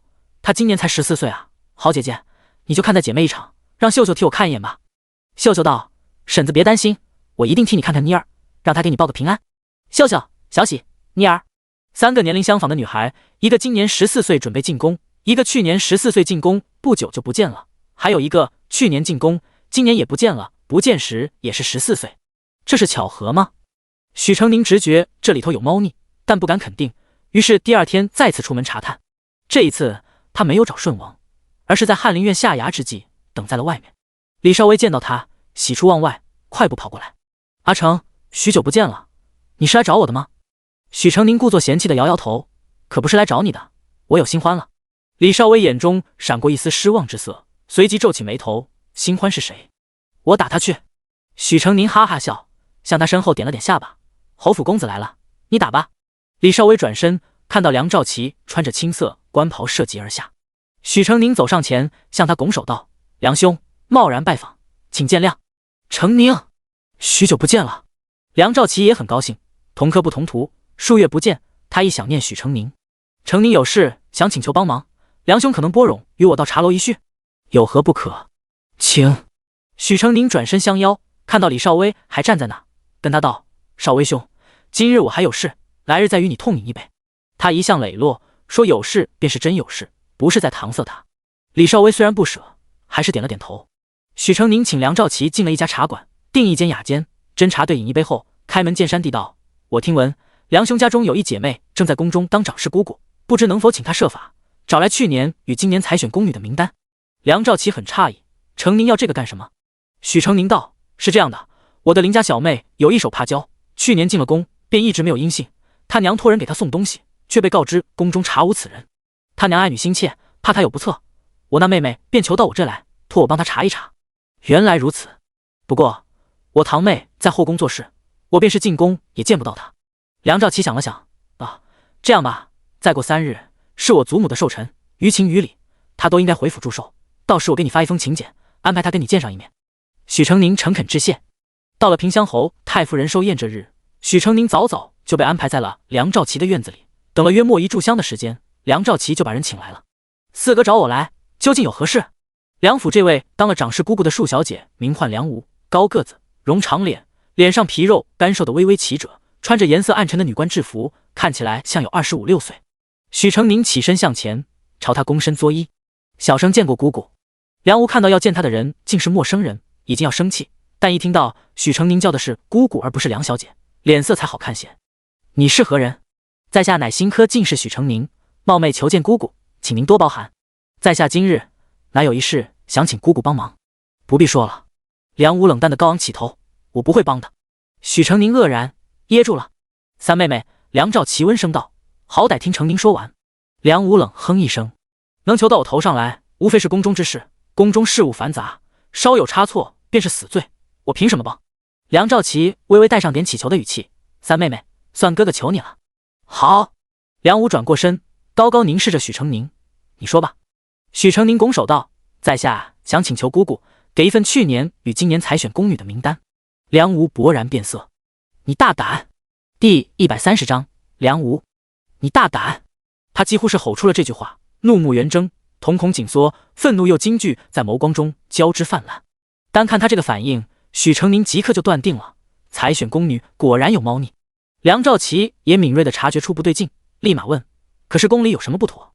许成宁看着梁吴，心眼子一转，试探道，采选宫女里有大批的14岁少女，她们够了。梁吴气的胸口起伏，抖着手指他们俩，最后愤愤甩袖。说完了？说完我就走了。想求我帮忙？做梦！三妹妹。梁兆琪挡在梁吴跟前，苏荣问道，宫里究竟发生了什么？人命关天之事，不可隐瞒。他生于豪门，宫内宫外龌龊事听得多了，以前也听说有些人进宫后会莫名其妙消失不见，他很快就联系起来。关我什么事？梁吴毫不留情，一把将梁兆琪推开，想知道自己去查，别拖累我。梁吴！梁兆琪对他的反应难以置信。从前你不是这样的。梁兆琪受伤的看着他，你从来都是最心软善良的姑娘，我认识的梁吴会冒着冰天雪地抱养一只没人要的流浪猫，宁可自己不吃也要喂给猫吃，节衣缩食也要给老妈妈凑养老钱。什么时候你变得这么凉薄了？我早就变了。梁吴大吼，我就是凉薄，就是冷酷。他冷冷道，当年的梁吴早就死了，在我姨娘被丢到乱葬岗，让野狗咬得不留全尸的时候，在我的丫鬟乳母被凌虐致死的时候，在我的庚帖被送到一个六旬老头手里的时候，我就已经死了。梁兆琪沉痛地看着他，三妹妹。梁吴突然冷笑了几声，是，四哥，你是对我不错，可以说我姨娘死后，整个府里属你对我最好，可有什么用呢？你高高在上地，施舍一点小恩小惠，能给我污糟的生活带来什么改变吗？我饱受折磨18年，能有今天都是靠我自己挣来的，我凭什么因你一句请求就要以身犯险？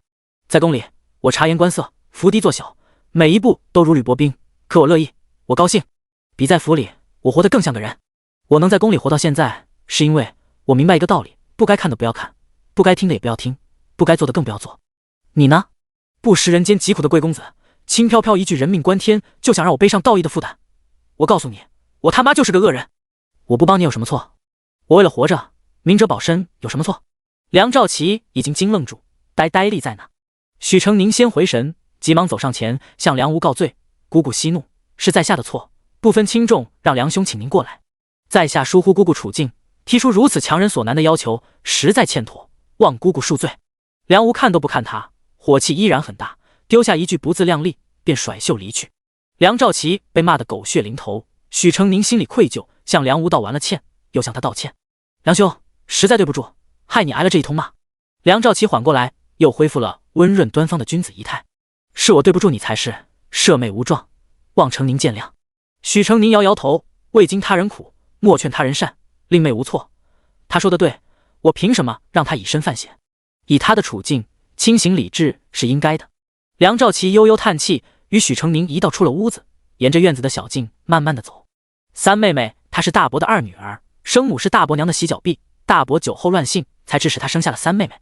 大伯娘为人善妒，因此十分厌恶梅姨娘，污蔑她自甘下贱的爬床。大伯父对此不闻不问。孩子是大伯娘纵容梅姨娘生下的，说是儿子就当着梅姨娘的面弄死，是女儿就留着，是同奴仆。于是三妹妹她就在府里当牛做马了10多年，身边亲近之人老的老，死的死，她彻底没了依靠。她及笄之后，府上来了一个远方表亲，是个书生，要留在府上备考进士科。一来二去，三妹妹与他定了心意，约定好待书生高中进士之后便娶她过门。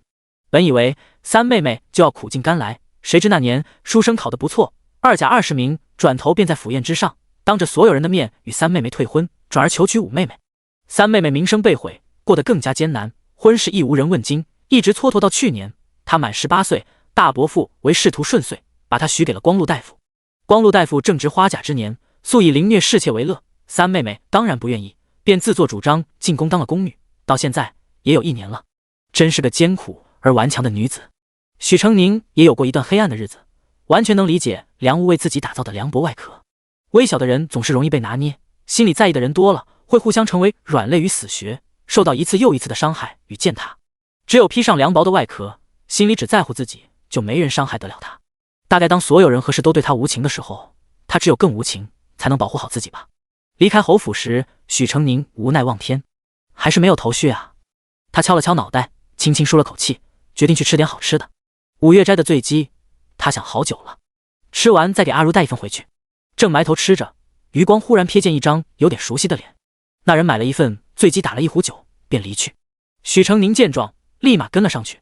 少年在人群里七拐八拐，时而快走，时而小跑，不时左右张望，竖起的头衣微微晃悠。他抽手扶了扶，走了2条街，他来到城门口，直奔一架等在那里的马车，很快出城。跟踪到这里，许成宁心中已经敞亮。汇成大师身边的小沙弥用头衣遮掩光头，鬼鬼祟祟去五岳斋打酒买醉鸡，然后从承安门出城，除了回静安寺，别无他想。贾和尚、汇成大师、小沙弥、吃肉喝酒、14岁少女，还有什么是他忽略的？他一一在纸上写下，挑灯看了许久，连李如进门都没有察觉。南哥哥，你怎么了？脸绷得这么紧。许成宁回神，摇摇头，没什么。他顺手扯下纸，放到油灯上烧掉。明天我去一趟静安寺。李如有点惊讶，你去那做什么？有件事我要查证一下。第131章，静安寺。静安寺是京畿众多寺庙中的一个，不是大寺，一直以来不温不火。后来因为家康帝对汇成大师的青睐，香火旺了不少。从前京城没有这么多佛寺，自从家康帝开始笃信佛陀后，京郊就涌现了一大批大大小小的寺庙，京官也追随家康帝，不停给佛寺捐香火钱塑金身。夏天天热，许成宁一路坐马车来，额前冒出了一片细小的汗珠。他擦了擦汗，跳下了马车，回头望向如长龙蜿蜒般卧伏在山坡之上的台阶，少说也有400-500级。山脚下有专门摆放软轿的亭子，不想爬山的可以固定轿子，让专门的轿夫抬上去。但出于软轿和轿夫数量有限，因此旁边挂了一块牌子，规定只有官阶5品以上的人家才可以雇。路头来了一架华贵的马车，停靠在为贵人专门辟出的马棚里。后面的马车先下来几个穿戴很不错的仆妇，他们殷勤地走到最前面的马车前，先后扶下了一大一小2名美貌女子。2人俱衣着清雅，却明眼能看出名贵雍容，身份应当很不一般。仆妇们打扇撑伞，围拥2名女子走过来。许成宁打开了伞，先行步上了台阶。少女娇俏的声音从身后传来：“娘，天气真热，一下马车我汗都出来了，我们把车上的冰拿出来，挪到轿子里去吧。”王氏柔声道：“佛心要成，按理我们该亲自一个台阶一个台阶走上去才行。坐轿子已经取巧了，再放冰，菩萨怎么看到你的诚意？”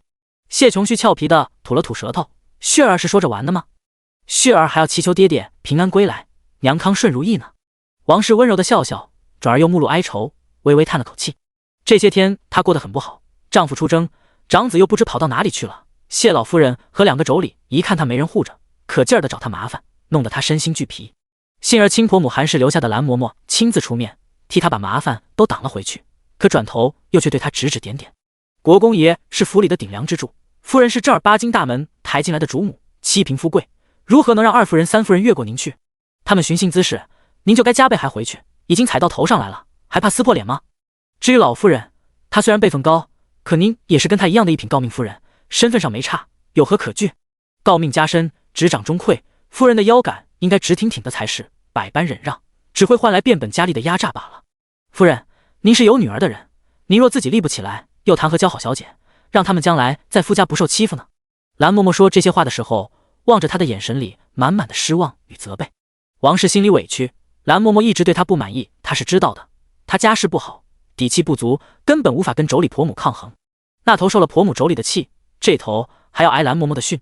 王氏人都憔悴了，幸好谢琼旭是个贴心的，一直在他身边陪他宽慰他，心中阴郁才疏解了不少。趁着天气好，他带女儿出来散心求签。身强体壮的轿夫脚步哒哒，健步跨上台阶，很快超过了许成宁。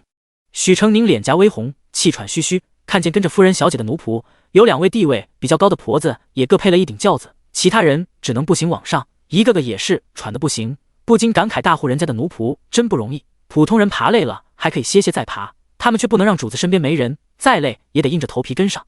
许成宁在半山腰歇了一会儿，才继续往上爬。静安寺寺庙古朴，四四方方，一砖一瓦都泛着清辉，佛香余韵萦绕其间。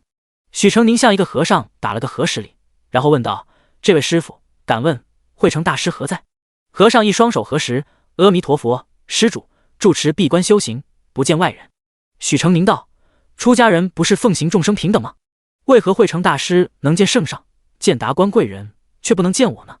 我有重要的事想要请教慧成大师。”和尚脸上露出一丝不耐烦，很快收敛起来，依然温声道：“施主恕罪，实在有不便之处，施主如需解惑，可找慧纯师叔，他可为您解惑。”许成宁锁眉考虑片刻后才道：“那好吧。”和尚走了，许成宁没有去找所谓的慧纯师叔，而是沿着围墙外的土地一寸一寸踏查起来，最后在一个寺院后面20丈远的地方踩进了一个坑里。坑不大，1尺来宽，半尺来深，被一团青黄的草蔓挡住，坑底是一层厚厚的黑土。许成宁在坑边不远处找到了一截被虫子啃出数个黑洞的鸡骨头。慧成大师每次给自己开小灶，吃剩的骨头大概就是在这里烧掉的，烧得非常小心，连寺里其他僧人都没有察觉。不然上行下效，偷吃的人多了，可就不会只有一个坑了。这也可以进一步推导，寺里其他僧人并不知道慧成大师的真实身份，也不知道他在做的事。许成宁闭眼想了一会儿，起身把坑重新盖好，漫无目的的行走。爱吃肉喝酒的假和尚，圣上为什么要找一个假僧人，将他奉为国师一般的存在？他信佛不是为了给家国百姓祈福，不对，应该说他根本不信佛。那他信什么？家康帝与慧成大师之中，自然是前者与那些宫女关系更大，或者说就算宫女跟慧成有关系，也得经由家康帝的准许。14岁的宫女有什么作用呢？美色？那何必非要14岁？家康帝和慧成之间究竟达成了什么利益关系？九五之尊，功名利禄都有了，他还缺什么呢？他想得入神，耳朵忽然钻进了一道娇娇柔柔的声音：“你什么时候娶我？”许成宁循声望去，只见树木掩映中2道身影贴在一起，衣带交缠。他猛地捂住了嘴。男子道：“旭儿放心，不会等太久的。你这么个可人儿，姑恨不得早早把你娶回家放着，一刻也不让你离开姑的眼前。”女子娇羞低头，然后又轻哼了一声：“你不会是想骑驴找马，物色更好的吧？我记得从前你还夸过我大姐姐国色天香呢。”男子低低嗤笑，捏住她的鼻子扯了扯：“小醋精，猴年马月的事儿了，还记着呢。现在姑不喜欢端庄正经的木头美人了，偏喜欢你这种知情解意的小妖精。”不知被碰了哪里，女子轻轻低呼，然后就与男子脸贴着脸，发出些啧啧的声音。第132章手帕。许成宁傻住了，随便一走都能撞破这种私密之事。许成宁窘得不行，小心翼翼地提起袍摆，刚想溜走，衣袖被枝子挂了一下，牵出一片窸窸窣窣的声音：“谁？”男子喊道。女子惊呼一声，埋进他怀里。许成宁立马蹲下，听见男子踩在草丛里的脚步声，透过草叶缝隙，他清楚地看到了宁王世子秦奎的脸。他心里急得慌，却一动不敢动。咻的一下，另一边有人快速跑掉。“别跑！”宁王世子见状，立马调转步伐追去。许成宁看与宁王世子幽会的姑娘还躲在林子里整理衣裳，立马撒开腿跑了。跑远了，确定没有被抓包，他才扶墙喘气，朝天上拱手鞠了一圈的躬：“多谢安慰大哥。”秦福安排给他的人真好，说保护就真的只是保护，并没有监视他并向秦福汇报的举动。他贴墙喘了一会儿气，忽然瞧见壁沿上挂着块什么东西。许成宁四下看了看，捡几块砖头垫在脚下，自己扶着墙往上够，然后小跳一下，用手抓住了。那是块雪青色的帕子，许是日晒雨打久了，半面帕子微微褪色。由于材质颇佳，帕子没有一丝褶皱，肤质光滑若水，自手心柔柔溜过。帕子三角垂流苏，一脚坠着一块墨玉。这么轻软的帕子能在屋檐上停留这么久，全因这块玉。许成宁用手把帕子拍打干净，看到其上绣着金线菊。金线菊是西北边疆之地才有的花，京城的小姐竟有人在帕子上绣这种花，这么好的帕子怎么会丢呢？许成宁抬头看了看跟前的阁楼，方丈阁。如果是在方丈阁的楼上掉了帕子下来，完全有可能。喜欢的帕子掉了，为什么不捡？只能说明帕子的主人走得很匆忙。许成宁再仔细观察帕子，发现帕子中心稍往外的地方有一点红。他揉搓了一下，在掌心抹开，终于确定是女子染指甲用的口丹。所以帕子的主人是在方丈阁里遇到不好的事，紧张地捏紧了帕子，却又在离开时无意间将帕子从楼上丢了下来。这个人是谁？他看见或听见了什么？许成宁抬头看向方丈阁顶楼，紧闭的门窗黑洞洞的，像一张血盆大口，把人吞进去，坠入无底深渊。不行，这是不能上去。许成宁犹豫了片刻，转身离开了这个地方。将出寺院之时，与在山下见到的年轻小姐打了个照面，淡雅的粉红从身边一晃过。他不会就是那个与宁王世子幽会的人吧？许成宁摸了摸鼻子，旭儿，你去哪儿了？娘，我在附近走了走，散散心。许成宁没有听到后面的话，已经走远。虽然至今没有查证到什么实质性的东西，但不管如何，皇宫是不能让秀秀进去了。他回到青石巷时，还在皱眉思索对策。李如三个看见了他，高高兴兴地跑了过来。南哥哥，秀秀不用进宫了。许成宁很惊讶，忙问怎么回事。秀秀笑道：刚刚官府已经来找了，所有人都送进宫去了，只有我没有。他们说我的名字已经从名单上消掉了。南公子，是你帮了我吗？许成宁回神，摇摇头，是一位贵人帮的忙，除了秦福，不做他想。他特地让人等到要送宫女进宫时才告知，就是为了他不被更多的人找上门来，什么都为他想好了。真不枉他又是做饭又是洗衣的照顾了他那么久。许成宁心里微暖，贵人能帮我，也一定是借了南公子的光。秀秀笑道：南公子，阿如，今晚来我家吃饭吧。赖婶子也热情相邀，许成宁盛情难却，便随他们去了。赖家那个才3岁的小儿子拖着鼻涕，总是站在2步远的地方，睁着大眼睛看他，连最爱吃的绿豆糕都犹豫了很久后放到许成宁手里。赖婶子大笑：臭小子喜欢南公子呢，小宝最爱跟长得漂亮的人玩。男娃娃捏着许成宁的衣袖，害羞地躲在他身后。许成宁把他抱起来，忽上忽下的晃悠，然后甩上一圈，小宝乐得露出了朱黑的小乳牙。吃饭的时候，赖婶子叮嘱道：往年这2个月拐子最多，你们晚点出摊，早点收摊，哪里人多走哪里，别落单，听见没？说者无心，听者有意。许成宁筷子一顿：婶子，有人被拐了吗？赖婶子啧了一声道：怎么没有？去年好几个呢，我知道的就有俩，老毒的小女儿，还有刘嫂子的外甥女都不见了。许成宁问：他们几岁了？几岁啊？我不晓得，就差不多秀秀这么大吧。人贩子就爱拐这么大的姑娘，不用自己养，还是黄花闺女。许成宁心绪烦乱，越来越觉得一团乱絮。中元节将至，顺王想出宫的心又野了。家康帝一道口谕下来，叫顺王抄书，抄不够100遍就别想溜出宫玩。于是顺王派人紧急通传，一辆马车捎上4个伴读，带进宫抄书去了。快快的抄，快快的抄，抄不完，本王不能玩，你们也别想玩。邹元霸，你是不是想谋害本王？5个字写错了仨。邹元霸是出了明识字不多的纨绔，让他写字比打他一顿还痛苦。王爷，不抄行不行啊？邹元霸脸皱8成一团。我手指头扎了根木刺，一拿笔就疼，一拿笔就疼，又痒又疼，真的写不了了。秋阳乐颠颠道：王爷你看，邹元霸每次到写字的时候就最矫情。上官晨也道：就是他上次往裤裆里藏猫，怎么没觉得疼？顺王深觉有理，举着戒尺不停地敲邹元霸的书案。你看看许成宁都抄完1遍了，你1页还没写满，丢不丢脸？快写快写！他啪啪地扑打邹元霸。这次小梁子小李子没有帮他，那俩也被揪去抄书了。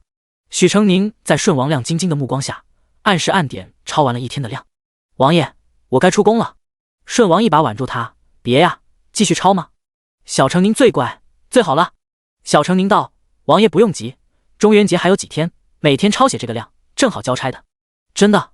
顺王雄抱住他，重重的在他脸上揪了一口。许成宁嫌弃的推开他，擦了擦脸。顺王毫不在意，继续欢天喜地的大呼。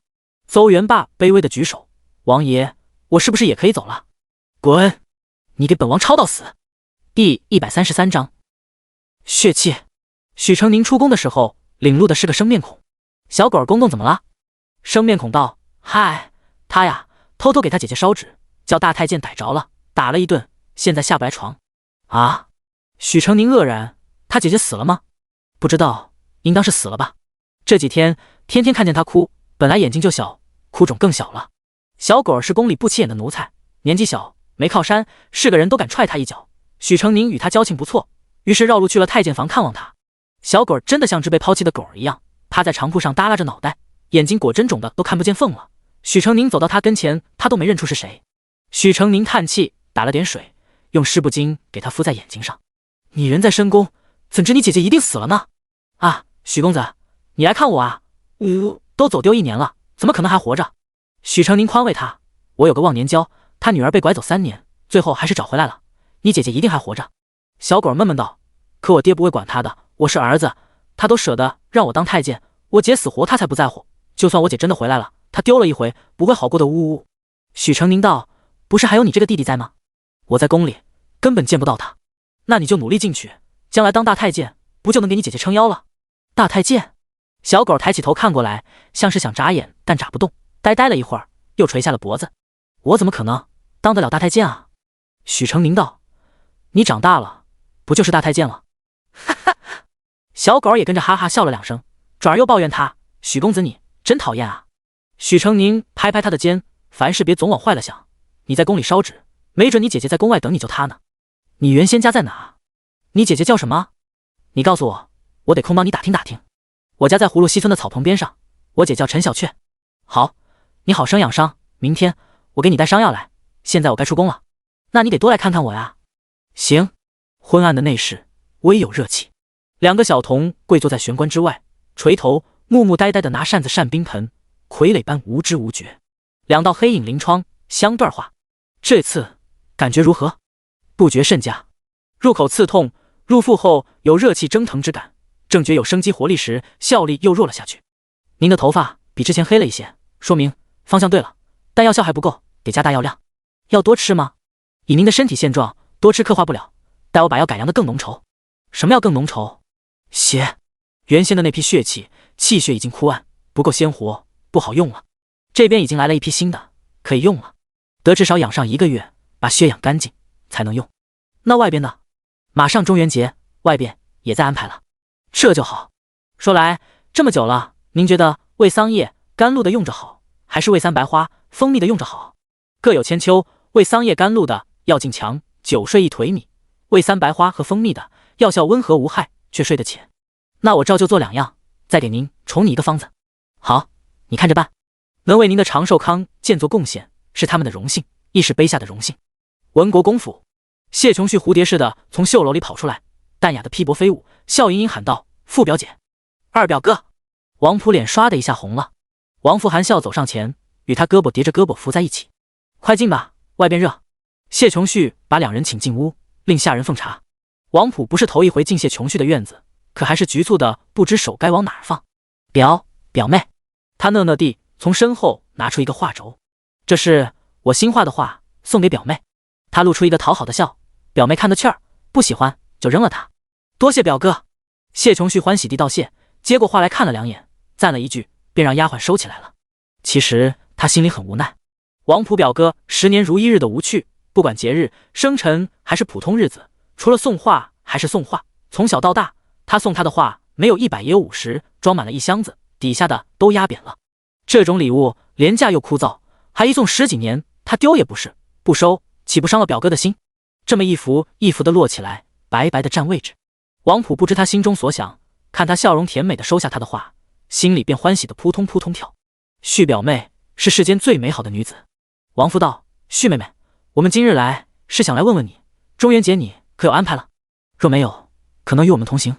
谢琼旭捏着帕子的手一顿，中元节他还要等宁王世子的邀约呢。他私下已经与自己幽会了那么多次，没道理中元节不约他。王父很敏感地察觉到谢琼旭的犹豫，立刻道：你要是已经有了安排，便去赴你的会，我们没关系的，谁让我们来迟了一步呢？谢琼旭回神，看到兄妹俩眼中的期盼与希冀，心想自己要是不答应，他们该多难过呀。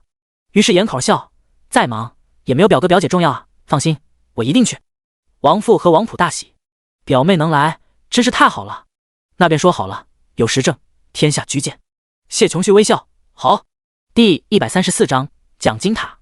中元节前一天，小梁子、小李子捧着100遍抄书，顺王走在最前面，气势昂扬，大摇大摆地走进了御书房。片刻后，他就获得了中元夜出去玩的许可。明晚咱们先去天下居，再去大摆戏场，然后去明玉房厅去。顺王喜气洋洋，回首一指4个伴读，你们都要来。邹元霸大声道：殿下，只要有好玩的好吃的，我们哪有不来的？顶多是许成宁要在家抱老婆陪妹妹。不行！顺王不满地看着许成宁，你必须来，明天本王的车直接过去接你。许成宁还没说话，上官晨就道：就是嘛，都来，你要妹妹，我们给你叫10个，比你家的漂亮多了。许成宁无语，这话传出去，你爹不得把你腿打断。谁会传出去？你会传出去吗？许成宁笑眯眯点头，我会哦。上官晨哀嚎，王爷你看，许成宁是叛徒，养不熟的。许成宁靠在椅背上懒洋洋道：你再好，我的手也要扎木刺了。顺王立马捂住了上官晨的大嘴，别嚎，这次出宫的时候领路的又换回了小狗。你伤好了？屁股不疼了？小狗道：多亏你的药膏子，好多了，能走路，但还有点疼，怎么不再多歇歇？小狗低声道：我想求你帮个忙，替我求个辟邪的符。许成宁讶异地问：怎么突然要这个？小狗耷拉着眼皮道：我养伤这些天，天天都听到鬼在我耳边叫，我害怕的睡不着。你幻听了吧？怎么会有鬼呢？真的有。跟你同房的其他人有没有听到？小狗摇摇头，他们白日要做活，我自己在房里能听到，晚上就没了。他哭道：你看这个鬼不怕太阳的。许成宁沉吟了一会儿，又问：是什么样的声音？你从哪听到的？我趴在卧铺上听到的是女鬼的声音，有不止一个，他们叫得很惨，怎么说，没什么力气。许成宁心中一凛，带我去看看。小太监没有床，只有砌起来的高出地面的长长矮台，上面铺了2排灰扑扑的床褥，味道很不好闻。喏，小狗指着自己的床位，只有我这里听得到，别处都听不到。许成宁爬上去，把耳朵贴在台面上，一点一点试着位置。一声悠悠的哀鸣偶然钻进耳朵，毛骨悚然。许成宁一下子从床铺上弹了起来。怎么样？是不是听到了？许成宁惊魂未定，胸口起伏缓了许久，又趴了下去。这次他听得更加真切，一道道女声像蛛网一般交缠着，嘶哑、痛苦、无力，偶尔有人似乎受到巨大疼痛，提声尖叫，转瞬又消弭。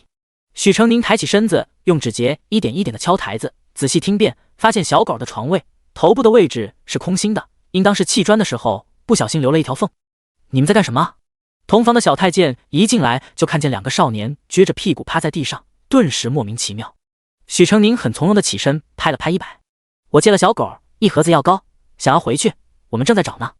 哦，对，小狗在床上乱翻一通，把药膏找了出来，在这呢。许成宁打开看了看，只剩下这么点了呀，那你用完吧，回头还1盒新的给我。2人一同走出来，小狗长长吁了一口气，抬头注意到许成宁望着不远处的讲经塔，便问道：许公子，你在看什么呀？许成宁转过头来问他：那个地方平常进出的人多吗？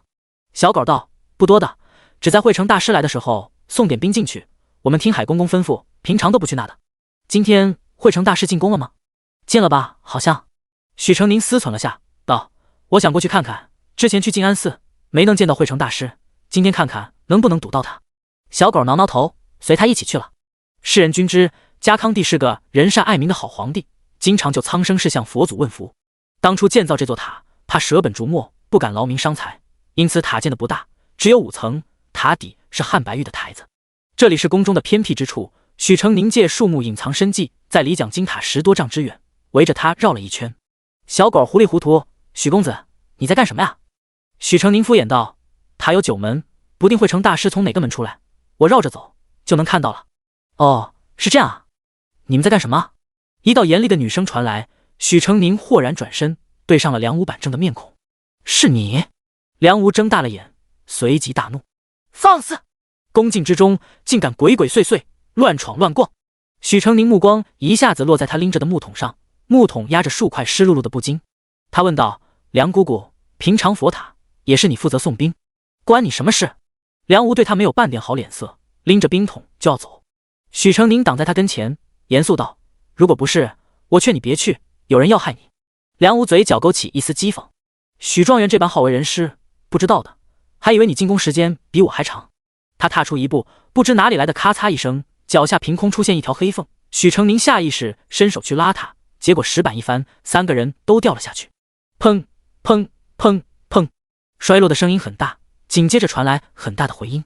许成宁没来得及喊疼，就捂住了梁无和小狗的嘴巴。别出声，他用唇语道。第135章女鬼。时道昏暗，只有墙上点了几簇昏黄的火苗，映出墙面一凿一凿的粗糙痕迹，像鱼鳞一样。可身在其中的感觉，倒像鱼腹之中，等着被刻画成浆。梁武反应过来后，立马爬起，不停地在墙面上摸来摸去。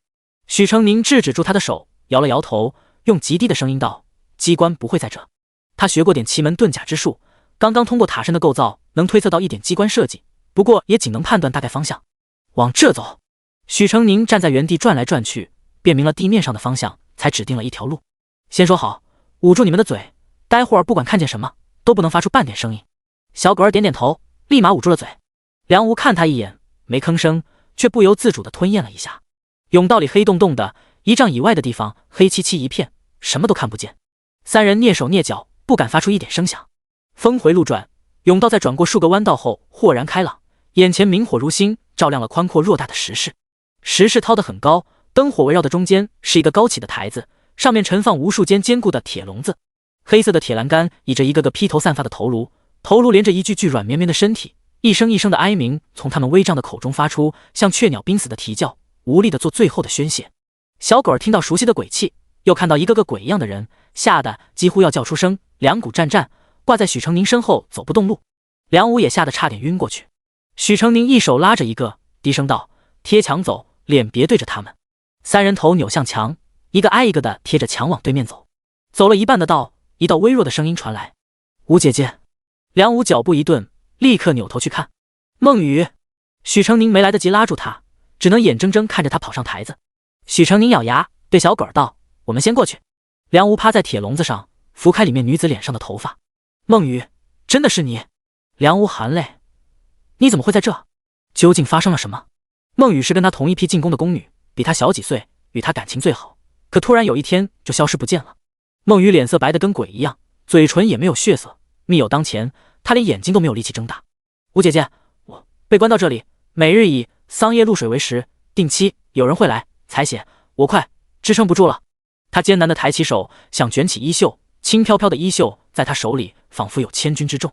梁无看到他手臂上密密麻麻的刀口，捂住了嘴，呜咽了：“吴姐姐，你救救我吧，我快不行了，我还不想死。”梁无含泪点头，却很笨的拿手去推铁笼。铁笼乃玄铁所制，刀剑上不可摧之，何况人力。他推了半天，纹丝不动。这时他的理智也慢慢恢复，转头望去，看见一间间牢笼排不开，尽管很多人已经枯瘦如柴，他还是隐约认出了几个面孔。当初以各种理由失踪惨死的宫女都在这。他经历过侯门深海，清楚宫廷之中污糟龌龊事只会更多。对于那些陆陆续续不见的宫女，他一直装聋作哑，不闻不问。哪怕某一天他查看籍册的时候，偶然发现他所知的几个消失的宫女无一例外都是14岁，他立刻掐断了自己的思绪，不允许自己再想下去。当时掐断的念头重新续了起来，恐惧如一粒种子在心里快速发芽生长，藤蔓蔓延到4肢百骸。能在宫里建地牢关押宫女的还能有谁？他手脚冰冷，剧烈的颤抖起来。抱歉，他艰难道：“我救不了。”孟雨露出一丝笑：“吴姐姐出去之后想办法救我吗？”梁武扯出一个难看的笑：“会的。”那说好了，一定要救我。孟雨说完这句话，突然提高了声音，大家都听着。她是上宫女官梁吴，京城平乡侯府庶女，她今日擅闯了地牢，一旦被上面发现，就会死无葬身之地。一个个羸弱的宫女都扭头看来，目光凝在梁吴身上。梁吴大惊：“孟雨，你干什么？你要害我？”孟雨没回答他的话，继续高声道：“只要你救我们出去，我们就不会告发你。”宫女纷纷点头：“对，救我们出去。太久了，我太饿了，我要吃饭。救我出去！”他们像索命的厉鬼，趴在笼子上，朝梁吴伸张一只只枯瘦的鬼手。梁吴眼睛突瞪出来，大吼：“我哪来的通天本事，能救你们出去？救不了，吴姐姐就跟我一起死吧！”看着梁无被愤怒和恐惧充斥的双眼，孟雨无力地笑了笑。吴姐姐，你别怪我，我还不想死。他侧耳倾听了一会儿，道：快来人了，你走吧。梁无毫不犹豫，扭头就跑。孟雨在身后道：1月之期，若你还救不出我们，我们就会告诉上面的人，你来过。梁无跑到玄关时，两眼已经猩红。许成宁没空安抚他，带着两人迅速从另一条甬道离开。甬道内如蜂巢，岔道无数。许成宁走了几个道，还没搞清楚布局，于是把梁无和小狗留在一个死角里。小狗看一眼阴沉沉的梁无，眼巴巴地问许成宁：我不能跟着你吗？许成宁把他按坐下去。我去找出去的路，一个人方便些，你们待在这里，留神周围动静。秘密之地，看守的人应该不会多。他自己从一条岔道离开了，一路对墙面敲敲打打。忽然迎面一片明亮的火光袭来，许成宁甚至已经感觉到了火舌舔面的炙热，脚步一转，急忙躲到岔口里。两个小沙弥抬着一桶红色的颗粒状东西从甬道走过来，前面有2个太监举着火把，一行4人默默无声地走过。许成宁小心翼翼地探出脑袋，忽然被一股大力向后扯去，嘴还被捂上了。许成宁刚要正动，抬头就撞进一双灿若星辰的眼睛里。殿下！秦福放下了手，他穿了一身黑色夜行衣，显得身材窄瘦精悍。你怎么会在这？许成宁苦笑，说来话长，踩到机关掉下来了。殿下怎么会在这？秦福看着他，轻轻叹了口气。跟姑来。秦福拉过他的手，健步如飞，风一般迅疾无声。许成宁追随他，穿过狭长的甬道，尽头却是一堵墙。秦福在墙上拍了几下，墙面瞬间翻动，把两人一起送到了墙的另一边。一盏灯火都没有，伸手不见五指。许成宁想问这是哪里，却没敢出声，只能跟着秦福走。石是黑漆漆的，只有一线亮光。秦福带他走到那道亮光前，透过石缝往里看去。第136章石室所见。一尊足有2人高的巨大炉顶，顶有3足，顶身刻印繁复的云雷纹，两侧细部各为一龙一虎，兽目圆睁，被高涨的火舌舔过，熠熠生辉。隔着一道石墙，许成宁都觉得热气汹然。慧成大师站在一张长案前，从桶里抓了一把红颗粒，放到圆盘子里，火光在上面辉映出硬挺的光泽，许成宁瞅着像矿石。秦福贴在他耳边，用极小的声音道：是朱砂。许成宁心头巨震，尽管看不见彼此，他还是下意识转向了他。所以慧成为家康帝做的事是。慧成擦了擦汗，没一会儿光头上又冒出了细细密密的汗珠。为何兵还不到？2个小沙弥可劲地给他扇风。快到了吧，往常都是这个时辰到的。小沙弥拿帕子给他擦汗。师傅且忍忍，徒儿出去看一眼。慧成挥挥手，小沙弥便去了。片刻后，一个太监端着一大碗红血走了进来，他似乎是个哑巴，只用手比划了一下。慧成点点头，随即向炉边2个高大的力士挥了挥手。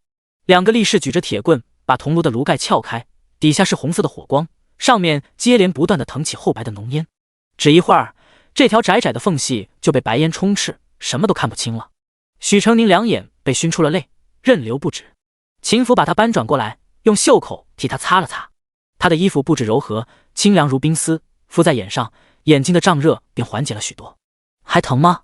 秦福声音很轻，许成宁没敢说话，只是点点头，抓着他的衣袖，额头抵靠下去，温热的泪慢慢渗进布料里。秦福举着胳膊给他，自己则继续透过石缝往里看。铜炉已经盖了回去，石室里血雾弥漫。慧成染红了脸，却好似已经习惯，十分淡定地拿起一块白布擦了擦脸，甚至用手指在脸上沾了沾，放到嘴里舔咂片刻。这次为的什么？小沙弥道：按师傅吩咐的，桑叶减半，甘露加3倍，怕血气死了，所以加味蜂蜜和人参水。慧成点头，指着那碟子朱砂，叫小沙弥放进炉里，然后自己转身，从身后一个篓子里伸手进去，掏出一条白蛇。许成宁从衣袖里露出一只眼，看见白蛇细长，扭来扭去，盘卷在慧成的手臂上。慧成面不改色地将他从胳膊上解开，一只手捏紧7寸，用嘴咬住蛇尾把它拉直，然后挥的一下，袖子里闪现一柄小刀，从蛇口下插进去，一划拉，直接剖到尾部。他松了嘴，蛇身软下来，仍在垂死扭动。他2手并用，生挤出了蛇胆和一捧黏腻的未长成的蛇卵，丢进玉臼里，叫小沙弥捣成泥，自己则转身剖下一条。蛇的腥臭味直捣肚肠，若非被秦福及时捂住了眼，许成宁差点呕出来。秦福立刻揽着他离开，原路返回。许成宁扶墙干呕了几下，秦福轻拍他背，过了好一会儿，他才缓过劲来。殿下，许成宁哑声道：这就是您上回吃的东西。秦福捏他的脸蛋，微微用力。你想害姑野兔？没有的。许成宁摇头，背靠着墙，慢慢驱散因为恶心而上冲的混沌。以往想不通的事，这下全想通了。曾经他左思右想，想不通地王功名利禄无一不缺，能有何求？要给一个方式披上得道高僧的外衣，于他名与他利，用以恩赏，或者说交换。现在他懂了，尊贵如帝王，也跨不过年岁筑起的高见。家康帝不是缺少什么，只是还不愿放开自己所拥有的一切，想继续拥有。所以他想要千秋万岁，想要长生不老，将尊荣圣光无限延长。于是他打压皇子皇孙的行为也有了解释。家康帝并非在国本上另有打算，而是根本没想过立国本。许成宁觉得悲哀，有多少百姓流离失所饥寒交迫之时，还在笑着说大魏的皇帝勤政爱民，是个好皇帝，他一定会仁慈的打开国库播放银两，给他们送来果腹的粮食与御寒的冬衣，庇护他们熬过苦难与灾荒。他们说这话的时候，脸上是满满的信任，并最终带着信任的微笑在睡梦中离开人世。而那个背负信任的人，在各处搜罗豆蔻少女，用百姓的骨血构筑他的不老梦。这座被天下子民视为家康帝济世安民之心铁证的佛塔底下，布满了欲望、血腥与虐杀。爱民的人君，慈悲的圣僧，脚底下尽是无辜的血。这个天下谎言太多了。许成宁打了一个哆嗦，感到喉咙里有细刀切割的疼痛，良久才道：我们该怎么办？秦福道：此事与你无关，你不要管。他的声音很低沉。许成宁看向他，见火光在他脸上跳动，浓密的眼睫垂下来，俊美的脸庞照着一层淡淡的带毛边的光晕，无端生出疏离之感。自己的亲祖父做这等事，他心里也不会好受吧？殿下。许成宁把手放在他的手背上，4个纤细的手指轻轻从他的虎口处深入，凉意沁入掌心。秦福回神，下意识用大拇指摩挲了2下，然后放开。朝堂之事，没有孤立不能及之处。他道，然后按住他的肩膀，姑先送你出去。您知道出口的机关在哪？姑从那丸丹药一直追查到这里，这座塔姑查了2天，已经探明白了。通常修建暗牢，为防止秘密泄露，会在修完的时候将工匠困死在里面，既是祭奠也是封口。有经验的工匠就会在修造的过程中瞒天过海，悄悄留下一个活门，以防被灭口，给自己留条生路。秦福已经抓住了那个工匠，把牢里的线路和机关都查清楚了。殿下不走吗？姑有事要查，你顾好你自己。秦福说着就要带他走。许成宁阻止了他道：殿下，您告诉我位置便好，随我一起进来的还有旁人，我得回去找他们，不能让他们看到你。旁人？他们看到了什么？许成宁抿嘴，然后说了实话，看到了那些被关押的宫女。他犹豫片刻，没把宫女威胁梁无的话说出来。第137章，要么生，要么死。秦福点头，姑知道了。殿下，您多加小心。秦福定定看了他一会儿，才道：好。梁无和小狗儿还颓靡地歪坐在原地，一见到许成宁，2人立刻腾了起来。这边，许成宁带着他们2个7拐8弯，最终在一个极密闭的角落敲了几敲，石面上数块石板浮了起来，斗转星一般挪动了位置。很快，墙面底部裂开了一道口子，口子变大，很快变成了一个仅能容一人爬出去的小小窗口。走！许成宁率先爬进去，小狗紧紧跟着他。梁无在最后，在黝黑狭窄的通道里爬了许久，才终于摸到了边口。许成宁一探出来，就撞到了头。正是夜晚，什么也看不清。许成宁四处摸索，感觉头顶的障碍物像床，初步判断通口开在了床底下，于是自己先爬了出来，再用言语提示后面2人。通口很快闭合了。梁无辨认了一下，发现这里是叶庭后面一座冷宫里，夜深人静，3个人扑通扑通的心跳声却格外清晰。许成宁平复了一下这一天的惊心动魄，缓缓才道：我得出宫了。小狗连忙道：这会儿宫门都关了，这可怎么办啊？梁无一直默不作声，这时突然抬起头道：我能神不知鬼不觉地送你出宫，但我有一个条件，帮我解决地牢的事。许成宁转头看他，黑夜里梁无的一双眼火光熠熠。我不管你是把他们救出来，还是把他们都杀了，只要能让我活下来都行。1月之期，你若做不到，我不能活，也会拉你跟我一起下地狱。小狗睁大眼指着他：你太坏了！许公子他救了我们啊！我管不了那么多。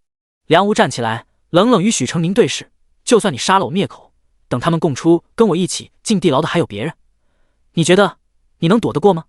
许成宁沉静地回看他：梁姑姑不是看不起我吗？缘何觉得我有本事摆平此事？梁无冷笑：我不想死，可若非死不可，我也要拉个垫背的。上天不公，让我这一生堕入无边苦海，我好容易爬了出来，偏偏又遇上了你，是你害我陷入如此境地。许成宁道：我知你艰辛，但这并非你害我的理由。今日便是我不拦你，你把冰桶送进了佛塔，你以为你还能活着？是有人设计了你，让你送兵的吧？梁无抿嘴，送兵确实不是他的差事，他是被骄傲的女官给算计了。那又如何？你无辜，我又何尝不无辜？我为什么要替你考量？1个月，要么生，要么死，你自己选。许成宁不想再跟他多话，对小狗道：小狗公公，劳你送我出宫。哦，好。小狗愤朝梁无哼了一声，越过他，跟着许成宁走了。天微微亮的时候，许成宁坐在采买的马车里出了宫，辗转回到青石巷。李如确认过他的安危，大松口气，这才笑着说起今晚出门逛夜市的打算来。这算是李如这么久以来过的第一个大节，许成宁自然很支持他出去玩。李如很高兴，南哥哥，你跟我们一起去吗？许成宁摇摇头，我已经有邀约了，不去不行。你们玩得开心，不用心疼钱。李如的开心并没有感染到他，他现在疲惫极了，叮嘱完便盖上被子闷头大睡，等到日色西斜才起来沐浴，换了身衣服。京城的中原节比扬州的游园夜热闹得多，满城灯火通明，行者如织，川流不息，烟火的香味弥漫无边。上官晨在天下居包了一个雅间，招呼顺王坐在主位。许成宁随他们落座，小梁子小李子跑前跑后的给顺王扇扇子买零嘴。邹元霸，秋阳从门口跳进来，像螃蟹的两螯一样举着双手，一脸兴奋。你的亲亲好周姐儿在隔壁雅间。邹元霸一听，顿时从张飞的黑脸长成了关公的红脸。顺王带头起哄，去找他，去找他，去找他，然后冲过去，几个人一起拉邹元霸。邹元霸双手捂脸，两条腿局促的打起了结，娇羞的像个小媳妇，扭扭捏捏就是赖着不肯去。他个头大，几个人拔萝卜似的往外拽，都拽不动，只好放弃。邹元霸还很吃惊，从手掌里抬起脸，你们怎么不拽了呀？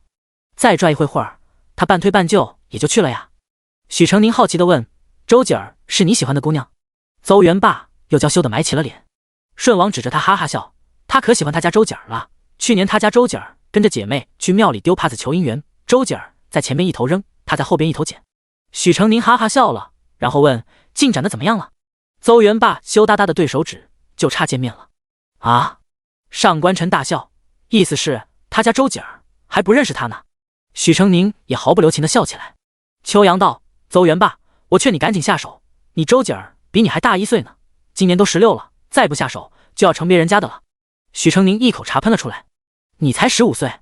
经他们解释，许成宁才知道，有着青年壮汉样貌的邹元霸居然只比他大1岁，反倒是看起来最小的秋阳已经快19了。许成宁震惊极了，我以为你少说也得20了呢。邹元霸脸又黑了。秋阳不嫌事大，连连摆手，不止，我觉得起码25，不，得27、8了。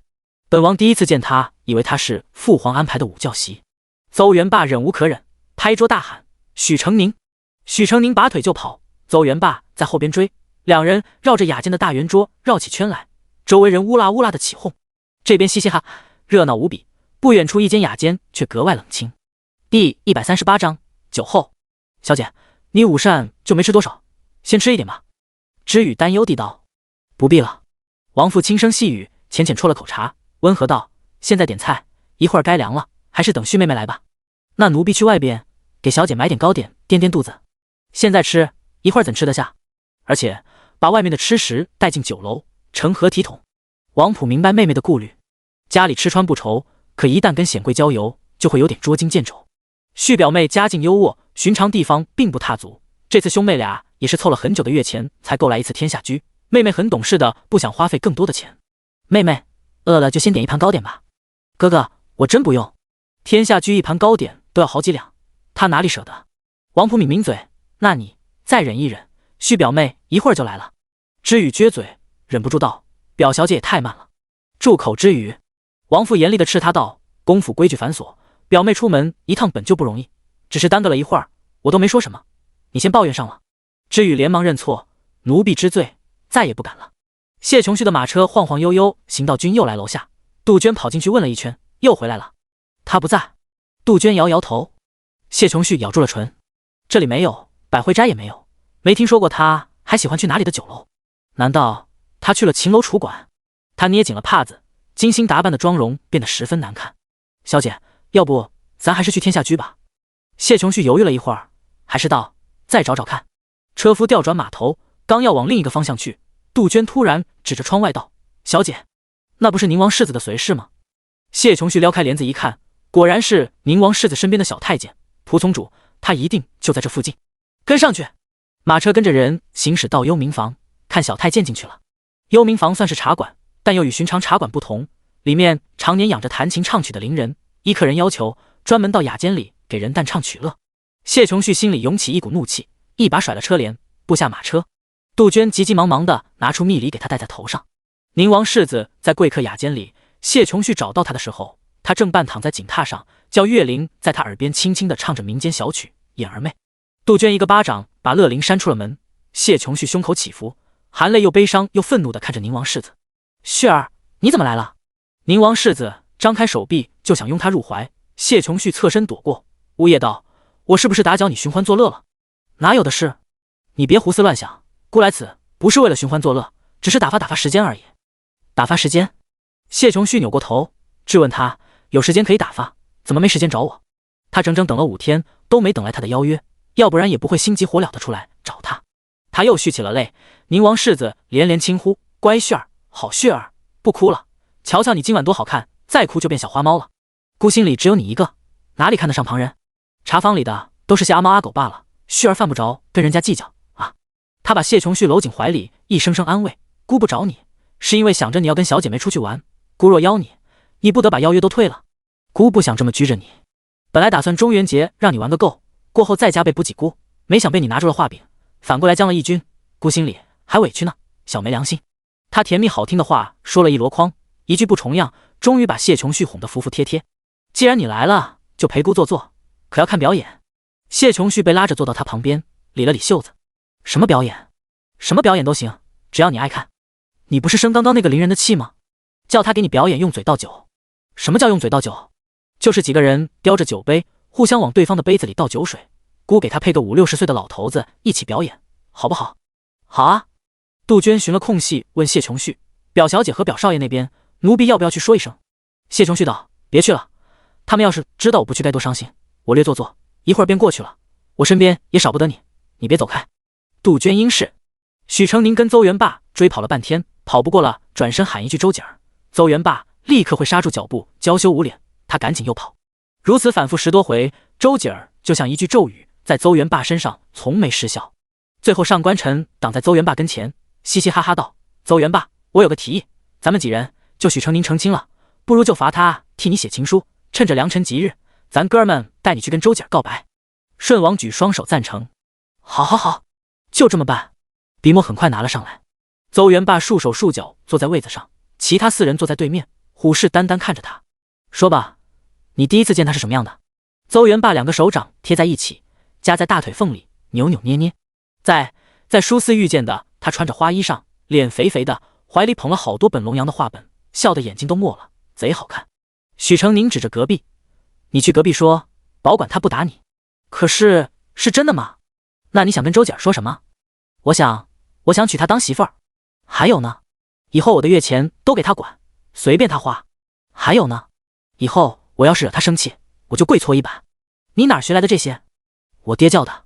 许成宁给他润色了一通，写了一封情书，又另外取纸，自己编写了一个龙阳的故事。他把纸叠好，郑重色给邹元霸。这是情书，这是给周姐的礼物，可不能让别人看到。烧好了。邹元霸接过手，就被顺王他们欢呼雀跃地推到隔壁去了。王父看看窗外，心神不宁。旭妹妹怎么还没来？是不是什么事耽搁了？从前谢琼旭也会迟到，但也没这么久过，这都过了1个时辰了。王普刚想说什么，忽然听见门外有人喧哗。第139章，欺男霸女，一个雅间都没了，怎么也不知给本少爷留一间。掌柜是怎么做生意的？小二连连赔不是。郑公子，实在对不住，是小店疏忽了。那你还不去腾一间房出来？可以一个锦衣男子为首的一群人经过雅间门口，猛然推开了门。王父和王普惊慌站了起来，胆怯而警惕地看着他们。王普下意识把王父挡在身后。锦衣男子用眼扫了扫空荡荡的桌子，看这间不就吃完了吗？赶紧淌走吧。郑公子，这两位客官还没开始吃呢。这时掌柜着急忙慌地跑了过来，一叠声的跟锦衣男子赔罪。哎呦，郑公子，贵客，光临比店，有失远迎，小人怠慢了。锦衣男子摇着扇子，你们东家是不是忘了自己是靠着我们郑家做大的？怎么翻脸不认人了？不想混了是吧？哪能啊，郑公子是我们这里最要紧的贵客。锦衣男子指了指雅间，本公子要这间雅间，把里面人腾空，能不能成？成，当然成。掌柜鄙夷的看了王家兄妹一眼，讨好的对锦衣男子道：不知是哪来的穷酸破落户，学人早早订了个雅间，在这里做了一个时辰，连道好茶都没点，白白占了店里的雅间。你！王普脸色涨得通红，是气的。我们银两付了，不过是在雅间里等人，有何不妥？锦衣男子随行的一个公子哥道：占了我们郑少爷的位置，便是最大的不妥。掌柜的还不把人清走？是，马上！说着跟小二闯进来，要拉王普和王父出去。王普怒道：岂有此理！我要告官！去啊，你去告啊，告破了头，看谁理你！锦衣男子轻蔑笑笑，目光落在清秀的王父脸上，突然伸手抓住了他的手腕，把他往自己身边拽。别说这小妞长得还能入眼。公子哥们哈哈大笑起来。你放手！王父满面通红，羞愤欲死。之余也抱着他，奋力地护着自家小姐，被人踢开。锦衣男子掐住了王父的脸，我若不，你能拿本公子怎么样？妹妹！王普挣脱前置，扑上去要救他，被人一脚踹飞。砰的一声，王普像个布偶一样穿门而过，后背撞到对面墙上，又摔了下去。门板尽碎，摇摇晃晃摔在了地上，又发出一声硬响。二哥！许成宁听到声音，从雅间里走了出来。王兄！许成宁走过去，定睛一看，冤家路窄，对面的正是郑公启。他拽着王家小姐的手腕不放。诸位仁兄，天子脚下，欺辱良民不好吧？郑公启，我劝你赶紧放开那位姑娘，否则我会做什么可说不定哦。许成宁！郑公启哈哈大笑，一把将王父推开，一群人走过来，高大的身影团团将许成宁围住，像一群猎狗围着一只小崽猫。娘娘腔，你倒是不怕死。许成宁微笑道：金佛庇身，我当然不怕死了。金佛？宋公子轻蔑地打量他，你说的金佛不会是在西山伤神那位吧？哦，或许等我们把你弄死了，他倒是赶得及回来在你坟上添一把新土。许成宁笑着摇摇头，郑公子还是不够了解我，我无权无势无官无职，能混到今天抱的金大腿可不止一根。我平常除了会告状，什么都不会。杏儿现在在宫中，偶尔能跟圣上聊上几句，所以别在我跟前放肆，我嘴不紧的。郑公启的姑祖母是郑贵妃，哪里会受他威胁？你以为我会怕你？许成宁挑衅道：你是不怕，可你会输啊！你们郑家的尊荣，不就是在陛下面前哭出来的吗？你大可试试，到底是你曾祖父哭得惨，还是我哭得惨？郑公启怒气，你好大的胆子！他举起手，许成宁立马回头大喊：顺王，有人要打我！谁？顺王像只大公鸡，雄赳赳地跑出来，远远伸手指过来：是你要打许成宁？顺王叉腰，食指直指郑公启的鼻子，神气无比。郑公启忍气，放下手，给顺王拜了一拜：参见顺王殿下。顺王高高昂着头，看着一颗颗低下去的头，装模作样的训话：上次本王跟许成宁还不熟，你害他掉下马，本王没跟你计较，但你再这样，本王就要不高兴了。许成宁是本王的好友，打他就是打我，本王一定会告到父皇面前去，知道了吗？还敢不敢打？敢不敢打？他伸手推了几下郑公启的头。郑公启闷声道：卑下不敢了。顺王满意了，许成宁笑眯眯的拱手恭维：顺王殿下真威武。顺王嘿嘿笑，高傲的扬起了头。人都退散，王父才扶着王普过来，诚心道谢。许成宁听王父声音还在微微颤抖，便道：王兄受伤了，还是先去医馆看看大夫吧。王普为难道：我们今日本是约了表妹来这里，等了1个多时辰未见到他人，现在走又怕错过。1个多时辰？许成宁突然想起赖婶子的话，心里一惊。你表妹多大了？王普不懂他的意思，还是道：14。坏了，怎么了？许成宁道：你们得赶紧去找，我听说最近拐子猖獗，偏爱拐13、14岁的小姑娘。兄妹俩大吃一惊，几乎要昏倒。王父甚至眼里都泛起了泪花。王普请求道：贤弟，能否麻烦你跟我们一起找？那不成？许成宁断然拒绝，我自己还有好几个妹妹要找呢。不过他还是好意提醒道：你们先去他家看看，找不到人，再去街上找，留一个人在这里等，万一他来了。还有，王小姐，跟紧你哥哥，不要一个人走。说完，他匆匆忙忙下了楼。第140章找人。李如他们当中，好几个女孩和小孩，只有赖家大哥一个人带着，很难顾及到所有人。中原劫人多热闹，人贩子极有可能趁这个时候下手。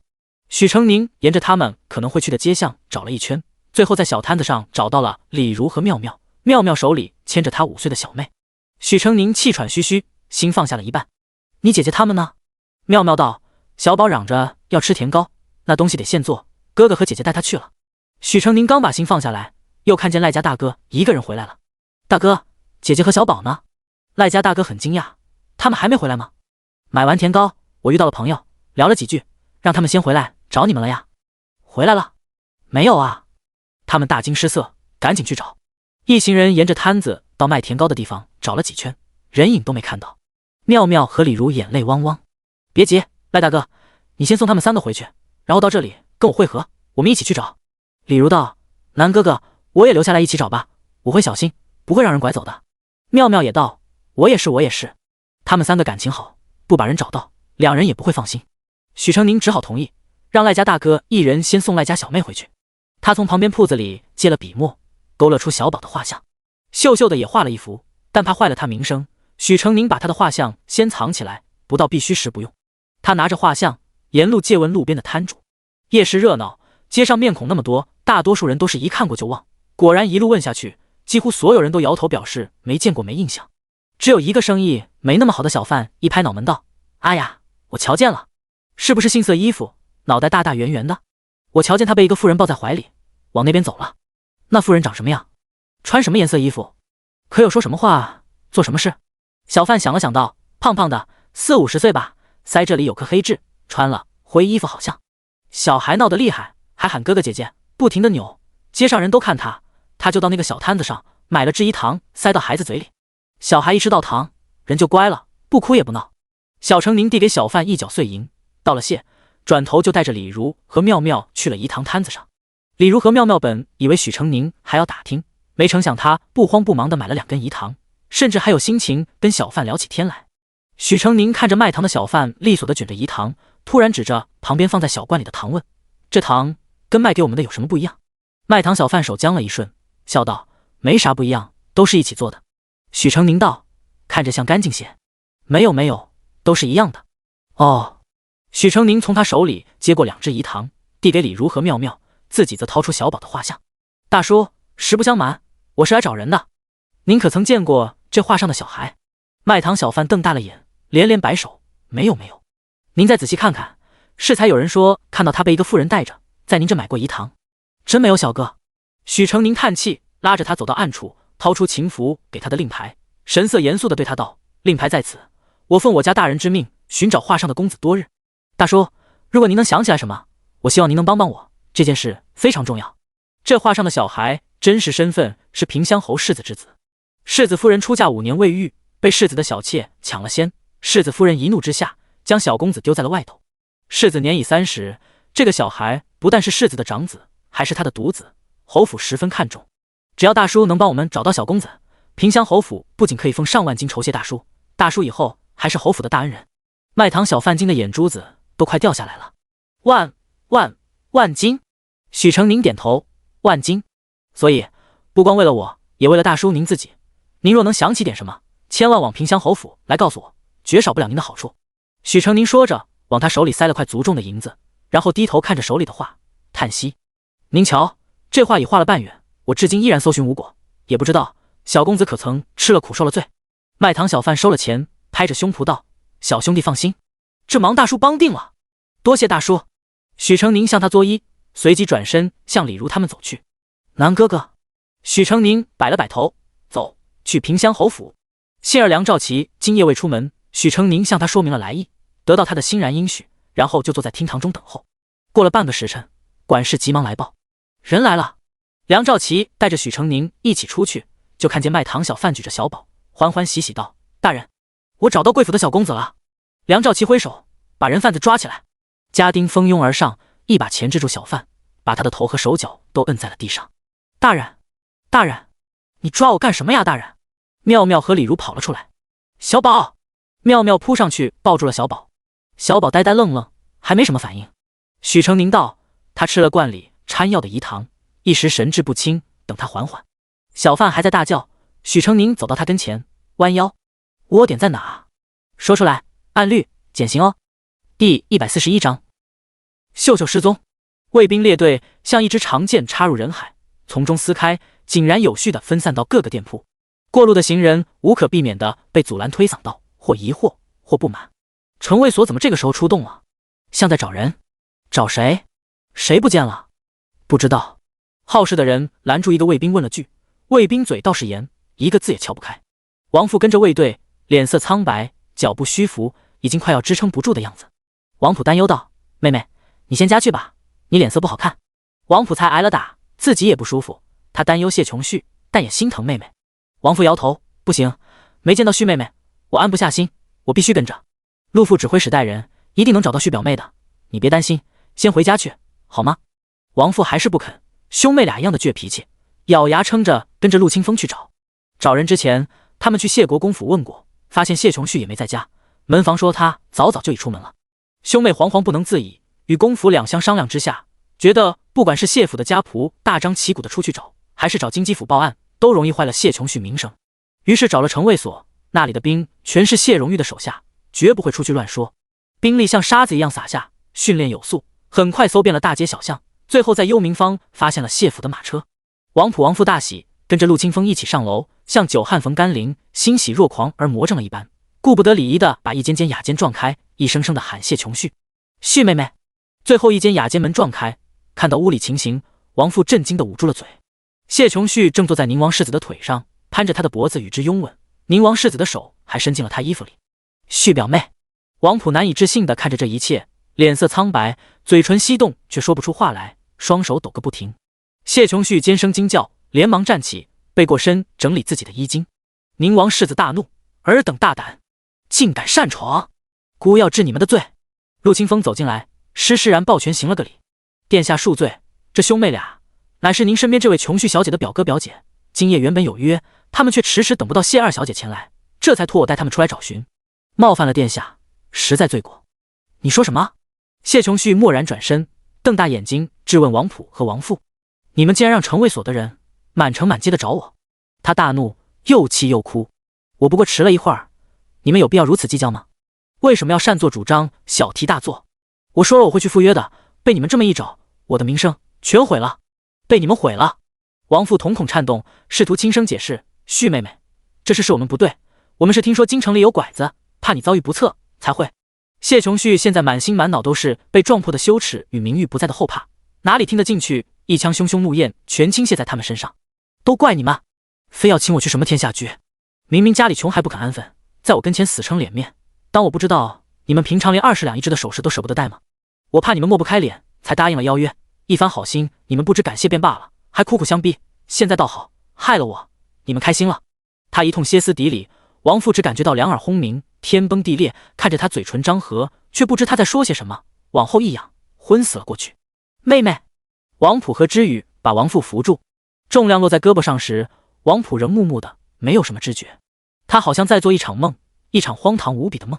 他那如天边月一样高贵不可亵渎的表妹，竟然会与男子私会，不单爽约了他们的邀请，还口口声声责备他们，骂他们寒酸。可表妹是世间最好的女子啊，她怎么可能这么做呢？做梦，她一定在做梦。陆清风一巴掌拍在他头上，讥笑道：傻愣着干嘛？还不速速送你妹妹回去看病？怎么见了表妹，亲妹妹不重要了？王普浑浑噩噩带着王父回了家。陆清风转过身对宁王世子笑道：殿下容禀，谢小姐的家人找她找得急，您看是您送她回去，还是卑职送她回去？宁王世子低头看谢琼旭，见他眼尾微红，柔柔弱弱的看他，心里一软，道：孤亲自送她回去。梁兆琪亲自引着京畿府的衙差，将拐子的窝点倒开，一下子就抓到了数个，其中就包括那个抱走小宝的胖妇人。他们的柴房里足有近20个人，全是10岁以下的男童女童和10多岁的年轻女子，却不见秀秀踪影。妙妙大急，连踹胖妇人好几脚。我姐姐呢？我姐姐呢？你这个坏东西，把我姐姐弄哪去了？胖妇人哇哇大叫。都在这了，今晚物色的都在这了，你姐姐我没见过呀，哎呦。这时小宝突然哇的哭了出来。妙妙顾不上安慰他，一句一句逼问小宝大姐在哪。小宝只顾一个劲儿的哭，一个字也说不出来。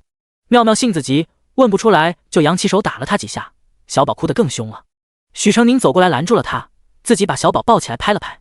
小宝哭声小了下来，把头埋在他肩窝里，抽抽搭搭。许成宁轻声道：小宝最乖了，你也担心姐姐，想把姐姐找回来是不是？你跟你姐姐是怎么走散的？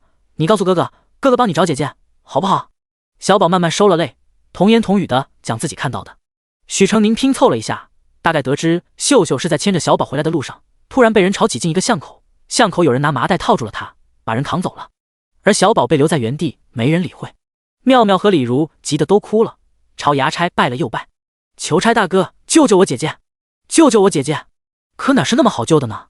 什么线索都没有，查都无处查起，捕头只能口头敷衍了几句。许成宁闭着眼，目标明确，行动训练有素。他想，他知道秀秀在哪儿了。唉，的确不好办啊。不管怎么样，今天已经不可能再继续找。许成宁谢过梁兆琪后，跟赖家大哥一起带李如、妙妙和小宝回了家。李如哭得眼睛都肿了。南哥哥，你有办法救秀秀的，对不对？许成宁的思绪被打断，点点头道：放心吧，都交给我。你先去洗把脸，安心睡一觉，明早醒来我就有办法了。不哭了哦，你哭了我还得安慰你，分心就想不出好点子了。李如立马擦泪，我不哭了，我这就去睡觉。许成宁重新进入沉思，抬手从书堆里找出了在静安寺捡到的手帕，对灯仔细观察，除了干净些，与那日见到的样子别无二致。他又摸了摸那块墨玉，惊奇的在墨玉上摸到了小小的2点凸起。墨玉黝黑，对着灯看不大清楚，许成宁一臂细细观察，一臂慢慢用指腹摩挲，最终确认那2点凸起是2个字：明霜。第142章卓家。这是明霜县主的手帕。许成宁记得明霜县主出意外那天，正是急急忙忙从静安寺赶回来的。事情到现在已经明晰了，汇成炼制丹药有2批用来采血的少女，一批在宫里以宫女的身份选进去的，一批在宫外是拐来的。汇成可能是在炼药的时候，又或者话语中提到家康帝的时候，被明霜县主撞破了。于是宫里那位一不做二不休，决定杀了他。关于明霜县主的后续，他没有关注，只知道他疯了。以家康帝深沉多疑的性情，许成宁并不觉得他能就这样放过明霜县主。许成宁想了一个晚上，翌日去了城卫所。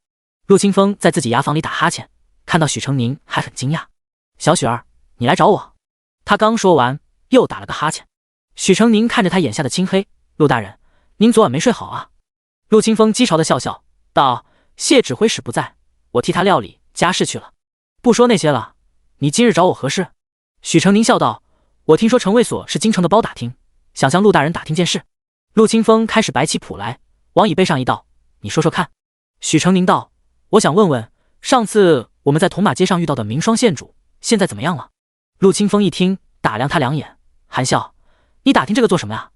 小许儿，你告诉我。许成宁道：倒也没什么，我听顺王说，明霜县主沉鱼落雁，有倾城之貌，心中倾慕又怜惜，所以想了解他的近况。陆清风哈哈笑：小许儿是不是忘了，你已经娶妻了？我只是想知道而已，不做出格的事。陆清风依然笑眯眯：传闻多益美，明霜县主长得可还不如你，各花入个眼，您就跟我说说吧。陆清风眼珠子转了一下，呼笑道：可以是可以，不过你得先回答我一个问题。陆大人请说。你与寿王世子是什么关系？你为何要把我的请柬给他？哦，这个呀。许成宁坐直了身子，十分认真道：陆大人大约不知道，殿下在御园起火的时候救过我因为害怕抓黑了他的锦袍，好好的衣裳都给撩坏了，所以我给他抄文书当还债了。唉，这年头衣服比人贵啊。屋里安静了一瞬，许成宁又听陆清风问道：那请柬呢？那日见你之后，我又去了王府，殿下看到请柬说想要，我哪敢不给。许成宁起身拱手致歉：未经允许将请柬转赠他人，这件事是我不对，陆大人抱歉。陆清风摸摸鼻子道：无妨，你坐吧。这么看来，你跟寿王世子挺熟的，你有事为什么不找他帮忙？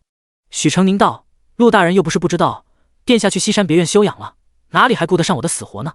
衙房里又安静了一瞬，陆清风眼神飘了飘，抬手挠了挠耳下：那你觉得你们殿下为人如何？许成宁拒绝回答：陆大人，这是第4个问题了，说好问一个的。陆清风哈哈笑，这才回归正题：明霜县主受了刺激，病情反复，上个月已经去了，死了。虽然悲伤，但这个结果也在意料之中。他家里人忧思过度，卓老夫人也身故了。许成宁惊愕地抬头，听陆清风继续道：“老的死，小的疯，卓家两夫妇担不起事，现在都晕头转向，卓勉整天魂不附体。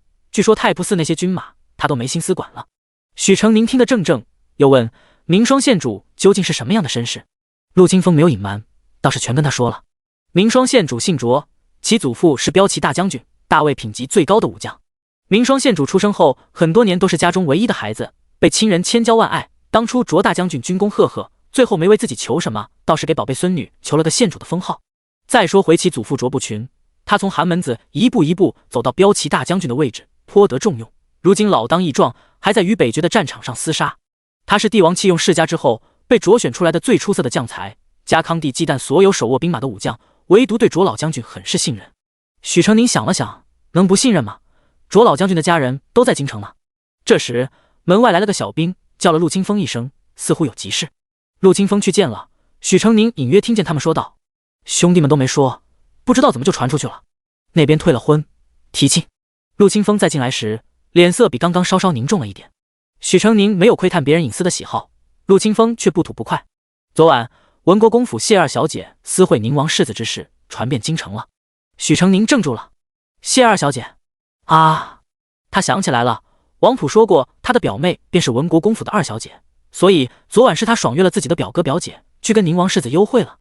他突然想起一张脸，那个他在静安寺见到的姑娘，不会就是谢二小姐吧？另一件事，王家小姐被人调戏的事也被传了出去，今儿早上她被她未婚夫退了婚。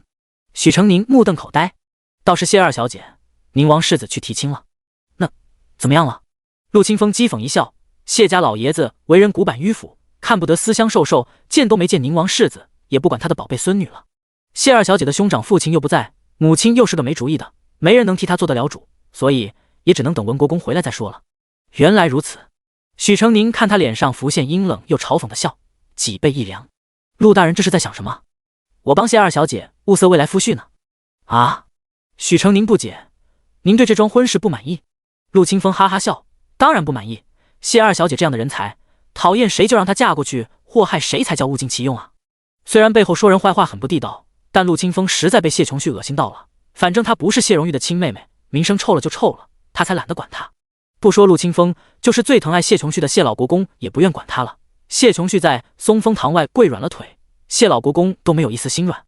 谢琼旭拖着红肿的膝盖，哭着求到了王氏面前：“娘，旭儿求您，您就替旭儿答应了宁王世子的提亲吧。”第143章求情。谢琼旭哭道：“旭儿身份尴尬，名誉已毁，若不能嫁给他，便只能一辈子青灯古佛。娘，您忍心让旭儿过这样的日子吗？”王氏刚收到侄女被退婚的消息，本来还在生谢琼旭的气，可看他哭得这么可怜，又有一点心软，犹犹豫豫，不知怎么办才好。你为何要与宁王世子私会？又为何要因此爽约了与朴儿凤儿的约定？谢琼旭哭着摇摇头：“娘，女儿在您膝下14年，是什么样的人，您是知道的。旭儿从来恪守规训，受着谢家的教养，难道不知聘为妻，奔为妾吗？旭儿从小跟傅表姐最好，怎么可能会故意不去赴约呢？可对方是皇孙，他一心拦着我，我又如何抵抗得了？”王氏道：“他既对你无半分敬意，可见爱重有限，你为何还要嫁给他？”谢琼旭伤心道：“旭儿已是这般境地，不嫁他还能如何呢？娘，旭儿不比府中其他小姐身份尊贵，姻缘上没有可挑的余地。我不想成为寒门子攀附的枝子，也不想当继室。宁王世子行事虽有不妥，可单凭他的喜爱，怎么也能护得旭儿一世周全。娘，您和父亲不就是这样吗？”王氏道：“可以你的身份做不了正妃啊。”谢琼旭被戳到痛处，暗暗咬碎了牙，心说原来连软弱无用的母亲也瞧不起他。表面上仍低着头，嘤嘤的哭。他提亲说的是娶我做世子妃，那是因为他还不知道你的真实身份吧？身份，除了血脉这一点，他到底哪一点比不上世家女？许秀春倒是血脉尊贵了，品貌连府里最下贱的奴仆都不如。不会的，娘，您就帮帮旭儿吧，女儿求您了。王氏心思已经松动，踌躇许久后道：“等你父亲回来了，让他定夺吧。”谢琼旭咬唇暗恨，父亲现在一心只惦记那个蠢货的将来，哪里顾得上他的死活？叫他知道自己有了这样的好姻缘，肯定不会同意他越过那个蠢货的。他瑟缩了一下，怯怯道：“父亲他不会同意的，他不喜我越过三妹妹，他曾对祖父说三妹妹才是国公府的亲女儿，我的婚事必须在三妹妹之下，我怕。王氏这一生其实过得很顺遂，出嫁前她是家里唯一的女儿，受尽宠爱。出嫁后虽然婆母与妯娌不好相处，但丈夫温柔体贴护短，3个孩子也一个赛一个的懂事，根本不用她费什么心。可自从许秀春来了，她才真正体会到了为人母的不易。世上怎么会有这么粗鄙俗气又无理取闹的人呢？竟然还是她女儿。这才半年，她白发都被逼出了几根，慈母之心也渐渐冷却下来。让许秀春得了好婚事，那旭儿不得被她欺负坏了。娘，旭儿求您了。她把额头埋在王氏的膝上，一声声的哀求。王氏耳朵里只有她凄凄哀哀的哭声，顿时心软的一塌糊涂。旭儿原来身份低微，已经够可怜了，自己再不帮她，她以后怎么过活？好了，娘替你出面，把婚事答应下来。谢琼旭大喜，刚要说话，门外有人道：“夫人不可。”蓝嬷嬷走了进来。蓝嬷嬷年事已高，已有60岁了，灰白的头发梳得一丝不乱，脊背挺得笔直，脸上无喜无怒，风范极好。不知道的还以为她是哪位名门出身的老夫人。夫人，小姐。她行了礼，扫了一眼谢琼旭，随后道：“婚嫁之事，请夫人切莫急于包揽，还是等国公爷回来再做定夺。”王氏勉强笑笑：“国公爷事务繁忙，我身为孩子们的母亲，为他们奔走是应该的。”蓝嬷嬷声音依旧冷硬：“夫人爱女之心，老奴明白，但国公爷身在朝堂，儿女姻缘便不只是结两性之好那么简单，这当中涉及政事纠纷，一旦误入，便会牵一发动全身。国公爷若不好，您与小姐公子们又如何立身？还请夫人三思。”啊，这样。王氏有点怵蓝嬷嬷，但又觉得她说的有道理，遗憾又抱歉的看了谢琼旭一眼。如此便罢了。娘，二小姐要时刻谨记自己背靠文国公府，不可为了一己私欲拖连亲族。蓝嬷嬷对王氏虽然强硬，态度还是恭敬的，可对谢琼旭却是一点情面不留。自从知道他的真实身份后，就是这样。谢琼旭离开时，嘴里暗骂：“老钱婆，狗眼看人低，竟敢坏我好事！总有一天，我要让你卷铺盖滚回金陵去！”夏夜蚊虫多，屋里点了一盏油灯，小小的飞蛾围着灯火飞扑个不停，闹得慌。许成宁用书扇了扇，然后继续看手里的图纸。“你打听明双县主是为了何事？”许成宁抬头看见秦福暴毙靠在门边，一身与夜色融为一体的黑衣。“殿下。”许成宁给秦福让了位子，自己重新搬了个板凳。秦福点点他手上的舆图，又问了一遍。许成宁道：“殿下怎知我打听明双县主？”秦福看着他鼻尖上被蚊子叮出来的一个小红点，嘴角微微扬了一下，很快收敛，然后道：“孤听到了。”许成宁很惊讶：“您偷偷潜入了城卫所？”准确来说，陆清风知道。秦福道：“在你来之前，孤与他正在谈话。”他听到许成宁找陆清风时很诧异，便想听听他究竟所为何事。知道他一向聪明敏锐，他还特意把自己喝过的茶水杯收起，并把坐热的圈椅给换掉了。结果就听到他面不改色地说了一通的鬼话。许成宁睁大眼：“您去找陆副指挥使，不怕暴露行踪吗？”秦福道：“现在他已是孤麾下之人了。那他下午为了遮掩与秦福的真正关系，谎话连篇的时候，这俩人都在看他笑话呗。”许成宁抿嘴，臭着脸。秦福微微歪了下头：“生气了，还是心虚了？”“我不心虚，我可没说您坏话。”秦福看他嘴硬，也不再逗他，知道说这些是想告诉你，往后若孤不在，你需要帮忙的时候可以找陆清风。许成宁点头：“多谢殿下。现在可以说你为何要打听明双县主了吧？”第144章水潭。这本也该告诉秦福的。许成宁道：“惠成大师在宫外，应当还有一处暗牢，关押了从民间掳掠来的少女。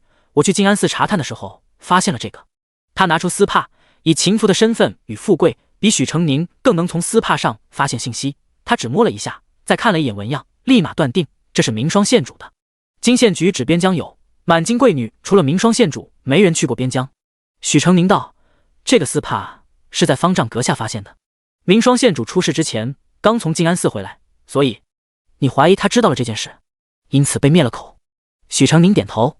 秦福心里想的比许成宁多，他比谁都了解家康帝的心狠手辣。他那么多疑，那么谨慎，为了遮掩丑事，绝对不会满足于杀一个明双县主，恐怕整个卓家已经在他布下的蛛网里了。他记得卓勉原本是长车路的，上月才调到军马监，细思便觉其中不简单。殿下。秦福被他拉回了思绪，顿了顿道：“你想从明双县主身上知道什么线索？”许成宁一愣，然后摇摇头：“只是在查暗牢的时候，正好想到那儿了，所以才问问。”秦福静静听他说完，忽然说道：“你在宫里被威胁了吧？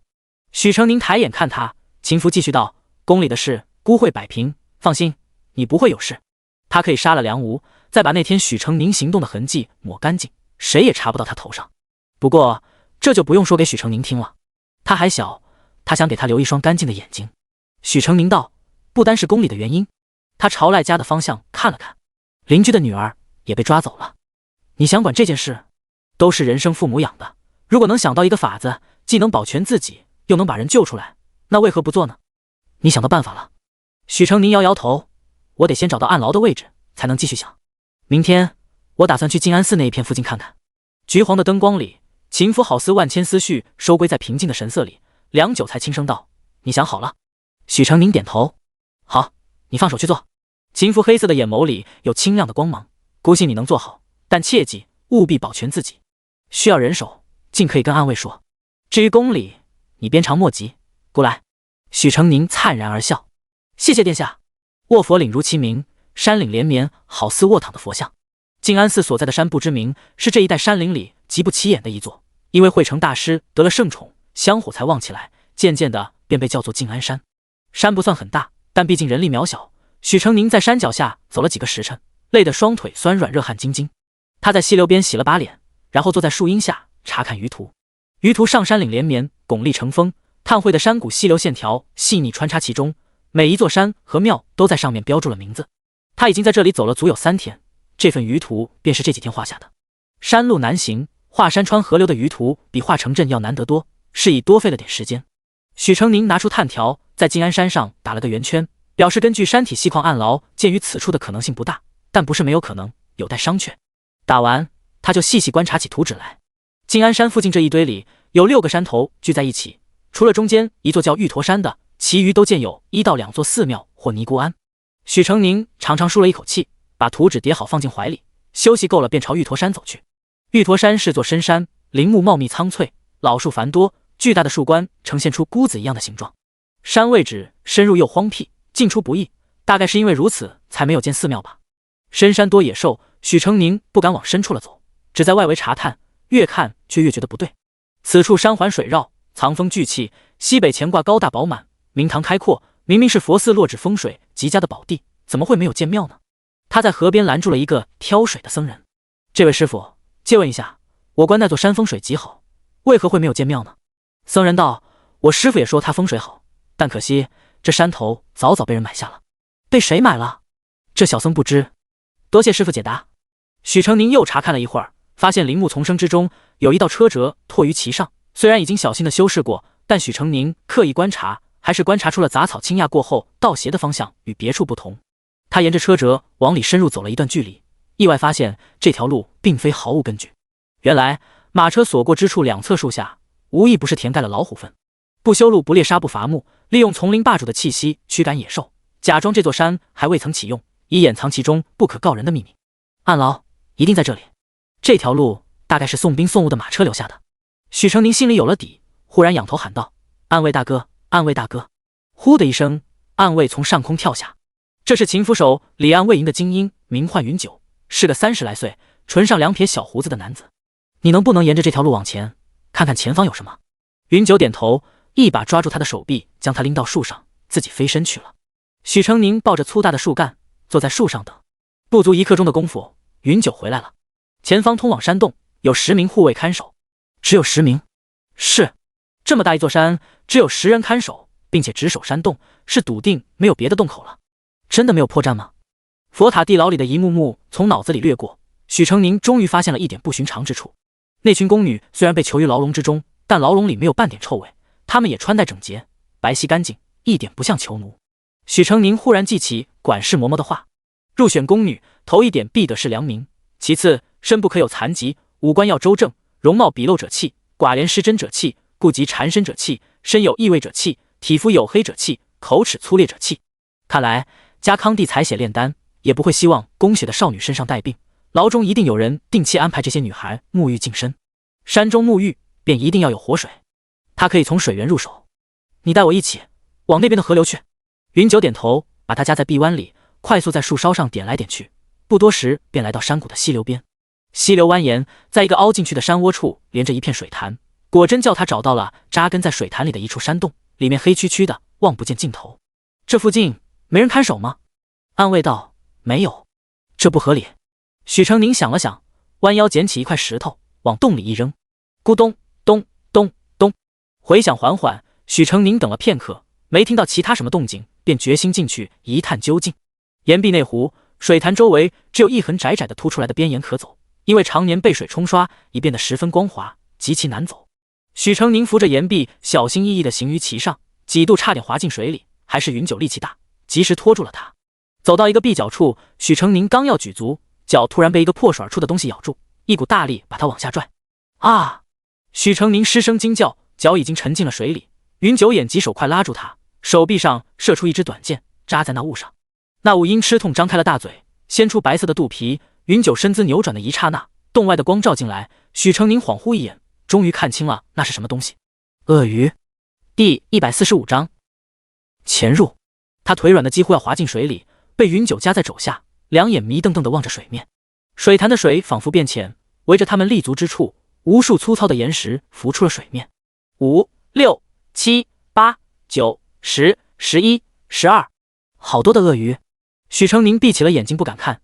云九夹着他脚步在水面点了几下，飞出了洞穴。云九刚要把他放下来，许成宁缩起双腿，哭丧着脸挂在他胳膊上，不要水，不要水，离水远一点，不要水。云九叹气，一直出了玉驼山，才放下了他。许成宁瘫坐在地上，一条腿湿漉漉的，软绵绵垂着。云九蹲下来看了两眼，道：没出血没受伤，你别耷拉个腿，我会被扣钱的。许成宁无力的摆摆手：我不告你状，你让我缓缓。云九嗖的一下不见了。许成宁叹气，脱脸出起神来，果然是帝王，行事太缜密了。他不能奢求他打造的秘密基地里能有什么破绽，唯一可行的只有从人入手。他先去会一会这个会成大师。一回生二回熟，这次他直接在方丈阁之后翻墙进了寺院，然后悄无声息地上了方丈阁。方丈阁很安静，只有门口一个小沙弥在打盹。透过纱窗，他也看见了屋里没人。许成宁计上心头，悄悄招来暗卫耳语了一番，暗卫点头离去。过了一会儿，方丈阁下有人大喊：悟纯！明觉寺的清源大师到了，要找住持商议后日的宝灵塔清谈会一事。悟纯惊醒，立马道：稍等，我这就进去知会师傅。他推门而入，又合上了门板。许成宁趴在窗外，看见他打开多宝阁上的抽屉，手伸进去把什么扭了一圈，然后整个多宝阁缓缓向旁边挪动，露出背后一个暗门。小沙弥走进暗门，多宝阁很快挪回原来的位置。许成宁推门而入，打开多宝阁的抽屉，看见抽屉里面上方有一个圆盘，与他的掌心一般大。许成宁四下看了看，找到一根铁条子，从圆盘的钮上穿过，卡得紧紧的，再在圆盘的边缘塞进一颗坚硬的石子。他从容的等待，等了有1刻钟的功夫，耳贴墙面，听见里面有人在说话。怎么打不开了？我试试。怎么回事？你是不是又把什么支棱起来卡住了？跟你说了多少遍了，此盘精密，哪怕卡进一粒沙子也会拧转不得，叫你们平时勤擦拭都听不懂吗？徒儿，徒儿，行了，走山门吧，一会儿便说为师于山间静谧之处参禅，记住了？记住了。许成宁又等了差不多1刻钟，拿走石子和铁条，拧转圆盘，从暗门里进去了。山野之地不比宫里人来人往，眼人耳目上不需要做得太谨慎，是以这里的暗道只有一条，直直通往暗牢。暗牢一股煤油的气味，潮湿阴冷，火光照得很亮堂，窸窸窣窣的女孩的声音带着浑浊的回响，像在吵架，又像在哭嚎。许成宁循着声音来处，很快找到了关押少女的铁牢。秀秀见到他，眼睛一下子亮了。南公子。他声音惊喜却无力，所有女孩都望了过来。许成宁粗略一看，至少有20个人，他们无一不是脸色清白，瘦骨嶙峋，通身上下没有一丝血色，发色与眸色已经淡得像年久失色的墨，灰质朦胧。很多人的腰背、手已经没有一处能伸直了。秀秀刚被抓来不久，在他们当中还算是好的。他竖起手指嘘了一声，秀秀连忙点头，手脚并用爬过来，趴在铁条上，殷切地望着他。其他女孩也学了他的样子，陆陆续续围拢过来。许成宁从头上拔下一根银簪，伸进锁孔里捅了好一会儿，直到听见咔嚓一声，才拆下了锁，推门而入。女孩们刚露出惊喜的笑，又看见他把门重新锁上了。南公子，秀秀期期爱爱，你是来救我们的吗？许成宁被女孩们围了起来，无数双迫切的眼睛盯着他。许成宁蹲下来，点点头，低声对秀秀道：你家人和阿如都很担心你，我会救你们出去，但不是今天。女孩们脸上燃起的欣喜，顷刻又化为了绝望。许成宁指着门口道：“外面有护卫看守，我带不走你们。而且惠成在官府有后台，把你们带走了，他还会把你们抓回来。我们要做的是，既救你们出去，又要让天下人都知道惠成做过什么事。你们难道不想让惠成进牢狱，受到他应有的惩罚？”说到惠成，女孩们恨不能啖其血肉。想。秀秀流下了泪。南公子，你一定要他坐牢。我们在这没有饭吃，每天只给我们吃花瓣和蜂蜜，没2天就有2、3个人被挑去放血。一个女孩哭道：“洗澡用的是水潭的冷水，冬天、夏天都是，我们都洗出病了。他们正是月事初至的时候，每天往冰冷的潭水里去泡一回，不病才怪。每个月那几天都要疼得死去活来。之前有人疼痛难忍，直接死去，被人拖走了尸体。”又一个女孩哭道：“之前也想过要逃跑，可根本逃不出去，唯一跟外面连通的地方只有鳄鱼潭。”许成宁顺着他手指的方向一看，发现牢房的角落少了一堵石墙，直接连通外面的鳄鱼潭，中间只修了一个铁栅栏。此时正好有一只鳄鱼浮出水面，长满尖牙的嘴咬住了铁条。第146章，我出手，没有不成的。女孩们害怕的叫起来，双手掩面，还有人伏在地上，双手扯住许成宁的衣角，把头埋下去，哀哀的祈求：“南公子，求你，求你一定要救我们，求你了。”许成宁把他们一个个扶起来，道：“当然要救你们，不然我进来干什么？不过你们得听我的，按我说的做。”女孩们都点点头。南公子，你要我们做什么？你说。先告诉我，牢里看守的有几人？2个婆子和4个哑女，负责给我们送吃的和安排洗浴。许成宁想了想，右手食指在膝盖上敲了几敲。情况我都明白了，你们且等等，20日之内我必救你们出去。这段时间你们必要守口如瓶，平常什么样你们还什么样，把他们蒙混过去。秀秀点点头，其他人却依然惶恐不安，生怕被丢下。许成宁环视一张张怯懦的脸，温声道：“姑娘们，听我说几句。你们都有同样的遭遇，现在也同样想逃出去。当前情势下，你们唯有团结一心，彼此信任，我在外头才能为你们筹谋成功。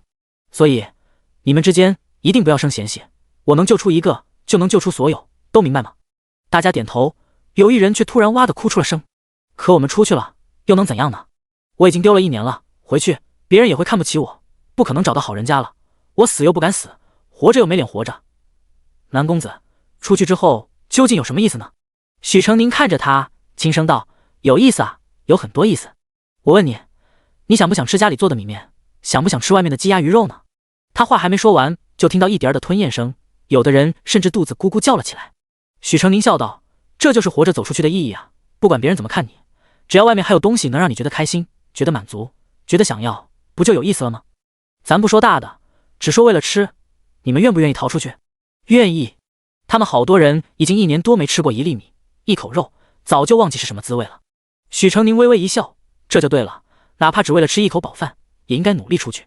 我会想办法拖住惠成，让他这段时间减少对你们采血。之后每天我把食物放进篮子里，从鳄鱼潭推进来，你们悄悄把东西吃了，把篮子沉进水里，记住了吗？”听到有吃的，女孩们眼睛放光，齐声答：“记住了。”你们要注意蒙蔽惠成的人，不要做出异常举动。虽然吃了东西，平常还是要装出病怏怏没有力气的样子。最重要的一点，出去了，你们要一口咬定惠成是绑架了你们，不要攀扯其他任何人。到时你们就这么说。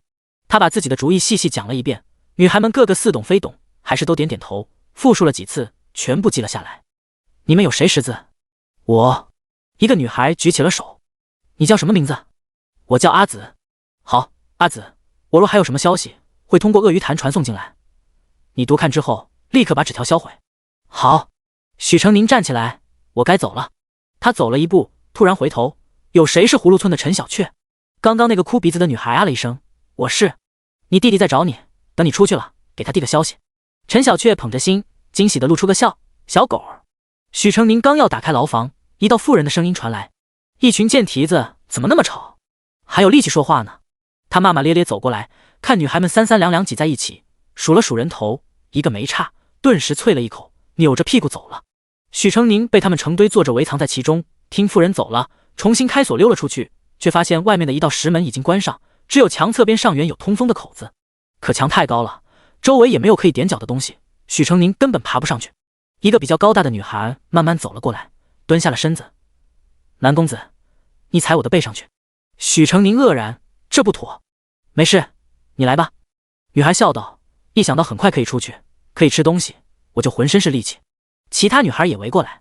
是啊，南公子，你就上吧，这箱撑不住了，我们都可以顶上。南公子看着一点都不重。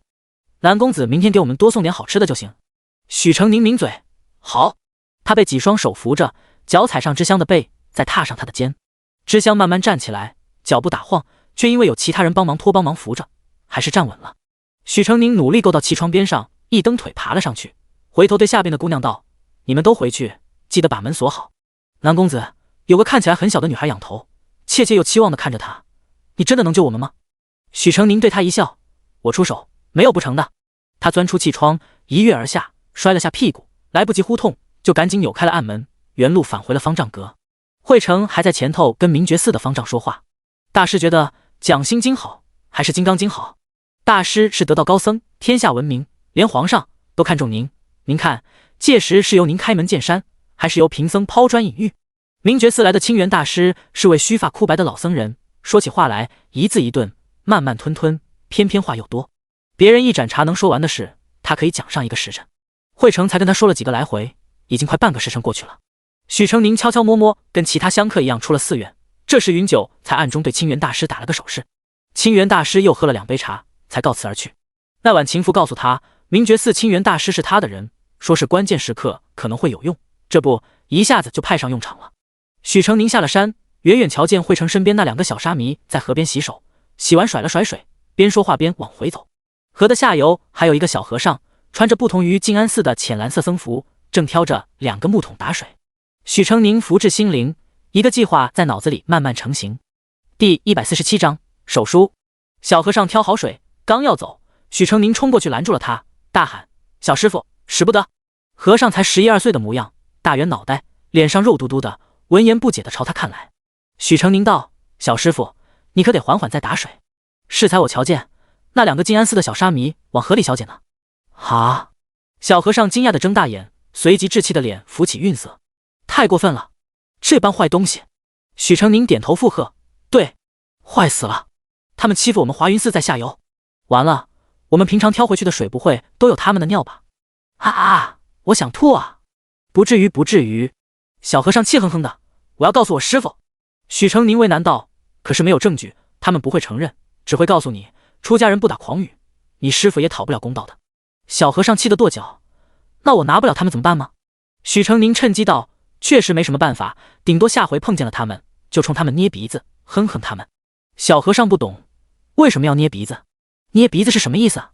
许成宁解释：“捏鼻子就是嫌他们臭，看不起他们，不屑与之为伍的意思，他们一定不懂，留不了画饼。”小和尚笑了：“这个好，下次见到我就冲他们捏鼻子，臭臭。”许成宁达成目的，把云九喊出来：“我有件事要办，得烦劳你，替我找几个合适的人手。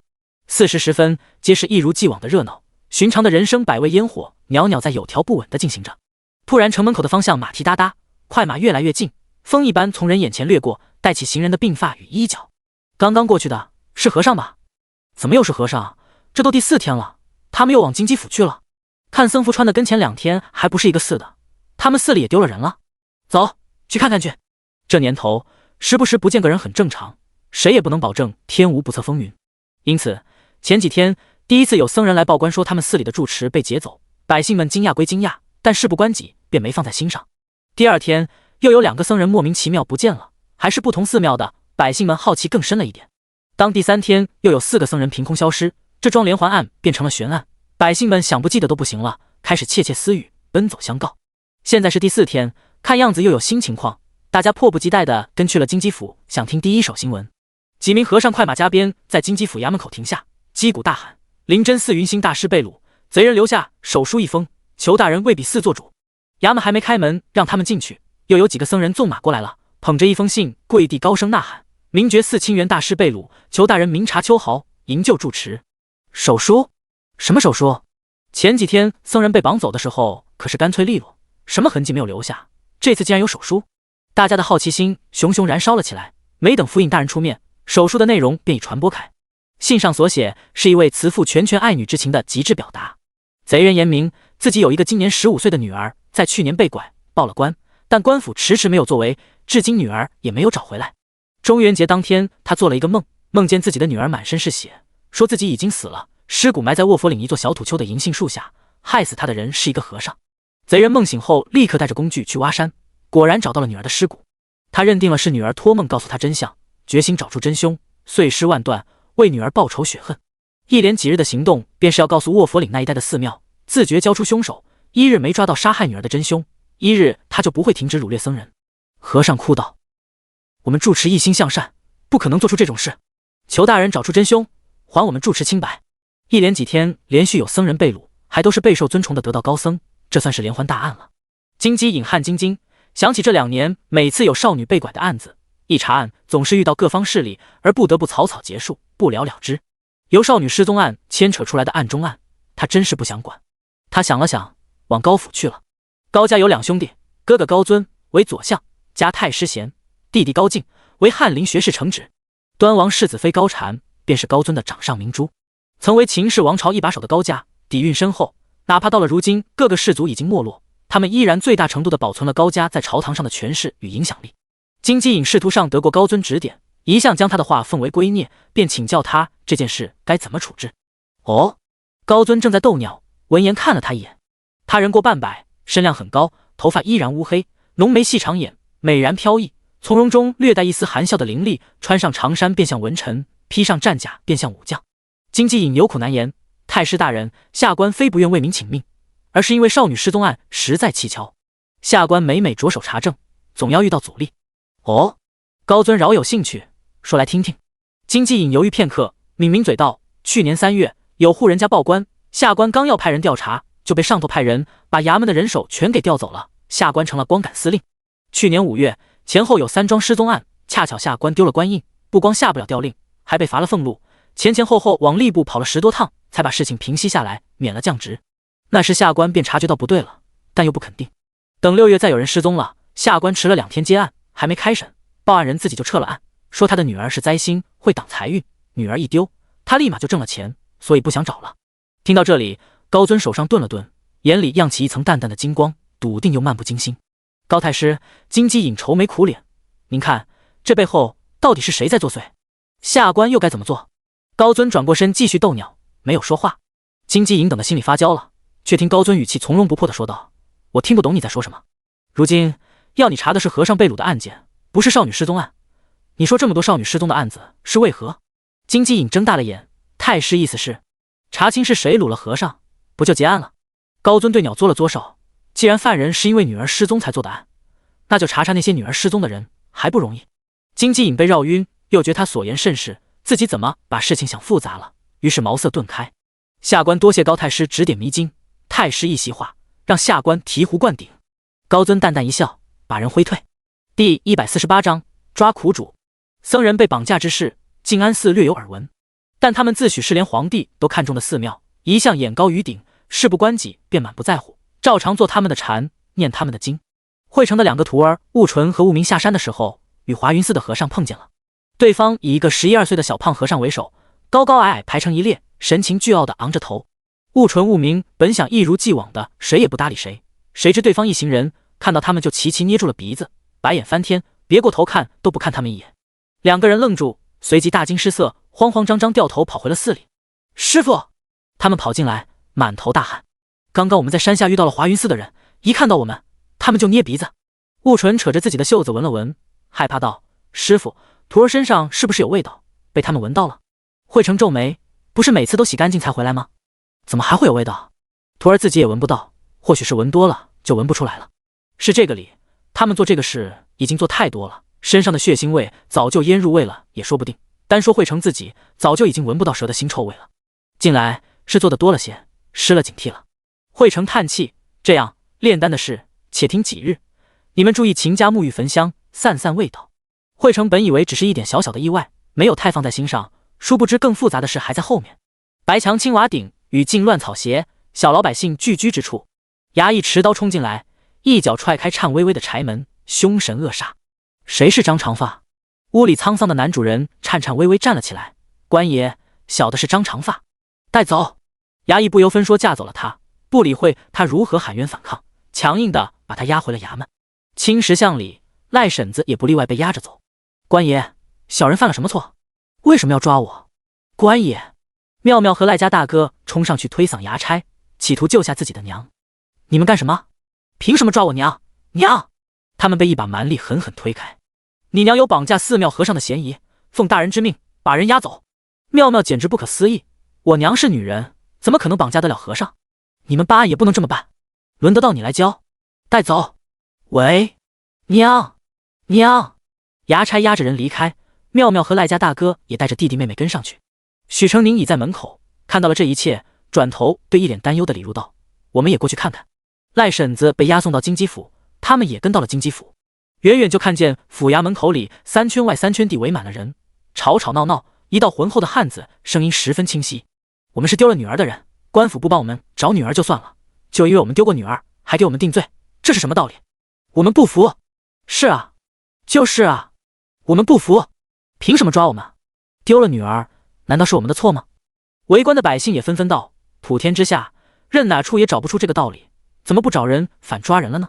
赖婶子一来，大家更愤怒了，简直荒唐，连女人都抓。寺院里的僧人都是手无缚鸡之力的娇小姐不成，连女人都能神不知鬼不觉一下抓他们好几个，到底是男人还是鸡呀？是个人都能擒住的。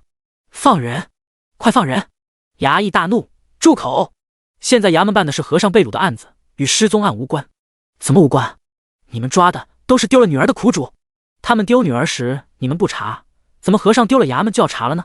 和尚是人，姑娘就不是人了。没错，我看和尚拐女孩的事十有八九就是真的，什么狗屁出家人净干烂心肠的事儿，不是十有八九，是板上钉钉。不然尸骨是怎么找到的？一定是女儿给爹托梦了。百姓们议论纷纷，一心认定了是和尚捣的鬼，恶有恶报，并大声说想把被掳的和尚找回来，就得先把失踪案查清楚。衙役被骂得狗血淋头，进衙门的路被堵死，而府尹却缩在衙门里当起了缩头乌龟，不肯出头解救他们。许成宁看百姓们的情绪被挑得差不多了，便站了出来，朗声道：“诸位，听在下一言。”大家安静了，齐刷刷看向他。许成宁不慌不忙道：“官府办案自有一套规程，查找线索，搜集证据，缉拿人犯，3个步骤，最终查明作案人员、作案动机、作案手法，3者缺一不可，才算结案。这几位既是失踪案的苦主，又是僧人被掳案的嫌犯，是此2案关联最密切的人。欲破此2案，由他们作为切入口，无可厚非。想必府尹大人是想从诸位口中得知更多线索，才请诸位来府衙。诸位没做坏事，没有证据，罪名便扣不到头上，大可放心配合官府调查，把女儿如何被拐说给府尹大人听。府尹大人是父母官，定会为你们做主。鲁僧案是失踪案的案中案，牵连紧密，想查清僧人案，就必须查清失踪案。自古以来，从没有查一个案不查一个案的先例，所以大家且放心，等府尹开堂审理便是。他说的条理清晰，有理有据，众人都对他信服起来。被逮捕的有一人道：“父老乡亲们，上元节我刚丢了女儿，至今还没有消息。只要能帮我找回女儿，这牢房我进。我等府尹大人查明真相，抓住害我女儿的真凶。”赖婶子哭道：“我女儿至今还没给我托梦，她一定还活着。我们会好好配合府尹大人，早日把他们救出来。”可怜天下父母心，百姓们都被煽动了情绪，纷纷道：“你们尽管去，我们替你看着。谁家还没个女儿，坏人不抓到，谁也放心不下。”因为许成宁的一席话，金鸡引被架在火上烤，想要和稀泥把失踪案糊弄过去的打算彻底破灭了。许成宁低头微微一笑：“还不够。”金鸡引不知道，贸然把人都抓进去，只会适得其反吗？第149章，意欲何为？官府为查僧人被掳之事，统共抓了20来人，都是这2年丢过女儿的人家。但还没开始排查审理，他们的嫌疑便被洗清了。因为第2天寺庙又不见人了，而且不见了足有10人。这次贼人也不拘什么身份了，大和尚小和尚全抓，并留下一封信，说不找到拐走女儿的真凶，就会一直抓和尚，自己一个个严刑拷问，查出真相。贼人说到做到，接下来每天都有和尚不见，有的庙小人少的寺院里头已经空了。贼人像鬼一样，来无影去无踪，所有失踪的和尚都凭空消失，一点痕迹都没有留下。悬疑的案件轰轰烈烈，京城里大街小巷都在谈这件事。说书先生照这个事编了一套故事，说等着进展出结尾。海公公正伺候家康帝松罚头学，门外有个小太监晃了一下，他出去了一会儿，回来时面色微沉，俯身在家康帝耳边说了几句话。家康帝一下子睡意驱散，厉声道：“为何还没平息下来？”海公公消息灵通，鲁僧案的手书一出，家康帝在宫里立马就得了消息，并且即刻下令把事情压下去了。可这才几天，怎么又闹起来了？海公公道：金鸡福营把少女失踪案的苦主都抓起来了，百姓们都在鸣不平。家康帝脸色阴沉：人还没抓到？没有，来去无踪，实在查不出是谁做的。卧佛岭的和尚日日都要不见几个，静安寺也少了2人了。不过惠成无事，陛下该怎么办？怎么办？家康帝眼底透出一丝戾气，既然抓不到人，就不能让他掳走惠成，把惠成传进宫来。海公公迟疑了一下，这个关头传是不是不太好？有点欲盖弥彰了。那就派重兵守住静安山，势必抓住贼人。就派家康帝一咬牙，谢允伯的长子去。海公公苦笑道：陛下，谢荣预告了嫁去办事，已离京快1个月了。家康帝气得掀开龙案，墨点与宣旨撒了一地。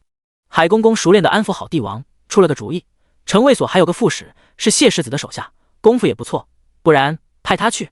就这么办。海公公立刻吩咐下去，回来时捧了一个高足银盘，晶莹剔透的绿玉葡萄带着水露，看着极诱人。陛下，西北进贡了5子葡萄，清甜无比，您尝尝吧。家康帝粗气渐渐平息，心不在焉地吃了2颗，突然问：你觉得这件事是谁在搞鬼？他的直觉一向很准，普通人不可能有那么大的本事，悄无声息掳走高僧，煽动百姓，这背后一定有势力。把这件事情挑开，意欲何为？有谁会大费周章，就为了救几个平民女子？不可能。难道意在江山？他狠狠地握住了手，苍老的手筋凸起，爬在手背上。是谁？是谁要夺他的江山？是他的儿子？是世家？还是某个他注意不到的人？几位王爷最近都在做什么？回陛下，宁王在修缮皇陵，端王在统合株洲府去年的记账，寿王去了河东赈灾。高家呢？高小大人去修渠，没修完就塌了，灰溜溜回了京。高太师大发雷霆，加上端王世子夫妻闹脾气，高太师气病了，太医去了2回，人还在歇养。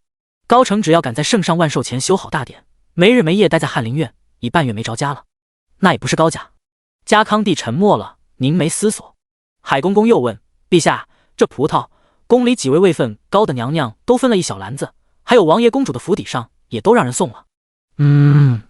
余光看见海公公似乎犹豫了一下，家康帝便问：还想说什么？奴才想说福皇孙那里要不要单送去1份？秦福？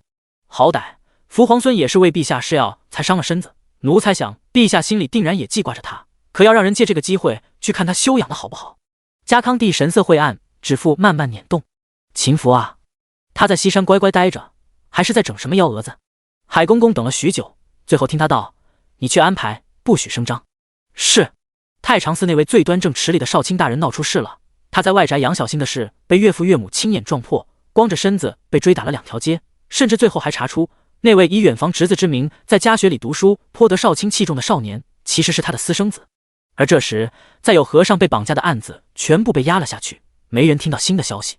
桃色事件远比官府冷冰冰的刑案更让百姓们感兴趣，大家茶余饭后就着少卿的事讨论得天花乱坠，沸沸扬扬，都没空去理会鲁僧案和失踪案的进展了。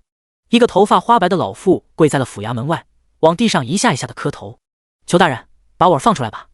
民妇家里穷，儿媳早早就去了，只留下4个孩子，除了被拐的大女儿，剩下3个最大的才8岁。民妇又老又瞎，一家老小只靠我儿养活。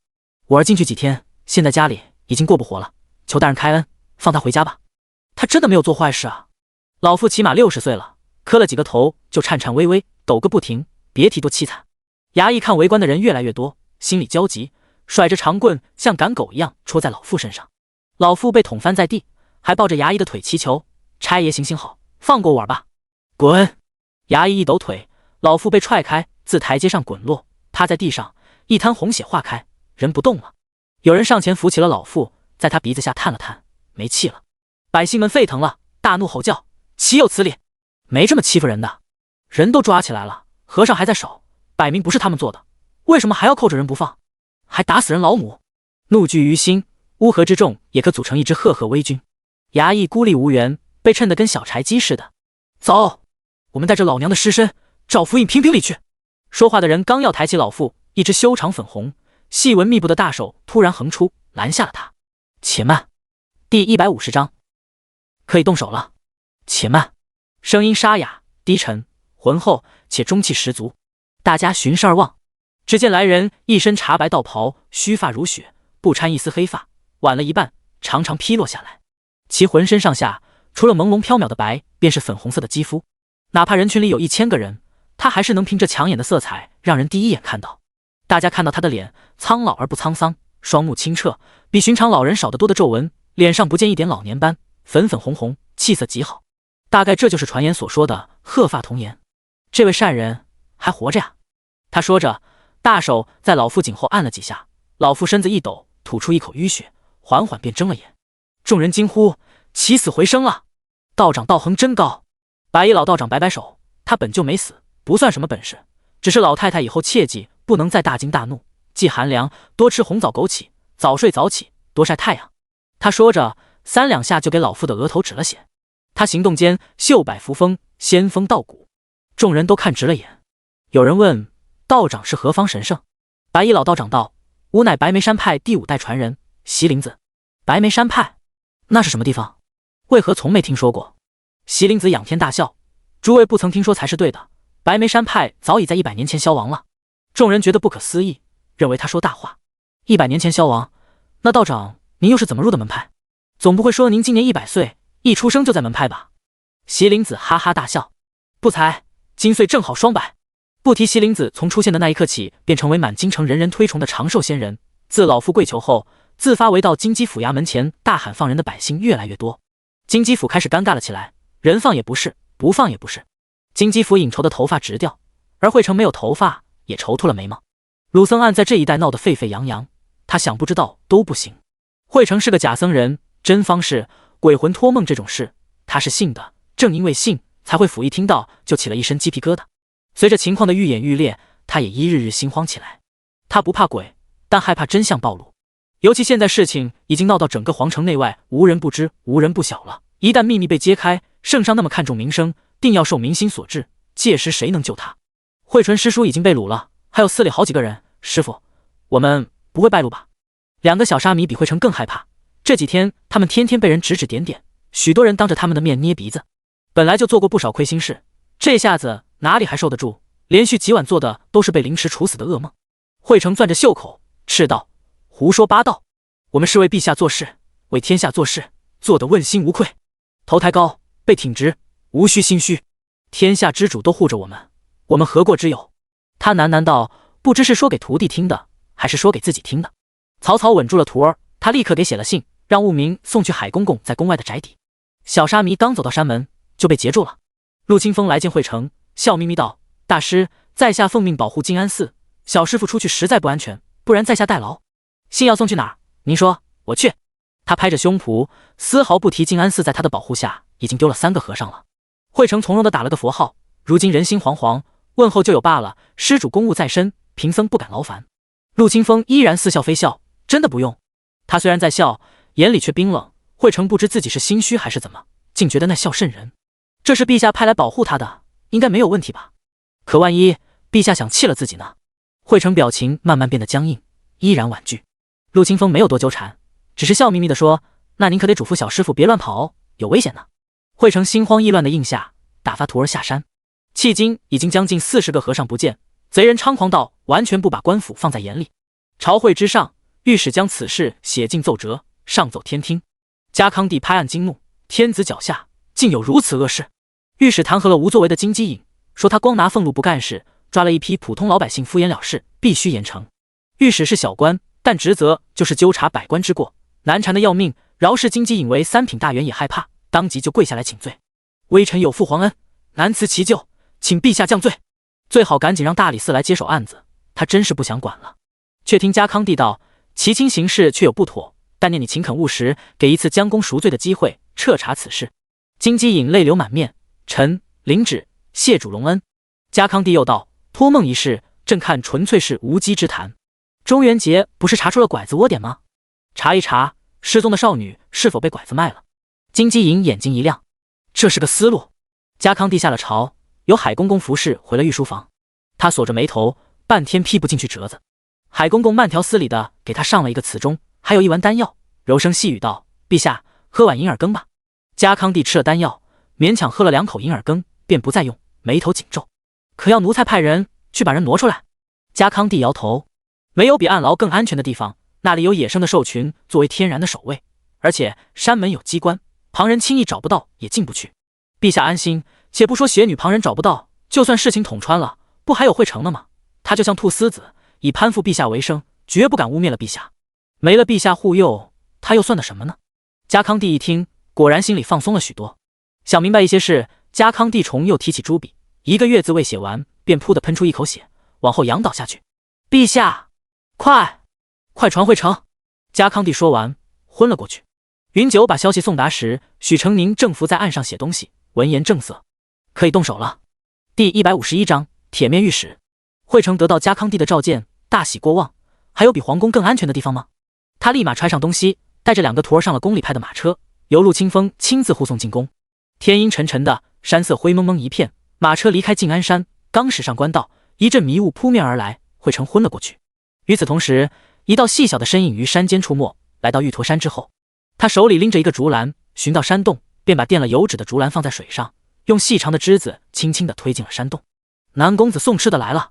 暗牢里轻轻叫了一声，立马有人在牢门边守着外边，有人小心翼翼把手伸过铁篮，取出来篮子里的东西，然后把篮子沉掉。暗牢无天日，待久了人都会生病，眼睛也要瞎了。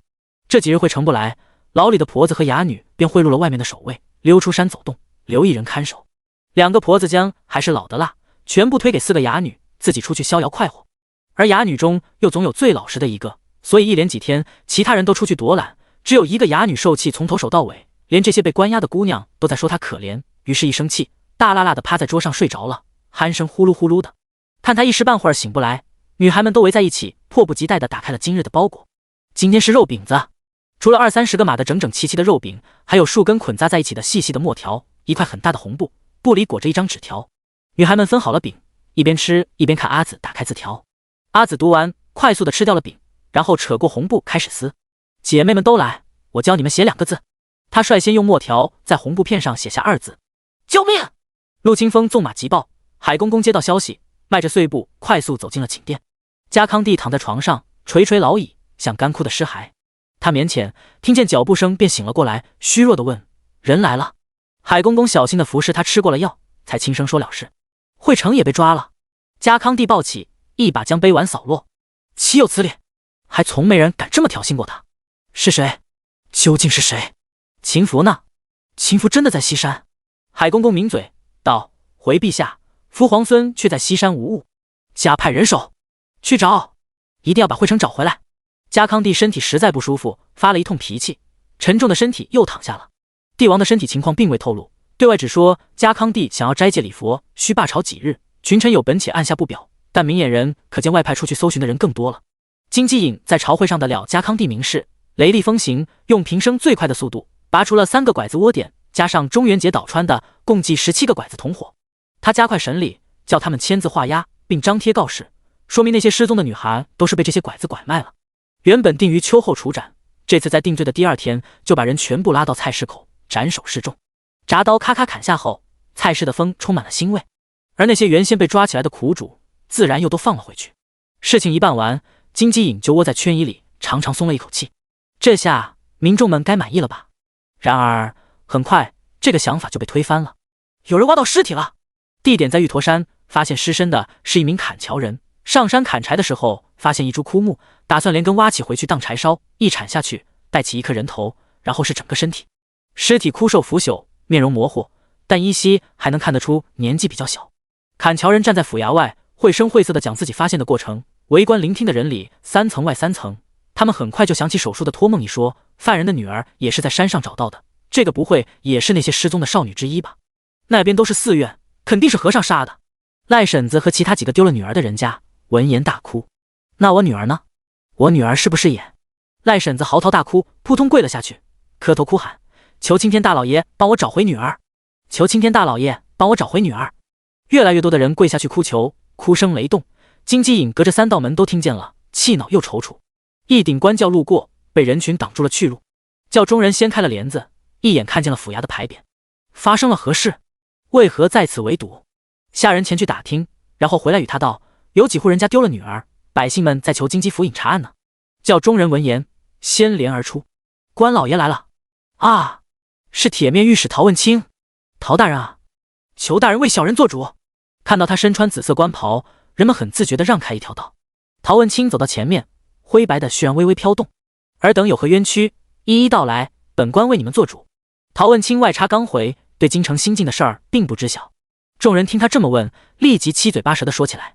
陶文清喝止住，指着跪在地上的苦主一个个问，总算弄清了来龙去脉。这种是案中案，少女失踪案都没查清楚，怎么查清鲁僧案？金鸡引是欠弹劾。陶文清问过了一群泪汪汪的苦命人，又看向砍樵人：“你说你是砍柴的时候发现了尸身？”回大人：“是。”陶文清冷哼一声：“据本官所知，玉驼山风水好，却未曾建庙，原因在于这是一座有主的山，那里人烟稀少，野兽出没，你却不在别处伐木，偏挑了此处。本官以为你撒谎。”砍樵人没想到一下子被戳穿，他见跪了下来，叩首求饶：“还不从实招来？”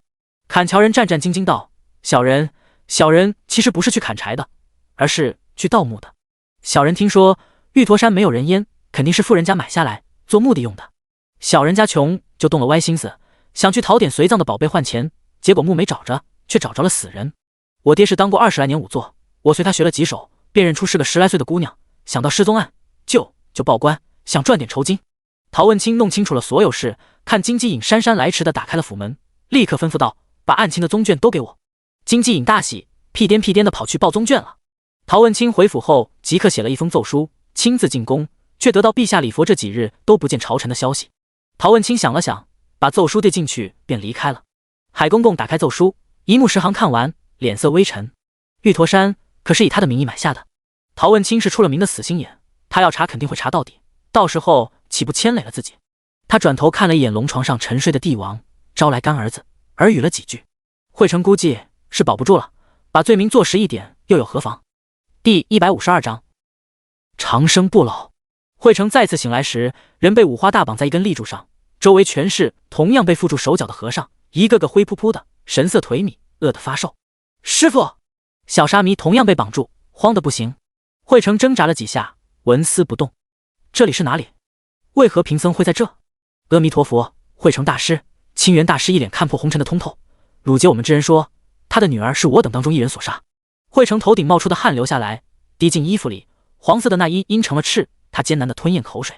贫僧一心向佛，乃是陛下亲封的国师，怎会做这等事？清源大师无辜道：“我等也没做过，也被抓来了。”和尚们齐齐点头。他叹了口气，可怜天下父母心，他也是爱女心切，才会失了心智，行此背义之事。救人一命胜造7级浮屠，他的女儿我们已无力回天，却还有望让他放下屠刀。横竖我们都没有干亏心事，不妨就陪他把真凶找出来。贼人得救，我们亦得救，救人即是救己。惠成汗涔涔的，两个小沙弥面如土色，刚要说什么，玄关响起铁链沉重的声响，紧接着一名穿着粗布衣衫的彪形大汉走了进来。大汉方脸横肉，右脸一条刀疤，凶相毕露，身上只穿一件背搭。他身形不算特别高，但异常壮硕，臂上隆起一个个硕大的鼓包，泛着汗水的光泽，手里还拎着一把旧尖刀，看着像用了很多年。这也太壮了！惠成冷汗淋漓，说：“你们谁害死了我女儿？”大汉一说话，连山都要抖3抖。包庇者同罪。今天你们不说，我就杀一个；明天不说，我就杀2个，骗你们的肉下酒吃。大汉挥了挥尖刀：“我杀了30年的猪，手熟得很，猪在我的手下，叫上2个时辰还没死透也是有的，还是个屠户。”惠成两股颤颤，忽然闻到一股尿骚味，扭头一看，误唇的当下已经湿了。阿弥陀佛！清源大师一脸慈悲：“施主，回头是岸。”大汉直接把刀甩向他，尖刀擦过清源大师的耳侧，插到他身后的柱子上去。清源大师神色安详，直接晕了过去。“师傅，师傅！”他的徒弟怒视大汉：“我与你拼了！来啊！”大汉大吼，拔出刀，划断他绑在柱上的麻绳，把人夹在嘎吱窝下，扭了几扭，和尚便软了下来，被他像死狗一样的拖出了门外。不多时，门外便传来了接连不断的惨叫声，鬼哭狼嚎。僧人们听得害怕，一个个像待宰的羔羊，低头啜泣。穷凶极恶也不过如此吧。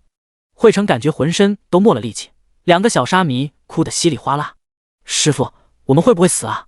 惠成气若游丝，没有回答徒儿的话，直愣愣看着一点，不停喃喃：“陛下会救我的，陛下一定会救我的。”他焦头烂额，但家康帝已经管不了了。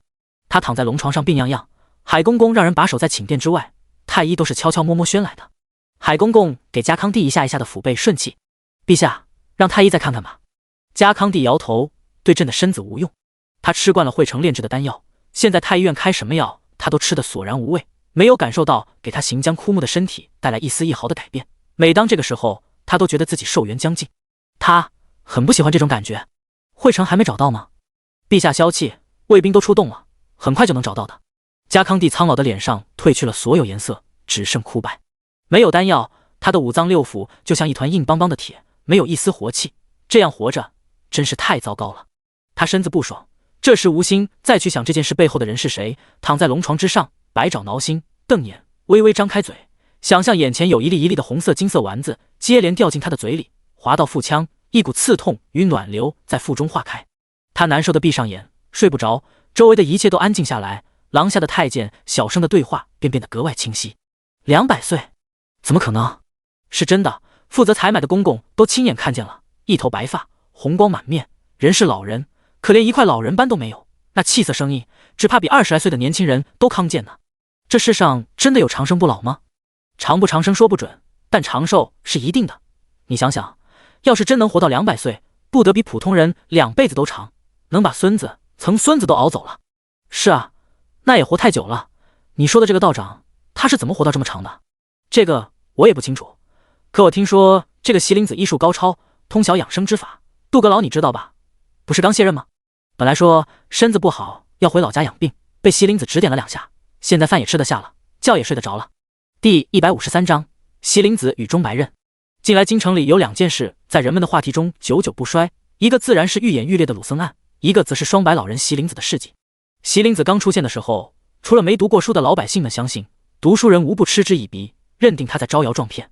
可惜林子真金不怕火炼，机缘巧合之下，给几个顽疾多年的病患治好了病，并且分文不收。现在大家无不把他奉为神仙。前去问询他长寿养体之法的人数不胜数。席灵子大方不藏私，直接找了个茶楼，每天免费为人讲上1个时辰的养生之法。许成宁特意也跑来听，却久等不见人。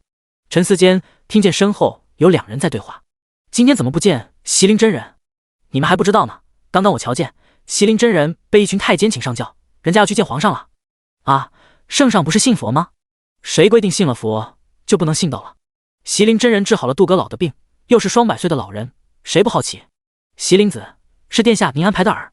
夜幕降临时，秦福晃伸进了许成宁的屋子，许成宁才问起了席灵子的事。秦福悠闲地剥开一只橘子，慢慢撕着橘筋，闻言道：“哦，钟白刃。”许成宁愕然，他就是钟大夫。秦府手下的5个门客，许成宁就差掌一道的钟白刃没见过。原来席灵子就是钟白刃假扮的。只有当惠成可被替代，圣上才会真正放弃他。如此高寿的双白老人，家康帝比谁都对他有兴趣。许成宁好奇道：“钟大夫年岁几何？”花甲之年。因为体质特殊，他少年白头，40岁便已满头华发。他平素不爱见人，没什么人见过他。许成宁想了想，若是不善交流，让他去应付圣上可能行。秦福道：“钟白刃沉迷养生之道，偏偏谁都不愿听他唠叨，能有个机会让他光明正大的讲授养生之法，他高兴都来不及。”钟白刃是5个门客里人缘最差的，不是因为品性不好，而是因为他太注重养生。他的养生之道细致到讲究一顿饭肉要吃几口，菜要吃几口，汤要喝几口，烹饪的法子不对也不行，天天不换样也不行。而他管自己也就算了，还要管别人。朋友之间难免要一起喝酒吃肉，要是席上有钟白刃，酒肯定别想喝了，大鱼大肉也不能敞开了肚皮吃，那必得是1人7、8个小碟子，每个碟子放一点不同的菜，连饭也只有几口，清汤寡水，再配上一壶养生的茶汤。席上必须听他号令，第1口吃什么，第2口又该吃什么，中间要嚼多久，都规定的死死的。谁不按这个吃，他还要生气。别说那几个门客，秦福自己都受不了。平常为了少听他唠叨，找他看病之事，秦福是能免则免。因为这样，钟白刃是王府里唯一一个有自己单独院子和灶台的门客，并且没人有意见。许成宁听得咯咯笑。秦福这些个门客真是各有各的脾气。您贵为主上，要运筹帷幄，强身健体，百毒不侵，多好啊！民间不有句俗话吗？不听大夫言，吃亏在眼前。秦福懒得听他贫嘴，将半个橘子堵住了他的嘴。等你摊上了，你就知道了。许成宁咽下了橘子，转而说回正题。这次我动用您的人闹出这么大动静，可会给您带来麻烦？他原本的计划就是一点一点把事件扩散，激起民众的好奇、愤慨与正义心，成千上万双眼睛都盯着这件事。这时再设法把惠成的所作所为揭露，以家康帝最爱惜好名声的性子，肯定会选择弃车保帅，起码在表面上要偏向受苦的老百姓这一边。但悄无声息地将人掳走并藏起，这不是普通人能做到的。经此一事，家康帝疑心病恐怕更重了。秦福道：我们没有留下任何痕迹，疑心也没有实证。几日前，皇帝跟前的人没有任何预兆地突袭了西山别院，因为他一早收到了消息，替身在那里做好了万全的准备，没路给家康帝一点破绽。如此，我便借中大夫的光，给最后一击了。坐吧。寝殿里，西陵子大谈特谈养生大法，5个太监在底下埋头苦记。家康帝扶着有气无力。他进宫多久了？海公公弯腰低声道：回陛下，2天了。啊，才2天？他怎么感觉有2年了呢？前几天听了太监们说的话，他特意派人看望了一下杜阁老，果真如太监们所说，精神百倍。于是他即刻下令传召席灵子入宫，见到了这个传说中的双白老人，果真仙风道骨，鹤发童颜，是长寿之貌。席灵子只给他推按了几下，灸了鸡针，再一碗药汤下肚，他即刻通身舒畅，呼吸不再凝滞，精神也好了起来。被惠成调养那么久，他都没有这么好的感受。然后他请教席灵子的长寿之法，席灵子便开始了漫长的讲解。光是春季的饮食讲究概略，他就讲了足有2个时辰。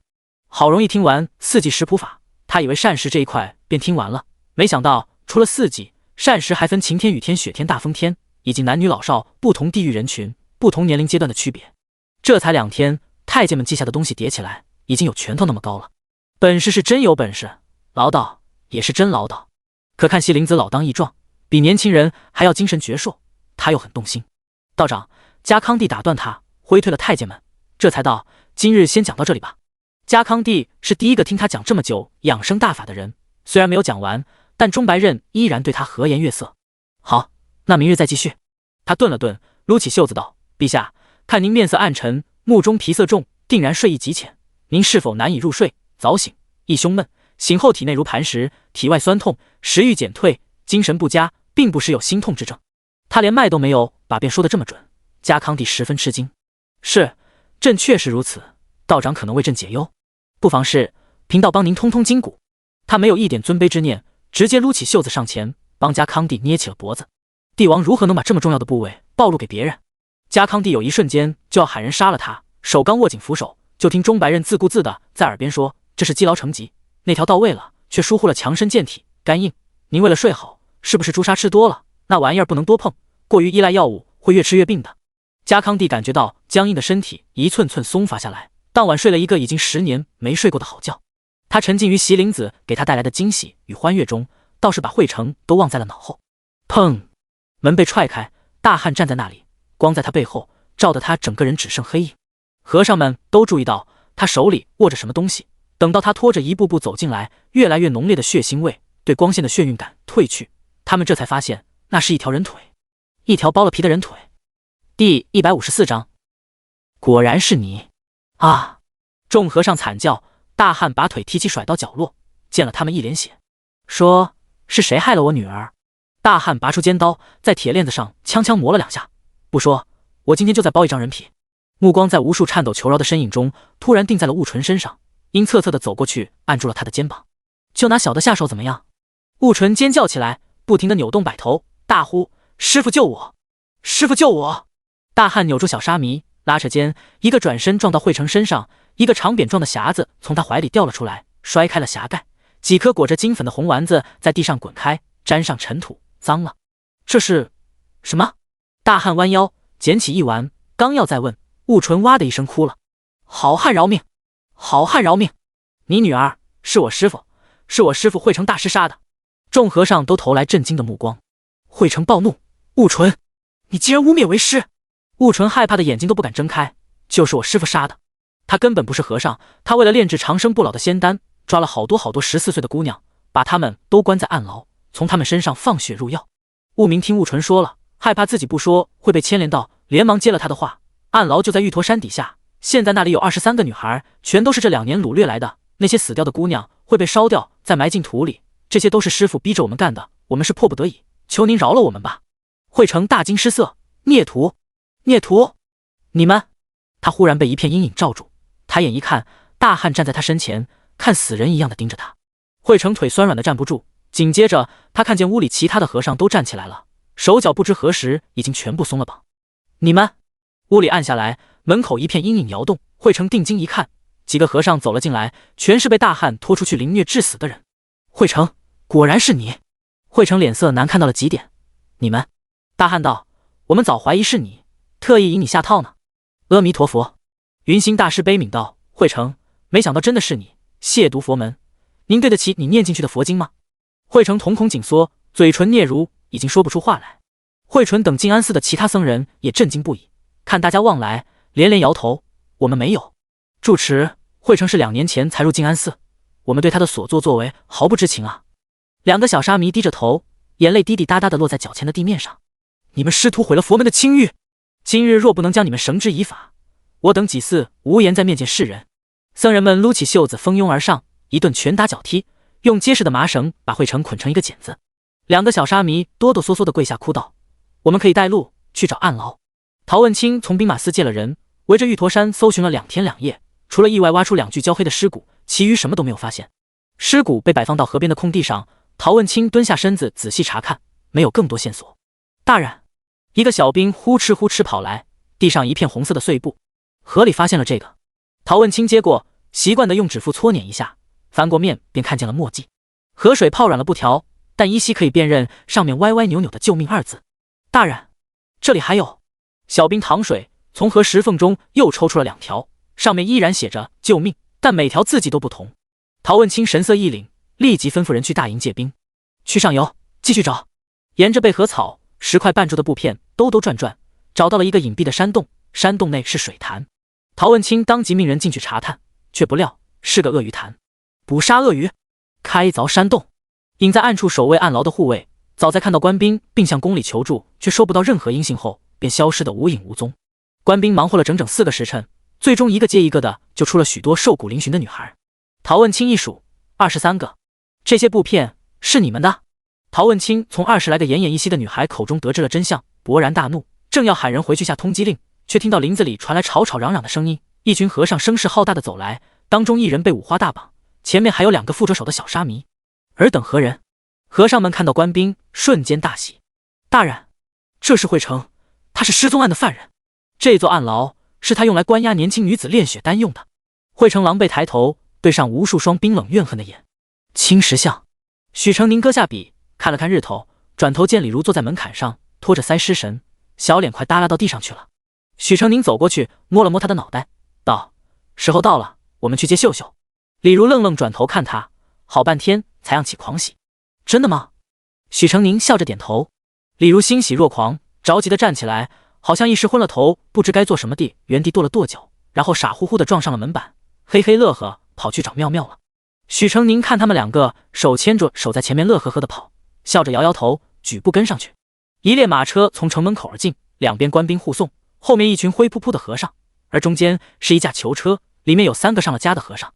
第155章汽车保帅。啊，那不是明觉寺的清源大师吗？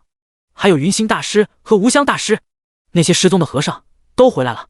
囚车里的和尚是谁？惠成一直是神秘的国师身份，没什么人见过他。许成宁带着2个女孩随人潮一起跟上了官兵。陶问清在府衙前停下，随即几架马车陆陆续续出来些清白瘦弱的少女，她们用手挡住眼睛，似是很不能适应日光。元姐儿，哎，你家元姐儿回来了。二妞，孝琴。越来越多的人从女孩堆中发现自家的女儿，激动的大声叫唤。姐姐！妙妙惊喜的叫起来，蹦跳的挥手，我看到我姐姐了。姐姐！秀秀也看到了他们，露出笑，却没有走过来，仍和其他女孩慢慢走到府衙前。陶问清往衙门门口一站，厉声道：近日京城人心惶惶，本官调查失踪案，现已经抓获真凶，救出受害的年轻女子23名，凶手便是静安寺住持惠成。惠成大师！皇帝的宠幸加诸于身，惠成大师在人们心中是不啻于神的存在。神竟然会拐掠少女！惠成真实身份并非僧人，而是游方术士，为欺世盗名，假冒高僧，做尽了恶事。他于数年前买下玉驼山，于山中建地牢，囚禁拐掠的年轻女子，当作采血的工具。秀秀冲民众大喊：他是个妖怪，他有妖法，他抓我们是为了喝我们的血。他是个会吸血的妖怪。女孩们撩起单薄的衣袖，露出纵横交错的伤疤，有的已经久了，有的还很新。最严重的人，几乎整条小臂都被刀疤排满了。他们激愤地摇摇欲坠地控诉惠成对他们做下的恶行。一群14、15岁的小姑娘，个个瘦成一把骨头，脸上蜡黄没有血色，有些人甚至连路都走不动，得让人背着。如此凄惨，如此恶毒，罪魁祸首简直令人发指。民众沸腾了，民众咆哮了，怒吼谩骂，无数的菜叶子、臭鸡蛋飞扔到惠成身上。尤其女孩们的家人恨不得把她拎到跟前撕碎。有23个苦命少女和一群不打诳语的和尚作证，不怕定不了惠成的罪。不过惠成毕竟是家康帝信赖之人，陶问清能抓了他，却不能越过皇帝处罚惩治他。他向民众解释了所有事后，暂时将惠成与2个小沙弥收监。那些女孩终于能够回家，秀秀激动地跑过来，其他女孩看到许成宁也想过来，被许成宁用眼神制止，一步3回头地离开了。秀秀，你终于回来了！秀秀哭道：“我以为再也见不到你们了呢，你们不知道我有多饿。”呜呜。妙妙也抱着姐姐哭：“我们回家，你尽管吃，我的晚饭也都给你。”3个人又哭又笑，互相叙了好一会儿旧，相携要回家去。秀秀转身看见陈小雀还站在原地不动，脸上彷徨无措。秀秀知道他家里的情况，便过去跟他道：“你先回家，你爹不要你，就来跟我们一起做生意。”陈小雀泪汪汪的点头，由衙差护送回去了。皇宫，家康帝与钟白刃在高台上漫步，身心舒畅，他已好久没有这种胸部闷头不中的感觉了。家康帝对钟白刃的医治效果十分满意，不耻下问地向他请教长寿之法。白眉山派讲究内外兼修，自有一套内功心法，要时常静坐悟道，以心法准则时刻要求自己落实到座位上。什么准则？其一，豁达，不计较太多事。贫道从不管与自身无关之事，不会主动干预他人之事，因为个人各有其运道。其二，积德，不做恶事。人心皆为肉造，行多了伤天害理之事，心便积多了愧意恶意，心不好了，人如何长寿？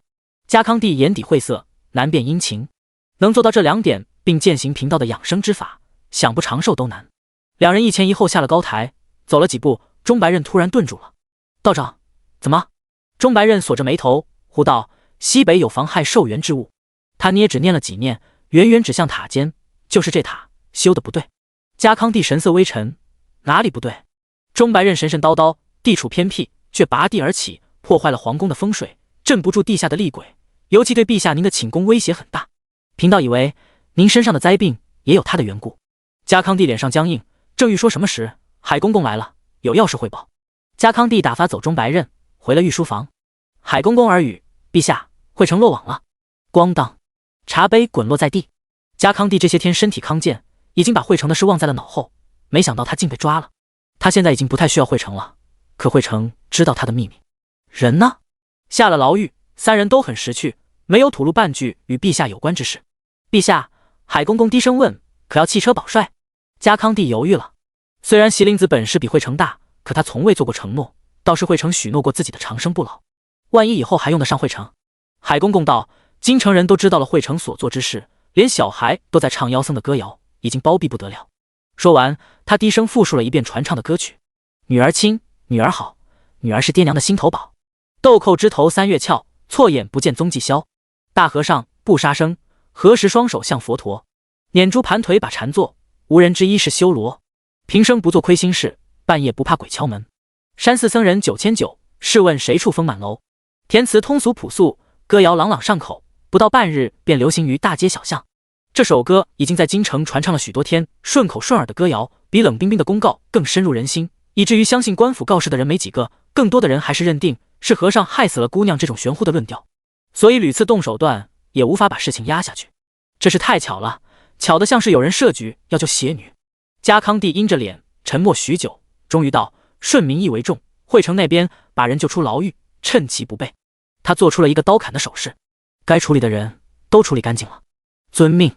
海公公应声，刚要退下，家康帝又道：“讲经塔下的人用迷烟迷倒带到宫外的暗牢去，做成与塔下一样的布置，然后设法让大理寺找到他们。陛下竟然要放宫女们一条活路。”海公公有些惊讶，但见家康帝闭眼松开眉心，长长呼出一口气，看来是把席林子的话听进去了。这样也好，既积了德，又能把陛下自己摘出去。奴才这就去办。第156章探望。翌日，牢狱里传来消息，惠成师徒3人越狱了。家康帝拖着病体上朝，恨自己识人不清，痛斥惠成的滔天罪行，并勒令大理寺3天之内彻查案件。大理寺快马加鞭，皇城内外的跑，不仅从静安寺搜出了大量的罪证，还从玉驼山的暗牢里发现一间密室，打开又是一群14、15岁的少女，而且还是从宫里掳出去的宫女。妖僧惠成举国通缉，成为人人喊打的过街老鼠。家康帝痛定思痛，决意忏悔，让工部派了一支工匠的队伍，在内侍公公的带领下，将讲经塔一砖一瓦的拆除下来。许成宁进宫时，但见烟尘弥漫，讲经塔一寸寸矮了下去。小狗儿捧着他姐姐陈小雀捎来的新鞋子，开心地转起圈圈来，扶着许成宁的手，十分殷勤地要送他出去。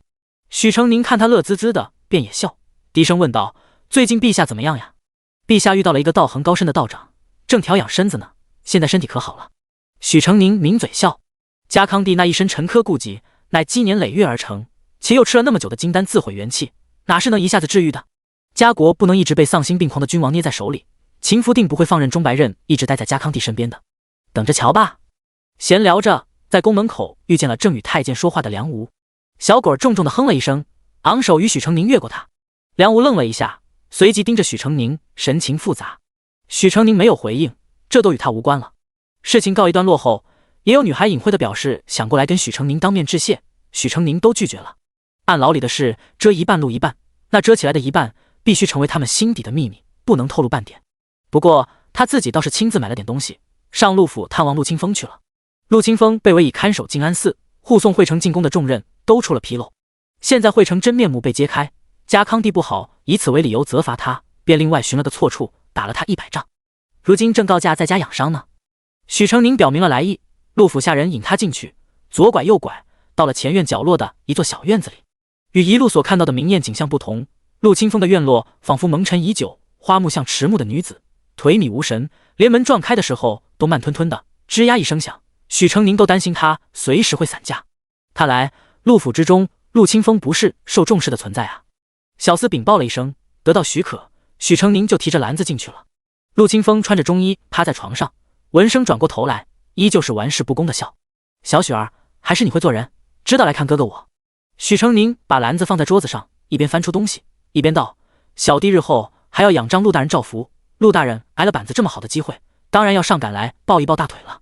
这是金香斋的糕点盒子，这是酒，这是查伤口的药膏。小小敬意，望大人笑纳哦。陆清风伸手拿到那盒药膏子，打开闻了闻。太医院治外伤最好的玉华生肌膏，寿王世子待你不错吗？许成宁大言不惭，因为我人也不错吗？陆清风哈哈笑了，接过酒壶掂了掂。竹叶青啊，我现在负了伤，你拿酒诱惑我安的什么心？许成宁啊了一声，你不要啊，那我拿走了。他假意伸手来夺，陆清风把酒壶在胳肢窝处把他推走。去，谁说我不要？小许儿送礼要诚心，不过他遗憾道，我还是更喜欢喝桑洛劳，真买不起了。陆大人，您将就将就吧。陆清风把酒放在床头，然后支招下巴看过来，嘴里啧啧了2声。谁能想到啊，搅得大半个月满城风雨的幕后主使会是我们的小状元。许成宁道：那还要多谢陆大人配合了。云九带人闯进安寺的时候，陆清风认出了是秦福的人，就直接放行了。不过话说回来，就算他是对立面，企图阻止也是阻止不了的。陆清风心知肚明，低声笑道：如今咱们是一条船上的人了，你别像上回一样满嘴鬼话就好。许成宁一噎，回嘴道：陆大人不也明知故问吗？特意当着殿下的耳朵问我那些话，我要是答不好，你就是挑拨离间。陆清风笑：哪里挑拨得了你们，世子殿下光记得吩咐我帮衬你，可没让你照应我吧？我看他喜欢你得紧，将来你成了殿下身边的第一宠臣，陆某还得仰仗你过活。许成宁还没说什么，忽听门外喧哗，小厮叫了一声，似乎在阻止什么，然后有童声喊了一句滚开，旋即砰的一声，一个飞球打在门板上，门板轰然倒塌，然后传来一群顽童哈哈的大笑声。听到陆清风低头啐了一口，许成宁诧异地看了他一眼，起身去看，刚走到门边，又一记飞球袭来，擦着他的鼻尖呼啸而过，直接打碎了屋里唯一的摆件，一盆插着花的清供。顽童们又是哈哈笑。许成宁捡起蹴鞠，一脚踢到为首的顽童怀里，道：小屁孩，少玩这些幼稚把戏，我隔壁家的弟弟就比你聪明100倍，才5岁，就晓得拿球砸他爷爷的屋子，让他哥受罚了。你现在玩的都是别人玩剩下的。为首的顽童凶凶地哼了一声，我怎么不会？我也会。说完哒哒领着一群小伙伴跑了。许成宁转身走回来，对上路清风憋笑的脸你又坑人了。许成宁不以为然，这种皮猴不打一顿不老实。陆清风又笑了2声，讥嘲道：那是我侄儿，长房嫡孙，我呢是树房的树子，所以小屁孩也敢来踩我一脚。许成宁懂了，因为这样他才会想跟秦福搏一把，给自己挣一份前程吧。这样的日子过不了多久了。陆清风咧嘴一笑，借你吉言。许成宁扭头看外面的天色，道：晚些可能要下雨，陆大人，我该走了，您好生歇养。云团浓聚，红日在天边留下一很夺目的金辉，天地黑纱覆面。许成宁坐在马车上摇摇晃晃，行路至一半，马车便停下了。许成宁掀开车帘问了一声：怎么停了？车夫指着前面烈烈的军旗：平南军班师回京了。第157章，我找到妹妹了。夜幕来临时，天空聚起了一团团的云，阴沉沉的，很快下起了大雨。谢琼旭窝在房里，心情郁郁。祖父这次是铁了心地不肯见他了，他只是跟宁王世子见个面罢了，有必要这么生气吗？祖父真是迂腐，与宁王世子的私情已经传出去了，除了嫁他别无他图，但家中无人肯为他的婚事做主，等父亲回来，他肯定更不同意了。上回他就不同意让他高嫁呢，一心只护着他那个丑女儿。现在他该怎么办？想来想去，只有让宁王世子去请赐婚圣旨了。可他关在家里都快1个月了，他怎么还没有动静啊？难道宁王不同意？不可能，她是数一数二的世家贵女，端王与高家结成了姻亲，宁王想搬回义城，娶她就是最好的捷径。不行，他一定要找机会再见宁王世子一面。他这么想着，余光突然瞥见子规从外面撩开珠帘进来，怀里抱了只半新不旧的箱子。这是什么？小姐，子规抿嘴，这是表小姐让送来的，您这些年送给她的礼物，她都还回来了，还说她送小姐的东西不用还，小姐若不喜欢可以扔了。谢琼旭愣了一下，随即冷笑：哼，倒是出息了，看他能清高个几时。说着一头又埋进了胳膊里。真讨厌，没见我愁着吗？这个时候还拿这些鸡零狗碎的事来烦我，绝交也罢，我早就不耐烦跟他们虚与委蛇了。王家贫寒，如果跟他们不亲近，便有嫌贫爱富之疑。以往他为了好名声，一直与王家表哥表姐交好，可现在想想，他花费了那么多精神，纡尊降贵与他们交游，得到了什么好处吗？一点也没有。送礼送不出好东西，人脉上也不能让他结交到有用的人，反倒酸诗酸话听了一大篓子，看了一大篓子，还得费心思夸2句，真是得不偿失。那天的事，他是迟了与他们的赴约，但表姐被调戏是表姐自己的问题，不是他害的。相反，他与宁王世子私会之事外传毁了名声，却是他们兄妹俩张扬出去的。说到底，还是王家对不起他多一点。他不怕与他们绝交，就算哪一天真的用得着他们了，王家的人都跟母亲一个样，耳根子软，他哄2句也就回来了。小姐，杜鹃跑进来，国公爷回来了。什么？谢琼旭咬牙，我去找娘。谢允伯戎装未谢，先进宫复命，然后才回转了文国公府。数月征途，他瘦了一点，面庞如刀刻般棱角分明，哪怕一身风尘，依然俊朗如初，比年轻时还要更多了几分威风堂堂。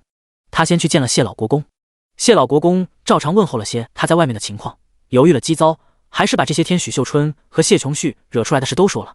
他就离开几个月，2个女儿的名声都毁了。谢允伯很生气，旭儿什么时候心这么高了？无论是在诗作还是以往的言行举止中，谢琼旭表现给别人的可永远是一副优雅淡泊、不慕名利的性情，怎地做出这等恶心人的事儿来？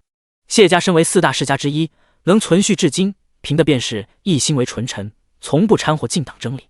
在这3王对峙越发激烈的关头，把自己的女儿嫁给其中的谁，那不是自找麻烦吗？谢家现在虽然权柄不大，但荣光其实已经够了，他脑子有病才会卷入这场夺嫡的豪赌中。赌输了，谢家会没落；赌赢了，风光个10年20年后，只会没落得更快。那些争先恐后跳进这个火坑的人是不是傻？谢老国公疲惫的摆手，他的事你当爹的管吧，我不管了。那我把他送去庙里修身养性，您可别心疼。谢老国公没好气的哼了一声，从松风堂出来，远远就瞧见王氏跟谢琼旭站在一起。他大步走过去，在2人开口之前便道：来人，帮2小姐收拾东西，明天一早送去白山寺礼佛跪经。谢琼旭大惊失色，父亲！谢琼旭！谢允伯表情变得极其严肃，知足不辱，知止不殆。谢家愿保留你的荣华富贵，是念在这10几年骨肉亲情的份上，你自己却要明白自己究竟是谁，摆正自己的位置，不该贪多，觊觎不属于自己的东西。谢家从不欠你什么，你若胆敢为了一己私欲，做下不利谢家之事。你是哪来的，我便让你回哪去。我说到做到。谢琼旭脸失去了血色，这人来人往的，他竟然说得这么大声，岂不是要让下人听去了？他慌里慌张的四下看，路过的下人皆低头而行，落在他眼里全是知晓了他身份的奸奴。王氏不忍心，想劝解夫君，你不许替他求情。谢允伯厉声道：说到底，他是个外人，你要为了外人害了这个家吗？有空你该关心关心自己的亲侄女。他说完这句话，便甩下他们母女，大步离开。谢允伯还从没对他这么冷硬过。王氏抿了抿嘴，惴惴不安。雨越下越大，谢允伯回了自己的书房，随从敲开了门，手里捧着一封信：公爷，舅老太爷给您的信。谢允伯接过，一边拆信一边问：世子去哪儿了？怎么不见他？世子爷出外差去了，还没回来。谢允伯点点头，将人挥退，自己抖开信看了起来。读到最后，气笑了。我哪来的外室和私生子？舅父不带这么冤枉人的。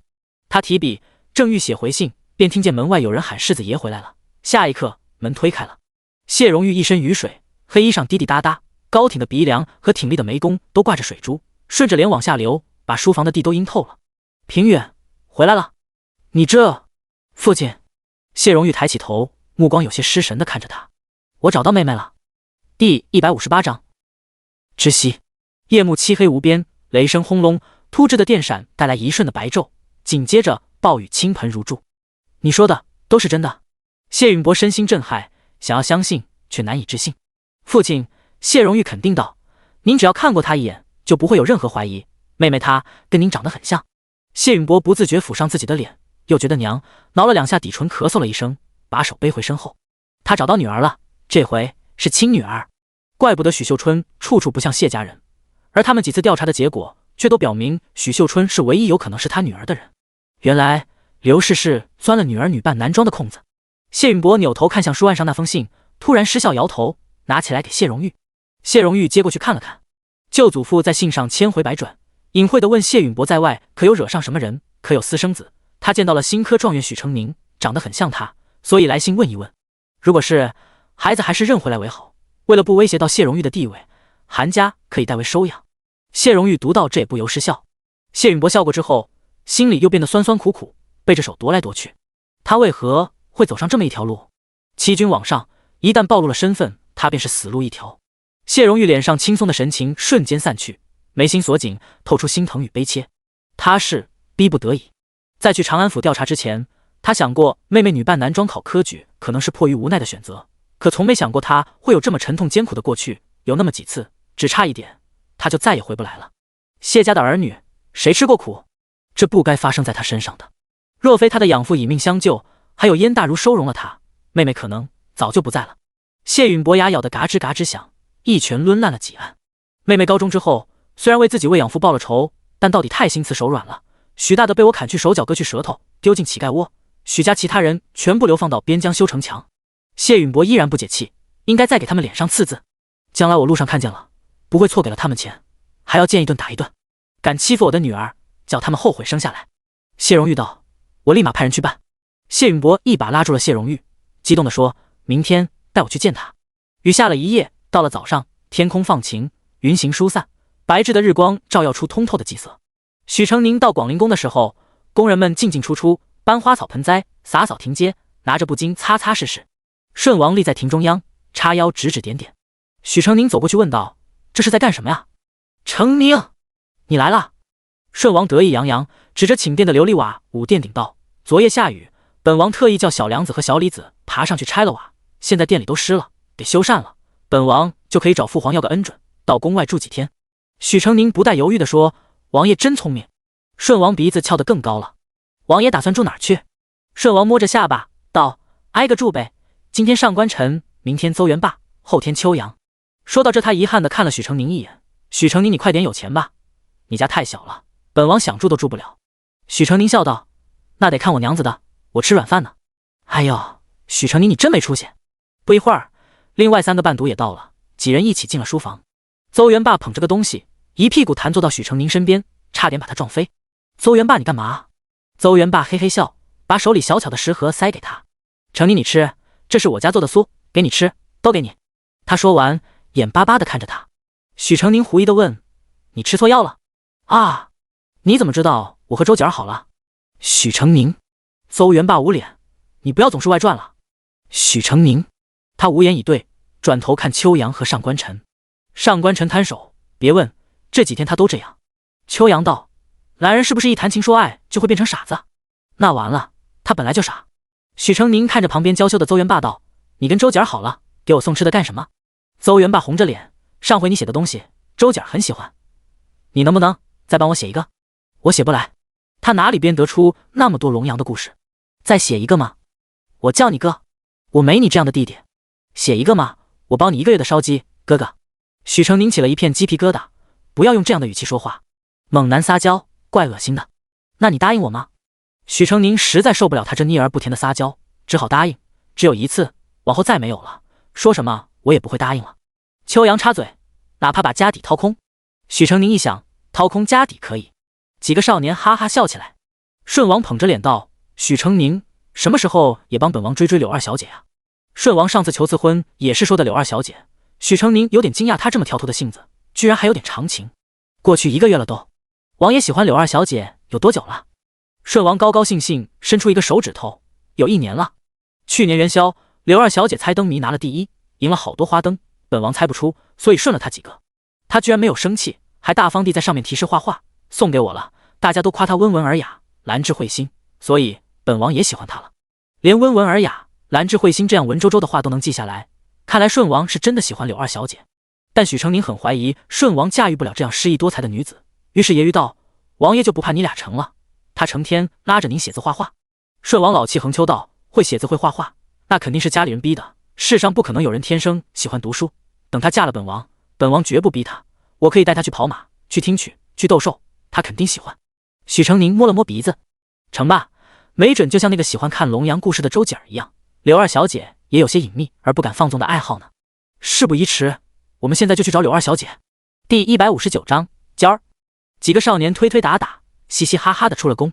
当中最小的少年儒雅纤细，白衣翩然，绵密的乌发在头顶总拢成一个髻，少许细碎胎毛调皮的挠着光洁的额头。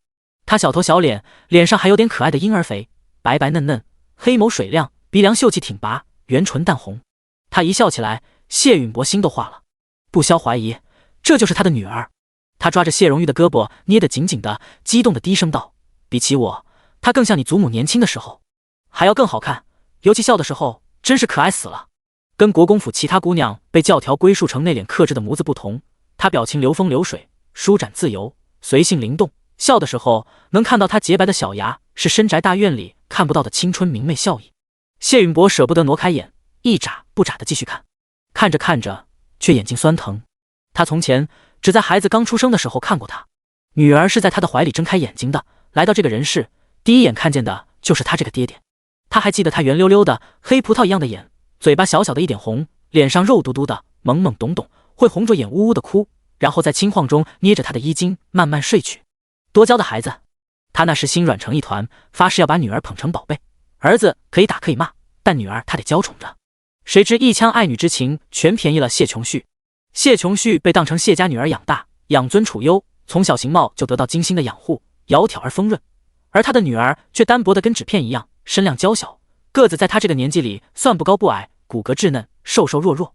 谢允博的心像被什么捏着，蹂躏来蹂躏去。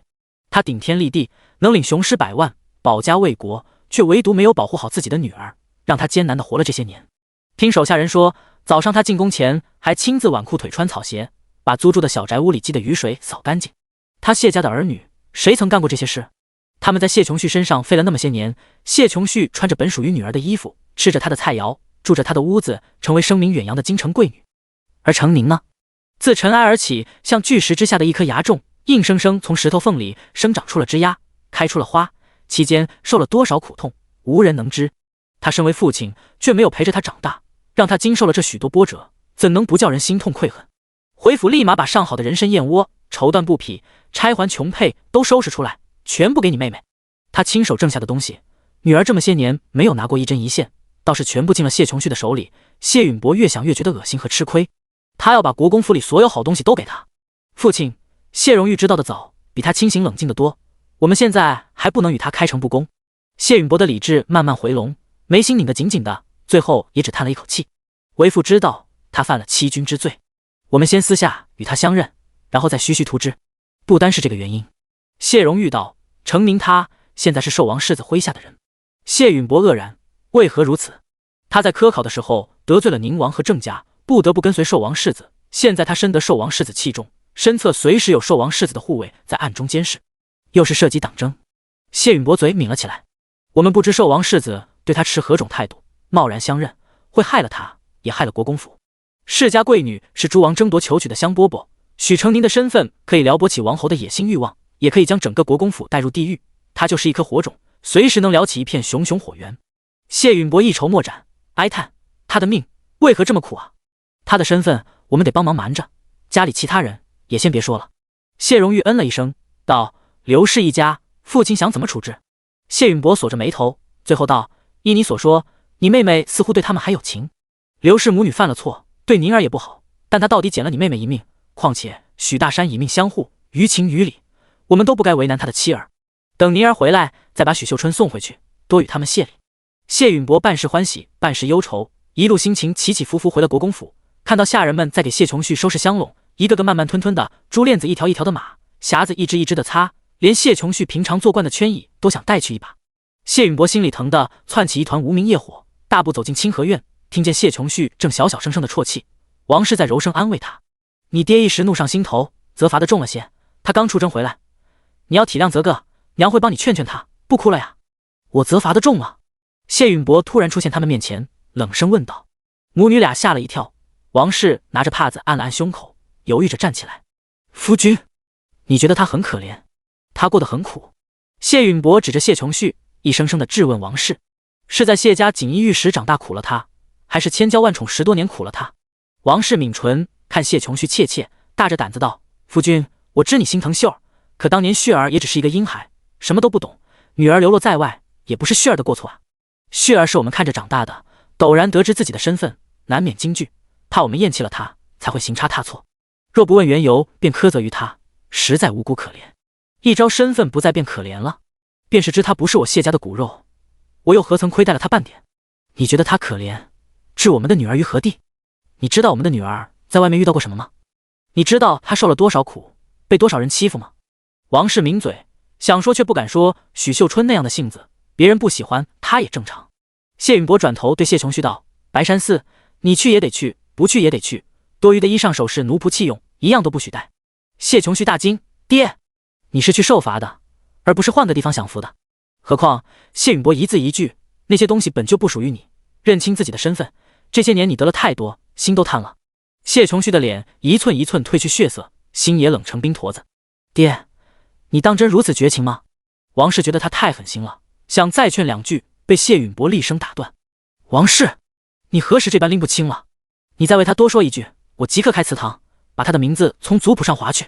谢琼旭埋头哭了起来，这次是真哭了。谢允伯说完，眼神定在了王氏脸上，久久没有挪开。王氏被他看得害怕，谢允伯却突然翘了嘴角，转身离开了。女儿像我，不像你，嘿嘿。第160章相遇。国子监学生、教员、祭酒以及各类打理杂物的人手加起来约莫400人，除了偶尔书声朗朗，其余时候都很安静，步履无声。这里历来不大欢迎顺王这样调皮捣蛋的纨绔，偷食客的事情败露后，他们更不受欢迎了。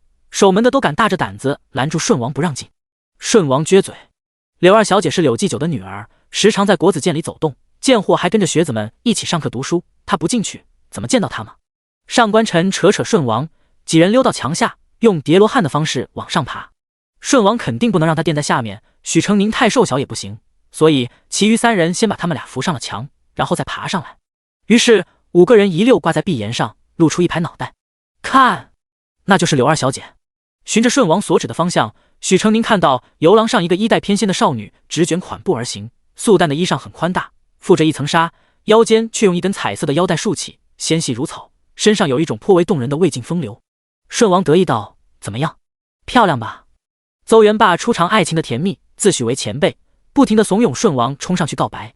于是顺王嘬嘴约了个哨：文珍妹妹你好呀。柳文珍望过去，看到墙头上一排的脑袋，顺王笑得跟痞子似的，他吓了一跳，帕子捂住了嘴，眼睛瞪圆了好一会儿，才放下了手，稍一屈膝，匆匆离开了。嘻嘻嘻嘻，他害羞了。许成宁扶额，确定他不是被你的流氓做派吓到了吗？顺王推他的肩，许成宁，快帮本王想想怎么追到他。许成宁脚下什么都没有，连忙扒紧瓦檐，双脚挠墙，别晃我。几个人不怕死地推推搡搡，忽然听见有人指着墙头大喊：谁在那里？啊！少年们惊呼，邹元霸率先跳下了墙，拉了上官晨一把，两人一起把顺王接下来，再去接秋阳。刚要伸手去接许成宁，那头已经有人过来，几人立马撒手跑得比兔子还快。哎，喂，还有我！许成宁独自挂在墙上，看他们都跑远，一阵蹬腿大喊。那群没良心的大呼小叫，远远甩下一句：哥们管不着你了，你一定要保重。许成宁气闷，躬身沉下腰来，在墙头缩成一团，只差屁股上长条尾巴就是只偷爬米缸的小老鼠。后领子突然被一只有力的手拎住，从墙上拽离，然后落下来。许成宁惊呼，一个愣神的功夫，自己已经蹲坐在地上了。他抬头，只见面前是个十分高大英俊的中年男子，头发梳得一丝不乱，身上穿着银灰色罩衫，布置平整无褶。手从他后领子撤走的时候，许成宁依稀还闻到很干净的皂角香。最引他注意的是那双眼睛，明明是有力的眉目，却透着温善的柔光。他从不信世上有突如其来的亲密，可这一刻却恍惚感到一种天然的亲近，不是刻意迎合，也不是别有居心。谢允博低着头看女儿蹲坐在地上，小小一团子，仰头呆呆地望着自己，好可爱啊！犹记得当年女儿刚出生的时候就十分可爱，他欣喜若狂，往家里去信报喜，说要给女儿取名叫小花。谢老国公来信，劈头盖脸骂了他一顿，并甩出穷婿二字，说不用就别认他这个爹。现在看来还是他英明，女儿娇娇嫩嫩，小小一只，又漂亮又可爱，不是小花是什么？他几乎用尽了全身的力气，才勉强把嘴角抿住，压得死死的。许成宁站起来，冲他作揖：谢叔叔帮我。女儿跟我说话了。对面男人脸上的神情变得十分扭曲奇怪，一半像在哭，一半又像在笑。许成宁长这么大还是头一回看见阴阳脸。叔叔。谢允博回神，抵唇咳了两声，装模作样的问：在玩什么？许成宁道：风筝挂墙上了，我爬上去拿呢。谢允博揶揄的看他：小样儿，翻墙还撒谎，真是顽皮。那我帮你拿。许成宁连忙道：不用的，已经被人拿走了。小子谢谢叔叔。叫爹爹。谢允博脸上露出一丝笑：不用谢。然后一直盯着他。许成宁觉得他有些奇怪，正在心里揣摩他意图的时候，那头顺王几个跑了回来，远远大喊：许成宁，走了。许成宁还记恨他们把自己一个人丢墙头上的事，鼓脸瞪了他们一眼，想了想，还是回头对谢允博道：我得走了，叔叔。谢允博现下心情就像近乡情怯，离得远了，就想跟女儿说说话，可真到眼前了，又有些无措，不知道该说些什么，顿觉怅然，便挥挥手道：你去吧，小心点，顽皮可以，别伤到自个儿。许成宁觉察出他声音似乎很悠远，含着微风一般的叹息，顺王又一声大喊打断了他的思绪，只得跑着跟了上去。跑了几步，不知为何有种奇异的感觉漫上心头，他脚步慢了下来，回头望了过去，中年男子还站在原地，也在望着他。迎着日光，许成宁眼前出现一些彩色的淡淡的光片，男子的面容因此模糊，可那情态依稀有几分沾连之意。许成宁腿断了。顺王又喊了一声，许成宁往前跑，这次没有再回头。谢允博看他离去，两眼胀热，朝堂与沙场厮杀出来的大将，已经许多年不曾流过一滴泪，可这会儿看女儿娇小伶仃的背影而不能相认，他竟忍不住想哭一场。隐在暗处的暗卫追随许成宁远去，谢允博攥紧了手。良久，空阔的道路上留下了一声淡淡的叹息。第161章，果然。风平浪静的过了几天，李如高兴的回来说，最近摊子上的生意突然好了起来，每天买糕饼的人总是特别多，他们三个都快做不过来了。许成宁笑，定是你们做的好吃，才这么多人愿意买。其实糕饼摊子生意低迷好一段时间了，先是因为秀秀失踪，他们无心做生意，停了很久。再是秀秀回来，尽管外人皆知惠城掳去年轻姑娘是为采血用的，但还是有很多人怀疑秀秀贞洁不在，大家都不愿意在一个失贞的姑娘手里买东西，所以生意惨淡得很。倒是没想到这么快就又好了，许成宁也替他们欢喜。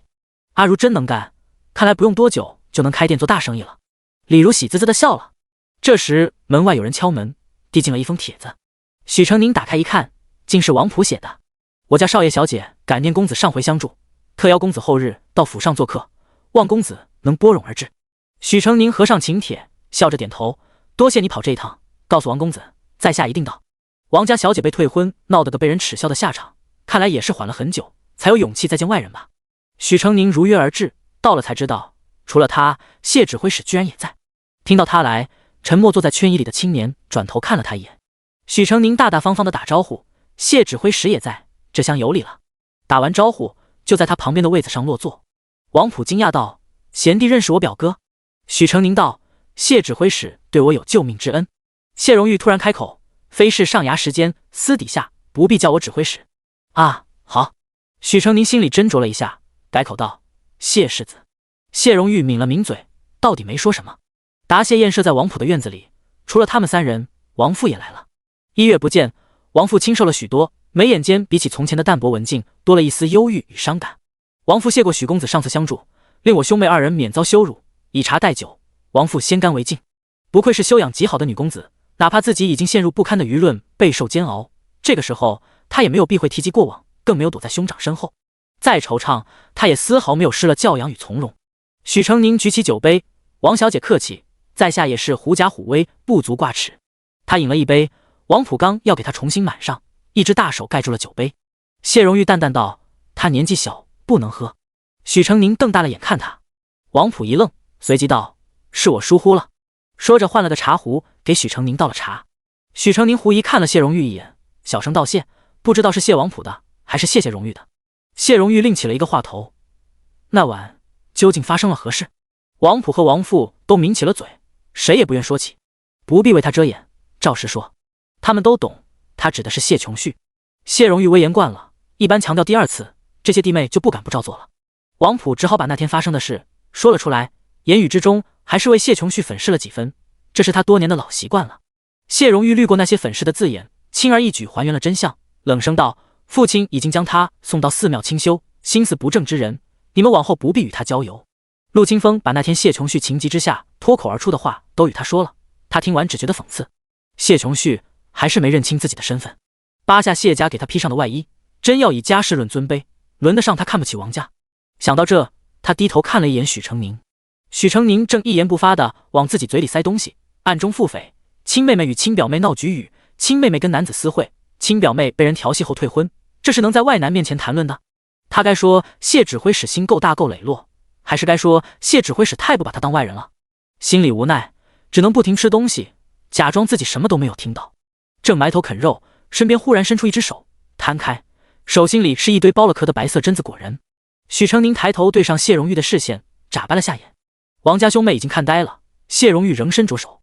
许成宁满心困惑，还是放下筷子，伸出手，掌心往上，谢荣玉便翻过手掌，往他手里一扣，只占他掌心一半的果仁，许成宁差点满握不过来。谢谢世子爷。不过，许成宁看了看谢荣玉干净的碗筷，王普只夹了几口菜意思了一下，王父更是除了茶水，什么都没有碰过，只有他面前一堆残羹，几盘菜少掉的部分都是他一个人吃的。你们怎么不吃啊？就他吃，怪尴尬的。王父低头掩口，轻轻一笑。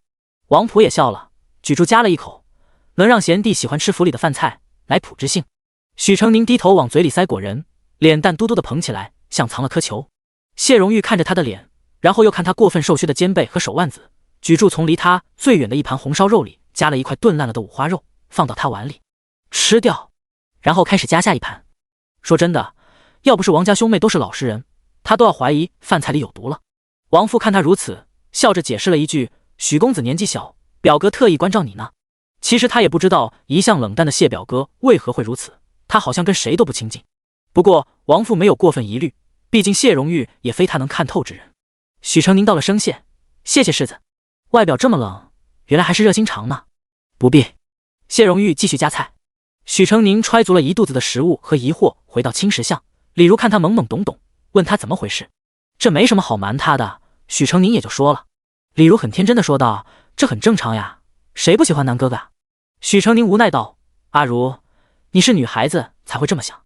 我跟谢指挥使只有一面之缘。”李如想了想，又说：“但南哥哥长得好看呀，谁见了都会喜欢的。陆副指挥使不也只见过你一两回，就很亲近你吗？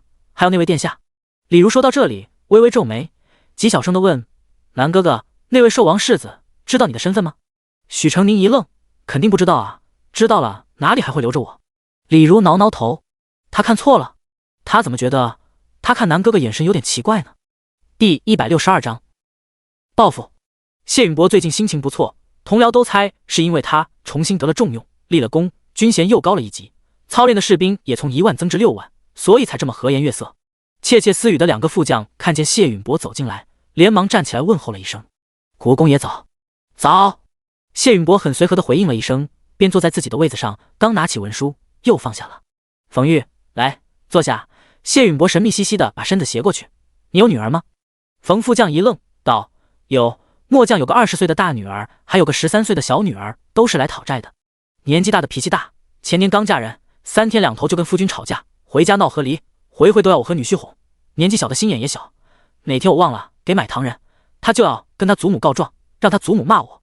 瞧我这些白头发，全都是被姐妹俩给气的。”谢允博听得兴致勃勃，转过头又问孙副将。孙副将道：“我只有一个庶女，倒是乖巧，就是乖巧的太过了，被他姨娘养得太怯懦，什么话都不敢对我讲，这个爹当的没意思。”他们2个说完，就看到谢允博眯着眼看他们，嘴角挂着戏谑得意的笑。“不是，你这是在嘲笑我们吗？”谢允博无视2个部将幽怨的眼神，扬起愉快的眉毛，把桌案上的文书理了理。“我进宫一趟。”他去御书房递交了文书，出宫的时候遇见了左相监太师高尊，端王世子妃高婵也在。高尊主动与他打了个招呼：“谢老弟青云直上，如今是大忙人了。”谢允博很爽朗道：“太师过誉。”谢老弟谦逊了，你虽然闲职了这么些年，可还是威风赫赫。我大魏朝近100年来，还只有谢老弟你一人领兵至今从无败绩，这是我朝的福分啊。像这样的夸奖，谢允博小时候听得多了，尽管有些年没听到，现在也依然熟稔如何应对。满朝文武都是为国为民办事，谈不上谁功绩大。2人客气地寒暄了几句后，高尊才道：“谢老弟还要去大营吧？我就不耽误你公事了，我们来日再叙。”高太师请。谢允博走之前，倒是看了2眼高婵。高个子，长眼细挑眉，又尖又长的脸，嘴跟吞了火一样红，说白了就是一脸刻薄相。谢允博扬唇离开，哼，没我女儿可爱。谢荣玉在城卫所待到很晚才回家，来书房找谢允博时，谢允博正站在一幅画前沉醉的欣赏。来了。谢允博冲儿子招招手，看，好看吧？这是一幅进士游街图，画的正是今年春闱进士游街的场景，街道两边楼阁林立，人山人海，人物叠着人物，他们或欢呼，或撒花，或摇指，气氛浓烈。长街中间是仪仗队的长龙，最当前一人红袍加身，赤冠盖头，底下是一个稚嫩的身影，轮廓被细线浅浅勾勒，五官也只是用细小的蟹爪笔点了几点，但已见神韵。这是谢允博逛珍宝阁的时候偶然淘到的，明明只是偌大画卷里一个小小的图像，谢允博还是欣喜不已。谢荣玉走到画前看了几眼，道：“好看。爹，刺杀妹妹的杀手已经招供了。”谢允博一凛，冷声道：“谁？”端王世子妃。这个结果无疑让人意外，他为何要杀宁儿？承宁进宫的时候与他有了局语。谢荣玉把事情说了，谢允博勃然大怒，他让宁儿帮他擦鞋，还敢派人刺杀，岂有此理！谢荣玉道：“高氏骄矜气小，容不得旁人的一点违背，这是他会做出的事。那晚若非寿王府的护卫武功够高，抵挡了一阵子，只怕我也来不及救承宁。”谢允博想起今早见到的高氏妇女还是一副云淡风轻的模样，更加怒发冲冠。这口气他忍不了，宁儿是谢氏贵女，这辈子永远只有别人给她擦鞋的份，高婵居然敢命令他，他要是放过了，就不配当宁儿的爹。高家势大，是块难啃的骨头，想啃下他们还得从长计议。父子俩密谋了一夜，还没来得及着手报复，就听说高婵出事了。高婵陪端王生母惠妃在太明院行走游玩的时候，被一头白虎惊到，人从石道上摔了下来，断了一条腿，脸也在石子路上跌破了相。这座园子是先皇亲自设计让人修建的，这条石道讲究一个野趣，石阶的棱边没有打磨，保留了它尖锐的棱角锋芒，铺地的石子也是专挑细小的尖石子。是以这一摔有点严重，太医说以后可能会跛足，那压到石子上的半边脸能不能恢复如初也难说。高家大发雷霆，是要打杀看管猛兽的人，结果一查才知白虎是隔壁御园逃出来的，是地方官员新进献给家康帝的野兽，家康帝十分喜欢，亲自下命令让人在御园调教，如此高家竟发作不得。据说惠妃和端王亲自去高家致歉，赔罪的话都要说尽了，高家人依旧不给好脸色。谢允博不会天真的觉得这只是个意外，谁做的？谢荣玉道：“手脚干净，我没查到任何线索，我猜是寿王世子。寿王世子不是去西山了？也有可能是掩人耳目。谢允伯先是解气，然后又觉得不甘心让寿王世子抢了先。不过对一个女子下手也太不君子了，这不像寿王世子的作风啊。谢允伯突然想到，自己本来也打算对高蝉下手的。哦不，那不一样，他是为了给女儿报仇，怎能跟军部君子扯上关系？被这一打岔，原本要做的事却不好施行了。高家是权柄最大的氏族，按理家康帝应该亲自问候此事，但家康帝此时却无心关怀，因为内廷发生了一件令他不快的事。席林子不见了。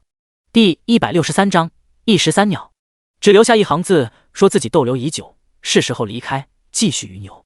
他居住的偏殿没有一丝从里面或从外面破开的痕迹，整个人就像凭空消失了一样。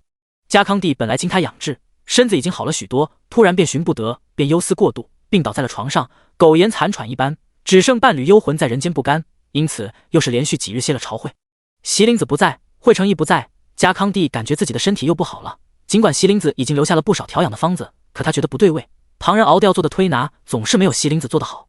由奢入俭难，执念太深，竟觉得身体比从前更差了。家康帝见不到的席林子，许成宁倒是在自己的小宅院里见到了。仙风道骨倒是仙风道骨了，只一见面还没来得及问候，他就指着许成宁跟前的茶碗道：“你不适合饮茶。”秦福习以为常，对许成宁道：“让他给你看诊。”许成宁身体不见了，他是知道的。许成宁下意识地缩了缩手，钟白刃眼睛滴溜溜地在他身上转了几圈，心中已经明了，是个姑娘啊，殿下知道吗？不过他奉行养生之道，心宽豁达，不该管的事从来不管，不该说的也不会说，他才懒得揭穿这些小年轻调情的小把戏。手伸来，手伸来。钟白刃握住他的手腕，枕了一会儿，就开始唠叨起来。小小年纪，毛病忒多，脾胃虚，气血还不足，畏寒怕冷，逢换季必要病一场。幸而你年纪小，活泼好动，病愈得快，这个年纪也不适合老吃药，平时要多重食补，戒茶戒酒，少食米面，多吃肉菜，肉菜不要搁油，全吃白煮。许成宁总算明白了钟白刃为什么人缘不好，实在是太能唠叨了，太能说了，一讲就是一刻钟不歇。许成宁想使个小聪明转移他的注意力，都被他截住，还要打他手心。他欲哭无泪的转头看喝茶的秦福，心说你自己吃不了的苦，为什么要我来吃？专心听。钟白刃一巴掌拍在他的后脑勺上，我没，不许说话。秦福看差不多了，才让人送钟白刃离开。许成宁趴在桌子上，有气无力。我是做错了什么？殿下要这么惩戒我？秦福道：他话多了点，但都是良言。吃肉不放油，不放香粉，那我还吃个什么意思？秦福没有答话，只是让人把钟白刃说到的补品送来，先是立功受赏，再是要补偿。他现在最不缺的就是西针名药补物。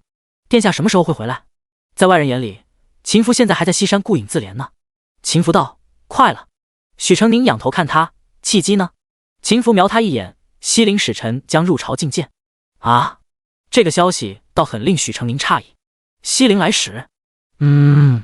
秦福身为皇孙，有时会被调去办别的差事，平常主要是在礼部协理公务。他休沐这些天，差事被端王世子秦牧兼了。秦牧是个没主心骨的，哪怕有高家在身后，也主持不来大场面。两国交游事关国朝颜面，家康帝不敢不让秦福回来。陛下岂会甘心？您不怕他试过了又翻旧账？所以孤让父王去河东了。许成宁想了想，没想透，摇头不懂。秦福看窗外有几点流萤，夜色之中微小而醒目，即便谈着尔虞我诈的政事，也无端生出几分宁静。河东原是张氏发迹之地，张氏族人治理河东数十年，渐渐富庶。后来张氏败落，河东的势力被三家瓜分殆尽，其中一家是皇祖父的母家万氏。先太后不是，你大约不知，皇祖父非嫡子，只是养在先太后膝下而已。他的生母其实是前朝宫里的万嫔。万氏一族仗着皇祖父登基，逐渐起兴。秦福顿了顿，重又讲起河东。河东干旱，一夫化虫卵。张氏治理的时候，每年都会拨出金款，豢养数支专门巡逻田野捕杀蝗虫的队伍，并预留一部分款项，随时做赈灾准备，因此能得很好的控制灾情。然万氏以此为由，弹劾张氏贪墨做假账，陛下趁机将张氏贬下了台。三家分占河东后，原本巡田的队伍被撤下，预备的灾银也不再有，甚至万氏还为了修建族中别院，侵占了为数不多的水田。现在河东蝗灾便是打了皇祖父的脸，所以现在那三家都一直捂着消息，相互推诿，谁也不敢上奏朝廷。去了河东，等于把事情捅到朝堂上。许成宁思索着他说的话，又问：您不怕寿王伤了陛下颜面，遭陛下厌弃吗？孤有分寸，蝗灾一事并非父王捅破的，孤率先把消息传到端王那里，端王上奏禀报，父王则自请前往。河东3家盘踞，父王去了必定阻力重重，寸步难行。许成宁被绕了一圈，有些晕，想回自己原本问的问题，这与陛下甘愿让您回京有什么关系？皇祖父要保持3王势力平衡，势必不能让哪一党太冒头，也不能让哪一党太弱势。父王出了差错，他就不会再压制孤。许成宁恍然大悟，所以寿王是您特意放出去的？秦福淡淡道，不让他犯点错，他不清醒。许成宁暗笑，人人都道秦福是寿王夺位最趁手的工具，可寿王何尝不是秦福达成目的的工具呢？河东的事，寿王若处理不好，会交给谁去？秦福道，宁王。河东的庄稼已经被蝗虫啃食毁尽，这个时候治蝗的法子谁来做都大差不差，重点在于赈济灾民。国库如今拨不出米粮，而正是商行举国遍布筹集粮食的事，交由宁王去做最合适。许成宁把整件事盘通，先是端王捅破了河东蝗灾一事，令家康帝心生芥蒂，再是寿王办事不力，秦福自己得以顺利归位，最后宁王做成了赈灾的贤明，就该轮到他被家康帝打压了。一步棋，步不通，这是一弹三鸟呀！宝座上那位并3位王爷都被他算计得明明白白的。第164章，夫妻失和。许成宁低头嘿嘿笑，勾在一起的2条小腿晃了晃。他跟顺王学得越来越皮了。秦福突然问道：中元节的时候，你遇到了郑公启？许成宁抬头点了点头。啊，你借了顺王的威风？许成宁回想了一下，他的确是狐假虎威了，便点头，不知道秦福要说什么。顺王无官职无城府，郑公启之流碍于皇威，表面会敬着他，却不会畏惧他，事后还是会找你麻烦。你如果不想被使绊子，顺王的事下回不能再用。他端起茶碗喝了一口，平静道：以后都报孤的名号，可谁都知道您在西山了，以为您失了圣宠，我报您的名号也唬不住人呀。孤的丧胆之名不靠圣宠。但许成宁犹豫住了。秦福挑眉，怎么明目张胆地宣扬我跟从了您，是否太嚣张了？孤若表现的野心全无，那才会真的让皇祖父不放心。秦福看着他时眼波很清澈，你只是个小人物，在别人眼里你太好拿捏，只要将来给你受个不起眼的小官，你便翻不了身，因此他们不会在意你。许成宁道：那我为何还会被刺杀？刺杀你的人是高禅，因为你让他不高兴了。秦福看他微带稚气的脸，轻声道：放心，以后都不会了。这么小的少年，高禅竟也狠得下心。纵然他心有千般算计，也从未在女子身上下过手，连闵侧妃他都没动过一根头发，但这一次却不能忍。高禅已经受到了惩罚，虽然比他想的要轻，不过不伤身却更伤心。够他们闹了！出去！端王世子狼狈地被赶出屋子，背上挨了一个铜盆。他抚着背，没敢呼痛，仍是关切地朝屋里喊：婵儿，你消消气，穆太医是整个太医院医术最高明的，你让他好好诊治，一定能好起来的。屋里安静了一阵子，不知道太医说了什么，只听见高禅大吼：庸医，滚！穆太医也被扔了出来，药箱摔散了架，里面的瓶瓶罐罐碎了一地。穆太医扶着老腰，心疼地拢着满地的银针与药粉。端王世子想进去安慰妻子，但又不敢进，倚在门边远远地说道：婵儿，你别气，只是小伤而已，宫里府里都有最好的药，咱们很快就好了啊！滚！灯座砸在脸上，把他额角砸出了血。端王世子捂着头，被内侍慌慌张张扶回了书房。世子妃也太不体贴殿下了。内侍一边给他抹药，一边抱怨高禅。端王世子抿紧了嘴。得知未婚妻是高禅的时候，他其实很高兴，一来高禅家世显赫，娶了她便娶了高家全部的人脉和势力，二来高禅身为京城第一贵女，名声也极好，才貌双全，这样的妻子是男人都会满意的。可成亲久了才知道他有多霸道。用膳时有他喜欢而他不喜欢的饭菜，高禅会不满意。夜里同眠，不小心压到他的头发都要被发脾气。府里府外，无论他说什么，只要他觉得不好，就会当众反对，从不考虑给他留面子。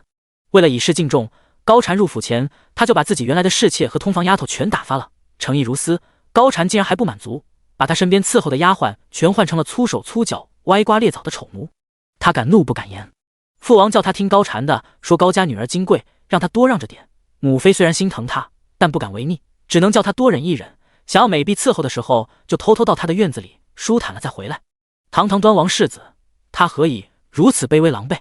现在外面的人暗地里都在取笑他成了剧内的小男人。端王世子委屈，娶个妻而已，怎么跟往屋里请了尊佛似的呢？殿下，您忍着点疼。伺候的内侍是今年新来的，胆小怯懦，平时很安静，说话轻轻柔柔的。茶药的手白白嫩嫩，有点胖，看起来很好摸。端王世子顺着他的手，看到他的脸上白净，细眉弯眼，可能看多了丑婢，观望起阉人来，竟然格外眉清目秀。一个大胆的想法缓缓浮上心头。那时又不会生孩子，总该没关系吧？今日休沐，谢允伯本想再找个理由去女儿跟前晃一晃，没想刚要出门，外面便来人禀报说宁王世子上门了。宁王世子自然还是来提亲的。上回谢允伯和谢荣玉都不在，他连个能做主的人都没见着，便灰溜溜的回去了。消停了1个月，他本就是个多情的种，渐渐把谢琼旭忘在了脑后。等到谢琼旭再写信催他，他才记了起来，赶来见谢允伯了。谢允伯很干脆的拒绝了，琼旭无状，担不得世子妃之位，殿下抬举他了。他还有脸过来诱骗情窦初开的世家小姐，这是皇孙能做出来的。虽然谢允伯知道谢琼旭也不无辜，可要是宁王世子自己立的正，哪能发生这样的事呢？一个巴掌拍不响的。谢琼旭他罚了，皇孙殿下他罚不了，但暗戳戳骂他2句总行吧。你耽误我看女儿了。宁王世子道：文国公，孤与旭儿是两情相悦，情义已定，你何不成人之美？私定了终身，两家就必须把姻缘促成，这要成了惯例，人人效仿，岂不是乱套了？谢允伯断然的把球踢走，下官不敢开这个先例。殿下若真有意娶小女，还是向陛下讨赐婚圣旨吧。陛下要肯下旨赐婚，他还用得着碰这软钉子？宁王世子好说歹说，谢允伯就是不答应，嘴里也没责怪他，倒是把谢琼旭骂得一无是处。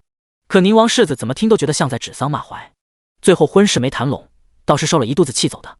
宁王世子恨恨地想，这些世家的嘴脸嫩可恨，天涯何处无芳草，他谢琼旭又不是什么仙女下凡，长得也就一般般，一股子风尘味，难道是孤妃要吊死在他身上？呸！马车一转就去了幽冥坊。第165章，给一个机会。谢琼旭翘首以盼，等了数日，也没等到宁王世子的只言片语，越来越心急如焚。寺里的日子实在清苦的让人过不下去，没有胭脂水粉香膏，没有珍馐美馔燕窝，这才几天，他觉得自己脸都没那么水嫩了。从镜中看到略呈暗黄的肤色，谢琼旭差点发疯。施主，今日的经书还没读完。谢琼旭冷道：本小姐出去走走，谁也别跟来。上次和尚失踪的事出了以后，山寺香火都少了许多，很是冷清。谢琼旭从禅院走出来，一路上只遇见寥寥几个香客。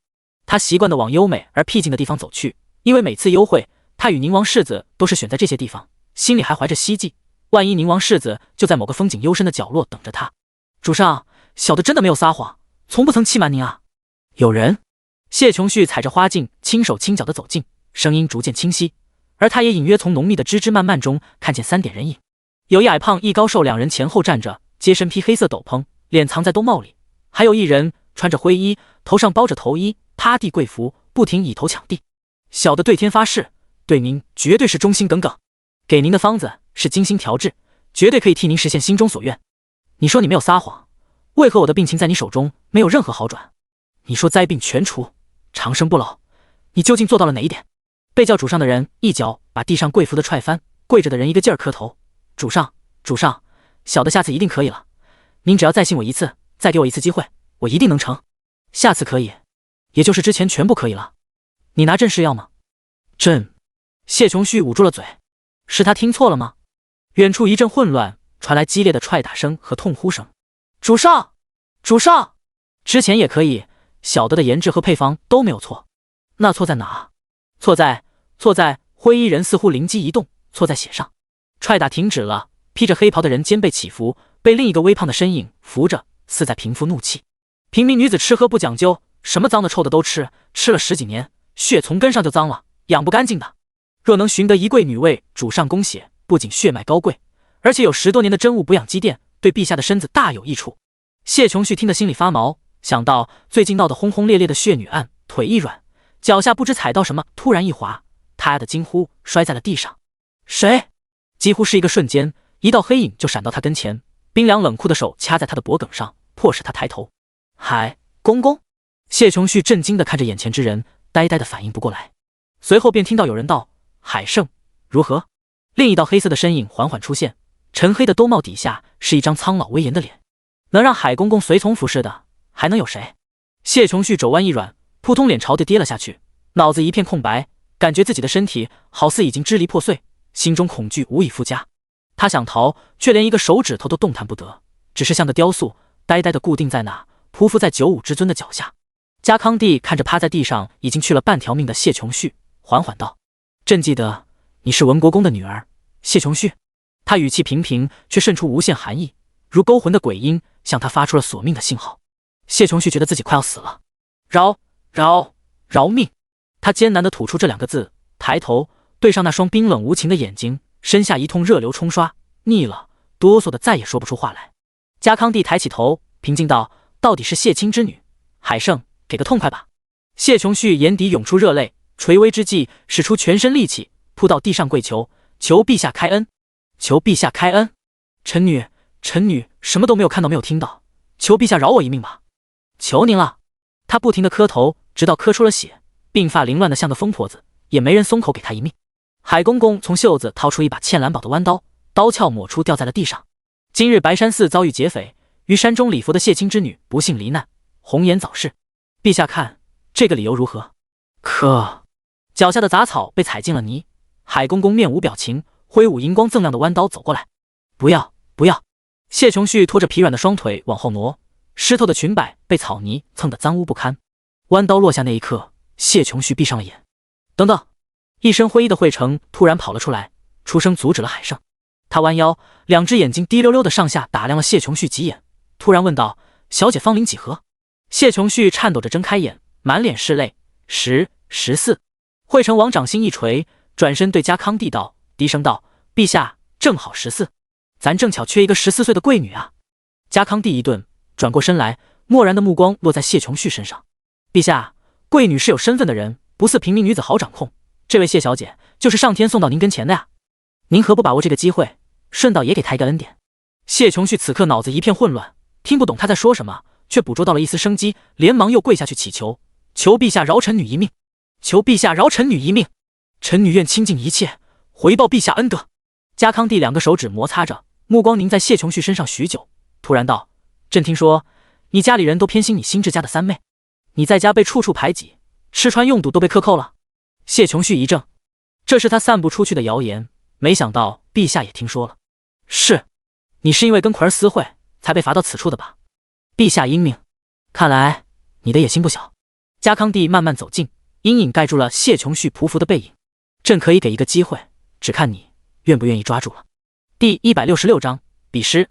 彩云间是文人雅士专门用来举办雅集的地方，高3层，面阔数间，建造用的木色十分古朴，木香淡淡，高顶之上梁船交错，垂下柔柔的淡色的彩幔，这便是所谓彩云了。上官晨向看守的递交了帖子，然后领着顺王几人走了进去。他们5个打扮得人模狗样，人手一把折扇，附庸风雅的摇，发丝胡乱的飞。别人也就算了，扇子跟邹元霸实在很不搭。许成宁觉得给他换上2把板斧要合适的多。一进门，一行5个做贼似的躲在一个角落。顺王用扇子遮住了半边脸，眼睛来回飘动的看过往的才子佳人。你说柳二小姐今儿会来，是真的吗？上官晨道：我打听到的消息没有错漏的，今儿这里要办个诗会，好多家公子小姐都会来。你瞧，他指着人群中格外引人瞩目的3个人，谢二代他妹妹和堂妹来了，那个谢四小姐谢琼文跟柳二小姐关系最好了，她来，柳二小姐一定会来。秋阳趴在横木上道：话说回来，谢大小姐真端庄，真好看啊。邹元霸竖起2道浓眉，比我周姐差远了。然后又看到顺王不悦的神色，忙嘿嘿笑讨好道：当然，还是柳二小姐最美，全天下最美，周姐儿也就占个全天下第2，我心里第1。顺王满意的翘起了眉毛和嘴角。谢大小姐许成宁之前见过一回，谢四小姐她还是头一回见。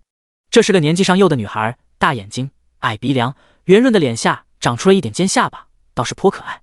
穿戴上很明显的在效仿她的姐姐，只不过她骨架还很窄小，撑不起那些衣服，自然也做不到像谢大小姐那样仪态万千。这么可爱的年纪和样貌，大家也不会拿这件事取笑她就是了。柳二小姐来了。顺王兴奋地打摆子。柳文珍衣衫依旧素雅，看上去像是素面朝天，却十分精致干净，姣好的气色令她脸上颜色十分好看，愣是从素净的衣装包裹里画龙点睛般突出了几分艳色。勋贵之家的千金小姐，美的各有各的特点。文珍姐姐，谢琼文喊了一声，等柳文珍上前对兄妹3个行过了礼，便与她交谈甚欢，把顺王将要抬起的脚步喝止在了原地。顺王骂骂咧咧地蹲回来：小倭瓜，臭丫头，妨碍我跟文珍妹妹说话。上官晨道：我看他们都领了报名的牌子，一会儿都要去比赛作诗的。殿下，您也去报名吧，拿个魁首叫柳二小姐刮目相看。舜王举起扇子就往上官晨背上使劲敲，骂道：“作诗作诗作诗！本王连背诗都不会，做个屁诗！”上官晨哀嚎：“您不会，许成您会啊！新科状元，难道还会输给其他人吗？”舜王听了，两眼放光，一把抱住许成宁：“好成宁，你得帮帮我。”许成宁道：“捉刀作假不好吧？这里都是文人雅士，我们会被轰出去的。”秋阳提议：“我们可以不捉刀啊，我们5个人合起一个名号，说是我们一起写的，不就成了吗？”这个好，这个好。上官晨麻溜的去领了牌子，让舜王写。舜王想了想，写了5个大字：广陵小五郎。许成宁默默打开折扇挡住了脸，有点丢人。他们伏在暗处，眼瞅着柳文贞跟着谢家兄妹进了一个雅间，邹元霸带头冲上去，把隔壁雅间的人赶出来，舜王便大摇大摆走了进去，下一瞬就把耳朵贴在了隔墙上。穿戴清雅的婢女来送写诗的指尖，秋阳接过，一转身塞到许成宁手里，然后跟上官晨、邹元霸在舜王身后一字排开，也把耳朵贴在了墙上，跟一群鸭子似的。许成宁随他们去，自己就着茶水煎炒花生吃。诗会开始，第一道是以月为题。舜王跑过来摸了摸许成宁的头，叫他好好写，然后又一蹦一跳的跑回去贴墙了。许成宁思索片刻，便提笔写下4句诗句。他走过万水千山，大量的领略与记录令他极善文字，笔锋一向精准生动，文风随了晏先生，比晏先生少了沧桑，多了灵动，是以形成了自己简约而灵秀的诗风。须臾，他就把诗笺交了上去。计时的香烧完，所有指尖都交齐，几个老先生坐在台子上传看指尖，互相交头接耳。谢二公子文采斐然，实在叫人自愧不如。舜王无声激动大叫：“是文贞妹妹在说话！”4个伴读配合的点头。柳小姐过誉了，小姐笔底生花，诗情画意，才不愧女公子之名。笔底生花，诗情画意，邹元霸掰着手指头默默的背，下回我也要这么夸周姐儿。说到女公子，我可远不及谢大小姐。柳文贞似乎掩口轻笑，声音十分甜美：“文贞姐姐想夸我二哥哥，也别非得带上我大姐姐啊。”柳文贞似乎害羞了，与谢琼文笑骂了几句。舜王直起腰，回头问：“文贞妹妹为什么要夸谢二？”秋阳和上官晨摸了摸后脖子。邹元霸举手道：“因为夸了谢二，谢二就得夸回来了。刘二小姐想挨夸。”舜王又看许成宁，秋阳和上官晨在他身后大开大合的比划，让他说实话。哼，坏事他来说，那不可能。他看着舜王，眼中暗含同情。文贞妹妹夸的不是人，是诗。哎呦！舜王推他：“叫什么妹妹？叫嫂子。”这时，底下见诗的人也宣布了结果：“此题魁首，广陵小五郎。”说着念了一遍诗作，在座的面面相觑。这么好的诗，这么丢脸的名号！舜王几人大声欢呼起来。紧接着第2、3名也公布，分别是玉兰生、依兰居士，他们的诗也被念了出来。依兰居士词风纤细，词藻繁复绮丽；玉兰生亦有淫巧的影子，转合之处是宏大而嚣张的情志抒发。是文贞妹妹的吗？不是，柳二小姐的名号叫浣溪居士，这个什么兰兰什么的，一定是谢大小姐。玉什么生的是谢二。果然，听见隔壁道：“二哥哥大姐姐你们好厉害啊，写得真好，我就写不来。”他声音清脆，让柳文贞清晰的声音变得模糊。舜王低声骂：“你个倭瓜，当然写不来。”上官晨道：“写得再好，不也在我们之下吗？”舜王扬起大大的笑脸：“没错。”第167章山洞。第2道诗题开启，许成宁写的，还是第一。第3道比前2道都难，不仅定了一个很生僻的诗体，还献了韵。隔壁传来柳文贞轻轻的叹息声：“广陵小五郎连得2次魁首，不知何时我也能上一个位次。”他2次都是拿了第4名。许成宁正低头书写，闻言拿笔戳了戳舜王：“要不要给柳小姐让一个位次？”舜王皱眉摇头：“不行不行。”舜王孩子心性，姑娘她可以喜欢，但第一必须是自家的。许成宁只好按正常水平写。这次结果公布后，有人提出了质疑：明明玉兰生的诗作意境高远，志向情怀高出广陵小五郎不知几何，凭何屡书一筹？我手写我心。许成宁自认内心无宏愿无远志，是以从未在诗作中言志。他更喜欢典悟哲理，这落在有些人眼里，多少有些不成大器了。邹元霸推开窗大喊：“当然是因为我们写得好，什么生的写得不好？”邹元霸，有人认出了他，一下子抓住了把柄。看看，京城有名的睁眼瞎说自己写了诗，谁信？你们信？这诗一定是买来的，有辱斯文，理应除名，把他赶出去。舜王不乐意了，冲出雅间大喊：“谁说诗是买的？就是我们写的，谁敢赶人，本王治你们的罪！”舜王，舜王在吃喝玩乐这一块上是赫赫有名，出现在这么文雅的场所还是头一回。大家不敢造次，只敢咬牙道：“可这诗也不像王爷能写出来的。王爷，即便是您，也不能拿雅集诗会开玩笑，叫人代笔啊！”上官晨大声道：“你才代笔呢！我们没有代笔，广陵小五郎是我们5个人的合称，我们5个人一起写的，不行吗？”不知道哪个胆子大的，隐在人堆里说道：“谁不知道你们不学无术，5个傻子加起来只会更傻，难道还能变成诗仙吗？”文人气性，胆大起来连皇子都敢含沙射影2句。舜王气得大喊：“你才是傻子，你全家都是傻子！酸溜溜些什么？你们是不是忘了本王的伴读里还有谁了？还有谁？还有许成宁！”大家都瞪大了眼，看向舜王所在的雅间。舜王高谈阔论，谢2科举都没考过许成宁，写诗写出了有什么奇怪的？我们小成宁是打遍京都无敌手的新科状元，你们倒是说说，你们输了很奇怪吗？谢荣斐坐于雅间中，微微收紧了手，肉眼可见得不舒坦了起来。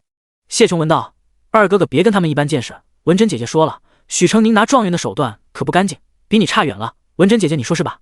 是这样的，磊落之人才担得状元之名，谢2公子远在许成宁之上。许成宁在隔壁听到了，皱了皱眉，这是哪传出来的谣言？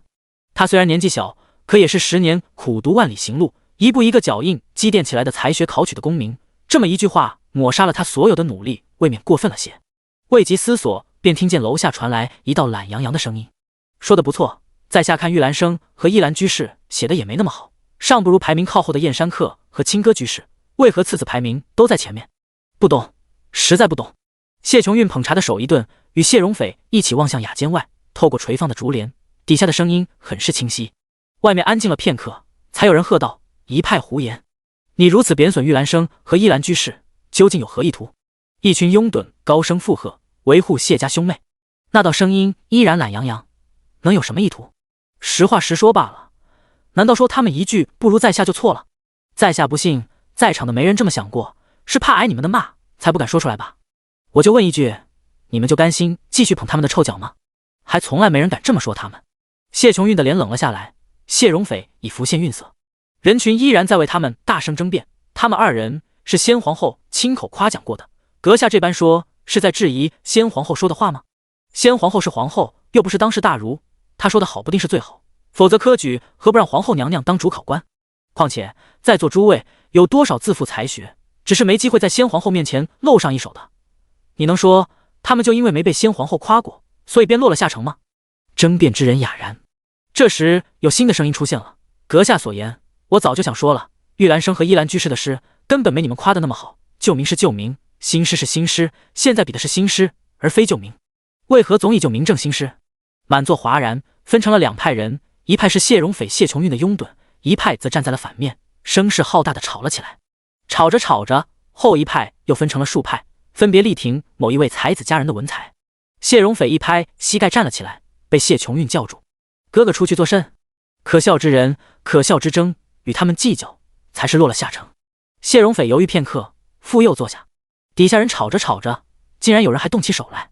许成宁拉着舜王道：“王爷，您可能让他们停下，再吵下去会出事的。”舜王大声嚷嚷，制止了2句，全部淹没在声潮中，没人注意到他。许成宁一眼瞧见厅正中一口巨大的铜钟，便从雅间里拿出了一方砚台，用力一扔，咣！铜钟声响，振聋发聩一般，所有人都停了下来，望向钟的方向。许成宁立在2楼雅间门口，高声道：“诸位，听在下一句，莫要再被煽动内讧，反叫他们渔翁得利。阁下，他指着刚刚那道懒洋洋的声音的主人，既是西陵来客，何不大方现身，作甚利用文人脾性，搅闹我大魏雅集？”第168章，西陵来使。西陵人。众人看向刚刚那个说话的男子，褐色皮肤，眼眸深邃，略厚的嘴唇挂着一丝漫不经心的笑意，正坐于太师椅上，一只脚屈起踩着椅面。他身边坐着一个同样褐色皮肤的少女，容貌艳丽，身后是几个身材高大的护卫，还有一个巨大的罩着黑布的东西。一行数人莫不穿着大魏人的衣裳，做大魏人的装扮，不多想会以为是走南闯北的商人，可现在许成宁说了，众人才意识到他们与大魏人的不同。西陵男子微微一笑，问许成宁道：“阁下何以认出我是西陵人？”许成宁道：“想神不知鬼不觉混入我们大魏，好歹把说话的尾音收一收，大魏人才济济，当我们是好糊弄的？舜王一听来了精神，鬼话张口就来，隔着800里都闻见你们的体臭了，还自作聪明，以为我们不知道呢。文人不说谎，但面对外人除外。刚刚还分成数派，吵得难解难分的人，现在一致对外骂骂咧咧。长得这么黑，是我们大魏人才怪了。就是，我们早就知道了，我第一眼就看出来了，跟你们做戏呢。骂声涌涌，西陵男子倒是气定神闲，一直含笑望着许成宁。你应该就是那位大魏迄今年纪最小的状元吧？不才，正是在下。许成宁道：西陵王子入京，该向礼部禀报，随使臣团一起进来，何以自己悄悄潜入？众人大惊，惊愕地看着西陵人。有了许成宁前面的表现，现在大家对他的话已经深信不疑。原来竟是西陵王子，既然是来使，为何不与礼部汇报？没人喜欢被愚弄，刚刚他们就是被这个人挑起火气的，现下大家都神色不渝，但使臣事关两国关系，朝廷没有表示出意思，他们就不能擅自处置西陵人。西陵王子身边的女子站了起来，慵懒地伸了伸纤细的腰肢，明明不是大魏人推崇喜爱的长相，可他身上就是有一种难以言喻的迷人风情，令人移不开眼。我们兄妹只是听说大魏雅士众多，文风绚烂，心里好奇，才特意过来看一看。如今看来，是我们期望太高了。他自围城的人圈边走过，环视一圈，姿态妖娆，上挑的眼尾像带了钩子似的，让男子们一阵恍惚迷离。但总有气性大的人骂道：我看你们是居心叵测，我这就去礼部禀报，关你们2天。人刚要走，西陵的护卫突然抬手，一把掀开了那个不知何物的大东西上的黑布，只见里头一条碗口粗的花斑蟒蛇盘在一个铁笼子里。许氏见了光，蛇吐着红杏子，从铁条间颇大的间隙里钻了出来，黄成圆凸的蛇眼朝着众人咧开了大嘴。蛇！众人大骇尖叫，四散奔逃，朝门口涌去。谢家兄妹也吓个不轻，谢荣斐虚护着谢琼韵，被丫鬟长随围拢，匆匆向门口移动。谢琼文害怕地跟着他们，想牵住谢荣斐，哪怕一片衣角，却始终被隔绝在下人之外，只能靠自己的丫鬟护着。柳文贞势单力薄，也紧着谢家兄妹身边凑。一群人团团冲出去，期间有人挨呼摔倒，被后面的人一个接一个踩上。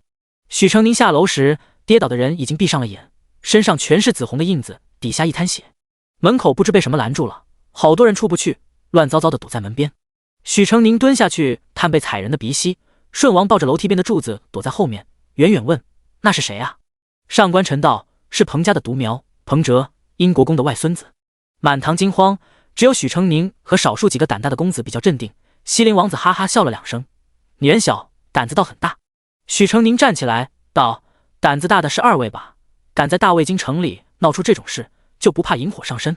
西陵王女轻蔑一笑：我们是西陵使臣，大魏朝廷能拿我们如何？据我所知，你们魏朝皇帝对外国来宾可是优待得很啊。家康帝能不战就不战的作风，天下闻名，以致外域人都对大魏保有几分轻慢。许成宁看着不远处团团起舞的蟒蛇，嘶嘶作响，暗暗攥住了掌心，极力保持不颤音。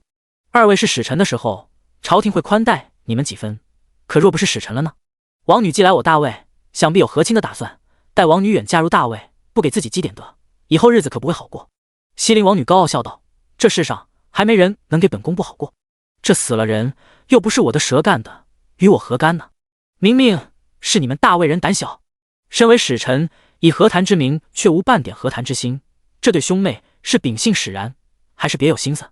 他正思索着，忽听西陵王女咯咯笑了起来，长指绕着微卷的发丝缓缓道：小状元胆子可真大呢，敢对我等无礼，待我们禀报了贵朝皇帝，你可怎么办呢？这样吧，你趴在地上，让我的蛇在你身上爬一圈，本宫就放过你了。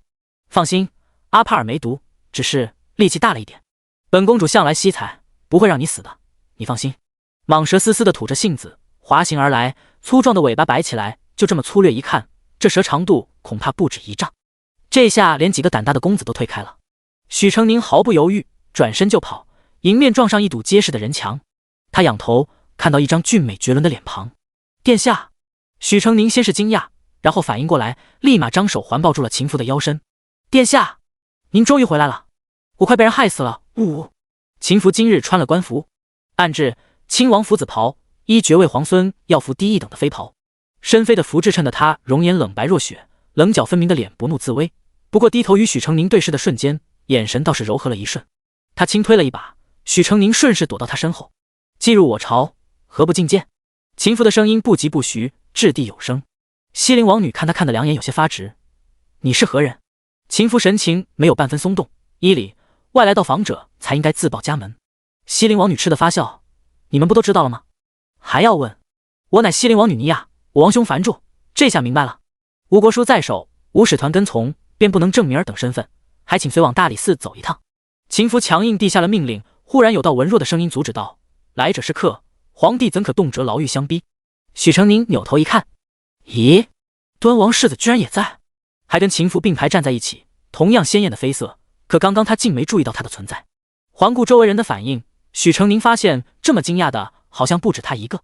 不怪旁人如此，只能说端王世子长得也很不错，只不过瘦条条的没有气势，被秦福衬得极不起眼，像个跟班似的。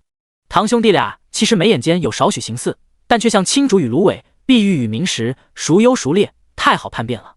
秦福道：“乱入我朝者，恐是居心叵测之徒，难道皇兄愿为他们的身份作保？”端王世子塌了肩，刚鼓起的一丝气势啪的没了。樊着噙着笑，愉悦道：“这位应该就是大魏人人称羡的天之骄子，皇孙秦福吧？本宫听说过你，比大魏皇帝和所有皇子都要难缠的角色，怎么能不让他注意呢？”樊柱仍坐在原位，面不改色，甚至口中低低吐出嘶嘶两声。蟒蛇立刻摇摆着粗长的身子往前。哎呀，阿帕尔怎么不听指令了呢？他说话的声音含笑。蟒蛇甩尾，滑行得越来越近，前半截竖着抬起，蛇首抬得比人的头顶还高。许成宁在秦福身后探出头，恰好看到一只黄色的突出的树瞳蛇眼。端王世子已经吓得躲到人群后去了，秦福还岿然不动。在巨蟒张开大口将要袭来时，突然抽出长剑一挥，银光如电，由大张的蛇口处使，将蛇的上半截纵向劈成了两半。刹那间，黑色的血浆四溅，伴随着无数惊恐的叫怕声。蛇落地时，他完好的下半身还在不停地扭动摆尾。胆小的公子小姐们都颤抖地捂住了眼。阿帕尔！尼亚大声尖叫，厉声质问秦福：“你竟敢杀了我的爱宠，这就是你们大魏待客的态度？”端王世子咽了咽口水，这时也不知该不该上前，便远远观望着秦福。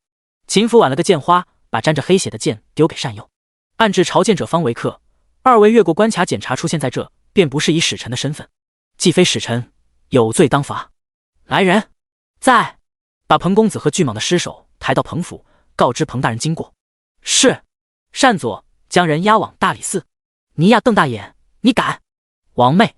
樊柱制止住了他，含笑看了一眼秦福，道：“我们去。”秦福带来的人很快执行下去，乱糟糟的彩云间慢慢恢复了平静。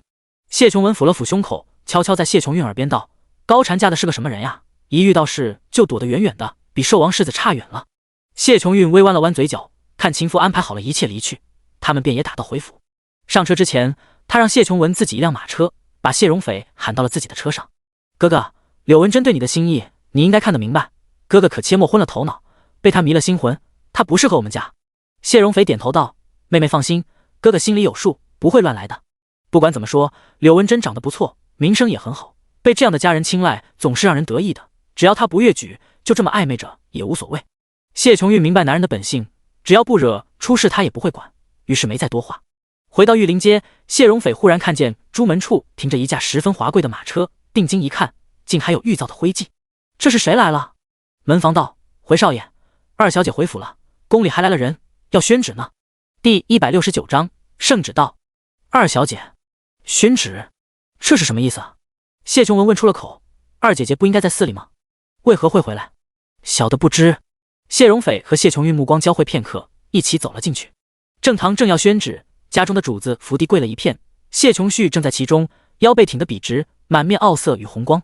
兄妹三个跪了下去，便听太监宣读道：“奉天承运，皇帝诏曰：文国公府二女谢琼旭、韩章秀出，品行贵重，有勇有谋，于近日携女一案中救人有功，堪为贵女表率。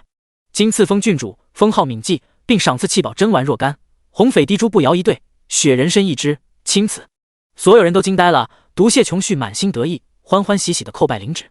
谢陛下恩典。送走宣旨的太监，谢老夫人第一个憋不住话了：“二丫头，这是怎么回事？什么血女啊？什么郡主？陛下为什么要封你当郡主？”谢琼旭极力压下嘴角的笑，可眼角眉梢的得意忘形却一点都藏不住。其实也没做什么，旭儿只是在寺里的时候，偶然发现了畏罪潜逃的惠成大师，彼时他又抓了两个姑娘，旭儿使计就出了他们，并及时报官，将惠成绳之以法了。陛下恰好微服于白山寺上香，目睹了一切，恩怜嘉奖了旭儿。旭儿也是侥幸而已。他说话间，抬手抚过耳发，衣袖随之下滑，露出手腕处绑缚了一圈的细布，白色的布料上渗出了鲜红的一块。王氏大惊，小心翼翼地握住了他的手。这伤是怎么来的？谢琼旭虚弱地说道：救人的时候不小心伤到了，我无碍，人命没事就好。快叫府医！一府的主子除了王氏和谢荣明关心焦急，其余人要么面色阴沉，要么迷惑不解。谢老国公在原地凝眉许久，终于还是关心孙女伤势，让人推他过去看了。曹氏气得胸口起伏，谢琼旭这个贱人运道也忒好了些。那是郡主啊，虽然没有赐给封地，但就可以领朝廷俸禄和从二品的品级，就足够风光了。他自己也才是从二品的诰命夫人啊，难道从此以后谢琼旭连他都可以平起平坐了？皇帝老儿是瞎了眼不成？曹氏瞄一眼女儿，见谢琼韵下巴依然昂得高高的，脊背依然挺得笔直，但已经面沉如水。谢允博也没有高兴，看一屋子人忙忙碌碌，谢琼旭软软躺在床上哀哀呼痛，明明只是手腕上割了一道，他怎么跟腿废了似的？谢允博越看越觉得讨厌。你真的救人了？别是别人救了，被你捡漏了吧？谢琼旭一噎，然后嘤嘤哭起来。爹爹为何要如此想我？你说你救了人，那你倒是说说是什么时间什么地点？你又是怎么救的人？既然受伤了，说明有搏斗，既然有搏斗，为何刀口如此利落，其他地方却不见一点搏斗的痕迹？入肉三分，见血而不伤筋骨，这刀锋拿捏的可真好，不像误伤，倒像特意伸着手让人割的。你连这么道伤都要哀呼半天，真有胆量跑出去见义勇为？我不信。谢允博承认自己说话是冲了点，可他就是看谢琼旭碍眼，因为这么个矫情虚荣的坏丫头，他不能把宝贝女儿接回来，看他一眼都得偷偷摸摸，他这心里真是恨得挠心挠肺。虽然他也明白不能与女儿相认的原因不是因为谢琼旭，可还不信他迁怒了。谢琼旭被连环问的一句话也说不出，只能哭得更加凄惨。爹爹，您若厌弃了女儿，就直说吧，为何要污蔑女儿的人格？女儿生死一劫，求您垂怜女儿一下吧。王氏抱着他，也哀怨地望向谢允博。谢允博听他哭听得心烦，懒得再去跟他掰扯，直到既领了旨，把伤口拾掇好，就回白山寺。看到你就烦。谢琼旭震惊，父亲，您还要我回去？您真的不再疼女儿了吗？谢荣明也忍不住求情，爹，二姐姐受了伤，心里害怕呢，而且她又立了功，惩罚就免了吧。谢允博道，功是功，过是过，他立下地功，是外面地功，他犯下的错是家里的错，不能相抵。明儿为父问你，倘若有一日你被人害了，害得很惨，那人本应受到惩罚，但因为他救了另一人，大家说功过相抵，让你饶了他，你觉得对你可公平？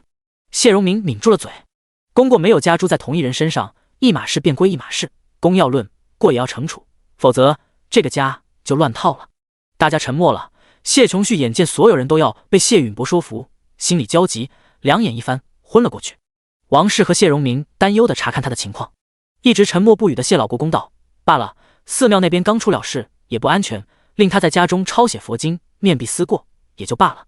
谢允博翻了个白眼，老头子是不是娶了徐氏，人也沾上蠢了？不过跟黄毛丫头杠也没意思，他默认了谢老国公的话，径直离开了。谢荣玉也紧随其后。熏香融融，和白色的冰块吹出的冷风搅合在一起，满屋都弥漫起沁着冷意的甜香。王氏跑前跑后的照顾女儿，谢琼旭喝完了补血的汤品，舒服地陷进一堆柔软的绫罗锦被里，这才叫过日子啊！山寺那种日子是人过的吗？铭记郡主。谢琼旭摸着手腕上的伤，嘴角扬起了高高的弧度，这一刀划得可真直啊！从此他是家康帝赖以需求的补药，家康帝是他取之不尽的金矿，荣华富贵，长长久久。第170章处置。西陵王子王女偷钱入京，在彩云间惹了个不大不小的麻烦，却致官家子弟身死。大理寺接了这烫手的几人，也不知该如何处置，匆匆进宫面圣。御史台和各部各司5品以上官员都在，对此事各抒己见。西陵如此愚弄我们，是可忍孰不可忍，必须严惩。两邦联姻交好在即，岂能在这个关头起局龉？臣以为应当大事化小，小事化了。外寇还寺，我朝既要与西陵共抗西戎，应当好生款待西陵来客，小不忍则乱大谋啊！你们睁大眼睛瞧瞧，越关入卡，瞒报身份，这是诚心要与我们交好的态度吗？我泱泱大国众志成城，上有君主贤明，下有名将在野，能臣群力，难道还非得设下国尊，屈就无理小国吗？说话的是寿王党的官员。秦夫斩杀巨蟒，并力主将西陵王子王女送进了大理寺，既是他的态度，也是他们这些臣子的态度。这不是党争不党争的问题，而是国朝尊严必须誓死捍卫，没得让人叫嚣到鼻子跟前了，还要客客气气的请安问好。寿王党人才众多，朝堂上一向强势，没有太费功夫就把情势扭转过来。家康帝的脸色不太好看，战争是他最不喜提及的话题，一旦开始作战，除了国库要大量消耗，战争的结果更是他不愿意面对的。战败了颜面有失，战胜了那些个功高盖主的将领能不像当年的杨基一样反叛朝廷？杨基造反的时候他还是个皇子，那些年朝廷真是饱受磨难，他几度受到斥责降罚，至今他都清楚地记得面对浩荡叛军来袭时那种拈然无力的挫败感、羞耻感，以及差点沦为阶下囚的无边恐惧。外邦作乱不过是寇境，内贼起事却是在帝王榻侧，稍一不留神就可能江山易主。可以说他宁可迁就外邦几分，也不愿给这些将领多一兵一卒作乱的机会，所以他急需与西陵友好往来，和睦相处。有了这个合作伙伴，便不惧西戎的进犯。说到骁勇好战的西戎，家康帝又不禁扼腕叹息。若是狼牙铁骑在他的手里，他又何惧这些？可他找了这么多年，愣是没有找到紫金狼牙令在哪。废太子那里派人去了不知多少趟，至今一无所获。家康帝脸色阴沉，看看就连当初公认的最温和良善的嫡长子，也是如此野心甚大，得了紫金狼牙令也只知私藏，不曾上交给他。他这些个儿子个个都是野狼，对君父居心叵测，都敢煽动群臣逼他了。他眼光隐晦地瞄向郑传勋，郑传勋一愣，随即笨笨拙拙地拱手道：陛下，臣以为不宜跟西陵太子与公主交恶。那个尼亚公主要嫁过来，若是受了委屈不嫁了怎么办？不嫁就不嫁，可要是他们转头跟西戎好了，大魏不是更难了？西陵与西戎有宿仇，不可能交好。郑传勋去一眼家康帝，又道：怎么不可能？臣家中世代为甲，只知道没有永远的敌人，只有永远的利益。这国家大事跟做生意也大差不差吧？郑家人不善朝政，乐于逢迎的本性大家都见惯了，不由目露鄙夷。不妨家康帝却道：郑爱卿说的有几分道理。家康帝偏心国丈与国舅，群臣也习惯了，有皇帝肯定，郑传勋便没什么心机城府般的笑了。臣以为彩云间有此惨事，说到底是巨蟒惹的祸。伏皇孙既已击杀了蟒，便也够给彭府和英国公家交代了。至于王子王女，还是放出来吧。有人回怼道：若没记错的话，郑大人去年还因为猎场金马打杀了3个下人吧？明明是马的过错，你杀人做什么？宠物杀人，其主无罪。这条令一下，等满城人犯都钻了律法的空子，那以后牢狱里关的罪犯岂不都是些猫狗畜生？对骂了几个来回，郑传勋便已招架不住，只低低的嘟囔了一句：那盟总归是要连的吧？最终寿王一派有人站出来道：陛下，西陵冒犯国威，不可不惩戒，但联盟在即，却不宜交恶。臣以为因小惩大戒，恩威并施，我们可以不对他们另作处置，但王子与王女须得待在大理寺，等使团抵京亲自来认领，才可放人。毕竟吴国书在手，谁也不能正视他们的身份，说出去西陵也只怪不了我们。意思就是一定要西陵使团对皇兄妹俩惹出来的祸给个交代了。家康帝不可能放弃与西陵的合作，这个关头他们不能治西陵人的罪，可一味迁就会显得太窝囊，杀蛇问罪，大理寺看押，这已经是能争取到的最好结果。家康帝被逼到这个份上，终于是同意了这个处置方法。群臣散去后，秦夫与端王世子秦牧被留了下来，让异国王子王女越过查验的关卡，堂而皇之出现在国都里，这绝对不算小纰漏。秦夫在礼部的差事被端王世子兼了，而他昨晚才收到急诏，今天早上才从西山赶回，怎么也怪不到他头上，所以端王世子被骂了一顿。家康帝骂完，心里也很无措，虽然不愿把寿王抬得太高，但事关朝廷颜面，事情还是得交给秦福来做。福儿，身子可见朗了？秦福微低头：孙儿好了，多谢皇祖父关怀，真是个好孩子。礼部的事，你已是做熟手了，还是交于你做？你与木儿一起招待西陵使团。孙儿遵命。家康帝话锋一转，又道：至于西陵的太子与公主，还是要好生安抚一下。秦福还没开口，端王世子就已飞快道：孙儿愿戴罪立功，走这一回。许承宁听到这个事的时候，都不知道说什么好了。端王世子，该说他蠢呢，还是该说他蠢呢？讨好了西陵使臣，那不得罪宝贝儿子惨死的彭家了吗？彭哲的爹只是小小的员外郎，可彭哲的外祖父可是英国公啊。这么个烫手山芋，他居然觉得是香饽饽，估计他回去又要挨骂了。还是端王、高太师和高禅的连环骂。秦福不想再提他，倒是左右看了看，见没有旁人，便从袖中掏出了一物，递到许成宁跟前。许成宁一看，十分诧异：“螃蟹。”第171章螃蟹。秦府语气很平淡：“皇祖父赐饭，这只给你。”许成宁睁大了漂亮的眼睛，然后双手捧过：“谢谢殿下。”秦福观他神情很惊讶，但似乎没有那么惊喜。“吃过吗？”许成宁一愣，道：“吃过一回，不大会吃。他是跟着燕先生吃的。那时燕竹生受人邀请，赴了个螃蟹宴，他才10岁，小包子一个。燕先生要喝酒应酬，没让他上桌，主人家就在亭子底下支了张小几，给他备了点饭菜，其中就有4只橙红的肥蟹。他学大人掰开了蟹壳，却不懂哪些能吃哪些不能吃，就把能掏的都吃了。蟹腿的肉剔不下来，就直接用牙齿咬，因此掉了一颗乳牙。螃蟹肉混了满口血腥，也尝不出味了，体验不甚好。他一直把螃蟹当成酒一样的存在，大人爱但小孩品不出滋味。秦福看他是真的不会，便从他手里接过螃蟹，让人取来蟹八件，自己亲手掰开蟹壳，一点一点的把蟹肉挖出来，蟹腿也一根一根的用签子捅出完好的蟹肉。硕大的螃蟹最后拆下来的只有半小碗。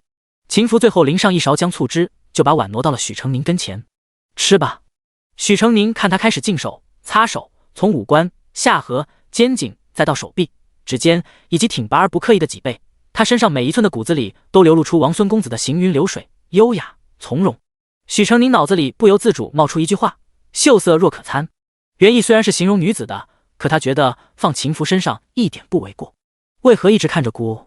秦福目光射过来，许成宁回神，很老实地道：“殿下真好看。”秦福猝不及防一噎，嘴角扯了扯：“出戏，为了一只蟹，殿下不给我带螃蟹也好看呀。”“好看也不是你能看的。”秦福冷言冷语：“还不吃？”“哦。”许成宁拿个勺子，低头就吃。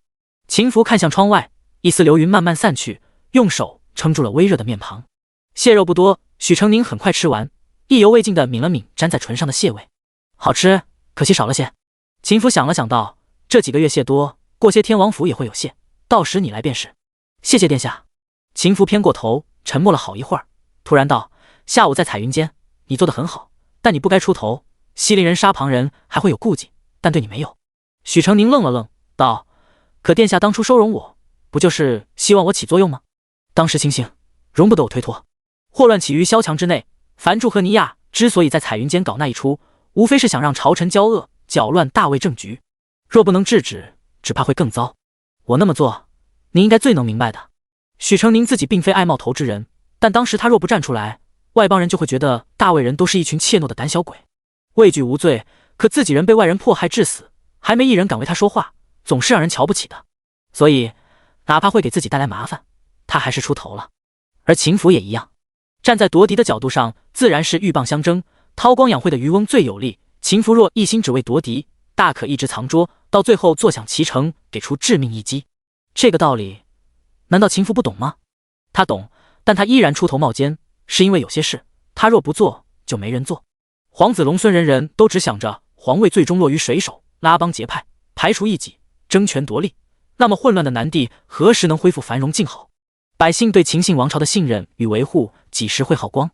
而像今天的事，若不能为大魏力争一个强硬的结果，蛇不敢杀，人不敢关，在西陵人眼里，他们秦姓岂非可以任意捏圆搓扁的软柿子？尊严不立，何以立国？是以这么多事，哪怕知道后果会遭到忌惮与针对，秦福还是顶着压力做了。他一向精明善谋，唯独这一条路选了更为艰难的走法。秦福沉默片刻，一直看着他：“孤与你不同，孤经营到今日，根基已然稳固，再怎么样，皇祖父也不敢杀孤，起码明面上不敢。孤便是被贬被冷落，随时可以转移阵地，东山再起。而你平常更该以安全为重，剩下的孤都能应对。你手无缚鸡之力，万一今天躺在那的人是你，怎么办？”许成宁怔了一下，恍惚有种感觉，秦福身为上位者，在这段主从关系中投入的感情似乎比他还多了。他平常总是冷漠铁面无私的，可他又总在某些不经意的瞬间捕捉到一丝他向他微微敞开的赤诚。许成宁心中微暖，低下头去，低低应了一声：“多谢殿下救我，也多谢你珍重我性命。”秦福拿起折子道：“今晚留下来助姑整理折子。”礼部的公务他丢开手不过1月，全被秦牧搞乱了。许成宁应下，从他的书案上抱走一摞高高的文书，坐在下手的位子上认真阅读，做起分类来。文书繁多，许成宁专心整理，还是弄到了深夜。本想跟秦福说一声，秦福却还在和幕僚说话。许成宁搁下笔，等了一会儿，不知不觉眼皮越来越沉。幕僚退下后，秦福才惊觉已晚，许成宁已经趴在几案上睡着了。他睡觉没有鼾声，只有甜睡的呼吸声，轻轻细细。秦福负手走过去看了两眼，熟睡的少年侧着头，也不知梦里梦见了什么好东西，竟弯着眉毛嘿嘿笑了两声。傻！秦福莞尔，看他脸上的肉嘟出来，很滑嫩的样子，便伸手轻轻揪了下，一松手又弹了回去。真好捏！许成宁依然熟睡，一点要醒的迹象都没有。不管如何，趴着睡总是不舒服的。秦福揽住他的肩，轻轻一提，把人打横抱了起来，放到了侧间的锦榻上。许成宁自己调整了个舒服的姿势，继续睡去。他不是自苦之人，一向知道在什么处境下怎么让自己过得更好。左右无毯，秦福随手取下搭在屏风上的外袍，盖在了他身上，又把驱蚊的熏炉也挪到了侧间。第172章威胁。许成宁一夜好梦到天亮，醒时天光大亮，他才记起今天得进宫。秦福淡定地说：“姑要上牙，烧你一程便是，先去梳洗。”夏天多汗，许成宁昨天又折腾了那一遭，不洗澡他可受不了。王府的下人送来了换洗的衣裳，从里衣到外衣都有，散发着极淡的熏香。许成宁闻着，竟像跟秦福身上一个味。衣服是一身蓝草纹边的白色锦袍，比许成宁自己的好不止100倍，材质极亲肤，柔软透气，在身上摩擦的触感舒服极了，穿上简直都不想再脱下来。进门的时候，秦福的目光在他身上凝了一瞬。他小时候的旧衣都是受王妃收着的，依然干干净净，像新衣一样。许成宁本身气质灵秀，穿上这身活脱脱是个贵气的小公子。许成宁在他对面坐下，扯扯衣袖问：“这衣服是殿下的旧衣吗？”秦福点头，嘴边似乎有笑：“姑11岁穿的。”11岁？许成宁有点被打击到，闷闷地说：“殿下11岁的时候真高。”你在夸你自己？哎，让您听出来了。许成宁在头顶比划出半个头高，我家里人都不高，我以后可能也不会很高，但我还是想再高一点，起码到这。秦福点点头，等你长到这么高，姑12岁的衣服你也能穿了。殿下！许成宁像被踩到了尾巴一样嗔叫。秦福逗完了他，夹起一个水煎包塞进了他嘴里。谢谢殿下。许成宁嚼着嚼着咽了下去。用完早膳，许成宁跟着秦福上了马车，秦福送他到了宫门口，自己才去礼部。今天顺王兴致不错，拉着几个伴读，并点了几个小太监一起踢蹴鞠。日头高照，一群少年在蹴鞠场上挥汗激扬，生机勃勃。家康帝饶有兴致，令人搬了椅子，举了掌扇，自己坐在场边看。他今日精神不错，略有血色，今早起来的时候，鬓角也隐隐有了几根黑色的发丝。这次的配方真的很不错。陛下，文国公和文国公世子来了。家康帝回神道：“让他们进来。”谢允伯来到的时候，敏锐地在场中捕捉到了一个他想看见的身影。许成宁穿着一身交领红衫黑裤，衣袖和裤腿都窄竖起来，头发梳得高高的，在头顶用红带扎了个紧紧的髻，混在男孩堆中，生龙活虎，十分精神。他蹴鞠踢得不错，抢球没有优势，但胜在人小灵活，跑得也不慢，跟其他少年比起来毫不逊色。日光烈烈，日光下的人皮肤白得发光，因为跑动太多，许成宁脸蛋晕开2团红，粉扑扑的。谢允伯心软的不行，这哪是踢球啊，分明是在踢老父亲的心。顺王边跑边大喊：“快拦住许成宁！快！”小太监没拦住，球被许成宁传给上官晨，一脚踢进球门了。许成宁双手举高，跟队友一起欢呼起来，小小的身影落在谢允伯眼中，像只欢脱的小鸡仔。顺王气呼呼的撅嘴，等下一球，眼见许成宁又要去截，他扑上去圈抱住了他。许成宁蹬腿挣扎，顺王大声招呼队友：“快快快，你们快拿分！”谢允伯两眼喷火，咬牙切齿：“小王八蛋，放手放手！敢抱我女儿！”顺王对咒骂毫无知觉，靠耍赖拿下1分，欢呼雀跃。家康帝轻笑出声，转头看见谢允伯盯着场上目不转睛，甚至有点龇牙咧嘴，笑问：“谢卿爱看蹴鞠？”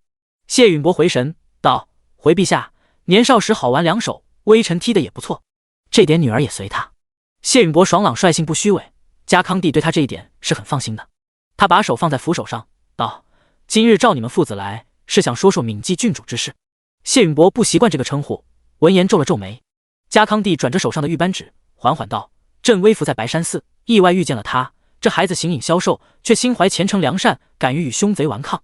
朕很喜欢他，因此与他封赏。”他转头看着谢允伯和谢荣玉两人道：“都是女儿，手心手背都是肉，爱卿一向是非分明，一碗谁总该端平了。琼旭是个好孩子，又实在可怜，受了委屈也不敢说。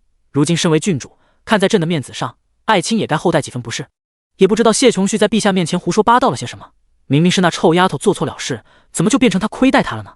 谢允伯虽然生气，但也不想在陛下面前揭家里老底，便道：“微臣知道了，大不了他阳奉阴违呗。当然，他这也有给家康帝几分颜面的意思在里头。毕竟他心里正大逆不道的盼着家康帝哪一天突然那啥了，他好抓住这个紧要关头，把宝贝女儿认回来。希望那一天不会太远。”家康帝又说了几句，无非是让他们要好好关照谢琼旭，他很喜欢这个小辈，以后可能会不时召他进宫陪下棋之类的话。正说着，海公公离开了一会儿，又回来了。陛下，大理寺丞来报，尼亚王女病了，王子正发脾气，说要放弃联盟。家康帝大震，快宣太医，立即请樊柱和尼亚进宫。尼亚是被八抬大轿一步三呻吟的抬进来的。家康帝让兄妹俩在御书房里安坐，太医挨个的给尼亚看诊。尼亚哎呦哎呦，就是不说哪儿不舒服。家康帝看到这奶还不明白，这两人就是刻意找事。樊卓闲适的坐在圈椅里喝茶，语气慵懒地道：“我王妹一向身子康健，怎么一到你们大魏都城就病了呢？看来还是水土不服。父王一向最宠爱王妹，一定也不愿她受这种苦。这和亲还是罢了。”家康帝哪肯放过和亲的机会，自是百般安抚，令太医用最好的药，务必让尼亚安好如初，像在故土一样。尼亚仍拿瞧，发出娇媚的哎呦声，对哥哥道：“大理寺的床榻太硬，水太浑，连被褥都有一股臭味，只怕再住2天，妹妹我就要死了呢。哎，真没想到大魏的生活是这样难的。”家康帝只得表示，立马安排他们进驿管住。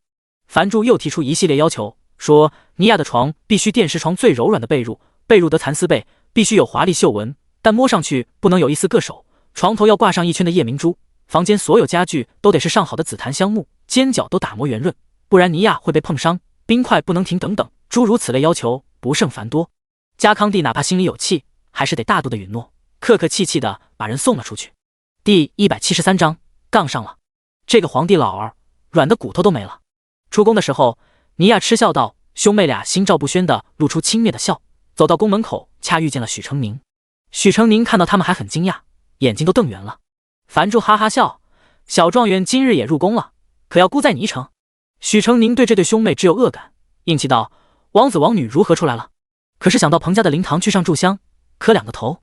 尼亚眼睛微微眯起来，樊柱却笑了：“那倒也不错，我们兄妹初来乍到，正好向彭家老爷子问问彭公子平时去哪儿游玩，我们也去玩玩。”许成宁现在是债多了不愁，嘴皮子不甘示弱，好玩的地方多了，惠安门出去左拐走100里，有一座虎山。你们西陵好蛇，我们大魏好虎。王子王女带我大魏人以蟒蛇，我大魏人也愿带王子王女以猛虎，送2位进山待上1夜，不知可回报了你西陵的金蛇之礼。樊柱的笑收敛了一瞬，须臾重新浮现，变得阴恻恻的。他踱步走过来，一只手按住了他的肩：“你胆子很大呀。”“不，我怕死得很。”许成宁对上他的眼，不卑不亢：“大魏先贤曾言，魏危则安，魏亡则存。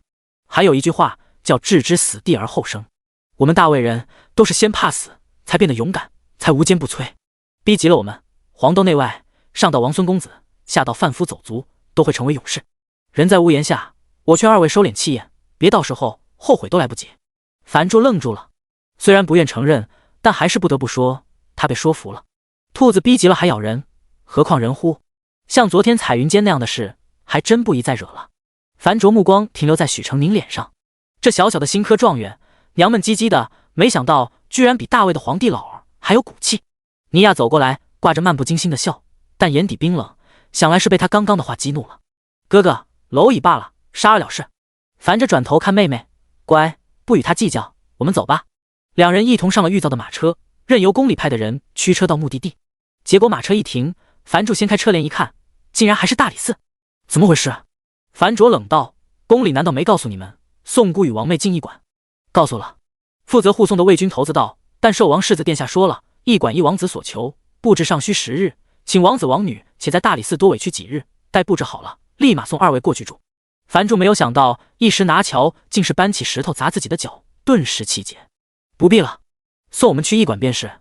你们一边布置，我们一边住着。”魏军头子用铜墙铁壁一样的身躯挡住了樊柱的去路。“寿王世子殿下说了，请2位暂住大理寺。礼部办公一向按部就班，宅屋没布置好，便不能盖章，不能盖章就不能交上去，不能交上去就不能盖住人的章，没有盖住人的章，驿馆就不能住人，请二位谅解。樊柱被噎住了话，气得指了又指。姑不与你们计较，那些要求就免了。他又要走，又被魏军头子挡住。寿王世子殿下说了，驿馆没有布置好，不能住人。姑说了，那些要求作废。听不懂人话是不是？那也没布置好。寿王世子殿下说了，驿馆的工期是按使团抵京的时间算的，王子王女来早了，所以没布置好，不能住。樊柱大怒，姑的王妹金枝玉叶，万一在里面病倒了，你担待得起吗？寿王世子殿下说了，御医会随时待命，事后公主身子安康，药材管够，让王子不必担心。尼亚冷冷道，置本公主的命于不顾，这就是你们待客的态度，这就是你们联盟的诚意。寿王世子殿下说了，请二位配合公务，如不配合，盟约之事能不能继续就难说了。哪里单单是大卫需要这一纸盟约呢？难道西陵不需要吗？大可不必把联盟当成对大卫的施舍，西陵敢威胁，大卫就敢不要。樊柱冷笑道，寿王世子真是好大的威风，大卫皇帝都不敢说不要的事，他倒是敢，不知大卫皇帝知道了会怎么想呢？寿王世子殿下说了，陛下是宽慈之人，故愿待邻邦以仁慈，看在二位身在异乡的份上，不愿说重话，但执行公务的是他，二位在搅扰事务，便是到了使团仪仗队进京的时候，也不能放二位回去了。毕竟是二位毁了礼节在先，一国王子与公主出使他国，最隆重的游街仪式要是不在，反而被看押在大理寺，那真是丢脸丢到国外去了。樊柱气急，大声道，孤道要进皇宫去问问皇帝老儿怎么说了。魏军头子一挥手，一群卫兵蜂拥而上，愣是把两人逼进了大理寺辟出的单房里。尼亚故技重施，眼睛一翻晕了过去。樊着嚣张大叫，你们若害了我王妹，孤要你们好看。魏军头子中气十足，陛下撑着病体见的你们，你们若敢搅扰了陛下安息，我们也要你们好看。这时太医抱着药箱溜溜达达进来了。王子放心，保证治好王女。卫兵们训练有素地把尼亚搬到木板床上，然后两个婢女端着一碗热腾腾的药汤进来，要给尼亚灌下去。用大量黄连与水牛角熬煮出来的药汤，一进门就是一股浓浓的又苦又刺鼻的臭味，比攻防还要呛鼻。别说了，喝了，樊柱闻一口都欲呕。这是什么？太医抽空比出一个大拇指，好物，一剂见效。尼亚刚被灌了2口，就哇地呕了出来。太医指指他，看，这不就醒了？然后对魏军头子道，王女若再犯病，还给她喝这个，最对症，保管1月之内，水土不服之症就全好了。尼亚吐得七荤八素，连酸水都吐出来了，气得直飙西陵话。太医道，您听，王女声音饱满，中气十足，这是大好了。樊柱恼怒不已，这个寿王世子是诚心跟他们杠上了吧？秦福派人把这2间房看得滴水不漏，服侍的人随叫随到，但个个都是5大3粗的壮汉与汉婢。虽然行的是伺候人的事，可樊柱和尼亚却感觉自己像被监守的罪犯一样，什么都做不了。第174章，生辰极乐。总之一句话，寿王世子不让。郑迪把事情传到了家康帝耳朵里，很快秦福就被召见，也不知道他对家康帝说了些什么，又若无其事的出宫了。家康帝也没再提要把2人从大理寺接出来的话。可恶！尼亚气得很摔了一套水洗。他们这一趟先行进京，就是为了给大魏人一个下马威，让大魏人没脸。明明老皇帝都已经认怂，没想到他们却被反过来拿捏了。尼亚任意妄为惯了，还从未受过这等委屈，人生第一次吃亏，竟然是在他压根看不进眼里的大魏国土之上。樊卓比他冷静，安抚道，皇妹稍安勿躁，我们此行是有正事要做的。正如秦福所想，盟约不只是大魏需要，他们西陵也有自己的谋算，这个盟约还真得维持下去。尼亚赶来大魏，就不是什么都不懂事的小女孩，经亲哥哥一提醒，便慢慢平复了。且忍他几日，等我们出去了，再算账不迟。尼亚冷静下来，低声耳语道，皇兄，那个人找我们的事不如。放心，樊柱勾起一丝冷笑，我已经答应了，此仇非报不可。秦福，这次就要你腹背受敌。可能背后受的诅咒多了，秦福连个喷嚏都没打，安安生生的在礼部处理好了正事，便早早回了府。今日是他的19岁生辰，生辰没有大办，只是府内赐下了宴席，一家人热热闹闹一起吃顿家宴。他的幕僚门客也被赏了一桌。许成宁没住府里，并不知秦福生辰之事，他是被陈宇将叫来一起吃饭的。这么多幕僚，除了许成宁，就属长农道的魏小鱼最年轻，是个20来岁，浑身黝黑的憨厚汉子，一口蹩脚的官话，喝起酒来，酒水哗啦哗啦的往脖子里流。长商道的蔡央则40来岁模样，穿戴十分整洁儒雅，但酒没喝一会儿，就把衣服脱下半边塞在裤腰里，开始疯疯癫癫、甩头甩脑的行酒令。长书算的张老比陈宇江年纪还大些，是个不爱说话的老头子，据说喜欢研究各种诡异的暗黑料理。许成宁坐下没多久，就看见他往米饭里倒了酒，姜泥、酱油、猪皮和黏糊糊的豆沙团子馅，然后搅和成泥，尝了一口就龇牙咧嘴，五官变换出各种奇怪的形状。宴至酣时，钟白刃端着金碗金筷进来了，热闹的院子一下子肃静下来，陈宇将眼珠子都快跳出来了。钟白刃似乎对自己的不受待见一无所知，一来就指指点点。陈宇江，照你这么喝，身上都要腌入味了。蔡阳，吃太咸人会疯傻的，这下信了吧？张老，奇奇怪怪的东西别吃太多，怪不得你老这么快。魏小鱼，青菜粘牙上了。最后他把目光落在许成宁身上，眼里的苛刻都快溢出来了。许成宁捧着碗缩了缩头，快，小屁孩，陈宇江推他去跟你钟爷爷坐一起。许成宁瞪大了眼控诉他的不讲义气，结果端着碗筷被所有人按在了钟白刃旁边的位子上。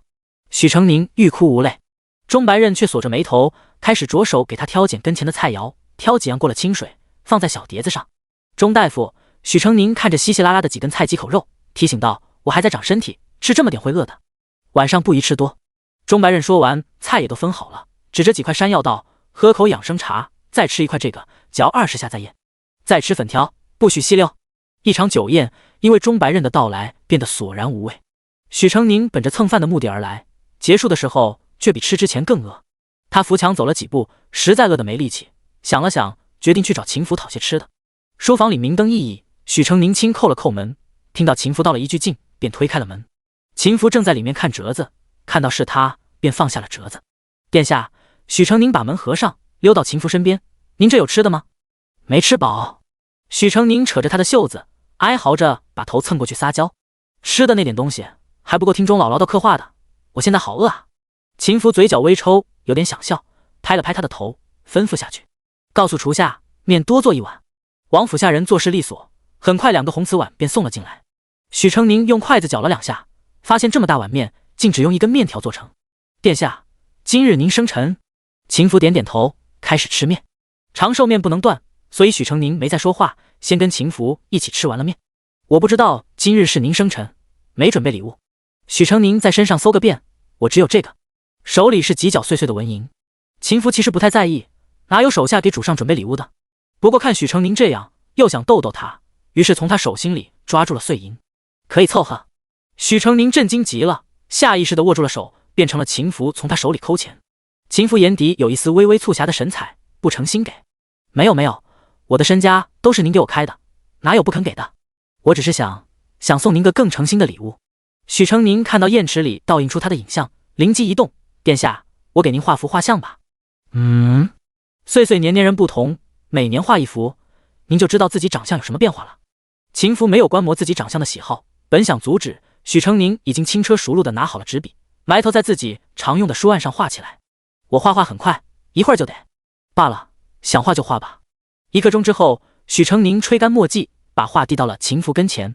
画中的秦福腰佩长剑，跨坐于马背之上，一手拎着缰绳，西风烈烈，而他英姿飒飒，模样神情皆是他平常的样子，可不知为何落于纸上，他不像个政客，倒像个侠客。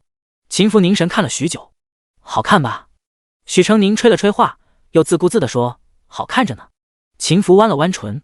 作为一个从小相貌就被捧上天的人，早已对相貌的评价感到木然，但这时却有点小小的欣喜。“你倒是会自卖自夸。当初若不入王府，我大概会去卖画为生，所以殿下，这画可值100两呢，您自己愿意给的。”秦福拿起一叠薄薄的宣纸，在他头上拍了下，随手把画像夹进书里。“已经晚了，我该走了。”“找山佑给你安排马车。”“好嘞。”许成宁刚出去，然后又从门板后探出头：“殿下，生辰极乐。”说完就溜了。秦福微微一笑，摇了摇头。第175章使团到。许是因为王子王女情况有变，西陵使团比预计早到了几天，刚抵达京外驿站，便让人拿着令牌国书先行进京，去先将太子公主接出来。使团进京必有一个游街仪式，这是展示大国风貌的重要仪式，身为西陵门面的太子公主必须得在场，所以哪怕再不愿意，西陵使臣还是得去赔礼道歉。去了皇宫又去礼部，去了礼部又去彭家，去了彭家又去英国公府，去完英国公府才在大理寺接到了面色不善的樊柱兄妹。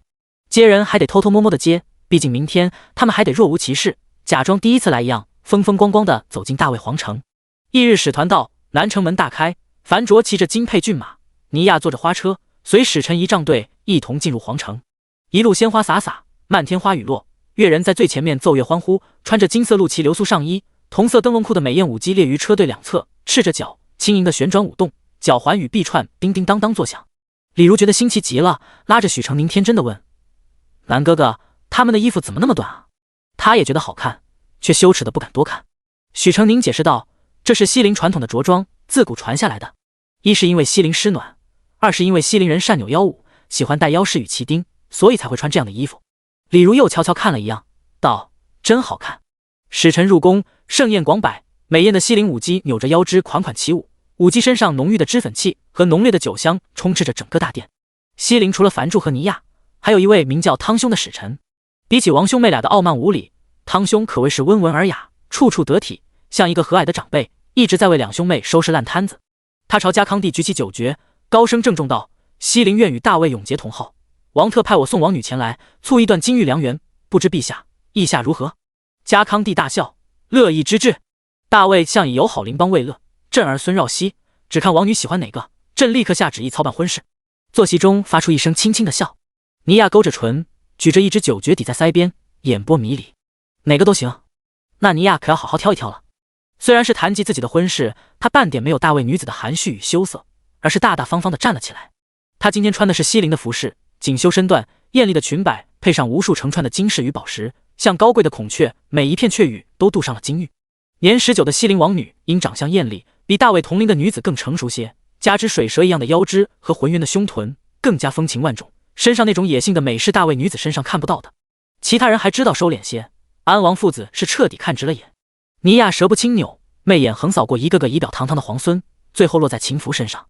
秦福是满堂英才中最出众的一个，无论样貌亦或是气度，轻易就能引得众人把目光投注在他身上。尼亚抿嘴一笑，十分放肆地半坐在了秦福的石桌上，轻歪了身子。看来看去的，我还是中意这位福皇孙，可惜啊，尼亚不懂事，一进京就与王世子结下了梁子，陛下可能帮尼亚说和说和啊。他的尾音转了180个弯，耳朵都能给他疗养了。寿王飞起了一身鸡皮疙瘩，死死地盯着秦福，像是要用眼神把宝贝儿子结结实实罩起来。寿王却是暗喜，秦福如果不娶世家女，娶邻国公主也是个不错的选择。他抬眼去看家康帝，见家康帝依然带着温和的笑，但笑意不达眼底。福儿觉得如何？秦福起身，胸腔震动，咳嗽了几声，最后忍下了剧烈的咳意，哑声道：“回皇祖父，皇祖母生前待孙儿不薄，孙儿立誓为皇祖母守满3年孝期，孝期未满，孙儿不愿成亲。”如果没有记错的话，秦福不久前好像还搞出了个侍妾吧？怎么一转眼就说要守孝了呢？群臣面面相觑，连寿王党的人都有些不懂秦福为什么要这么说。不过秦福一向可靠，他们也没有强制把他的话往回找补。家康帝点点头，看来秦福上一次已经被他敲打老实了，晓得夹着尾巴做人了。这不，连世家女都不敢娶了。好，你是个有孝心的。家康帝赞许了他，转头温和地对尼亚道：“朕这孙儿是个孤僻木讷的性子，王女不妨再看看旁人。”宁王世子心思活泛了起来。秦福不要，那他就有机会了呀。虽然除了几位王世子，还有其他的皇孙，但他总是里面出挑的吧。娶世家女不错，娶西陵王女似乎也是好处多多。他不是一个很通政事的人，也分析不出到底娶哪个更好些。但就相貌而言，别有风情的尼亚比谢琼旭不知赢了几何，他光看着就心痒痒。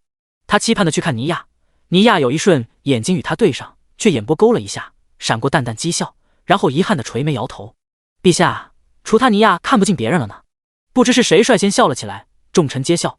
礼部尚书道：“我大魏男儿千千万，王女不能光看眼缘，多相处些日子，便知哪个好了。”家康帝也笑：“爱卿说的对，是朕心急了，日子还长，得让孩子们再多郊游郊游。”汤兄笑着接过话题，一挥手，一群年轻男子自殿外有序走进来，他们身上穿着西陵嫡世子服饰，斯文得体，得到汤兄的示意，齐齐对家康帝叩拜行礼。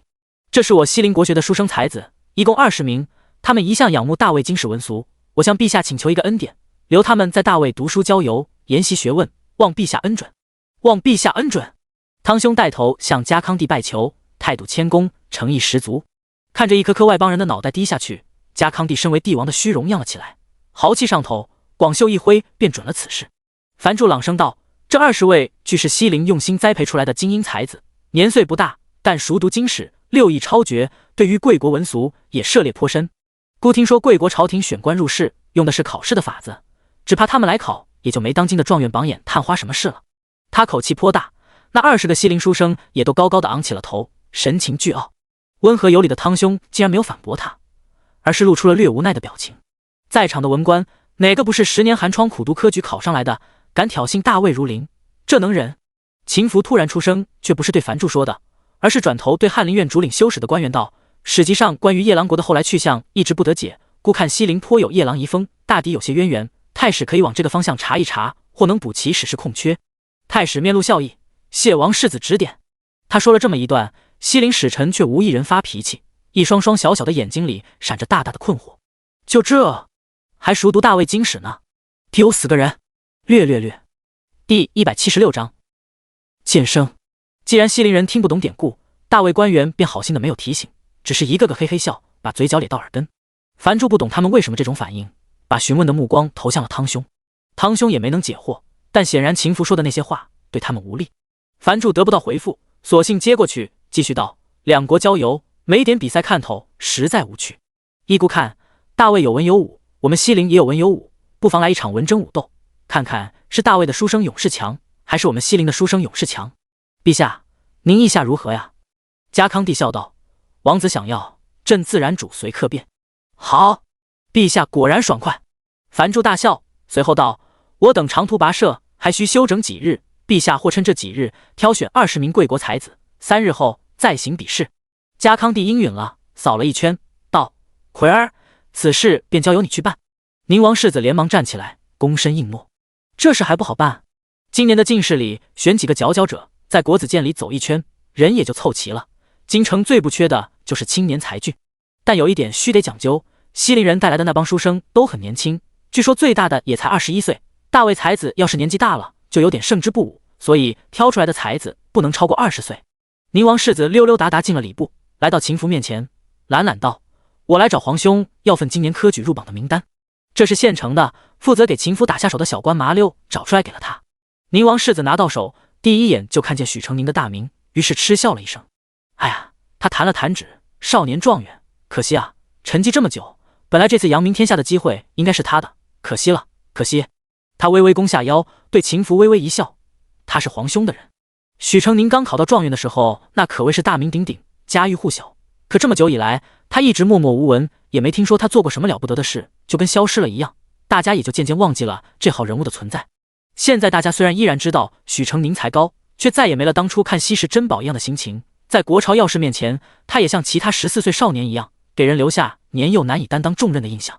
这不，两国才子比试，家康帝提都没提他一句，而选人的权力掌握在宁王世子手里，他又怎可能给秦福手下扬名的机会呢？做梦吧！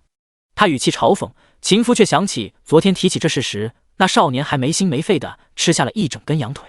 从来越是匮乏的东西越在乎，见识过天地广博山河豁达的人，才华在身，美名有过，他岂会在意这些？许成宁自己没表示想参与，秦福便没特意筹谋添上他的名，倒是在3日后的比试上给他加了一个座，让跟顺王几个伴读一起看着玩。到时候我们就仔细看，看谁不记事了，我们就冲上去把人顶下来，我们自己上。顺王两眼放绿光，豪气冲天，伴读们被他煽动的壮志满怀，鼻孔里直喷气儿。许成宁看着纸张上缺胳膊断腿的字，默默无语。几个猜啊，醉成这样，比完了文斗还可以比武斗，神挡杀神，佛挡杀佛，谁敢挑战我们，我就左边一拳，右边一拳，一定把西陵人全给打趴下。邹元霸嘿嘿哈哈的比划起来，然后在许成宁肩头轻轻给了一拳，是不是？许成宁，许成宁像猫崽子一样弱小，弱声弱气的问：你不要我去比武吧？许成宁，你好怂哦。许成宁反唇相讥：我走文路都已经这么厉害了，要是会武功，那还得了啊？给别人留条活路好不好？哈哈哈哈！顺王几人没觉得他不要脸，毕竟嘛，状元嘛。少年们正嘻嘻哈哈的玩乐，一道不和谐的声音突然出现：真是好大的口气！雅间门开，一群穿着国子监院服的儒生站在门口，为首之人五短身材，方脸黑面，表情十分阴鸷。上官晨很不高兴：你们是国子监的，你们先生连进门要先敲门都没教吗？上官晨，你有什么脸说我们？是谁一天到晚总是爬国子监的墙？顺王大叫：你们敢挑本王的理？不敢！监生们收了对其他人的攻击，一气儿把矛头转向许成宁。许成宁，你是新科状元又怎么样？国事当前，还是上不得台面。你当初高中是走了寿王府的后门吧？我看你就是徒有虚名。之前柳二小姐言语中便暗指他科举舞弊，现在这些剑生又说他走后门，是整个国子监都这么传的吗？许成宁略微一想，就想明白了。国子监是最高学府，乃精英荟萃之地，能在里面读书的，那都是京官之后或者跟京官有点沾亲带故的关系的。且不说寒门和外地学子几乎没有入学的可能性，便是4品以下想入学也得打点无数门路。除了出身，学子本身的才学与资质也是筛选剑生的重要条件。可以说，能在国子监读书的，基本都是家世赫赫的精英人才。剑生甚至不用科举也可以授官，只是升官要比科举中试的人多熬几年。以往科举、国子监都是最风光的，可今年他们的荣光全被一个横空出世的14岁少年夺了去。在国子监读书的剑生，哪个不自诩天才？哪个不是才傲物？他们尚且不能保证自己一定高中状元，又怎会承认一个没出身没背景、名不见经传的寒门子弟压过他们那么多呢？许成宁好整以暇地看着他们，一点名声的负累也没有。你们说我年少高中定是走了贵人的后门，那我也可以说你们是出于极度造谣诽谤我。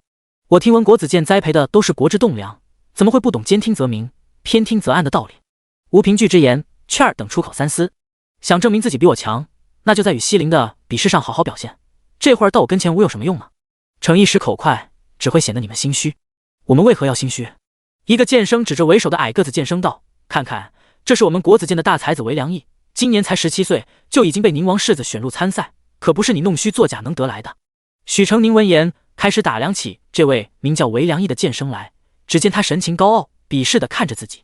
他与别的剑生不同，别的剑生虽然也身穿院服，但看腰带的布料、美玉的质地和香囊的精美，便知其身份不凡。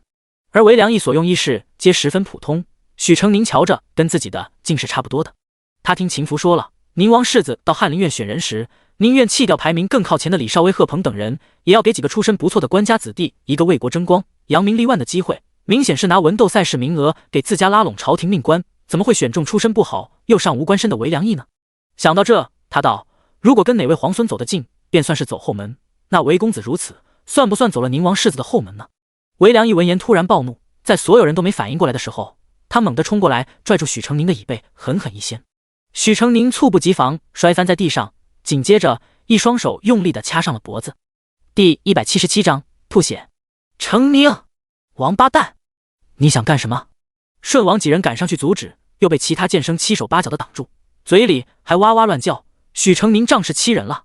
顺王这辈子头一回见到比他还不讲道理的，气的话都说不完整，一个劲儿地喊：“大胆，大胆！”砰！云九破窗而入，一脚踹飞了韦良义，把许成宁扶起来。因为来得及时，许成宁只被掐了一会儿，并没有受伤。倒是韦良义被踹飞出雅间，头磕在栏杆的棱角上，鲜血直流，人已昏死过去。剑生们看到韦良义这般模样，甚是骇人。注意到其他雅间里的人纷纷探出头来看，一个瘦高个剑生眼珠子一转，大喊道：“许成宁，你这个不择手段的阴险小人！你故意打伤韦良义，好顶替他参加文斗！”无数目光刷刷地看过来，舆论定罪，被抢先一步就很难拧转形势了。许成宁心中明了，原来这就是宁王世子的目的。郑家对他的暗害一直没有停止，只是全部被暗卫阻挡住了。知道普通袭杀突不进秦福为他设下的保护网，所以改陷害了吗？哪怕要不了他的命，也要恶心他一把，恶心秦福一把。西陵人在京城，这个时候搞内讧，丝毫不顾大局。宁王世子是不是蠢？这帮剑生是不是蠢？大家快看，他是这一科的许成宁，不知道用了什么不干净的手段拿到了状元。宁王世子殿下明察秋毫，没有让他参加这一次的文斗，他就心怀嫉恨，弄伤了韦良义，企图顶替韦良义上场。韦良义京城人还是有所耳闻的，宁远侯府2房记事的远房侄儿，祖籍在江南，家境贫寒，因为天灾家乡的房子田产都没了，走投无路之下，只能投奔到宁远侯府，这一住就是7年。虽然是寄人篱下，但韦良义却很出息，读书一直名列前茅，是颇有名声的寒门才子。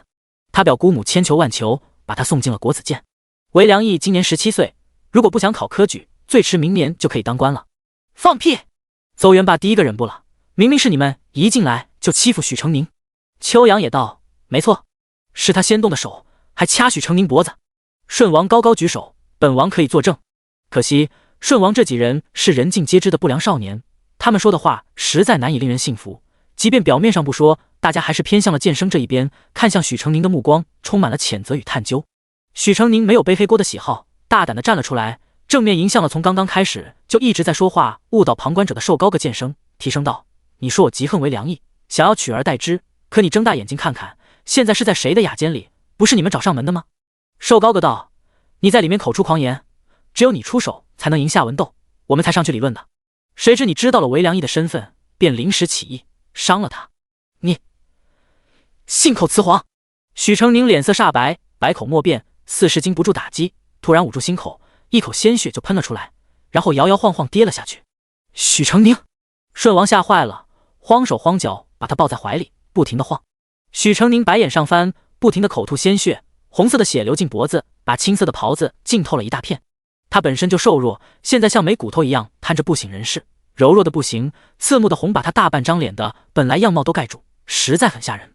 这可比皮糙肉厚长得又丑的韦良义让人心疼多了。许成宁，你醒醒啊！许成宁，你别死啊！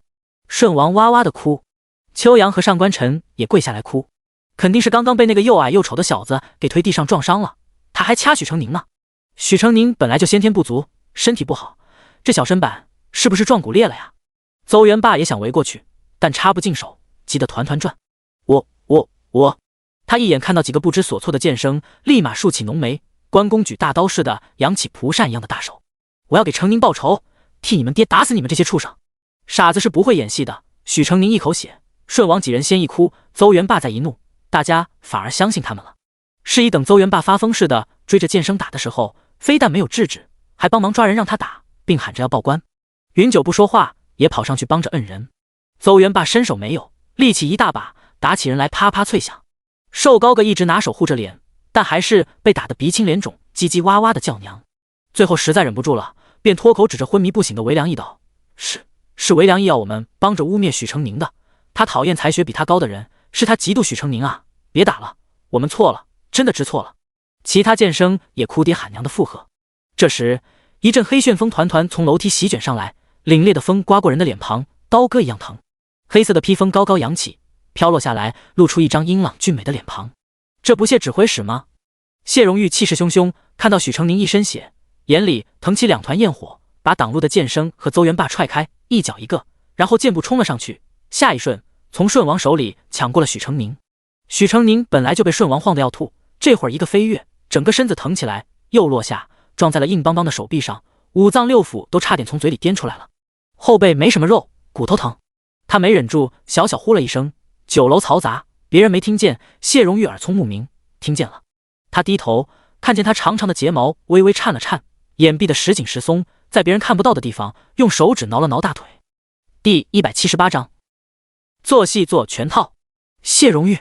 舜王拖着鼻涕大喊：“谢荣玉，就是他们冤枉许成宁，这个丑八怪还打他呢，把许成宁都打吐血了。本王命你现在就把他们全部抓起来，让他们坐牢。”秋阳大声控诉，他们污蔑许成宁，说许成宁故意打这个姓韦的，想要自己参加文斗，根本就没有的事。明明是姓韦的先动手，许成宁自己都伤成这样，怎么可能想去文斗吗？谢荣玉不知从哪里抽下一根绳子，步履快速挪移，几个回旋转动间，就把几个剑生连同昏迷的韦良义全绑在了一起。酒楼外一阵马的嘶鸣，他的手下到了，把人带走。监生们这才大惊失色，大人饶命啊！真是韦良义一人主张的。是啊，我们都是被逼的。荀成未管他们怎么说，利落的一气儿全拉走。王爷，谢荣玉抱着许成宁走到舜王跟前，他伤了，救人要紧，卑职送他去看大夫，另派人护送王爷回宫。舜王不肯，我想一起去，本王想看着他好。谢荣玉道：“人多嘈杂，不利看诊，王爷请回宫，过后卑职会派人传讯于您。”谢荣玉冷酷，舜王不敢跟他犟，不开心的撅起了嘴。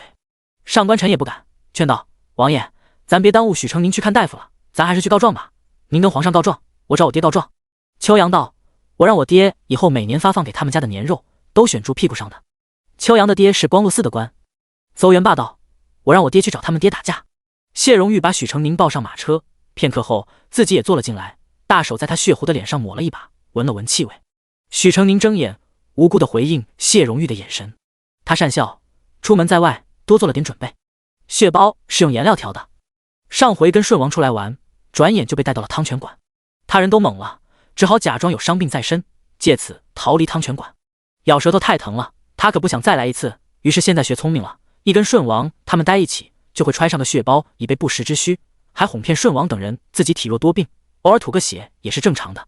血是假的，但他们欺负我冤枉我是真的，我信你。谢荣玉道：放心，那几人我会收拾，谢谢世子帮我。许成宁想了想，又道：那个韦良义应该不是主谋，他大约被当枪使了，还蒙在鼓里。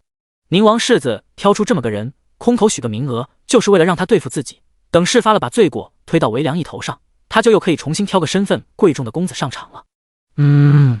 谢荣玉心里想的跟他不大一样，不管是不是被人利用，韦良义敢对成宁动手，便绝无饶恕。谢荣玉看过来，真的没受伤。许成宁摇摇头，在家躺几天。好。沉默了一会儿，许成宁又问：世子刚刚来的真快。正好路过。要不是寿王世子的暗卫总是跟在他身边，他的人不能离太近，他还能来得更快。不过幸好他也确实没出什么事。谢荣玉把他送回了青石巷，许成宁跳下了马车，跟他道谢：不必客气，有事来城卫所寻我。许成宁点头，作揖送他离去后，才回了小宅院。云九坐在屋檐上，问了一声：谢世子为什么对你这么好啊？许成宁想了想，大概因为上一回我帮了他表弟表妹一把，所以他照顾我。是吗？云九总觉得谢荣玉来得有点太快了，要告诉世子殿下吗？他想了片刻，还是算了。殿下叫他保护，又没叫他监视，而且最近殿下事忙，他莫得去跟前多嘴。做戏做全套，许成宁以养伤之名待在家不出门，等那几个剑生被处置的结果。第二天，舜王他们蹦蹦跳跳的来给他送消息了。寻衅滋事，谢世子打了他们每人50杖，现在都趴家里养屁股去了。不止那，舜王眉飞色舞，我父皇侄还去吏部请了处罚，取消了他们应生的资格，5年之内都考不了科举了。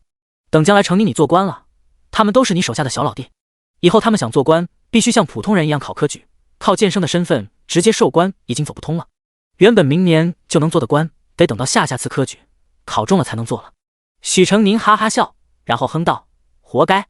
上官臣道：我跟我爹打听过了，那个韦良义啊，课业上是有2把刷子，但性格很孤僻，大家都不喜欢他，他也总看不起人。不单这样，许成宁他一直在国子监说你的坏话，说你舞弊上位，败坏士林风气。许成宁恼了，无凭无据，他们究竟为何总这么说我？也有人这么问韦良义，他说他自己虽寄居在朱门里，但从不多用一针一线，生活穷苦，日日书不离手，什么悬梁刺股、断啥化州的都有过了，托庇在国子监都这么久，才能修习到如今的才学。而你一介寒门布衣，什么不经之高养育栽培，只是年少跟燕大儒读了几年书，不可能一来就压过谢二和沈云。许成宁撇嘴，不兴他比他聪明啊。听着韦良义的事迹，他回想起这个人动辄双目充血、狂躁易怒的样子，怎么看都觉得是愤世嫉俗之徒。愤世嫉俗些什么？人家给你一片瓦，你不思遮风挡雨的恩情，反而要怨恨寄人篱下的辛苦。君子在世，地位有高矮，术业有参差，这是难以避免的。他奋力追凭学业，到头来却怨恨同样出身不佳但一飞冲天的自己，是什么道理？他还说你不务正业，成天跟人鬼混，根本不可能有真才学。邹元霸哈哈大笑，又戛然收住。他在说我们吗？第179章，赢也得我们赢。4双眼睛纯纯的看着他，去他娘个蛋！我揍他去！上官晨拉住他，你傻呀，他刚挨了揍，你现在打他，他一并躺过去就完了，要揍就等他伤快好了再揍，还把他揍回去养屁股。那到时候我就把他这样再这样。许成宁抿笑看邹元霸抄起枕头胡乱的揍，忽然舜王拉住了他的手，皱着眉头问：成宁你这个样子，到时还能不能跟我们一起去看文武斗啊？他皱着眉头，眼里都是苦恼与担心。能啊，怎么不能？你瞧。许成宁抹开袖子，握着拳头把手臂往上弓，细凌凌的骨头鼓了起来。我强壮着呢。去哦。他被唾弃了。文国公府家宴之上，谢允伯也就与西陵文武竞斗一事，对谢荣玉和谢荣肥耳提面命。西陵来势嚣张，一旦对上，你们客气3分，对方要是气焰还盛，就很挫他们的锐气。总之，风度要有，道理也要有，赢也得是我们这一边赢。西陵曾经还是他们汉人天下的藩国，这要是个懂礼数的，大卫随便与他们玩玩也就算了，谁输谁赢不计较。可这帮西陵人实在叫人看不过眼，必须赢，尤其是你，平远。他按了按谢荣玉的肩头。两国较量，武力震慑总是要比文斗来得更直接害人一点。谢荣斐入选了20名文斗才子之列，而五人并没有特意选哪些人，谁能打谁就上。谢允博对自己教出的长子还是很有信心的，万一有个万一，谢荣玉可以上去替国朝挽尊。最重要的是武斗先，再文斗，只要能把武斗赢下来，文斗输了也不丢脸了，算打平。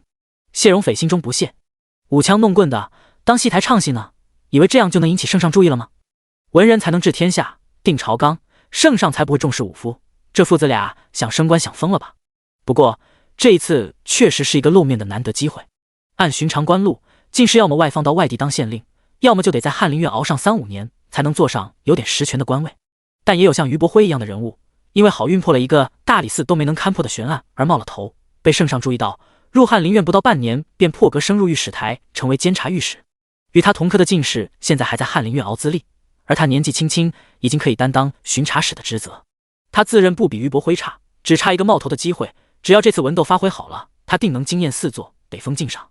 谢琼文娇娇地道：“这次选的才子，恕二哥哥排名最靠前了吧？二哥哥，咱们大魏能不能赢，可全靠你了啊！”“不行，我得给二哥哥多加一个鸡腿。”他鼓着腮帮子，伸着部长的手臂去夹，被三夫人孟氏笑着点了点鼻子。谢荣斐笑了，的确是他最靠前，科举在他之前的，要么外放了，要么年纪大了，像梁兆琪就是因为20出头不能入选。谢琼文又天真的对谢荣玉道：“大哥哥，二哥哥写文章最厉害了，肯定不会输给西陵那些蛮人的。大哥哥就算不上场，或者是输了比赛，也不要紧的。”谢允博皱着眉头看谢琼文，这孩子是不是傻？两国莫说文化相距甚远，连语言文字都不一样，怎么可能比赛写文章？鸡同鸭讲吗？他转头对三老爷道：“多给孩子补补脑吧，也没比宁儿小多少。宁儿像他这么大的时候都有功名了，他还在这唧唧歪歪。这没对比还好，这一对比起来，家里这帮姑娘真叫人看不下去。还是他女儿好，虽然有燕大儒教养的那么一点点功劳，但谢允博觉得主要还是自己的底子好，女肖妇，所以他生出来的女儿也好。”他眉目飞扬，三老爷看看他，又看了一眼愣头愣脑的许秀春：“你哪来的优越感？”谢琼文因为谢允博的话生气了，委委屈屈的撅着嘴。谢老夫人哪能忍受自己的宝贝孙子孙女在继子手里受委屈？左右今天谢老国公没跟他们一起用膳，饭桌上他最大，于是带头阴阳怪气起来。咱们府上是有些人该不补脑子，不求能把书念成什么样，起码别给家里丢人。瞧见斐哥能考中进士，都眼红了吧？谢允博挑眉，那不也没考中状元？谢老夫人噎了一下，孟氏替他还嘴，状元哪是那么好考的呀？指不定陛下是想给燕大儒一个面子，才把状元只给了一个小孩。按说其他人实际还得往上提一个名次。你当科举是儿戏呢？燕大儒一心著书立说，从不掺和政事，陛下用得着拉拢他？谢允博向来是不大拘小节的，跟继母斗两句嘴无伤大雅，但跟弟妹斗嘴就有点掉份儿了，是以没有把反驳的话说出来。孟氏还在说，斐哥当然是独一份的厉害，斐哥可是这前20名里最年轻的了。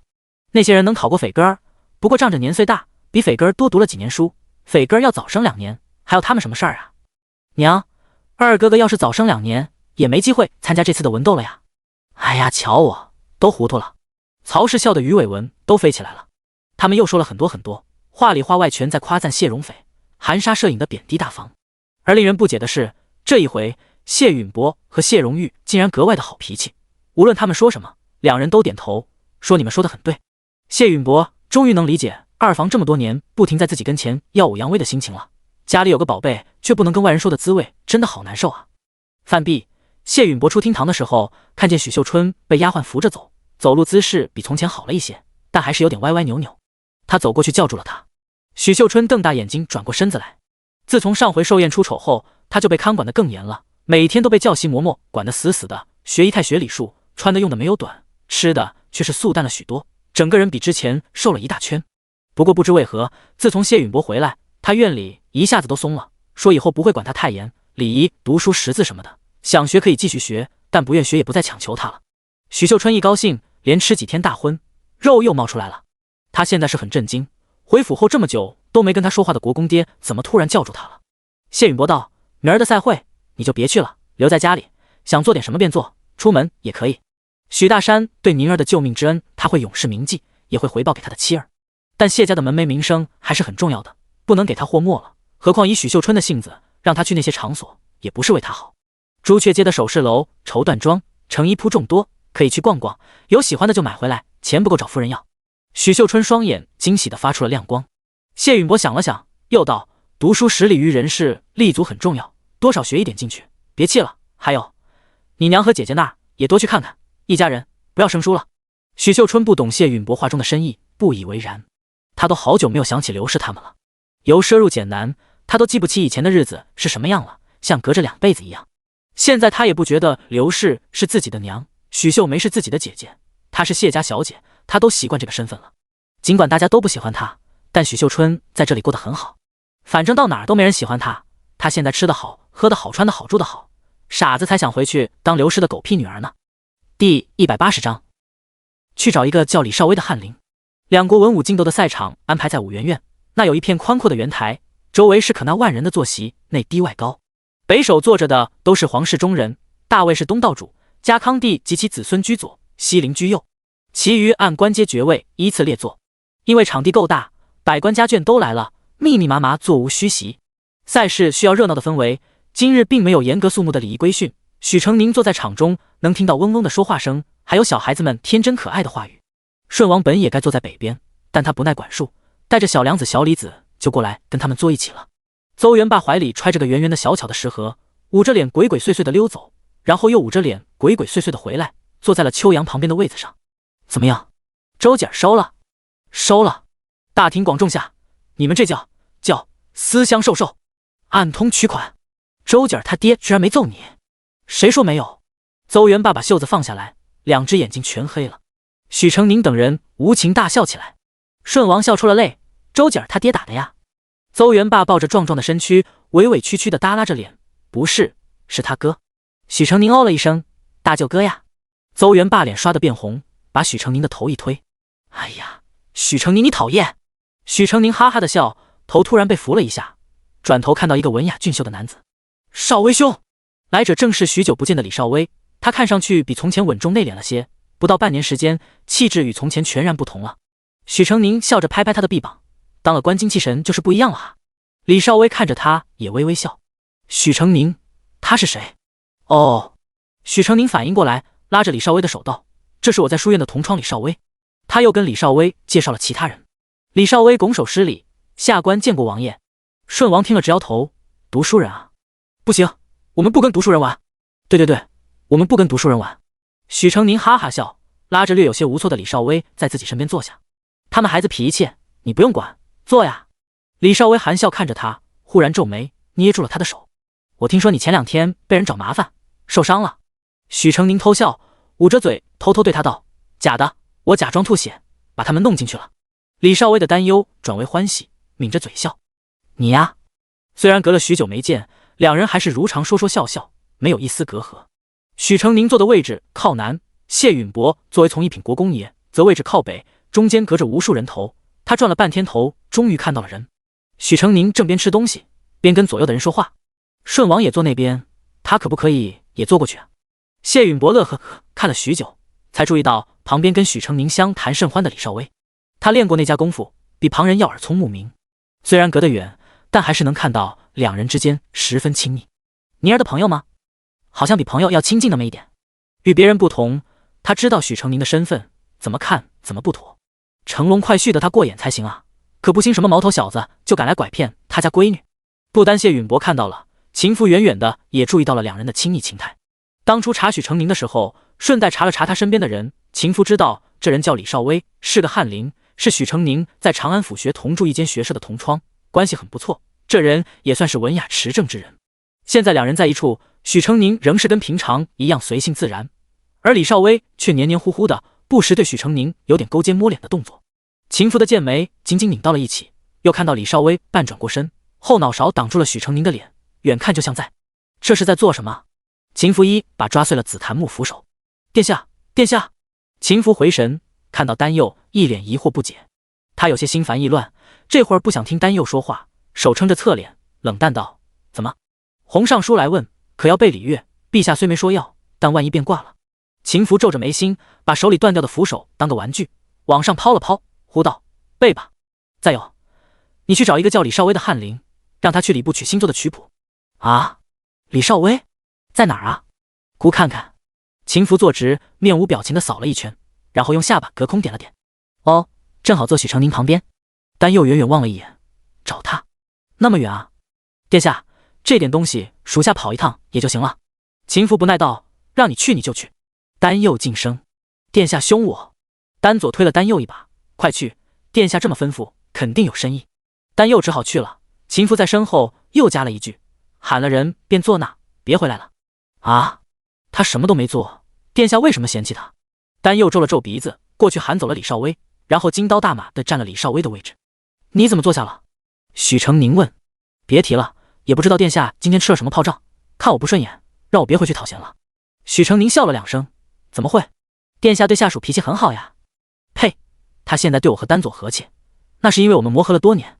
我刚跟殿下的时候，殿下10岁，我15，他待我严格的要命，犯错罚的可狠了。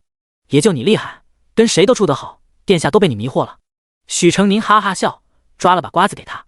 浑厚沉重的鼓声咚咚响起，再看时，场中已站定了2人。2人年岁相若，身形相当。西陵人深蜜色的肤色和泛着光泽的肌理，总令他们看起来要更强壮一些。相较之下，同样的年纪大卫男子则显得清嫩。丹佑道：“那是大学士的庶孙，是禁军的一个小头目，耍得一手好鞭法。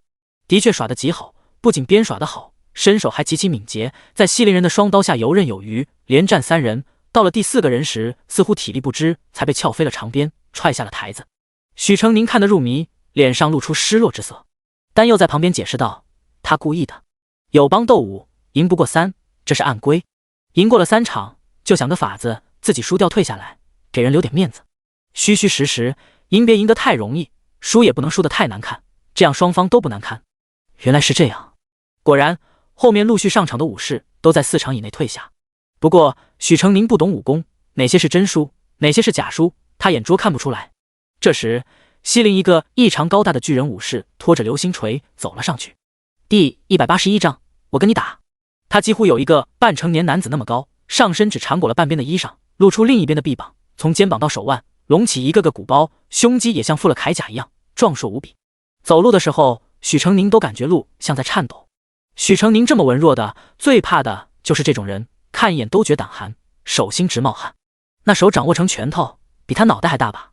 这也确实是个极其难缠的对手。这么壮硕的身躯，居然一点不笨重，流星锤抡得满场飞，根本无隙可攻。不到一会儿，他就打飞了3名大卫武士，太可怕了。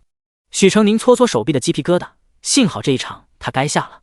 谁知巨人武士不但不退，还又连赢几场，嚣张的在台中大笑起来。家康帝频频去瞧西陵使臣，想看他们什么时候让人退下。汤兄却一直专注地看着场上，并不回应他的眼神。樊柱倒是回应了，却是露出了一个得意又挑衅的笑。西陵人就是故意的。众人心中当然不爽，但暗规就是暗规，不能拿到明面上来说西陵人破坏了规定，可他们也不能堂而皇之的叫他们相让。巨人武士连败8人后，一个矫健的身影上场了，从兵器架上挑了一杆花枪，挽了个枪花便与之缠斗起来。他的武功明显比之前的人高出许多，对上巨人武士竟毫不吃力，长长的枪杆挑住流星锤，枪头刺到巨人武士面前，用无刃的一面在他脸上拍来拍去。巨人武士恼怒再攻，又被他灵活化解躲开，只留下巨人武士一脸的红痕。好厉害啊！许成宁跟大家一起拍起手来，连家康帝也十分满意，不住的赞叹：“这是哪家的？”海公公答不上来，问过之后才道：“不是官家子弟，是布衣出身，名叫罗顺，是军中的小兵。”家康帝眼底便露出几分满意。罗顺把花枪耍出了花，这边捅捅，那边捅捅，巨人武士被打得毫无还价之力，最后被一杆击中后颈，倒了下去。好！满场爆发出响彻云霄的叫好声，一扫之前压抑低迷的气氛，热烈轰轰。罗顺自信一笑，挽个枪花收拾，看巨人武士正面着地，似乎难受，便走了过去，想伸手拉他一把。你说时迟那时快，巨人武士突然抡动流星锤，布满铁刺的圆球拖着长链飞快转出一个半圆，狠狠砸在罗顺的后腰上。罗顺飞了出去。啊！罗顺摔在地上，转眼身下就淌了一滩血。他面朝的趴在地上，腰背已经被砸得变形。这突然发生的变故让很多人害怕的捂住了眼，尖叫起来。秦福瞳孔巨缩，当机立断。太医院诊治过后，立马送到王府，教中白刃之伤。丹佐抱拳，是。罗顺的腰受了重创，像被拍扁了，血肉粘在地上。太监和救护的医官要把他从地上搬开，要一点点扒他的骨肉，痛苦的哀嚎惨叫连连不断。一个铁骨铮铮的汉子如此坚毅，却也忍受不住发出惨痛的叫声，可想而知他是痛到了极点。而巨人武士竟然还歪着头，挂着肆意嚣张的笑。御史大夫陶问清第一个忍不了，他愤愤地站起来，指着西陵人大骂：“你们西陵竟如此阴险狡诈，奸计百出，戏弄我们，是想置我大魏于何地？置盟约于何地？”樊柱掸了掸自己的立领，慢悠悠道：“大人为何如此严重？比赛前也说了，掉下场才算输。孤的这名武士既没下场，怎么就不能继续打？怎么就算奸计了？你西陵如此诡计多端，实在叫人很难不怀疑结盟的诚意是真是假。”家康帝闻言皱了皱眉，不过一场小小的比武，怎么与盟约扯上了关系？简直厚颜无耻！陶青，家康帝叫住了他。他现在急需一个干将，是布衣最好。他也可惜罗顺那样的好苗子，但与西陵的有约也不能因为一个小兵而毁了。陛下，汤兄站了起来，温和地对家康帝赔礼道歉。王子是护短之人，说话冲了些。其实这并非我方本意，这武士名叫错八，最是好胜鲁莽，不听指挥，刚刚落了下风，便恼羞成怒，使了诈。这事是他一意孤行，我与王子王女都不知，实在罪过。回去定会严惩于他，请陛下恕罪。我这就叫他下去。错八，汤兄厉声道：“还不退下！”错八无所谓的把流星锤往肩头一抡，转身便要走。等等！一道黑影跃出，凌空打了几个旋，轻盈却稳重的落于场中。谢荣玉抬起凌厉的眉目：“我跟你打！”场上突然安静下来。许成宁一直抿着嘴，突然大喊：“赢他！”像水坝破开了一块石头，紧接着大河决堤。赢他！赢他！赢他！赢他！目光如火如星，点点聚成火源与星河。人生如水流，一股两股，千股万股，汇成大江大河。愤怒、激动的情绪如浪滔天，汹涌而来，在谢荣玉的身后凝聚成千军万马的气魄。谢荣玉10个指节握起，发出咔咔的声音：“来打！”他低沉的嗓音吐出这2个字，紧张的气氛弥漫开。谢琼玉的心提到嗓子眼，如果谢荣玉出事的话，爵位就有望落到二房手里了。顺王藏在人声中大声呼喊：“谢荣玉，搞死他！别留情，搞他，搞他！”错八露出一口大牙，哈哈大笑，用西陵话叽里呱啦不知说了些什么，然后顺了顺流星锤的铁链。他在喳喳些什么？许成宁道：“他在问你用什么武器。”哦，顺王看了看，也道：“是啊，谢荣玉要用什么武器啊？照这么看，单右抱臂，凝视着场中是赤手哦。”第182章，点到为止。谢荣玉与错八言语不通，错八等不到回应，便重重的哼了一声，肌肉鼓动，高举流星锤将其狠狠击出。谢荣玉岿然不动，玄铁制的铁锤迎面来，离他的鼻梁仅半寸之遥时，他头一偏，抬手拽住冰冷的铁链一甩，反缠住了错八的胳膊，然后翻身一跃，自错八头顶翻到他身后，铁链收紧，错八的手臂被铁链牵引着，被迫向后背弯曲，呈现出一个反捆的姿态。谢荣玉手臂抖了几抖，长长的铁链抖出一个个波浪，传递到另一头，套到了错八身上，越套越紧。错八双手扭曲的反捆，挣也挣不开，姿势极滑稽。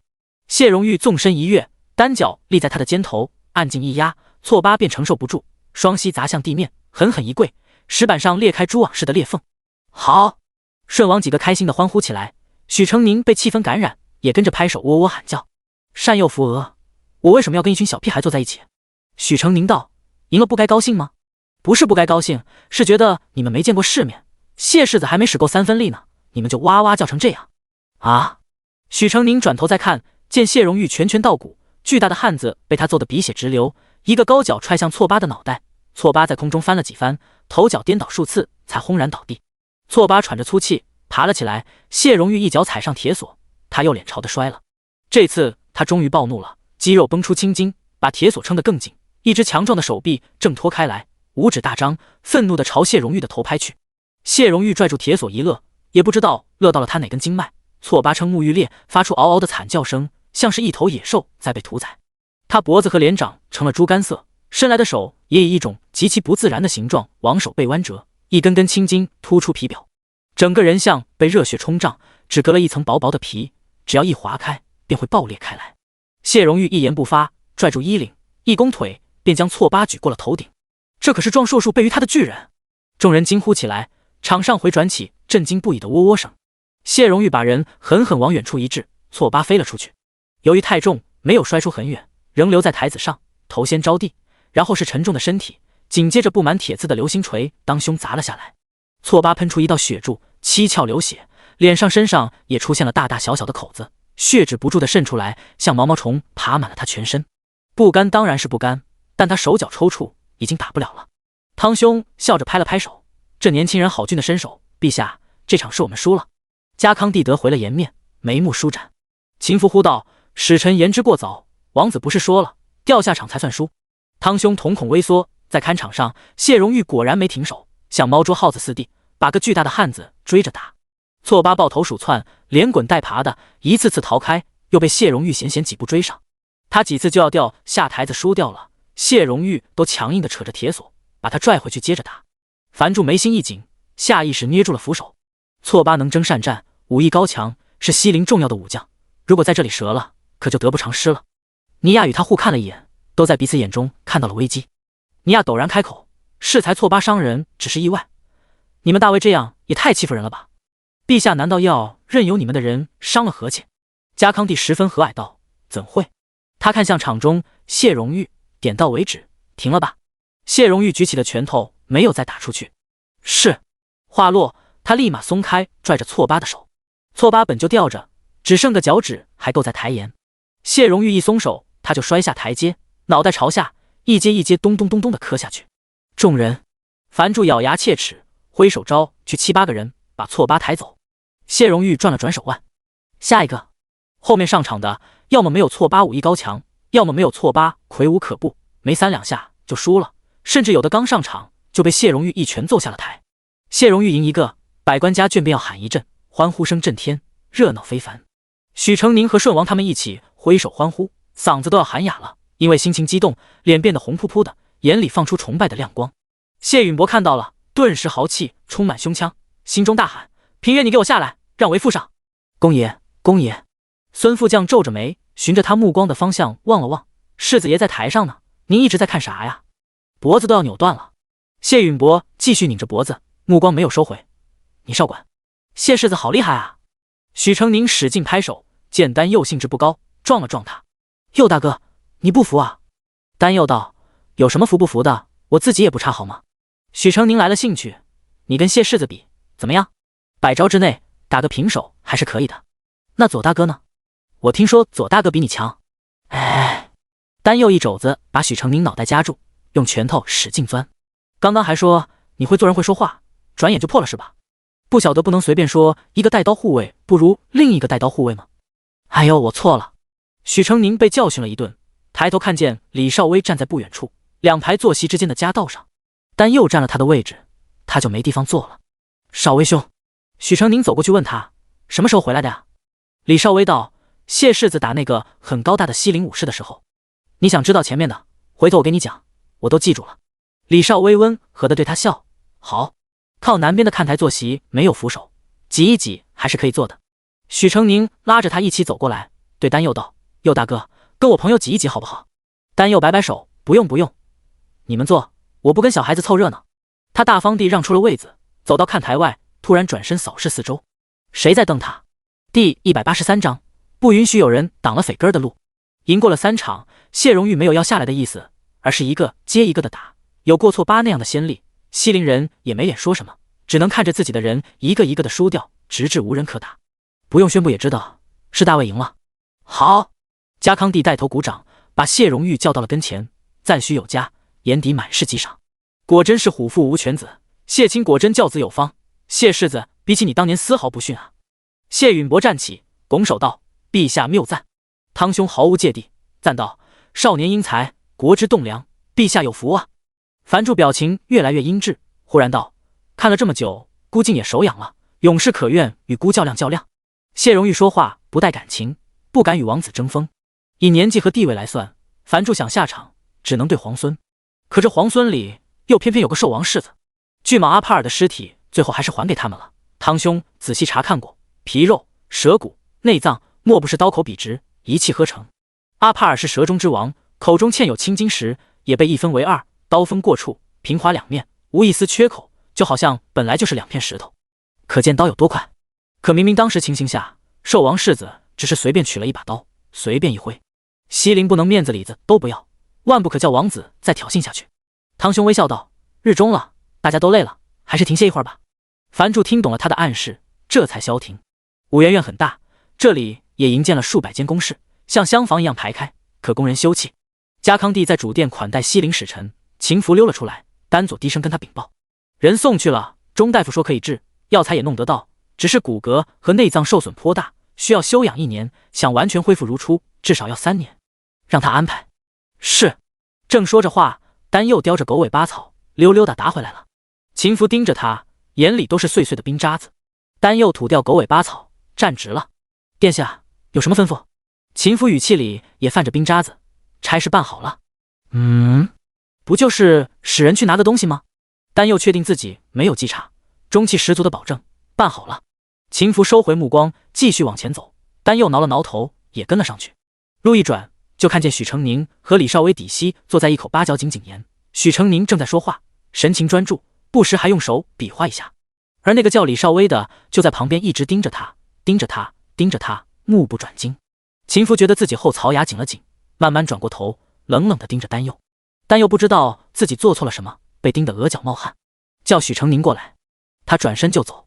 许成宁被叫到秦福所在的宫室，进去就看见秦福在看书，脸绷得紧紧的，几乎把不高兴3个字刻脸上了。殿下。秦福迅速放下了书，然后用刚刚看书的表情看着他。许成宁眨了眨眼，怎么了？秦福不说话，还是那么看着他。惹他不开心的不会是自己吧？可他好像没做错什么呀。他心里正揣摩着，秦福突然出声：“吃蟹吗？”啊！许成宁更糊涂了，吃不吃蟹？秦福又问了一遍，可语气好像还是不太高兴。究竟我吃你高兴，还是我不吃你高兴啊？我……许成宁头一回觉得自己笨嘴拙舌，吃是爱吃的，但吃蟹好像有点麻烦。姑给你包。许成宁眼睛瞪得老大，这不行，使不得。姑喜欢不？说是说着喜欢的话，秦福的脸却像凝固了一样，只有嘴在动，眼睛还是死死盯着他，好像只要不答应就要用眼神瞪死他。好。许成宁离开后，李少威离开八角井，准备走走，迎面遇见一个高大的中年男子。男子穿着一品朝服，眉头深锁地看着他，从上往下，从下往上，左绕一圈，右绕一圈，然后叹着气走了。谢允博摇头：“不行啊，模样长得还可以，却太单弱了，气势不够，配不上他女儿。配妮儿的是最出色的儿郎。虽然他不着急嫁女儿，但现在就得好好选一下，免得被人定走了。皇子龙孙他是肯定不会考虑的，像高家那样族大人多的世家他也不要，以后女儿嫁过去多累啊，还容易受欺负。他可以奏亲家奏女婿，可有好的选择，为什么要让女儿嫁这样的人家？”满京的男儿在心里过了一遍，谢允博为对于伯辉有点满意，文雅端方，也是难得的英才，家世不错，却远没有谢家根基雄厚，就是比宁儿大了将近7岁，是不是有点多呀？他错过了女儿的成长，打算把女儿在身边至少留够5年，谁等不了他还不嫁了呢？他这边想女儿的婚事，想得唉声叹气，那边谢荣玉从场上退下来，被王氏拉着说话。看王氏一脸欣喜的样子，曹氏重重出了一口气，与孟氏交换了一个傲恨的眼神。不但没出事，还叫他出尽了风头，真是可恨啊！二嫂莫急，斐哥儿也有机会呢，肯定能把他压过去。可我这心里就是不甘心。孟氏没再说话。她最大的孩子是女儿，儿子才4岁，丈夫仕途上也是平平庸庸。偌大的文国公府，二房可以跟大房争一争当家人，怎么轮都轮不到他们3房。所以她压死了谢老夫人和曹氏这一头，跟在他们屁股后面捡些好处。真的对大房做点什么，她可做不来。历来崭露头角的人，陛下都会加官进爵，世子爵位上是无可再赏了。你说陛下会不会给他升官啊？曹氏抿住了嘴，一府2兄弟，谢荣玉要是升官了，还能有他斐哥儿的份吗？他绝不允许有人挡了斐哥儿的路。他突然想到自己最近偏头疼，在吃药，早上还特意揣了一包磨成粉带在身边。这药有病吃了治病，没病吃了肚子则会大痛特痛，腹泻许久，恢复期间脸都是青白的，就跟病秧子似的。他从袖筒里摸出药粉，在心腹嬷嬷耳边说了几句，把这个放在。嬷嬷领命而去，妯娌俩便闲步离开。这时原来站着的地方突然冒出一个人，看着他们远去的背影，眼底闪过一丝金光。第184章鸽子汤。橙红的蟹壳被一只指掏空，蟹肉都被挖到了许成宁碗里。许成宁一边吃一边偷眼看秦福，怎么看都觉得他带着怨气。殿下，你不吃吗？秦福看他一眼，不吃。殿下，你是不是不高兴了？没有，可你包谢好凶。你少管。哦。秦福不让管，许成宁就听话的埋头吃。他不说话，秦福却主动开口了。你上学堂的时候，可有遇到什么人？许成宁愣了愣，先生还有同窗啊？都有些什么样的人？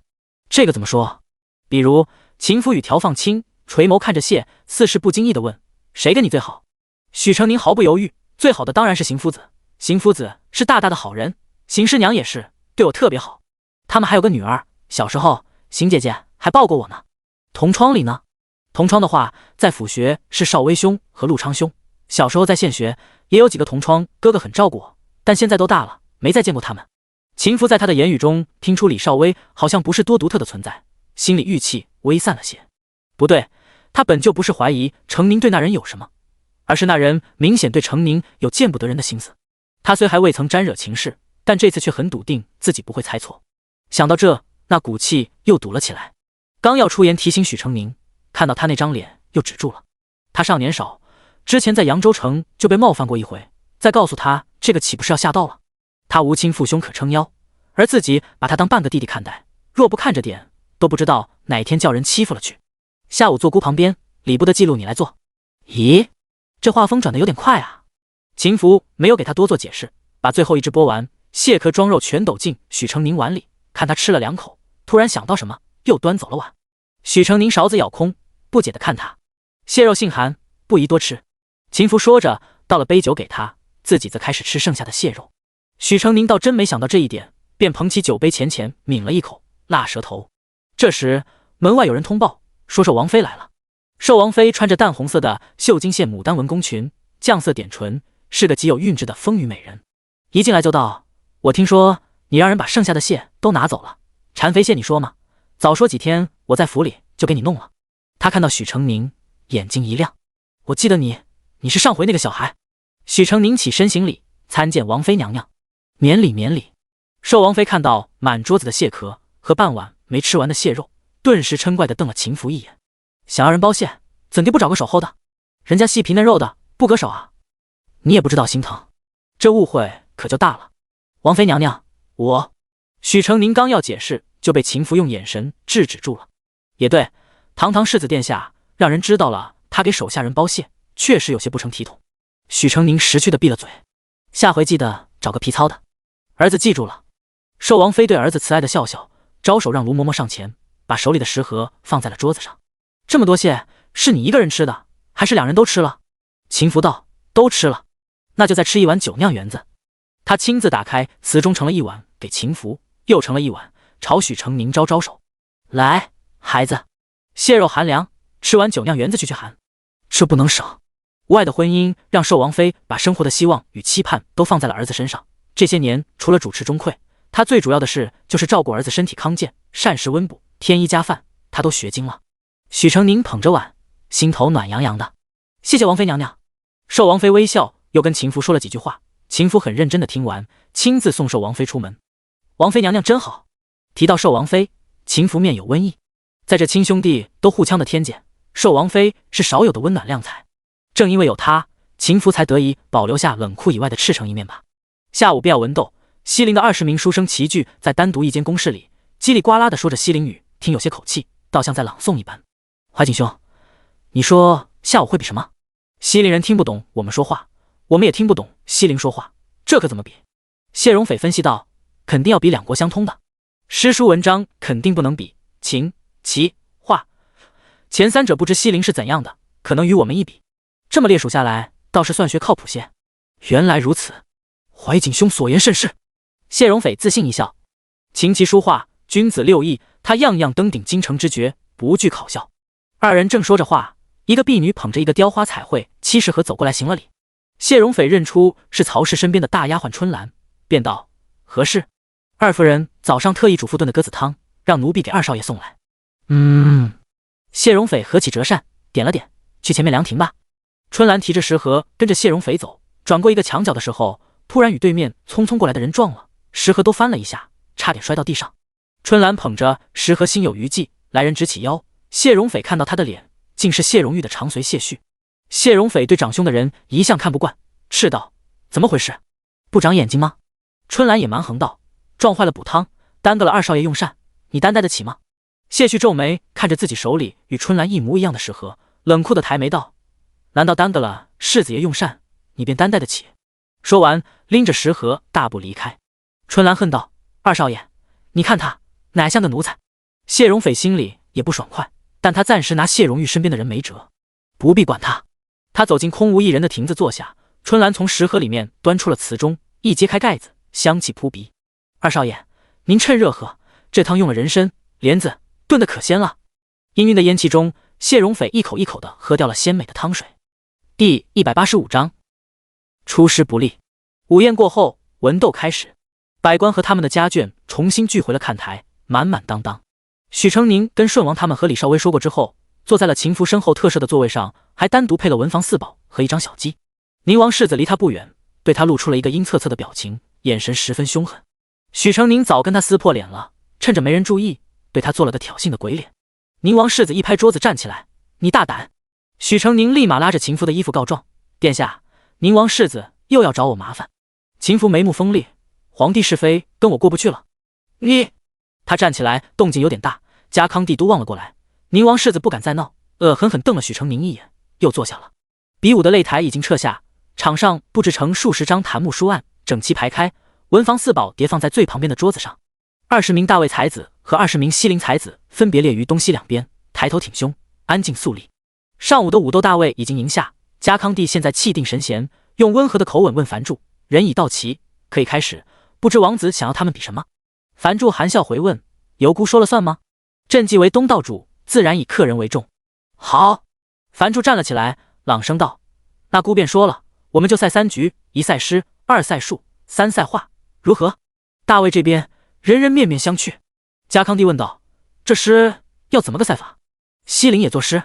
尼亚道：西陵当然作诗，只不过体统与大魏不同，我们不讲对仗，不讲平仄，韵律也与大魏不同。既然不同，又如何比？规则且听姑道来。樊柱于看台上慢慢踱步，看着场上的才子，嘴边勾着一抹玩味的笑。诗题由抽签决定，双方各一题作下一首诗，然后将诗作交换。我们把大魏的诗变成西陵的诗，你们则把西陵的诗变成大魏的诗，哪一方译得准，又做得好，便为胜者，如何？比法竟十分新鲜。家康帝也有了几分兴趣，便依王子所言上签。双方各给自家的才子安排了一名译者，负责将对方所做的诗意思传达给才子们。很快，太监捧上制好的签条，家康帝抽了一个，打开展示。嚯，这不是大魏人善写的诗题，倒是西陵那边流行的。这第一步，大魏便处于劣势。第一炷计时香燃起，双方才子开始围在一起，低声讨论起来。许成宁拿狼毫抵着下巴，这样的笔法不但要讲才学，还要讲战术。想要赢过对方，诗就不能写得太好，最好用上生僻晦涩的字词、意象和典故，让对方想意都找不着词趣意。但文人秉性大多固执，很难接受故意把诗写得糟糕，他们会觉得拿都拿不出手。在这一点上，他们大约会在狡猾多端的西陵人手上吃亏。果然，西陵人这边有商有量，有一个人专门提笔在写，讨论一阵便写一句，氛围十分和谐。反观大魏这边就差打起来了。我反对这么写，简直有辱斯文，我绝不允许这样的诗署上我的名。不行，你说的那句不行，我们现在写的诗是他们的，又不是我们自己的，差一些也无妨。你还是不是读书人？此等投机取巧之言，你竟说得出口？没错，你也不怕你狗屁不如的诗给西陵人看了，叫人笑话。他们嗡嗡嗡嗡的吵个不停，争执不下，眼见香已过半，竟一句都还没落定。谢荣斐怒了：好了，索性我们各写各的，谁写得好，谁就交上去便是了。他甩袖转身，不再听人一言，提笔蘸墨，自己书写起来。其他人看他如此，知道再也协商不下去，便也各自找了一张书案，开始写自己的。许成宁见状，如实记录。这个形势很难说大魏有望胜利。西陵明显有备而来，抓住了大魏文人那点冥顽不灵的臭脾气，先给自己挣下了优势。后续他们会在自己写的诗上做什么手脚，让大魏为难，还未可知呢。不过许成宁心大，并不着急。这不有3局呢吗？输掉1局也没事。就算输掉2局，让文斗落败，他也觉得无伤大雅。反正武斗赢了吗？只要不是3局全输，输得太难看，其他结果都在许成宁的可接受范围之内。但谢琼韵显然不这么认为，他紧紧盯着场中兄长的身影，眉头深锁。情况不大妙，大魏这边不是一条心。失到了西陵手里，究竟只是比赛的助力，还是一次可以扬名的机会？此刻他竟也不知道这诗到底该写好还是不该写好。谢琼文没有参懂规则背后的深意，只知道夸奖堂哥，大姐姐别担心，二哥哥肯定是写的最好的。香已燃尽，到了交换诗作的时候，西陵直接递了过来，而大卫这边20个人20首诗，竟不知道该给哪一首。快点！西陵的译者催促道。谢荣斐心一横，道：用我的。诗作交换完成，大卫这边的译者开始看诗作，结果越看脸色越绿。写的什么？快说啊！才子们都很着急。这是，译者眼睛落在上面都觉得滚烫。这是一首淫词艳曲。自古以来，他们所在的这片土地，文人笔墨于男欢女爱、情欲缠绵之上，从来讳莫如深，深恐沾上一点人欲，便脏了自己的心和眼。而西陵却全然相反，他们热烈奔放，喜欢肆无忌惮地用肢体表达与发泄情意，并毫不避讳地用自己的文字述说出来。而眼下这一篇诗作便是火的诗题被柔化为一种感觉，把那个过程极其香艳露骨地写了出来，五感俱全，令人看都不敢看。译者是礼部官员，当年也是读四书五经考出来的仕途，让他译这种诗比杀了他都难受。才子们脸都绿了，西陵竟如此不知廉耻，这样的诗便是谢荣斐都无处下手。看客们也感觉到了不对劲，怎么回事？他们怎么不动手？西陵那边已经着手在写了，他们这边一个个的像块木头一样杵在那儿。一人艰难地咽了咽唾沫，写吗？我宁可输了这局，也绝不做这种丢尽脸面的事。谁都在期盼有人能站出来主动接过一写的重担，可谁也不愿承担骂名。第二炷香很快燃尽，西陵才子诗也写好了，大卫这边什么都没交出来。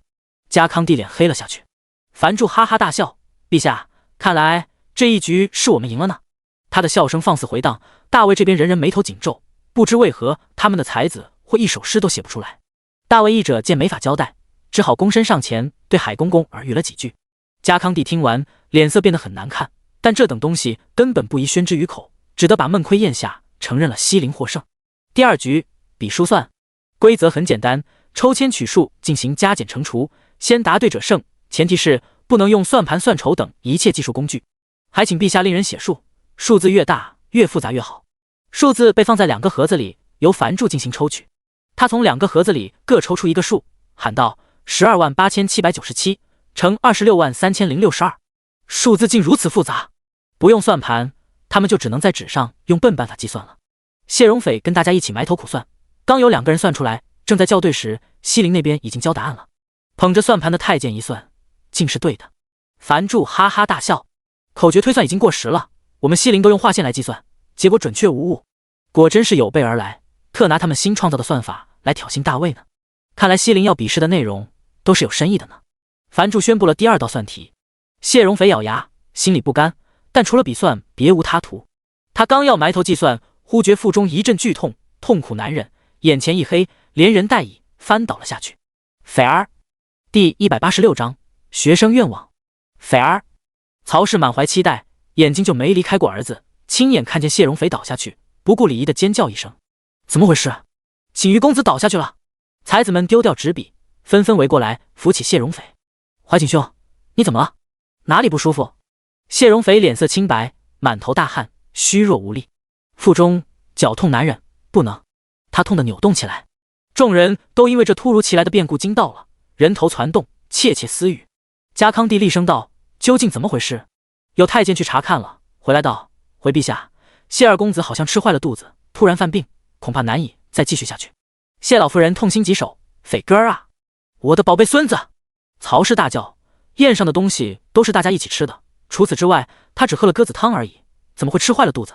女眷那边离得远，但人多的地方最不愁的就是闲话传播的速度。谢荣玉很快听见了曹氏之言。鸽子汤？上午母亲告诉他给他准备了一盅乌鸡汤，可午膳时到他手里的也是鸽子汤。谢荣玉看向长随，谢旭眼珠子转过来，被谢荣玉犀利的目光刺了一下，立马收回，摸了摸鼻子。不管如何，大卫已先输了一局，又出了这样变故，当真是出师不利。家康帝挥挥手，带下去诊治。这么一来，大卫这边就少了一人，还是少了一个顶尖的才子。樊柱哈哈大笑：陛下，这可如何是好？听说谢荣斐乃是人中翘楚，大卫可还能再出一个佼佼后生顶替上他。西陵又赢了一道题，再赢一道，他们就拿下此局，那作画还用得着再比吗？怎么没有？尼亚突然出声，娇媚的声音含着水流晃荡一样的笑意。我听说与谢二公子同科的状元是个不到15岁的少年，怎么不让他上场？许成宁啊！在座的有许多人回想起来，他们有多久没有听说过许成宁这个名字了？似乎在很久之前，许成宁还是个人尽皆知的精才绝艳少年郎，韶颜智齿，貌插宫花，打马御街的形象一度深入人心。可随着其人的渐渐沉寂，那层光环也已褪去。在听到他的名字时，都是跟顺王上官尘之流混在一起，吃喝玩乐，招猫逗狗。就连当初对他赞叹有加的童阁老，都恨叹一曲伤仲永。咦？许成宁抬起头，虽然突然被尼亚提起是很意外，但这一个个的满脸不信任是什么意思？他很厉害的哎。虽然许成宁的状元是钦点的，但家康帝现在也对他的才学没有十分相信了。他扭头看到许成宁后侧脸，五官没看着，只看见一只耳朵和圆嘟嘟鼓起来的脸颊肉，更不信任了。他不信任，可顺王信任啊。父皇，让许成宁上吧，他可行了。顺王高呼，哒哒哒哒跑过来，抱着家康帝的胳膊撒娇。父皇，您就派许成宁上吧，他可以赢的，他可是状元呢。儿臣一直不明白，为什么魁皇直不选他。家康帝闻言看过去，宁王世子脸色有些僵硬，解释道，是因为许状元尚年少。可这次文斗不就是要选小的吗？家康帝本是不愿如此儿戏的，但转念一想，已经是赛点了，西陵准备的这么充分，大约谁顶上都没什么区别。而让年纪小的许成宁上去，反而能体现出大卫对赛局的漫不经心，而不是死揪着不放，那样就太难看了。心念一转，家康帝转头过来，温声道，既如此，许成宁，你可要与之角逐？什么要不要的，现在还在说话上使小心思。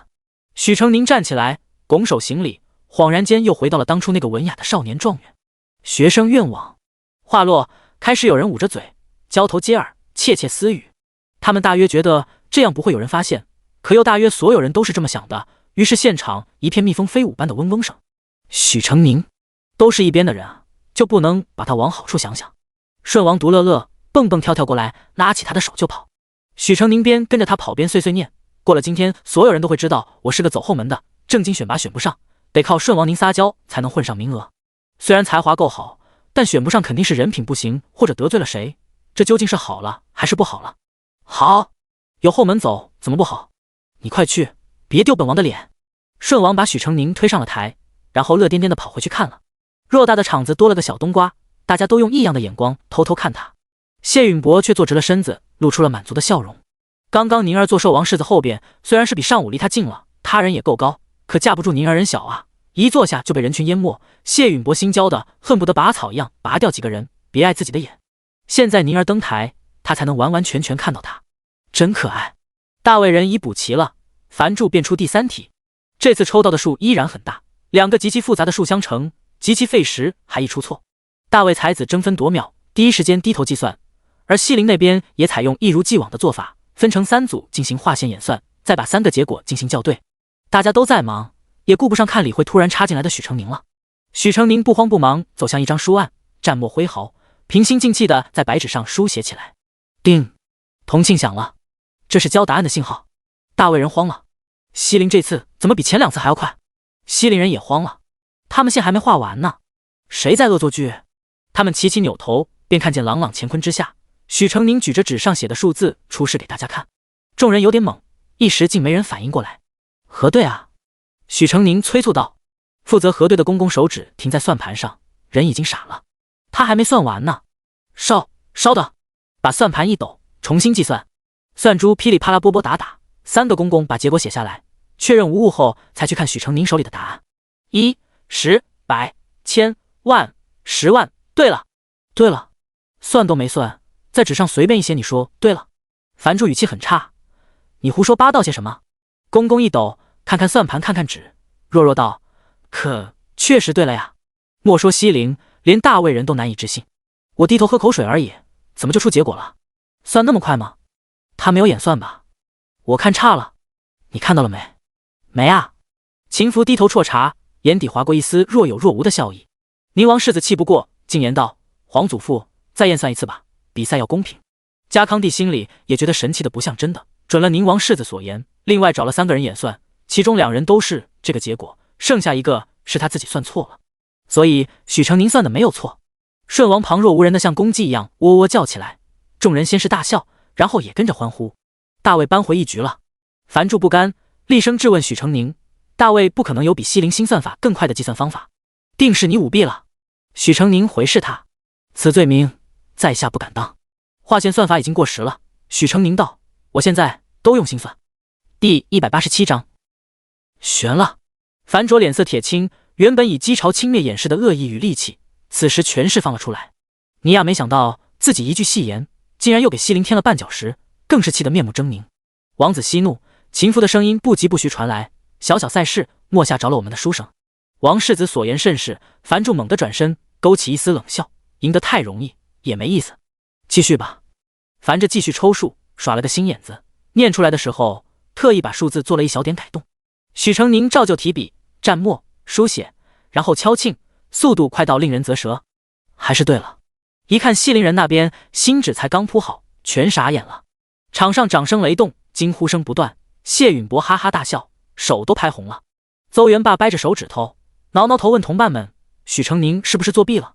上官晨道：那是许成宁，不是你，只会10以内加减。可我不信嘛，怎么可能算得出来？秋阳道：你一个凡人多什么嘴？最后一题，樊柱毫不客气加大难度，从2个数增至4个数。这回大卫这边索性大家都不算了，通通围在许成宁身边看他写。只见他先写上10、100、千、万，然后从10后面开始往空隙里一个个填上数，答案就出来了。他们先一步替他敲响了磬，声音迫切又悦耳。来自国子监的才子脸上很纠结：为何我们听说你是靠舞弊高中的？许成宁直视他们：谣言止于智者，你是智者吗？我当然是。那以后就别说了。他们下意识应下，突然反应过来，这话的意思不就是但凡说他舞弊的人都不是智者吗？许成宁真坏。虽然局势一度陷入低迷，但有许成宁力挽狂澜，这一场还是大卫赢了。家康帝眉目舒展，状元就是状元，他钦点的小状元把他的脸面给挣回来了。谢荣斐的肚子疼得好啊，也不知道哪个心大的竟把这句话给说出来了，说的声音还不小。谢琼玉面沉似水。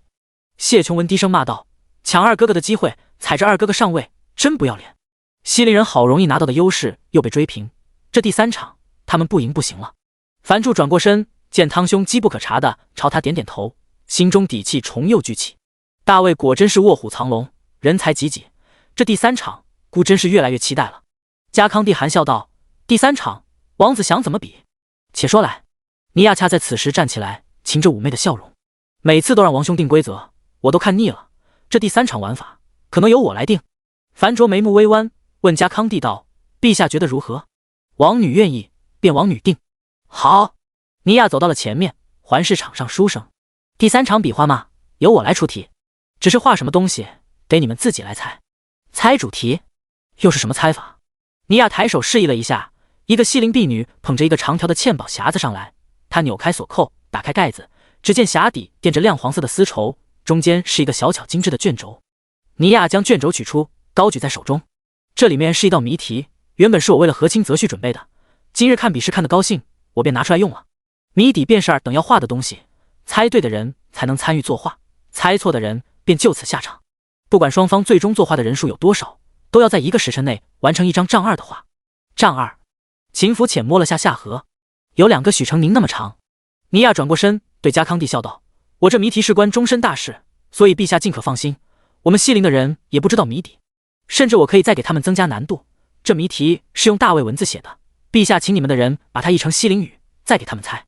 这样说确实公平了一点，西陵出的谜题总是西陵人更容易猜到谜底，但2国语言转译并非那么通畅，经由大卫人翻译的谜题对西陵人来说总是磕巴的，无形中给他们增加了难度。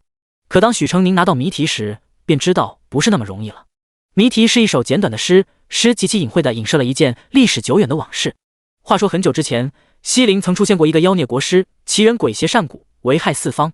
后宫充盈的西陵王室多子多孙，却一度被害得人丁凋零，生一个折一个，西陵苦其久矣。西陵王的幼弟便联合各方势力，最终在西陵与大卫交界的赤居山围杀了妖巫，这便是赫赫有名的赤居斩事件。为什么拿他们西陵内的史事来让大卫人画？其实追究起来，这与汉人还是有点关系的，因为汉人也参与了这一场行动，只不过当时的朝廷还不是大卫，而是非汉人建立的朝廷，后来被前朝推翻。前朝皇帝进行过一次清朗，很多关于那个时期的史籍文集通通被销毁，后人所见有限。时间一长，赤居斩这样的史事，无论在文献记载，还是在人们的记忆里，都渐渐消弭，只偶尔在一些传世孤本里窥见一二踪印，雪泥红爪，却也不能猜透背后的故事。若非许成宁在燕竹生那里见到了大量的外邦书籍，他也不会知道这件史事。在场的大卫书生无一不是饱读诗书、熟读经史的一群之才，可会去读且能读到外邦史书的，应该并不多。这一场悬了。第188章谜题。谜题传阅到每个人手中后，所有人都在绞尽脑汁，冥思苦想。许成宁并不动笔，等别人都陆续开始写了，他才在纸上写下赤居斩3字。时间到，尼亚笑盈盈道：“请诸位一个个上前，呈你们的答案吧。”一个大卫才子和一个西陵才子同时走过去，呈起他们手里的纸张，一个写着大卫文，一个写着西陵文。尼亚先看看西陵的，再看看大卫的，笑弯了眉眼，摇摇头。很遗憾，2个都错了。下一组。一组接一组的走上去，尼亚偶尔点点头，大部分时候都是笑着摇头。西陵这边已经留下了3人，而大卫这边竟还一个都没有答对。这才剩下几个，怎么至今一个都没答对？我们要是一个都没答上，岂不是不战而败？我看根本就是西陵人使诈，他们不敢比划，才弄了个劳什子谜题。就是要谜底都是我们没见过的东西，怎么猜？西陵人惯会使幺蛾子。不满的讨论声不绝于耳，尼亚依然从容微笑，笑容中有一种势在必得的笃定。诸位不是才子吗？怎么还没人猜到谜底？不是说大卫文教对史极为重视吗？加康帝表情十分严肃。谜底他刚刚已看过了，连他也不知赤居斩是什么。但以前几场繁著的表现来看，他定有充分的说辞为自己开脱。若现在开口责怪西陵徇私，容易落得一个孤陋寡闻的笑话。他是帝王，必须稳住。只盼望大卫还有人能扭转这不利的局面。还剩3组了，继续吧。包括许成宁在内的3人中，有一个贵公子上前，他是国子监的高才，柳记9都十分赏识他。他信心满满的递交了自己的答案，换来的竟还是尼亚讥嘲的笑。这位公子，你平时都不读书吗？他脸涨成酱色。这不可能，猜错便是猜错了，还不下去？连他都猜错了，剩下的另一名才子心里也打起了鼓，不确定起来。果然，尼亚还是摇头。那么就只剩下1人了。所有人的目光都停留在许成宁身上，只剩下许成宁了，他能不能猜中？我愿斋戒3日，求佛祖保佑许成宁能中。大卫可以输，但不能输得这么惨。他是状元，他若不能，我实想不出谁能了。加康帝暗暗攥紧了掌心。许成宁，你可别让朕失望。谢允伯期待地看着许成宁，爹爹信你一定可以。不能也没关系，横竖你兄长已经赢了，咱不丢脸。许成宁款步走过去，场上安静了，所有人都屏气凝神。他走到近前，看着尼亚，手里的纸并未展开。尼亚微笑，许状元，呈答案吧。许成宁捏着叠起的纸道：呈答案之前，我想先问王女一个问题。哦。尼亚挑起细长乌黑的眉峰，轻笑了一声。你倒是说说看，想问本公主什么？王女方才说这谜题本是择婿所用，我想问，我若是答对了，不用娶王女吧？噗！不知是谁率先笑出了声，其他人也憋不住发笑起来。尼亚貌美，是西陵王室最闪耀的一颗宝珠，多少人争破了头，只为看他一眼。没想到来到大卫，竟被一个无官无职的毛头小子给嫌弃了。他愤然作色，樊柱同样很恼怒。好大的口气！先答对了，再说这种大话，才不致惹人笑话。许成宁捂着纸，你们先回答了我，我才现答案。我家有贤妻，不想被讹上。又是一阵笑声。尼亚两眼冒火，恨声道：不用。许成宁这才放心，从容地抖开纸，举了起来。尼亚瞪大了眼，樊柱与汤兄也不可置信，因为过于诧异，尼亚没有立马反应过来，大卫人都坐不住了。对没对啊？急死个人！加康帝在片刻惊讶后，哈哈大笑起来。不愧是朕钦点的状元，果然没叫朕失望。那就是对了。现场欢呼起来，天地间都洋溢着欢乐的气氛，因为场中那一个小小的人提起来许久的一口气彻底放飞了出来。厉害吧，厉害吧！谢允伯向左问问孙副将，又向右问问冯副将，然后仰头哈哈大笑，眉毛都快飞上天了。孙副将和冯副将猛猛地看他，然后对视一眼。柿子大放异彩的时候，公爷不炫耀，现在去炫耀别人家的儿子。冯副将带点疑惑，用手指点点脑袋。孙副将愣愣的点头。开心过后，就有人发问了：赤居斩是什么？樊柱故作不解，这么大的事件，你们大卫人竟不知吗？场上安静下来。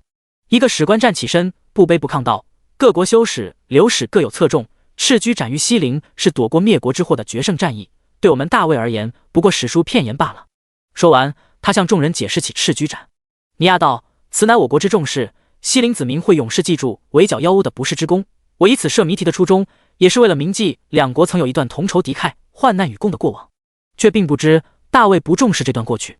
陛下不会以此怪我们出题不公吧？哪里，王女言重了。那比赛可以继续了。比赛？众人反应过来，天，他们怎么忘了这场比赛的重点是画画，不是猜谜啊？西陵猜中谜底的有5个人，也就是说，接下来许成宁要以1敌5，在1个时辰之内画完1张丈2的画，这怎么可能做得到？纸张这么大，便是普通的山水花鸟画，也至少得画上整整1天。遑论这是战争场景图。陶问清咬牙，突然离席，走到许成宁跟前，按着他的肩膀道：孩子，全力以赴，不管输或赢，我们都认。许成宁给大魏挣回的颜面已经够多了，断没有让一个10来岁的孩子扛起所有重担，还要接受苛责的道理。多谢大人鼓励。许成宁其实心里不怕，但陶问清能这么宽慰他，总是让人感动的。他向他行了一个礼，便转身走上了圆台。本以为他会像一个孤勇的战士，独自迈向沙场，没想到他依旧从容得很，步履自如。陶问清捋须感慨：后生可畏啊。第189章，以1敌5。西陵的5个才子先是围在一起，用1张小的宣纸在上面粗略地画出构图，叽里呱啦商量了一下，便开始着手准备。许成宁孤身一人，不慌不忙地选笔和颜料。工人把所有的书案搬好并在一起，刚要把纸铺上去时，他出声阻止了：铺地上吧，纸太大了，桌上他够不着。丈2长、5尺宽的白鹿宣在地上铺开，净白，微微泛着古朴的黄，其边缘都用镇纸压实压平整后。许成宁也选好了大大小小30来支笔，然后挽袖、拖鞋垫着干净的纸张，踩在了纸上，抱膝蹲了下来。小小的人影落在纸张上，就像一个墨点。一个闺阁小姐捂着嘴悄悄道：完了，我觉得许成宁这次真的不可能了爷，那么大的纸。他娘也道：我看也悬。坐他旁边的一位夫人摇着团扇道：能画多少是多少，我们这种什么忙都没能帮上的，就别怪人家孩子了，有空看看自家孩子什么德行吧。17岁了还往先生背上贴乌龟，贴完了先生摘下来，问画的是什么花，你说气人不气人？周围的女眷都被他逗笑了，谢老夫人却笑不出来。她还记挂着自己错失宝贵机会的宝贝孙子，很不甘心地说：要是斐儿在，大家又何须发愁？苍天无眼，这么重要的国事竟落到一个乳臭未干的小子身上。文国公府谁都要进几分，谢老夫人这么说，耿直的人就闭了口，更多圆滑的便顺着他的话说下去。可不是，要是谢二公子在，我们就不用这么提心吊胆了。从来金财绝艳多坎坷，这叫天将降大任于斯人也。老夫人且安心，有您的教导，谢二公子的福气在后头呢。这个叫许成宁的就会些旁门左道小伎俩，哪里比得上谢二公子一根手指头？谢老夫人正被夸得欲贴，突然有人大声喊道：你们快看！他手里拿了好多支笔。蹲在场中作画的人在绘出区分高低远近的几条线后，左右手各拿了2支笔，从角落开始埋头在纸上勾勒图像。4支笔仿佛各有各的灵魂，一支巧生云烟，一支落笔成林，一支山色掩映，一支万马奔腾。笔下生花，朵朵细腻，馥郁芬芳。最绝的是，他不光可以长线短线同时画，还可以同时使用不同的笔法。行笔如流水，大笔处小笔处错落有致，比轻比重拿捏的恰到好处。他像插秧的农夫，而双手所过之处却像拓印过一样，留下栩栩如生的图像。看台离得不近，初时大家没看出他在画什么，只能看出颇有章法。而渐渐的，随着画幅的一点点填满，越来越清晰，大家的目光也越来越震撼。4笔同说，我怎么没想到？顺王大喊，然后又跑到家康帝面前，扯着龙袍道：父皇父皇，这是4笔同说，许成宁教过我的。家康帝看看小儿子，教过你？你学会了几笔？顺王噎住，瞬间放手，又跑回去找小伙伴了。怎么可能？樊住喃连忙去看西陵的画，那边5个人同时在画，怕互相碍手碍脚，他们都是分散了画，这一时竟看不出哪边更快。秦福静静看着场中少年埋头作画，唇角微微扬起。他从没让人失望过，那个总是窝在幕后怡然自乐的少年，终于要走到人前大放光彩了。谢允博笑得合不拢嘴，这是他谢允博的女儿。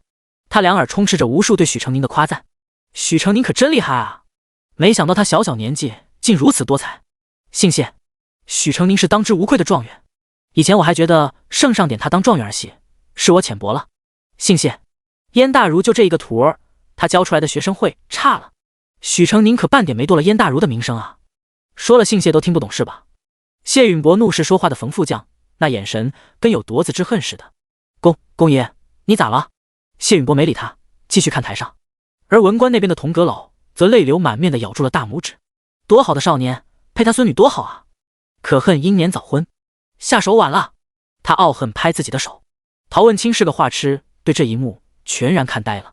他见过左右手同时写字或者画画，却还没见过这样的。他的脚步无意识地往前一步步挪，直到走到许成宁身后，凑近了看他画。他把大笔咬在嘴里，手中换上了4只一样细的狼毫，调整了握法，便在画幅上画起了密密麻麻的人。人物神情生动，姿态各异，勾画细腻，栩栩如生。同时他又画得极快，别人画是一个一个画过去，他4支笔一起，一团堆着一团的人，才一会儿的功夫，陶问清便看他画好了至少100个人头。画完后飞快地换笔着色。陶问清看砚中墨水已少，便蹲下身子挽起衣袖，亲自为他抹起了墨。陶大人居然亲自下场磨墨，他不是为人冷淡，向来不苟言笑吗？是不是因为许成宁画的特别好？那我们是不是有机会赢了？秋阳双手撑脸，许成宁好厉害哦。上官晨也很惆怅，我也想被这么多人狠狠夸一回。邹元霸道，我也被这么夸过，我太姥姥过寿那天，我把耄耋2个字念出来了，他们夸了我一整天。李少微安静地凝视那个秀美的少年，他一直都这么耀眼，从来都是。时间渐渐流逝，计时箱只剩最后一小节，西陵那边已经收尾，正在补细节，许成宁还差一个角落正在补会。大家看得都紧张起来，心高高悬了起来。香差不多燃尽，只剩一点星火，慢慢吸落最后的香灰。太监喊起了数，10、9。许成宁画好最后的细节，将笔一把全抓起来，甩手扔上笔架。5、4。他端起桌上的瓷杯，含上一口水，然后对话一喷。时间到。第190章，送一场胜局。许成宁轻轻呼了一口气，直起腰，感受到9吨后的眩晕，眼前发黑，身子微晃了晃，扶着桌子站稳了。陶问清则一直盯着地上的画，看着原本明秀的笔触在水雾渗入后晕开，变得凛冽惨然，把战场的酷烈、悲壮以及大劫在即的希望渲染得淋漓尽致。陶大人，许成宁才发现他在自己身后。陶问清看着他，眸色十分温和，你画得很好。许成宁将画作呈于御前，海公公吩咐了一声，便有2个太监走上来，伸手取他的画。陶问清朝其中一个太监摆摆手，道：“本官来。”他亲自俯身挪开镇纸，郑重地把画纸的边角掀起，与太监一人举着一边，缓缓向御前走去。许成宁见状，甩了甩酸疼的手，跟了上去。西陵的画作已经公开，是西陵流行的画风，笔墨厚重，配色张扬浓烈，画中的士兵骏马仿佛下一刻就要冲出画来。全画的重点放在中心偏左之处，一个身披战甲的高大将士高举宝剑，欲对被蛇缠住了身子的妖巫斩下。将士被刻意画得极高大，显得十分威武，周围一群不及他膝高的小战士扬手挥臂，似在喝彩。从技法而言，这画无疑十分好，但大卫崇尚沉静雅致，对这般浮夸张扬的画风并不能欣赏得来。陶问清仔细看了看，然后道：“陛下，请看许成宁的画作。”他与工人调转了一下位置，画的正面便呈现在人前。远山丛林，兵戈铁马，群蛇乱舞，层出叠现。纷乱的战场，乱中有序，由深变亮的树色，树梢上掉下的无数蛇头，以及高高举起的长矛剑戟，都将观者的视线引向斩妖巫的一幕。远处虚化的山形之后，依山一点明艳的红日于乌鸦阴沉之中撕开亮色，逐渐普照。他的画真实详尽，基调略显清冷，没有西陵强烈的字幕冲击之感，但稳重大气，沉静的画风中又有一股肃杀破纸而出。他居然真的画出来了，那只可足有丈2。画的怎么样啊？不知道，看不到啊。虽然看不到，但也能注意到坐得离家康帝近的那一圈人已经全看直了眼，用捂嘴、惊叹、目不转睛表达着对画的震撼。秦福细细地观赏那幅画。许成宁的画以细腻见著，他本性明快，手上力气又有限，画不出苍劲磅礴、锋利怆然的笔锋，所以很聪明地运用了喷水之法，让喷溅的水雾替他完成了最后的渲染。此计一出，四野烽烟的紧迫，沙场鏖战的激烈，战火纷飞的萧索，都从细腻的笔墨中渗了出来，无声却令人深深地感会于心。如此玲珑之人，他又怎会输呢？秦福正在想着，旁边突然横出一颗头，他侧头便见谢允博不知什么时候到了他身后，手不分尊卑地放在了他的椅背边上，正往前斜斜探着身子，伸长了脖子看画。世子殿下，不好意思啊。谢允博刚注意到是秦福的位子，便收回了手。秦福不大在意他的逾越之举，就是有点诧异，文国公居然也好话，国公想看便坐下吧，坐宁儿的位子上。好好好。谢允伯一屁股坐秦福侧后方的位子上，从这里看许成宁可近了。好，好啊！家康帝大夫长，技艺精湛，灵气逼人。许成宁，原来你还藏了一手四笔童书的绝技，这是谁教你的？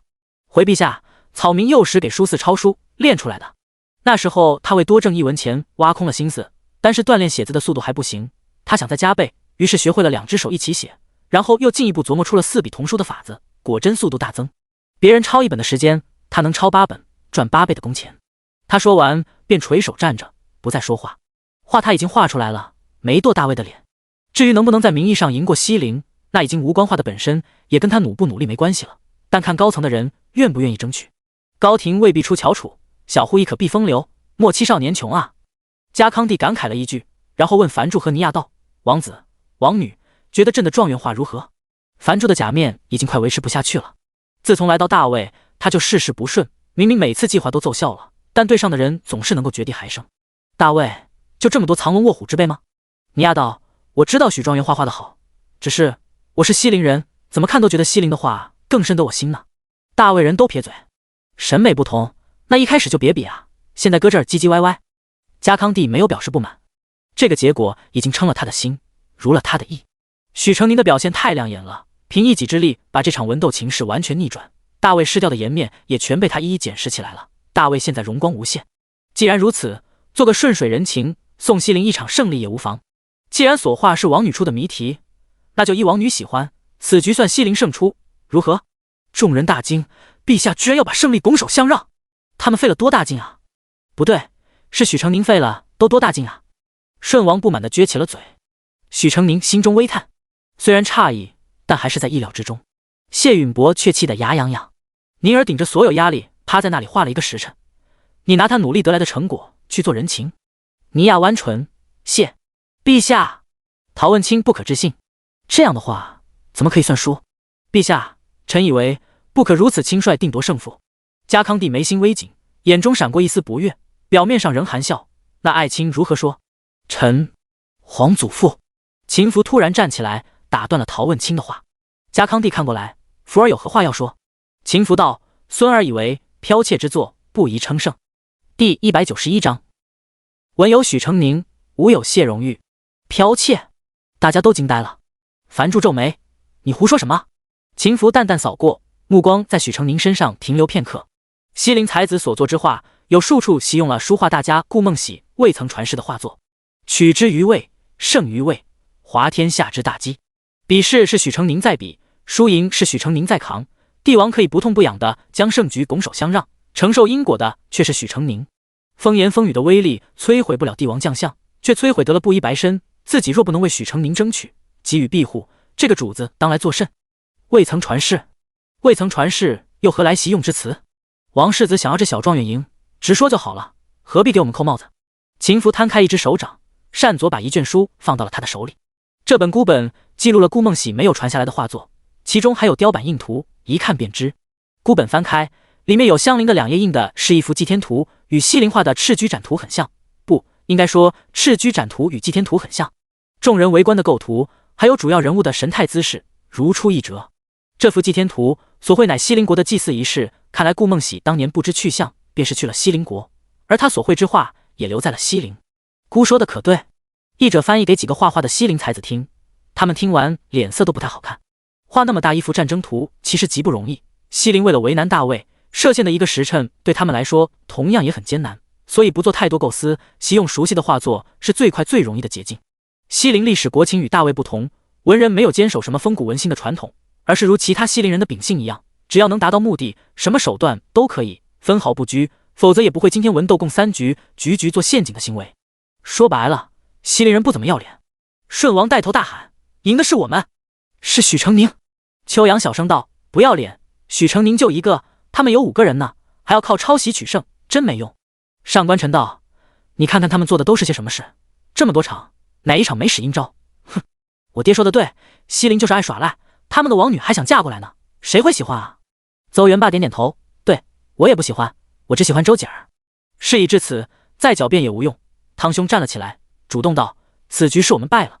赢了，文武全胜，现场欢呼鼓舞，呼喊声冲破云霄，普天同庆似的，各种颜色的袖子和帕子乱飞乱舞。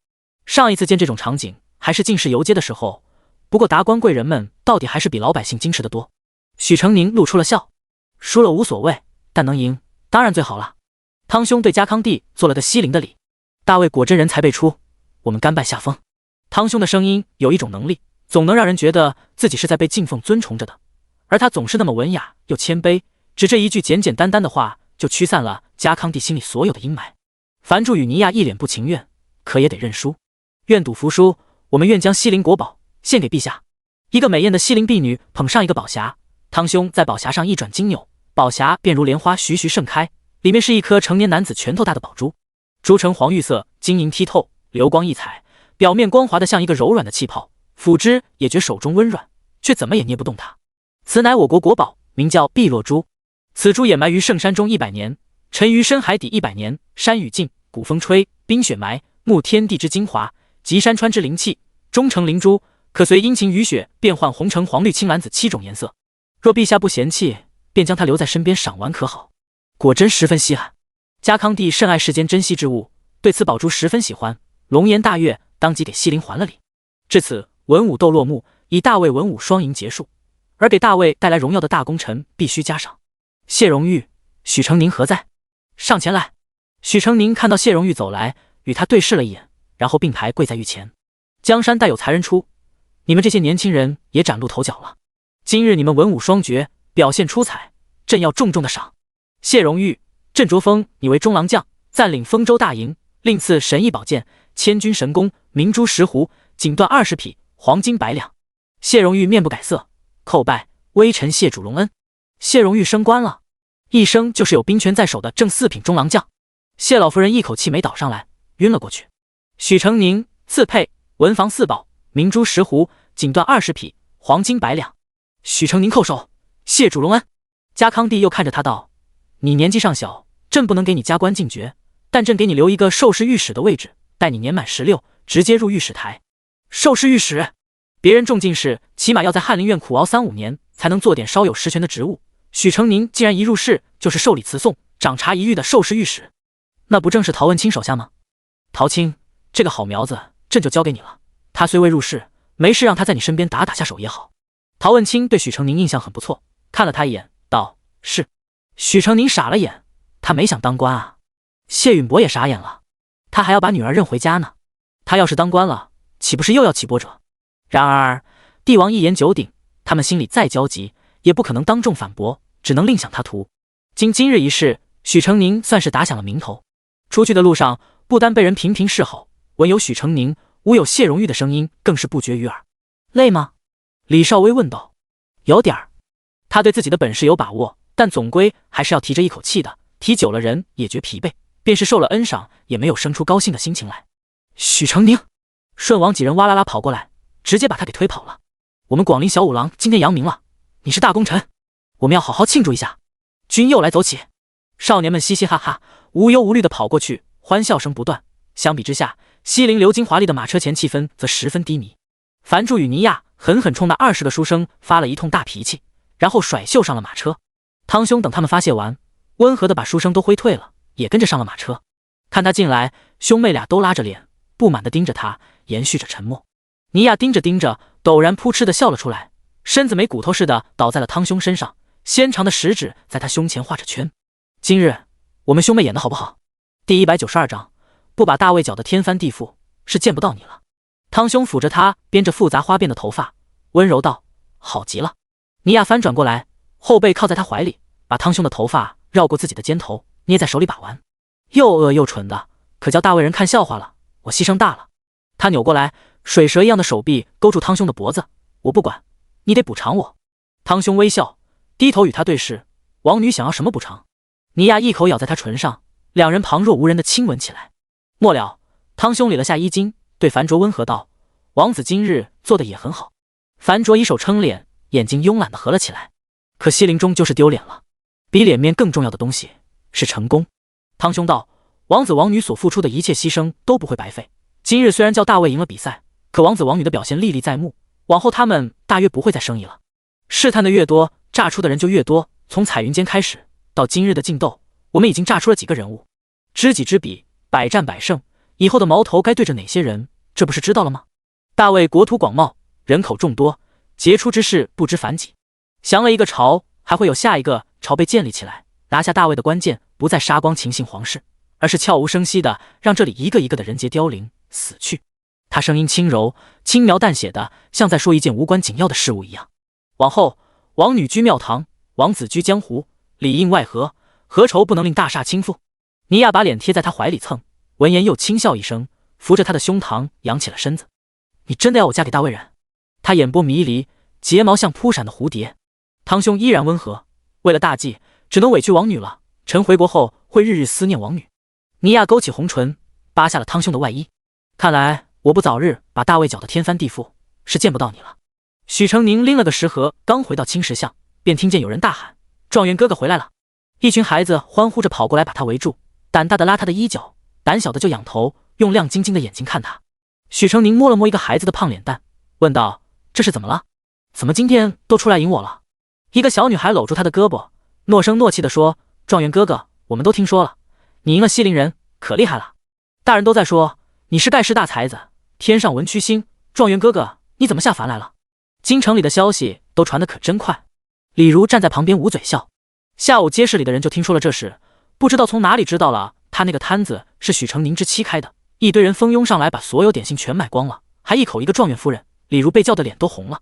小孩子们叽叽喳喳个不停，问了一大堆孩子气的问题。许成宁摸了一把糖分给孩子们，才把他们都打发走。走，回家，我给你带了酒楼的饭菜回来，热一热还能吃。许成宁拉着李如回到小宅院，宫里的赏赐已经送到了，摆放在堂屋里，光彩夺目，与这个朴素的小院格格不入。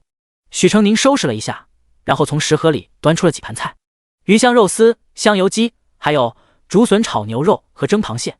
这两样你应该都没吃过。岐山村那个小地方没有螃蟹，而牛肉又是极贵的东西，李如从前一年都不定能吃上一口肉，当然没吃过这两样，好奇极了。菜重新热过再端上来，李如就着白米饭吃得香甜，许成宁则在旁边帮他剥螃蟹。剥蟹这事看秦福做好像很容易，自己做起来还是觉得难，剥出来的肉都不完整，很不好看。阿如，盘个铺面给你做生意，你觉得怎么样？李如惊呆了，牛肉塞进嘴里都忘了嚼。许成宁道：宫里赏了黄金，我们现在不缺钱购买铺面了，你想想要开什么样的店，要多大的？真的吗？李如高兴得手都不知道放哪里。她本是一个小小的村姑，家徒四壁，一边有年迈病重的爷爷要照顾，一边提心吊胆，怕哪天就被叔父给卖掉了，过了今天没明天。她哪能想到这辈子竟然有一天可以有自己的小家小铺，做自己的小生意，自给自足，无论遇到什么为难的事，都有南哥哥为她挺身而出。李如没忍住，瘪嘴哭了起来。南哥哥，我都不知道怎么感谢你，他们都说我嫁对人了。许成宁正给他擦泪呢，闻言哈哈笑起来。是真的。李如吸吸鼻子道：秀秀的表姐就嫁了个庄稼汉，一开始对她还很好，没2年就开始打人骂人。南哥哥你看，嫁男人还不如嫁你呢。许成宁笑道：话说早了，你嫁给我还没2年呢，阿如可以等2年后，看我会不会对你非打即骂，然后再夸我不迟。南哥哥你别开玩笑。许成宁又笑了2声，说回正经的，你想要什么样的铺子，大的小的？我这2天有空去看看。李如想了又想，一会儿纠结这个，一会儿又纠结那个，最后道：不然还是买一间小的吧，太大了，我怕我们3个开不起来。许成宁其实也是这个想法，3个都是没有什么经验的小女孩，不懂怎么管铺子，开大了又怎管得好，有个小一点的门面，给他们省去日日搬挪器物的功夫已经差不多了。好，我去长眼，你等着当你的老板。除去买铺子的钱，许成宁打算把黄金分一分，一部分给长安府问渠书楼的赵娘子，那个总是仗义疏财的女菩萨，当初就照应了他很多，现在还替他养了个宝儿，给多少都不过分。再拿出一点去白山寺给爹爹请一盏长明灯，然后再给燕先生和邢夫子各送几锭金元宝。燕先生为人阔朗，于钱财上向来随性，他敢给他就敢收。至于邢夫子，他肯定是不肯收的，不过这是朝廷给予许成宁的嘉赏肯定，他就不信凭自己的小甜嘴还不能把邢夫子劝收下了。这么算下来，100两黄金最后还能剩下一些，就存到钱庄里。娘和姐姐弟弟妹妹到现在还没找到呢，他暂时不打算买宅子。第193章，此仇不报，誓不罢休。世子升任中郎将的消息传回文国公府，何府欢庆，管家摩拳擦掌，郑豪横甩手准备张罗一桌丰盛的家宴。荣恩堂里却突然来说，谢老夫人身体不适，不许办宴。老管家姓韩，跟蓝嬷嬷一样，都是当年韩氏从韩家带出来的中仆。韩氏去世之后，便留给了谢允伯。可以说，年幼的谢允伯能在徐氏当家的手下无风无雨的长大，除了谢老国公的看护，还少不了他们两位无微不至的照顾。听到荣恩堂的消息，韩望道：酸病治不了，还能一辈子不吃宴？谢老国公没说什么，倒是把谢允伯和谢荣玉叫到了自己的松风堂。圣上为何要让平远去丰州大营做中郎将？中郎将本应该是内廷禁卫军统领，为圣上亲信，但现在家康帝有自己的禁军统领，便把谢荣玉外派到军营，也算是他管束军队的一种手段。但奇怪的是，丰州大营是骠骑大将军卓不群的军营，只是县下人在北边征战，陛下趁这个空隙把另一名武将的儿子塞了进去，这是要干什么？谢允伯道：大概又是制衡之术吧。其实谢允伯也不知道家康帝心里在想些什么。卓不群今年都快70的人了，一家老小全在京城，仗也是踏踏实实在打，身家性命全在陛下手里，还有什么可制衡的？卓家前段时间刚出了噩耗，明双县主和卓老夫人双双身亡。等卓老将军回来，一看自己宝贝孙女死了，老妻死了，军营还被人撬了，不大发雷霆才怪。谢荣玉新官上任，不好做呀。他拍拍儿子的肩，道：不管如何，你是有朝廷委任状的长官，去了该怎么做还怎么做。但要记得，卓老将军保家卫国多年，军功赫赫，你要打心底里敬重他。谢荣玉道：儿子知道了。这厢曹氏因为谢荣斐病了，在太医院看诊过后，便着急忙慌地送他回了家。赛事后续他也不知道，可万万没料到听到的会是谢荣玉被封官的消息。可恶！曹氏拉着二老爷大哭，这本该是斐儿的呀，斐儿造了什么孽，要受这种折磨？谢荣斐到现在脸都是清白的，2个时辰跑了10多趟宫房，现在虚的床都下不来，什么脏的臭的都卸在了床上。谢允安看儿子躺在床上跟鬼似的，心里也是又难受又可惜。太医怎么说？斐儿为何会突然犯病？曹氏大哭，那群庸医非说斐儿是自己吃错了药才会生病，我问过斐儿了，他哪里吃过，明明是啊。他捂住了嘴，眼睛瞪大，蓄满的泪水滴滴答答往下掉。怎么？我知道了，一定是谢荣玉干的，一定是他。他不想斐儿出头，所以给斐儿下药了。你怎知是他？我……曹氏不敢叫丈夫知道这里面有他的手笔，哭着喊来春兰，问道：今天让你给少爷送汤的时候，你有没有叫旁人碰过汤？春兰连忙道：没有没有，夫人吩咐，奴婢不敢将汤假手于人。说到这，她戛然止住，犹豫道：不过奴婢给二少爷送汤的时候，跟谢旭撞了一下，他手里的食盒跟我的是一样的，岂有此理！谢允安气得扫落一桌子的杯盘，他大房竟敢算计我，踩着斐儿上位。曹氏大呼：他们抢了斐儿的机缘啊！老爷正是官途上升的时候，斐儿本来该有大好前程，可以成为老爷您的左右手的，都是被谢荣玉给拦了呀！谢允安胸中怒火被越煽越旺，指天怒道：此仇不报，誓不罢休！谢荣斐的惨状经由杜鹃打点的一个小厮传到清河院，绘声绘色地描述了出来。谢琼絮笑地趴在榻上半天起不来，真该让全京城的人都来看看，他们争相追捧的锦衣公子现在是一副什么狼狈呀！杜鹃哄他开心，可不是，郡主您是不知道，大小姐去看了2眼就捂着鼻子走了，乌烟瘴气的，连下人都不肯进去。谢琼韵现在一定气疯了，却还在装她的端庄小姐样。她又咯咯咯地笑了起来，把手帕盖在脸上。义府的兄弟姐妹，我成了郡主，他什么都不是。我的哥哥成了圣上亲封的中郎将，他的哥哥好容易抓到这么个机会，先是败得一塌糊涂，又当场闹肚子。天，他不是知道自己要丢脸了，故意吃坏肚子的吧？杜鹃陪主子一起笑起来，大小姐哪能跟您比啊？您可是御笔亲封的敏姬郡主，皇上亲口赞誉过的呢。谢琼絮得意的理理华丽的衣裙，忽然看到腕上的2道疤痕，一道新的，一道旧的，旧的已经淡了，用脂粉浅浅一盖就看不出来了。放血虽然很疼，但后果值得。横竖他年轻，愈合能力好，割一刀而已，疤痕很快就会消失不见的。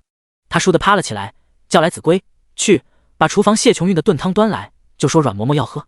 阮嬷嬷和另一个东嬷嬷是随赐封圣旨一起赏下来的，家康帝亲自赐的人，连谢老夫人都不敢对他们造次，在这府里有事找他们俩做主比谢老国公还管用啊！子规胆小，怯怯道：郡主，这不好吧？有什么不好的？他谢琼韵又不是没干过。他身份下跌的那段时间，谢琼韵总是差人把属于他的东西拿走，绸缎、宫花、补汤，还有一架极其精美的孔雀屏风，一样不落，而且每次都有冠冕堂皇的借口，让府中长辈想斥责都斥责不了，每每让他如意了去。今天他还就要让谢琼韵尝尝这被人抢东西的滋味了。他是郡主，谢琼韵难道还敢反抗？听到炖汤被端走的消息，谢琼韵冷笑，他莫不是忘了，他还有个最大的把柄在我手里。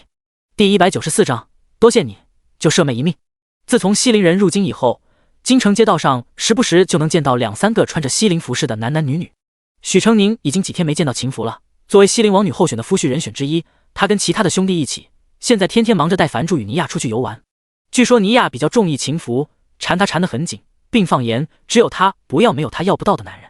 许成宁并不清楚秦福对西陵的态度是如何，也猜不到他想怎么做。秦福不找他，他就不去添麻烦了，而是跟着伢子跑来跑去看铺面。许贤弟，许成宁回头看见王普跑来，许贤弟，可巧，我正要去找你呢。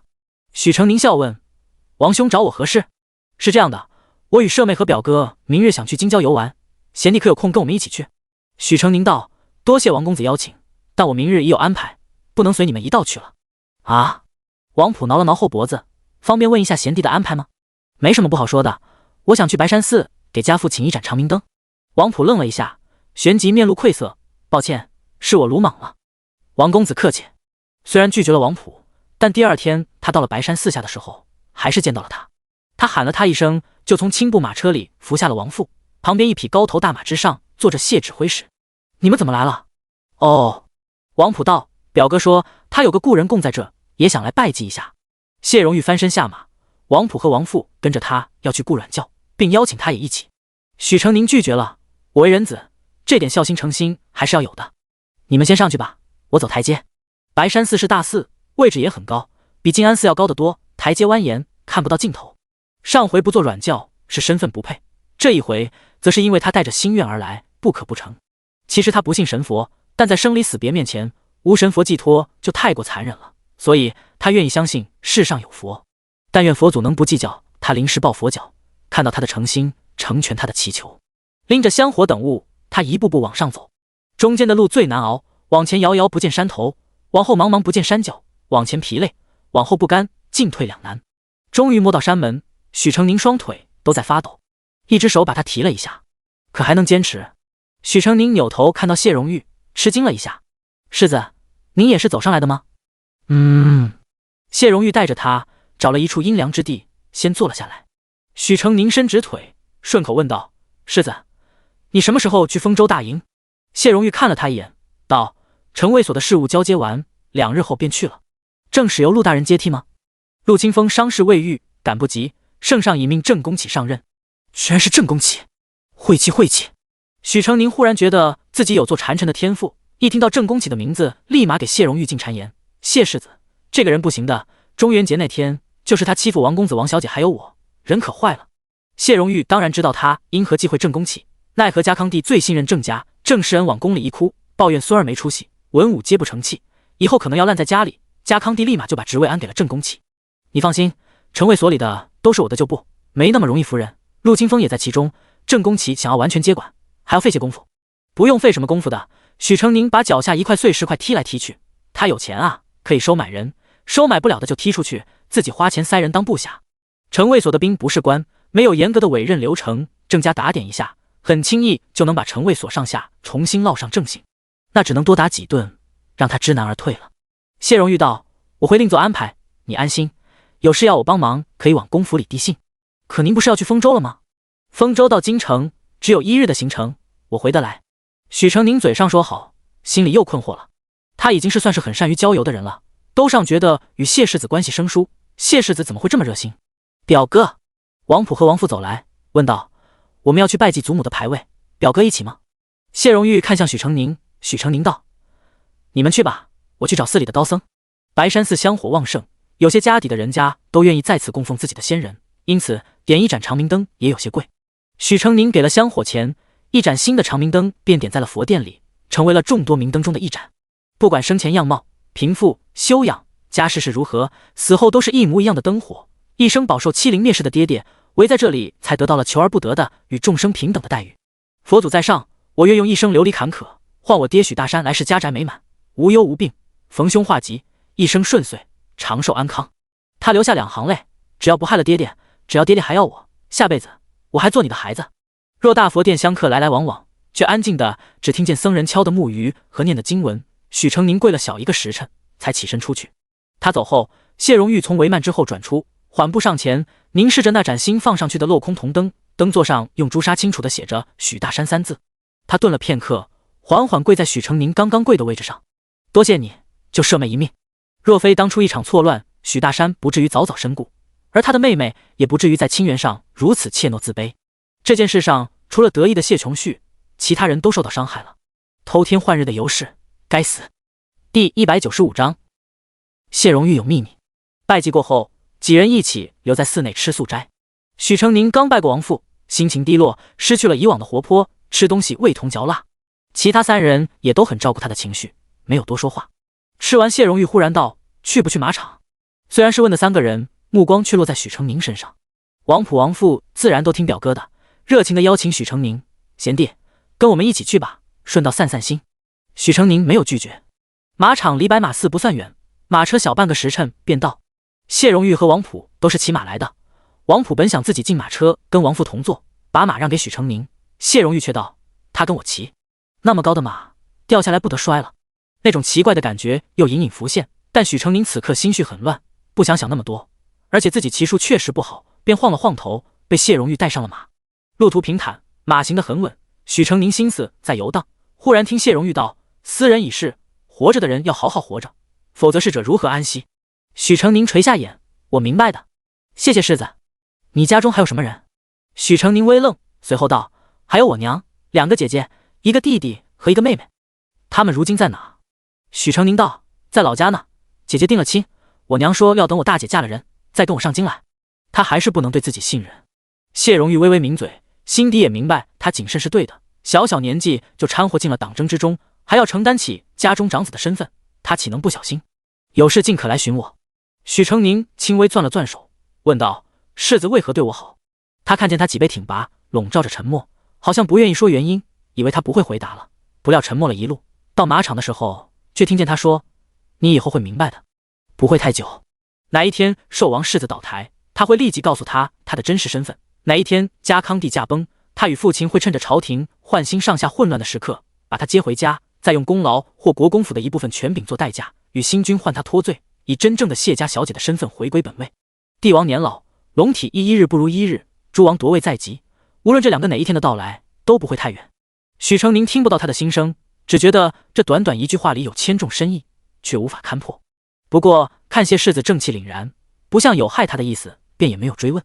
谢荣玉先下了马，再拉了他一把，忽然一道轻柔的声音传来：“大哥哥，你也来了。”谢荣玉下意识张开大掌挡住了许成宁的脸，挪了一步，把许成宁挡在身后，看谢琼韵款步走来。谢琼韵步履轻盈，行路无声，裙摆像轻微的水波一样微微流动，走到谢荣玉跟前，缓缓行礼：“你怎么在这？”谢琼韵露着恰到好处的微笑，柔声道：“今日无事，便与几个密友出来跑马玩玩。王公子、王小姐，你们也来了。”谢大小姐。王普和王父行礼。谢琼韵回礼之后，目光自然而然地落在许成宁露出的衣角上。“既然约了朋友，便去吧，我们不便过去。”谢琼韵微笑点头，又问王父要不要同去。王父婉拒了。谢荣玉带人离开后，谢琼韵看着他身边那个娇小纤细的身影，微微眯起眼。身影似曾相识，跟前些天那个大出风头的许成宁很像。2个分别在文斗武斗上立功受赏的人走到一起很正常，不正常的是谢荣玉的举动。刚刚他叫他的时候，他第一时间目光锐利地看过来，同时做出了掩护身后之人的动作。谢荣玉同他一向不热络，可也从没失礼过，而适才他与他们打招呼，他竟没有一点要介绍许成宁的意思。他不愿让他看到许成宁的脸，可许成宁早就在万众瞩目之下露过了面，大家只是没近距离看过他本人而已，为什么还要藏呢？谢荣玉有秘密，这个秘密跟许成宁有关。小姐，您在看什么？谢琼韵把唇上勾了一点，道：“走吧，别让人久等了。”许成宁也同样猜不透谢荣玉的举动，将才那一挡，很像是他的身体本能做出的行为，不想让谢大小姐看到他。为什么啊？他说他以后会明白为什么他对他好，这也是为他好吗？莫等他问，谢荣玉就自己主动道：“我二弟和堂妹恃才傲物，心气太高，文斗之事令他们耿耿于怀，看到你会不愉。可谢二公子不能继续比试，与我有什么关系？而且以那天谢二公子的表现，就算不犯病，也不像能赢的。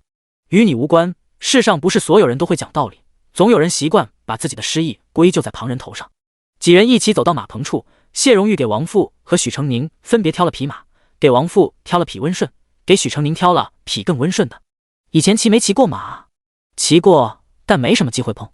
13岁以前，他一直在游学。燕竹生是提懒之人，不爱骑马，出行不是坐船坐马车，就是走路。有回连路都不想走，直接雇了架板车，让他这个好大徒儿推着他走。路人侧目，他就装残疾，捂着完好无损的腿，露出一个坚强隐忍的微笑，那模样惬意的让许成宁跟他斗了一路的嘴，质问他为什么不顺便雇人来推，他也想坐板车。后来燕竹生就只顾轮椅了。进府学以后，他一边要读书考试，一边要与朱老爷筹划救人复仇的事，忙得团团转，更没空练骑马了。谢荣玉扶他上马，拽着缰绳带他走了一会儿，讲了几个要点，教他怎么骑，然后自己翻身上马，两人慢慢在马场内跑了起来。跑着跑着，马场的另一边突然传来女子慌乱的惊叫声，声音里含着惊惧与担忧。许成宁勒住了缰绳，与谢荣玉对视一眼后，纵马跑了过去。一会儿你离远一点，谢荣玉叮嘱道。他们到的时候，就看见那边一群官家小姐乱糟糟的处在一起，马被随意扔到一边，他们或站或蹲，中间被围着的是谢琼玉，她臂弯里揽着一个满头满脸是血的女子，而与他们对峙的是扬着马鞭，一脸嚣张肆意的尼亚。宁王世子以及安王府的2个皇孙都在他身后。第196章，娶她还是娶我？宁王世子问道。这是怎么回事？谢琼玉眼角微微挂泪，忍着哽咽道：适才我们在骑马，王女从鞋里冲出来，继而被马鞭甩到，惊马了，摔成了这样。受伤的姑娘是纯国公的嫡女，谢琼玉的闺中密友，这一摔很严重，额头摔出了很大一个窟窿。尼亚歪头笑，是我做的，那又怎么样呢？那些小姐们一个个敢怒不敢言，伤心不已地看着受伤的姑娘。谢琼玉仰头道：王女士来客，也不能目无王法。哎呀，真是我错了，我好怕啊。尼亚看向宁王世子，2道黑而细的眉毛呈8字形皱了起来。你说该怎么办呢？宁王世子这几天被他时不时用眼神、言语甚至肢体触碰撩拨到，已经迷得神魂颠倒，色令智昏地说道：意外而已，不算什么。可尼亚为难地看了谢琼玉一眼，这位小姐说：王法呢？无意之人受伤，官府会判什么法？这个，宁王世子语无伦次，一拍脑袋道：罚银就好了。这样啊。尼亚从手指上摘下一颗镶着硕大红宝的扳指，丢到了他身上。这个够不够？有个烈性的小姐气得就要呵斥，被谢琼玉拦住，她自己站了出来。王女身为公主，做了错事，为何连一句道歉都不肯说，还要以财物羞辱人？尼亚仰头笑了几声，这我可听不明白了。财物尚可换灵药，一句道歉还能令他恢复如初不成？谢琼玉依然倔强地与他对视。她是与尼亚完全不同的女子。尼亚是美艳的妖精，热烈恣意又张狂，身上那股妩媚野性的风情是大魏人从来没见过的。若说尼亚是朵刺玫瑰花，那谢琼玉就是高洁淡雅的兰，肌肤胜雪，风神绰约，不畏强权凝视着尼亚的目光，柔韧又坚强。皇孙们一阵恍惚，这些天对尼亚贪新鲜而偏弯的审美，被谢琼玉的美貌风姿稍稍往回拉了一些。谢荣玉本欲上前，这会儿又停下了。他跟2房3房的弟妹接触不多，但也知道谢琼玉一贯奉行明哲保身，这么强硬上去不是他的作风。发生了何事？一道熟悉的声音传来，许成宁转头看去，果然见秦福纵马而来，身后还跟着丹左和丹右。他先是看到他，微微皱眉，似乎是奇怪他为什么会出现在这。许成宁指了指谢荣玉的后背，当作解释。秦福朝他这个方向扇了扇手掌，叫他离开，然后驱马上前，看了一眼地上情形，道：何不先送人看大夫？谢琼玉朝他微微颔首，回世子殿下，已遣人去请了，马车还没拉过来。顿了顿，他突然朝秦福跪下：臣女之友被无辜牵连致重伤，王女拒不赔罪，求殿下为继儿做主。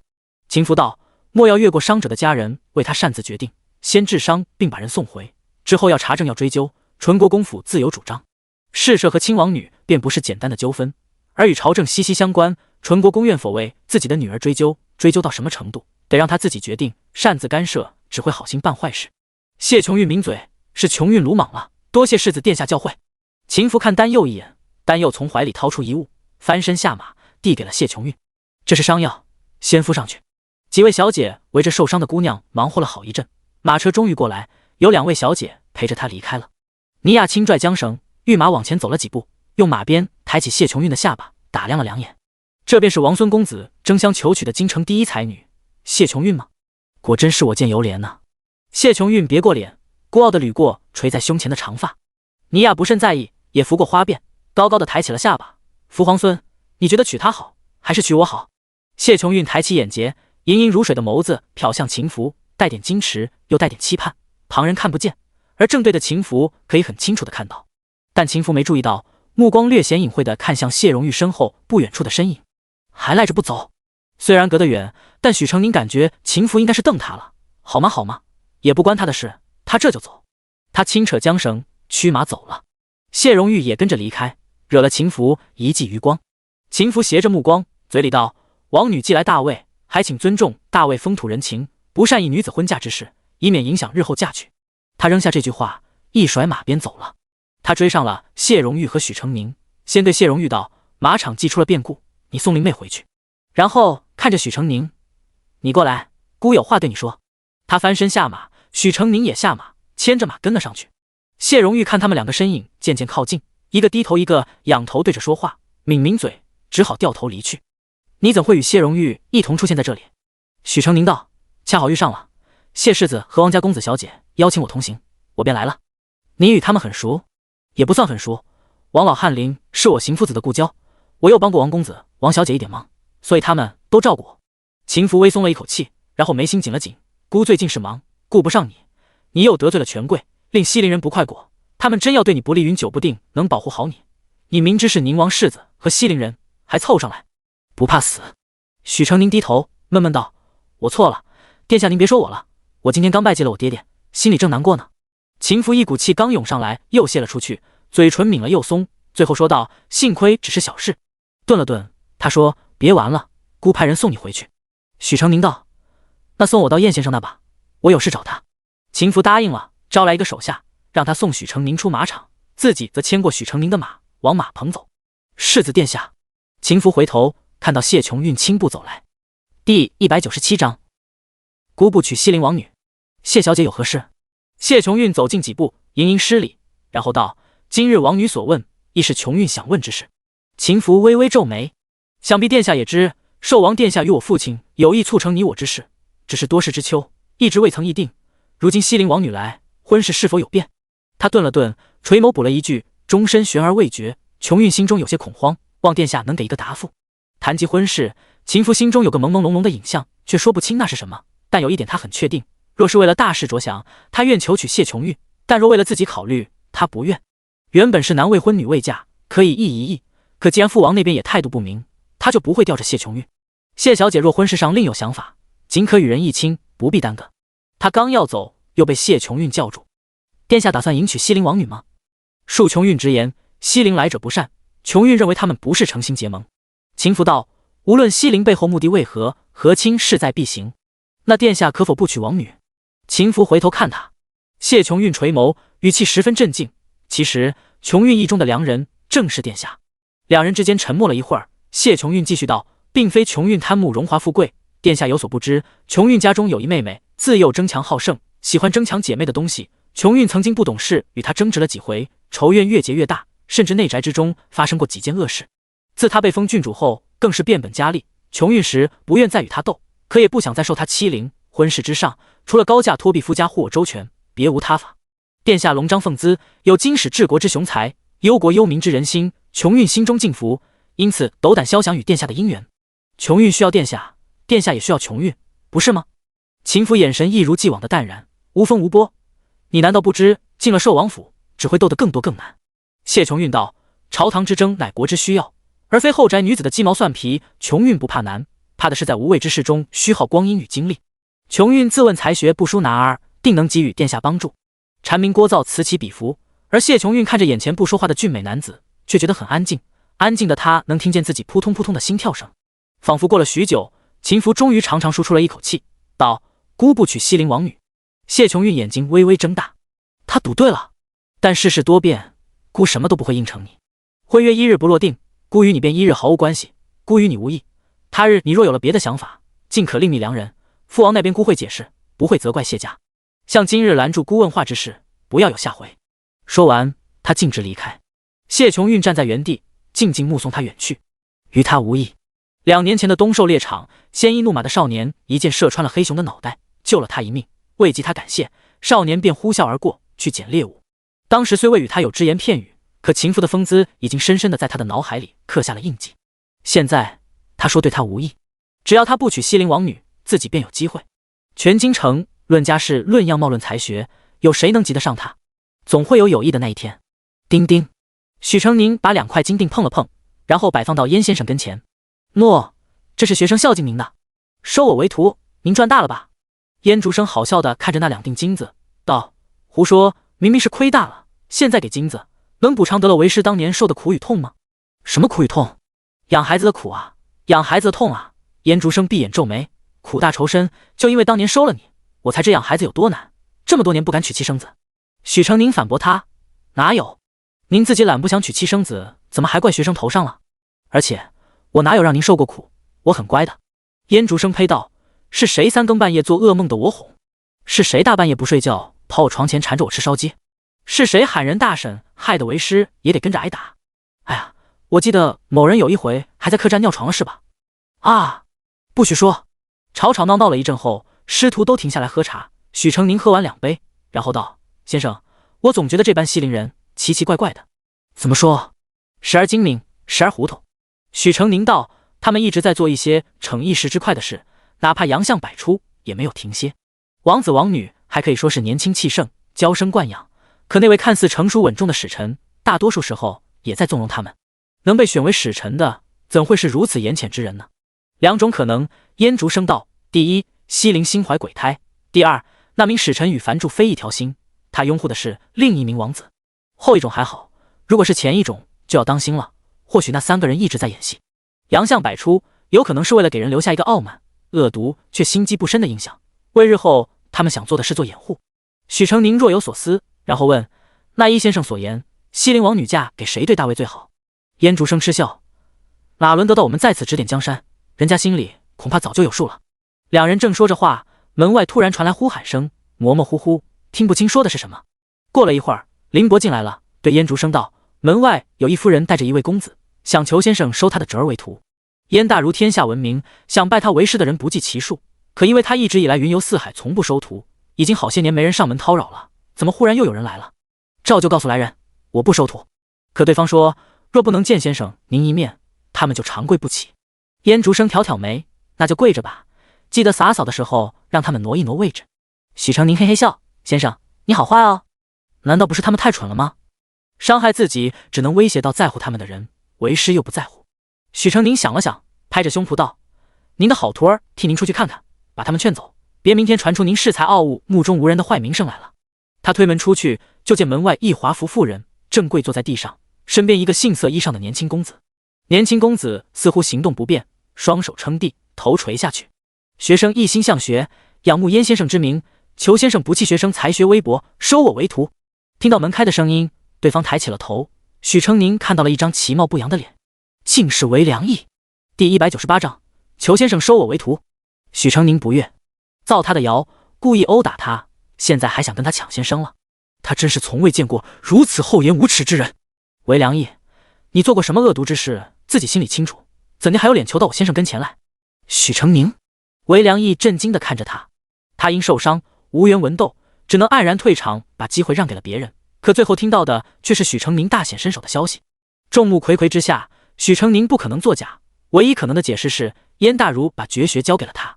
想他韦良义天赋卓绝，却为家世所累，只能寄人篱下，看着别人的脸色过日子。表姑母千求万求，他才有去国子监读书的机会。树叶之上，他日夜求索，从不懈怠，但在国子监能学的已经学尽了，很难再有进意。他不似真正的官家子弟，可以专门请名师指教，若能拜在燕大儒门下得他真传，一定能跻身才子前列，再过5年参加科举，他又何惧之有？他顾不上伤好，就来求见燕大儒，可万万没想到许成宁出现在此，竟被他看去了笑话。他脸涨成了猪肝色，恶狠狠地瞪着许成宁。宁远侯府2夫人何氏急忙站起来，对许成宁道：你便是许状元吧？实在很抱歉，上回是我这侄儿无礼了，他性子躁，容易被人煽动，所以才……姑母，韦良义拦住他，然后看着许成宁道：许成宁，不许欺侮我姑母，有什么事冲我来。许成宁没忍住翻了个白眼，懒得与他费口舌之争，道：我先生说不收徒，你们再跪也没用，走吧。许成宁，你这是公报私仇。许成宁后悔了，他不该自告奋勇出来替先生感人的，与这等浑人根本说不清。我先生从不对外收徒，京城人人皆知，非我能够左右。我言尽于此，你们好自为之。他转身就要走，何氏却急忙拉住了他，脸上尽是哀求之色。状元郎，算我求你，给我侄儿一个机会吧。他早早没了父母家人，我又是女流之辈，护不了他多久。你看在他孤苦伶仃的份上，原谅他之前的冒犯吧。许成宁皱眉，肃然对他道：夫人，为何你们姑侄总是一副人人都对不起你们，欺负你们的样子？他意图伤害我，污蔑我，一句赔礼道歉的话都没说，我却要看在他身世凄苦的份上原谅他，这是什么道理？他不是小孩，我也不是他爹，凭何容忍他一再对我无礼？许成宁，你敢羞辱我！韦良义又复现了那副狂躁盛怒，两眼猩红的样子，恶狠狠地想冲过来，可终究臀部有伤，歪歪斜斜跑了几步就摔倒了。何氏看他这个样子，心疼的哭出了声，伏在他身上凄凄哀哀地说：咱回去吧，不拜师了好不好？你有伤在身，咱又不受待见，何苦呢？韦良义疼得满头大汗，额角都冒出了青筋，依然倔强地对许成宁道：我要见燕先生。许成宁垂眸看他，轻轻哼了一声，转身就要入屋。韦良义在身后大喊：许成宁，你这个卑鄙小人，你非燕先生，凭什么带他将我拒之门外？你分明就是想独霸燕大儒，不想他收别的学生，不想他的学问传承下去。许成宁有一种冲动，想捡个什么东西扔过去，正四下看的时候，耳边传来燕竹生清润的声音：我人在这了，你见到了又能怎样？燕竹生站在屋门口，衣衫飘逸，恍若谪仙。他从台阶上走下，大大的手掌盖在了许成宁头顶。为师有没有教过你，不跟蠢人争辩？许成宁皱巴着脸抱怨道：可是他们太气人了。燕先生，韦良义顾不上疼痛，连忙爬起来，对地狠叩响头：学生韦良义，诚心求学，求先生收我为徒。韦良义，燕竹生笑眯眯的摸了摸没有胡子的下巴，名字不错。何氏那张多愁善感的脸上露出很是柔弱温婉的笑：燕大儒，我侄儿从小读书刻苦，笃学不倦，不说旷世之才，天资卓绝总是称得上的。国子监的老师也说过他是封侯拜相之才。他身世凄苦，又敬仰先生已久，求先生给他这个机会吧。学生愿侍奉先生如亲父，终生遵奉先生教诲，勤学苦练，把先生的学识发扬光大，求先生收我为徒。不错不错。燕竹生笑眯眯的点头，转身轻拍许成宁的头：小没出息的，瞧瞧人家。先生。韦良义一看有戏，立马重重磕头，又高声说了一句：求先生收我为徒。我这个人心软，虽说放言不收学生，但若当真诚心拜师求学，我收了也无妨。像小成宁就是我当初心血来潮收的，如今多收你一个也不是不可以。许成宁在他身后抿嘴鼓起了脸。燕竹生笑呵呵地走进韦良义，微微俯身问道：我问你，你跟着我想学什么呀？韦良义大喜，经史子集，诗词歌赋，家国大事，算学与四笔童书，学生都想学。算学和四笔童书啊？燕竹生摸着下巴思考，然后道：这样吧，你先回去，等我学会了，你再来找我学。韦良义眉头跳了下：先生何意？燕竹生摇摇头叹息：没法子，这年头先生真不好当，连算学和四笔童书都要教，我又不会。不然他拉过许成宁，友好的问道：你拜我的学生为师，让他教你？韦良义觉得自己被捉弄了。先生。燕竹生把手放在许成宁头顶：我这学生会的本事可不都是我教的。算学我只会用算盘，教你什么？画画我只会用一支笔，难道你不会？第199章，什么都不会，我怎么收你？韦良义愕然看着他们师徒：先生要使我知难而退，何必说出如此搪塞之言？哎，真难过呢，刚刚还说要遵奉我的话，现在又怀疑我说话的真假了。燕竹生假惺惺的哀叹，然后又蹲下来问道：我问你，你会说西陵语吗？韦良义愣了，摇头：不会。不会说，会看吗？不会。韦良义垂眸，随即立马道：但学生可以学，只要先生给我机会，2年之内我必学会。燕竹生没理会他的豪言壮语，继续问：那西戎的会不会呢？不会。那你会部落语吗？什么是部落？方言你会吗？韦良义还是摇头。燕竹生遗憾地看着他：我收学生就是用来当苦力的。他指了指许成宁：我这学生会4种外邦文，8个部落语言，还有大卫的30多种方言，有他在，我那几屋子的书才有人意，我才能继续做学问。你什么都不会，我怎么收呢？韦良义恨声道：燕先生说我什么都不会，我就不信。你收许成宁的时候，他什么都会。他当然不是什么都会了，可他学得快啊。你学一种外邦文要2年，我这学生只要1个月，我收你干什么呢？许成宁低头，脸上喜滋滋的。韦良义彻底噎住，恼羞成怒，我算是看明白了，你根本就无心收我，你在捉弄我。难得，终于听懂了。燕竹生府长，我徒儿直言我不收徒，你听不懂，非得我绕这么大个弯子来告诉你，幸而没有枉费口舌，你终于听懂了，那便离开吧。他手扶许成宁的后脑勺，转身走回屋，该讲学了。韦良义暴怒，许成宁，是你对不对？是你在燕竹生跟前谗言，让他羞辱于我。许成宁回首怒道，你是不是觉得我投缘特别好扣帽子？燕竹生拿手照了一下，点点头，确实好扣。林伯送客。师徒2个回屋，关上了门，门外的声音才渐渐远去。燕竹生瞧瞧许成宁的脸，道，怎么怕我给你收个师弟啊？才没有。许成宁道，先生收过我这么神清骨秀才高8斗的学生，怎么可能看得上那贼眉鼠眼脾性恶臭的讨厌鬼呢？那可说不定。燕竹生斜着眼，若有所指，毕竟某人有过我这么神清骨秀才高8斗的先生，不也认了个贼眉鼠眼脾性恶臭的糟老头子当老师吗？啊！许成宁听不懂了，你说谁啊？我不许你这么说邢夫子。我说他干什么？